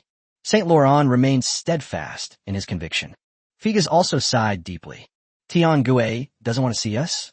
Then why is he willing to see Jiang Yi? This is too strange. Saint Laurent began to speak slowly. Figas took a deep breath and gently shook his head. Since I built Black City, the heavenly demon has settled here. We have been together for decades, but now he only wants to see that human. What exactly is so special about this human named Jiang Yi? Figes was filled with doubt. She understood the nature of the heavenly demon better than anyone else. Normally, the heavenly demon keeps to himself and does not see anyone. Only when he takes the initiative to show himself can others see him. But Jiang Yi is different. This person actually managed to provoke the heavenly ghost to step forward. This was a strange thing that Figes had never seen before. She tried to recall what Jiang Yi looked like when she first met him. He looks unremarkable, but he has a calm and steady personality. He only has one mythical-level treasure on him. No, there seems to be a hint of extraordinary aura about him. Figes pondered to himself. At this moment, she felt a strong curiosity about Jiang Yi from the bottom of her heart. She no longer hesitated. He immediately turned to Saint Laurent to inquire about Jiang Yi's background. At the same time, inside the villa, Jiang Yi felt the surrounding scenery tremble violently. The next second, he was already inside the villa, surrounded by tall bookshelves piled high with classic books. But the sofa in front of him was empty, and there was no sign of the vengeful spirits. Something's not right. Gu Qingshan's voice echoed in Jiang Yi's mind. Even though I'm standing right at the doorway, the space seems to have subtly shifted. Jiang Yi, what's going on? Jiang Yi narrowed his eyes slightly. Don't say that Saint Laurent and Figes were completely unaware. Even Gu Qingshan, who was hiding in his hair, couldn't detect anything unusual. The power of the vengeful spirits and demons is truly too strange and unpredictable. Could it be that the vengeful spirits and demons have already reached the realm of demon gods? Jiang Yi thought to himself. Only this answer can explain all the unusual things happening before her eyes. Just then, from within the scrolls that surrounded them, came the cold, clear voice of a vengeful spirit. Place the books you brought on the table, and you may leave. Jiang Yi was slightly taken aback. Full of surprise, he had planned to take the opportunity to ask a few questions. Is there anything else? The vengeful spirit spoke up again. Jiang Yi nodded, about to speak. But the other party's voice rang out first again. Let's go. I'm not in the mood for idle chatter right now. Let's come another day. The moment the words left his mouth, the sofa, wooden table, towering bookshelves, and piles of books all vanished into thin air. Jiang Yi was back outside the villa gate in the blink of an eye. He instinctively raised his hand to check. The books that had just been taken out also disappeared. It's over. What did the heavenly demons say? Figes immediately stepped forward and anxiously asked. Jiang Yi gently shook his head. He could clearly sense that the vengeful spirit was in a very strange state. Alas, I had long expected this outcome. Tian Gue has been staying at home and not seeing anyone for many days. Saint Laurent murmured softly. Every time I want to see him, I have to wait a long time. Figes was filled with disappointment and sighed softly.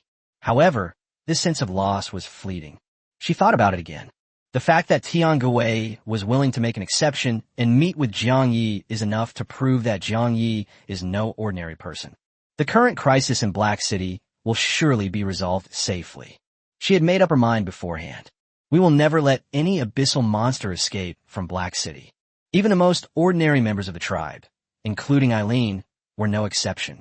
When faced with an attacking giant skeleton monster, she had even prepared herself to fight to the death. Even if we eliminate these skeleton monsters, the crisis in Black City has not yet been completely resolved because of a truly deadly threat.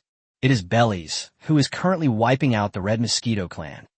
Inside the Saint Laurent store, Jiang Yi prepared to activate the power of the Holy Maiden's blessing to initiate long-distance spatial teleportation. Eileen took a deep breath. A crimson light suddenly burst forth from his body. Its body instantly multiplied into countless thumb-sized red mosquitoes. Take a closer look. The mouth parts of these mosquitoes exude a chilling and dangerous aura. Human, I will attach myself to your body shortly. Remember, do not resist, or you will disrupt the teleportation array. Eileen's voice came slowly. Jiang Yi nodded slightly. Suddenly, a terrifying swarm of red mosquitoes appeared. In an instant, they all adhered to his armor. Looking from afar, he appeared to be wearing a suit of crimson armor. His imposing presence was awe-inspiring, and his entire being exuded a chilling aura of killing intent. In an instant, Jiang Yi could clearly feel his strength, speed, and defense all surge dramatically. A boundless and endless stream of magical power surged within him. This kind of amplification effect, it is in no way inferior to the heaven-defying, sacrificial secret technique. You should feel honored. Chapter 349, The Pursuit of the High-Ranking Demon God. Once my Red Mosquito clan attaches itself to a living being, it can bestow many powerful amplification buffs, greatly enhancing the host's combat strength. Eileen said. Jiang Yi couldn't help but clench his fist and suddenly punch forward. Boom! A deafening roar suddenly erupted. The force of the punch tore through the air at high speed. It burst forth with a dazzling interplay of red and white light. Even though it didn't hit anything, the powerful shockwave from that punch sent all the items inside the shop flying. Saint Laurent paid no attention to the items scattered all over the ground. His gaze was fixed on Jiang Yi, and he sighed with genuine emotion. For a human to possess such formidable strength is truly remarkable. He was only halfway through his sentence. He suddenly came to his senses. His whole body stiffened, his eyes filled with shock.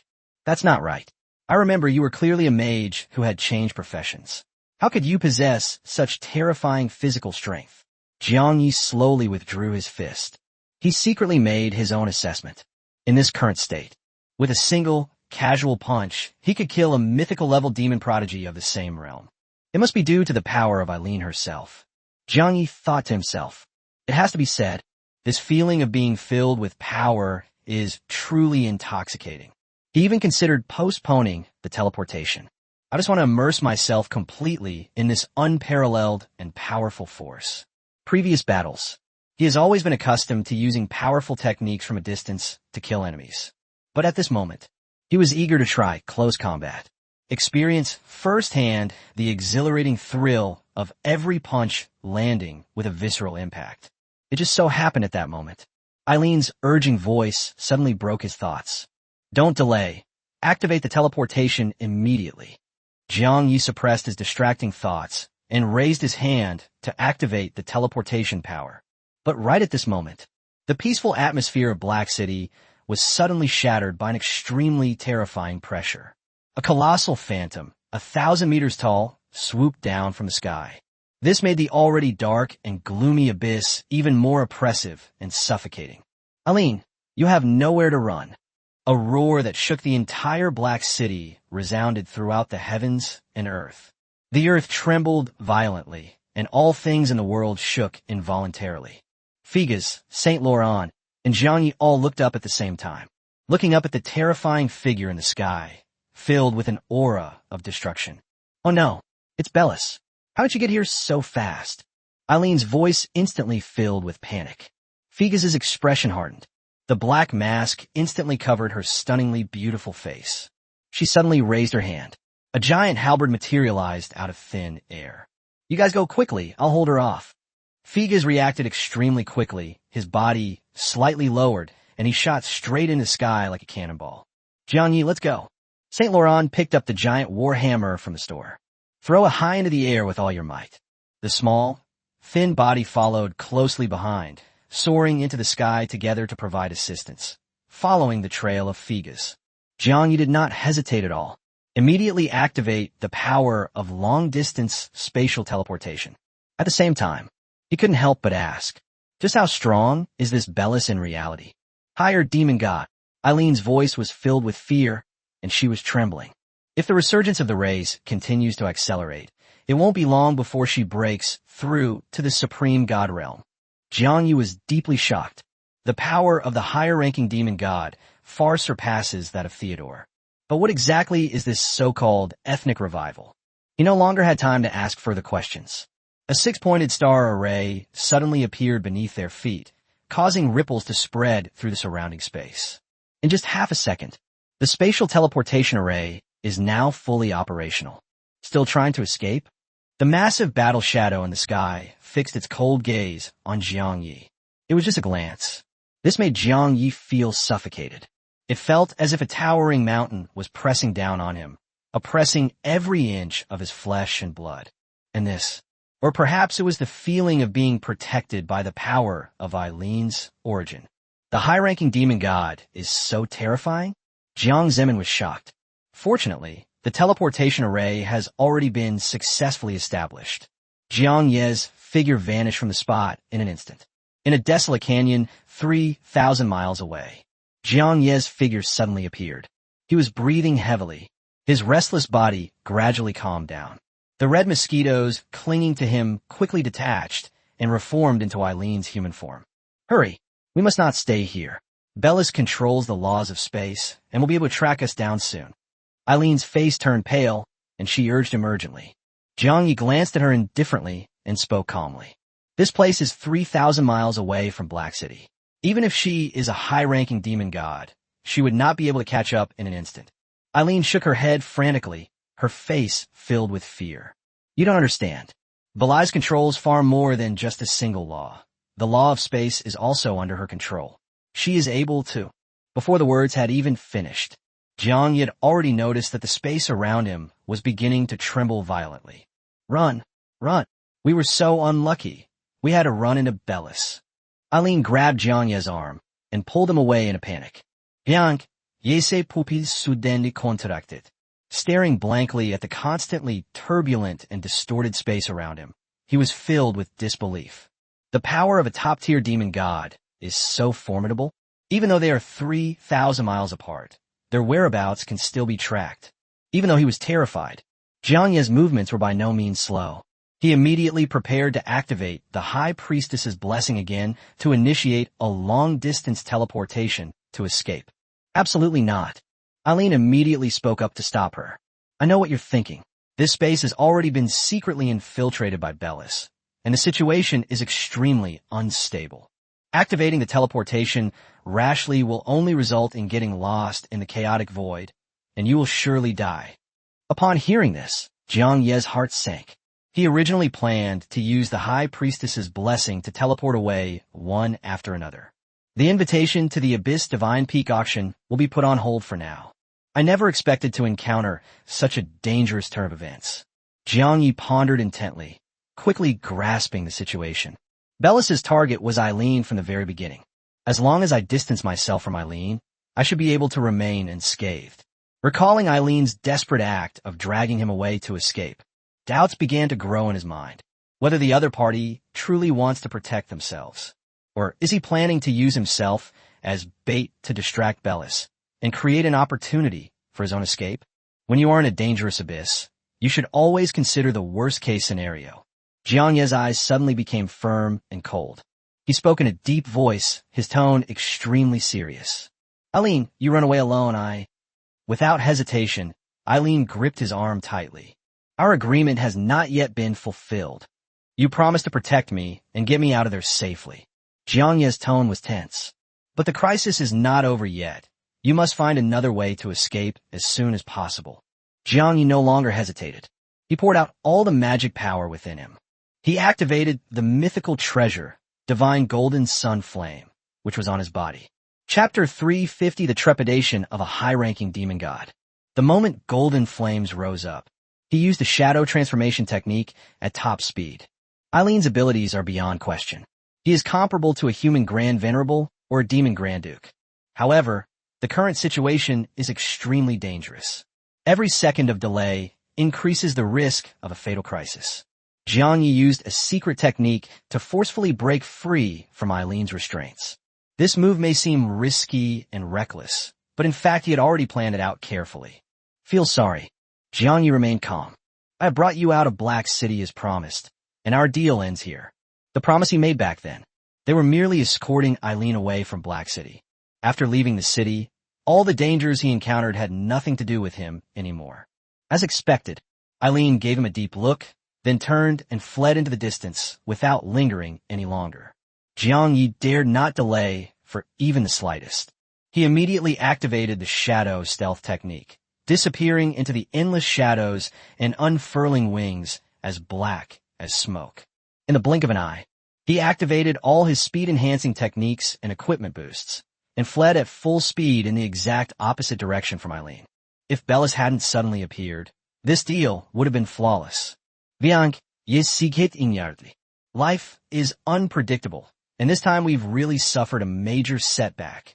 He silently warned himself that he must be extremely cautious in his future actions. Even though he ventured into the abyss several times to hone his skills, this land still harbors countless deadly dangers. Jiang Yi flew at full speed for several miles. He abruptly stopped, his eyes widening as he stared intently at a semi-transparent thread stretching across the void in front of him. The space behind these threads has been completely sealed off. He forced himself to calm down. He quickly took out a useless, low-level junk from his storage space and threw it directly above the silk thread. Click! A crisp, sharp-cutting sound rang out instantly. The object seemed to be cleaved by an invisible blade, turning into dust in an instant. Jiang Yi didn't dare to hesitate and immediately changed direction, fleeing rapidly in other directions. But the further we go, the more we move forward. His face grew increasingly gloomy and unpleasant. Those endless, translucent threads had completely sealed off and surrounded the entire area. Jiang Yi stopped fleeing and looked up at the dark sky. The colossal body of Bellis slowly broke through the darkness of the abyss and descended. Its cold, house-sized eyes looked down upon the earth and all things. I told you, Eileen, you can't escape.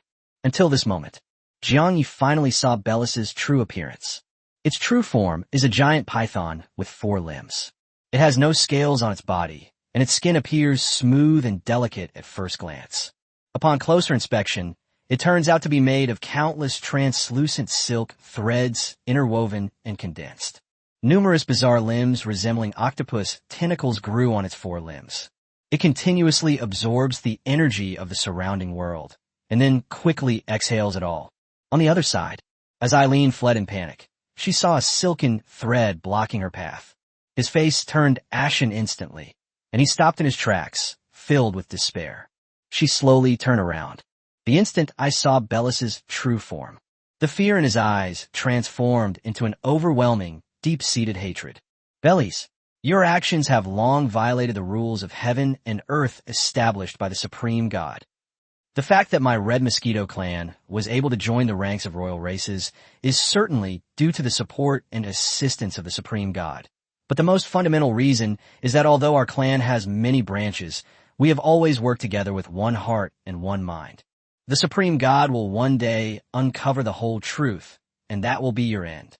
The giant eyes in the sky were filled with mockery and disdain. Bellis spoke slowly, his tone calm and indifferent. The Supreme God? The race has not yet fully recovered, and the Supreme God remains asleep. By the time he awakens, I will have already ascended to the position of a new Supreme God. Eileen, hand over the priceless relic in your possession, and I might let you die a little more painlessly.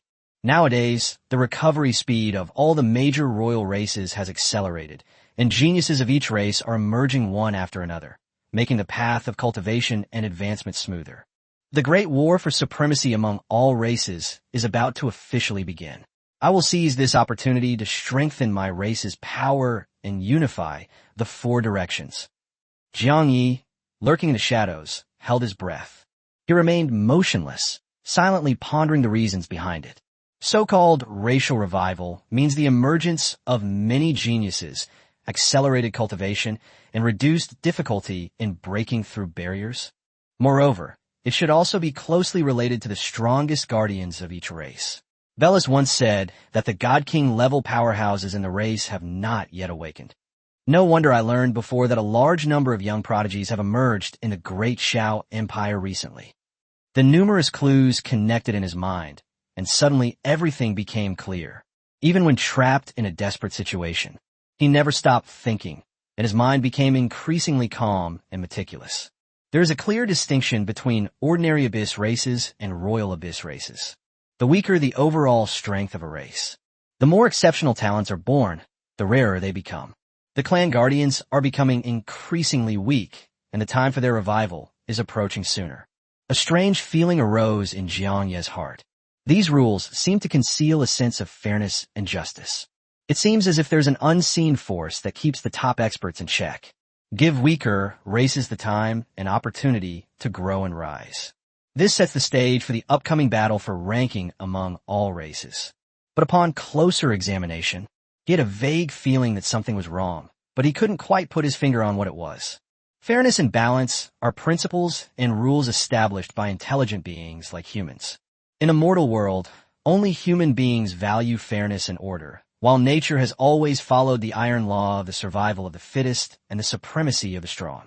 This matter is strange in every way, and it is definitely not as simple as it seems on the surface. Viank yifronit deeply.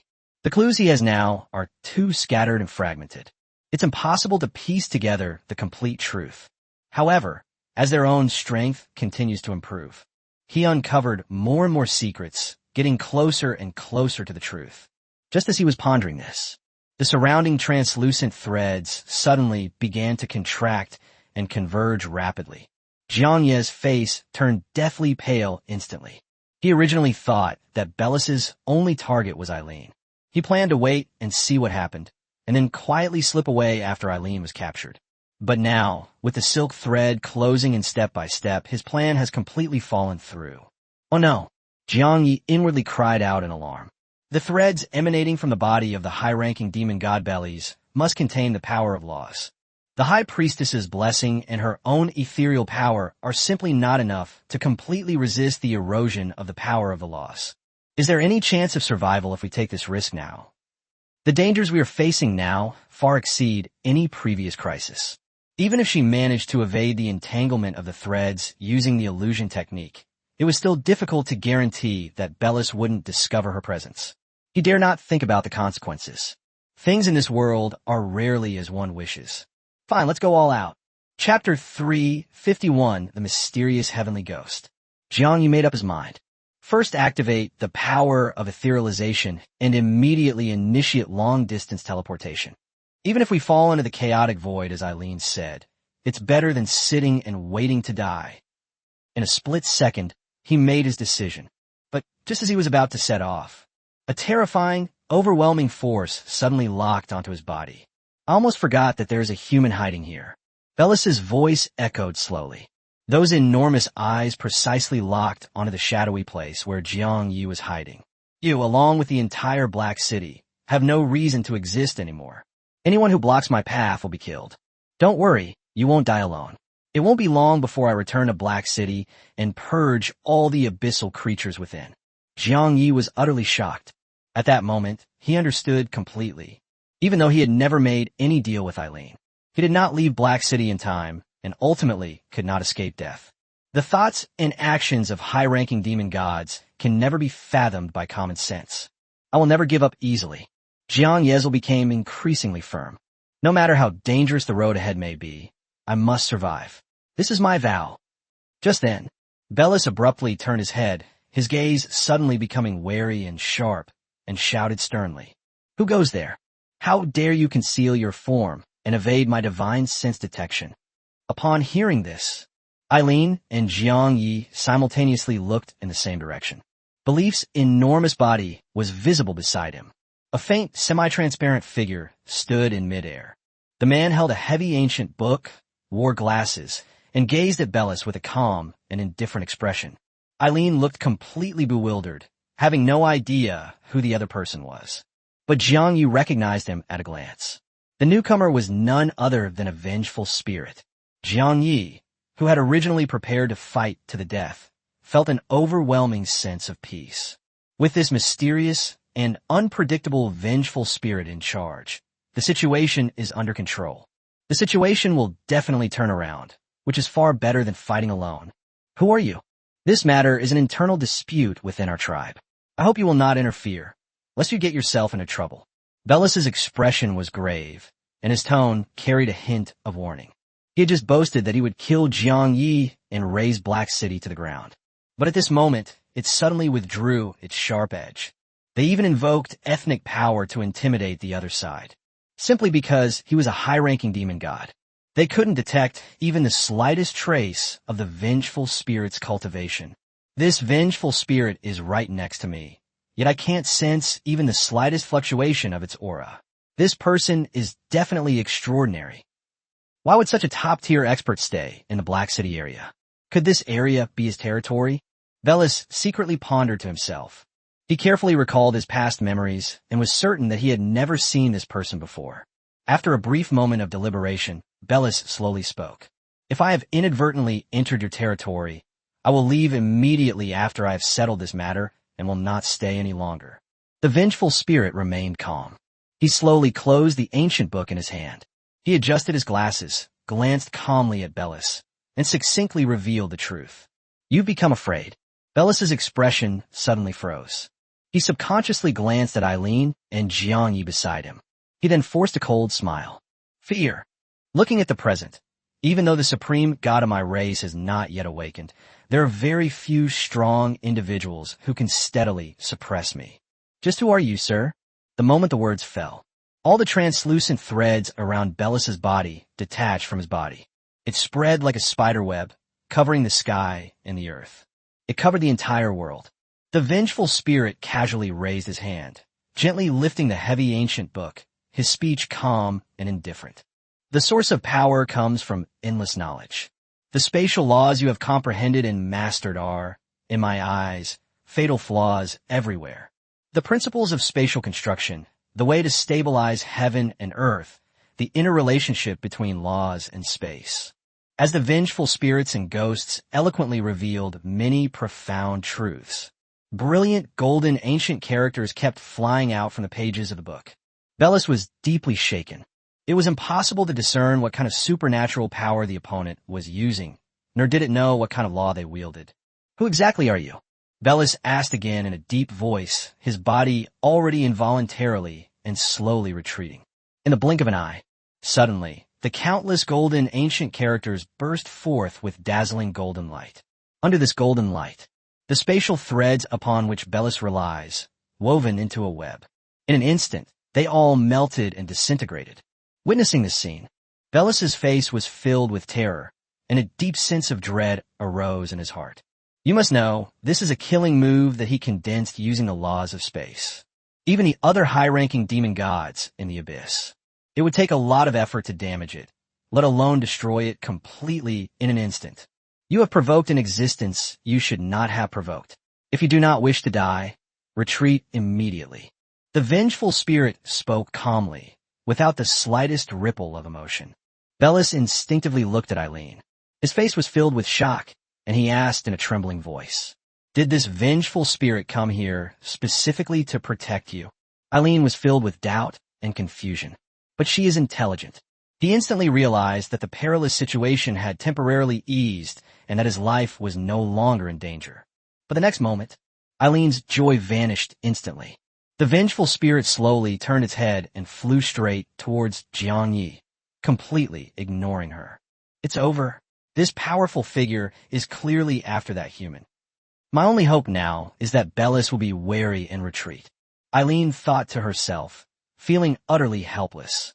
When I first met Jiangyi, she mistakenly believed that the other party was one of Bellis's subordinates, and even thought that his strength was too weak and insignificant. It was only at this moment that she suddenly realized the truth. This human is far more unfathomable than I imagined. On the other side, Bellis saw that the vengeful spirits and demons completely ignored Eileen. His gaze fell on Eileen once again. He tentatively released a wisp of silk thread, slowly approaching her. At the same time, he kept a close eye on the movements of the vengeful spirits and ghosts. Seeing that the other party had no intention of stopping him, he immediately breathed a sigh of relief. It seems this person really did come only for that human. Excellent, truly excellent. Luckily, I didn't kill that human right away, even though he was full of curiosity about Jiangyi and the true identities of the vengeful spirit Tiangui. But the most important thing right now is they captured Eileen and brought her back to their tribe. Once he obtains the clan's secret treasure, his entire plan can proceed smoothly without hindrance. At this moment, Eileen was filled with despair. She knew it perfectly well. If the vengeful spirits stand idly by, there will be absolutely no hope of escape. Jiangyi, please save me. As long as you are willing to lend a helping hand, I am willing to be at your beck and call, even if it means going through fire and water. Eileen shouted at the top of her lungs. They sped off towards Jiangyi with all their might. His eyes were filled with a final hope of survival. Jiangyi took a deep breath. Chapter 352, Acknowledging Jiangyi as Master. He turned to look at the vengeful spirit beside him. He knew it perfectly well. The current situation depends entirely on the person in front of us. Otherwise, even though he wanted to take advantage of this opportunity, it was ultimately wishful thinking to try and find out the whereabouts of the tribe's secret treasure from Eileen. I just didn't want to watch you die. The life and death of other people, or the creatures of the abyss, are none of my concern. The vengeful spirit spoke in a detached tone. He floated to Jiang Ye's side and said softly, "Let's head off and return to Black City together." Jiang Ye seeked helplessly. He was still unaware of the reason why the other party had helped him. They have no right to expect the other party to save Eileen. He could only watch helplessly as hope flickered in Eileen's eyes. Little by little, it turned into endless despair. "Come back with me quietly, Eileen. There's no point in resisting." Bellis's tone had returned to calm. In his view, as long as I don't lay a hand on that human, that way, you won't anger the mysterious and powerful vengeful spirit. He gave Jiang Yi a deep look. As a high-ranking demon god, all pretense in the world is exposed in his eyes. I've noted this human down. A sharp killing intent flashed in Bellis's eyes. Then it quietly disappeared. Capturing Eileen is the top priority right now. Everything else can be put on hold for now. Despite being in dire straits, Eileen forced herself to stay calm, and the thought of going all in took a turn for the better. Rather than be captured by Bellis, there's no chance of revenge in this lifetime, so I might as well fight to the death. This human possesses a mythical treasure, and even the mysterious powerhouse who could intimidate Bellis came specifically for him. I'll take a gamble, betting that he can rise rapidly, and betting that I can find a glimmer of hope. In an instant, a new light rekindled in Eileen's eyes. The silk threads binding her were about to touch her body. She didn't hesitate to unleash her ultimate trump card, blood escape technique. The words fell. Her body instantly shattered into countless thumb-sized red mosquitoes. The moment the mosquito appeared, all of them turned into a sky full of blood-red mist. Eileen's speed instantly surged to its maximum. His figure streaked across the sky like lightning, leaving behind a crimson afterimage. It rushed straight towards Jiang Yi without regard for anything else. The vengeful spirit frowned slightly. Turning his head to look at Eileen rushing towards him, he was already preparing to stop her. Right now, Jiang Yi suddenly spoke up to stop him. Wait, why not give her a chance? He didn't just act out of momentary pity and want to play the hero. What they were truly concerned about was the whereabouts of their clan's secret treasure. If Eileen is captured by Bellis, the treasure will surely fall into his hands. At that time, the power of this large race in the abyss will become even stronger. If they were to launch a large-scale invasion of the human realm in the future, it would inevitably cause endless chaos and create countless troubles. Jiang Yi really didn't want to miss this once-in-a-lifetime opportunity. They learned the exact location of the treasure from Eileen. Besides, there's another crucial reason. Just now, Bellis had already decided to kill him. If it weren't for the timely appearance of the vengeful spirit, he would have already been trapped in a deadly situation. This feud, he kept it in mind and could not swallow it easily. Saving Eileen will surely enrage Bellis completely. As for whether the other party would hold a grudge and seek revenge, Jiang Yi had no time to worry about it. As he continued his journey into the abyss, he intended to act as the demon of slaughter, Neos, without fear of provoking powerful enemies. The vengeful spirit turned to look at Jiang Yi and whispered, "I have made myself perfectly clear. I have never cared about Eileen's life or death except for you. Moreover, due to various reasons, I am not in a position to interfere too much in worldly disputes." Jiang Yi watched as Eileen rapidly approached. He knew in his heart that the other party must have already thought of a countermeasure. Sure enough, Eileen shouted loudly as she rushed over. "Give me a chance. I am willing to serve Jiang Yi as my master and enter into a master-servant contract." These words were spoken. The vengeful spirit's fingers, which were gripping the book, trembled slightly. Looking up at Bellis in the sky, he fell into deep thought. Bellis's expression changed drastically, and he shouted angrily, "Eileen, are you crazy?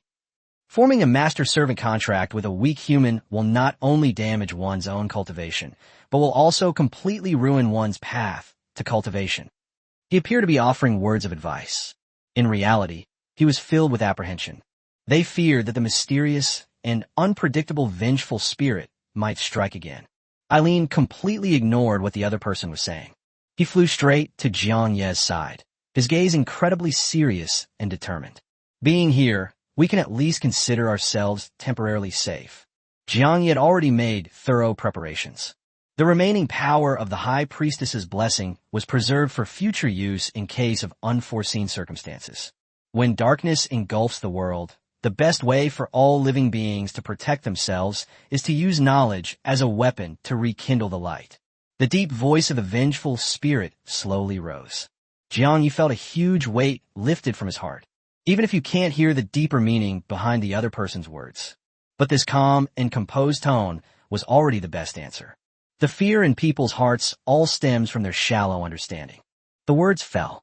A faint spark suddenly burst forth in the endless darkness. The sparks burned ever brighter. In an instant, it transformed into a raging inferno, sweeping across all directions. The boundless darkness around them completely faded away, and all things in heaven and earth returned to their original state. The vengeful spirit slowly raised its hand. The blazing flame that dispelled the darkness flew straight into his palm. Impossible. Absolutely impossible. I am a high-ranking demon god. How could you so easily dissolve the power of my domain? It's not that simple. You must still be in a deep slumber. Could you be the one from before? Bellas screamed, his words abruptly cut off. His eyes were wide open. His eyes were filled with extreme fear and disbelief. He stared intently at the vengeful spirit, his body frozen in place. You are not an ordinary vengeful spirit, nor are you a creature of the Abyss royal family. Your seniority and background far surpass those old guys on the Divine Mountain. I remember now. You are the one from before. Before Bellas could finish speaking, the ancient book in the hands of the vengeful spirit opened on its own. One after another, dazzling golden ancient characters appeared, their power awe-inspiring in all directions. Faced with such terrifying power, Bellas dared not linger any longer. Filled with fear, he turned and fled in panic. Never mind. Watching Bellas's hasty, retreating figure, the vengeful spirit gently closed the ancient book and sighed softly. One should not overstep the bounds in one's actions, otherwise the world order will surely be thrown into chaos. The countless golden ancient characters vanished without a trace. He then slowly floated to Jiang Yi's side and glanced indifferently at Eileen beside him. Eileen saw Bellas run away. The last vestige of hope in my heart vanished instantly. They felt the gaze of vengeful spirits and ghosts. She gritted her teeth and finally bowed solemnly to Jiang Yi. Grace Constantine of the Red Mosquito clan voluntarily enters into a master-servant contract with you. From this day forward, you will be my master. Chapter 353 Jiang Yi. The time left for us is running out. I swear to follow you in battle until the end of my life, never to betray you, until the end of my life, the annihilation of all things, or until my master voluntarily terminates the contract. A faint crimson light emanated from her body. It slowly flowed into Jiang Yi's body.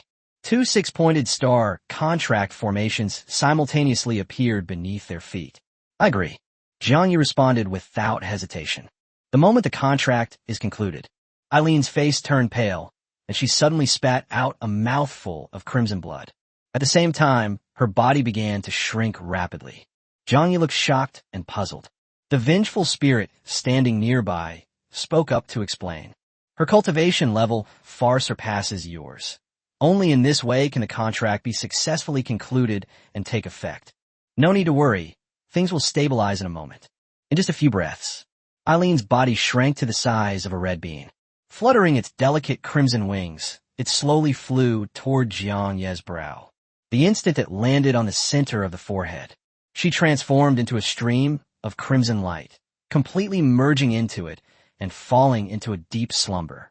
Establishing a master-servant contract with the mythical Red Mosquito, Irene Grace Constantine. Servant, Red Mosquito Irene Grace Constantine. Current grade, legendary. Formerly mythical, potential damage can be gradually repaired and restored. Current level, 40. Originally level 99, cultivation level damaged can be gradually repaired and restored. Status, nearly exhausted, in a state of dormancy and recuperation. Skill, can only be unlocked and viewed after the servant awakens. Jiang Yi read the system message. A hint of joy flashed in his eyes. Although Eileen's cultivation level has dropped significantly, its grade has dropped to legendary. Fortunately, there is always a chance to repair and restore everything. Once Eileen has fully recovered to her peak condition, he will have a top-tier level 99 servant. Such profound strength and foundation. Looking across the entire Great Yin Empire and even the entire human realm, they can be considered top-tier combat power. Of all the 99 level Grand Venerables Jiang Yi had ever seen, only Wen Daoqi was the only one. Even Meng Changtian, the war god with the top combat power in the Great Yin Empire, is far inferior to Wen Daoqi. Simply put, among the powerful figures of the Great Yin Empire whom Jiang Yi was familiar with, apart from Professor Zhong, no one can rival Irene at her peak. Once Eileen fully awakens and regains her strength, aside from being wary of Elder Zhong, I can run rampant within the Great Yin Empire. Jiang Yi secretly made his own plans. Ke Shoubong, Chu Tianxi, and all their enemies must be settled. A chilling, killing intent flashed in his eyes. He quickly composed himself and calmed his agitated emotions. The most important thing right now. They simply waited quietly for Eileen to awaken so they could find out the exact location of the clan's secret treasure. Prior to this, he must do everything in his power to improve his own strength. Otherwise, even if the location of the treasure is known, without sufficient strength to back it up, it would be difficult to successfully acquire it. Let's get going. It's time to return to Black City. The vengeful spirit looked up at the dark sky above the abyss and sighed softly. Jiang Yi looked at the vengeful spirit Tian Gui beside him. After hesitating for a moment, he cautiously asked, "Before Bellis fled in panic just now, it seemed that he knew your identity." The words were not yet finished. The ancient book in the hands of the vengeful spirit opened itself once more. Golden runes rapidly intertwined and converged, forming a spatial teleportation array. These secrets are not something you could discover or know at this stage. The vengeful spirit shook its head slightly, unwilling to say anything more. When you break through level 90, I will tell you the whole truth. Upon hearing this, Jiang Yi felt a strong sense of anticipation. Level 90, at his current rate of cultivation advancement, reaching this realm will not take too long. Certainly, all of this is based on the premise that the job change trial does not consume too much energy. The next moment, the spatial teleportation array suddenly activated, and the two figures vanished from their original spot in an instant.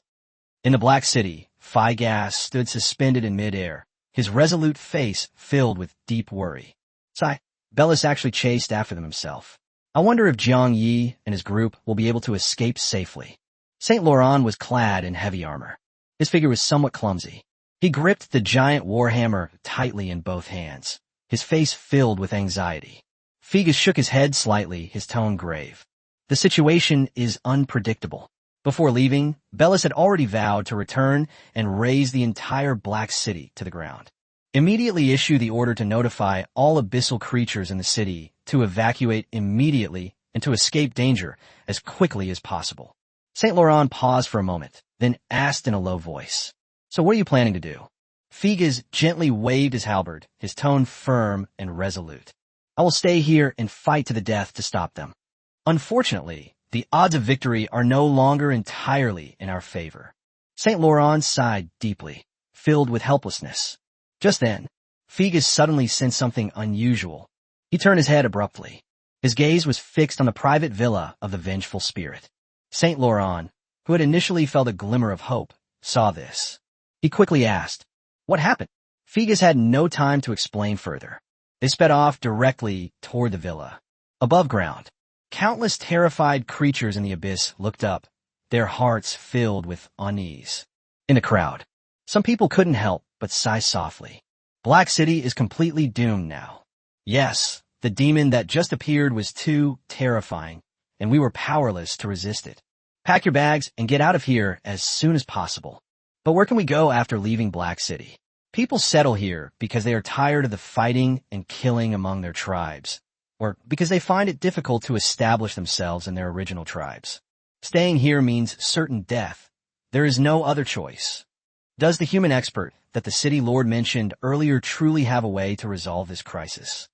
You really dare to have any hope? Such a terrifying demon god. What kind of strength could a mere human possibly possess to contend with it. But if he really has a trump card, then he is the savior of everyone in Black City. Even if we have to help him protect the human race, we will be willing to do so. The city was filled with fear and chaos. The area around the villa of the vengeful spirit remained quiet and peaceful. In a courtyard of the villa, Viangyis stood quietly. Watching the vengeful spirit slowly walk deeper into the villa, he asked softly, "Could you tell me the real reason why you have repeatedly helped me?" The vengeful spirit paused slightly in its advance. He then continued, walking deeper into the villa, and slowly began to answer. "I will only tell you the truth when you break through level 100 and face the tribulation of ascending to godhood." Jiangyi, we don't have much time left. Upon hearing this, Jiangyi frowned involuntarily. Along the way, he encountered many mysterious and top-tier experts. All of them used such obscure language. It was as if the world was about to face a catastrophe. Chapter 354 Intelligence at the Heart of the Abyss. They all prefer to speak in riddles. Viang seeked helplessly. Knowing a few clues, but not being able to know the whole truth is truly frustrating and unbearable. But he was helpless. Neither the remnant soul of the witch nor the vengeful spirit before them could answer the many questions in their hearts. "We are doing this for your own good. The world is full of secrets that are far more complex and dangerous than you can imagine." The vengeful spirit gave a faint instruction. Focus on doing your best on the present, and improving your own capabilities is the most important thing. The vengeful spirit stopped and turned back to give Jiang Yi a deep look. In that gaze, my heart is filled with expectations, memories, and confusion, a complex mix of emotions. Something's not right. Jiang Yi was startled and pondered to himself. Who exactly does the we he refers to refer to? He secretly speculated in his heart. The we mentioned here. Could it be that vengeful spirits and the remnant soul of a witch have joined forces? Or perhaps there are other unknown and mysterious entities lurking behind it all? Jiang Yi pondered for a long time. Still no clue. By the time they came to their senses, the vengeful spirit had completely vanished. The other party was clearly unwilling to linger any longer and had no intention of continuing to answer his questions.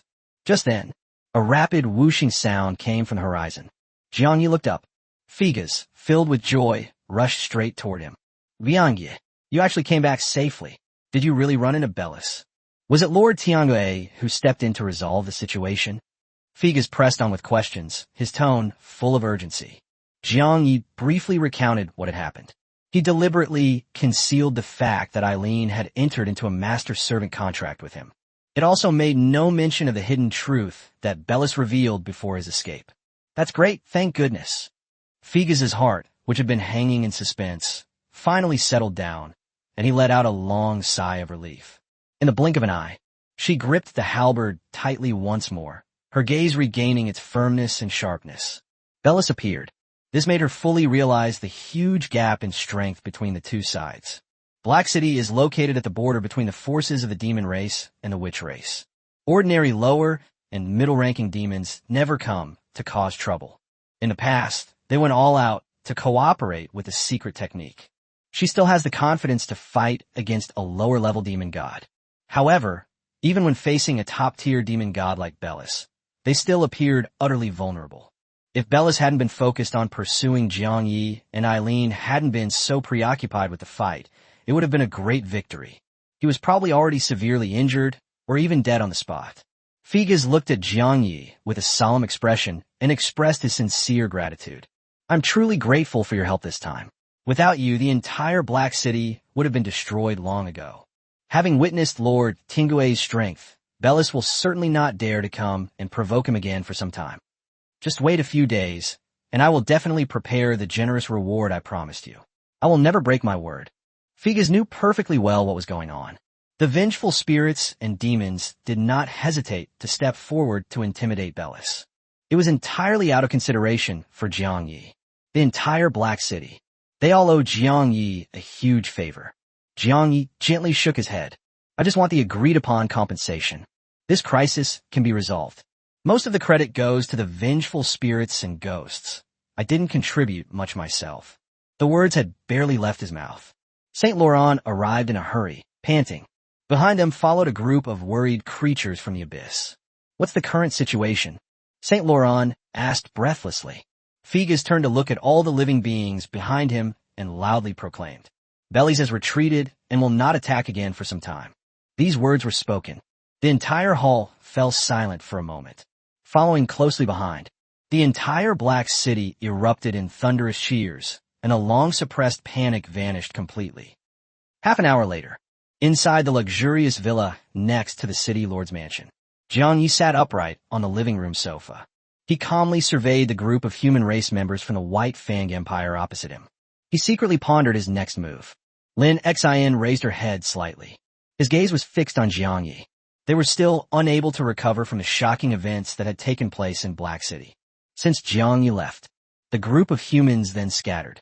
They infiltrated various factions within Black City to secretly gather intelligence. Lin Xin originally thought that Jiang Yi would not return for a long time. He had already compiled all the intelligence he had gathered and planned to report it all to demonstrate his abilities. I never expected them to return so quickly. It also averted the impending annihilation crisis that was sweeping through Black City. It seems that my choice back then was absolutely right. Lin Xin secretly strengthened her resolve. To exact revenge on the demons, one must possess overwhelming strength. By following Lord Jiang Yi, it won't be long before I can personally kill my enemies and avenge my humiliation. She subconsciously raised her hand to gently touch the scar on her cheek. She left this scar intentionally. Constantly remind yourself to remember the deep-seated hatred. The rest of you should continue with your duties and tasks. Lin Xin, please stay behind. Jiang Yi calmly gave the order. Everyone in the living room bowed and withdrew. After everyone had left, Jiang Yi remained silent for a moment before slowly speaking. You've done a great job these past few days. Lin Xin looked puzzled. He himself has not yet reported the intelligence he has collected. Viang, yesimilet faintly. I have already seen how you dealt with that fat demon. Now, the only thing he looks at you with is fear and respect. He changed the subject, his expression becoming serious.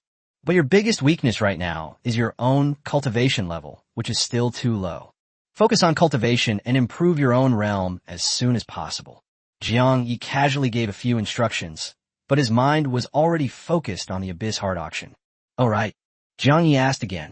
When you were gathering intelligence, did you hear any news about the Abyss Heart Peak, the Rat People, the Sunrise Trading Company, or even second-tier cultivation scrolls?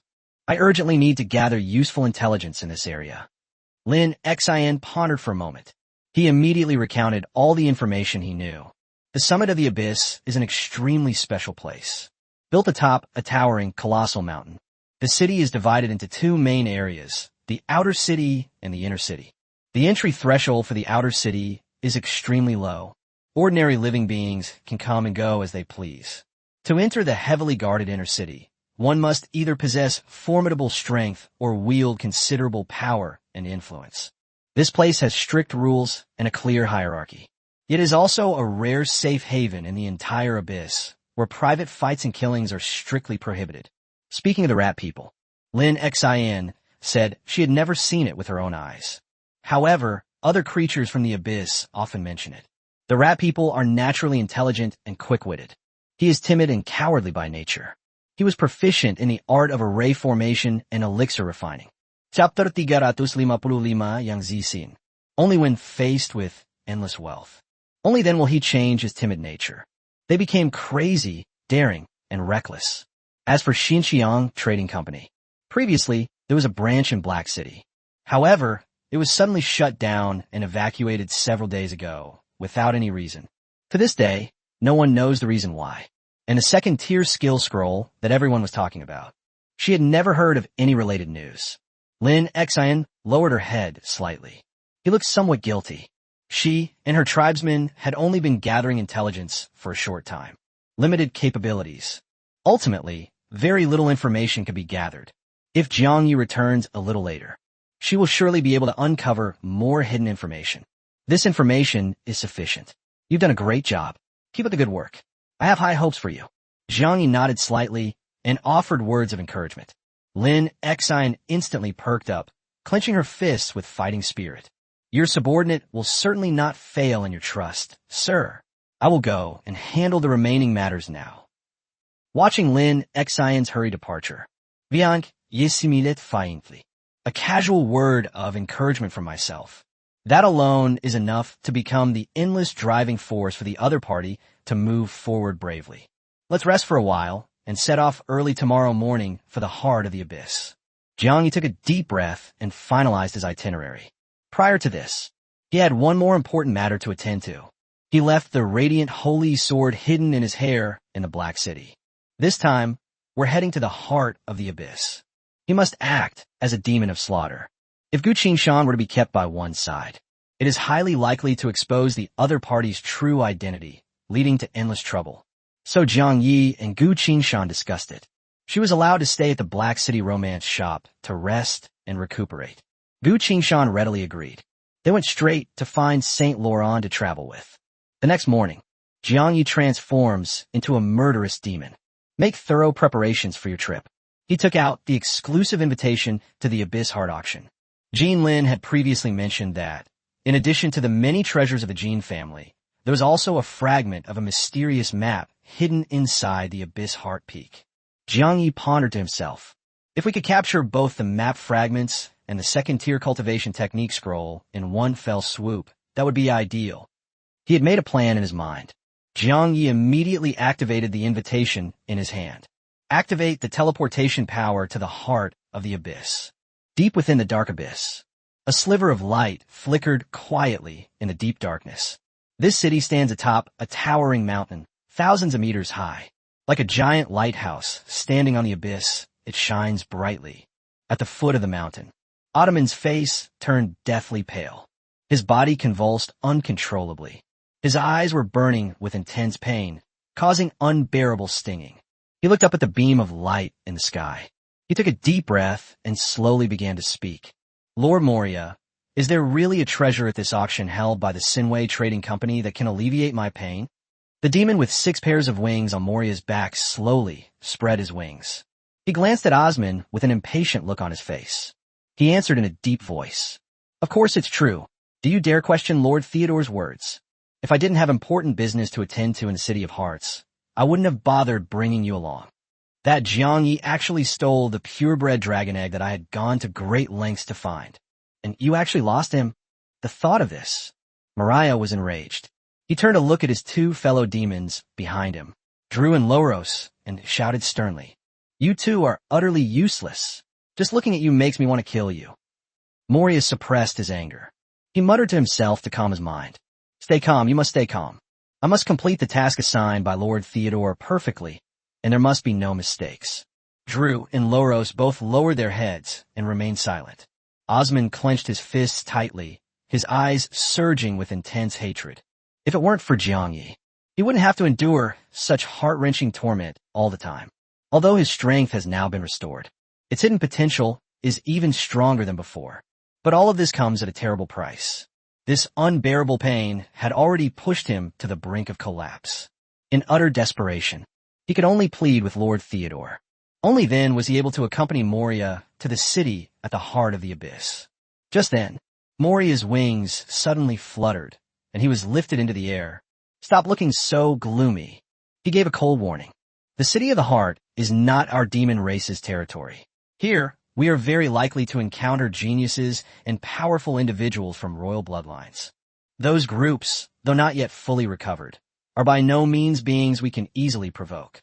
The words fell. Moria led Osman and his party into the sky and sped away. At the same time, inside the inner city of the city at the heart of the abyss, in the main hall of the Waves Auction House, the entire hall is made of pure gold. Several succubi, fox spirits, and a few scantily clad human women nervously look toward the left side of the hall. A gilded lamp casts a warm glow over there. Another distinguished guest with an invitation has arrived. I wonder if the visitor is a powerful demon or a member of the priestess clan? A succubus casually tugged at her collar and whispered lazily. The abyss fox demon beside him gently stroked its fluffy tail, its behavior frivolous. Who can say for sure? The auction is about to start in a little over an hour. If we're lucky, we might get to serve a big shot who's willing to spend a lot of money. She glanced disdainfully at the human woman beside her who wore a black collar around her neck. His face was full of sarcasm. You should be standing at the door, welcoming those uninvited, lower-class customers. Instead, You've come here to steal my customers. Oomph. If you hadn't been lucky enough to get involved with Xinjiang Trading Company, you would have been someone else's meal by now. Yang Zixin took a deep breath. He looked down at his thin, revealing clothes. Full of hesitation. She was originally a genius who accidentally stumbled into the abyss. He was fortunate enough to escape being killed after encountering the ferocious demons. Instead, they were abducted to the city of the heart and enslaved. The words of the business manager kept echoing in her ears. If they fail to produce results, they will become the waiter's dinner. She bit her lip tightly. She straightened her clothes, imitating the mannerisms of a succubus and a fox spirit. However, their own conditions are limited. Lacking both a voluptuous figure and a fluffy, eerie tail, it ultimately fell out of place. Get to the back. The succubus's expression darkened, and she shouted angrily. Yang Zixin pretended not to hear and strode towards the gilded lantern with his long legs. You've grown quite bold, daring to disregard my orders? The succubus's face turned fierce. A slight tremor of the wrist. A long whip covered with sharp barbs appeared in his hand in an instant. The instant I saw the long whip, Yang Zixin trembled. Filled with fear, she gritted her teeth and continued walking forward. The more conspicuous it is. Chapter 356 Assur. The more likely they are to be noticed by distinguished guests who have invitations. As long as the distinguished guest is generous, she can survive for a few more days. 1 month ago, he thought to himself that the merchant guild also had 13 human women serving as waitresses. Now she's the only one left alive. In order to cater to the special preferences of some customers, the merchant guild continued to breed new human slaves. It won't be long. The newly arrived women would also perish in despair. The company thought that it never only sold rare and exotic treasures. It also offers all kinds of extravagant services. As long as the customers are satisfied, they are willing to spend lavishly. The merchants would then obey unconditionally. We have distinguished guests. The fox demon quickly spoke up to remind him. The succubus immediately put away her whip and put on a charming smile. When you see someone walk out of the teleportation array, when a murderous demon stands tall and imposing, her smile grew even wider. Distinguished guest, welcome to Xinjiang Trading Company. All the servants in the main hall bowed in unison. Jiang Yi paused slightly as he stepped out of the teleportation array. The scene before him felt somewhat familiar. This is the way we treat our guests. It's just like those large chambers of commerce and high-end venues in the human world. He wondered to himself, could these alien races be imitating humans? Soon, he then noticed a group of beautifully dressed alien demonesses in front of him. And standing at the very front is Yang Zixin, a human woman. At the same time, Jiang Yi keenly sensed the sudden change in the succubus's attitude when the other party's gaze swept over the ordinary low-level equipment he was wearing. Her bright and cheerful smile froze instantly, and her expression turned cold and stiff. Before coming here, Jiang Yi deliberately changed into a set of ordinary clothes. Entering the abyss of the city of the heart alone, keeping a low profile is the best course of action. Just then, the teleportation array behind Jiang Yi lit up again. All the waiters looked away from Jiang Yi. A powerful pigman, over 3 meters tall and with a bulky, burly build, walked slowly with heavy steps. It kept making loud, gruff groans. His gaze was fixed intently on Yang Zixin. Drooling involuntarily dripped from the corners of his mouth, and his language was extremely vulgar. This human woman is slender and has firm flesh. She must taste extremely delicious. Where's the manager? Come out at once. I want this human woman to serve me personally. The words had barely left his mouth. The Ratman leader, who was only about 1 meter tall, hurried over. His gaze kept sweeping over the items on the pigmen's bodies. Lord Peter, it's been a long time. I didn't expect you to come to this auction. Peter, the Lord of the Abyss, spoke with an arrogant expression. No need for formalities. I want this human woman to serve me. Just like last time, I won't take her life. At most, I'll just injure her a little. Humans are inherently lowly slaves. As long as they don't die, it's no big deal. With your wealth, even if you accidentally hurt her, you can use some treasures to settle the legal responsibility of the City of Hearts. The Ratman leader chimed in with a grin. I overheard their conversation. Yang Zixin was trembling violently. His face was as pale as paper. His legs went weak, and he staggered backward, pleading in terror. Manager Yasser, I still have value. Please give me another chance. I'm sure I can bring in substantial profits for the trading company.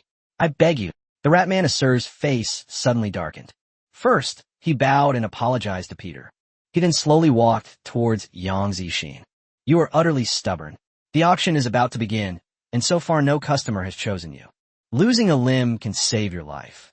And since Lord Peter is so generous, serving him will allow you to live a little longer. Remember your place. You are nothing but a lowly human slave with no right to refuse. That's all. Yasser suddenly grabbed Yang Zixin's arm and forcibly dragged her in front of Peter. I love seeing you humans panic and fear. It's so exhilarating. Peter licked his lips and grinned maliciously. Yang Zixin struggled desperately. Yasser immediately took out the black controller in his hand and pressed it lightly. A powerful electric current instantly surged from the slave collar around Yang Zixin's neck.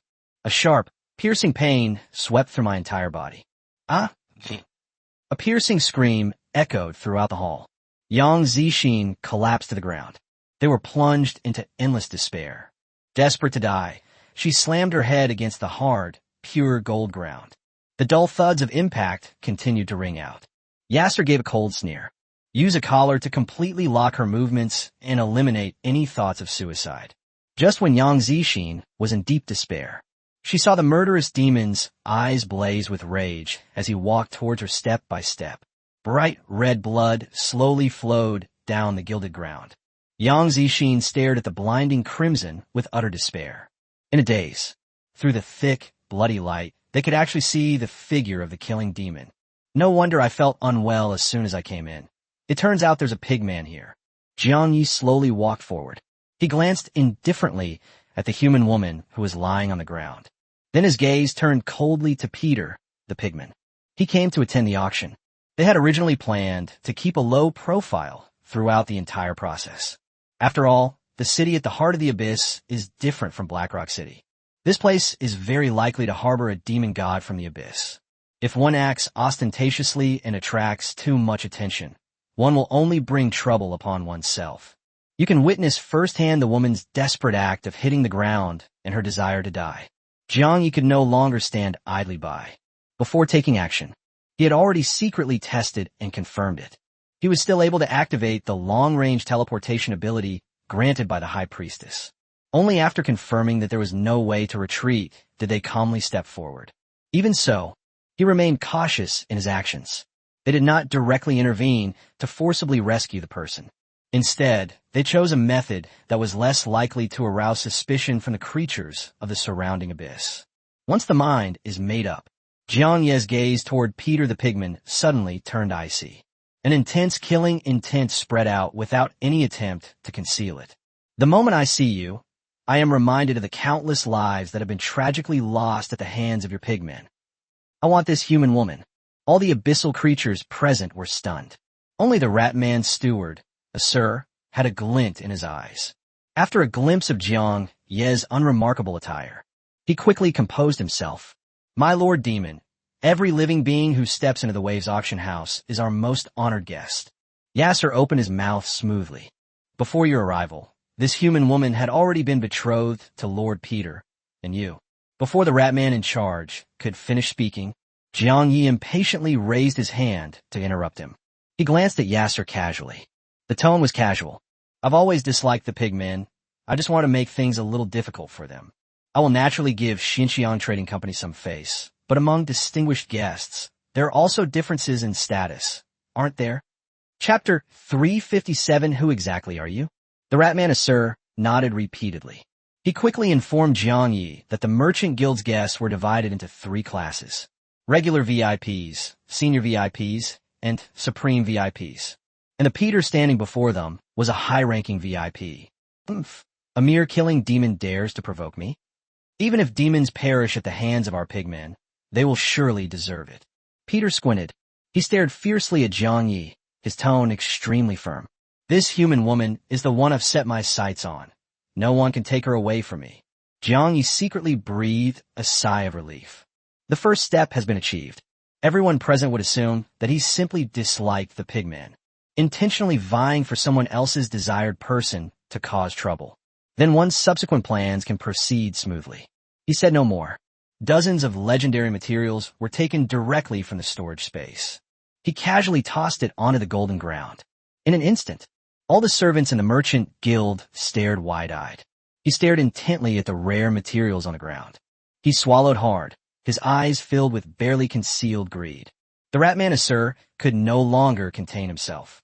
He quickly took 2 steps forward. His gaze was fixed on the materials, filled with envy.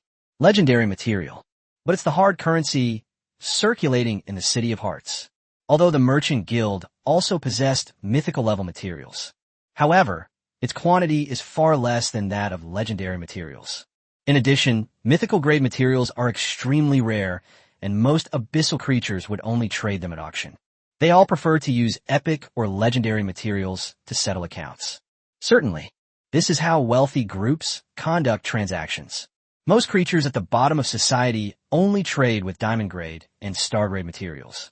Yasser took a deep breath. Reluctantly, I looked away. He bowed deeply to Jiang Yi. He said respectfully, "It is true that you are wealthy, but with only these materials." Before he could finish speaking, Jiang Yi impatiently took out several more mythical-grade materials and said, "I had planned to make a lot of purchases here, but now it seems that the service provided by the trading company is nothing special. Fine, I'll try my luck with other trading companies. Maybe I can find what I want faster. That's all." Jiang Yi sighed softly. He retrieved all the legendary materials on the ground and the mythical materials in his hands into his storage space. He made a move to turn and leave. Yasser's pupilles soudainement contracted. I was completely panicked. They watched helplessly as such a precious treasure was taken back. I felt heartbroken, as if I had suffered a severe injury. "My lord, please wait. My lord, please wait." The rat man, with its short legs, rushed swiftly to Jiang Yi's front. His face was plastered with a fawning smile. He quickly offered an explanation. "It was my oversight. Our business has always respected every wealthy and distinguished guest. Please wait a moment. I will arrange a top-class private room for you, and then have Yang Zixin come to serve you personally." Jiang Yi stopped in his tracks. He glanced at Peter, whose face was ashen, with a hint of mockery. "All right, hurry up. If I stay with this pig man any longer, I'm afraid I'll really lose my temper." Peter was so angry that his face turned red, his fists clenched, and he roared through gritted teeth. "Yes, sir. You have to give me an explanation. I was the one who took a liking to this woman first. How could you change your mind at the last minute?" Yasser's eyes darted around rapidly. He quickly moved closer to Peter and whispered words of comfort. "My lord, please calm down. Since that demon has taken the person you have your eye on, why don't you choose someone else and select a succubus to serve you? Wouldn't it be more satisfying to vent your anger on your own kind? However, the succubi are all official servants of the Merchant Guild, not slaves. I hope you will exercise some restraint, sir. But don't worry, when you come next time, you can choose any of our trained human slaves you like." Peter suppressed his anger. He nodded stiffly. She glared fiercely at Jiang Yi. He casually pointed to a seductive succubus. "It's you. Soon I'll show you what the wrath of the pigmen is all about." The succubus's face turned deathly pale instantly. I never expected a conflict between 2 powerful individuals. In the end, he was unwittingly implicated. Peter thought Jiang Yi would be angry about this. But we waited for a long time. There was no reaction from the other party.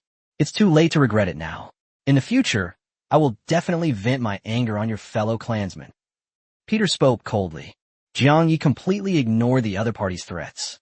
He turned to look at Yang Zixin, who was still immersed in despair. He said calmly, "Let's go, the auction is about to begin." A moment later, Jiang Yi held the controller of the slave collar in his hand. He led Yang Zixin into a private and elegant VIP room. The private room was fairly tidy. However, compared to the private auction rooms of the Human Merchant Guild, it still looks rather rudimentary. "Sir, please look at this. It lists the treasures that will be featured in this auction, but it is not the entire collection." Yang Zixin spoke in a low voice, his body trembling slightly from time to time. "You can also search for specific items you want here. Ever since I put on this slave collar." She then completely lost the right to face death. Even suicide has become a luxury. An endless despair swept over me. She gazed at the murderous demon before her, thinking to herself, if you deliberately provoke the other party, perhaps the other party could end his life in a fit of anger, thus freeing him from endless torment and humiliation.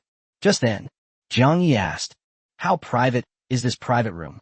Yang Zixin subconsciously thought that the other party was going to humiliate him. He took a step back in fear. Upon seeing the black controller in the other person's hand, he quickly answered, "Rest assured, all VIP rooms are completely isolated from the outside world. No one can enter without your permission. However, if any unforeseen circumstances arise, the business still has the means to force its way in." After saying this, Yang Zixin closed his eyes and waited for misfortune to strike.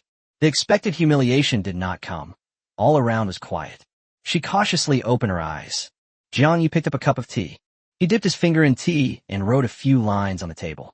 "This is my first time here. Can you tell me about the auction process and the rules I need to be aware of?" Jiang Yi winked gently at her. Yang Zixin was slightly taken aback. He walked forward slowly. My gaze fell on the handwriting on the table. Great Yin Empire, Qin Lu Pang, White Fang Empire, Si Tianxian. The moment the handwriting became clear, she froze on the spot, her eyes wide with shock. How could this abyssal demon know so much about the human realm? Wrong. Why is he acting so cautiously? Could it be that the other party came here to secretly rescue him? A glimmer of hope quietly sprouted in Yang Zixin's heart. She took a deep breath. She bit her lower lip. She boldly sat in Jiang Ye's lap. She wrapped her arms around his neck. He brought his cheek closer and whispered, "Who exactly are you?" Chapter 358, Please Kill Me. She longed to escape this hell on Earth day and night. Even today, for the first time, they truly felt a glimmer of hope for rescue. Thump, thump, thump. A rapid knocking sounded suddenly. The voice of the rat man Yasser came from outside the door. "Greetings, sir. I am so sorry to bother you. There are a few things I need to confirm with you before the auction officially begins." Yang Zixin was nestled in Jiang Ye's arms. Hearing the sound, I held my breath instantly. He nervously turned to look at the door. Jiang Yi remained calm. He raised his hand and gently embraced her slender waist. He whispered his instructions. "Don't panic, just be natural. That's all." He called out to the door, feigning impatience. "What is it? Can't you see I'm busy?" Soon, the respectful voice of the rat man Yasser came from outside the door. "I'm truly sorry, sir. I was so careless that I forgot to ask your name.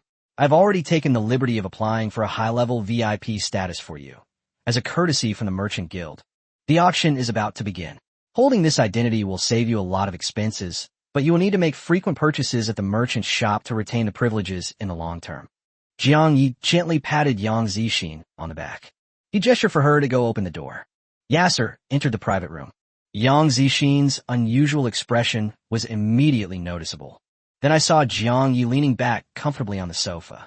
The way his gaze fell on the woman beside him, he immediately understood. "I dare not disturb you any further."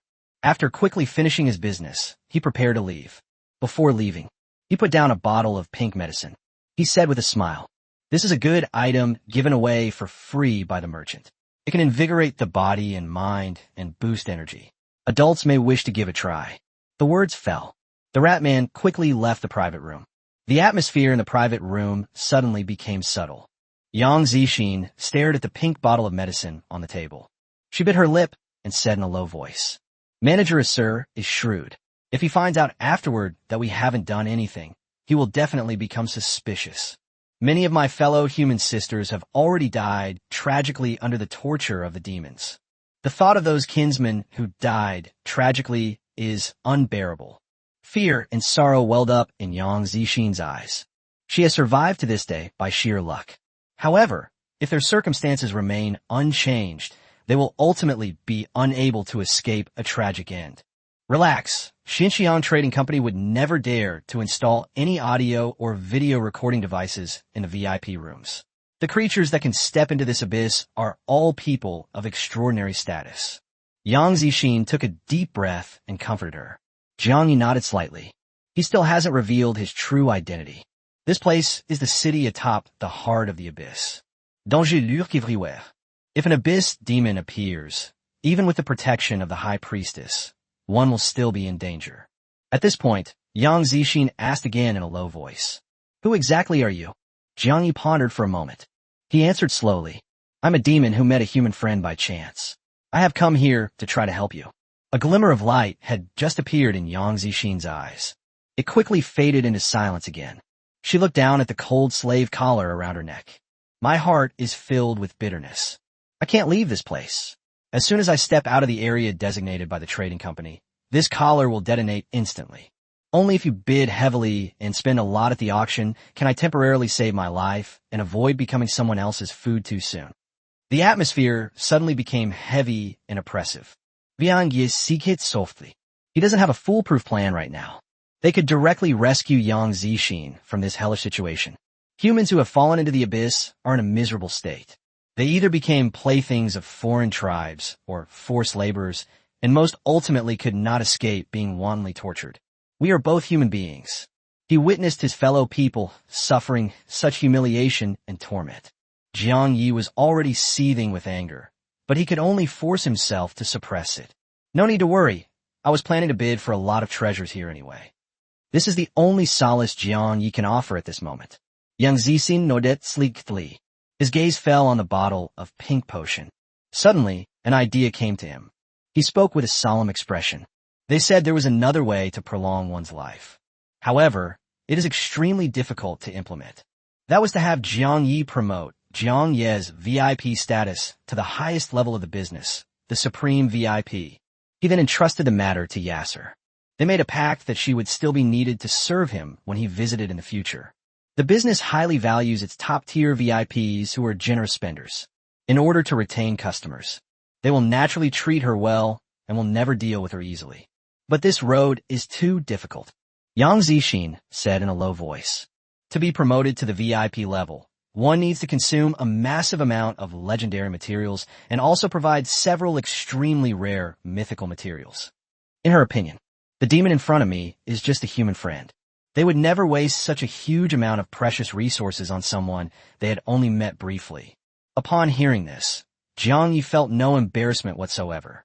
He came here with the intention of bidding for the second-tier job advancement scroll. A large number of rare materials need to be prepared. These expenses were insignificant to him. Just as Jiang Yi was about to agree, Yang Zixin suddenly raised his head. With a dim gaze, he asked softly, "Can you kill me?" Jiang Yi was stunned, his face full of astonishment. I was bound by a collar, so I couldn't even commit suicide. Yang Zixin's voice trembled, filled with despair. Only by dying at your hands can I find true release. I know a major secret that I can use as a reward for you. She lowered her head, her tone humble. What secret? Jiang Yi couldn't help but ask.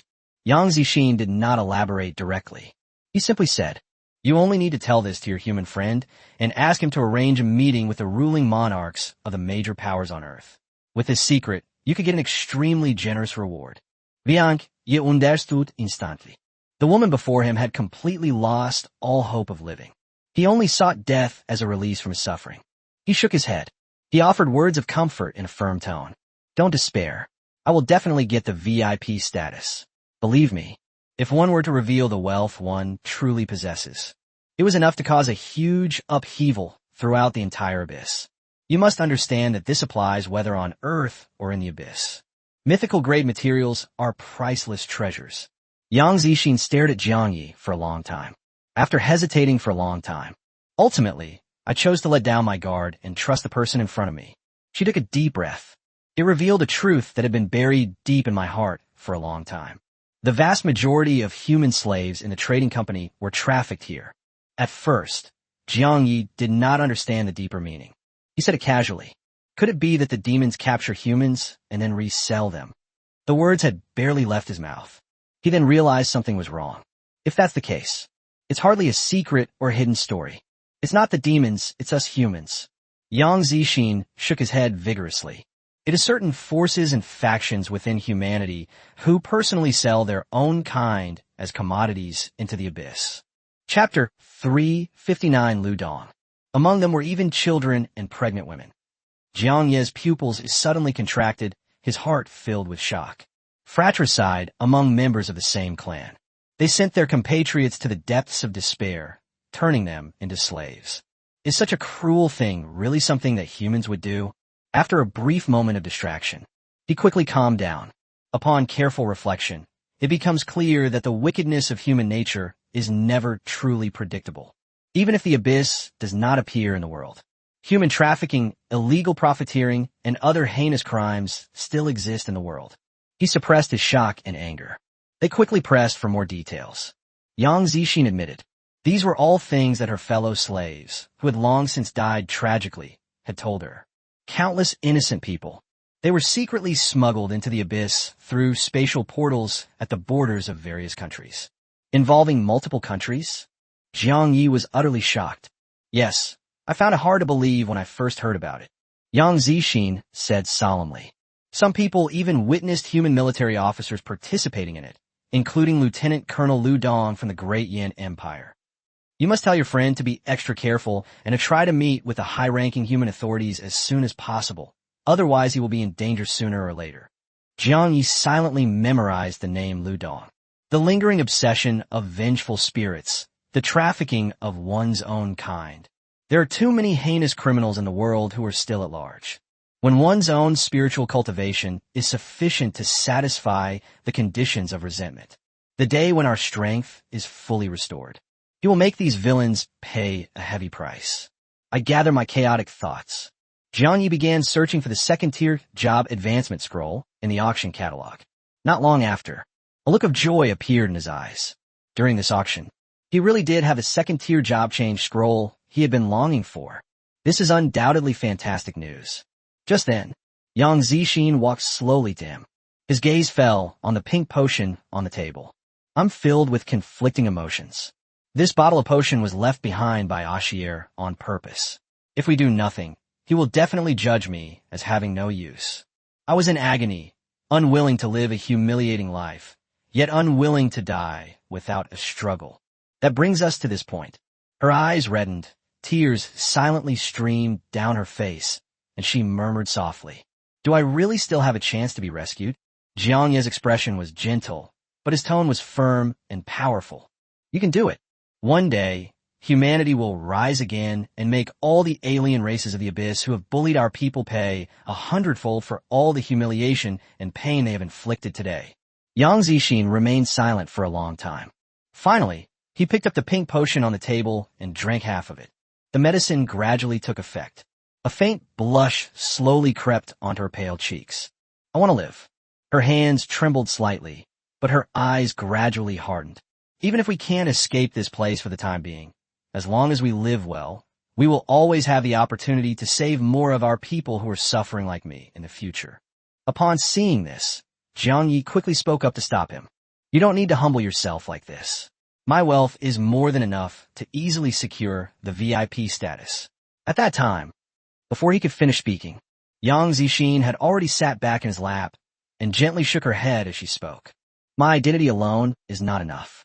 I want to completely change my situation and have a place in the business. Only when the manager believes that I am of great importance to you can I truly feel at ease. Please help me just this once more. Her eyes were filled with tears, and she pleaded desperately. After saying that, she slowly got up from Jiang Yi's embrace and knelt down. Jiang Yi watched as Yang Zixin reached out to undo his belt and sighed helplessly. This way of interacting made him feel very awkward.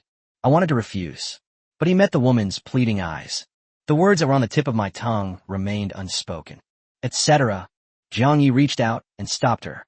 Why can't I just use the supplies to ransom you and take you away? Yang Zixin shook his head deeply, his tone full of helplessness. The Xinjiang Trading Company has a strict rule that its slaves are absolutely not allowed to be traded outside the company. There are many other human women like me in the guild who are being deliberately trained. Before long, their situation will only be more miserable than mine. Since I cannot escape this place for the time being, I only want to try my best to improve my status so that I can find an opportunity to protect my poor companions in the future. Her emotions were in turmoil. His breathing gradually became rapid. The potion has already taken effect, and we have no other way out now. With tears in his eyes, Yang Zixin murmured softly. Just then, Jiang Yi suddenly grasped her hand. Extend one finger. He gently wrote words in her palm. Yang Zixin focused intently on the experience. The moment the content was clearly seen, his eyes widened suddenly, his face filled with shock. She hurriedly covered her mouth before she could finish speaking. He swallowed back his exclamation. A moment later, she slowly lowered her hand. A sorrowful smile spread across his face. This is the luckiest thing that has ever happened to me since I became a slave. Her smile was poignant and moving, evoking deep pity in everyone. Yang Zixin had already made all the necessary mental preparations. I had already resigned myself to my fate. She received various forms of training from a business from a young age, but he had never truly experienced such a scene before, and his heart was filled with unease. Jiang Yi gazed at her flushed cheeks, his mind churning with thoughts. Just as the atmosphere was becoming increasingly delicate, the specially designed window in the private room slowly and automatically opened. Jiang Yi immediately stopped what he was doing and turned to look. Yang Zixin immediately came to his senses and quickly began to explain. Don't panic. This window has been specially made. We can see clearly outside, but people outside can't see anything happening inside the private room. The auction is about to officially begin. The words fell. The auction house host's calm and resonant voice came from downstairs. The grand auction of Xinjiang Trading Company has officially commenced. The host loudly announced that this auction had gathered countless rare and precious treasures. Among them are several legendary divine weapons and armor. The highlight of the entire auction. It is an extremely rare treasure, far exceeding the value of legendary artifacts. Outside the window, the noise of people was deafening, and the atmosphere at the auction was becoming increasingly heated. The two calmed down and regained their composure. They nestled by the window, quietly observing what was happening inside. Yang Zixin was immersed in a rare sense of peace. I am filled with emotion. This is the first time she has stepped into the abyss. The most comfortable and carefree day I've ever had. Jiang Yi gently comforted the woman beside him. The two nestled together, keeping each other company. Quietly await the appearance of your desired treasure. Not long after, Jiang Yi had been keeping a close eye on what was happening at the venue. His gaze suddenly sharpened. A chilling, murderous intent flashed across his eyes. What's wrong? Yang Zixin noticed that his expression was strange and quickly turned around to ask. Jiang Yi gently shook his head. It's nothing. I just saw a few familiar faces. He never expected this. To my surprise, I ran into Osman Drew and Loros here. The scene of narrowly escaping from those three mythical demon geniuses is still vivid in my mind. Chapter 360, The Chain of Pain Transfer. They were sitting in the auction hall, their eyes fixed on the auctioneer on the stage. Lord Osman, Drew couldn't help but ask, as the pride of the demon race, why are we only allowed to sit in the main hall and not in our private rooms? Loros also frowned. My heart was filled with resentment and awkwardness. Osman's face turned pale, and he said in a low voice, Lord Theodore did not bestow upon me many legendary materials, and all the VIP rooms are already full, so we can only make do with one place for now. He came here specifically to attend this auction, all for the sake of acquiring a treasure that could alleviate his excruciating pain. We are short of supplies. He could only sit in the lobby with two subordinates to save money. This is the only solution at the moment. Before heading to the front lines, he had received the information. As long as enough achievements are made, then you will receive generous rewards from the Demon Duke and the Demon God. But all of this vanished completely because of Jiang Yi. He not only missed out on all the rewards, he was severely injured and mentally and physically. I think of Jiang Yi. Ottoman clenched his fists tightly. His heart was filled with overwhelming hatred. He gritted his teeth and muttered to himself, Jiang Yi, the next time we meet will be your death day. Inside the private room, Jiang Yi sensed the other person's hatred. A chilling, killing intent surged within him as well. There are 3 demon geniuses in total. Jiang Yi secretly made his own plans. If I can kill them all, I can complete the mission of Killer of All Races too. Genius Nightmare much faster. Now he wields the legendary treasure, the Abyss Flame Magic Staff. This combat power far surpasses that of ordinary human geniuses. But that still wasn't enough to put his mind at ease. In his eyes, those powerful individuals who completed their second job advancement at level 70 or even 80. They're the real adversaries that deserve our serious attention. As long as the Genius Nightmare mission is successfully completed, he can obtain valuable resurrection items. You can also obtain a mythical level staff. That's why he had already made his plans. I plan to wait until the auction ends. Find a suitable opportunity outside Heart Peak City to ambush Osman and his party. if the plan goes smoothly, his journey into the abyss. Then one can reap immeasurable and enormous opportunities. He kept an eye on the movements of the people in the hall. They waited quietly for the auction to proceed. Soon, the first item to be auctioned is an epic-level piece of equipment. Jiang Yi had absolutely no interest in this. His primary goal for this trip was to find the second-tier job change scroll. After a tender moment, Yang Zixin was physically and mentally exhausted. They had already reached their physical limits. She nestled in Jiang Ye's arms, panting heavily. If he hadn't been there to support her, she would have almost collapsed to the ground. After a short rest to calm their nerves, Yang Zixin quickly fell into a deep sleep. Since becoming a slave, she had never slept so soundly and peacefully. She leaned against Jiang Ye's chest. She finally felt a long-lost sense of security. He looked at the woman sleeping peacefully in his arms. Jiang Yi sighed silently to himself. Over time, he was no longer willing to watch Yang Zixin continue to suffer in this place. He thought to himself, the rat people have always been greedy and profit-hungry. As long as you offer sufficiently generous terms, there may still be a chance to completely redeem Yang Zixin. Take her away from this cage. However, it is by no means easy to escape unscathed with the people. He entered Heart Peak City with an invitation. It is still unclear how far this place is from Blackrock City. In addition, their own stay time is limited. Soon they will return to Earth and head to the Great Wall defense line. Jiang Yi gently stood up. They carefully brought out blankets and covered Yang Zixin with them. I will not disturb her rest any longer. He walked alone to the window and focused intently on examining each of the auction treasures. Hopefully, I can find more practical and useful items from it. Just then, his gaze sharpened. Ottoman slowly raised his bidding paddle in the hall. Make a loud bid. 2 legendary materials. Jiang Yi then looked at the items up for auction on the stage. It turned out to be a legendary artifact called the Chain of Pain Transference. The purpose of this treasure, it is to transfer some of the pain one suffers to other living beings. Jiang Yi was filled with doubt. He pondered to himself, why do the Ottomans so desperately need this treasure? On second thought, since the other party is determined to win, then I took the opportunity to compete with them. Without the slightest hesitation, he immediately used the audio transmission device in the private room to quote an even higher price. Room number 13 has made a bid for 5 legendary grade materials. The Ratman auctioneer's eyes lit up. He immediately shouted it out loud. Osman's face instantly turned extremely ugly. This treasure was of utmost importance to him. This item is completely unnecessary for beings other than ordinary demons. He had never imagined that anyone would compete with him for it. In his view, the other party offered 5 sets of materials. At most, I'm only slightly interested. Thinking about this, he immediately raised the price.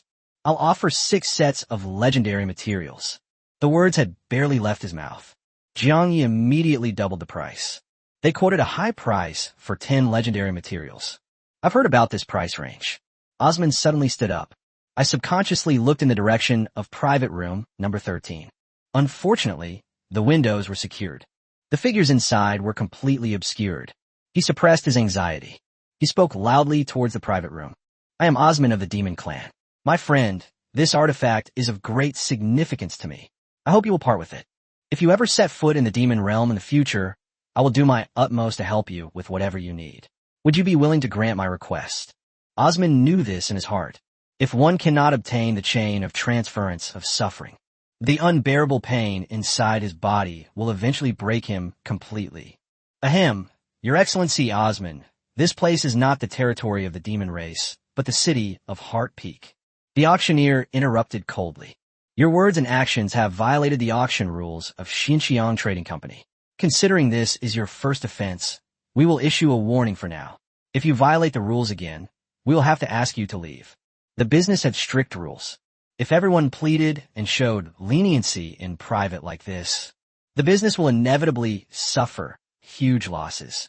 Ottoman looked ashamed and apologized in a low voice. I misspoke. This treasure is simply too important to me. That's all. He took a deep breath. The price was increased again to 11 legendary materials. He waited quietly, filled with trepidation. We hope that the distinguished guests in private room number 13 will stop here. No new bids were received from the audience for a long time. The Ottoman's anxieties finally subsided. He breathed a long sigh of relief, his heart filled with joy. The tension on Osman's face vanished instantly. A faint smile involuntarily appeared at the corner of his mouth. He was secretly pleased with himself. It seems my reputation is indeed impressive enough. Even the important figures in private room number 13 are willing to give him some face. He was merely trying to plead for leniency. I never expected it to actually work out. But this joy did not last long. The Ratman auctioneer on the stage glanced down at the communication device in his hand. Chapter 361 awake? She then turned to look at him. His face held a slightly mocking expression. The VIP in private room number 13 has bid for 15 legendary materials, the auctioneer announced loudly with a smile, and added note. Osman Furoze. I instinctively asked him a follow-up question. What did you say? Someone who can't even produce 15 legendary grade materials dares to claim they can help others? The moment the words fell, the auction hall erupted in bursts of laughter. Those words are too sharp. They've thoroughly slapped the demons in the face. That's absolutely right. The big shot in the private room always adds several portions at a time, while this Osman only dares to add one portion at a time. Who among those present would care about his so-called help? That's right. I've heard of this Osman before. He went to Blue Star a few days ago, but was brutally crushed by a human powerhouse. In the end, he was only able to escape with his life thanks to the intervention of a demon god. In the end, he's just a coward who ran away in defeat. Yet he dares to spout nonsense in front of all these distinguished guests, saying he'd lend a helping hand. As for its usefulness, it's only in teaching others how to avoid weaker humans. A chorus of mockery and gossip poured in my ears. Osman's face instantly darkened. His fists were clenched tightly. My body was trembling slightly, which I couldn't help. He forcibly suppressed the surging anger within him. He turned to look at Drew and Loros beside him. He said in a low voice, You all know that I'm determined to get this. Lend me the legendary materials you are carrying for now, and I will definitely return them in full later. The Ottomans were now at their wits' end. He never expected that this would be just a mere object used to transfer his suffering. There were even other creatures from the abyss vying for it. If no one competes for it, he only needs to provide a few documents to easily win the bid. Drew and Loros exchanged a glance. After hesitating for a moment, he took out all the legendary materials he had left. But even if you add them all up, there are only 6 portions. Why is there only such a small amount? Ottoman's expression grew increasingly solemn. The opponent in private room number 13 was very generous. Clearly, they have a very large fortune. Even with the supplies for the two of them, I still have no chance of winning. This is all we have left, Drew sighed helplessly. Since returning to the abyss from Earth, we have already consumed a lot of cultivation resources in order to improve our strength. Loros quickly nodded in agreement. The situation was no different for him. In utter desperation, Ottoman could only pray silently in his heart. Hopefully, the person in the private room thinks the price is too high. They therefore withdrew from the auction. Even if the other party stops, the price he had to pay to acquire this treasure far exceeded his expectations. Take a deep breath. Ottoman gritted his teeth and loudly offered price. I'll offer 16 legendary grade materials. The entire venue fell into a deathly silence. 16 legendary materials. This already represents the entire wealth and resources of the vast majority of the abyssal creatures within the hall. What's so special about this piece of equipment that makes it so expensive? In the end, it's just an epic artifact. The real contest lies between that distinguished guest in the private room and Ottoman. Alas, in the end, it's because we are too poor. Inside private room number 13, Jiangya's smile grew even wider, seeing the Ottomans in such a predicament. He had already made up his mind. This chain of transferring suffering. It is the best bait to lure the other party into a trap. He had finalized a complete plan in his mind. As long as everything goes smoothly, this would allow them to take the opportunity to eliminate Osman, Drew, and Loros. Last time you escaped only because the demon god Theodore intervened. This time, I like to see where you can run to this time. Jiang Yi muttered to himself. Without the slightest hesitation, he directly raised the price to 20 legendary materials. I've heard about this astronomical price. Ottoman shuddered. He slumped helplessly into his chair. He stared intently at the direction of private room number 13, his eyes filled with resentment. 20 legendary materials. Are there any other distinguished guests willing to offer a higher bid? If no one bids higher, this chain of transferred suffering will belong to the esteemed guest in private room number 13. The Ratman auctioneer shouted excitedly. The entire room fell silent. This price has already exceeded everyone's expectations. Ottoman composed himself. He immediately whispered instructions to the two people beside him. You all need to find out immediately who is in charge of private room number 13. I must find out their background. Drew and Loros both looked hesitant upon hearing this. Anyone with eyes can see it. Ottoman was now intent on killing. They planned to find another way to seize the treasure. But this is Heart Peak City. This is not within the territory of the demons, and taking action here is extremely risky. This move is too risky. If it is exposed, none of US will escape disaster. Drew was the first to speak up and dissuade him. Loros nodded repeatedly. If you were in demon territory, it might be worth a try. Do not act rashly here. Osmond stared intently at the two of them. He opened his mouth slowly. If anything goes wrong, or if Lord Moria holds me accountable, I will bear all the blame. I only asked to obtain that treasure. All other resources and intelligence, I gather, will be divided equally between the two of you. Of course, if the opponent's strength far exceeds ours, we will immediately abandon the operation. Upon hearing these words, Drew was immediately smitten with Lauriston. They were able to stay in the most luxurious private rooms. This is sufficient proof that the other party possesses a vast amount of rare resources. Want to give it a try? Loros looked at Drew and asked. Drew pondered for a moment. Finally, he nodded in agreement. The two immediately got up and left their seats. Jiang Yi, who was in the private room, took in the whole scene. He couldn't help but smile and shake his head. It saves me the trouble of waiting. They've come to me on their own initiative. Next, we just need to confirm whether they have a demon lord or a demon god backing them up. And then we can make our move when the opportunity arises. Jiang Yi made his own judgment. The possibility is extremely slim. If they have such a top expert backing them up, they would never stoop to sit in a seat in the hall. They will surely have their own VIP private room, just like I do. Just as Jiang Yi was pondering how to improve the action plan, Yang Zixin slowly opened his eyes on the sofa. She stretched unconsciously. His right hand accidentally touched the cold slave collar around his neck. The movement froze instantly. Woke up? Jiang Yi asked softly. Yang Zixin nodded sleekly. She got up and walked to Jiang Yi. She wanted to raise her hand to touch his cheek. In the end, he silently withdrew his hand. You seem to be deep in thought the whole time. Were you planning something? Jiang Yi didn't exchange any further pleasantries. Asked directly. Do you know where in Heart Peak City you can find secret information?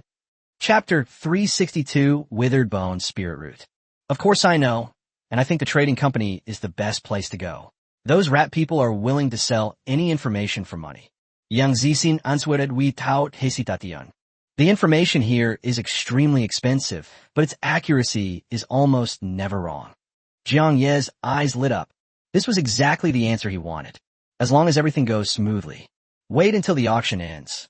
Eliminate the Ottoman party. They could then immediately set off to return to Earth. Preparations began for a trip to the Great Wall defense line. Yang Zixin offered to go to the business to gather information on his behalf.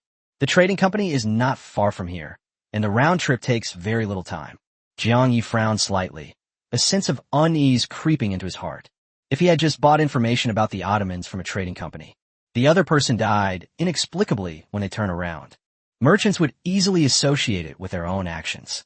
They then deduced that it was themselves transformed into a killing demon who was responsible for the assassination. He had previously ambushed and killed Saint Kess on the front lines. No witnesses were found throughout the entire incident. Even when the scorpion-tailed demon died, he didn't have time to reveal a single word of the truth. The viewers watching the live stream were completely unaware of his presence. He was always extremely cautious in his actions. Is there a more discreet way to avoid revealing one's identity? Jiang Yi asked. A hint of curiosity flashed in Yang Zixin's eyes. But they didn't ask why. After a moment of contemplation, he spoke. I have heard that there's an extremely special treasure in Heart Peak City called the Dry Bone Spirit Root. By simply infusing one's own magic power, one can step into a separate spiritual realm. In that secret realm, one can completely conceal one's identity, freely trade all kinds of secret information, and even form a spiritual contract. Xinjiang Trading Company has even opened an exclusive information shop in the secret realm. However, this item is extremely rare, and its value far exceeds that of ordinary legendary equipment. Jiang Yi was overjoyed. I quickly flipped through the catalog of items for this auction. My gaze finally settled on item. Auction item: Withered Bone, Spirit Root. Grade: Legendary Special Treasure. Description: forged from the unique roots of the ancient, withered tree in the abyss, it can be activated by infusing magic power, allowing a wisp of one's own soul to enter the mystical realm of the withered bone spirit constructed by the ancient tree. My wish has come true. Jiang Yi could not hide his joy. Unexpectedly, this treasure actually appeared on the auction list. Moreover, it was the highlight of the entire auction. It will only appear at the very end, as long as we obtain the withered bone spirit root. In the future, they will be able to silently gather all kinds of intelligence in the spiritual realm, completely eliminate the risk of identity exposure. Moreover, this is a special treasure. It will definitely come in handy in the future. As long as one is within the abyss, can one enter the bone's secret realm at any time by using the bone spirit root? Jiang Yi couldn't help but ask. Yang Zixin gently shook his head. I don't know that. I've only heard rumors about it by chance. Jiang Yi calmed himself down a little. If it were truly possible to enter and exit the secret realm anytime, anywhere, this will make things much easier in the future. It also allows them to contact the witch sisters in the abyss, Saint Laurent, and other friends. The prerequisite is that the other party also possesses the withered bone spirit root. Just then, there was another knock on the door of the private room. Lord Neos, please forgive my intrusion. I am a sir. A gentle voice came from outside the door. I have delivered the chain of suffering transference that you purchased to you. The Ratman steward, a sir, stood outside the door. Yang Zixin quickly scanned the environment inside the private room. He immediately decided not to tidy up the messy scene. He turned to Jiang Yi and whispered instructions. The two need to act more intimately and affectionately. Viank, ye understood.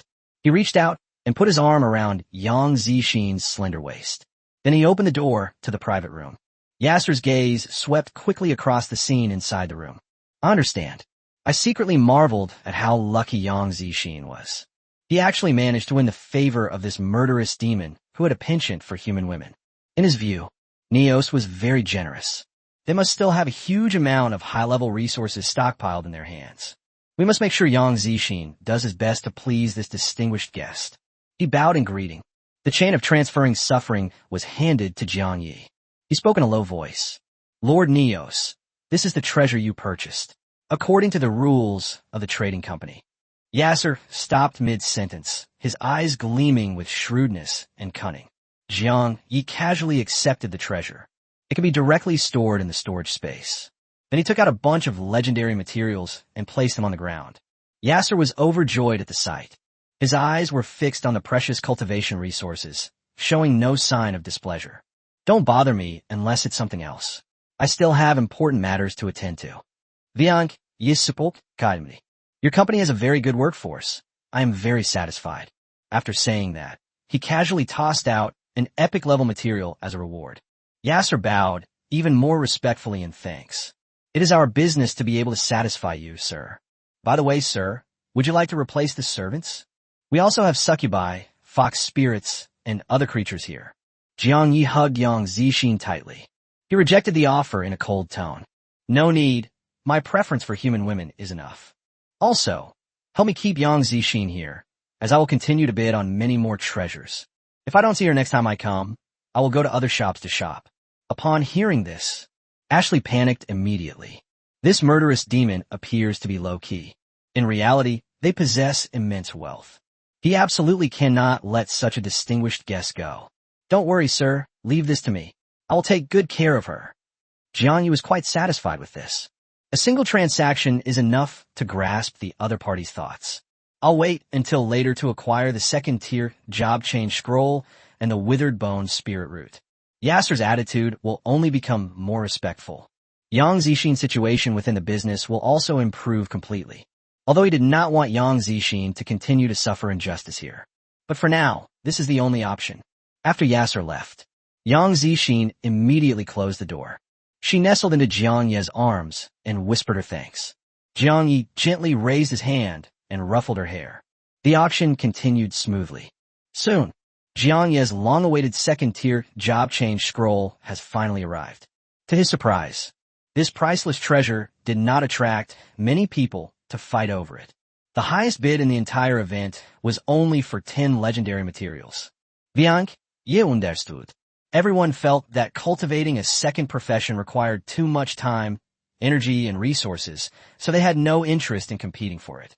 He easily acquired the Tier 2 job change scroll for the price of 11 legendary materials.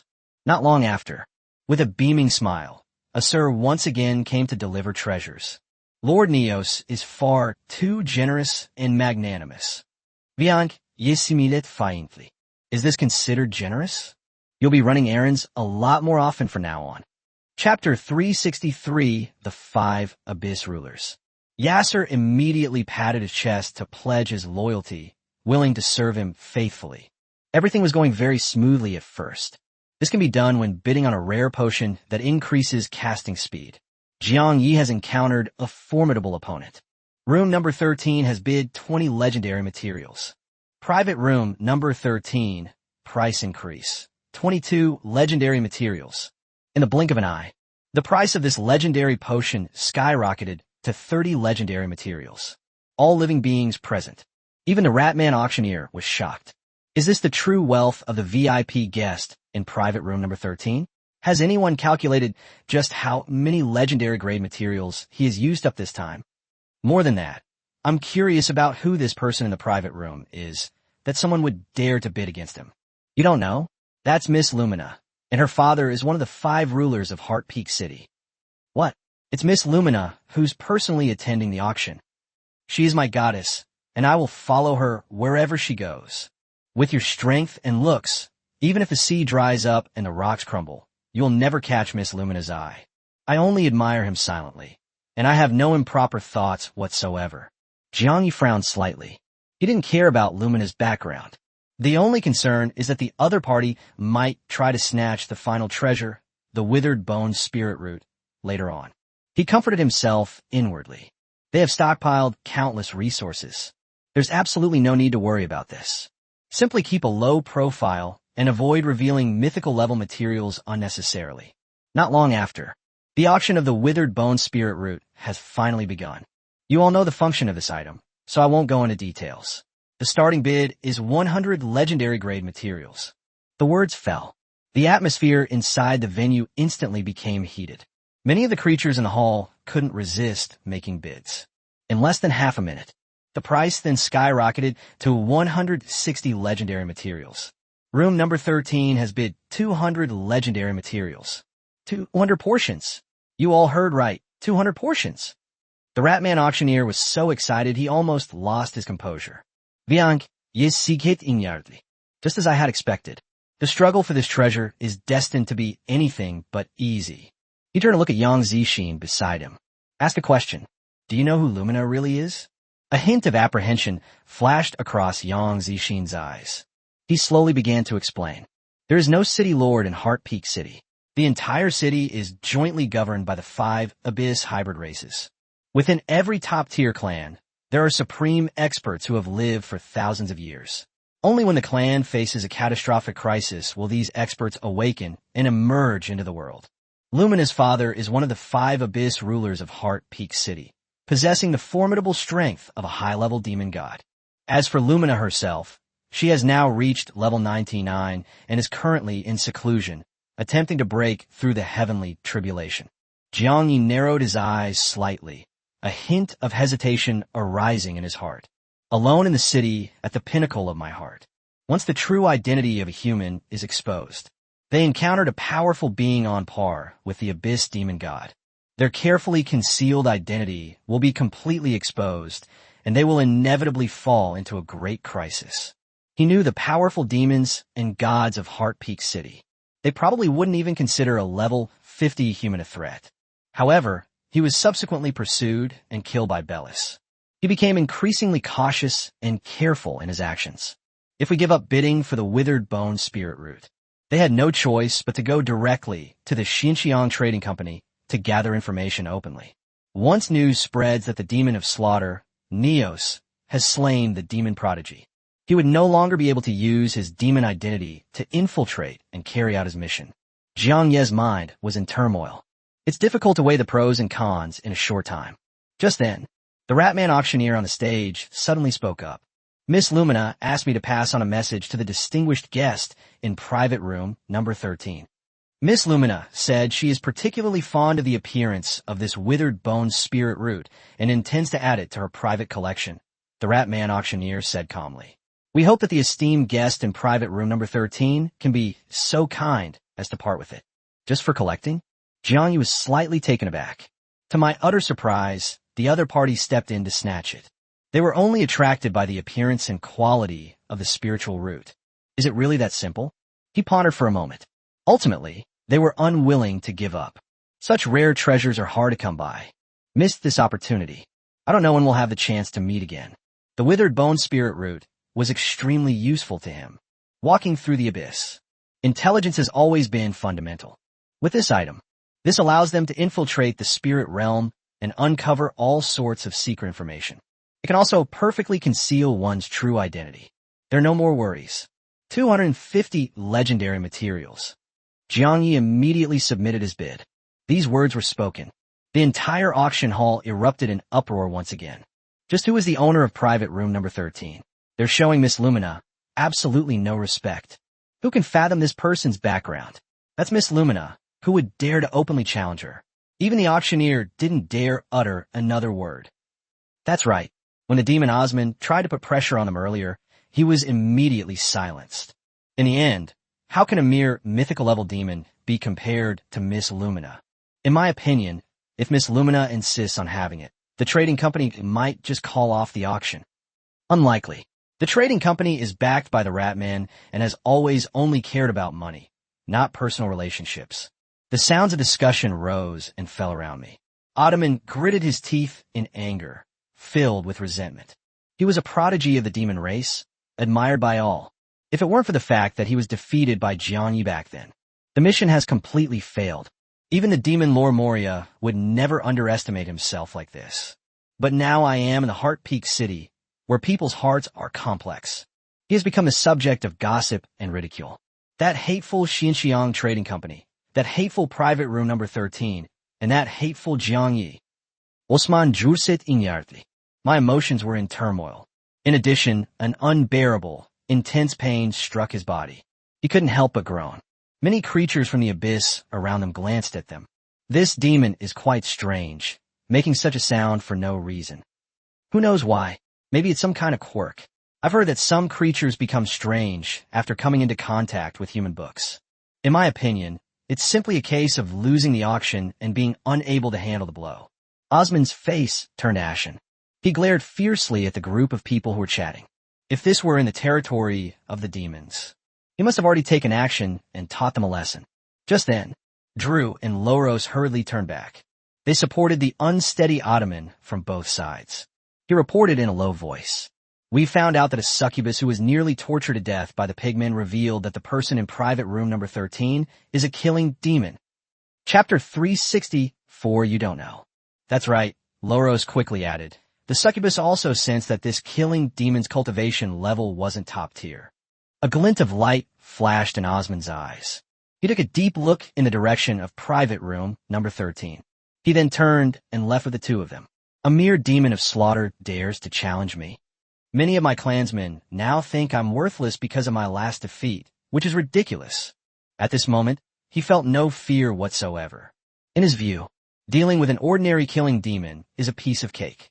Inside the private room, Jiang Yi watched the departing figures of Osman and his entourage, his expression thoughtful. Not long after, Yasser's voice came from outside the door. This time he didn't deliberately lower his voice.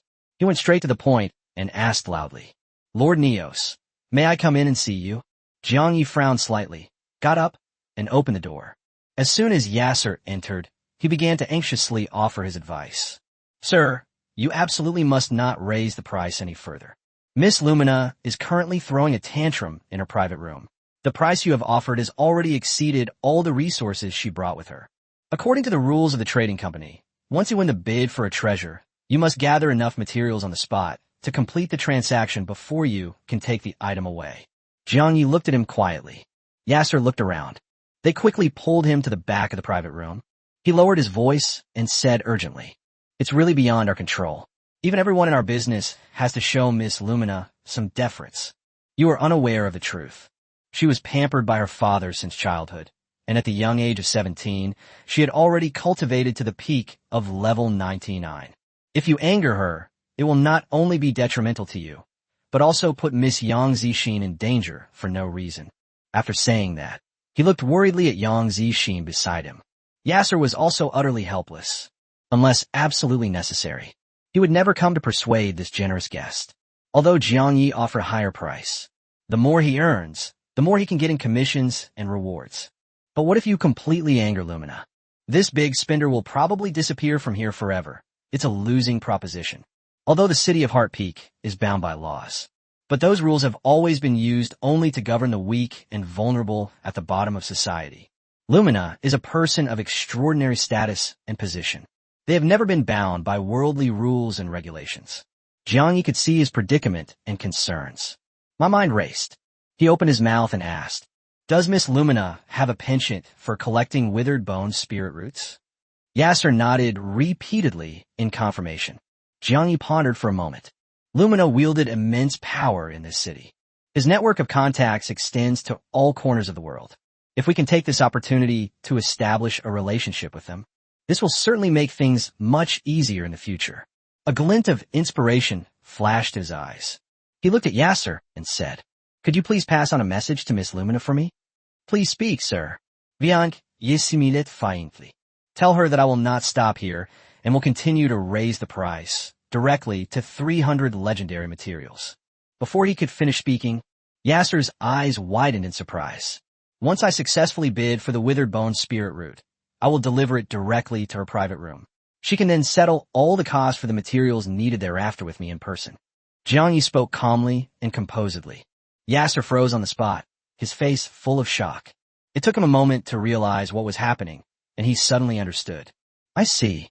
In this way, you can back down gracefully, both sides can end things with dignity, and you can also reap considerable benefits." This move delighted Yasser. He immediately praised it repeatedly. "Your Excellency is truly exceptionally intelligent. With such a villain around, Miss Yang Zixin will never suffer the slightest injustice in the future. If not today, then do it immediately. I will immediately order her promotion. From now on, she will only need to be responsible for receiving you and managing her servants." Yasser felt as if he were in a dream. He instantly understood Jiang Ye's intention, knowing full well that continuing to fight for it would offend Lumina. Instead of backing down, they did not make any firm concessions. Instead, they cleverly went with the flow. It was a gesture of goodwill that was both generous and thoughtful, enough to make Lumina remember it forever. After everything was finalized, Yasser left in a hurry. Jiang Yi then set the price for 300 legendary materials in the auction. Yang Zixin, standing to the side, was filled with doubt. He asked softly, "Don't you feel regretful about wasting so many resources?" Jiang Yi gently shook his head. "Compared to the many benefits that will come in the future, this sacrifice is completely within our means. I will definitely come back to Heart Peak City in the future to lay a solid foundation of connections in advance. It's always the right thing to do." He continued with a smile. "Moreover, that Lumina is still like a child who has never experienced the world. She is spoiled and prone to throwing tantrums. They produced 300 sets of legendary materials at once. It would be a lie to say I don't feel sorry for them. But this is undoubtedly a long-term investment that guarantees profits." Not long after, Yasser came again with a message, his face full of joy. "Lord Neos, Miss Lumina was delighted to hear of this and has a special wish to meet you in person." Jiang Yi turned to look at Yang Zixin. He asked with a smile, "Do you think I should go to the appointment right now?" Yang Zixin tilted his head in thought. "It would be best to go and meet them." Jiang Yi slowly shook his head. "If I go there now, it will seem that my generous offer is just a way to curry favor with her." Yang Zixin opened his eyes wide. "But isn't that exactly what you intended? If I were to leave right now without saying a word, what do you think she would think?" Yang Zixin pondered for a moment. His expression gradually turned to shock. "She will definitely be full of doubts and curiosity, and she will remember you well."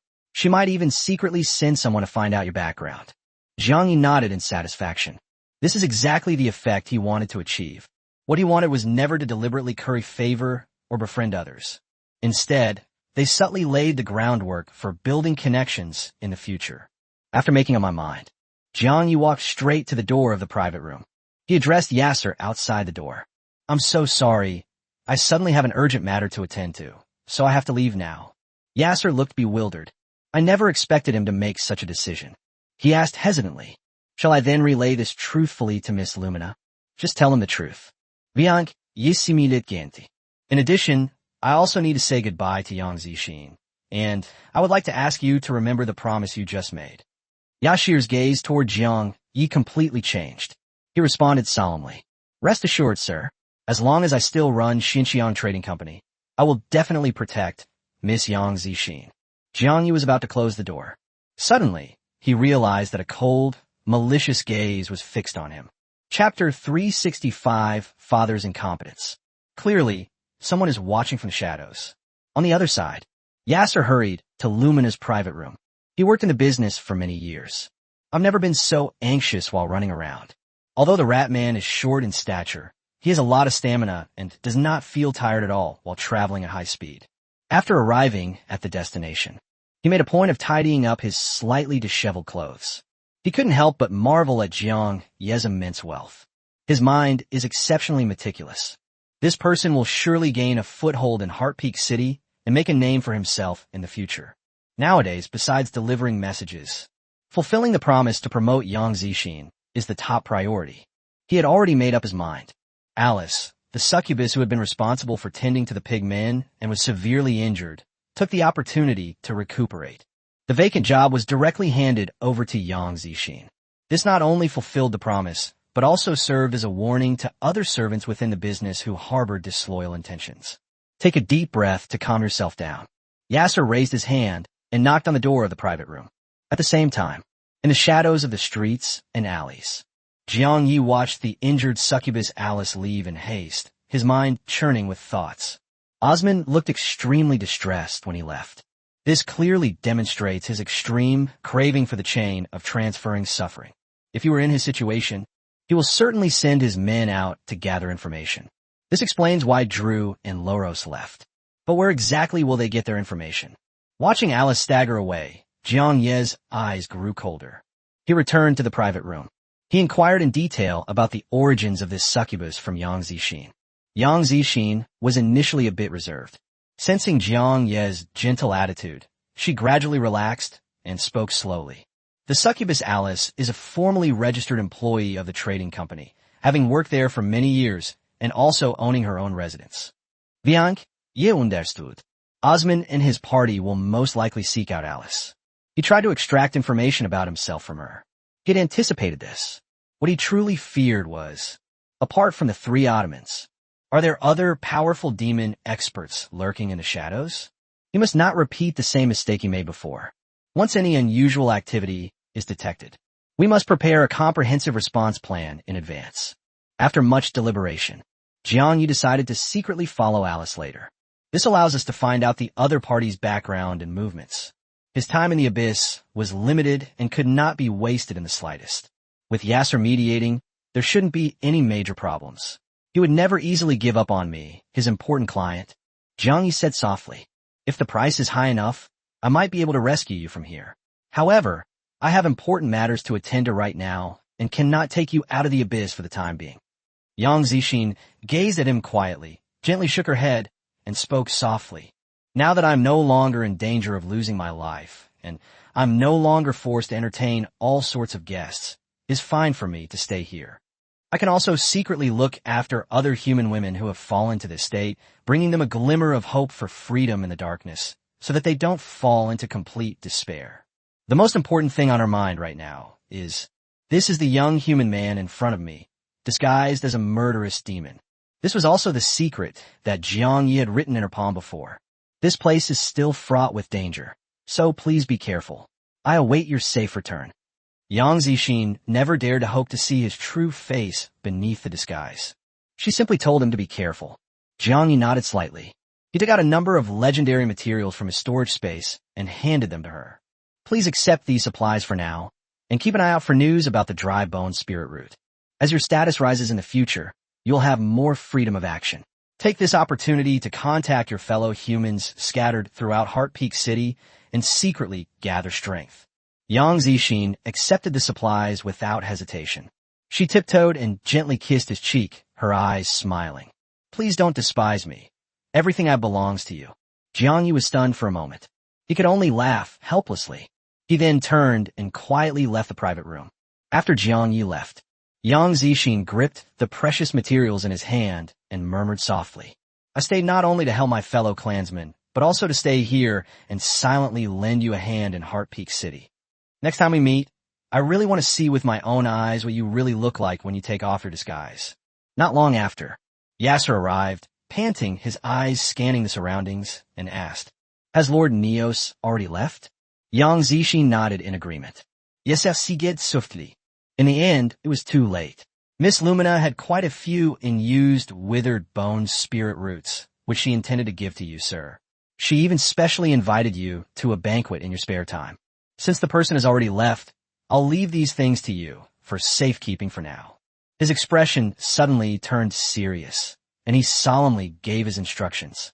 Yang Zixin, you were born with an extraordinary destiny and are truly blessed with good fortune. But you must remember that you should never accept gifts from others except for those personally given to you by Lord Neos. He was afraid that Yang Zixin might do something wrong in a moment of confusion. This ended the precious friendship between him and Jiang Yi. Yang Zixin solemnly agreed. I secretly felt that today was the luckiest day of my life. But she suddenly remembered that Jiang Yi had specifically inquired about Alice's whereabouts before leaving. I had a vague idea in my mind. The other party probably hasn't truly left Heart Peak City. Manager Ashier, may I ask for leave from the trading company for a short while? I have a vague idea of Lord Neo's plans. Yasser hesitated. This matter was handled too hastily. He didn't even have time to report to his superiors or ask for instructions. If anyone is caught allowing someone to pass through without authorization, they will be severely punished. But the thought of Jiang Ye's generous gesture of providing hundreds of rare materials was still unsettling. He ultimately decided to take the risk and agree. He immediately removed the slave collar that had been binding Yang Zixin's neck for so long. Then he handed out a black straw hat. This item can temporarily conceal your human scent, but the effect only lasts for a few hours. You must return to the trading company within the time limit. As you know, Heart Peak City has always been a purgatory for the weak. Whether human slaves or ordinary abyssal creatures, everyone here faces great difficulties. I am powerless to change this world. Now that you have your own value, you will no longer be a plaything to be manipulated by others, which is already a great blessing. Yang Zixin quickly put on a straw hat and hurriedly left. Yasser gazed at the empty private room. He let out a long sigh. He walked to the liquor cabinet, took out a bottle of strong liquor, tilted his head back, and drank it all in one gulp. The spicy liquor burned my throat, and a sour feeling welled up in my heart. He carefully took out a palm-sized piece of amber from his inner pocket. A ratman embryo is sealed inside the amber. He let out a low, suppressed growl. It was filled with heartache and guilt. Child, it's your father's incompetence that's the problem. I have never met someone as reliable as Lord Neos. Chapter 366, what a pity. Just one step away. If we had met sooner, you wouldn't have ended up like this. Whether they are rat men, humans, or other abyssal races. On the land of Heart Peak City, the powerless and weak, the ending is always tragic. They either die quietly like ants, or become food for others. Sorry for the jumbled thoughts in my mind. He put on a smooth smile again and slowly walked out of the room. The secluded streets and alleys outside Xindian City. The night was dark and gloomy. In stark contrast to the bustling lights of the inner city, an oppressive and deathly atmosphere permeated the area. The streets were littered with garbage and reeked of a foul stench. The succubus Alice, severely wounded, dragged her broken body. He struggled to move toward his dwelling, his heart filled with resentment and curses. That hateful Assur, he always bosses me around, but now that I'm seriously injured, he won't even give me a single resource for healing. If it weren't for the fact that I'm a succubus and have some use, I would have been trampled to death by that fat pig long ago. All these changes, it all stemmed from that suddenly appearing, murderous demon. If the other party had not appeared, The arduous task of serving vulgar pigs should have been borne by that woman, Yang Zixin. A bunch of sycophants, they all deserve to die. If my talent were a few points more outstanding, how could I have been trapped in a small trading company and suffered endless humiliation my whole life? She secretly pondered the movements of Ottoman and his companion. Exhausted, she stopped to rest for a while. Just then, several figures, reeking of alcohol and staggering, slowly emerged from the shadows. Alice turned pale with fright and struggled to get up, trying to escape. At a critical moment, a tall, imposing figure suddenly appeared. It was the Ottomans. He coldly rebuked the group of drunken demons. "Get out of here if you want to live." Alice turned her head and saw who it was. He instantly understood the other party's intentions. He slowly slumped to the ground, blood seeping from beneath him, yet his face showed no sign of pain. "I've met that murderous demon and that human woman, Yang Zixin. They're very close. I can help you deal with him." Alice's eyes blazed with intense hatred as she spoke in a low voice. "But I have one condition. You must find hundreds of crude and ugly pigmen to torture and humiliate Yang Zixin, and make her suffer the most." In the shadows, Jiang Yi quietly tightened his grip on the Abyss Flame magic staff. In the dimly lit streets and alleys, only Alice's eyes, stained with hatred, seemed particularly glaring. Osmond's lips curled into a sinister smile. He opened his mouth slowly. "This is a piece of cake. As long as you can help me succeed, I will naturally agree to this small matter." At this moment, he was filled with anticipation. "As long as you obtain the chain of suffering transference, this will allow you to completely get rid of the constant, excruciating pain in your body." Besides, he also coveted the countless riches on that murderous demon's body. Not long after, Drew and Loros also emerged from the shadows. All three stared intently at the heavily injured Alice, determined to win her over. A strange unease rose in Alice's heart, yet they still stubbornly believe it. The opponent is only dealing with an ordinary killing demon and human slave, so there will definitely be no mistakes. She transferred all her resentment onto Yang Zixin. They completely forgot that the culprit who ruined them in this state was someone else entirely. Just then, Ottoman suddenly became alert. He suddenly turned his head and looked into a corner deep in the alley. "Who's there? Come out." The streets and alleys were silent. Only a series of hurried footsteps vanished into the darkness in an instant. Loros did not hesitate at all. His arm instantly transformed into several jet black vines. They sped off in the direction from which the footsteps came. In the blink of an eye, a vine dragged a slender figure back, which was none other than Yang Zixin, who had been quietly following behind. She struggled fiercely, but even against the power of Loros, a mythical demon genius, all resistance seemed futile and powerless. They were completely unable to break free from the vine's hold. "It's her. It's this woman." Alice recognized the person who had arrived and was instantly thrilled, her eyes filled with joy. "The object of my past resentment is now right before my eyes." It made it difficult for her to calm down. Upon seeing this, Osmond instantly understood Yang Zixin's identity. The thought that she had such a close relationship with that murderous demon was unbearable. He was overjoyed, but then he realized something was wrong and quickly questioned her. "No, human slaves are strictly forbidden from leaving designated areas without permission. Why are you here alone?" These words were spoken. Alice was also stunned for a moment. Looking at Yang Zixin's neck, it was completely bare. The slave collars of the past are nowhere to be seen again. His face was filled with disbelief. "You actually escaped?" Yang Zixin's panic gradually subsided. She went out quietly this time. The original plan was to find Jiang Yi. He handed over the withered bone spirit root in his hand to him. "I never expected to run into 3 powerful demons." They also learned that they planned to use Alice to scheme against Jiang Yi. She had just tried her best to conceal herself. In the end, he still couldn't escape the other party's detection. "It seems my good luck ended the moment I met Lord Neos." A bitter smile appeared on Yang Zixin's lips. Her gaze swept over the crowd. Finally, it landed beneath Alice, whose body was still bleeding. A hint of mockery flashed in his eyes. "It seems those pigmen are nothing special after all. They couldn't even completely defeat you. They're utterly pathetic." Alice's face instantly turned ferocious and terrifying. He angrily rebuked through gritted teeth. "You still have the nerve to mock others? Soon you'll end up 100 times worse off than me. Yang Zixin suddenly burst into laughter. You've all wasted your time. After the auction ended, Lord Neos departed from Heart Peak City. All your schemes have failed from the very beginning. Upon hearing this, Osman's expression changed drastically. He quickly stepped forward. His slender fingers exuded a chilling aura. It slowly reached towards Yang Zixin's cheek. His eyes were icy and chilling. I advise you not to lie, or I'll show you what true cruelty is. A sense of despair welled up in Yang Zixin's heart. She knew it perfectly well. This group intends to use themselves against Jiang Yi. She absolutely cannot let this succeed. She was freed from the shackles of slavery. Now I can finally do as I please and no longer be manipulated by others. Lord Neos, thank you for being the only ray of light I encountered in the endless darkness. It's just a pity I was only one step away from completely breaking free from this dark and hopeless cage. She looked up at the bright lights of the inner city of the city at the top of her heart. A soft murmur. The sky over Blue Star has always been warm and bright. The moment the words fell, her face suddenly flushed red.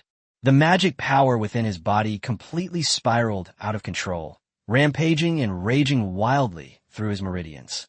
Chapter 367, What are you laughing at? No, stop her.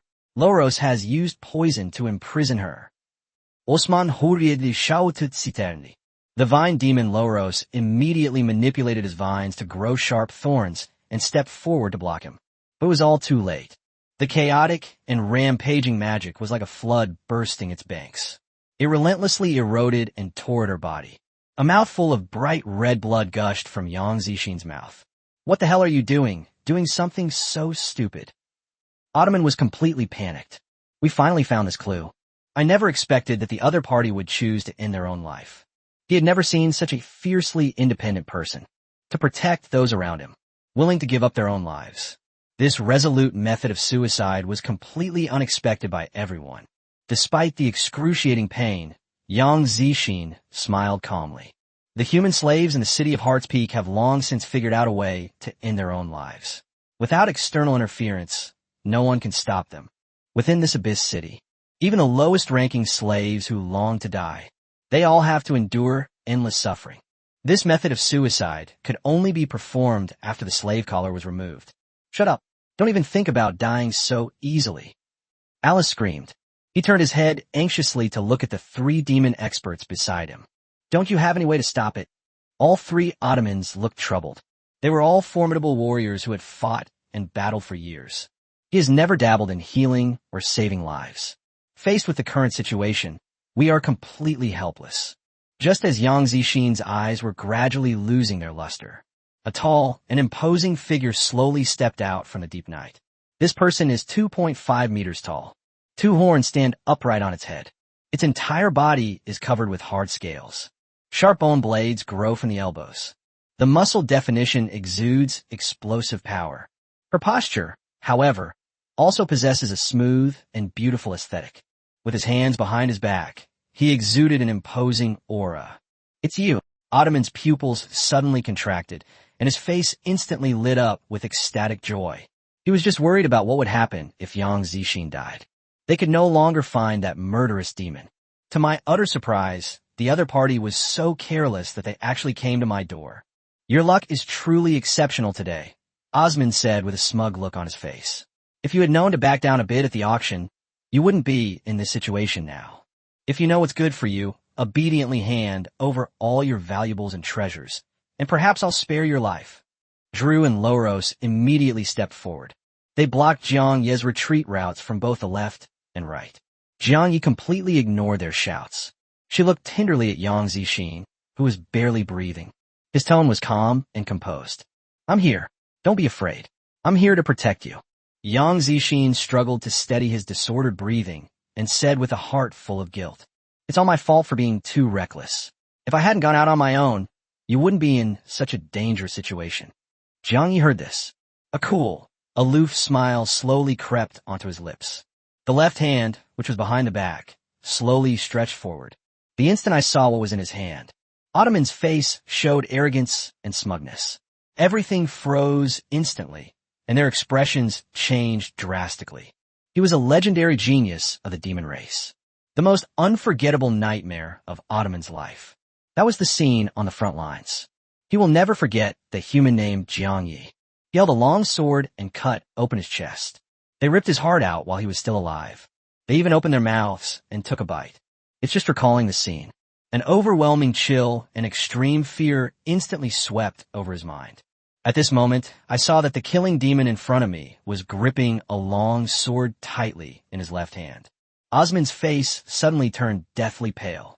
A chill ran through my bones. Am I just imagining things? This sword looks so familiar. He forcibly suppressed his surging thoughts. They suffered such cruel torment back then. He didn't even have a chance to get a good look at the longsword. Moreover, the person before him was a killing demon. It has absolutely no connection with the human Jiang Yi. It must be because I was too deeply affected by the shadows of the past.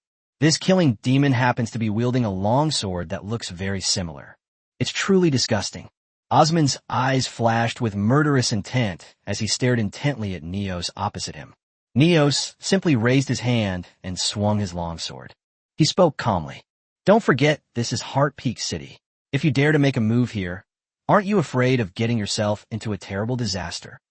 Before the Ottoman could reply, Drew, standing to the side, let out a disdainful sneer. It's too late to be afraid now. Don't worry, this is the outer city of Heart Peak City, with almost no city guards or order guardians patrolling. Furthermore, Grand Duke Moria is also in the city now. You've definitely heard of this name before, so if you know what's good for you, you'd better give up resisting now. Osman nodded slightly. Grand Duke Moria was infamous among the demons and wielded immense power.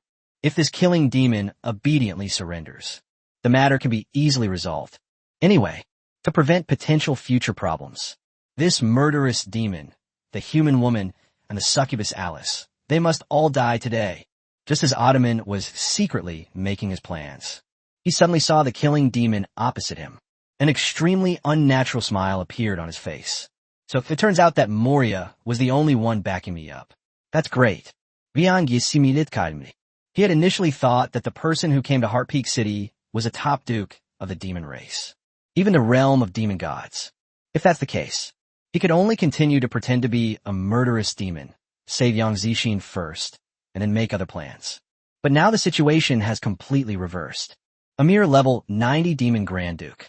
It poses absolutely no threat to him. It wasn't that he was arrogant or conceited.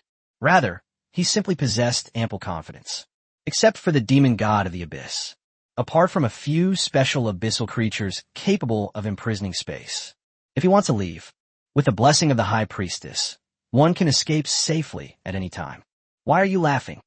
Ottoman was completely puzzled. They've all fallen to this state. The other person was actually laughing. It was as if they had gone mad. But the next second, all doubts transformed into an extreme fear that penetrated to the bone. The demon of slaughter, Neos, casually tossed his long sword into the air. The tone was calm and even. I'm laughing, finally able to continue settling the unfinished business we started in the past. Upon hearing this, Ottoman's pupils suddenly contracted, and he cried out in alarm. Who exactly are you? Jiang Yi did not answer. His right hand suddenly shot out. The Abyss Fire magic staff, which had been prepared beforehand, instantly burst forth with dazzling flames. At the same time, his aura underwent a dramatic change. Shedding its demonic disguise, it reverted to its original human form. I am the nightmare you can never escape. The smile faded from his face. His tone was icy and chilling. There is no more reservation. He immediately unleashed the power of his staff, unleashing a mythical-level ultimate technique. Divine Golden Sun Flame. I just broke free from the shadow stealth state. The Golden Sun Flame unleashed at this moment was also amplified by shadow magic, increasing its power by a full 20%. With all the beneficial buffs applied, Jiang Yi had only one thought in his mind. Chapter 368, A Madman. This guy is absolutely insane. Kill these 3 legendary demon prodigies before you, at top speed. A dazzling golden flame swept across the sky. Osman, Drew, and Loros's first reaction was not to fight, but to flee in panic. Especially the Ottomans. His heart was pounding wildly. The fear of death completely overwhelmed his reason. So this killing demon was Jiang Yi in disguise from beginning to end. Run, run. I'm no match for him. Osman felt as if he had fallen into a nightmare. The very thing he once feared most had reappeared before his eyes. He had just recently regained a new heart. With a little more training, one's strength can increase dramatically again, but fate seems to play tricks on people. Let him run into this terrifying human again in Heart Peak City. Quickly, summon Grand Duke Moria. He had long since given up any thought of fighting. The golden flames, burning everything in their path, pierced through the dimly lit streets. It was as if a god had descended to earth to deliver divine punishment. But just as he turned to flee, biting ice suddenly appeared out of thin air, freezing the ground instantly. The heavy chill tightly bound his body, making his movements extremely slow. The next moment, Faye's figure appeared silently, raising her head and unleashing a peerless dragon roar that shook the very soul. It was so powerful it shook the very soul. Ottoman froze on the spot as he fled, his eyes filled with utter despair. He knew perfectly well that once he was completely trapped, there was no chance of survival today. After unleashing the extreme cold imprisonment, without pausing, Jiang Yi immediately drew his bow and fired several wooden arrows. Dozens of emerald green arrows shot out into the air. They precisely pinned down Ottoman, who was deeply terrified, and locked him firmly in place. Drew and Loros had already broken free from the divine soul shock. The two did not hesitate. He abandoned the trapped Ottoman and fled alone. Drew's face twisted in terror. His body began to disintegrate and differentiate, attempting to transform into a swarm of insects and flee at full speed. Loros sprinted at full speed while transforming his right arm into a jet black vine. Layer upon layer of defenses blocked Jiang Yi's offensive. But how could Jiang Yi let the two of them leave so easily? I've recently collected several legendary level equipment pieces, but I haven't put them to the test in actual combat yet, so I'll use you guys as practice subjects. The words fell. Jiang Yi immediately activated the power of the mind bracelet.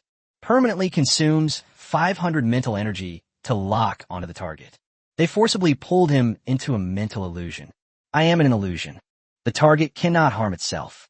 At the same time, one will completely lose control of their body and perception of the outside world. Only by breaking free from the illusion can one regain mobility. Jiang Yi immediately selected Drew as the target for imprisonment. The bracelet emitted a faint white light.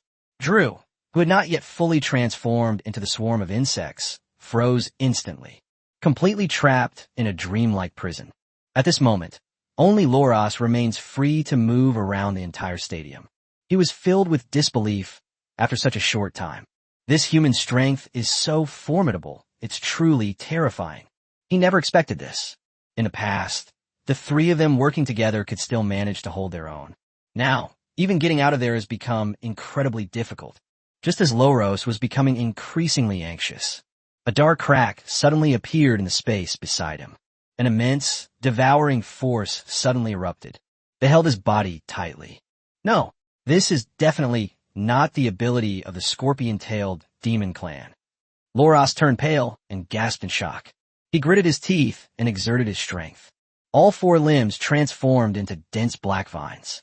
It took root firmly in the ground, desperately resisting the devouring power of the spatial rift. But this move backfired spectacularly.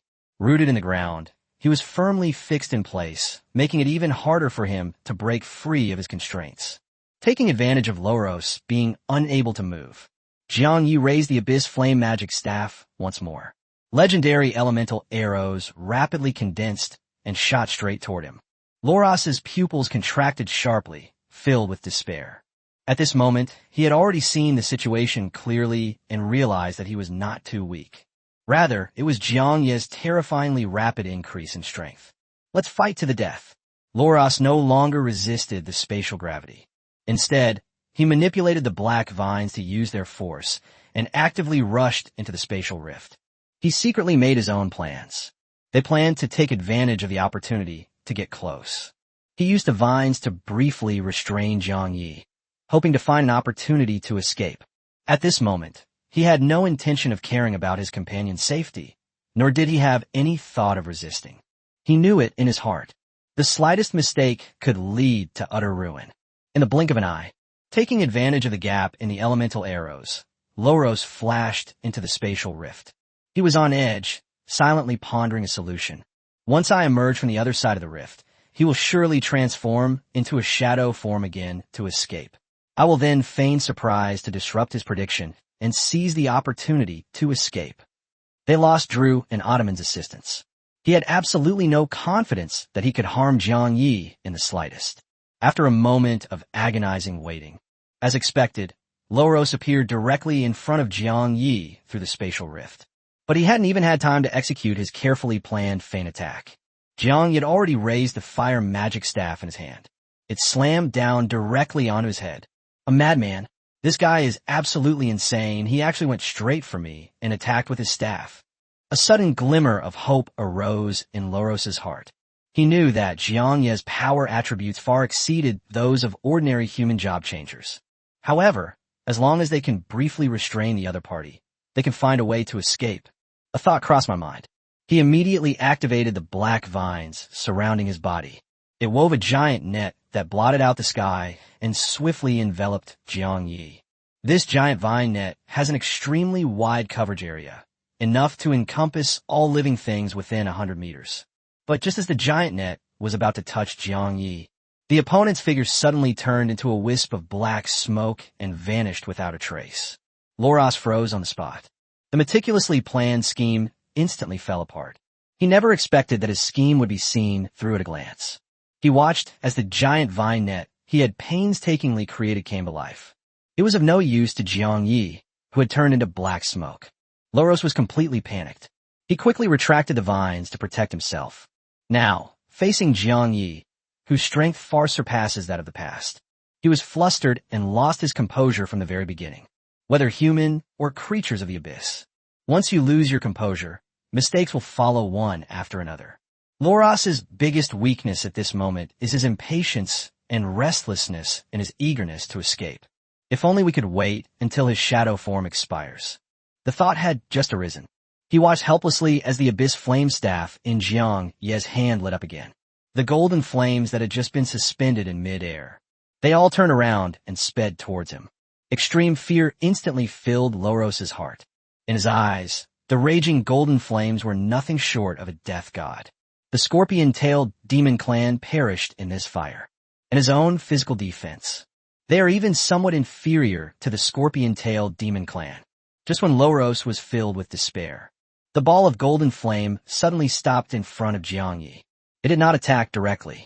A glimmer of hope for survival instantly ignited in Loros's eyes. He hurriedly begged for mercy in a loud voice. Chapter 366 no vine de mon neclache. If you spare my life and let me leave, I swear here and now that I will never appear before you again in this life, and I will never set foot in the human world again. At that moment, he was like a drowning man. Even if they grasp at the slightest glimmer of hope, they will hold on tightly and refuse to let go. Jiang Yi listened calmly to his pleas for mercy. He simply smiled and did not respond. He switched the abyssal flame staff to his left hand. He slightly raised his right hand, and the long sword he had just thrown into the air fell back down. Jiang Yi gripped the sword hilt firmly. Without hesitation, he swung his sword horizontally. The moment the sword tip touched the golden sun flame, the entire long sword was instantly engulfed and scorched by the raging holy fire. Last time I only let you escape by chance. Now that my divine golden yang flame has been upgraded to the mythical level and unlocked many new abilities, I'll use you to test its power. Jiang Yi's eyes flashed with a chilling, murderous intent. Define metal yang flame. Mythical level. A small amount of magic power is required to condense the golden sun flame seed, which has an extremely high temperature and is a special type of exotic fire. When fighting alone, it can attach to the enemy's body or weapon, causing massive burning damage. It can quickly melt away all weapons and armor below mythic grade, and slowly erode and forge mythic grade equipment. Can be combined with all fire-type moves, increasing the damage of fire-type skills by 150% and inflicting a continuous burning effect. It can also be attached to one's own weapon, greatly increasing the weapon's sharpness and toughness. After hitting an enemy, it will leave golden flames in the wound, not only causing continuous damage, but also weakening the enemy's self-healing ability by 60%. Jiang Yi flicked his wrist slightly. A dazzling golden light pierced the night sky. The long sword, imbued with sacred flames, was incomparably sharp. The surrounding air currents could hardly stop its attack. In the blink of an eye, the long sword, burning with golden flames, had already reached Loros. A piercing clang of metal suddenly rang out. The black vines that Loros used to protect himself were instantly severed by a single sword strike. The broken vines that fell to the ground instantly burst into flames. Too fast. You're clearly a magic-based class changer. So why are your melee swordsmanship so formidable? Loros was severely injured. His face was filled with astonishment and pain, and his heart was filled with disbelief. Who would have thought of a powerful human mage? After grasping the longsword, the burst damage in close combat is terrifyingly high. If this gets out, no one will believe it. Jiang Yi holds the staff in his left hand. Holding a golden flame sword in his right hand, he resembled a living death god. The pressure left Loros utterly hopeless, with no strength left to resist. Please spare my life. Loros begged for mercy, his voice trembling. The words were not yet finished. Jiang Yi has already drawn his sword again. A sharp golden light flashed, and a deep, gruesome wound that revealed the bone instantly appeared on his chest. Jiang Yi did not loosen his control over the Ottoman Empire, keeping it firmly under his control. At this moment, his eyes were no longer cold and indifferent. Instead, it subtly revealed a hint of fighting spirit and excitement. What a pity! Jiang Yi seek it softly. A battle here could easily attract the attention of other creatures from the abyss. Otherwise, I will make you suffer all kinds of extreme torment. Such a swift and decisive kill was already considered showing mercy. I am willing to submit to you and establish a master-servant contract with you. I'm a mythical demon with limitless potential. I will surely help you become invincible. Please don't kill me. Loros's legs went weak, and he pleaded desperately. But before he could finish speaking, Jiang Yi then held the golden flame longsword and pierced his chest with a single strike. Intense burning pain swept through my entire body. Loros's body convulsed uncontrollably, and his beating heart stopped completely. Jiang Yi looked down at him calmly, barely alive, and said indifferently, "A mere mythical demon is not worthy to be my servant. Impossible. I am a legendary prodigy." Loros was filled with resentment and found it hard to accept this fact. Even the demon Grand Duke wouldn't dare utter such arrogant words. How could this human be so arrogant? Loros wanted to argue further. His strength was rapidly draining away, his body gradually grew cold, and he collapsed heavily to the ground. On his deathbed, the last thing he saw was this scene. Jiang Yi, holding the golden flame longsword, walked step by step toward the trapped Osman and drew. "You're a devil. You're a devil." These were his last words in this world. Defeat Loros, a level 55 mythical prodigy of the Vine Demon race, and gain 8 million experience points. Defeat Loros, a level 55 mythical prodigy of the Vine Demon clan, and gain a massive 800 million experience points. 1,000 mythical grade Vine Demon hearts, 1,000 mythical grade Vine fragments, 1,000 mythical grade Vine Demon eyes dropped. Obtained legendary equipment, Vine Demon necklace. 1 mythic grade skill enhancement stone drop. Jiang Yi looked at the system notifications that kept popping up, his eyes filled with joy. His staff, cloak, and armor are now all of legendary quality. The only missing pieces of legendary armor are the shoes and the necklace. With this Vine Demon necklace, all I need is a pair of legendary combat boots to complete my set of legendary divine gear. It's important to know that many high-level players, even those at level 70 or 80 and above, have undergone job changes. It's impossible to collect even one legendary piece of equipment in a lifetime. He was only one piece of equipment away from having a complete set of legendary divine gear. In the future, he will rely solely on his top-tier equipment. This would deter countless people with ill intentions, and no one would dare to provoke them easily. My thoughts were churning. Jiang Yi quickened his pace, preparing to deal with the remaining two. He secretly hoped for it. The Bone Demon Osman and the Insect Demon Drew will surely drop many rare treasures. Drew remained frozen in place, deeply trapped in a mental illusion with a blurred consciousness. One is completely unable to break free from its constraints. Osman was first struck by the divine power of Fei. It was then firmly imprisoned by Jiang Yi's multiple skills. Even though they were filled with resentment, They had no power to resist. The reckoning of past grievances is far from over. Jiang Yu walked slowly toward Osman, his eyes cold. No matter what, you won't get away today. Just give me a little more time. Ottoman's lips trembled incessantly, filled with remorse. I could have successfully carried out my revenge, but why did fate have to play such a cruel trick on me, making me meet you in Heart Peak City? Just then, heavy, chaotic footsteps echoed from afar, mixed with the shouts of a group of abyssal creatures. Boss! The commotion came from this side. The fighting sounds just now must have been caused by those 3 demons. This is our territory. Those few foreign demons are too arrogant to dare to drive us away. They are simply courting death. Let's go, let's surround them and teach them a lesson. Let them know that even the top powers in the outer city have no right to run rampant. Everyone, immediately form a defensive formation to surround and block them. Upon hearing these words, a glimmer of hope suddenly ignited in Ottoman's eyes, who was mired in despair. Chapter 370, the Chapter of Light. It struggled and twisted its body desperately. They clung tightly to this hard-won chance to survive. The group of drunken abyssal creatures that he had previously scolded and driven away. At this moment, it became his only lifeline.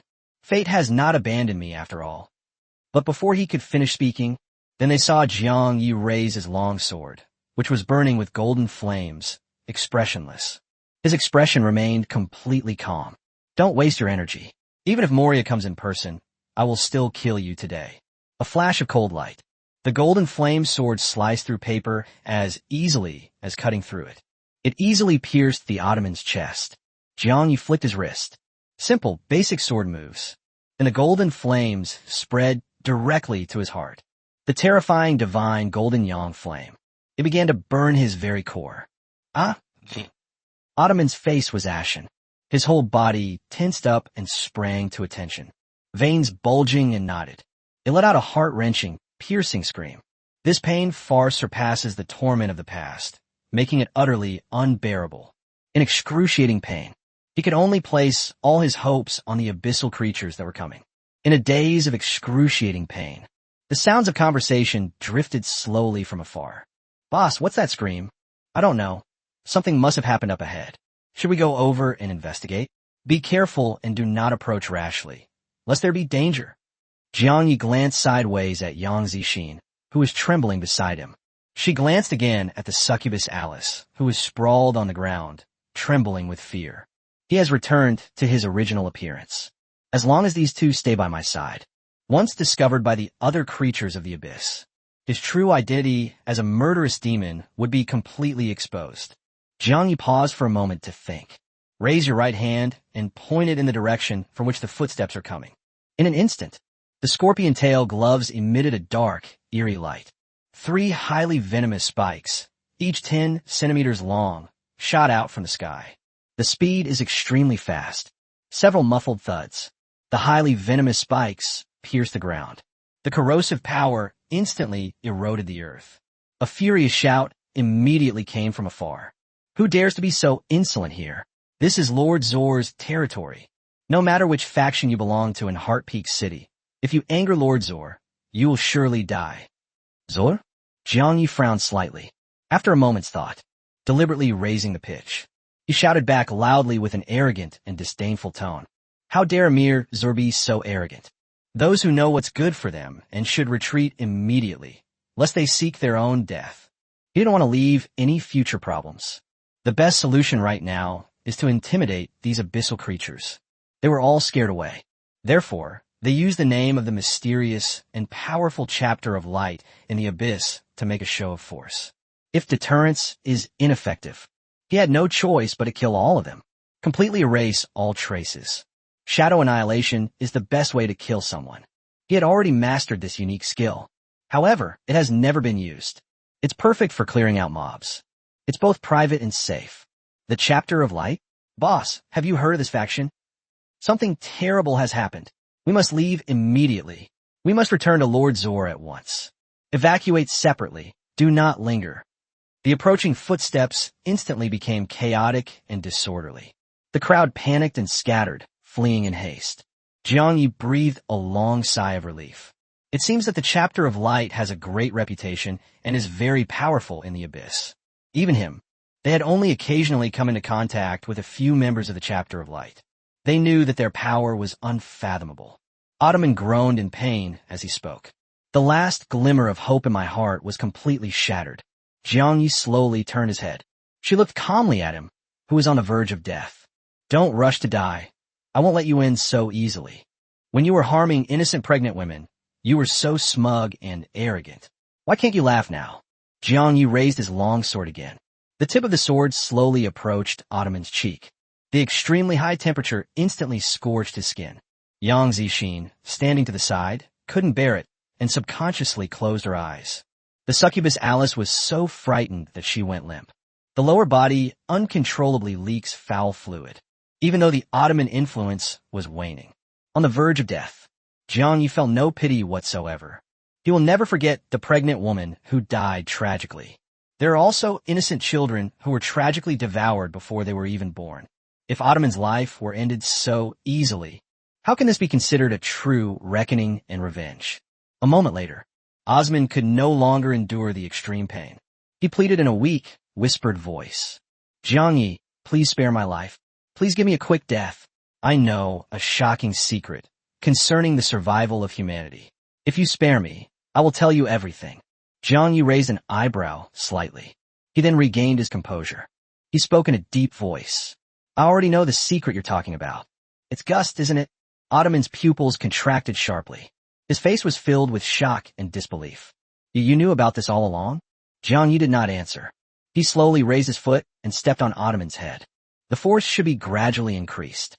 Like a hydraulic roller, it slowly crushed and pulverized his skull. Humanity is doomed to perish. The Abyss race will eventually dominate the land, and all humans will only become slaves. This is the inevitable end. With his last ounce of strength, Osman roared viciously. With a deafening roar, blood and brain matter splattered everywhere. Jiangyi rubbed the stains off his shoes with a look of disgust. He then turned and walked toward Drew, who was trapped in the illusion, and the succubus Alice, trembling with fear. Alice saw Jiangyi approaching step by step. He was so frightened that he trembled all over. He immediately knelt down on both knees and repeatedly kowtowed, begging for mercy. This has nothing to do with me. I never intended to harm you. I was forced into this by others. Please have mercy and spare my life. As a succubus, I am skilled in many arts. After my injuries heal, I am willing to be your servant, at your beck and call, with no disloyalty whatsoever. Please let me go. A flash of chilling golden sword light streaked past. Jiangyi severed Alice's limbs without expression. He then handed the long sword in his hand to Yang Zixin beside him. You can handle this. As for Drew, I'll deal with him myself. Holding the Abyss Fire Magic Staff, Jiangyi slowly walked towards Drew, who was still deeply trapped in his mental illusion.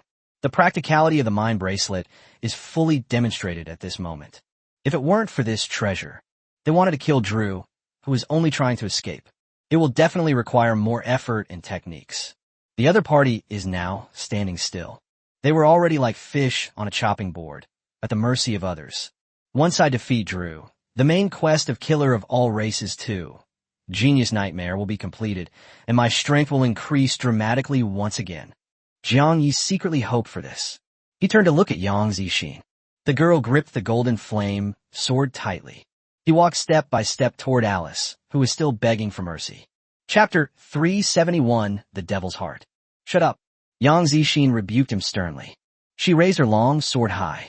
I intended to strike at the heart of the matter. But in the end, the sword tip shifted slightly, and the blade plunged fiercely into Alice's chest. You despicable and vicious thing. You don't deserve to live in this world. You humans should never have been born into this world. It's all your own doing. Alice endured the excruciating pain and cursed wildly. These words thoroughly enraged Yang Zixin. She suddenly drew her long sword and stabbed it fiercely towards the man's lower body. You're full of foul language. I wanted to kill you with my own hands for a long time. Jiangyi watched the scene unfold. He nodded slightly in acquiescence. He then focused on dealing with Drew.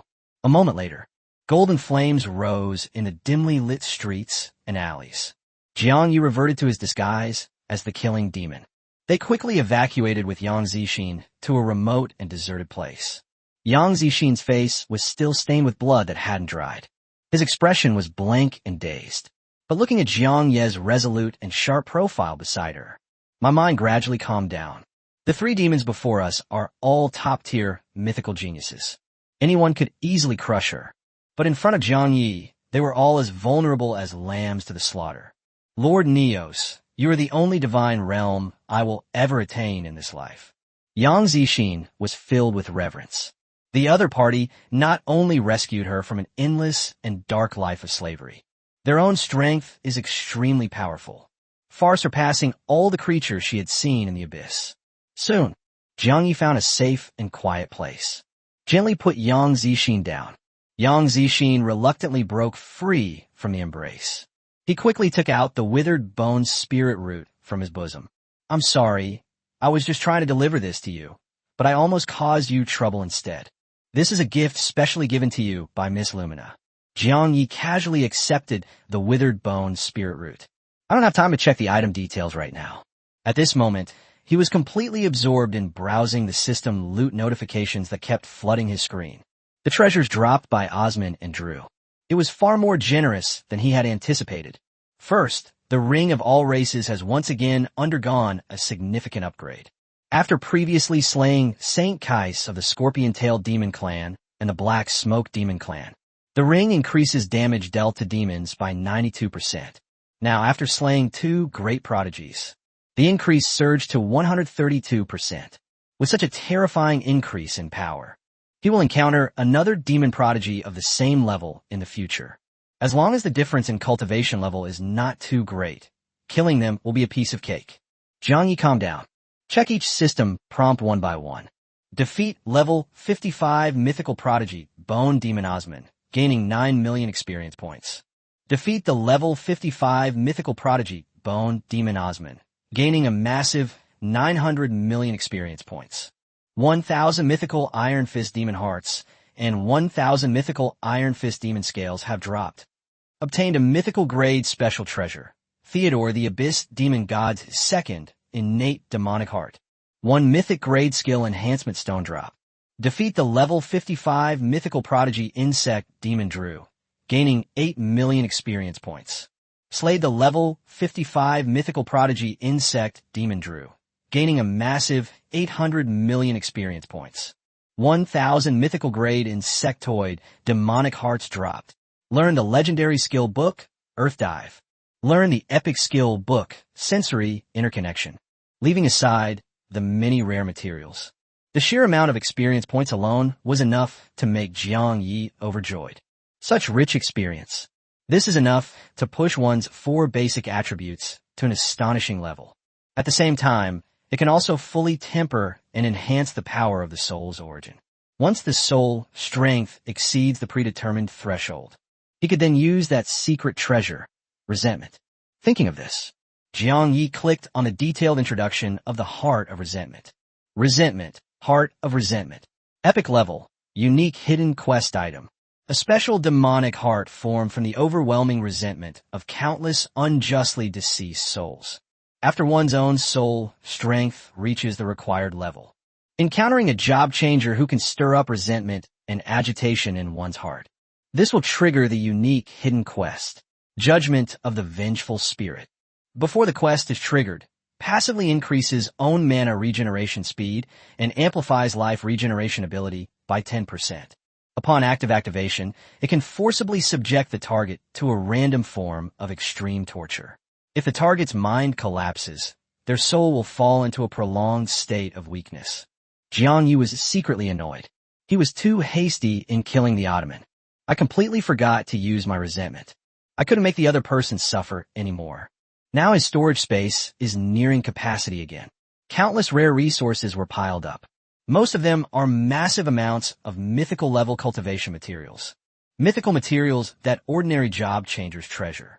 It had piled up like a mountain for him, to the point of near numbness. From now on, we'll just feed Faye with mythical grade materials. That'll definitely make her growth rate skyrocket again. Jiang Yi quickly turned his attention to the top-tier special treasure that Osman had dropped. Concentrate and examine the details. Theodore, the Abyss demon god's second innate demonic heart, a mythical exclusive treasure, contains boundless and immense power of dark laws. It also retains a trace of Theodore's original consciousness, implanted into the body of an abyssal creature. After the host has completely integrated and assimilated, Theodore could then create an avatar of it and control it remotely. In addition to its many uses, it can be used to refine top-tier divine-grade pills and forge mythical-grade divine weapons and armor. This object contains Theodore's understanding of the dark laws and his primordial consciousness.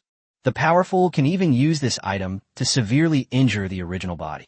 If the extremely stringent conditions are met, there is even a chance to directly slay the Abyss demon god Theodore. Note: once this item leaves the storage space and appears within Theodore's perception range, it will be immediately and accurately detected by him. The moment I saw the introduction, Jiang Yi was deeply shaken, and even his fingertips trembled slightly. The reborn heart within the Ottoman body. It turned out to be the demon heart, the natal clone of Theodore, a mid-level demon god of the Abyss. It turns out that Theodore had already secretly laid the plan. He plans to cultivate the Ottoman into his own puppet clone. The most shocking thing is, this treasure actually contains a hidden ability to severely injure or even kill the demon god himself. Jiang Yi forcibly suppressed the turmoil in his heart and forced himself to calmly consider the situation. Heart Peak City is far from the demon clan's stronghold. Logically speaking, when I killed Ottoman, the other party would not easily notice. But a terrible thought suddenly popped into my head. His heart tightened. Could it be that the other party had already sensed the change of ownership of the demon heart and had rushed here at this moment? I dared not hesitate for even a moment longer. Jiang Yi immediately and carefully stored his second innate demonic heart back into his storage space. He then urgently instructed Yang Zixin, "Hurry back to Xinjiang Trading Company and erase all traces of our meeting. Under no circumstances should anyone know that we have met again. Keep a low profile for now. Try not to go out and show your face easily, and protect your own safety." Chapter 372, Scheming for the Middle-Ranked Demon God. Yang Zixin was full of doubts, but he still nodded in agreement without hesitation. Jiang Yi immediately took out the exclusive teleportation token for the Heart Peak City auction. Intricate and complex teleportation array patterns instantly appeared beneath their feet. "Don't worry, I will definitely come back to find you in the future. Be careful and take good care of yourself." He had already prepared for the worst. Once Theodore arrives in person, the situation will become extremely dangerous. When facing a mid-level Abyss demon god, one must be extremely cautious, for the slightest carelessness will result in death and annihilation. Fortunately, the demonic heart is in my own hands. The other party's attention will definitely be focused entirely on you. Yang Zixin is not in great danger for the time being. I will always wait for you to come back. Yang Zixin looked on with reluctance, gritted his teeth, turned around, and hurriedly left. Watching the girl's departing figure, Jiang Yi felt a pang of pity and tenderness. If the time is right in the future, he will surely return to this place to protect her. The city at the Heart's Peak holds endless opportunities.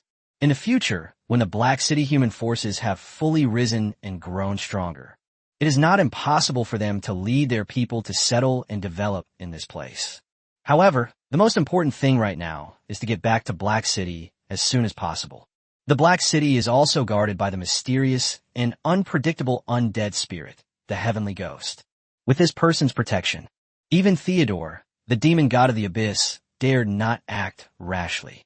Perhaps we can even draw upon the power of the Heavenly Demon to find a specific way to use one's innate demonic power to counter Theodore. Thinking about this, all the anxiety in my heart dissipated. Instead, an overwhelming sense of excitement arose. That was a mid-level demon god. If you can successfully kill it, you will definitely trigger a critical hit reward of 10,000 times. It's hard to imagine what would happen after killing a demon god. Imagine the terrifying amount of experience points you can gain, as well as countless divine treasure materials. Jiang Yi took a deep breath, looking at the teleportation array that had already taken shape. His figure flashed. It completely disappeared into the night. Above the abyss, thousands of miles away, the entire world was shrouded in crimson and black light. Theodore, the demon god of the abyss, had a face ashen and dark, and his raging fury seemed to shatter the heavens. Useless. A bunch of useless trash. What happened to Ottoman that caused him to fall so easily? My natal clone, the demon heart, which I painstakingly crafted, has now completely lost contact. It is utterly hateful. Just then, he suddenly lost all connection to his natal demonic heart, and his boundless rage soared to the heavens. The sky was filled with crimson and black light, like thousands of divine weapons sweeping across all directions. The weak, abyssal creatures trembled on the ground, too afraid to move. The moment it touched the light, it instantly turned to ashes. Even a mere wisp of residual power could instantly annihilate a powerful demon. Who on earth did this? No matter where you hide, I will find you and tear you to pieces. Theodore scanned the entire landscape frantically, enraged. This second innate demonic heart was his most important and long-planned possession. It consumed a massive amount of the Dark Law's essence, and even incorporated a wisp of his own divine soul. The original plan was to wait until Osman fully integrated with the demon heart, to cultivate a perfect clone. In the future, they can be separated into one, break through the shackles, and join the ranks of the high-level demon gods. Such a perfect grand plan has now completely vanished. He even specially dispatched the demon Prince Moria to the City of Hearts to secretly protect him. I never expected it would end up like this. After finding the trail of the person who stole the demon heart, Moria will be punished along with them. All demon clansmen who have had dealings with Osman shall be severely punished.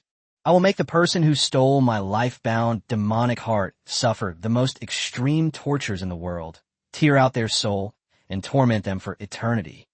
Just as Theodore was enraged and plotting revenge, he suddenly detected a faint fluctuation of his natal demonic heart again, although the aura was very subtle. However, it is enough to accurately pinpoint the approximate location. Theodore no longer hesitated. It transformed into a streak of scarlet light. They sped off towards the source of the aura. Not long after, a silent and solemn black city came into view. He focused intently on his investigation. The lost inner demon has been confirmed.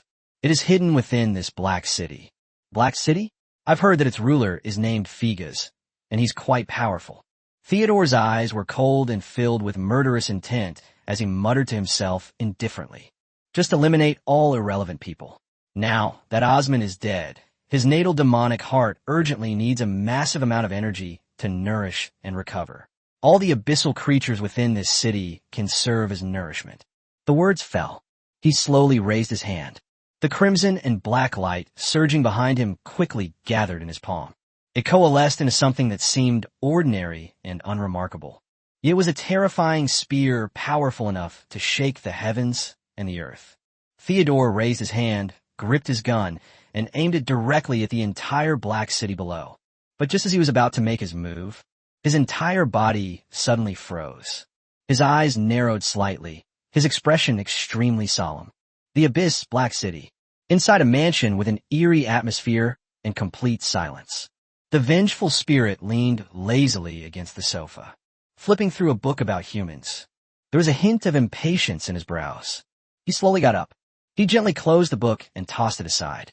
The books then floated back to their places on their own. It fell into the bookshelf next to it. After doing all this, the demon turned around, his gaze fixed intently on the living room wall. Outside the city, Theodore is poised to unleash his full power. Suddenly, a strange gaze suddenly locked onto him. That gaze was extremely strange.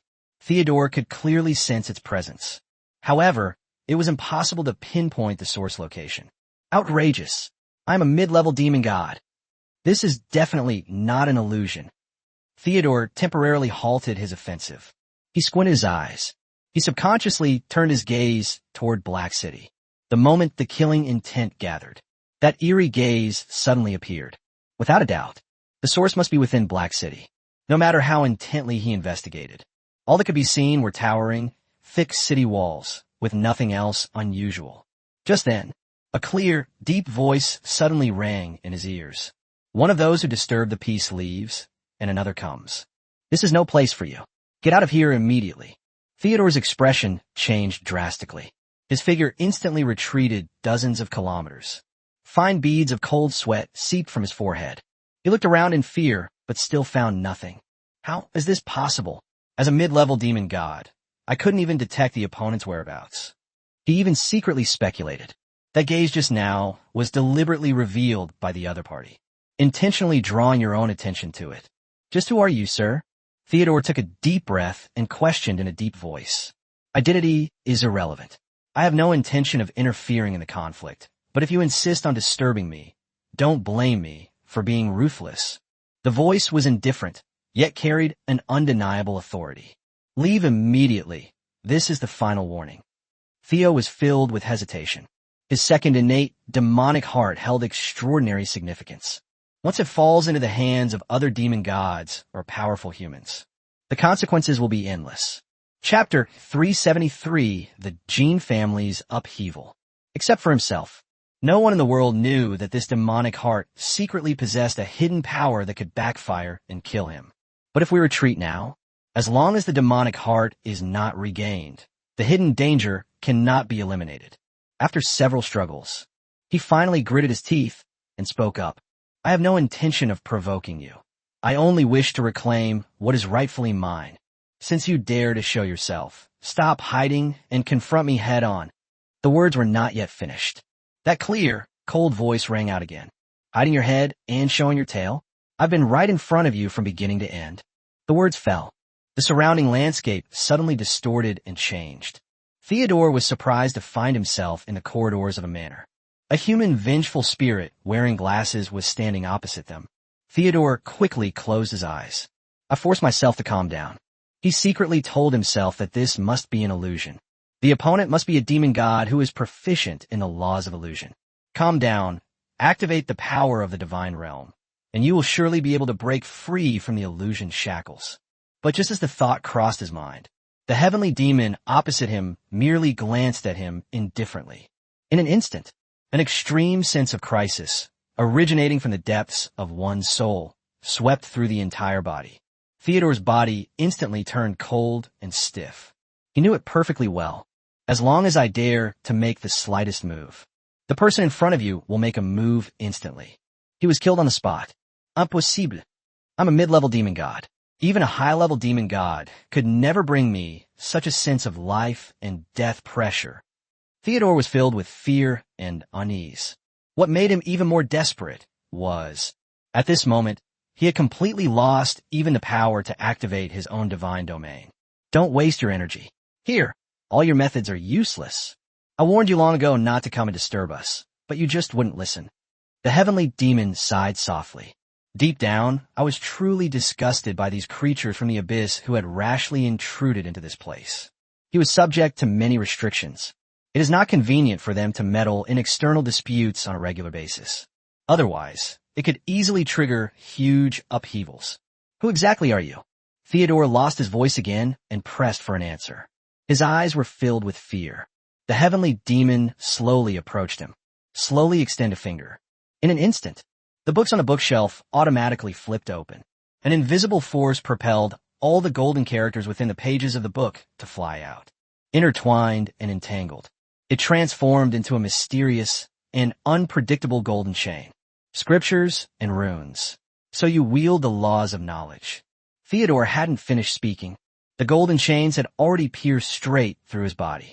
His body began to disintegrate and rebuild itself. In just a few breaths, the mighty Theodore, a mid-level demon god, it was transformed directly into a pitch-black stone puppet. The heavenly demon sighed helplessly. This is troublesome. How should we modify the memories? Tampering with the memories of a demon god is too mentally taxing. He casually gestured with a finger toward the broom in the corner, his tone nonchalant.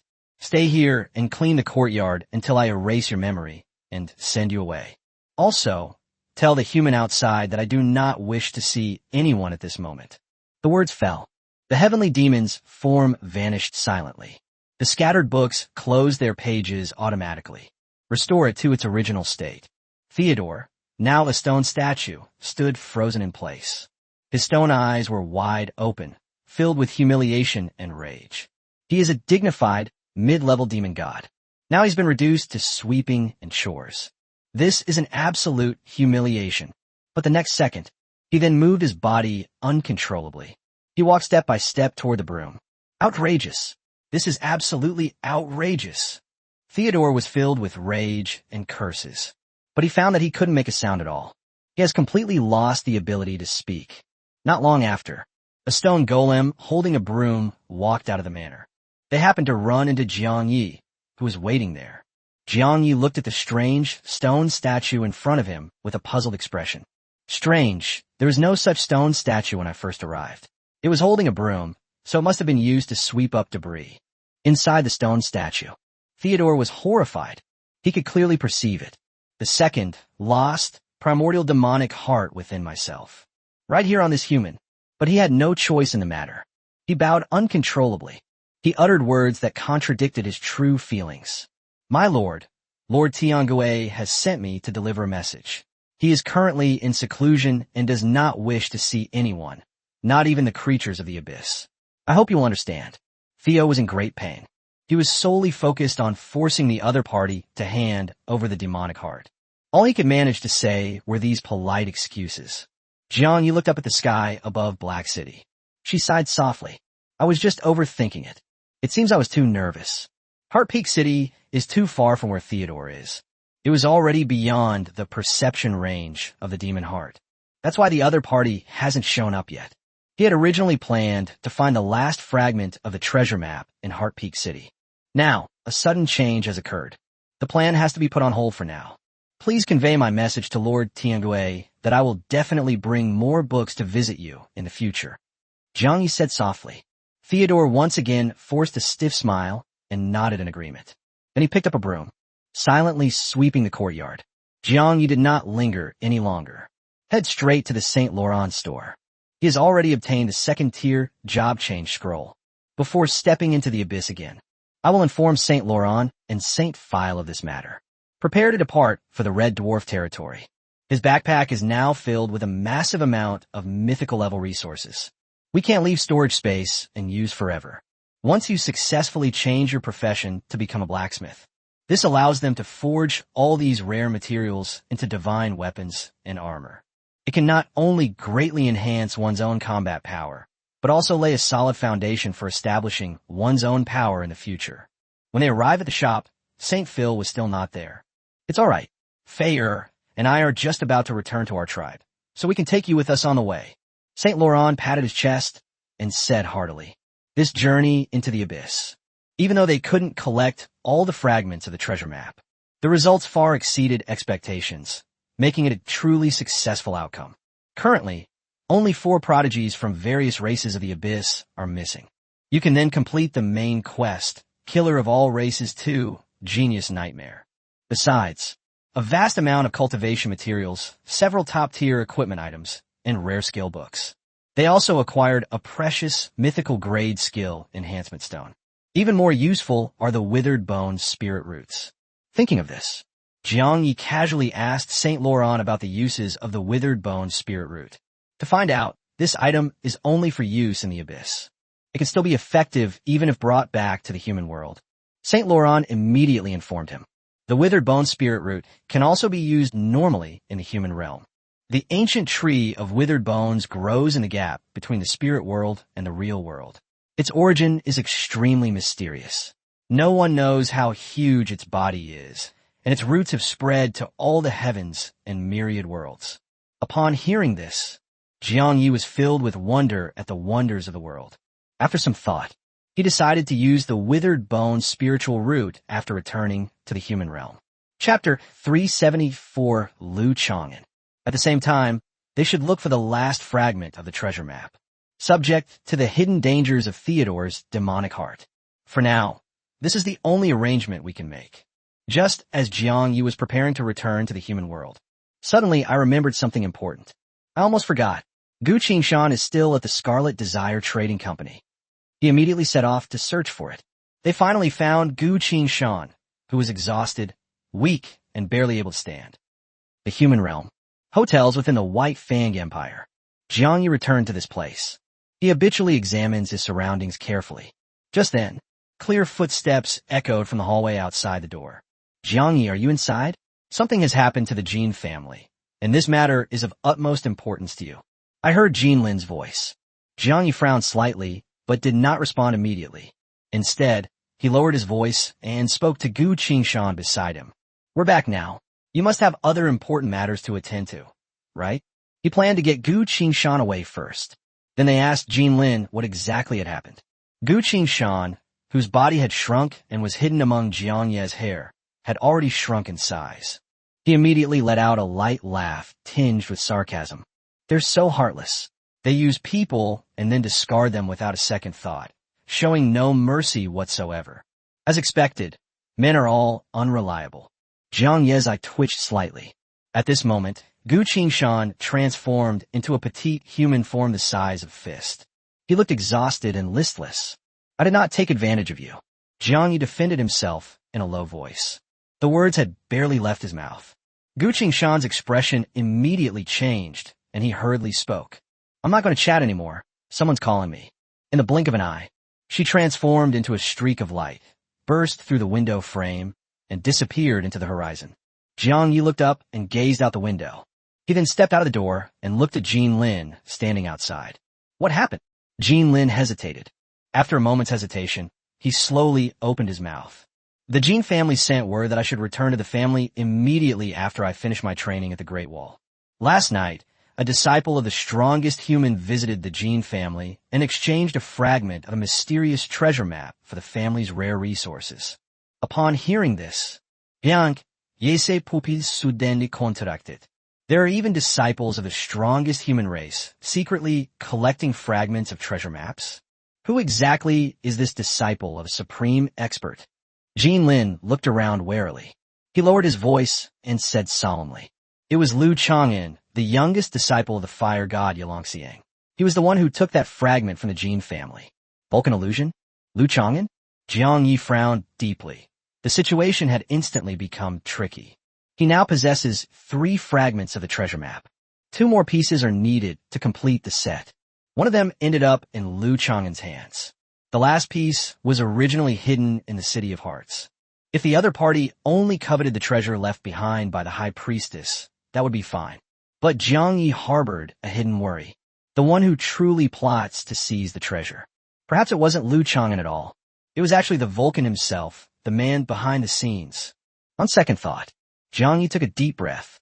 If even the strongest experts are tempted by it, this is enough to prove that this treasure is inside.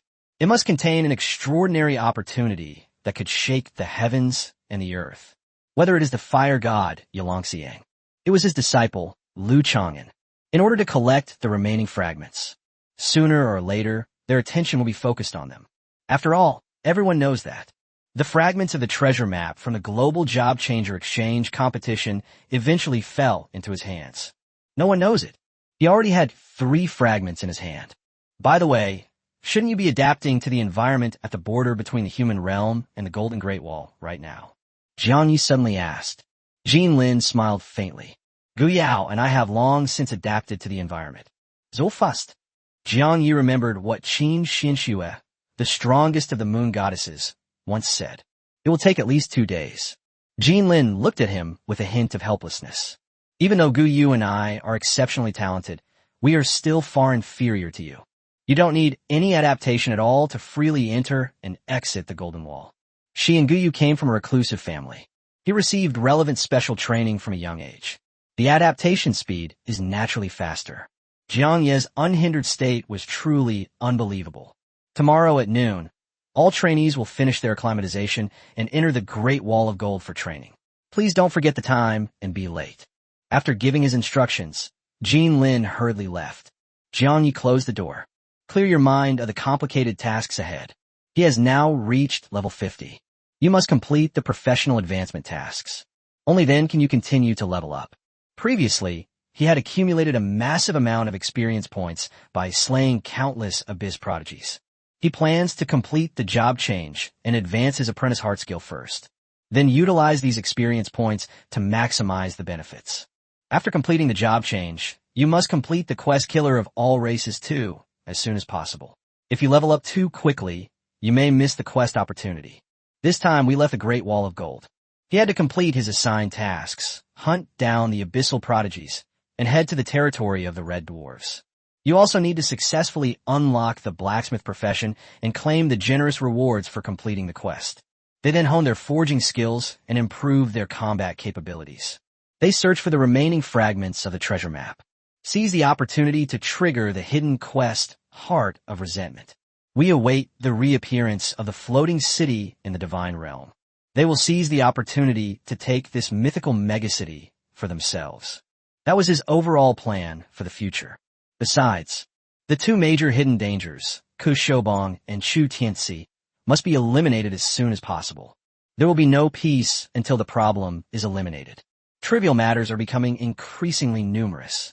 If you don't organize things properly in advance, it's easy to overlook crucial matters. The value of the floating city is immeasurable. If one can successfully occupy it, one can use it as a foundation to establish one's own power. Looking at the major empires of the human realm.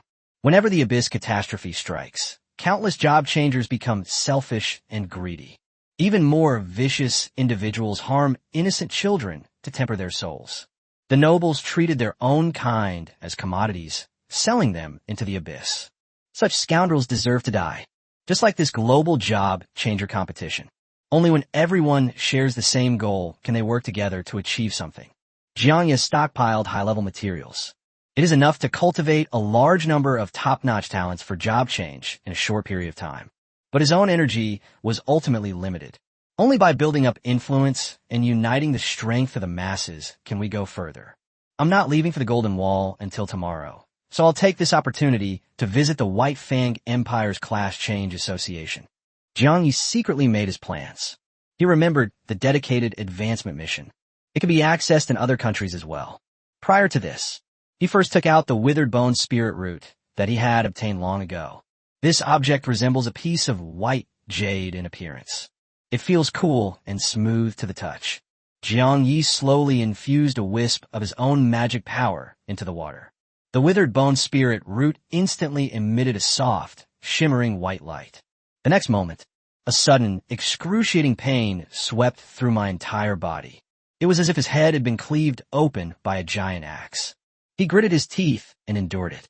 Not long after, a miniature Jiang Yi phantom, only the size of fist, resembling a soul. Chapter 375, Vulcan Iron Elephant. It flew out from between the eyebrows. It merged directly into the withered bone spirit root. Jiang Yi subconsciously closed his eyes. When I opened my eyes again, they found themselves in a completely unfamiliar and strange space. Everything around was a white blur, making it difficult to see clearly. Is this the spiritual realm of the withered bone tree? It does bear some resemblance to a mental illusion. The thought had barely formed in his mind. The white fog dissipated instantly. A colossal tree, tens of thousands of feet tall, entirely constructed of white bones. It stood prominently before my eyes. This is not a mountain. It is not a tree, but a truly ancient tree formed from countless bones.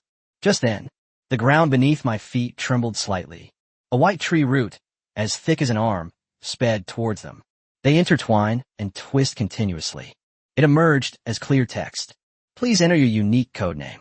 Do you conceal your appearance and body shape? Jiang Yi was not surprised by this. After a moment's thought, the proposed name is Hunter. This code name is already in use. Please enter it again. Someone registered first? Jiang Yi frowned slightly. He tried out many names in succession, including Tian Gue, Ottoman, and Theodore. All slots are currently occupied. It seems that these code names are not the user's real names. Jiang Yi muttered to himself. He was never good at naming things. After thinking for a long time, he finally settled on a code name. Nameless. Welcome to the Bone Spirit Realm. Confirmed to have concealed their appearance and body shape. Friendly reminder. When the ancient tree of withered bones blooms, regardless of your location, you must immediately evacuate the spirit realm. Fighting and killing are strictly prohibited within the spirit realm. Violators will be forcibly expelled and have a portion of their divine soul essence deducted. New members will receive 100 bone coins as a gift. The white tree roots moved slightly. Hundreds of bone coins, each the size of a thumb, appeared out of thin air. Jiang Yi Gang reached out and took it. A voice suddenly came from behind. My friend, you're in for a world of trouble now. Upon hearing the sound, Jiang Yi immediately turned around to be on guard. All that could be seen was a pale-faced figure with a blurred outline. A strange figure, dressed only in pink bodysuits, walked quickly towards them. The strange attire made Jiang Yi instinctively take a half-step back. Judging from your appearance, you must be new here. These 100 bone coins are quite valuable. If you don't know the rules, you'll soon suffer a great loss. You're lucky to have met me. I'm known as the pink-clad guest.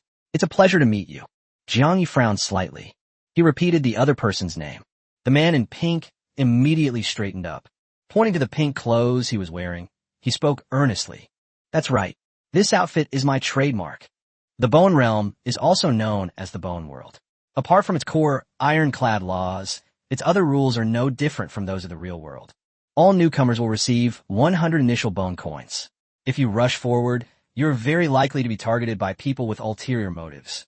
There are many despicable people hiding in the Bone Realm who use all sorts of means to deceive and coerce newcomers, just to steal these 100 bone coins. I have good intentions and really can't bear to see you being deceived, so I came here specifically to warn you. The man in pink spoke earnestly. Jiang Yi pondered for a moment before asking the question. Are you planning to help me? That's true, but there's no such thing as a free lunch. The man in pink quickly said, Pay me 30 bone coins, and I will tell you all the rules of the Bone Realm. If you pay me 50, I can personally show you around this place. And there's an even bigger bonus. The pink-clad man quickly lowered his voice. The Bone Realm has exclusive opportunities for newcomers. I know a unique method that can quickly double the value of the 100 bone coins you have. These shortcuts are only for newcomers. If others try them, they will not only be useless, but they will also lose bone coins. You can rest assured that I can sign a spiritual domain contract with you, without any deception. If I breach the contract, I will be severely punished. Jiang Yi's eyes flickered slightly, feigning hesitation. I'm new here and still don't know what's going on. How about this? You lend me some bone coins first, and I'll give you all 100 of them, so we can work together to increase their value using your method. The man in pink froze on the spot. He looked troubled. I'm not exactly flush with cash right now, and I can only lend out 10 coins at most. Is that all right with you? That's enough. Viank, ye find delight. If you lend me 10, I will entrust all 110 bone coins to you to manage. The man in pink hesitated to make a move. A silence fell over the room. After a long time, he finally spoke out of desperation.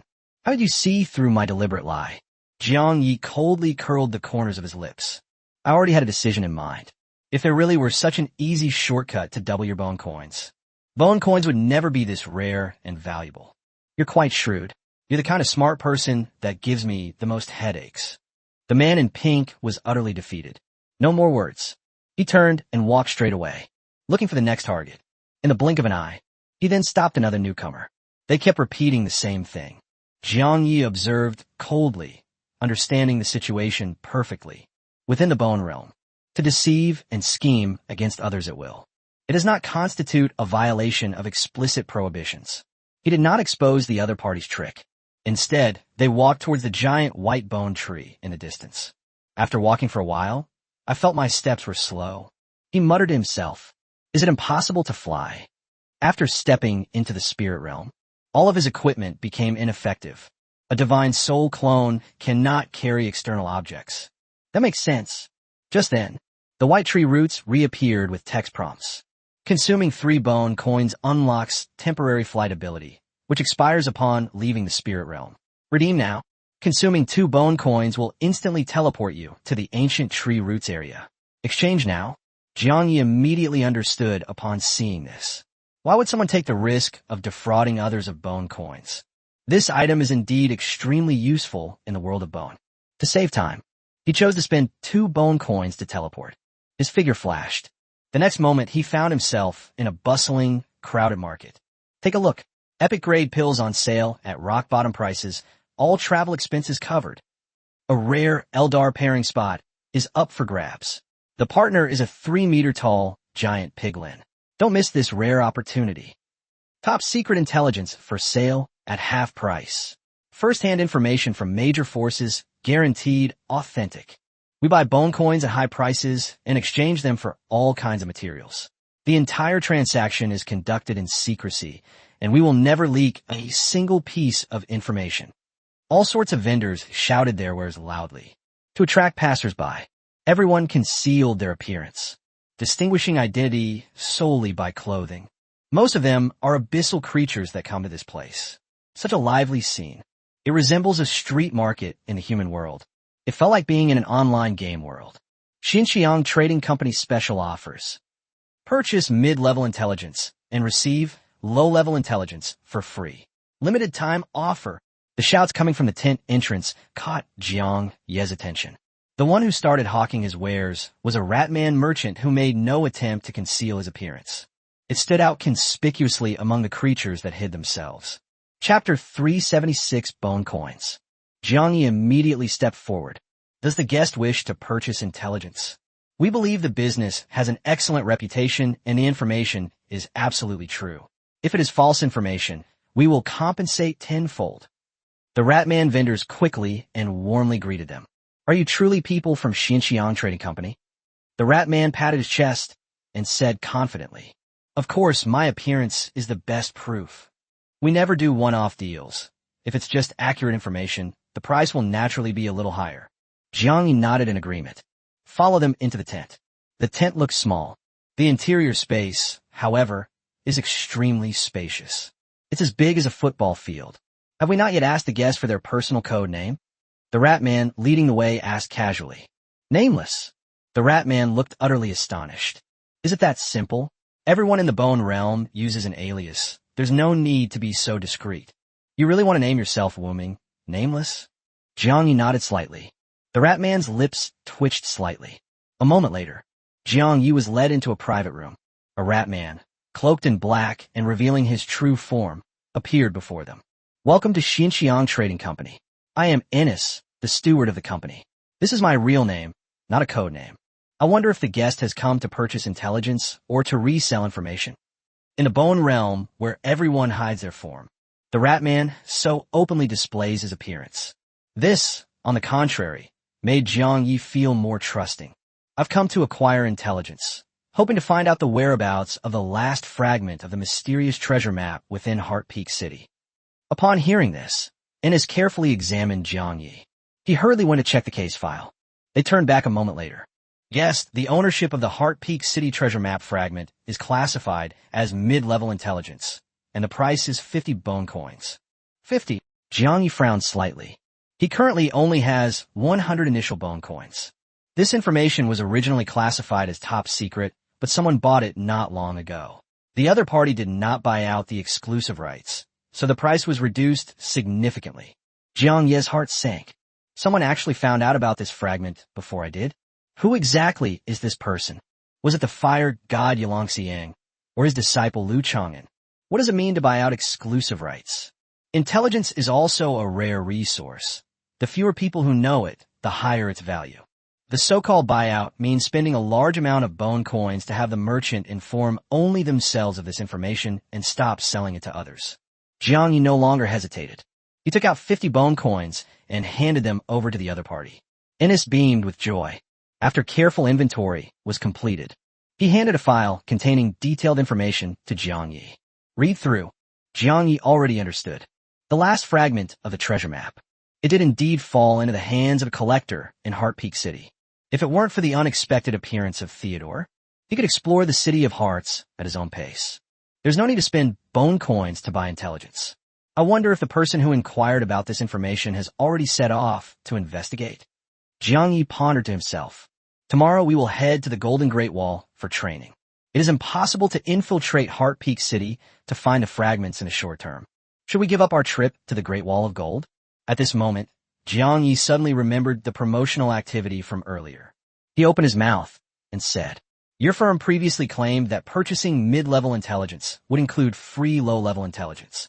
Are you going to break that promise? Ennis looked embarrassed. The event is indeed real, but the accompanying information must be related to the purchased information and cannot be selected arbitrarily. Jiang Yi looked displeased. Such restrictions were never mentioned when they were hawking their wares outside. Not long after, Ennis turned back in a panic. He said in a low voice, his face full of apology, I'm so sorry, sir. This information is no longer valid. The collector who possessed the fragment left Heart Peak City 2 days ago and met with misfortune in the abyss yesterday, losing his life. Jiang Yi was stunned. A decision was made instantly.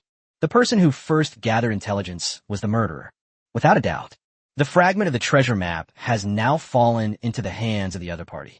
The merchant immediately returned 25 bone coins as compensation. Jiang Yi felt no joy whatsoever. He held 3 fragments in his hand. Only 2 more pieces are needed to complete the set. A series of unexpected events disrupted all plans. As an apology, the trading company is offering an additional piece of information. The person who killed this collector is suspected to be a disciple of the strongest human being, named Lu Chang'an. Everything turned out exactly as he had predicted. In this way, the situation is now clear. Lu Chang'an will surely come looking for him on his own initiative. There's just one problem after another. Viang Yi seek it softly. The most important thing now is to find out. The person plotting to steal the treasure was actually Lu Chang'an himself. Or perhaps it's the behind-the-scenes powerhouse, Ilham Todi. Deduct expenses. He still had 73 bone coins left. That's enough to purchase another mid-level intelligence report. How many bone coins are needed to gather information about Lu Chang'an? Ennis answered immediately. Only 30 bone coins are needed. Jiang Yi paid immediately. We successfully obtained all of Lu Chang'an's detailed information. Lu Chang'an, male, 23 years old. Human, personally trained by the fire god Yalongxiang, a level 70 mythical level class changer. His profession is Phoenix Warrior. His natal weapon is a legendary spear, and he is proficient in all kinds of fire-based martial arts. The intelligence records were extremely detailed, even if you know the other party's background. Jiang Yi still did not have a foolproof solution. He then wanted to find out more about the fire god, Iron Elephant. However, they learned that the price was a whopping 500 bone coins. The price is shockingly high. Jiang Yi thought about it again. Since acquiring intelligence is expensive, it would be better to resell the secrets you know in exchange for bone coins. He possesses numerous top-secret information about vengeful spirits, Eileen, and others. All of them are priceless. After much deliberation, he eventually gave up on the idea. Such a shocking secret must never be easily revealed. He then resold the information Jean Lin had given him. They only received 10 bone coins in return. What is the price for information about the chapter of light? Upon hearing this, Ennis's expression suddenly turned serious. All information related to the chapter of light was classified as top secret. The authenticity of the information must be verified first. Only then can a price be set, offering extremely low prices without any evidence. Jiang Yi tidied up his words slightly. A few hours ago, the people of the Chapter of Light killed 3 top demon prodigies in the outer region of Heart Peak City. These words were deliberately fabricated by him. This was solely to solidify his previously disguised identity as a member of the Chapter of Light. Ennis immediately verified the information. He said it with a solemn expression. The news is true and corroborates the clues we have. If you can provide a detailed account of what happened, you can exchange it for 400 bone coins. Jiang Yi was secretly surprised. I never imagined that the information related to the Chapter of Light would be so valuable. This is enough to show that this mysterious force has a huge influence in the abyss. Chapter 377, The Strongest Human Beings. Countless ethnic groups and forces are secretly monitoring its movements. Fabricating a detailed account was easy for him. After all, he was the one who did the whole thing. After successfully obtaining 400 bone coins, Jiang Yi found that there was no more information he needed inside the trading company. The rest of the information is either expensive. Either the merchant would have no way of knowing. And so they said goodbye and left. He planned to temporarily withdraw from the Bone Spirit realm. I'll explore it more thoroughly when I have more free time in the future. My thoughts returned. Jiang Yi had already returned to his hotel room. It was already afternoon. After a short rest, he set off for the White Fang Empire's Association of Job Changers to take on a special mission. The difficulty of the advanced tasks is not very high. All you have to do is step into the abyss. The task can be completed by hunting down a level 65 mythical lord boss. It just so happens that it can be carried out in sync with the mission of the nemesis of all races. Killing 2 birds with 1 stone. After getting rid of the group of enthusiastic locals who wanted to chat, Jiang Yi returned to the hotel. Take out the mythical level skill enhancement stone that you have been saving for a long time. This time, he decided to enhance his shadow stealth skill. As the strengthening stone dissipated, shadow stealth has successfully broken through to the mythical grade. Its power increased several times over. Shadow Stealth Mythical Rank. To merge with the shadows, to wield the power of darkness. Hidden in the shadows. Not only did they conceal their physical form, but they also completely isolated their aura, body temperature, and sound. You can unleash any move freely while in stealth. Casting speed increased by 10%. Is currently within the Shadow Realm. Mana recovery speed increased by 40%. Movement speed increased by 160%. After exiting stealth mode, the first 3 attacks are amplified by shadow, increasing their power by 30%. The denser the surrounding shadows, the less magic power is consumed when casting this technique. Even in the absence of a shadowy environment, a temporary shadowy domain can be forcibly created by expending a massive amount of magic power. The range and duration of the domain are determined by one's own magic power and soul attributes. All conventional investigative methods were ineffective. Only those who rule the divine realm, possess precognitive abilities, or have mythical-level investigative skills can see through a person's form. After being promoted in rank, Shadow Stealth has undergone a complete transformation. The increase in combat power is extremely significant. He used to have to break free of the shadows to launch an attack. Now he is as skilled as a top assassin. Hidden in the darkness. A deadly surprise attack was launched without warning. In this state, his whereabouts were even more difficult for the enemy to track down, unless you unleash a wide-area attack instantly. Otherwise, it would be impossible to harm him in the slightest. Immediately afterwards, Jiangyi then took out the 2 skill books that had fallen from Drew earlier and studied them. Earth Escape, Legendary. Consumes 0.5% of mana per second. Allows free movement underground. Movement speed slightly reduced by 10%. Winky Face. When in mineral-rich strata, hard rock, or other special terrain, movement speed will be further reduced. While underground, your health recovery increases by 10%. Physical and magical defense increase by 20% simultaneously. You gain an additional 40,000 temporary health points, and you receive a slight immunity to negative status effects. All buffs disappear upon leaving the underground. Sensory Interconnection, Epic Level. Upon mastering this skill, requiring only a small amount of magic power, one can share all senses, including sight, hearing, and smell, with their contracted spirit beasts and servants. Both parties' sensory acuity is simultaneously increased by 10%, and the skill lasts for 1 hour. His 2 skills perfectly made up for his weaknesses. It is extremely practical. From now on, when I dive underground, I will be able to use phase vision to remotely detect what's happening in all directions. Jiang Yi was completely satisfied. As dusk fell, after dinner, Jiang Yi then rested and recuperated early. The next morning, after washing up and eating breakfast, they then prepared to set off to meet up with Li Qingya and her group.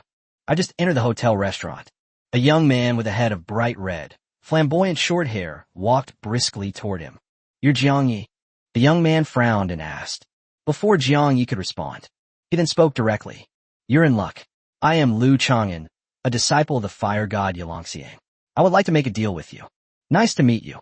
Speaking of which, you probably don't know what kind of person my master, the fire god Yalongxiang, really is. But that doesn't matter. All you need to know is that he is a top-tier human powerhouse." Lu Chang'an wore an arrogant smile. His eyes were full of condescending contempt. He spoke softly.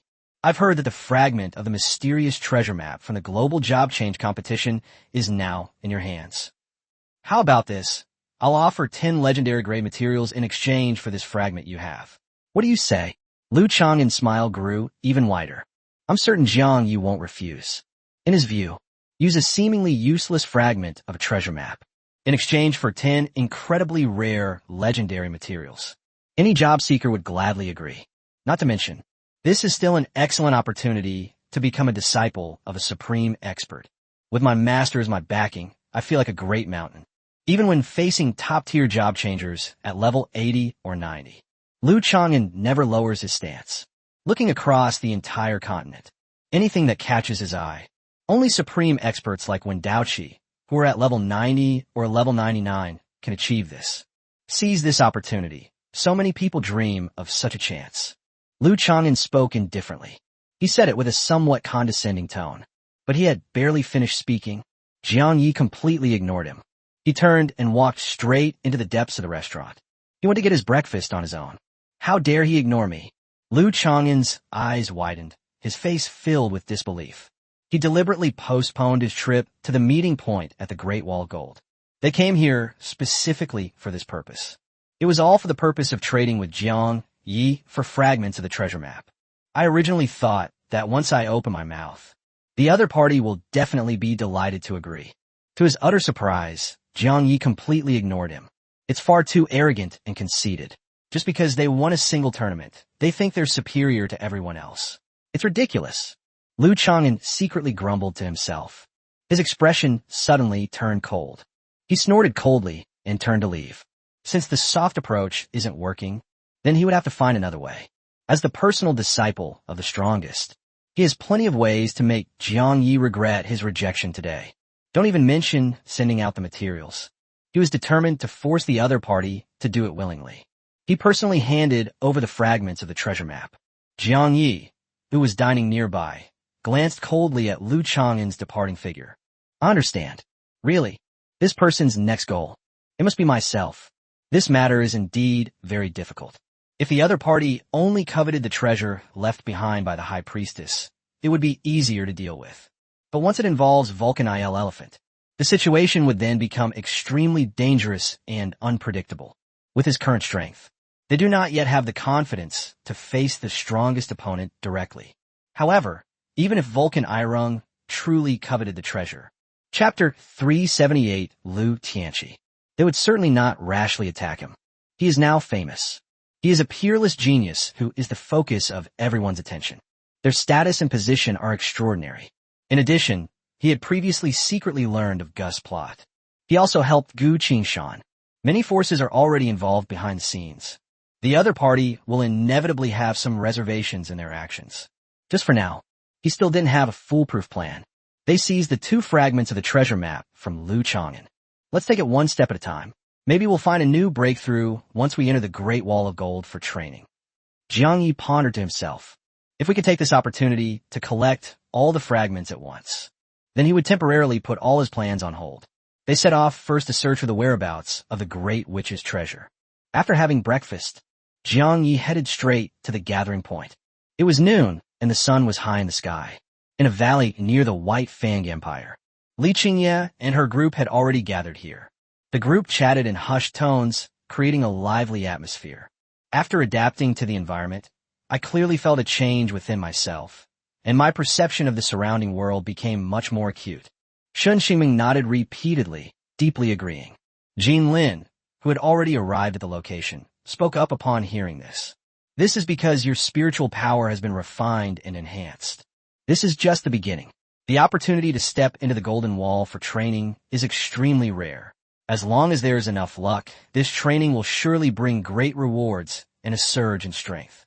Li Qingye excitedly licked the corner of her lips. His gaze turned toward the direction where Jiang Yi had not yet arrived. He said with great anticipation, "After this transformation, the gap in strength between me and the captain will definitely be narrowed considerably. I have a strong feeling that it won't be long before I can defeat him fair and square." Upon hearing these words, Jin Lin, Shun Xingmeng, Yang Tian, and the others quietly looked away. The atmosphere at the scene instantly became exceptionally quiet. Li Qingye took a deep breath. He hurriedly added, "Don't underestimate me. The captain has been busy with trivial matters these past 2 days and hasn't been able to focus on training and honing his skills like we have. Now that my strength has improved, the gap between us has definitely narrowed considerably." Shun Xingming sighed softly. But what if the captain's strength is also improving rapidly in the same way? You need to understand that it's incredibly difficult for an ordinary person to become stronger in just 2 days. But is this considered difficult for the captain? Li Qingye was speechless for a moment. The excitement on his face vanished instantly. He could no longer utter a single word in rebuttal. Seeing this, Yang Tian quickly spoke up to ease the tension. "Don't discourage him, everyone. Maybe the captain is busy going on a date these days." The words fell. Exclamations of surprise came from afar. All the prodigies looked up. "Look, it's Jiang Yi, he's finally here." As expected of a top genius, we all arrived early to wait. But he alone did not need to rush. His demeanor was completely different. It is said that the real strongmen always make their grand entrance last. and today I have witnessed it firsthand. Is it just my imagination? Why does Jiang Ye's equipment seem to be much better than it was 2 days ago? They must be seeing things. In just 2 days, how could they possibly have time to collect and upgrade to top-tier equipment? It's no illusion. The quality of this equipment is incomparable to ordinary items. Discussions rose and fell. Li Qingye's eyes widened even more. After Jiang Yi approached, she immediately circled around him, scrutinizing him. His gaze was fixed on the equipment surrounding Jiang Yi. His expression was full of tension and apprehension. Captain, your strength has improved again? The equipment you're wearing must be at least epic grade, right? Jiang Yi gently shook his head. No, why are you suddenly asking that? He was still wearing his diamond grade Earthshaker boots. Apart from these boots, all other equipment worn on the body, all of them are of legendary quality. Upon hearing this, Li Qingye breathed a long sigh of relief. I instantly relaxed. He chuckled foolishly and waved his hands repeatedly. And nothing, just asking casually. Captain, those materials you gave me before, once we return from our training at the Great Wall of Gold, I'll have a master blacksmith forge them into custom-fitting equipment. My strength will definitely increase dramatically then. You'd better get ready. It won't be long before I challenge you. A fierce fighting spirit ignited in Li Qingye's eyes, full of confidence. Just then, Jean Lin suddenly spoke up, puzzled. Captain, your equipment looks to be of extremely high quality. What exactly are the grades? It's not that great. Apart from the shoes I'm wearing, which are diamond grade, everything else is just legendary. I still haven't been able to collect a complete legendary set. As for the mythical level equipment hidden on his body, he didn't say another word. They were afraid of hurting Li Qingye and his group too much. In his view, it's just a legendary item. It shouldn't be enough to cause everyone's mentality to collapse. But after these words were spoken, the fighting spirit in Li Qingye's eyes vanished instantly. His expression froze on the spot. He subconsciously raised his hand and touched the tip of his nose. Captain, are you telling the truth? He couldn't help but call out to confirm. Jiang Yi looked at him with a puzzled expression. Why would I joke about something like this? Li Qingye looked up at the sky. I felt utterly helpless. He muttered to himself in a low voice. Fine. The stronger you are, the more fun it will be to fight you in the future. I'm not in good shape lately and need to calm down and adjust. Once I'm ready, I'll take the initiative to tell you the day of the duel. After saying that, he silently turned and walked to a corner, taking deep breaths to calm himself. Jiang Yi looked at Jean Lin and Shun Xingming. His face was full of confusion. What's wrong with him? He seemed strange. Jean Lin sighed helplessly. I don't know, but I guess it's because my mindset was affected, and it's similar to how I felt back then. Jiang Yi was slightly taken aback upon hearing this. I never expected that just a few words of truth could be so disheartening for the other party. He has yet to mention that he possesses numerous mythical-level equipment and rare materials. If everything were revealed, the consequences would be unimaginable. Enough, let's stop here and not say any more. He couldn't help but speculate to himself. Later, Li Qingye fulfilled her wish and became a blacksmith.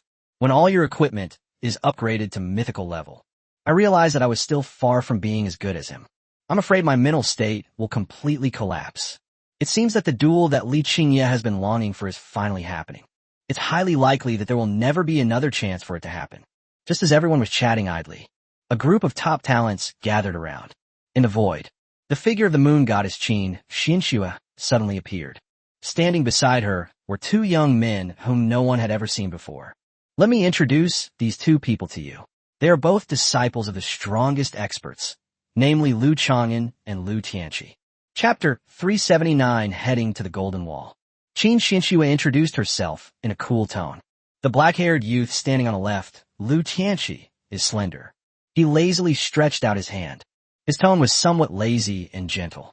Hello everyone, I am Lu Tianqi. It's a pleasure to meet you all.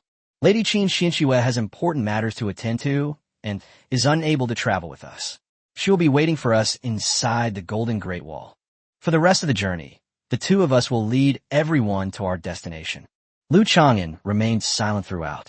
He looked down from his high vantage point at the group of geniuses below. Their gazes finally settled firmly on Jiang Yi. He slowly descended from the air and walked straight towards Jiang Yi. In an instant, all eyes in the room were focused on the 2 of them. Under the spotlight, Lu Chang'an walked straight up to Jiang Yi. The two were less than 10 centimeters apart.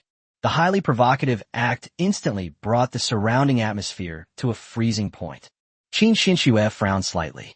Due to the other party's status. As long as the other party doesn't do anything too outrageous. She couldn't interfere or obstruct it too much. Lu Qianxi, standing beside Qin Xinxue, narrowed his eyes slightly. A playful smile curled at the corner of his lips. They watched the scene unfold with great interest. They've really asked for trouble. How dare they openly provoke Lu Chang'an? Lu Qianxi spoke softly. Qin Xinxue slowly turned her head to look at him. He refuted the statement in a calm tone. You've misunderstood. This time, Lu Chang'an deliberately provoked someone he shouldn't have. Jiang Yi is currently only at level 50. However, they had already comprehended the laws of darkness. This talent is extremely rare even in the entire universe. If this matter gets out, this will surely attract many powerful figures to try and recruit him. They vied to recruit him as their disciple and nurture him with great care. Although Lu Chang'an was a direct disciple of Ilongxiang, the god of fire. But even today, let alone comprehending the power of the laws, even the foundation of one's own soul, they might not even be able to defeat Jiang Yi. The only advantage they have is in their cultivation level. But Jiang Yi is completely different. Such an unparalleled genius is a rare find, a true prodigy in the world. This is also the fundamental reason why Lord Gu Qingshan values him so much. So Lady Qin Xinxue thinks highly of Jiang Yi. It seems that this person indeed has extraordinary talent. Lu Qianxi smiled with surprise. But the journey to the Golden Great Wall is fraught with peril. Aren't you worried that Lu Chang'an will secretly make things difficult for Jiang Yi? Qin Xinxue did not answer directly, but spoke calmly. It's not that I value him highly, but rather that my master values this person exceptionally. Upon hearing this, Lu Qianxi's pupils suddenly contracted. With a solemn expression, he turned his gaze to Jiang Yi again. Jiang Yi remained calm at this moment. Looking directly at Lu Chang'an, who was closing in step by step, he spoke softly. Just say what you have to say. Why are you standing so close? Do you want me to smell your disgusting scent? Lu Chang'an's face turned ashen with anger. He staggered back several steps, his fists clenched tightly. He even subconsciously wrinkled his nose and sniffed the air around him. Arrogant brat, I'm giving you one last chance. Hand over the fragment of the treasure map you have, and I will give you 10 sets of legendary materials as promised. Lu Chang'an forced down his anger and said through gritted teeth. After being ignored this morning, he had already given it considerable thought.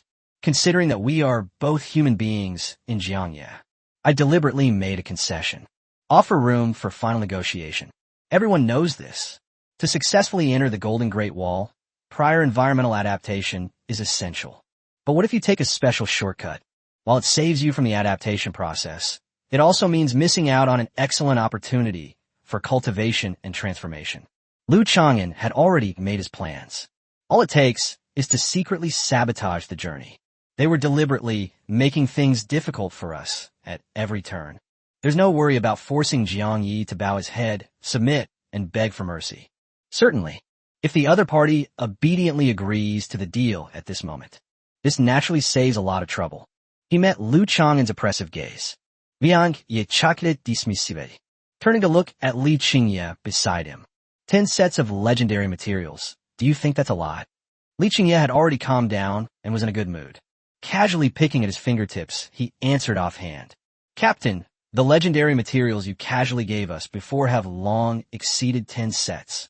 If it were anyone else, they would definitely treasure it. But in your eyes, Captain, it's not worth mentioning at all. The words fell. The surrounding group of prodigies immediately began to whisper among themselves. The gap between people is just too great. If I could obtain 10 sets of legendary materials, I would gladly sacrifice a year of my lifespan. A year is not enough.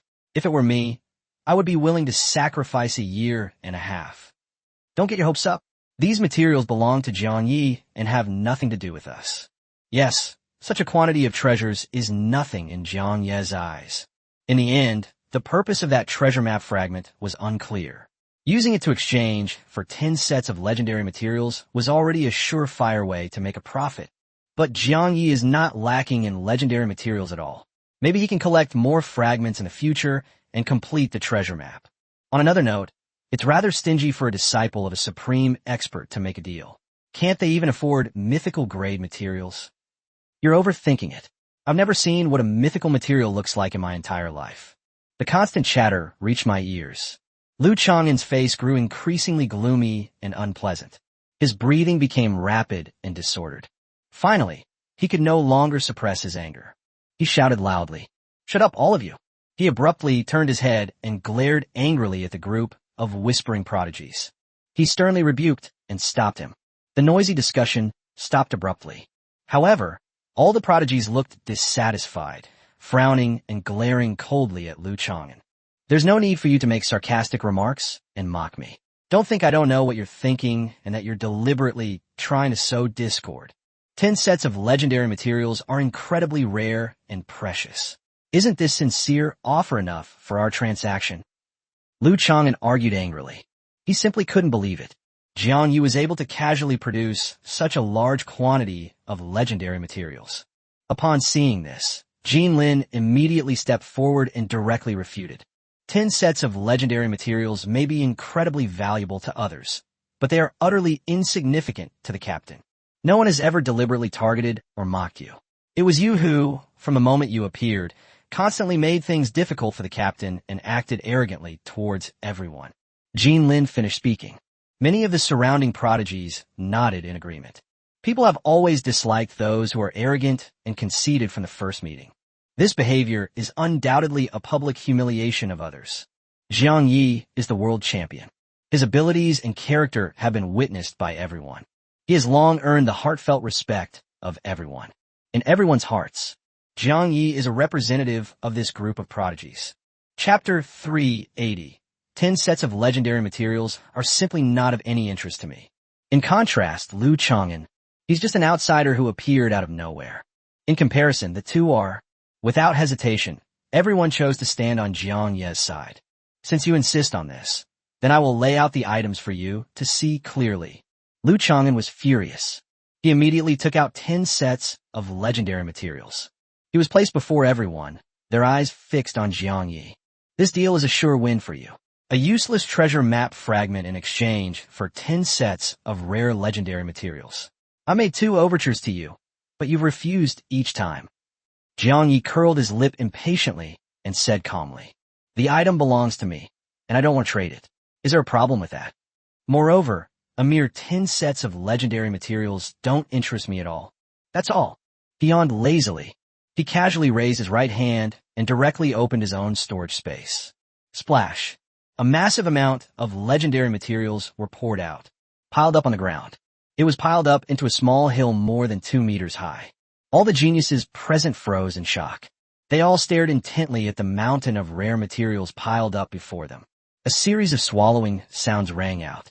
Even Lu Chang'an couldn't help but blink repeatedly. In a daze, I even thought I was hallucinating. But this is far from over. Jiang Yi called out softly, "Alzhu." The next moment, the spirit pet Ao Zhu appeared instantly. A pair of large, golden eyes blinked brightly. Jiang Yi casually took out 2 sets of mythical-level materials from his storage space. It was thrown directly in front of Ao Zhu. "I have absolutely no interest in what you call a deal. In the past, legendary materials could still serve as food for Ao Zhu, but now they're no longer sufficient, and it no longer values these things. I witnessed this scene with my own eyes." Lu Chang'an rubbed his eyes vigorously. Speechless with astonishment, he remained stunned for a long time. The entire arena fell into a deathly silence. Even Qin Xinxue, who is the strongest, was not immune. At this moment, they couldn't help but be slightly moved and subconsciously licked the corner of their lips. Impossible. It's absolutely fake. Don't even think about fooling people with counterfeit goods. Lu Chang'an absolutely could not accept this fact. In his view, even the most powerful beings, they would never be so extravagant as to use incredibly precious mythical materials to feed spirit beasts. Even his master, the fire god Yalongxiang, would never have done something so extravagant. Therefore, he was certain, Jiang, you must have brought out counterfeit goods. It is definitely not a truly mythical rare material. You have a narrow perspective and limited knowledge. Whether you believe it or not is entirely up to you. I don't have time to argue with you. Jiang Yi finished speaking calmly. Ignoring Lu Chang'an's loss of composure, he turned his gaze to Qin Xinxue. Qin Xinxue instantly understood his intention. He immediately spoke to Lu Chang'an in a deep voice to confirm. The two sets of materials that Jiang Yi just gave to the spirit beast are both genuine, mythical-grade materials, without any falsehood. After saying that, she looked at Jiang Yi again and couldn't help but sigh. But this approach is far too extravagant and wasteful. It's such a waste to use two sets of precious mythical-grade materials so easily to feed spirit beasts. Waste. Jiang Yi gently shook his head. In his heart, Ao Zhu is no longer just a spirit beast companion, but a close friend who walks alongside her. Moreover, he has a large quantity of mythical-grade materials in his possession. It has been sitting idle and useless for a long time. Using it for Ao Zhu's cultivation and nourishment is not a waste at all. Not a single bit is wasted. If Ao Zhu eats and drinks well to improve her strength, she will be able to better assist her master in venturing into the world in the future. Ao Zhu flapped its wings. A clear and crisp voice came out in defense. It then spread its wings and landed on Jiang Yi's shoulder. And I only ate 2 sets of mythical-grade materials today, which is far less than what I ate yesterday. These words were spoken. The assembled geniuses were utterly shocked, their faces filled with disbelief. My God, Jiang Yi's spirit beast actually feeds on mythical-grade materials? And it eats even more than that. Am I dreaming? The disparity in this world is just too vast. I never imagined that the treasure I pursued my whole life would be inferior to even the food of other people's spirit beasts. This is so unfair. Everyone else's spirit beasts are carefully nurtured and raised, but Jiang Yi's spirit beasts are treated like top-tier experts. May I ask if Lord Jiang Yi is still lacking spirit beasts? I am willing to transform into a humanoid spirit beast, requiring only 1 set of mythical-grade materials per day, and I swear to serve you to the death. Don't humiliate yourself. You're too shameful to look at. All right, stop teasing us. Look at Lu Chang'an. He's already so ashamed he wants to disappear. It's really embarrassing. They were originally arrogant and high and mighty, but now they've been completely crushed by the wealth and resources of others. In the end, even the disciples of the strongest are nothing special. They're not as high and mighty as one might imagine.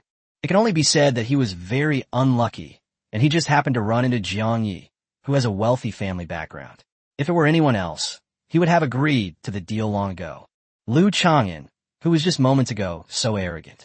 He had already suppressed all his arrogance, silently turned away, and desperately suppressed the surging anger in his heart. But he still couldn't calm down. He gritted his teeth inwardly, having already etched this grudge into his heart. I gave you 2 chances in a row, but you didn't cherish them. So don't blame me for being ruthless in the future. The journey to the Golden Great Wall is still long. The journey was filled with countless perilous trials. It includes naturally formed, perilous, and dangerous places. There are also many challenging trials, specially set up by the strongest individuals. It is used to hone the character and strength of a group of young talents. Although these trials rarely endanger one's life, at most, it will only cause serious injury. However, there are countless hidden traps and crises within it. Lu Chang'an was very familiar with the road conditions and the dangers of the checkpoints along the way. All it takes is a little underhanded maneuvering. This would put Jiang Yi in a predicament from which he could not escape.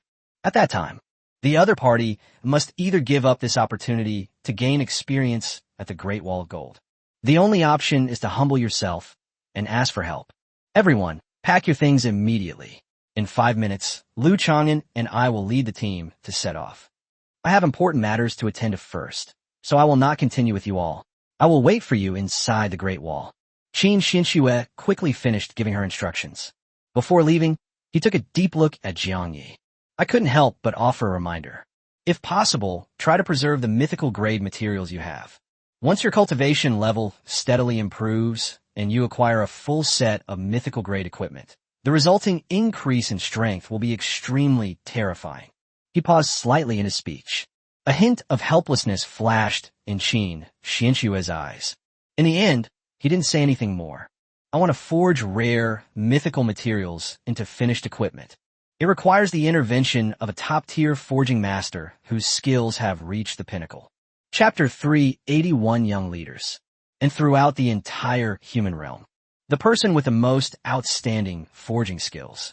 It was Lu Chang'an's master, the fire god Yilongxiang. This is why the strength of Vulcan Yilongxiang is slightly inferior to that of Lord Guqingshan. Yet they still managed to gain the strong support and endorsement of many powerful figures. This is even the root cause of the rift and disagreement among the powerful individuals. Even the strongest beings standing at the pinnacle of all heavens. A complete set of mythical grade equipment is still an extremely precious treasure. Apart from the fire god, Iron Elephant, even within the human realm, there is still a handful of forging masters capable of crafting mythical level equipment. The forging success rate is pitifully low. They are simply unreliable. In other words, even if Jiang Yi possesses a massive amount of mythical level materials to forge a mythical grade equipment that meets your expectations, they could almost only turn to the fire god, Yilongxiang, for help. Looking at Qin Xinshue's hesitant expression, he seemed to want to say something but couldn't. Jiang Yi was filled with doubt and did not understand the deeper meaning behind the other party's words. Just then, Lu Chang'an, who had been facing away from everyone, slowly turned around. The gloomy look on his face vanished instantly. It has returned to its former peaceful state. He slightly raised his chin. He looked at Jiang Yi with a mocking expression and spoke coldly. As you probably know, in the entire human realm, apart from my master, almost no one is capable of forging mythical-level equipment. These words were laced with a strong sense of superiority. They deliberately exaggerated the facts in an attempt to salvage their lost face. If you had readily agreed to the deal just now, I might have even stepped in to introduce you and beg my master to forge a mythical-grade divine weapon or armor for you. Now that the opportunity has been missed, what good is it if you have a lot of mythical materials? If you can't forge them into shape, they're just a pile of useless materials that can't play any real value. A smug look reappeared on Lu Chang'an's face. Jiang Yi was certain that after hearing this, they will surely be filled with regret. They even proactively bow their heads and admit their mistakes to appease themselves on the way forward. But he observed carefully for a long time. I never saw a trace of regret or urgency on Jiang Yi's face. The other party remained calm and composed. Lu Chang'an was unwilling to give up and emphasized it again. My master, the fire god Yilongxiang, is not only a powerful human being, but also the mentor of countless top blacksmiths. If you completely offend him, no one in the human realm will dare to forge any high-level equipment for you in the future. Jiang Yi glanced at him calmly. He chuckled softly. I have to admit, your master is indeed incredibly powerful. But you're not him after all, relying solely on the prestige of your elders to bully others and flaunt your power by taking advantage of their strength. What difference is there between such behavior and that of a parasite who depends on others? These words were spoken. Lu Chang'an's face instantly turned furious.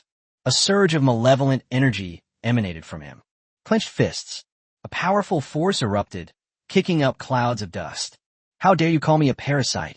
Lu Chang'an questioned him, each word deliberate and his eyes blazing with fury.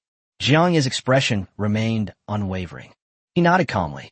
Not only are there parasites, but it seems your hearing isn't working very well either.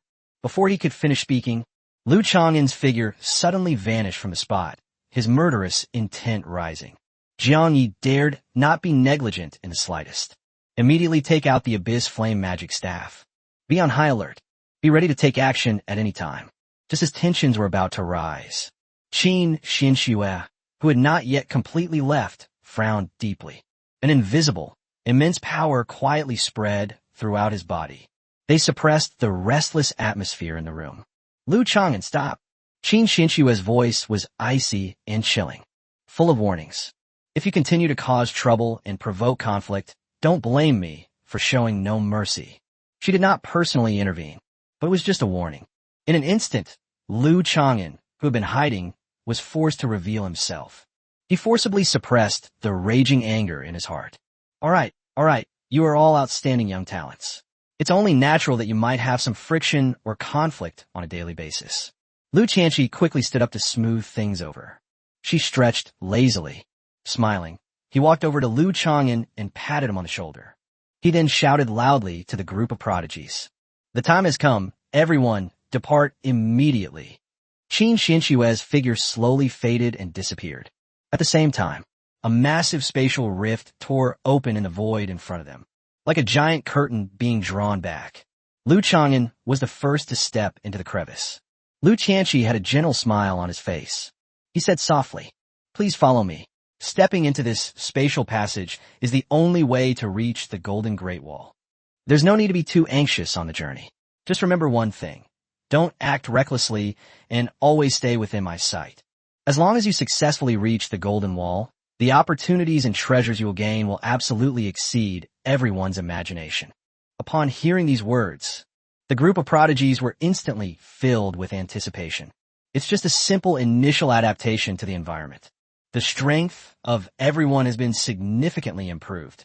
If one continues to undergo trials and transformations on the journey to the Great Wall, when we finally arrive at our destination, they will surely reap immeasurable and enormous opportunities.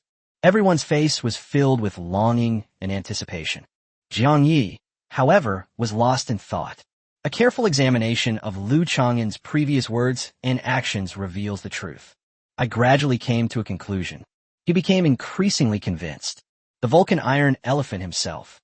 It is highly likely that they were not involved in collecting the fragments of the treasure map, even if this matter involves him. He simply handed the task over to his disciple Lu Chang'an. I didn't take it to heart. If that is indeed the case, he wanted to take the remaining 2 fragments of the treasure map from Lu Chang'an. There is still a considerable opportunity. Thinking about this, Jiang Yi couldn't help but feel a sense of anticipation for the journey ahead. What are you all still hesitating about? Do you intend to stay here indefinitely? Lu Tianqi smiled and urged him on. Several prodigies instinctively took a step forward. Jiang Yi could be seen standing still. He quickly stopped and turned back. Lu Tianqi took in the whole scene. My heart was filled with astonishment. He never expected this. Without realizing it, Jiang Yi has become the unseen leader in the hearts of these geniuses. Every move he made affected the actions of everyone else, until Jiang Yi stepped towards the spatial rift. The rest of the group then followed closely behind. They stepped into the passage one after another. Lu Tianqi was the last to set off. The scene before my eyes is changing rapidly. The group found themselves in unfamiliar territory. The sky above was dark and gloomy. The earth was littered with severed limbs and bones. The air was thick with a pungent, acrid smell of blood and decay. The surrounding environment was no different from the extremely dangerous abyss. Everyone is still adjusting to their surroundings. When vigilance is relaxed, Jiang Yi suddenly looked up at the sky. A stern reminder. Chapter 382 Soul Condensation of Killing Intent. Everyone, be on high alert. I heard the reminder. The group of geniuses instantly came to their senses. Following Jiang Yi's gaze, I looked up. Above the dim sky, countless dark figures sped and darted about. It hurtled rapidly toward the direction where everyone was. Lu Chang'an stood alone to one side, arms crossed over the chest. I watched all of this with detached indifference. They showed absolutely no intention of offering any assistance. Lu Tianqi's expression was solemn. He quickly spoke up to explain. This place is not the true abyss, but a chaotic zone where the human world and the abyss meet. What strikes us now is the lingering killing intent that remains in the world. Tens of thousands of years ago, when the abyss appeared and invaded the human race, this land was the first battlefield where the human race fought against the abyss monsters. In the endless battles over the years, countless human warriors and abyssal demons have perished here. These fallen powerhouses, unable to let go of their obsessions before their deaths, possessed an overwhelming killing intent that lingered for a long time. Over time, this intent clung to their broken weapons, eventually coalescing into the killing, intense soul we see today. Lu Tianqi explained the reasons. He kept an eye on the reactions of the group of prodigies. However, his gaze kept involuntarily fixed on Jiang Yi, who was the first to notice the danger. It has to be said, this global champion, indeed, they possess extraordinary abilities that are difficult for ordinary people to match. There is no need to use exploration techniques for detailed surveying. They can detect hidden dangers in advance simply by relying on their own senses. This is enough to show that his spiritual attributes far surpass those of everyone present. What's even more remarkable is, After stepping into the spatial passage, everyone subconsciously relaxed their vigilance. Only Jiang Yi remained on high alert. Immediately investigate all movements in the surrounding area. Such vigilance far exceeds that of ordinary people. It cannot be developed overnight. They were all forged through countless life and death battles. Lu Qianqi reviewed Jiang Ye's past resume.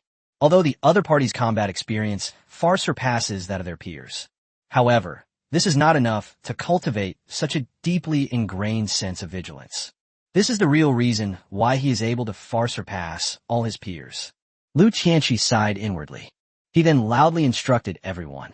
This place is the first trial on the way to the Golden Wall. Not only must we resist the attack of the soul-condensing killing intent, we must also face the overwhelming ferocious killing intent contained within it.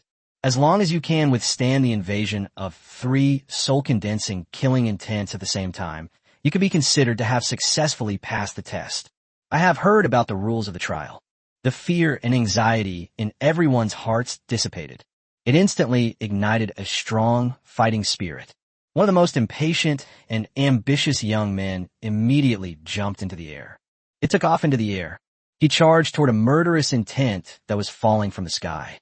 The condensed soul suddenly stopped when it was less than 100 meters away from the group. A dense, fierce crimson light surged from his body. A phantom figure, clad in tattered armor and soaked in blood, materialized and took shape.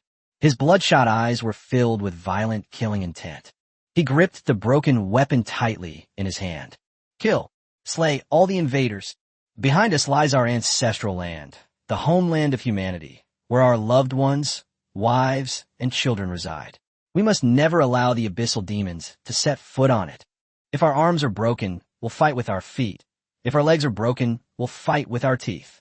As long as we have a breath left, we will never retreat a single step. The illusory figure kept roaring out the vows and obsessions from the battlefield of yesteryear. His crimson eyes instantly locked onto the prodigy closest to him. The stagnant killing intent surged forth again with lightning speed. At the same time, the prodigy trembled violently and uncontrollably. His mind was completely consumed by the murderous intent within. I clenched my fists involuntarily. He threw punches haphazardly. It was as if they were engaged in a bloody battle with an unseen enemy. What exactly is going on? Someone asked Lu Qianqi in a panic what had happened. Lu Qianqi slowly opened his slightly narrowed eyes. With a cold and calm expression, he began to explain. When you face the killing intent that condenses your soul, you will personally replicate all the states of mind and experiences of your master in the bloody battle before his death. You must stay true to yourself, resist the erosion of the violent killing intent, stabilize your mind amidst endless pain, and thoroughly digest and absorb the remaining killing intent in your soul. Only then can you temper your soul and allow your soul power to steadily improve. Jiang Yi stood quietly in place. He did not act rashly. His gaze was fixed on the prodigy who was trapped in an illusion and consumed by murderous intent. He sensed something was amiss. This prodigy was originally a ranged magic user. At this moment, however, all magical means were abandoned, relying solely on physical combat. This completely contradicts their own fighting style. Just then, more and more killing intent condensed into souls and fell from the sky. They were densely packed and approaching the crowd. Li Qingye frowned and exclaimed in surprise. Something's not right.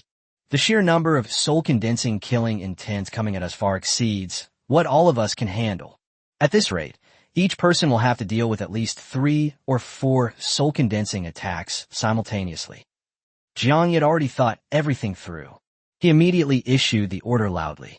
Everyone, assemble and line up immediately. Melee shield guards will stand at the front to build a defensive line, while the other job changers will retreat to the center of the formation. First, we will stabilize the defensive line and maintain the situation, and then deal with the trials in batches.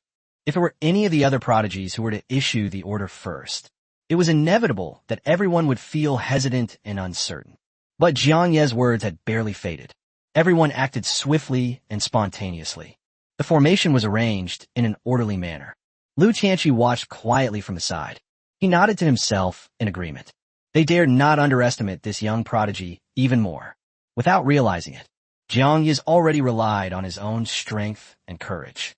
He became the undisputed leader and commander in the hearts of all young talents, as long as his strength continues to steadily improve. This is a heartfelt respect and admiration. It will then be deeply rooted forever. No one can shake its position. As expected, such an extraordinary genius has finally been born into the world. Lu Qianxi was filled with mixed emotions. I finally understand why Lady Qin Xinxue spoke so frankly. She was not the one who valued Jiang Yi. Instead, it was the much more powerful Lord Gu Qingshan. He still had many unanswered questions in his mind.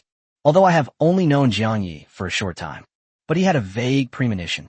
On the journey ahead, this young man will surely continue to create more miracles that defy everyone's understanding. I'd like to see just how many soul-condensing attacks you can withstand. Lu Chang'an crossed his arms. His face was full of disdain and sarcasm. He stared coldly in Jiang Yi's direction. Upon seeing this, Lu Qianxi quickly whispered a reminder. We too bear the heavy responsibility of escorting a group of outstanding talents to the Great Wall. If any accident occurs along the way, neither of us can shirk our responsibility. Lu Chang'an slowly lowered his arms, which were wrapped around his body. He responded calmly. The dangers along the way are unpredictable. If an unexpected event occurs, we can only let nature take its course. Chapter 383. You're confused. Don't worry.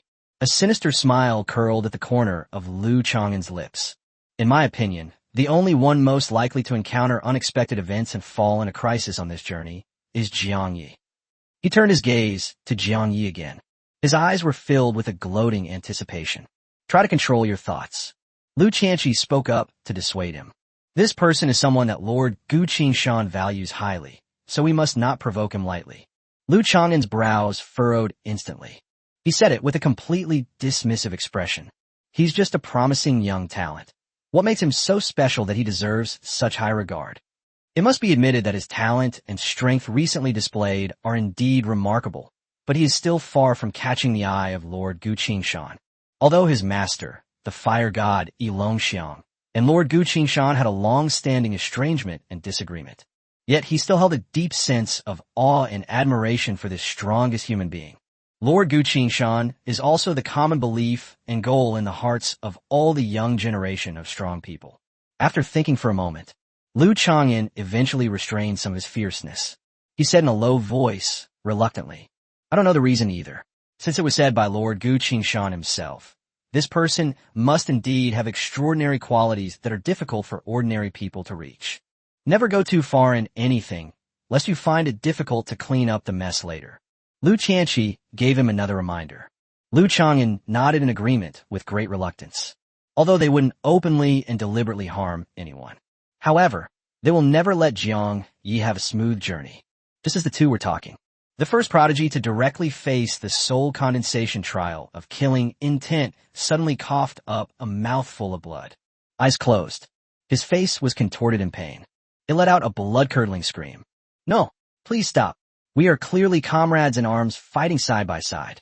Why are we turning against each other with swords drawn? Accompanied by a piercing wail, the illusory figure formed from the condensation of killing intent gripped its weapon tightly. They charged towards him recklessly. Those who retreat in the face of battle should all be executed. Witnessing this scene, Jiang Yi frowned deeply. Although the full truth of what happened on the battlefield in the past is unclear. But this statement alone is enough to make a judgment. This prodigy was already feeling fear within the illusion of killing intent. He lost his composure. That's why we've fallen into such a dangerous situation. Without the slightest hesitation, Jiang Yi immediately raised his hand and cast a spell. Several clear water element arrows shot out rapidly. It flew precisely towards the prodigy who was trapped in the illusion. Bang! The water rocket hit its target precisely. There was no injury whatsoever. Instead, it transformed into a wisp of cool energy that flowed into the other person's body, instantly dispelled the violent killing intent that was eroding his mind, awaken it from the endless illusion. Thank you so much, Captain, for saving us. The prodigy came to his senses. He quickly walked over to Jiang Yi to express his gratitude. But the illusory, obsessive figure within that murderous intent still refused to give up. They relentlessly pursued and killed him. Jiang Ye's footsteps were light. His black flame cloak fluttered in the wind. His figure leaped forward at lightning speed. Take the initiative to go forward. Captain, watch out. Li Qingye was shocked to see this. Without a second thought, he immediately followed and rushed forward to help. Those who are cowardly in battle and betray their homeland deserve to die. The illusory figure, imbued with murderous intent, roared fiercely. In an instant, countless killing intents gathered and converged in the sky. One after another, illusory warriors of various shapes and wearing different armors appeared. Without exception, they all had eyes filled with bloodlust and murderous intent. Execute the traitor. Cowards deserve to die. A unified roar resounded throughout the heavens and earth. The sound made everyone's eardrums ring. Seeing this, Lu Tianqi sighed helplessly. His expression was extremely solemn. This is a huge problem. Unless someone steps forward and single-handedly absorbs the overwhelming killing intent within the massive amount of condensed souls, this situation will be impossible to resolve. The words were not yet finished. His eyes suddenly widened, suddenly stretching its neck. His gaze was fixed on the direction where Jiang Yi was. His face was filled with shock. Hundreds of broken weapons hovered above the river and fields. He exuded a terrifying, overwhelming killing intent. They all suddenly came to a complete stop. A series of ethereal and illusory figures drifted silently among the broken weapons. A pair of bloodshot eyes. It kept its eyes fixed on Jiang Yi, who stood calmly below. Kill. Slay the foreign enemy. Those who retreat in the face of battle shall die. With a formidable enemy at hand, anyone who shows any sign of cowardice will be dealt with according to military law. A deafening roar. A sky full of crimson, spiritual light erupted from the body of the illusory battle spirit. All of them were merged together. It transformed into a surging, boundless river of blood. It's just something to look at from afar. That surging, crimson torrent. It then fills one's nostrils with an indescribable, foul, and bloody stench. Oh no, the situation is far worse than we thought. Lu Tianqi spoke in a low, urgent voice. He never expected this. The first trial on the way to the Golden Wall. It's unbelievable that such a dangerous scene could have unfolded. Under normal circumstances, only the trial participants' desire to retreat angered Duanbing. This is what triggers small-scale anomalies. It is absolutely impossible for such a massive torrent of murderous intent to converge. Now all the killing intent gathered by the broken soldiers has been united into one. All the spearheads were aimed at Jiang Yi, even though he was a disciple of the strongest master. Lu Tianqi wasn't entirely confident either. He was able to forcefully block this terrifying river of blood. He took a deep breath. He took out a fist-sized piece of black jerky and stuffed it into his mouth. This is a signal that he is about to make a move. The current situation is so critical. Only he joined forces with Lu Chang'an. Only then can this turmoil be quelled. Wait, didn't you say that Lord Gu Qingshan values Jiang Yi highly? Perhaps we should observe for a while longer. Maybe he can withstand this torrent of murderous intent on his own. Just then, Lu Chang'an suddenly smiled knowingly. He had been waiting for this moment for far too long. There's absolutely no need for me to do it secretly. Jiang Yi was already in dire straits. This was exactly what I wanted. You're confused. Don't even mention Jiang Yi. Even if you personally went in a battle, there's absolutely no way you could withstand the river of killing intent formed by countless broken weapons. Lu Chang'an, I have no intention of interfering in our feud, but don't forget the important mission we have here. If any of these young prodigies are injured or killed, neither of us will escape punishment. Lu Tianqi abandoned his usual lazy and carefree demeanor. His gaze was fixed intently on Lu Chang'an. The jerky in my mouth melted away quickly. Mysterious and eerie black patterns quietly appeared around his body. The atmosphere grew stronger and stronger. Lu Chang'an exhaled slowly. He glanced at Jiang Yi, who remained calm and composed. He sneered with a face full of contempt. Nothing will happen. As long as no one dies, it's not a big deal. Don't worry. I'll wait until he's truly in a deadly situation before I step in to save him. Lu Chang'an was determined to thoroughly dampen Jiang Yi's arrogance. This area is no longer part of our territory. Chapter 384, anyone who retreats in the face of battle shall be executed. In his eyes, the title of overall champion of the global job changer competition. It's completely worthless if it weren't for the layers of restrictions imposed by levels and realms. These are the direct disciples of the strongest individuals. It's long ago that the world elite should have seen what true top-tier strength is. What is a peerless genius who is born with the potential to reach the pinnacle of power? Just as Lu Chang'an was secretly making plans, Lu Tianqi suddenly exerted force with both legs. The ground beneath their feet instantly cracked and collapsed.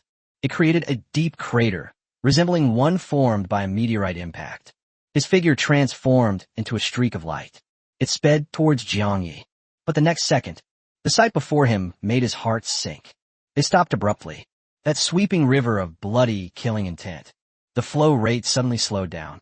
At the same time, the world around Jiang Yi began to become hazy and illusory. It's hard to tell what's real and what's fake. In a fleeting moment, under everyone's watchful eyes, Jiang Yi's body suddenly froze. It resembles a stone sculpture standing quietly. Just then, a human figure slowly materialized from the blood-red river. Everyone stared intently at it. This figure, aside from having a somewhat ethereal and elusive quality, her appearance and figure were exactly the same as Jiang Yi's. It's over. This is the ultimate trial evolved from 1,000 broken weapons. Jiang Yi's luck is really too bad. Lu Tianqi hovered in midair. It was no longer possible to intervene. Now he is a loss. All we can do is wait quietly for this ultimate trial to come to an end. He then took action to stabilize Jiang Yi's damaged soul. Ordinary geniuses step into the trial. At first, all you need to face is a weapon that can cut through your body and kill. The number will gradually increase after we get through this period. As long as one can withstand the killing intent of 3 broken weapons at the same time, that would be considered a successful pass. Many exceptionally talented geniuses. It can even withstand more. Lu Tianqi still remembers when he first attempted this trial.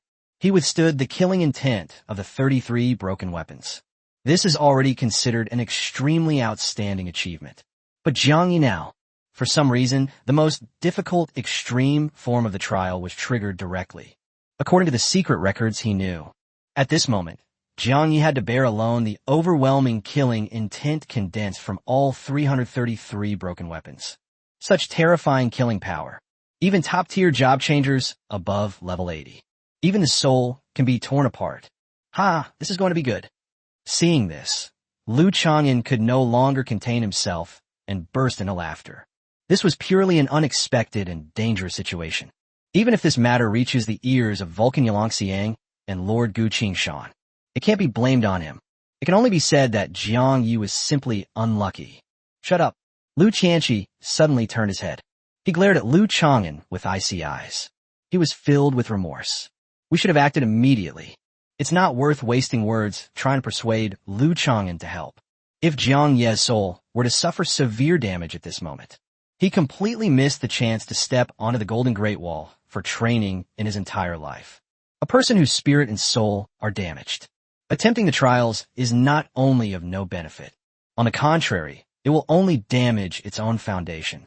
Thinking of this, Lu Tianqi couldn't help but let out a long, soft sigh. His gaze was fixed on Jiang Yi, muttering to myself, the most difficult ultimate trial in history. Only 3 people have successfully passed it throughout the ages. Do you really have a chance to become the 4th person? Lu Chang'an curled his lip in disdain.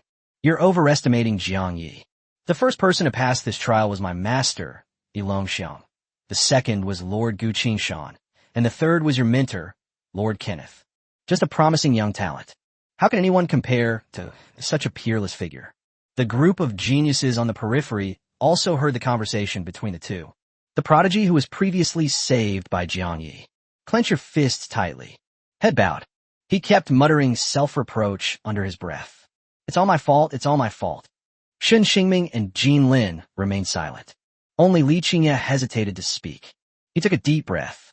He turned to look at Lu Chang'an, who had a gloating expression on his face. An uncontrollable rage surged in his eyes.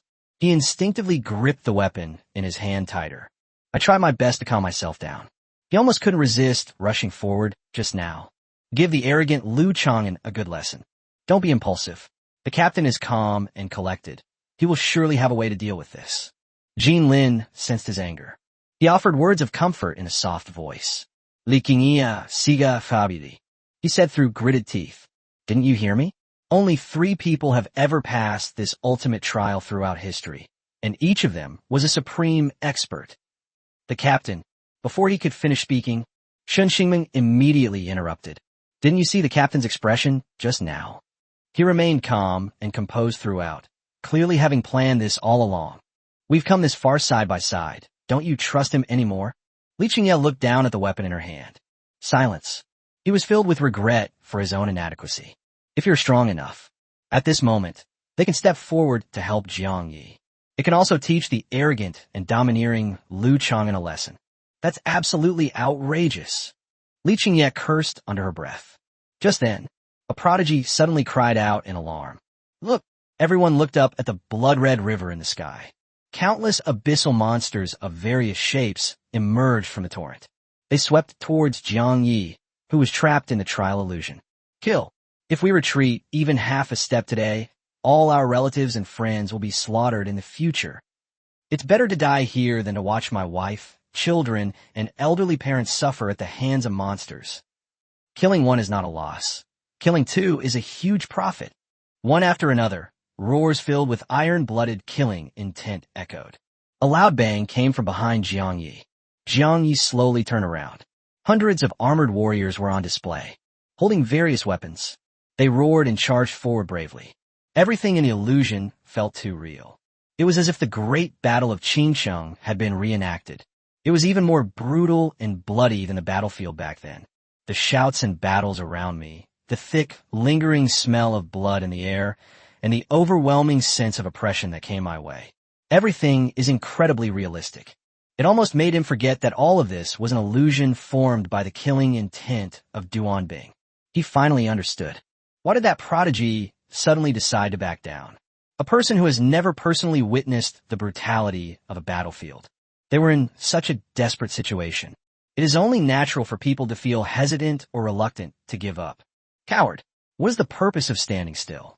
With a formidable enemy at our doorstep, why do you refuse to charge forward bravely? Do you intend to desert your post in the face of battle? A general covered in blood, his face obscured by the blood. He angrily shouted at Jiang Yi. The surrounding warriors had bloodshot eyes. They all instantly locked onto Jiang Yi. Jiang Yi felt a sharp, piercing pain on his skin. It felt as if an invisible sharp edge was closing in step by step. It makes one feel tense all over.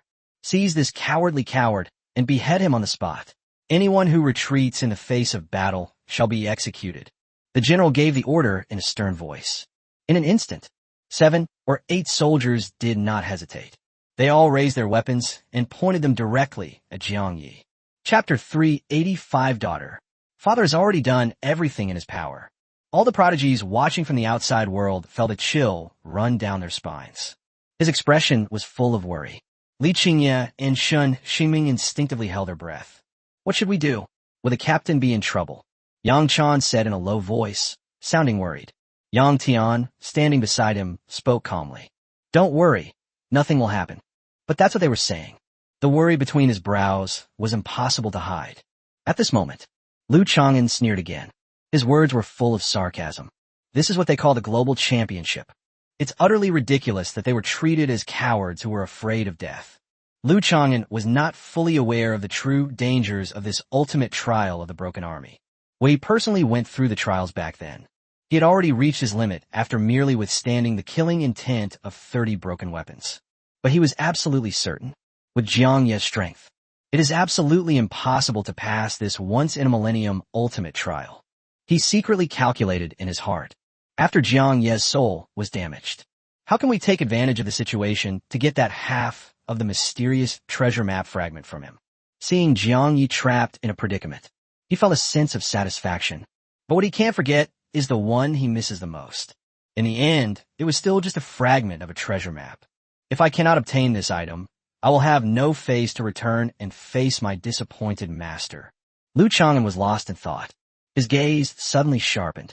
He stared intently at the scene within the illusion. Within the illusion. Despite being pointed at by several soldiers' blades, Jiang Yi remained calm. There was not a trace of panic. He looked up at the general a few steps away. The tone was calm and indifferent. General, I have never retreated a single step. So how can you call me a coward? The general was slightly taken aback upon hearing this. He raised his hand to signal everyone to stop what they were doing. The long sword at the forefront gleamed with a chilling light. It was less than 4 inches from Jiang Yi's forehead. Jiang Yi merely glanced at it indifferently. It neither dodges nor avoids. They showed no fear whatsoever. If you're not afraid of battle, then why are you standing still and refusing to move forward? The general frowned and asked in a deep voice. Jiang Yi's lips curled up slightly.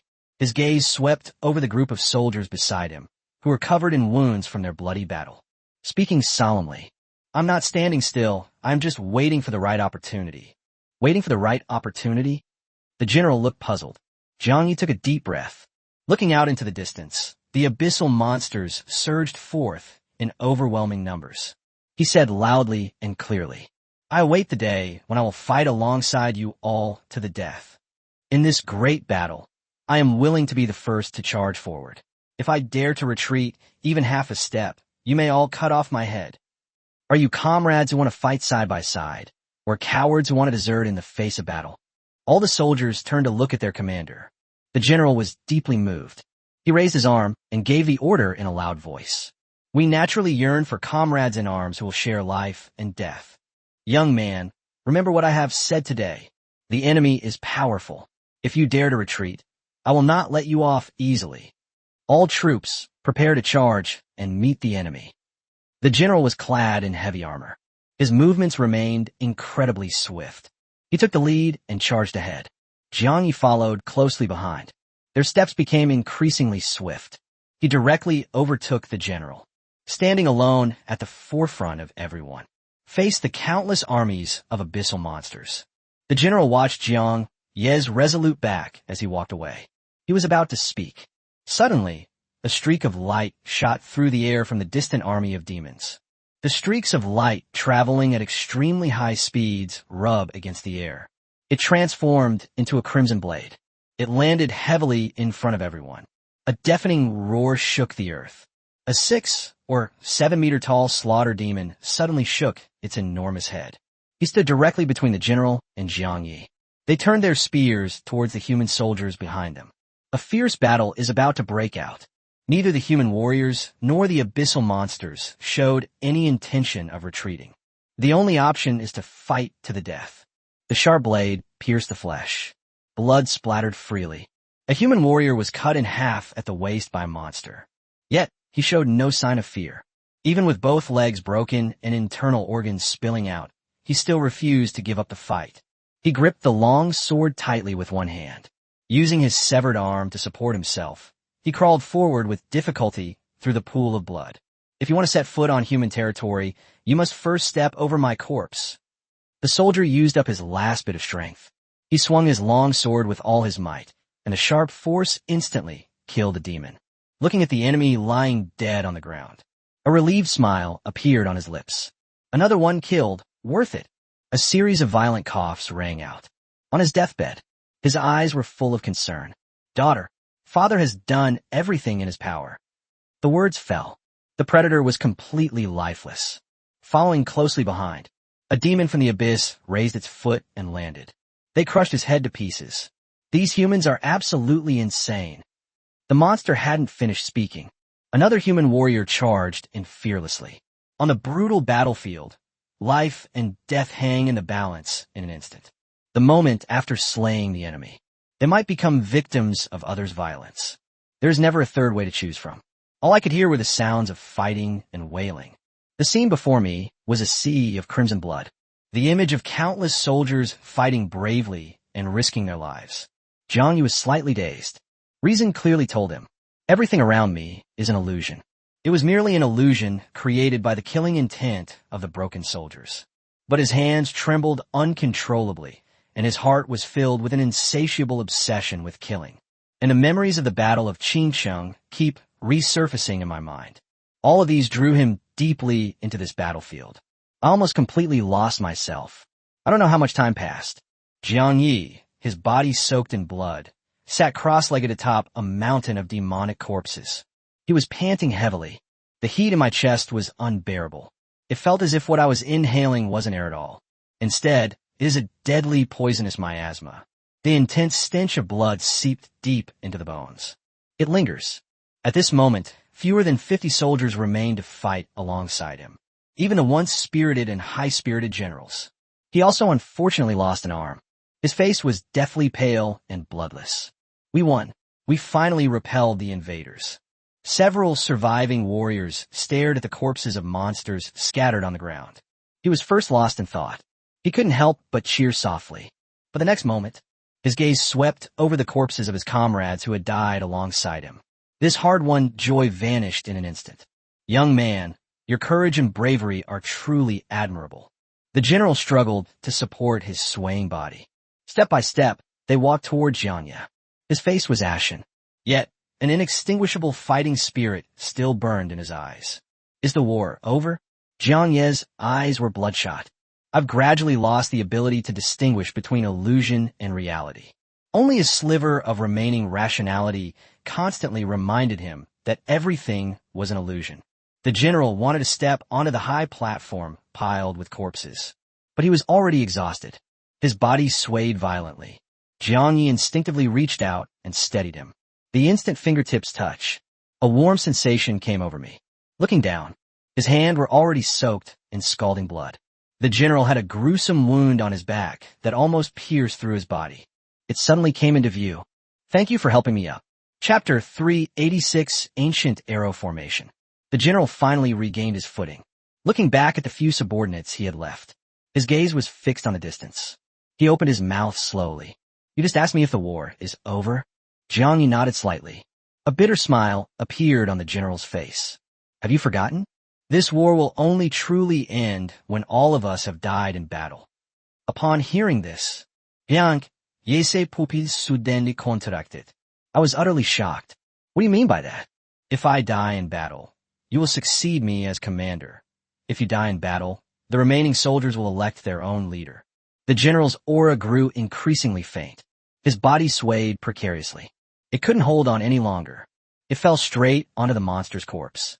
His body trembled violently, uncontrollably.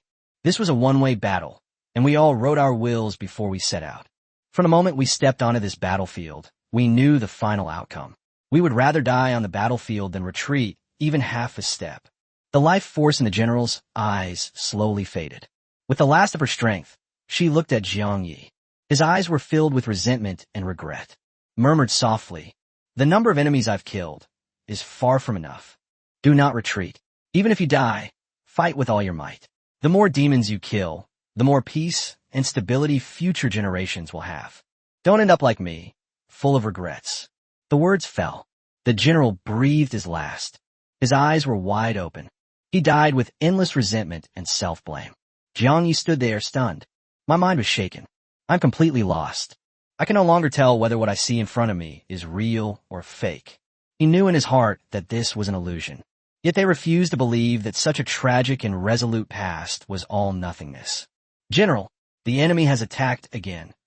A soldier shouted anxiously.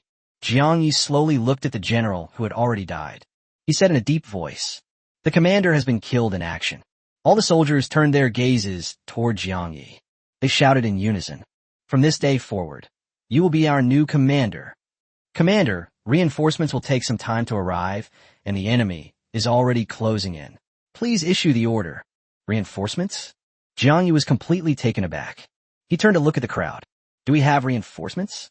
Everyone remained silent for a moment. He spoke slowly and heavily. There are indeed reinforcements, but those who come to help are all young children who have just awakened their powers, as well as the elderly, women, and children who volunteer to go to the battlefield.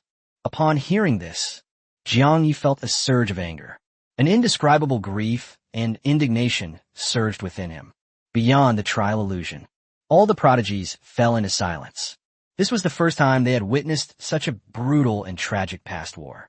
Hundreds of iron-willed soldiers fought a bloody battle. In the end, only a handful of people remained, struggling to keep going. The last words of the deceased, nameless general. There were also the elderly, weak, and children who went to the battlefield, as mentioned by the soldiers. This made everyone feel even more heavy-hearted and depressed. What kind of catastrophic disaster did humanity suffer back then? That's why the elderly, the weak, women, and children are forced to take up arms, rushing to the front lines to guard the last line of defense. Much later, finally, someone couldn't help but ask in a low voice, "Did all of this really happen? Why have I never heard of this past before?" Lu Qianxi slowly turned his head to look at the prodigy who had asked the question. He sighed deeply and answered slowly, "It is absolutely true. Countless bloody battles have been fought on this land to resist the demons of the abyss.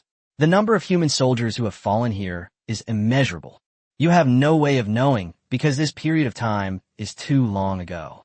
The earliest Great War can be traced back to 1,000 years ago. 1,000 years ago, everyone present was speechless with astonishment. His face was filled with disbelief. Lu Qianxi lowered his head slightly.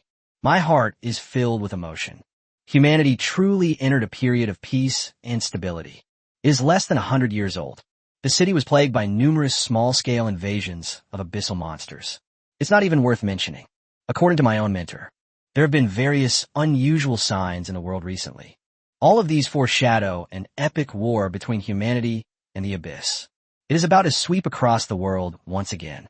The illusionary trial that Jiang Yi is experiencing right now is just the beginning. This ultimate trial of the broken weapon is far more dangerous and unpredictable than anyone imagines. Lu Qianxi sighed softly. An unknown road ahead. That is what truly inspires despair. He had no idea how many more ferocious monsters would emerge from the illusion. Perhaps we'll wait until the very end. All the soldiers died in battle. Jiang Yi was left all alone, struggling to keep going. Be prepared. If Jiang Yi fails the trial, I will immediately step in to stabilize his damaged soul. Lu Qianxi made up his mind in his heart. Lu Chang'an, standing to the side, had a mocking expression on his face. He sneered. I've said it before, Jiang Yi, such a promising young talent, is not worth Lord Gu Qingshan's high regard at all. It seems that Lord Gu Qingshan has misjudged the situation after all. Lu Chang'an's words were all his true thoughts. Even among the most talented people in the world, there are differences in their abilities. Toute entière existence. They have always been disciples of these supreme experts. That is precisely why, whether facing Jiang Yi or the other group of prodigies, he has always had an arrogant and condescending attitude. Look, Jiang Yi is starting to deploy his troops.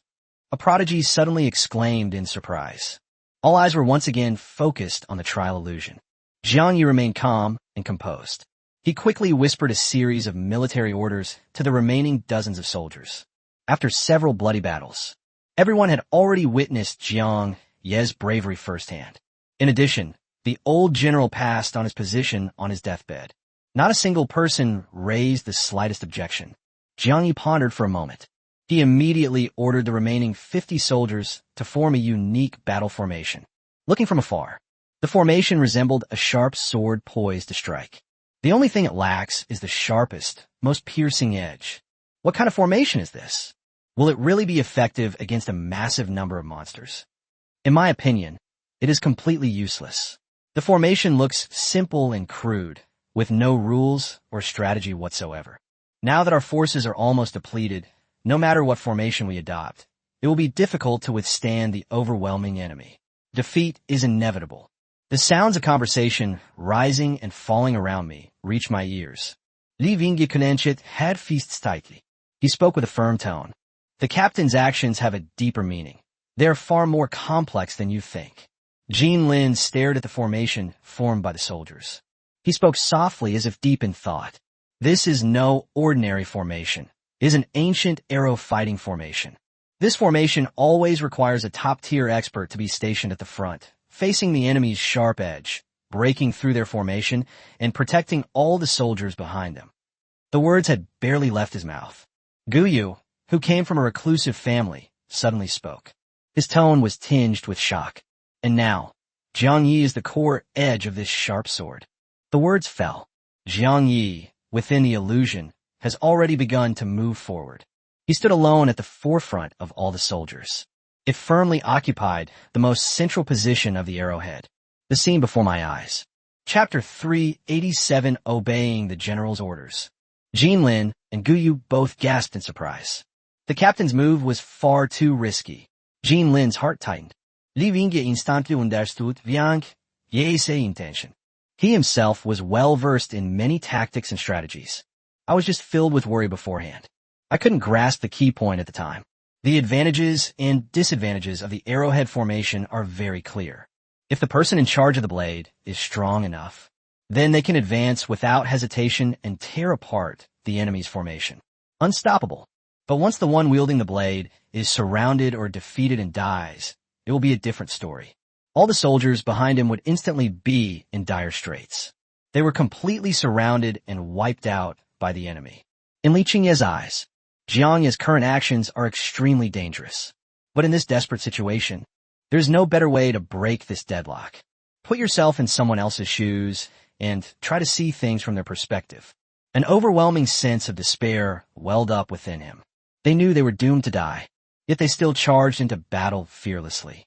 No one flinched. Is this the most cruel and merciless aspect of war? Just then, a piercing, mocking laugh suddenly rang out. This instantly brought everyone's thoughts back to reality. Lu Chang'an threw his head back and laughed loudly. He laughed so hard he almost couldn't stand up straight. His face was filled with utter contempt.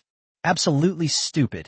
As a magic-based class changer, instead of focusing on ranged spell casting, you rush forward to engage in close combat. You will be defeated and killed in no time, along with all the soldiers behind you.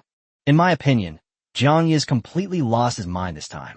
Lu Chang'an clearly remembered the previous battle situation. Jiang Yi was able to slay many demons. They all relied on their numerous soldiers to draw enemy fire. That gave him the opportunity to launch a sneak attack. Now, the military strength has been greatly reduced. Without the restraint of others, Jiang Ye's defeat was already a foregone conclusion. Stop talking nonsense. Li Qingye could no longer suppress her anger. He rebuked them sternly. His gaze was fixed intently on Lu Chang'an. If you were in such a desperate situation, what would you do to cope? The smile on Lu Chang'an's face vanished instantly. His eyes suddenly turned cold and piercing. He looked at Li Qingye coldly. Little guy, are you questioning me? His tone was icy. It carries a strong sense of warning. Li Qingye was about to speak in rebuttal. Jean Lin quickly stepped forward. He glanced coldly at Lu Chang'an. He spoke softly. Just as the captain said, your hearing is indeed not very good. The words fell. Shun Xingmeng, Yang Chan, Yang Tian, and the others stepped forward together, standing shoulder to shoulder with Jean Lin, facing Lu Chang'an directly. The other group of prodigies exchanged glances. They all stepped forward and lined up. We strongly support Jiang Yi and his group. Only the prodigies of the Yunluo Empire. Luo Xiao and his group from the Insect Valley faction remained standing in the same spot. No action was taken. Should we go and help them too? A prodigy from the Yunluo Empire asked his companion in a low voice. His companion gently shook his head. Forget it, no need to get involved. During the previous global competition, our captain Hao Bin died tragically and mysteriously, and Feng Tianqi gave up his spot in the Golden Great Wall training without reason. If we offend the disciple of the strongest expert now, it will be a great loss. Moreover, I don't think Jiang Yi can pass this ultimate trial. Luo Xiao narrowed his eyes slightly. He glanced at the people around him. He slowly began to ask for everyone's thoughts. One of the Insect Valley's prodigies hesitated and said in a low voice, Jiang Yi had saved us before. It would be unsettling to stand by and watch. Besides, Lu Chang'an's behavior is too arrogant and annoying. Upon hearing this, Luo Xiao slowly smiled and nodded. He didn't have much affection for Jiang Yi. However, he also despised Lu Chang'an for his arrogance. If it weren't for Jiang Yi's help back then, they were also unable to escape the danger safely. That's the thought. Luo Xiao strode out, his voice resounding throughout the venue. Even if you are a disciple of a supreme expert, you have absolutely no right to belittle Jiang Yi. Following closely behind, several of the most outstanding talents from the Insect Valley stepped forward. Together, they confronted Lu Chang'an. Lu Chang'an looked completely bewildered. I never expected that my few sarcastic remarks would be so offensive. This has prompted so many people to come forward and refute him. I was just saying it casually. He was completely puzzled. He was filled with doubt as to why everyone was so devoted to supporting Jiang Yi. Could it be that Jiang Yi is secretly winning people's hearts? Is it not possible to bestow favors upon the masses? He admitted that Jiang Ye's strength far surpassed that of ordinary geniuses. But no one expected that the other party could win the sincere support of so many people. Since you insist on this, then we'll wait and see. If Jiang Yi can successfully pass this trial, I am willing to apologize to everyone. Lu Chang'an took a deep breath. He slightly tempered his arrogance. He turned his head and looked back into the trial illusion, but only one glance. His gaze suddenly froze. The distant heavens and earth trembled violently. A long, dark line stretched across the sky and the earth. Look closely. That long line was actually formed by the convergence of countless abyssal monsters. Like a raging tsunami, it swept over Jiang Yi and his group in an overwhelming manner. There are fewer than 50 people, even if Jiang Yi is included, faced with such an endless army of monsters, as insignificant as a small boat in a raging storm. Completely powerless to resist, all that could be seen was despair. It's completely over. Ha ha! With this kind of lineup, there's absolutely no chance of survival. Lu Chang'an was overjoyed at the sight, although they did not make a loud noise. The outcome was already predetermined in my heart. He turned to look at Jin Lin, Li Qingya, Luo Xiao, and the others. A smug, cold smile curled at the corner of his mouth. The captain is really in a dead end now. Yang Shan's tone was hesitant and filled with unease. Li Qingya and her group remained silent. All eyes were fixed on Jiang Yi. A mere few dozen people. Can they really withstand an army of thousands of demons? Or perhaps, how many people will survive this bloody battle? Compared to the nervousness and trepidation of the crowd, Jiang Yi is in a dream world. His body trembled slightly. There was not a trace of fear in my heart. Instead, it ignited a burning fighting spirit within them. My heart is pounding. My blood was surging through my veins. Every inch of his skin seemed to be yearning for battlefield combat. They longed to be stained with the blood of the enemy. The earthquake trembled incessantly. Jiang Ye's fighting spirit grew even stronger. He forcibly suppressed the murderous intent and excitement surging within him. He spoke in a deep voice, issuing a loud order to the people around him. Everyone, follow closely behind me. Your only responsibility is to mop up the enemy forces I have severely damaged. The soldiers responded in unison with a resounding roar. I obey the general's orders. Everyone had already foreseen their inevitable demise. There were no more distracting thoughts in my mind. There was only one thought in my mind. It can kill one more monster. This would increase the chances of winning. Everyone gripped their weapons tightly. His gaze was fierce as he stared intently at the oncoming army of monsters. Jiang Yi took a deep breath. Without the slightest hesitation, he led the way alone. They were the first to charge fearlessly towards the enemy army. Chapter 388 Lin Juedo. Looking from afar, he and the dozens of soldiers behind him transformed into an incomparably sharp sword. It thrust straight at the torrent of demons. But they were faced with a massive enemy army. The sword looked so small and frail.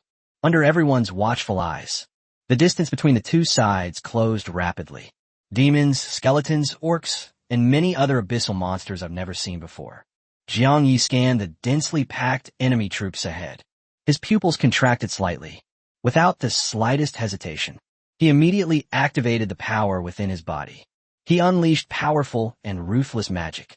A deafening roar suddenly erupted. Suddenly, a sky full of lightning and thunder erupted from the demon army. Following closely behind, a dark and sharp beam of light shot out from the sky. They sped straight toward a high-ranking demon. In the blink of an eye, the jet-black light pierced straight through the demon's body. The black light, imbued with terrifying power, showed no signs of abating. It pierced through several monsters in succession. The human soldiers and the enemy forces clashed. A chorus of shrill screams echoed from the demon army. If we follow in our commander's footsteps, we will surely be able to defend our territory. Charge! Fight to the death. Even if it means our own death and the annihilation of our souls, we will slaughter all these invading enemies and leave not a single one alive. Witnessing Jiang Ye's unparalleled combat prowess, the morale of the soldiers was greatly boosted and their fighting spirit soared. They roared and charged forward bravely. Just then, Jiang Ye's expression suddenly hardened. His gaze was sharp as a knife. He kept his eyes fixed on the last demon that had been severely wounded by the shadow annihilation light. He sensed something was amiss. Something's not right. The damage numbers seem off. He looked down at the Abyss Fire magic staff in his hand. My mind was filled with doubts. My special damage, designed to counter demons, is completely indistinguishable from that of ordinary abyssal monsters. I'm still wearing the ring of all races. This shouldn't have happened. In an instant, Jiang Yi snapped back to his senses instantly. The murderous intent surging in his heart quickly subsided. What a dangerous, illusionary trial. I almost succumbed to it completely and lost my true self. Since the old general died in battle, he then felt a vague sense of disorientation. All that remained in his mind was an endless obsession with killing.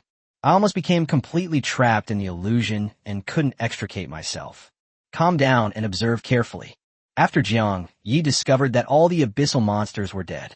A faint, almost imperceptible wisp of reddish air would escape from each one. It slowly merges into one's body. Could the problem lie in this crimson aura? He was eager to delve deeper into its secrets. A sharp, piercing sound suddenly rang in my ears. Be careful, sir. Jiang Yi instinctively and quickly dodged to the side. Call out. A giant feathered arrow, as thick as an adult's arm, hurtled through the air. It pierced his robes and plunged into the ground. A dark, sharp light burst forth from the ground in an instant. A deafening explosion resounded in all directions. The explosion sent countless pieces of debris flying everywhere. It slammed down hard on the surrounding human soldiers. Fortunately, everyone only suffered minor injuries. There were no casualties. Jiang Yi quickly locked onto the direction from which the arrows were coming. A gigantic monster, over 8 meters tall, stood in the spot. He held a giant bow that was as large as a small chariot. His cold gaze was fixed on everyone. The monster's body was covered with blood-red patterns stitched together. Its appearance is bizarre and ferocious. It appeared to be pieced together from the bodies of many demonic creatures. On the back of the monster, also dwelling, there was a strange little figure, thin with pointed ears and a pointed chin, whose eyes glowed with an eerie green light. It is clear that this person is secretly controlling this giant war monster. It's a darkened goblin. We must kill it first, otherwise it will continue to control war monsters, causing endless trouble. A soldier gave a stern warning. Before Jiang Yi could issue the combat orders, another soldier stepped forward to volunteer. My lord, I will go and kill this man. If there were no soldiers behind him to protect, Jiang Yi could use the shadows to stealthily approach and assassinate him. But now that he has withdrawn from the situation, the people behind them would instantly be in mortal danger. Be careful in everything you do. I trust you. Jiang Yi nodded solemnly in agreement. Upon hearing this, a bright smile instantly bloomed on the soldier's face, even though his face was covered in blood. Even so, he could not hide his enthusiasm. To be able to follow my commander and fight side by side is the greatest honor of my life. He gazed intently at Jiang Yi for a moment.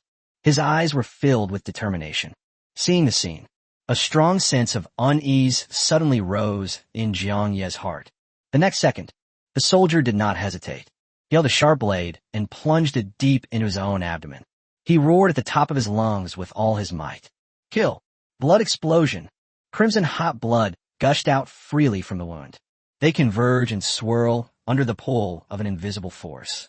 It coalesced into a blood-red phantom, and the soldier's body, in the blink of an eye, it turned into a withered and lifeless skeleton. Jiang Yi intended to stop him, but it was already too late. They could only watch helplessly as the crimson phantom transformed into a streak of light at incredible speed. Several monsters passed by in succession. They charged straight at the darkened goblins. A deafening explosion rang out. The giant, spliced monster crashed to the ground. The words of the soldiers before their deaths kept echoing in my ears. Tragic scenes kept flashing through my mind. It's unclear whether it's a hallucination or an auditory hallucination. It is still the past that actually happened. Iron-willed soldiers who followed their comrades to the death on the battlefield, refusing to retreat even half a step until their last breath. Abyssal monsters launched a massive invasion of human territory. All of this, is it true or false? The true purpose of this ultimate trial. What exactly is it? It was merely to ensure that the test takers would remain true to themselves. How can one avoid being completely consumed by endless killing intent? Countless questions lingered in Jiang Ye's mind. It lingers. The nameless class changer who gave him a thumbs up before dying during the Battle of Qingqing. The image of that moment resurfaced in his mind. All sorts of past scenes flooded my mind. Jiang Yi slowly closed his eyes. When I opened my eyes again, in his bloodshot eyes, all that remained was extreme calmness and a chilling, murderous aura. Regardless of whether it is true or false, anyone who dares to invade human territory should be executed. It has withstood countless trials and tribulations.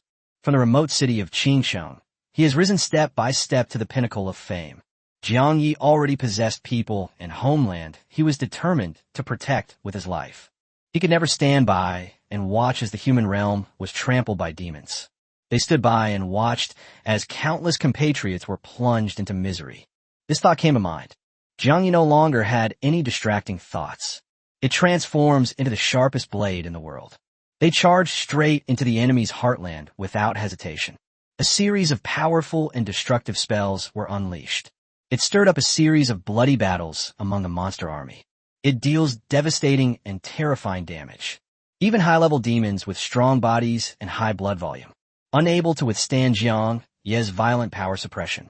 In addition, the soldiers behind them followed closely to finish off the remaining enemies.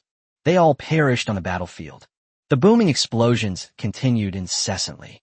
The monster's mournful howls before its death echoed throughout the entire illusory battlefield. Chapter 389 Illusory Battlefield. Jiang Yi at this moment, like a grim reaper in the underworld who holds the power of life and death. It ruthlessly reaped the lives of the invaders. Aside from its extremely high burst damage, his powerful self-healing ability is even more astonishing. Even if one is seriously injured by a monster, injuries can heal quickly in an instant. The Abyss Fire Staff in his hand is not only a spell-casting tool, it is also a powerful weapon for close combat. With a casual wave of his hand, he could smash the head of a monster. His body was soaked in blood. His body exuded a terrifying and overwhelming aura. Beyond the illusion, all the spectators were among the top talents, along with Lu Qianqi and Lu Chang'an. They were all dumbfounded. He stared intently at that invincible, unstoppable figure amidst a vast army. My heart was filled with utter shock. This, Lu Oshio's Adam's apple bobbed, and he was momentarily speechless with surprise. Jiang Ye's combat power at this moment. This is far beyond the comprehension of all young talents. Those abyssal monsters that looked fierce, powerful, and numerous. They were like lambs to the slaughter in his hands. They were powerless to resist. Jiang Yi led more than 40 soldiers in an arrow-shaped battle formation, charged swiftly through the monster army. Wherever they went, enemy corpses were everywhere. My God, is this really just a mage apprentice? This is clearly the Grim Reaper who holds the power of life and death. A prodigy whispered in a trembling voice. They were filled with shock. Everyone present nodded in agreement. An ordinary apprentice of a Buddhist monk. How could someone possibly defeat a powerful enemy with just a staff? Looking across the entire earth, Jiang Yi was the only apprentice monk. It possesses such incredible power attributes. There's no comparison at all. His skill power, mana regeneration speed, physical strength, and even self-healing ability all far surpass those of me, a shield guard class. That's outrageous. If it were me, I would have been torn to pieces by now. On the battlefield, killing 10 enemies makes one a hero, killing 50 makes one a berserker, and killing 100 makes one a king of soldiers. But Jiang Yi, he is already an unparalleled war god on the battlefield. Now I realize that he never showed his full strength at the previous global job change competition. That's right, the tournament rules restrict him in every way. This kind of person was born for the brutal battlefield. Look at Lu Chang'an's face, it's extremely ugly, huh? Lu Chang'an suppressed the turmoil surging in his heart. He tried his best to keep his composure, unwilling to show the slightest sign of losing composure. It's unbelievable. This person seems to have no weaknesses whatsoever. He pondered to himself. He has always been proud and arrogant. Their vision is extremely broad. He was a direct disciple of the fire god Yalongxiang. The spiritual training and refinement he underwent, far surpassing all mythical level job changers. But the closer you look, the more you realize it. He became increasingly anxious and uneasy. Until this moment, Lu Chang'an finally had to admit it. Jiang Yi might actually be able to pass this most difficult trial of killing intent. You need to know, prior to this, only Lord Gu Qingshan, Fire God Yi Longxiang, and Lin Juedong were present. Successfully passed this ultimate test. If Jiang Yi can also successfully pass the level, wouldn't that mean that as his strength steadily grows in the future, he will eventually reach the supreme realm of my master? Lu Chang'an's emotions were churning. I was filled with disbelief. Just then, Lu Qianqi quickly walked up to him.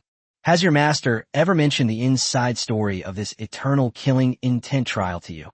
Lu Qianqi asked anxiously. Lu Chang'an's gaze narrowed slightly, instantly discerned the other person's thoughts. He stated frankly, you want to secretly help Jiang Yi pass the level? I advise you not to waste your time. This trial is extremely dangerous and unpredictable, and it's not something you can easily overcome. Jiang Yi will most likely. Before he could finish speaking, he was then interrupted sharply by Lu Qianqi. Once you successfully pass the level, you will be able to condense and refine the seed of killing intent, which will bring you endless benefits. Once my spiritual cultivation is stable, I may even be able to comprehend the power of the laws of killing with this seed. If he can succeed in cultivating, the human race will have another top-tier expert. Upon hearing this, a hint of hesitation flashed across Lu Chang'an's eyes. He then shook his head, looking regretful. I'm sorry, I know very little about this trial, and can't be of any help at all. Whether he can pass the test depends entirely on his own willpower and his adherence to his principles. Lu Qianqi frowned. He said in a deep voice, Lu Chang'an, you should be aware of the current situation of the human race. If you are willing to tell me more secrets about the trial, I will apologize to Jiang Yi on your behalf and do my best to help you search for the remaining fragments of the mysterious treasure map. At first, the two were at odds. Lu Qianqi originally intended to observe from the sidelines and not interfere. It can be seen that Lord Gu Qingshan has high hopes for Jiang Yi. His attitude has quietly changed. Now, he is determined to do everything in his power to pave the way for Jiang Yi to pass through customs. If it were any other prodigy, it's absolutely not worth him going to such lengths. You actually think highly of Jiang Yi? Lu Chang'an looked completely bewildered. Lu Qianqi nodded emphatically. He was a disciple of the supreme, expert Lin Juedong. He had already left Jiang Yi.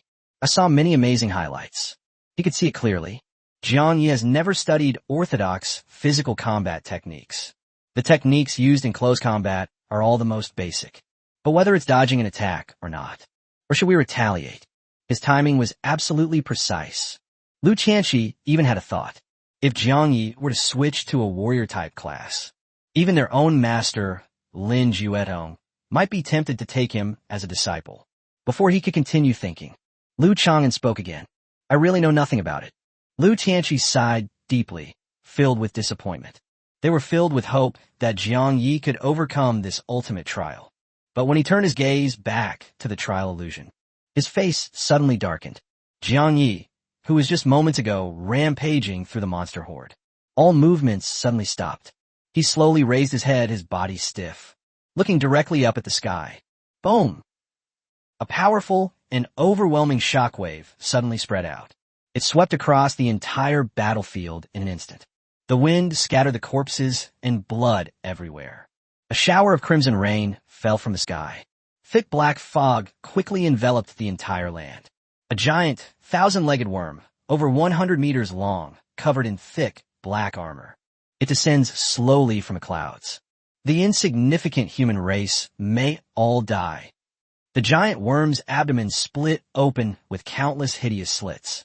It continuously gushed out a dark green, highly toxic liquid. It felt like a torrential downpour. Jiang Yi dared not hesitate for a moment. He unleashed his full speed to create a defensive shield. But the moment the highly toxic liquid touches the shield, the hard protective shield melted away rapidly at a speed visible to the naked eye. Protect the commander. Protect our commander with our lives. The soldier's resolute roars echoed in my ears. Without the slightest hesitation, everyone agreed. He resolutely leaped into the air. He used his flesh and blood to shield Jiang Yi. It bravely absorbed the falling highly toxic corrosive liquid. A crisp snapping sound. The protective barrier shattered completely. Dark green venom landed on the soldiers one after another. A chilling sound of flesh corroding filled my ears. Chapter 3, 90 Giant Centipede. He watched as the faces of his soldiers were contorted in agony. Jiang Ye's eyes suddenly turned bloodshot. The pupils contracted to their maximum size. Are you all crazy? Get out of the way. I'm more than capable of handling this enemy. Viang ye roaret angridi. A soldier suddenly coughed up a mouthful of blood. His body rapidly dissolved under the potent poison. Senbai's ribs were the first to be exposed. In the blink of an eye, even the bones were completely corroded by the venom. Commander, go quickly. Tell all our people across the land that we have been defeated. Please, if you can, grant me one wish. I have a 6-year-old daughter at home. If we cannot escape this calamity, please don't let her fall into the hands of demons and suffer endless torment. I beg you. Jiang Ye's body shook violently. The veins on his hands, gripping the staff tightly, bulged. His voice trembled violently with extreme anger. We haven't lost yet. Fight to the death. Hold the line to the last man. A boundless rage and a chilling, killing intent intertwined and surged. His crimson eyes were fixed on the giant centipede in the sky. The next second, Jiang Ye's figure suddenly disappeared from the spot. One powerful spell after another was unleashed from the shadows. They all hurtled towards the giant monster in the air.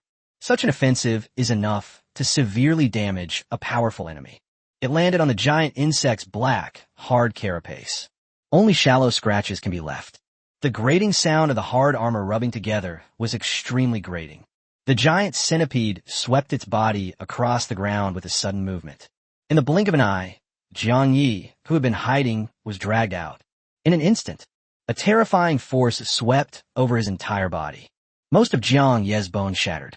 The broken ribs pierced deep into his lungs. He was breathing heavily. Warm blood kept gushing from his mouth. Humble humans, give up the struggle now, for this land will eventually belong to the abyss. The giant millipede looked down from above. He stared indifferently at the dying Jiang Yi, as if he were looking at an ant. Jiang Yi was completely unable to move. The deadly poison rained down once more. His body began to be rapidly eroded and dissolved by the venom. Even though the body is enduring excruciating pain, his eyes remained as firm as ever, burning with an inextinguishable rage and a murderous intent. He subconsciously activated the Black Rock Overlord body. But as soon as the magic power within his body surged, it was instantly swallowed up and dissipated by the surrounding poison. Indira strides.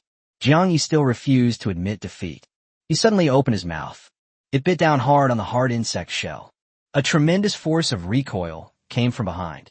It shattered all his teeth. Overestimating your own strength, since you insist on resisting, then die on the spot. Millipede shouted angrily. The binding force around his body was intensified once again. Jiang Ye's body was squeezed tightly. He spat out another mouthful of blood. His breath grew weaker and weaker. After a long time, the giant millipede loosened its restraints. He was left to fall heavily to the ground. Did we lose? A sense of bewilderment arose in Jiang Ye's heart. His right eye had been completely corroded and blinded by the venom.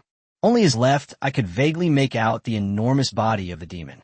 He endured the excruciating pain and turned his neck, looking in the direction where the soldiers had been stationed. The place was already deserted. All that remained were pools of murky liquid, a mixture of red and green. No, we absolutely cannot lose. Absolutely impossible. I know all of this is just a trial illusion, not something that actually happened, but I will still kill you here at all costs, even if my body is shattered into pieces. Kill. Buzz. Suddenly, the sound of weapons vibrating and humming filled the air. Human nature is always complex and changeable. Some people are kind-hearted and stay true to their principles. However, some people do it in order to improve their spiritual cultivation. They are willing to exploit innocent children. They even betrayed their own kind for personal gain. They sought refuge with the demons of the abyss. Jiang Yi never wanted to be a selfless, altruistic Good Samaritan. You can witness firsthand the monsters slaughtering humans. An innocent child died, tragically, in endless suffering. The desperate human slaves completely collapsed. He couldn't even end his own life. Countless soldiers bravely sacrificed their lives. Scene after scene assaulted his mind, and his long-suppressed emotions finally broke free of their shackles. In the past, he was able to suppress his emotions. But this time, the deep-seated obsessions and bottom lines in his heart finally erupted. It's not that he's inherently kind. It was not because they harbored any lofty moral principles. Simply because he is a member of the human race. As an ordinary person, ultimately, they cannot stand idly by and watch their fellow people suffer. My heart is as firm as a rock, unmoved. A catastrophe is now looming for humanity. With his current strength and accumulated resources, if you want to remain unaffected, they could easily venture to the deepest, most deserted places to find a safe corner to eke out a living for the rest of my life. They disregarded the safety and well-being of all people. But what's the point of living numbly like this? I have worked hard to become stronger and collected rare treasures from all over the world. What I've always sought is to be able to do whatever I want and control my own destiny. Jiang Yi shouted in his heart. I do want to eliminate all enemies who attempt to harm me, clear all obstacles in my path, and reach the pinnacle of martial arts. But now all I want is to kill this monstrous monster at all costs. Even if this is just a trial illusion. Jiang Yi, who only has one eye left. His gaze was sharp as a knife. He stared intently at the giant, thousand-legged worm in the sky. At this moment, the magic power within him had been completely exhausted. But he possesses the magic fountain skill. It can consume 10% of its own health. Instantly restores 20% of your magic power. Even though his own blood volume was already on the verge of depletion, Jiang Yi remained determined to fight to the death. Never admit defeat. The buzzing sound grew louder and louder. Within the illusion, countless rusted and broken weapons trembled simultaneously. In the blink of an eye, the bodies of all the fallen human soldiers and abyssal monsters. All of them showed a faint red glow. Streams of crimson energy rapidly converged and merged. It coalesced into a blood-red energy sphere shaped like an eye. The moment the sphere of light appeared in the world, an extremely chilling and overwhelming killing intent swept across all directions. The temperature of the surrounding area suddenly dropped. Immediately afterwards, a huge crack appeared on the energy sphere. Countless human soldiers' faces emerged from the gaps. Everyone's eyes were bloodshot. They all looked toward Jiang Yi, who was falling from the sky. Jiang Yi floated in midair. Everything around seemed to have come to a standstill. The crimson orb of light swept in front of him in an instant. Strands of crimson energy slowly coiled around his battered body. The flesh that had been corroded and dissolved by the deadly poison was instantly restored. The injury has fully healed. However, Jiang Yi's appearance at this moment was extremely strange and terrifying. Half of the body is an ordinary flesh and blood body. The other half of his body had already transformed into pure crimson energy, like a bloodthirsty monster crawling out of hell. Kill! A low, hoarse roar erupted from Jiang Yi's mouth. The rationality and clarity in his eyes faded rapidly. Instead, it was replaced by an almost insane, unbridled bloodlust and killing urge. The cracking and turning of bones echoed continuously. Jiang Yi slowly twisted his neck. There was no sign of pain on his face. Chapter 391, Comprehending the Laws of Slaughter. A loud bang. He raised his staff again. The surrounding space trembled violently. The originally clear and dazzling divine golden yang flame underwent a complete transformation. Enveloped in blinding crimson flames, they surged toward the giant centipede in the sky. Beyond the trials, Lu Qianqi and Lu Chang'an had completely different expressions. Lu Qianqi's eyes were filled with excitement and exhilaration. His fists were clenched tightly. My heart was clenched tightly. He stared intently at every movement within the illusion. There's hope. Jiang Yi really has a chance to survive this trial of killing intent. Hang in there. He could not hide his excitement. He muttered to himself in a low voice. In contrast, Lu Chang'an, he shook his head repeatedly. His face was filled with disbelief and shock. How could this be? He was clearly on the verge of defeat just now. That ball of crimson energy is clearly the ultimate killing power that has been condensed during the trial. If he can withstand such terrifying killing intent and take the opportunity to kill the giant centipede, wouldn't he really be able to pass the level successfully? Impossible, absolutely not. I was originally planning to teach him a lesson and deflate his arrogance. Lu Chang'an was in a state of great turmoil. He never expected Jiang Yi to have come this far. If it were him, they had already been utterly defeated in their previous desperate situation. He is the direct disciple of the human race's top weapon-refining master, the fire god Yalongxiang. Both their background and talents are top-notch. How could we possibly lose to Jiang Yi? Lu Chang'an secretly glanced at Lu Tianqi. Seeing that the other person wasn't paying attention to her, he finally breathed a sigh of relief. His eyes darted around rapidly. They were determined to secretly hinder Jiang Yi's progress. But the next moment, when he witnessed firsthand the golden-red flames engulfing the giant centipede, as the incredibly tough insect shell slowly melted and dissolved under the raging flames, he couldn't help but blink sharply. They even subconsciously rubbed their eyes vigorously. I can't believe what I'm seeing. What kind of strange fire is this? Why does it possess such terrifying burning power? Lu Chang'an cried out in surprise. His tone was full of shock. As a disciple of the god of fire, he is proficient in all kinds of unusual fires in the world. His understanding of fire far surpassed that of all the other geniuses present. But at this moment, the origin of this flame is completely unrecognizable. Such an extraordinary and unique fire. It is a treasure coveted by countless weapon refiners. Just how many terrifying hidden cards does this person possess?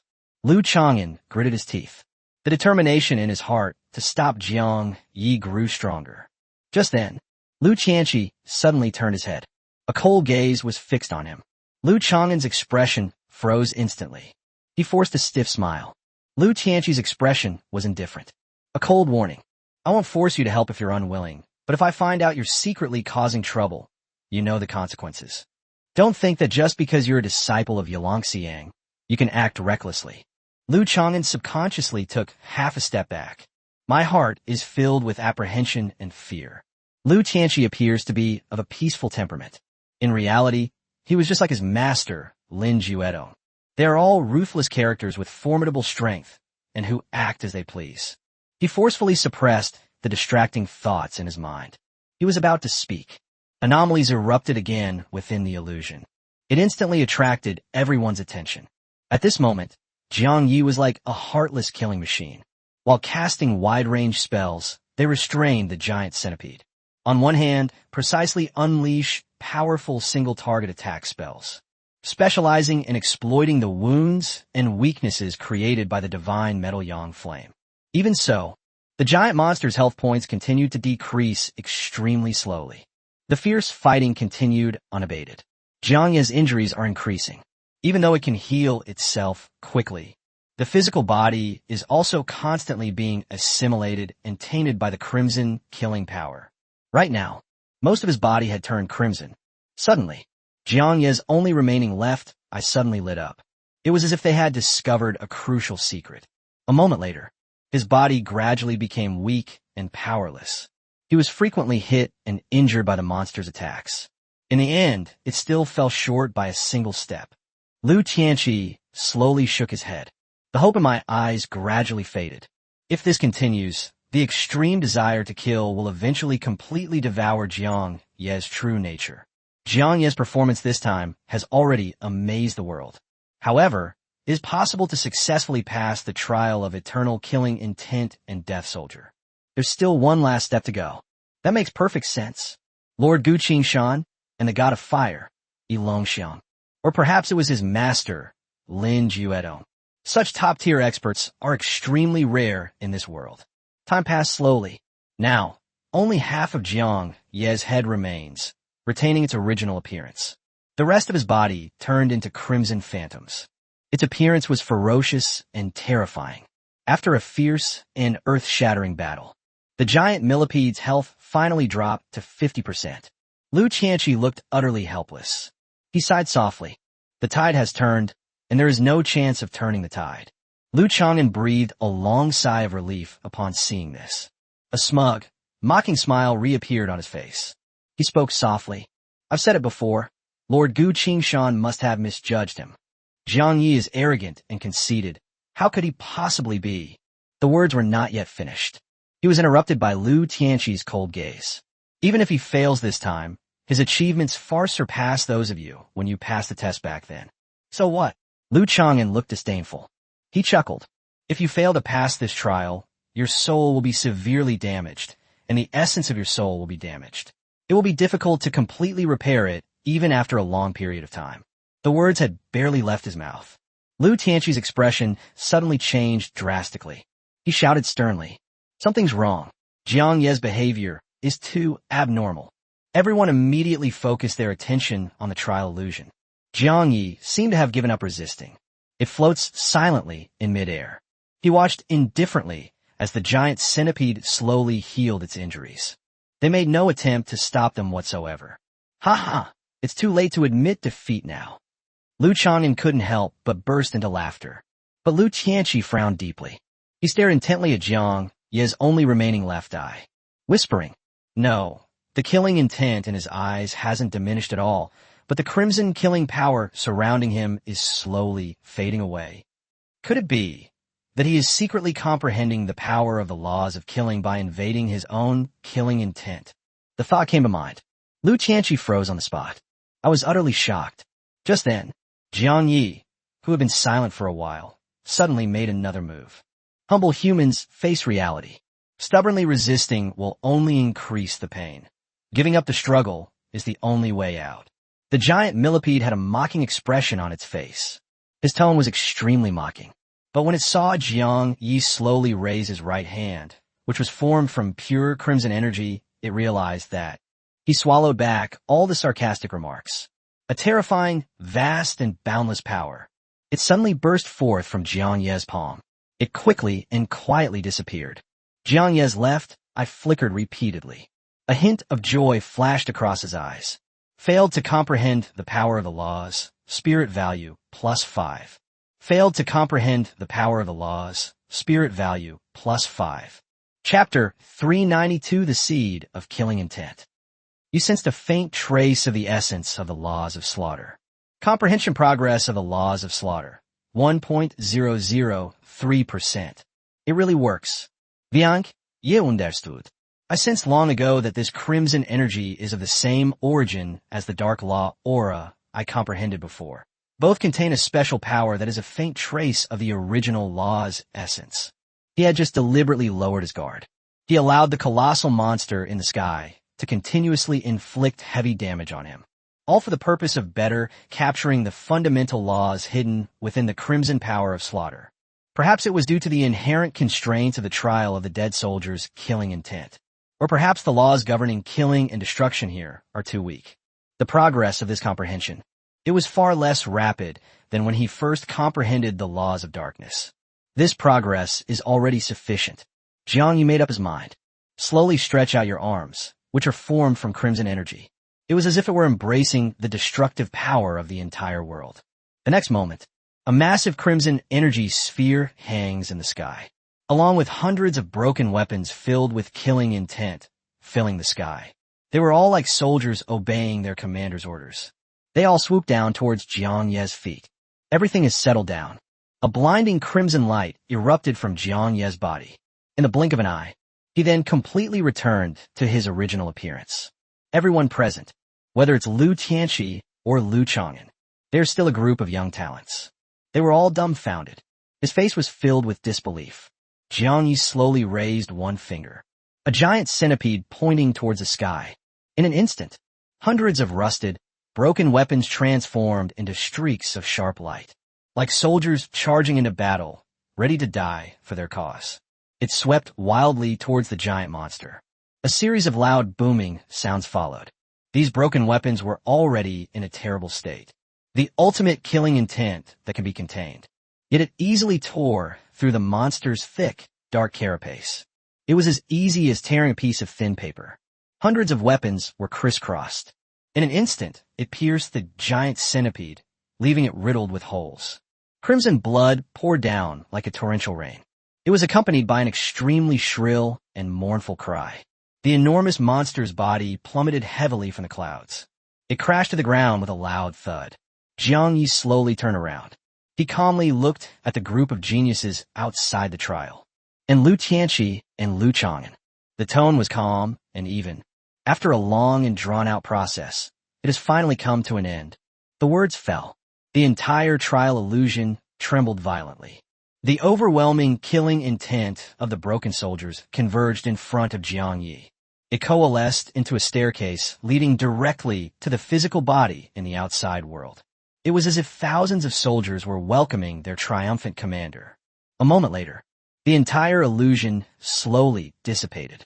Everything in heaven and earth returned to its original state. Jiang Yi suddenly opened his eyes.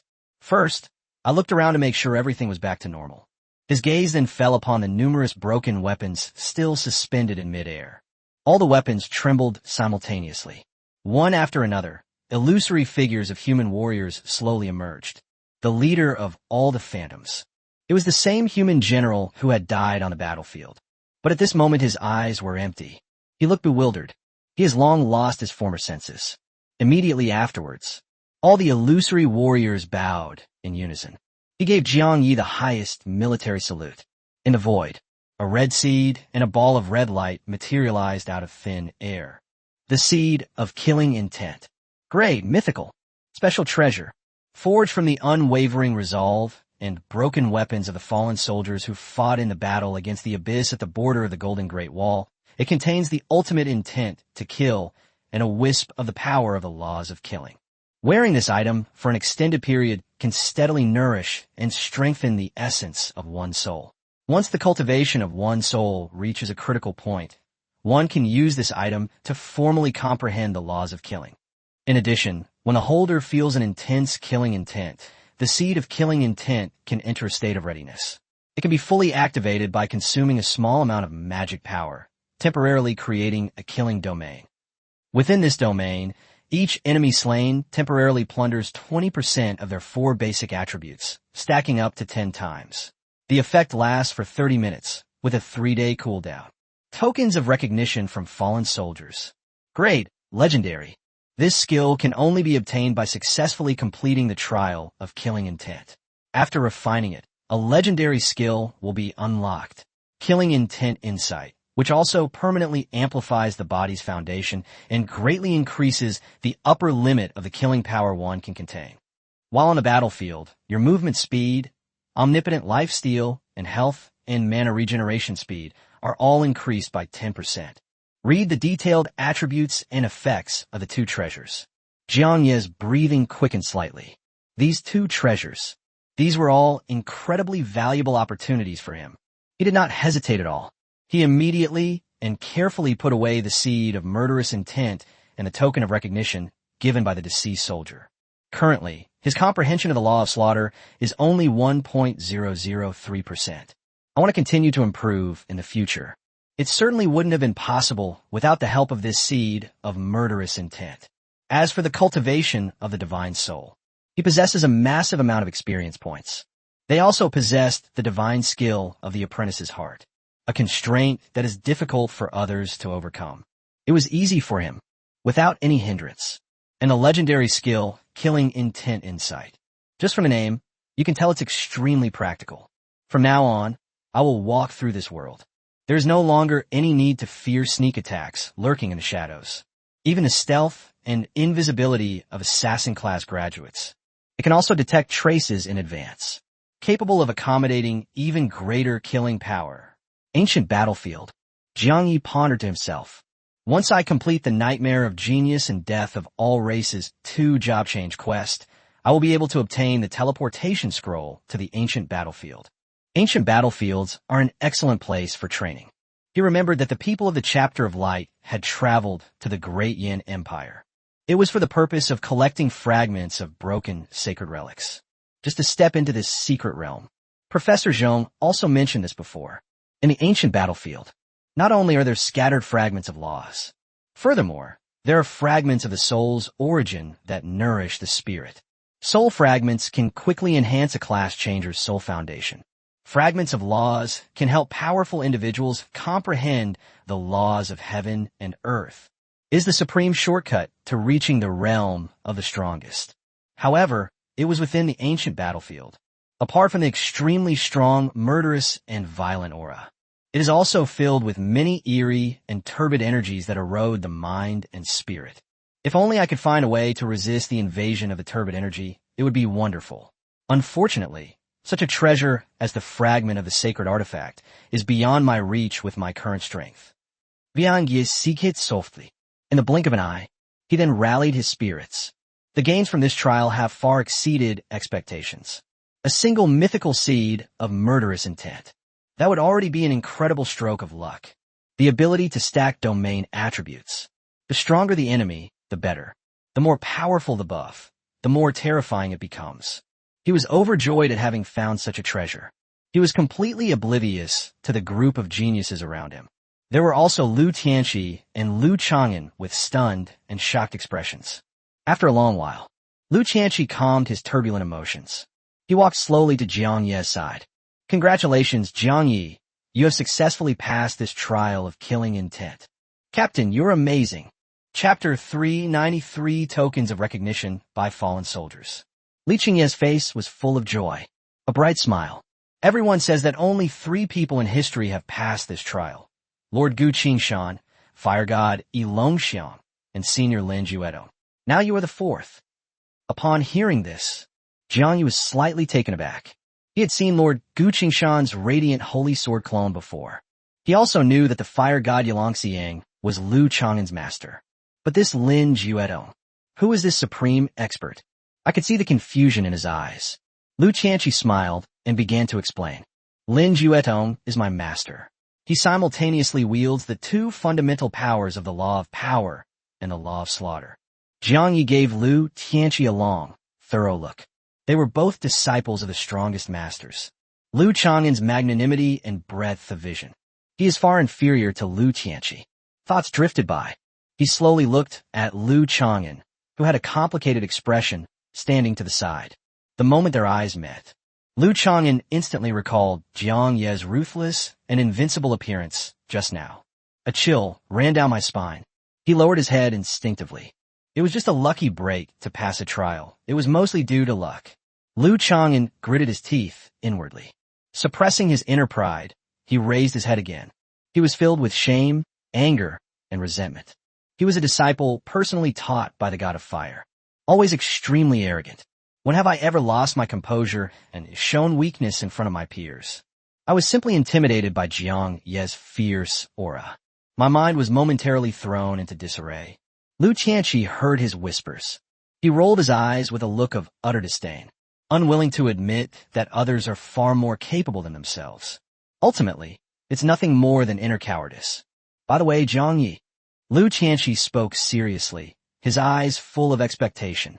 I heard that you changed your class to a mage apprentice, but the close combat talent you just displayed is extremely outstanding among all the warrior-type prodigies. He said with a soft sigh, it's such a pity. Once we reach the Golden Wall, I will do my best to introduce you to my master. If he is willing to take the time to give you some pointers, your close combat skills will definitely improve by leaps and bounds. Jiang Yi was slightly taken aback. He then slowly shook his head and thanked them. Thank you for your kind offer. Actually, I feel that the profession of apprentice monk is very much in line with my own path of spiritual practice. Everything he said was from the heart. If you change to another profession, you would never again possess the miraculous skill of the apprentice's heart. Lu Tianqi's lips twitched slightly, completely puzzled. Being a mage apprentice is already considered the weakest and lowest-ranking profession in the eyes of the world. So what is there to be nostalgic about? He was puzzled, but he didn't offer any further advice.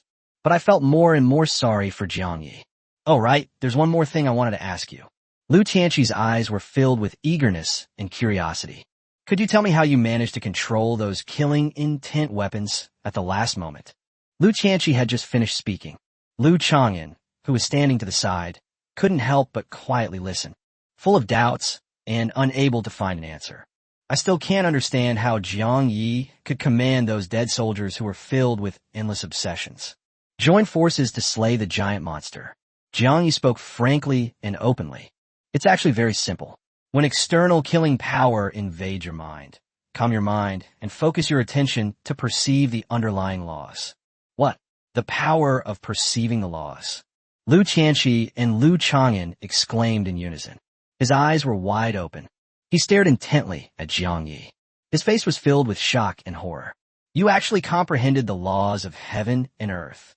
Lu Chang'an could no longer maintain his former indifference and arrogance.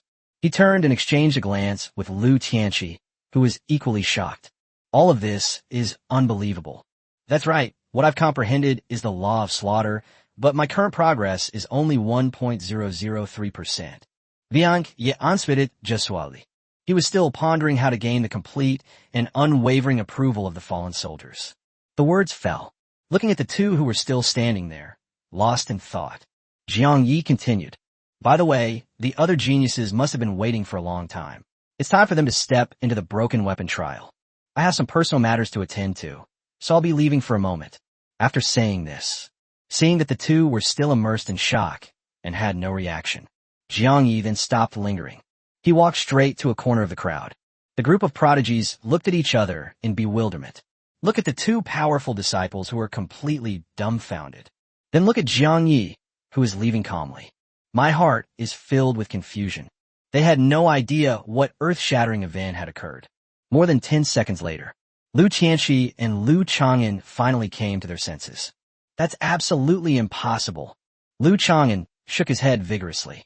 He said in a trembling voice, how could a mere level 50 mage apprentice possibly touch the threshold of the power of laws? Lu Tianqi's expression was solemn. He asked a question in a calm tone. If that's not the case, then tell me, what makes him capable of commanding those murderous soldiers? The laws are the supreme and fundamental forces in the universe. Even if it's just the sensation of touch, it has not yet been formally comprehended and mastered. It is reasonable to use the aura of the laws to activate the fallen soldiers and break the enemy's weapons. This trial was created specifically to select the world's most outstanding talents. Once Jiang Yi truly grasps and comprehends the laws of killing, even if he doesn't intervene, those who are obsessed with breaking the weapon will also determine whether they have passed the trial. But the key issue is a low-level job changer at level 50. Do we really have the ability to perceive the laws of heaven and earth? Even Lu Tianqi himself.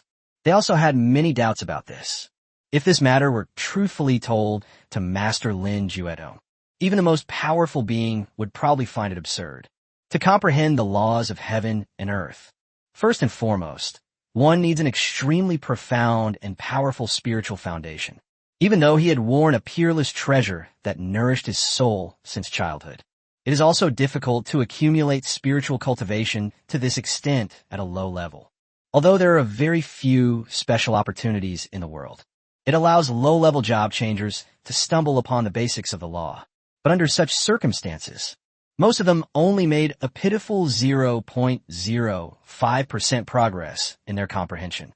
Level up, tempering the soul, perception law, enlightenment and perfection. Ultimately, complete control. For ordinary job seekers, every step was as difficult as climbing to the heavens. It's like climbing a bottomless cliff with your bare hands. The path of spiritual practice is inherently slow and arduous. Even Lu Tianqi, who is now at level 75, the power and laws of self-realization. The progress is only 0.03%. The only way is to keep increasing your level. The spiritual foundation is becoming increasingly profound. The speed at which one comprehends the laws will gradually increase. This is so unbelievable that I still can't believe it. Lu Tianqi was unable to calm down for a long time. Just then, Tian Jiao, who had been waiting for a long time, stepped forward and asked softly, "Can we begin the trial now?"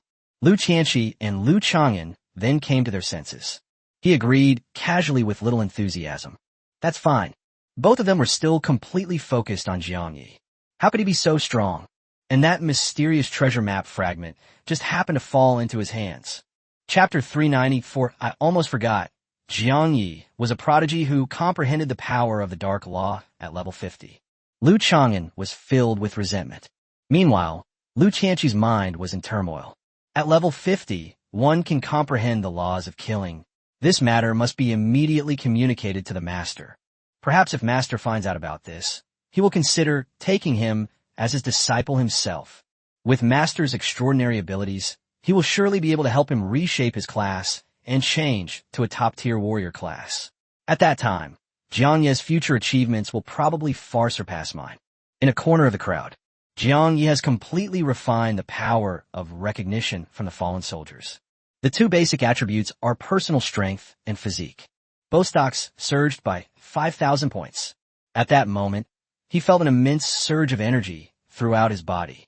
He unleashed a full-force punch. It can easily shatter a boulder weighing thousands of pounds. Unfortunately, he is still a mage apprentice and cannot fight without the aid of staff. Jiang Yi took a deep breath to calm himself down. He then opened his status bar. Check out the newly unlocked skills. Killing Intent.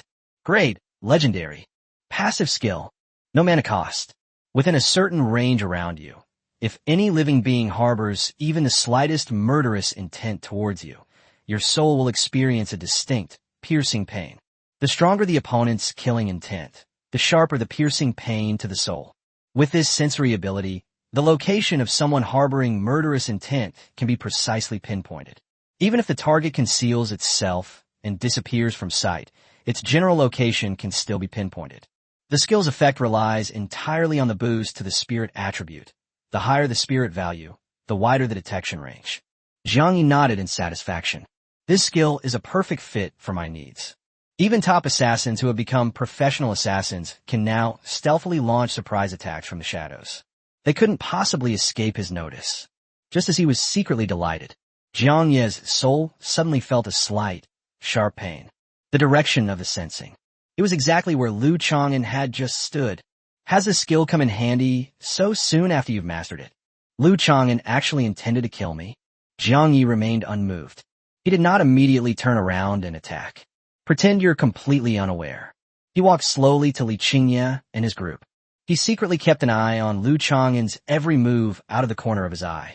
At this moment, Lu Chang'an lowered his head in deep thought. His expression was unpredictable, shifting between light and dark. After a few breaths, the chilling killing intent directed at him slowly dissipated. The stinging sensation in his soul also subsided.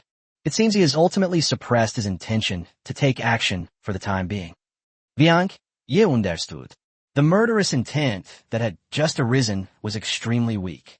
It seems the other party was simply harboring resentment and injustice. They did not intend to make a move rashly while the group was traveling together. The skill of killing intent is understood. It's incredibly practical. Jiang Yi couldn't help but think of Chu Tianxi and Ku Shoubong from the Great Yin Empire. If we were to return to the Great Yin Empire at this moment, he stood in front of the two of them. They could clearly sense the two's extremely intense and determined killing intent. Those two. I've long wished I could get rid of myself.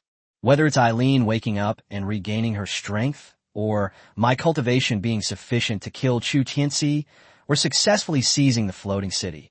As long as the time is right, I will not hesitate to eliminate these two major threats. A cold, murderous intent flashed in Jiang Yi's eyes. On the other side, the group of prodigies began to undergo the trial of the killing intent of the broken soldiers. Lu Qianqi walked up to Jiang Yi again. You have successfully passed the most difficult trial of killing intent. The remaining ordinary trials are no longer of much value to you. I have contacted Wendaj, and he is on his way back to the Great Wall of Gold. If you do not wish to wait here for everyone, you may follow him to wait inside the Great Wall. Jiang Yi was slightly taken aback. He asked, puzzled, aren't there still many trials that haven't started yet?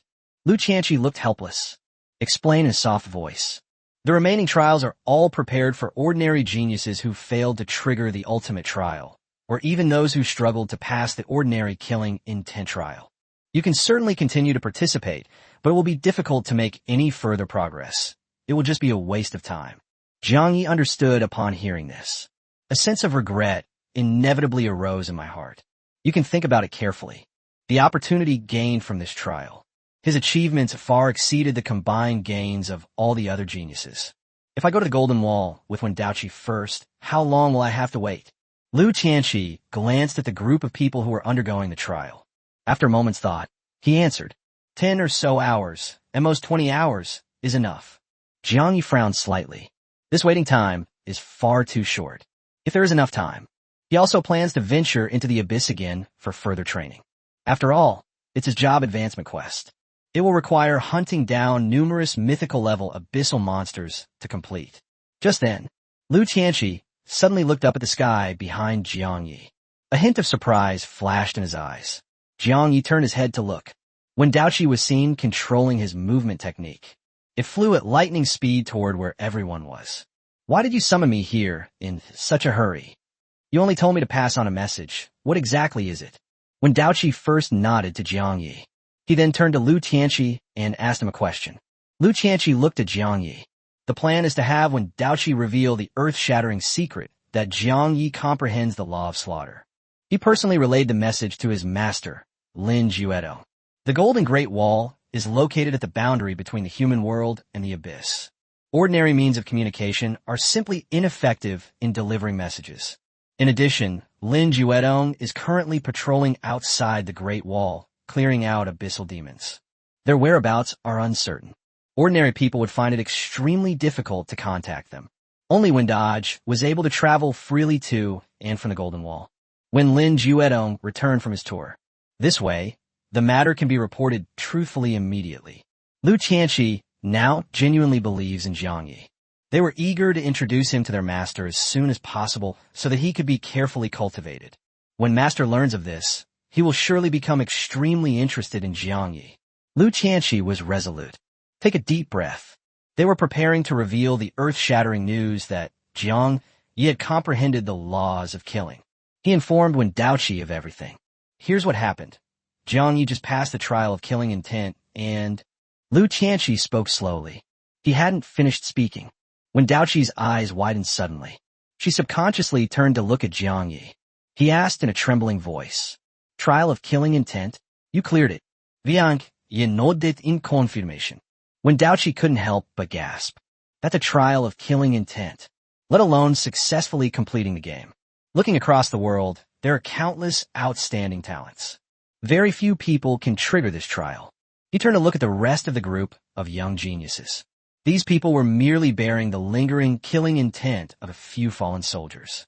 He was already trembling all over and could barely stand. Then look at Jiang Yi, who appears calm and composed. When Daoqi couldn't help but sigh inwardly. The differences between people are simply too vast. Lord Gu Qingshan was right about this person. His potential is unfathomable. He suddenly remembered something important. He suddenly realized. Almost forgot, Jiang Yi is a genius who comprehended the power of the Dark Law at level 50. It is only natural that he was able to pass this trial. Chapter 395. You mean, Jiang Yi has already comprehended the Dark Laws? Once you understand this, you'll understand. When Daoqi looked at Lu Tianqi again, his eyes were full of excitement and anticipation. He secretly made his plans. If it were revealed later that Jiang Yi had already comprehended the laws of darkness, this will surely cause a huge uproar. Even the strongest God-level experts would be extremely shocked upon hearing this. By the way, is there anything else you didn't finish saying? When Daoqi pressed for further questions, Lu Tianqi looked utterly helpless. Just as he was about to reveal the truth, he was interrupted by the other party. Jiang Yi not only successfully passed the trial of killing intent, but also took advantage of the overwhelming killing intent in the trial to comprehend the law of slaughter. Lu Tianqi looked directly into Wen Daoqi's eyes with a solemn expression. The expected look of shock did not appear on the other person's face. Yes, I know about this. Jiang Yi has already comprehended the laws of darkness, and you know that too. Wait a minute. You just mentioned the law of killing. When Daoqi strode up to Lu Tianqi, his eyes were wide open, staring intently at the other person. I'm not talking about the laws of darkness. I'm talking about the laws of slaughter. Wait, you mean Jiang Yi has already comprehended the dark laws? Lu Tianqi was initially bewildered, but then he instantly realized what was happening. The two turned their heads at the same time. All eyes turned to Jiang Yi. The surrounding atmosphere instantly fell into a deathly silence. Lu Chang'an, who was not far away, heard the entire conversation between the two. He froze on the spot. His expression froze. He was completely unable to move. He heard it clearly. Jiang Yi not only comprehended the laws of killing during this trial. Even long ago, he has already grasped the laws of darkness. This is such a heaven-defying thing. Is it really possible for a level 50 job changer to do this? Am I still dreaming, and everything happening before my eyes is just a dream? Such absurd thoughts kept arising in Lu Chang'an's mind. On the other side, it took Lu Tianqi and Wen Daoqi a long time to calm down. More than 10 seconds later, The extreme shock and disbelief on their faces had only just begun to fade. Lu Tianqi muttered to himself in a low voice. At a mere level 50, he has simultaneously comprehended two completely different laws of heaven and earth. Just how powerful is his spiritual foundation? No, this matter must be reported to Master immediately. He gave Jiang Yi a deep look. Without hesitation, he turned to look at Wendaoqi. Do me a favor. You take this group of geniuses to the Golden Great Wall, and I'll set off to find my master right now. No, I have important things to do. Wendaoqi immediately shook his head and refused. He saw right through Lu Tianqi's thoughts. If it were any supreme powerhouse, upon learning of Jiang Ye's terrifyingly exceptional potential, they would all be tempted to take on apprentices. But Lu Tianqi's master is Lin Juedong. He is universally recognized as the god of war. His cultivation had reached its peak. He simultaneously wields the two fundamental principles of the law of power and the law of slaughter. But in Wendaoqi's view, Lin Juedong is not suitable to teach Jiang Yi. Throughout the entire human land, only Lord Gu Qingshan can truly guide Jiang Yi forward with care. Moreover, Wendaoqi currently has urgent matters to attend to at the Great Wall of Gold. The latest news indicates that chaos is rampant within the divine desolation realm. Many of humanity's top-class changers were ambushed and killed one after another. The situation is extremely precarious. All right, you lead everyone to the next trial. Don't waste any more time.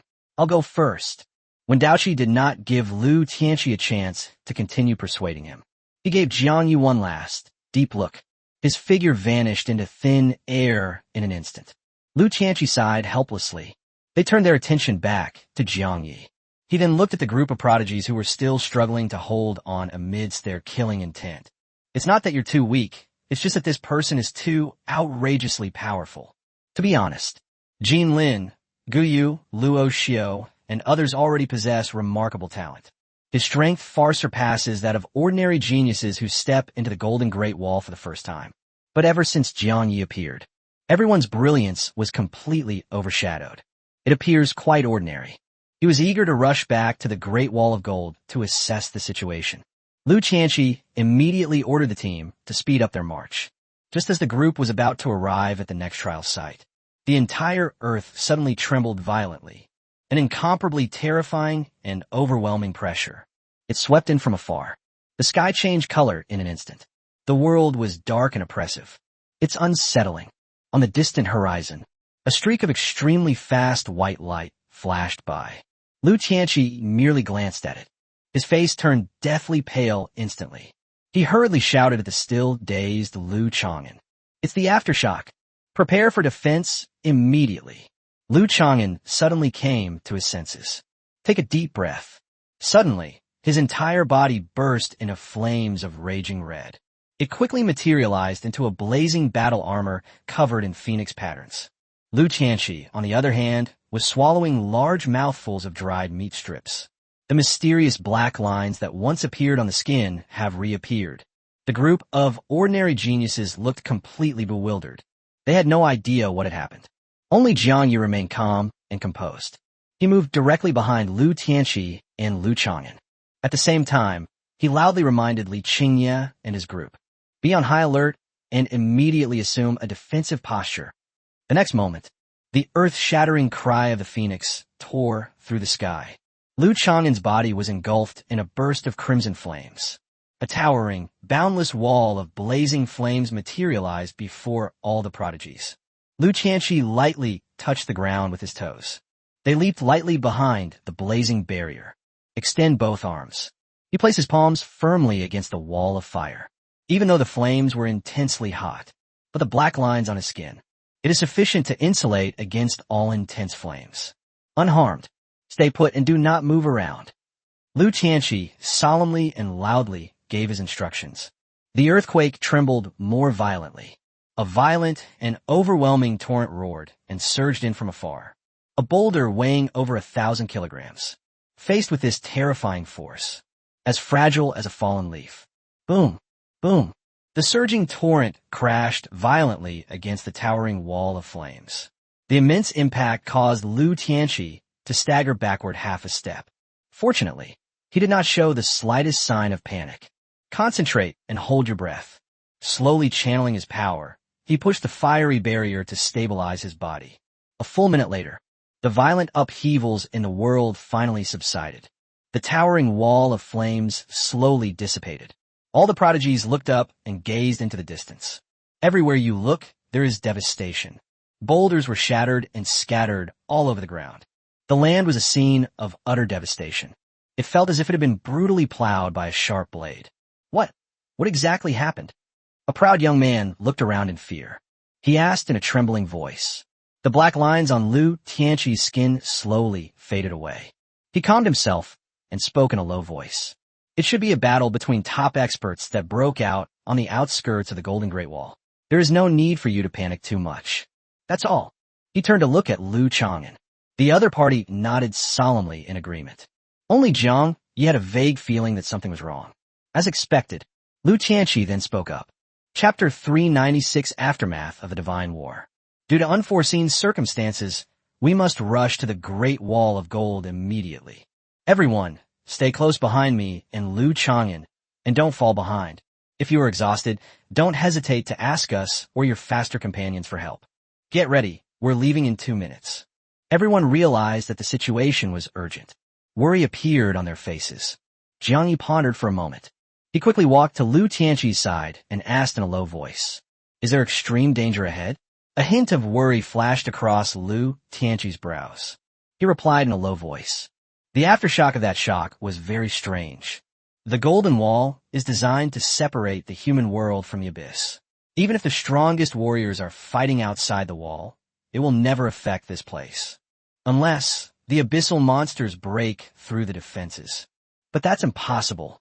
The Golden Great Wall is guarded by all the strongest humans, and there are countless venerable level experts stationed there as well. For everyone's safety, we must set off as soon as possible. Jiang Yi frowned upon hearing this. This impact was incredibly powerful. Evacuating as soon as possible is indeed the safest option. But then he suddenly realized the direction in which everyone is heading. It was precisely the source of the raging torrent that had just struck. Jiang Yi voiced this concern. Lu Tianqi nodded emphatically. Don't worry. I will take a detour and avoid direct danger. I'm safe and sound. Let's go. Let's set off immediately. Just then, Jiang Yi gazes into the distance. The pupils suddenly contracted. 2 figures with panicked expressions were rushing toward the group at full speed. What is that? A humanoid monster with a dragonfly's body. One of the most outstanding talents gasped in shock upon recognizing her. Lu Tianqi suddenly turned his head to look. Just one glance. His expression turned extremely serious. A fierce roar. It's a Zerg monster. Scatter. Split up and escape immediately. Even though they are far apart, he could also clearly sense the terrifying power contained within these 2 insectoid monsters. Extremely strong. His cultivation is almost comparable to Wen Daoqi. Lu Tianqi was deeply shocked. My hair stood on end. He never expected this. To my surprise, I encounter a monster from the abyss here, and it comes from both ends. Lu Chang'an, hold them off and buy everyone time to escape. Lu Tianqi turned around and shouted, but the words had barely left his mouth. Then they saw a pair of fiery red wings suddenly appear behind Lu Chang'an. What are you trying to do? Lu Tianqi questioned angrily. Lu Chang'an glanced at Jiang Yi. He hurriedly spoke. Don't be impulsive. You and I are both level 70 or above. We can't stop monsters of this level at all. Running away is the only way to survive. We are powerless to fight against this situation. Survival is the most important thing. The words fell. Lu Chang'an activated his fiery wings. It skimmed along the ground at breakneck speed. In an instant, they left all the other geniuses far behind. The difference in strength between high-level job changers is enormous. A powerful expert at level 70 or above faced off against an abyssal monster whose strength was comparable to Wen Daoqi's. They will be crushed and killed in an instant. Seeing the scene, Lu Tianqi was furious. He took a deep breath. He took out a fist-sized piece of black, dried meat, and stuffed it into his mouth. Jiang Yi, what are you standing there for? Let's go. Black lines flashed across Lu Tianqi's skin once again. Jiang Yi gently shook his head. Unless it is a god-level expert or an abyss demon god who personally arrives. Ordinary monsters couldn't harm him in the slightest. Moreover, given the current situation, there is more than one way to go. escape. These two insectoid monsters look more like they're fleeing for their lives. Jiang Yi quickly offered a reminder. Lu Qianqi looked on in astonishment. They quickly looked in the direction the monster had fled. As expected, two crimson chains ripped through the sky. It is chasing closely behind at top speed. The moment I saw the crimson chains clearly, Lu Qianqi's heart, which had been hanging in suspense, suddenly sank. He murmured softly, "That earth-shattering commotion just now was caused by this thing. We still can't let our guard down. What if these two demons take a desperate gamble and try to use us as leverage to escape?" Lu Qianqi's worries came true. The two-headed insectoid monsters suddenly accelerated. They transformed into two streams of light. It charged straight toward the crowd. Oh no, just what I feared most has happened. Lu Qianqi cursed inwardly. He is currently only a level 70 plus mythic level class changer. They were utterly powerless against such formidable abyssal monsters. However, he was the strongest person among everyone present. We must not be the first to back down. They immediately made up their minds to stop it at all costs, even if it only delays for a short while. The pursuers will then be able to arrive in time. All crises will be resolved on their own. "Captain, let's go together." Li Qingye took a deep breath. He did not escape alone. Jin Lin, Gu Yu, Shun Xingmen, Yang Tian, and Yang Chan all stay behind. They insisted on waiting for Jiang Yi to leave together. Viank, ye understood. It was naturally easy for him to extricate himself. However, Yang Tian and Yang Chan were relatively weak. They may not be able to escape safely. Moreover, they were facing two monsters that were panicking and running for their lives. Even Jin Lin and Gu Yu will find themselves in danger. With me here, I will protect you all. Viank, ye vi spirit. Just as Lu Qianqi was filled with astonishment, the mind bracelet on Jiang Ye's wrist suddenly lit up with a dazzling light. The fleeing insectoid monster suddenly stopped in its tracks. A hint of confusion flashed in his enormous compound eyes. But this strange phenomenon only lasted for a moment. It quickly came to its senses. They resumed their full-speed escape. Why did you suddenly slow down? Hesitation at this moment means certain death. Another demon roared angrily from behind. The words had barely left his mouth. The lagging monster was instantly bound and tightly bound by the crimson chains that attacked from mid-air. Sizzle. A piercing, high-temperature scorching sound suddenly rang out. The crimson chains were incredibly hot. In an instant, it pierced into the demon's body. Damn it, this matter will not be left unresolved. The last remaining monster roared in anger. They stopped fleeing. He turned around and charged straight at Jiang Yi and his group. A hint of despair appeared in Lu Qianqi's eyes. He exerted force with both legs. The ground beneath their feet suddenly collapsed. It was accompanied by a deafening roar. He leaped into the air. Charge your elbows. Ignoring everything, they charged straight towards the monster. Mountain-splitting fist. Lu Chang'an, watching coldly from high above, wore a mocking expression. A disdainful smile curled at the corner of his lips. It's too late to think about fighting now. But then I thought about it again. He was filled with doubt again. Strange, why is Jiang Yi rushing towards the dangerous area ahead instead? Before Lu Chang'an could think it over carefully, Lu Qianqi has already collided head-on with the demon, overestimating one's abilities. The insectoid monster snorted coldly. The fist, imbued with immense force, slammed into Lu Qianqi's elbow. A deafening roar reverberated in all directions. The violent shockwave spread wildly. Blood splattered out instantly. Lu Qianqi felt as if he had been violently struck by a speeding train. His body bent violently. It flew backwards and crashed heavily to the ground. Chapter 397 Juyushin. A muffled boom resounded. He was deeply embedded in the soil. His entire skeleton shattered inch by inch. All of the body's internal organs were damaged. Blood kept gushing from his mouth. Even though he was suffering such a life-threatening injury, he still did not give up the struggle. Despite the excruciating pain, he tried to stand up, his broken body struggling to stay upright. Run! Everyone, get out of here! Viangye! Did you get away? Thank goodness. Lu Qianqi's breath was weak. Each breath draws out a large amount of blood. This is the enormous power gap between high-level job changers and top-tier abyssal monsters. Just one strike. He was already critically injured and on the verge of death. But it's all worth it if it can buy time for everyone to escape. A thought flashed through Lu Qianqi's mind. Just then, The demon fixed its gaze on Li Qingye, Jin Lin, and the others. Vibrating, translucent wings. It transformed into a black shadow once more and sped towards them. A flicker of fear crossed Li Qingye's eyes, but it vanished in an instant. He gripped the weapon in his hand tightly. They resolutely raised their arms to meet the challenge. Jin Lin and Gu Yu were unwilling to sit idly by and wait for their doom, and were prepared to fight back to the death. At the critical moment, a spatial rift suddenly appeared directly in front of the monster. The rapidly charging monster instantly sensed the deadly danger. It hurriedly folded its wings. It hovered steadily in midair. At the same time, Jiang Yi, lurking in the shadows. Suddenly, he felt a cold, piercing, and murderous gaze fixed on him. A sharp, piercing pain shot through his soul. Jiang Yi did not hesitate at all. Immediately activate the shadow step skill. At the same time, he secretly prepared to activate the power of the High Priestess's blessing, even a legendary level of shadow stealth. Under the scrutiny of such a top-tier expert, they're still very easy to spot. To Jiang Yi's surprise, the anticipated fatal attack never came. Thanks to Jiang Yi and Liu Tianqi's desperate efforts to buy time, the crimson chains behind finally caught up as expected. It's all because of you two wretched, lowly humans who ruined my plans. The insectoid monsters were filled with rage. It had already devised a foolproof plan. They planned to kidnap these human prodigies and use them as bargaining chips, even if it's impossible to get my companion back. This also provides an opportunity for them to escape unscathed.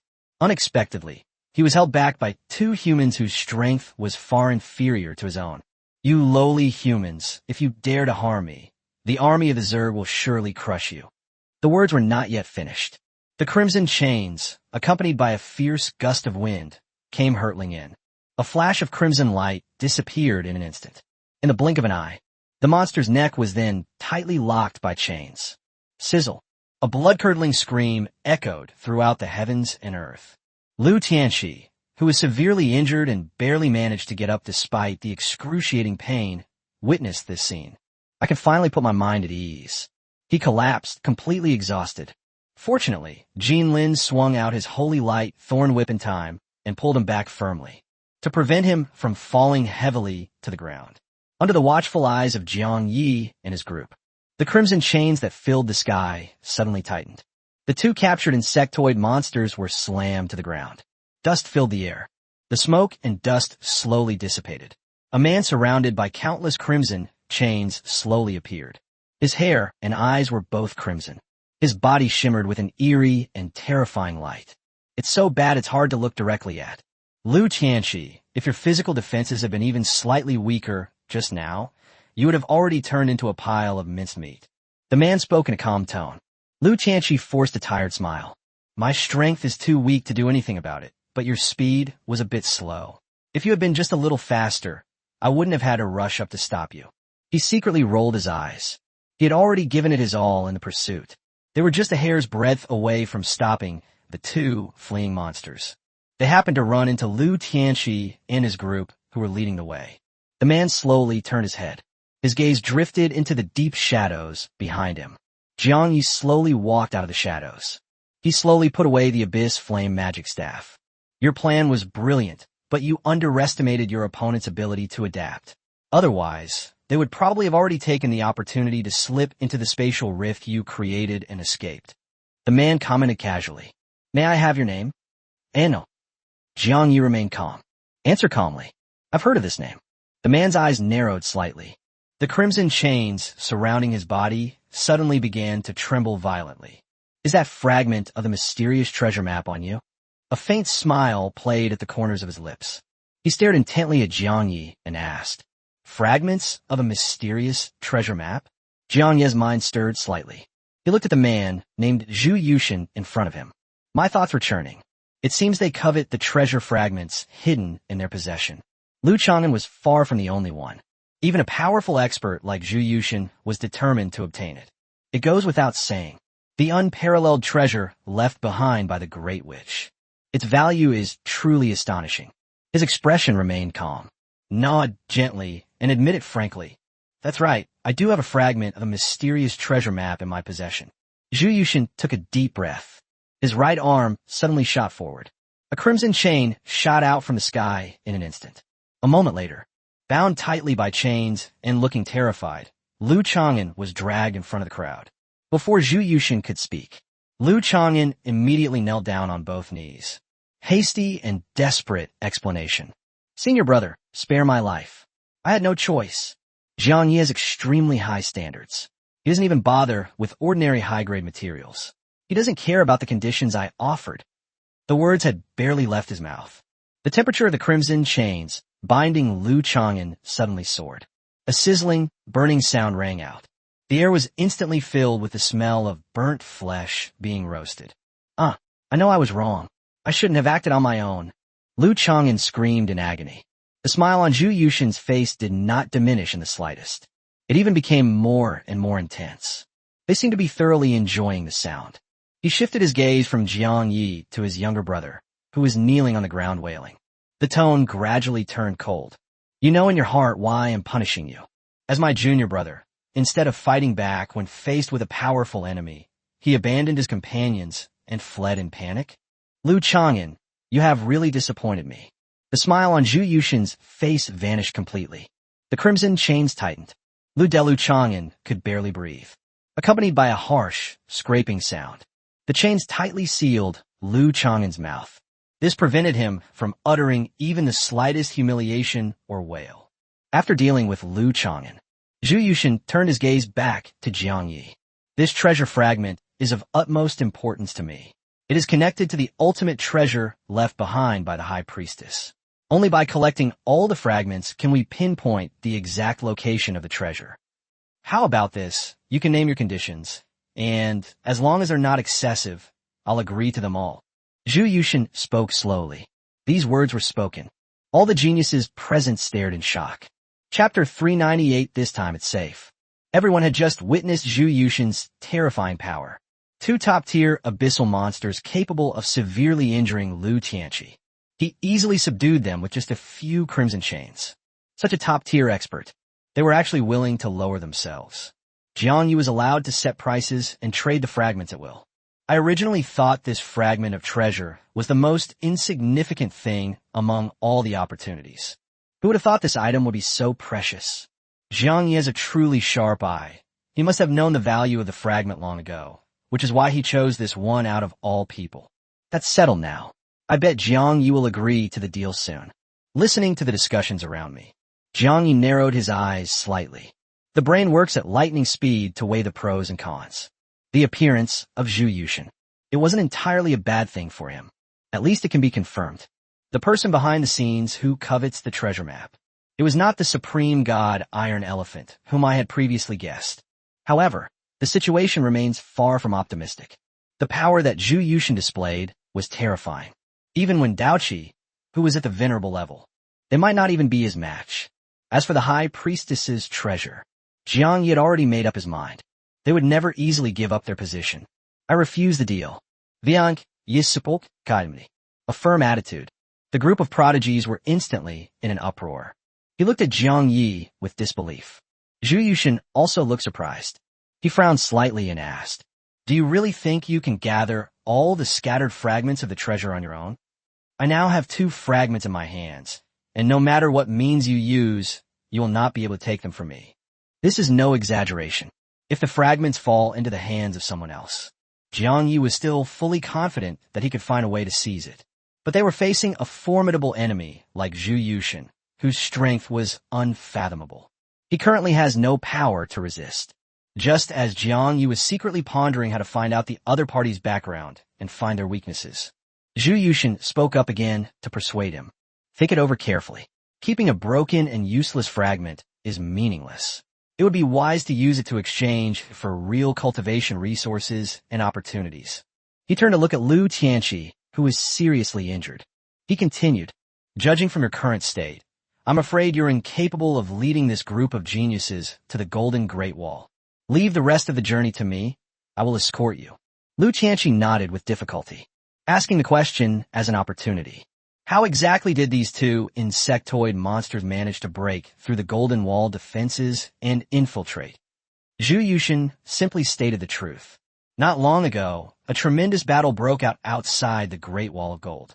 a leader of the Zerg with the strength of a high-ranking demon god. Leading a large number of his demonic subordinates, he launched a surprise attack on the defensive line. Liu Tianqi's master is Lin Juedong, and Vulcan Ilham Todi and Ilham Todi all rushed to the front lines to join the battle. Even Lord Gu Qingshan, who had been in seclusion for many years, was not immune to this. He also personally took action to fight. These two monsters took advantage of the chaos in the frontline battle. They took the opportunity to break through the defenses and slip in. A powerful figure at the level of a high-ranking demon god, Liu Tianqi's expression instantly became extremely solemn. Why did the Zerg choose this particular time to launch a major attack on the Golden Wall? Could it be that the Zerg have already made up their minds? Are they preparing for a full-scale war with the human race? This is definitely not good news. Humans were always at a disadvantage when fighting against demons. Now, the Zerg have become another formidable foe. The consequences are simply unimaginable.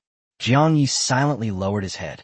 Look at the two insectoid monsters bound by chains on the ground. A strong sense of unease inexplicably rose in my heart. This time, a high-ranking demon god appeared outside the Golden Wall. It is highly likely that it is Bailey's, who used to hunt down Eileen. This person has not given up yet. If he enters the Abyss realm again in the future, we must be more cautious and careful. Jiang Yi secretly became wary. Eileen remains dormant within him to this day. They wanted to find out the whereabouts of the Zerg's secret treasure.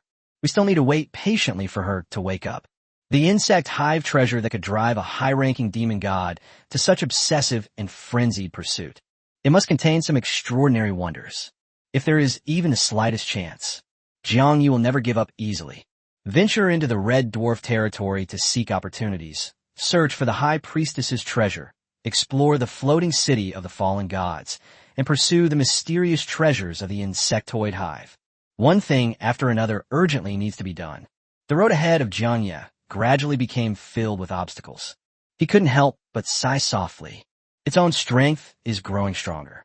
The burdens on my shoulders and the things I have to do are also increasing. He longed to be free from his burdens and live a peaceful life. Back in the private estate of the great Yin Empire. Enjoy a leisurely life and savor quiet time. But a sense of crisis lingers in my heart at all times. This always kept him from slacking off in the slightest. The various powerful figures I've met along the way. They encountered a hostile force. Every single one of them was a person of formidable strength. This is just like the streets and alleys of the city. If fully armed, murderous criminals keep appearing on streets. Anyone could sense that a huge crisis was quietly approaching. Several hours later, a giant golden wall, hundreds of meters high. It suddenly came into Jiang Yi's view. Looking into the distance, a magnificent and awe-inspiring phrase instantly came to mind. Sky barrier. Under the sunlight, the massive, gilded wall stretches for thousands of miles. It's impossible to see the beginning or the end at a glance. It resembles a golden horizon stretching between heaven and earth. My God, is this the legendary Golden Great Wall? It truly looks as if it were cast from pure gold. Li Qingye couldn't help but gasp in amazement. Jin Lin, who was standing to the side, slowly spoke up. There are relevant records in the ancient books of the Jin family. When the Great Wall of Gold was first completed in ancient times, it was not gold in color, but a thick earthy yellow color close to the earth. Really? Then why is it turned into this gilded state?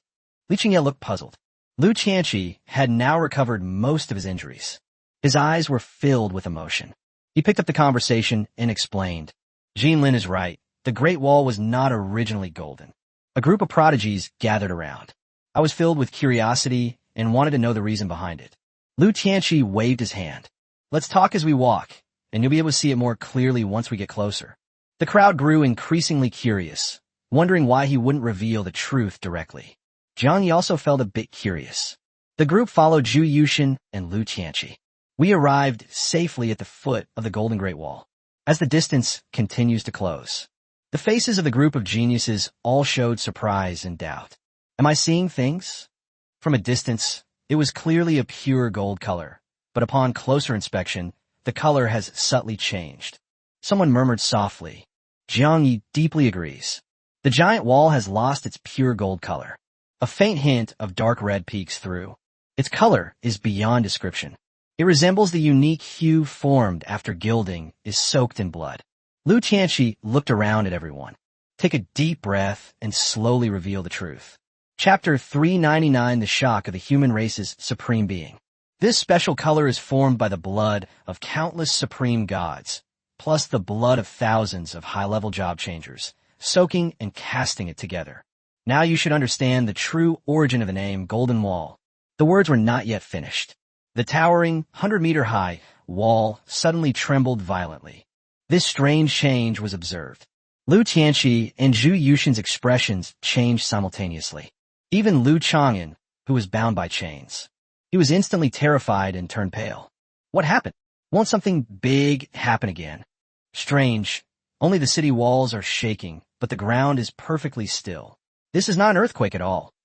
The group of prodigies were thrown into a panic.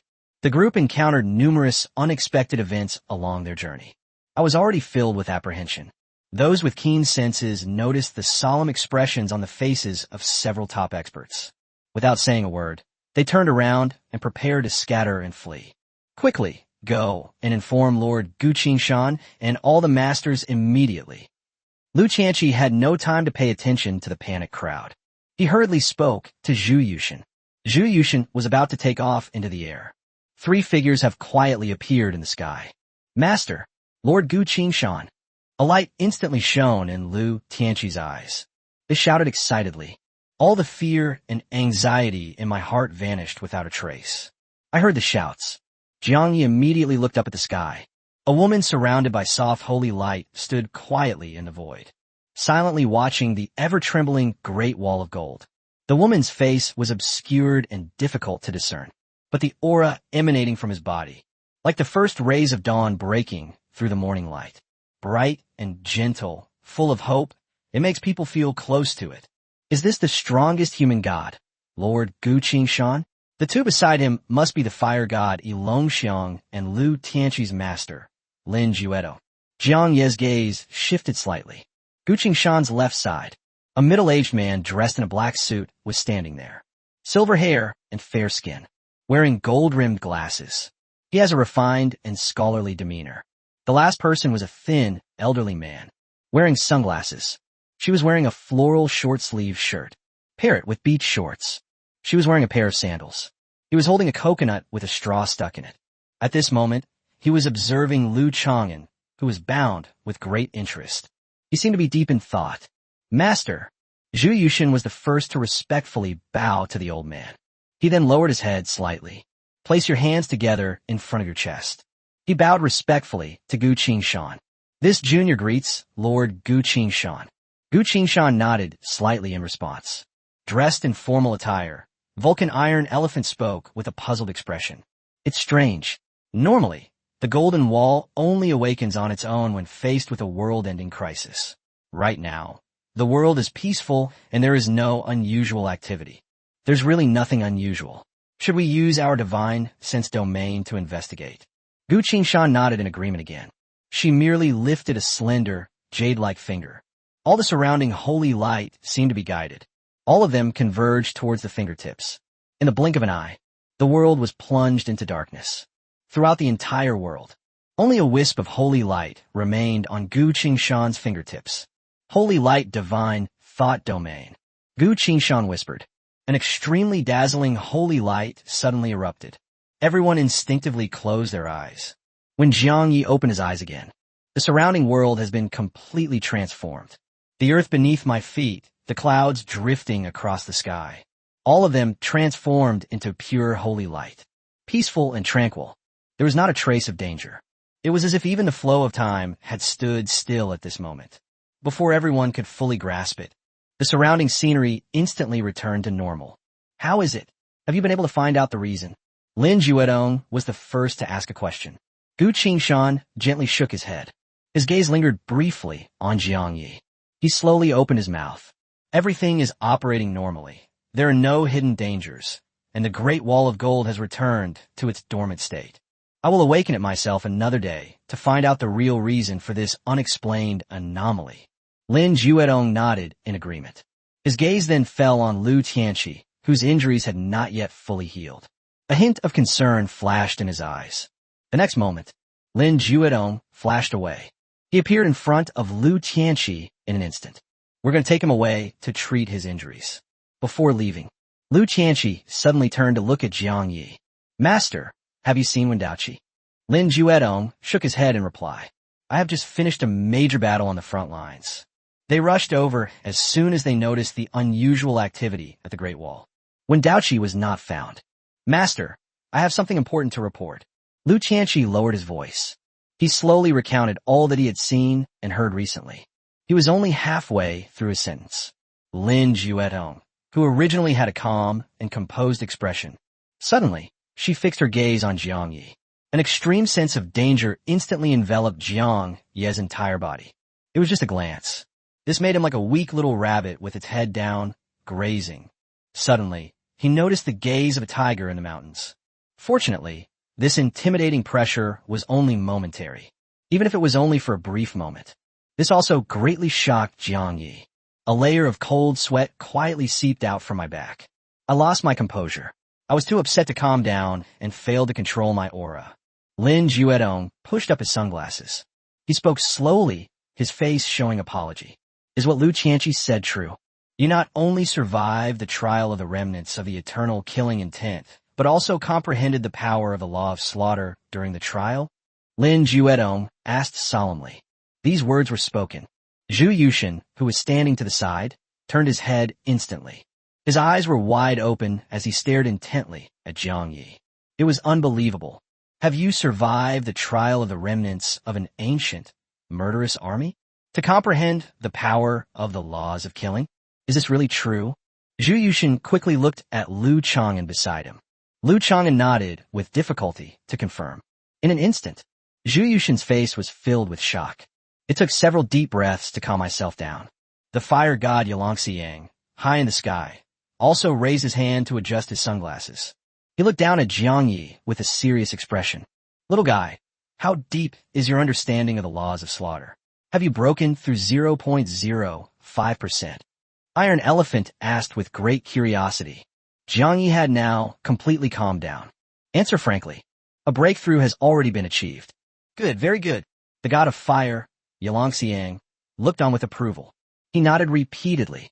If we continue to grow steadily at this pace, within 10 years, the human race will have another god-level expert to govern a region.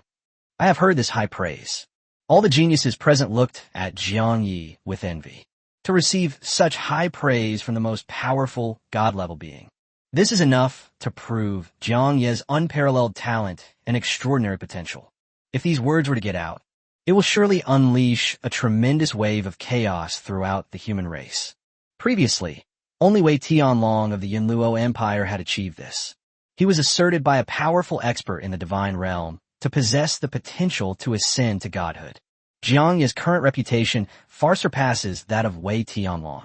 How enviable! Just how rare is it to have such a profound understanding of the laws of killing, that it can earn such high praise. Chapter 400, so what if he's a hero? It's hard to imagine. If it were me, I would have been overjoyed and at a loss for words. I really hope I can successfully comprehend the power of the law of killing intent. The group of prodigies murmured and discussed among themselves. At this moment, Zhu Yushin could no longer suppress his curiosity. Ask further questions. What is your exact numerical value of understanding the law of slaughter? Is it truly far beyond 0.05%? Before Jiang Yi could answer, Lu Tianqi, who was standing to the side, had already spoken first with a smile. A full 1.003%. 1.003%? My first glimpse into the laws of heaven and earth. How could one directly reach such a terrifying level of comprehension? Back when Zhu Yushin first encountered the law of blazing flames at level 70-something, the progress in comprehending the truth is only 0.069%. Alright, don't forget, Jiang Yi is only level 50 right now. Lu Tianqi added another sentence. Level 50 cultivation. My comprehension of the law of slaughter has reached 1.003%. Zhu Yushin even doubted that he had heard correctly for a moment. Or perhaps Lu Tianqi deliberately exaggerated. Among all the disciples of the divine realm, apart from Qin Xinxue, Zhu Yushin has the highest talent and the most outstanding potential.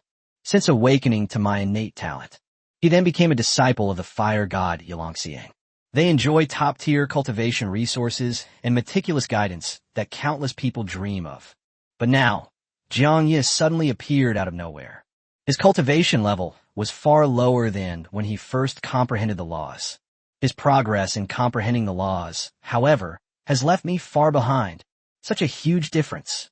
It was something he found hard to accept. He absolutely refused to believe that this was true, even if Jiang Yi really passed the trial of killing intent. The understanding of the laws of killing and destruction could never reach such an outrageous level. Zhu Yushin immediately spoke up. From the moment I awakened my talent, my master gifted me a legendary soul stone and carefully nurtured it. Even with such a treasure to help me, my spiritual foundation still improved slowly. It wasn't until I reached level 70 that I barely touched the threshold of comprehending the law of blazing flames. Jiang Yi, you probably have no idea how incredibly difficult it is to comprehend the power of laws on your first attempt and reach a comprehension progress of 1.003%. Now that Master Lin Juedong, Lord Gu Qingshan, and my master are all here, we must not speak recklessly or exaggerate the facts. If you know what's good for you, you might as well reveal your true level of understanding of the laws. Zhu Yushin spoke earnestly. It is important to know the entire territory of the human race. There are fewer than 10 legendary soul stones. Jiang Yi was not a direct disciple of the divine realm. There is no reclusive, top-tier family to rely on. It's highly likely that they haven't even possessed a treasure as precious as a soul stone. Under such conditions, level 50, understanding the laws of slaughter, it can still reach 1.003% progress. This is completely contrary to common sense. Faced with Zhu Yushin's doubts, Jiang Yi was too lazy to offer any further explanation. He directly took out the soul stone that Elder Zhong had given him. He spoke calmly.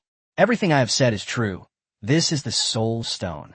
Furthermore, is a 1.003% progress in comprehending the laws really so unattainable? Just because others can't do something doesn't mean I can't either. Zhu Yushin's pupils suddenly contracted. He stared intently at the soul stone in Jiang Yi's hand, his face filled with shock.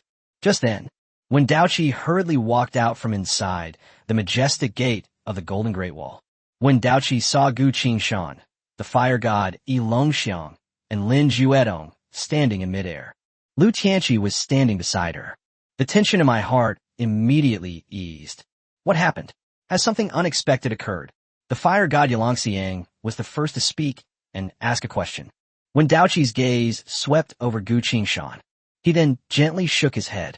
There is nothing urgent. Vulcan Yalongxiang frowned slightly, but they didn't press the matter further. He is very perceptive. It was immediately clear that when Daoqi had something important to report to Gu Qingshan privately, simply because I was there, he hesitated to speak for a long time. Just then, when Daoqi also noticed that the atmosphere at the scene was strange, especially the expression on Zhu Yushin's face. It was as if they had stumbled upon something incredibly strange. Strange? I've never seen Zhu Yushin look like this before. What happened? He walked quickly to Lu Tianqi's side. He asked in a low voice. Zhu Yushin possesses exceptional talent. Among all the disciples of the divine realm, his strength is second only to Qin Xinxue.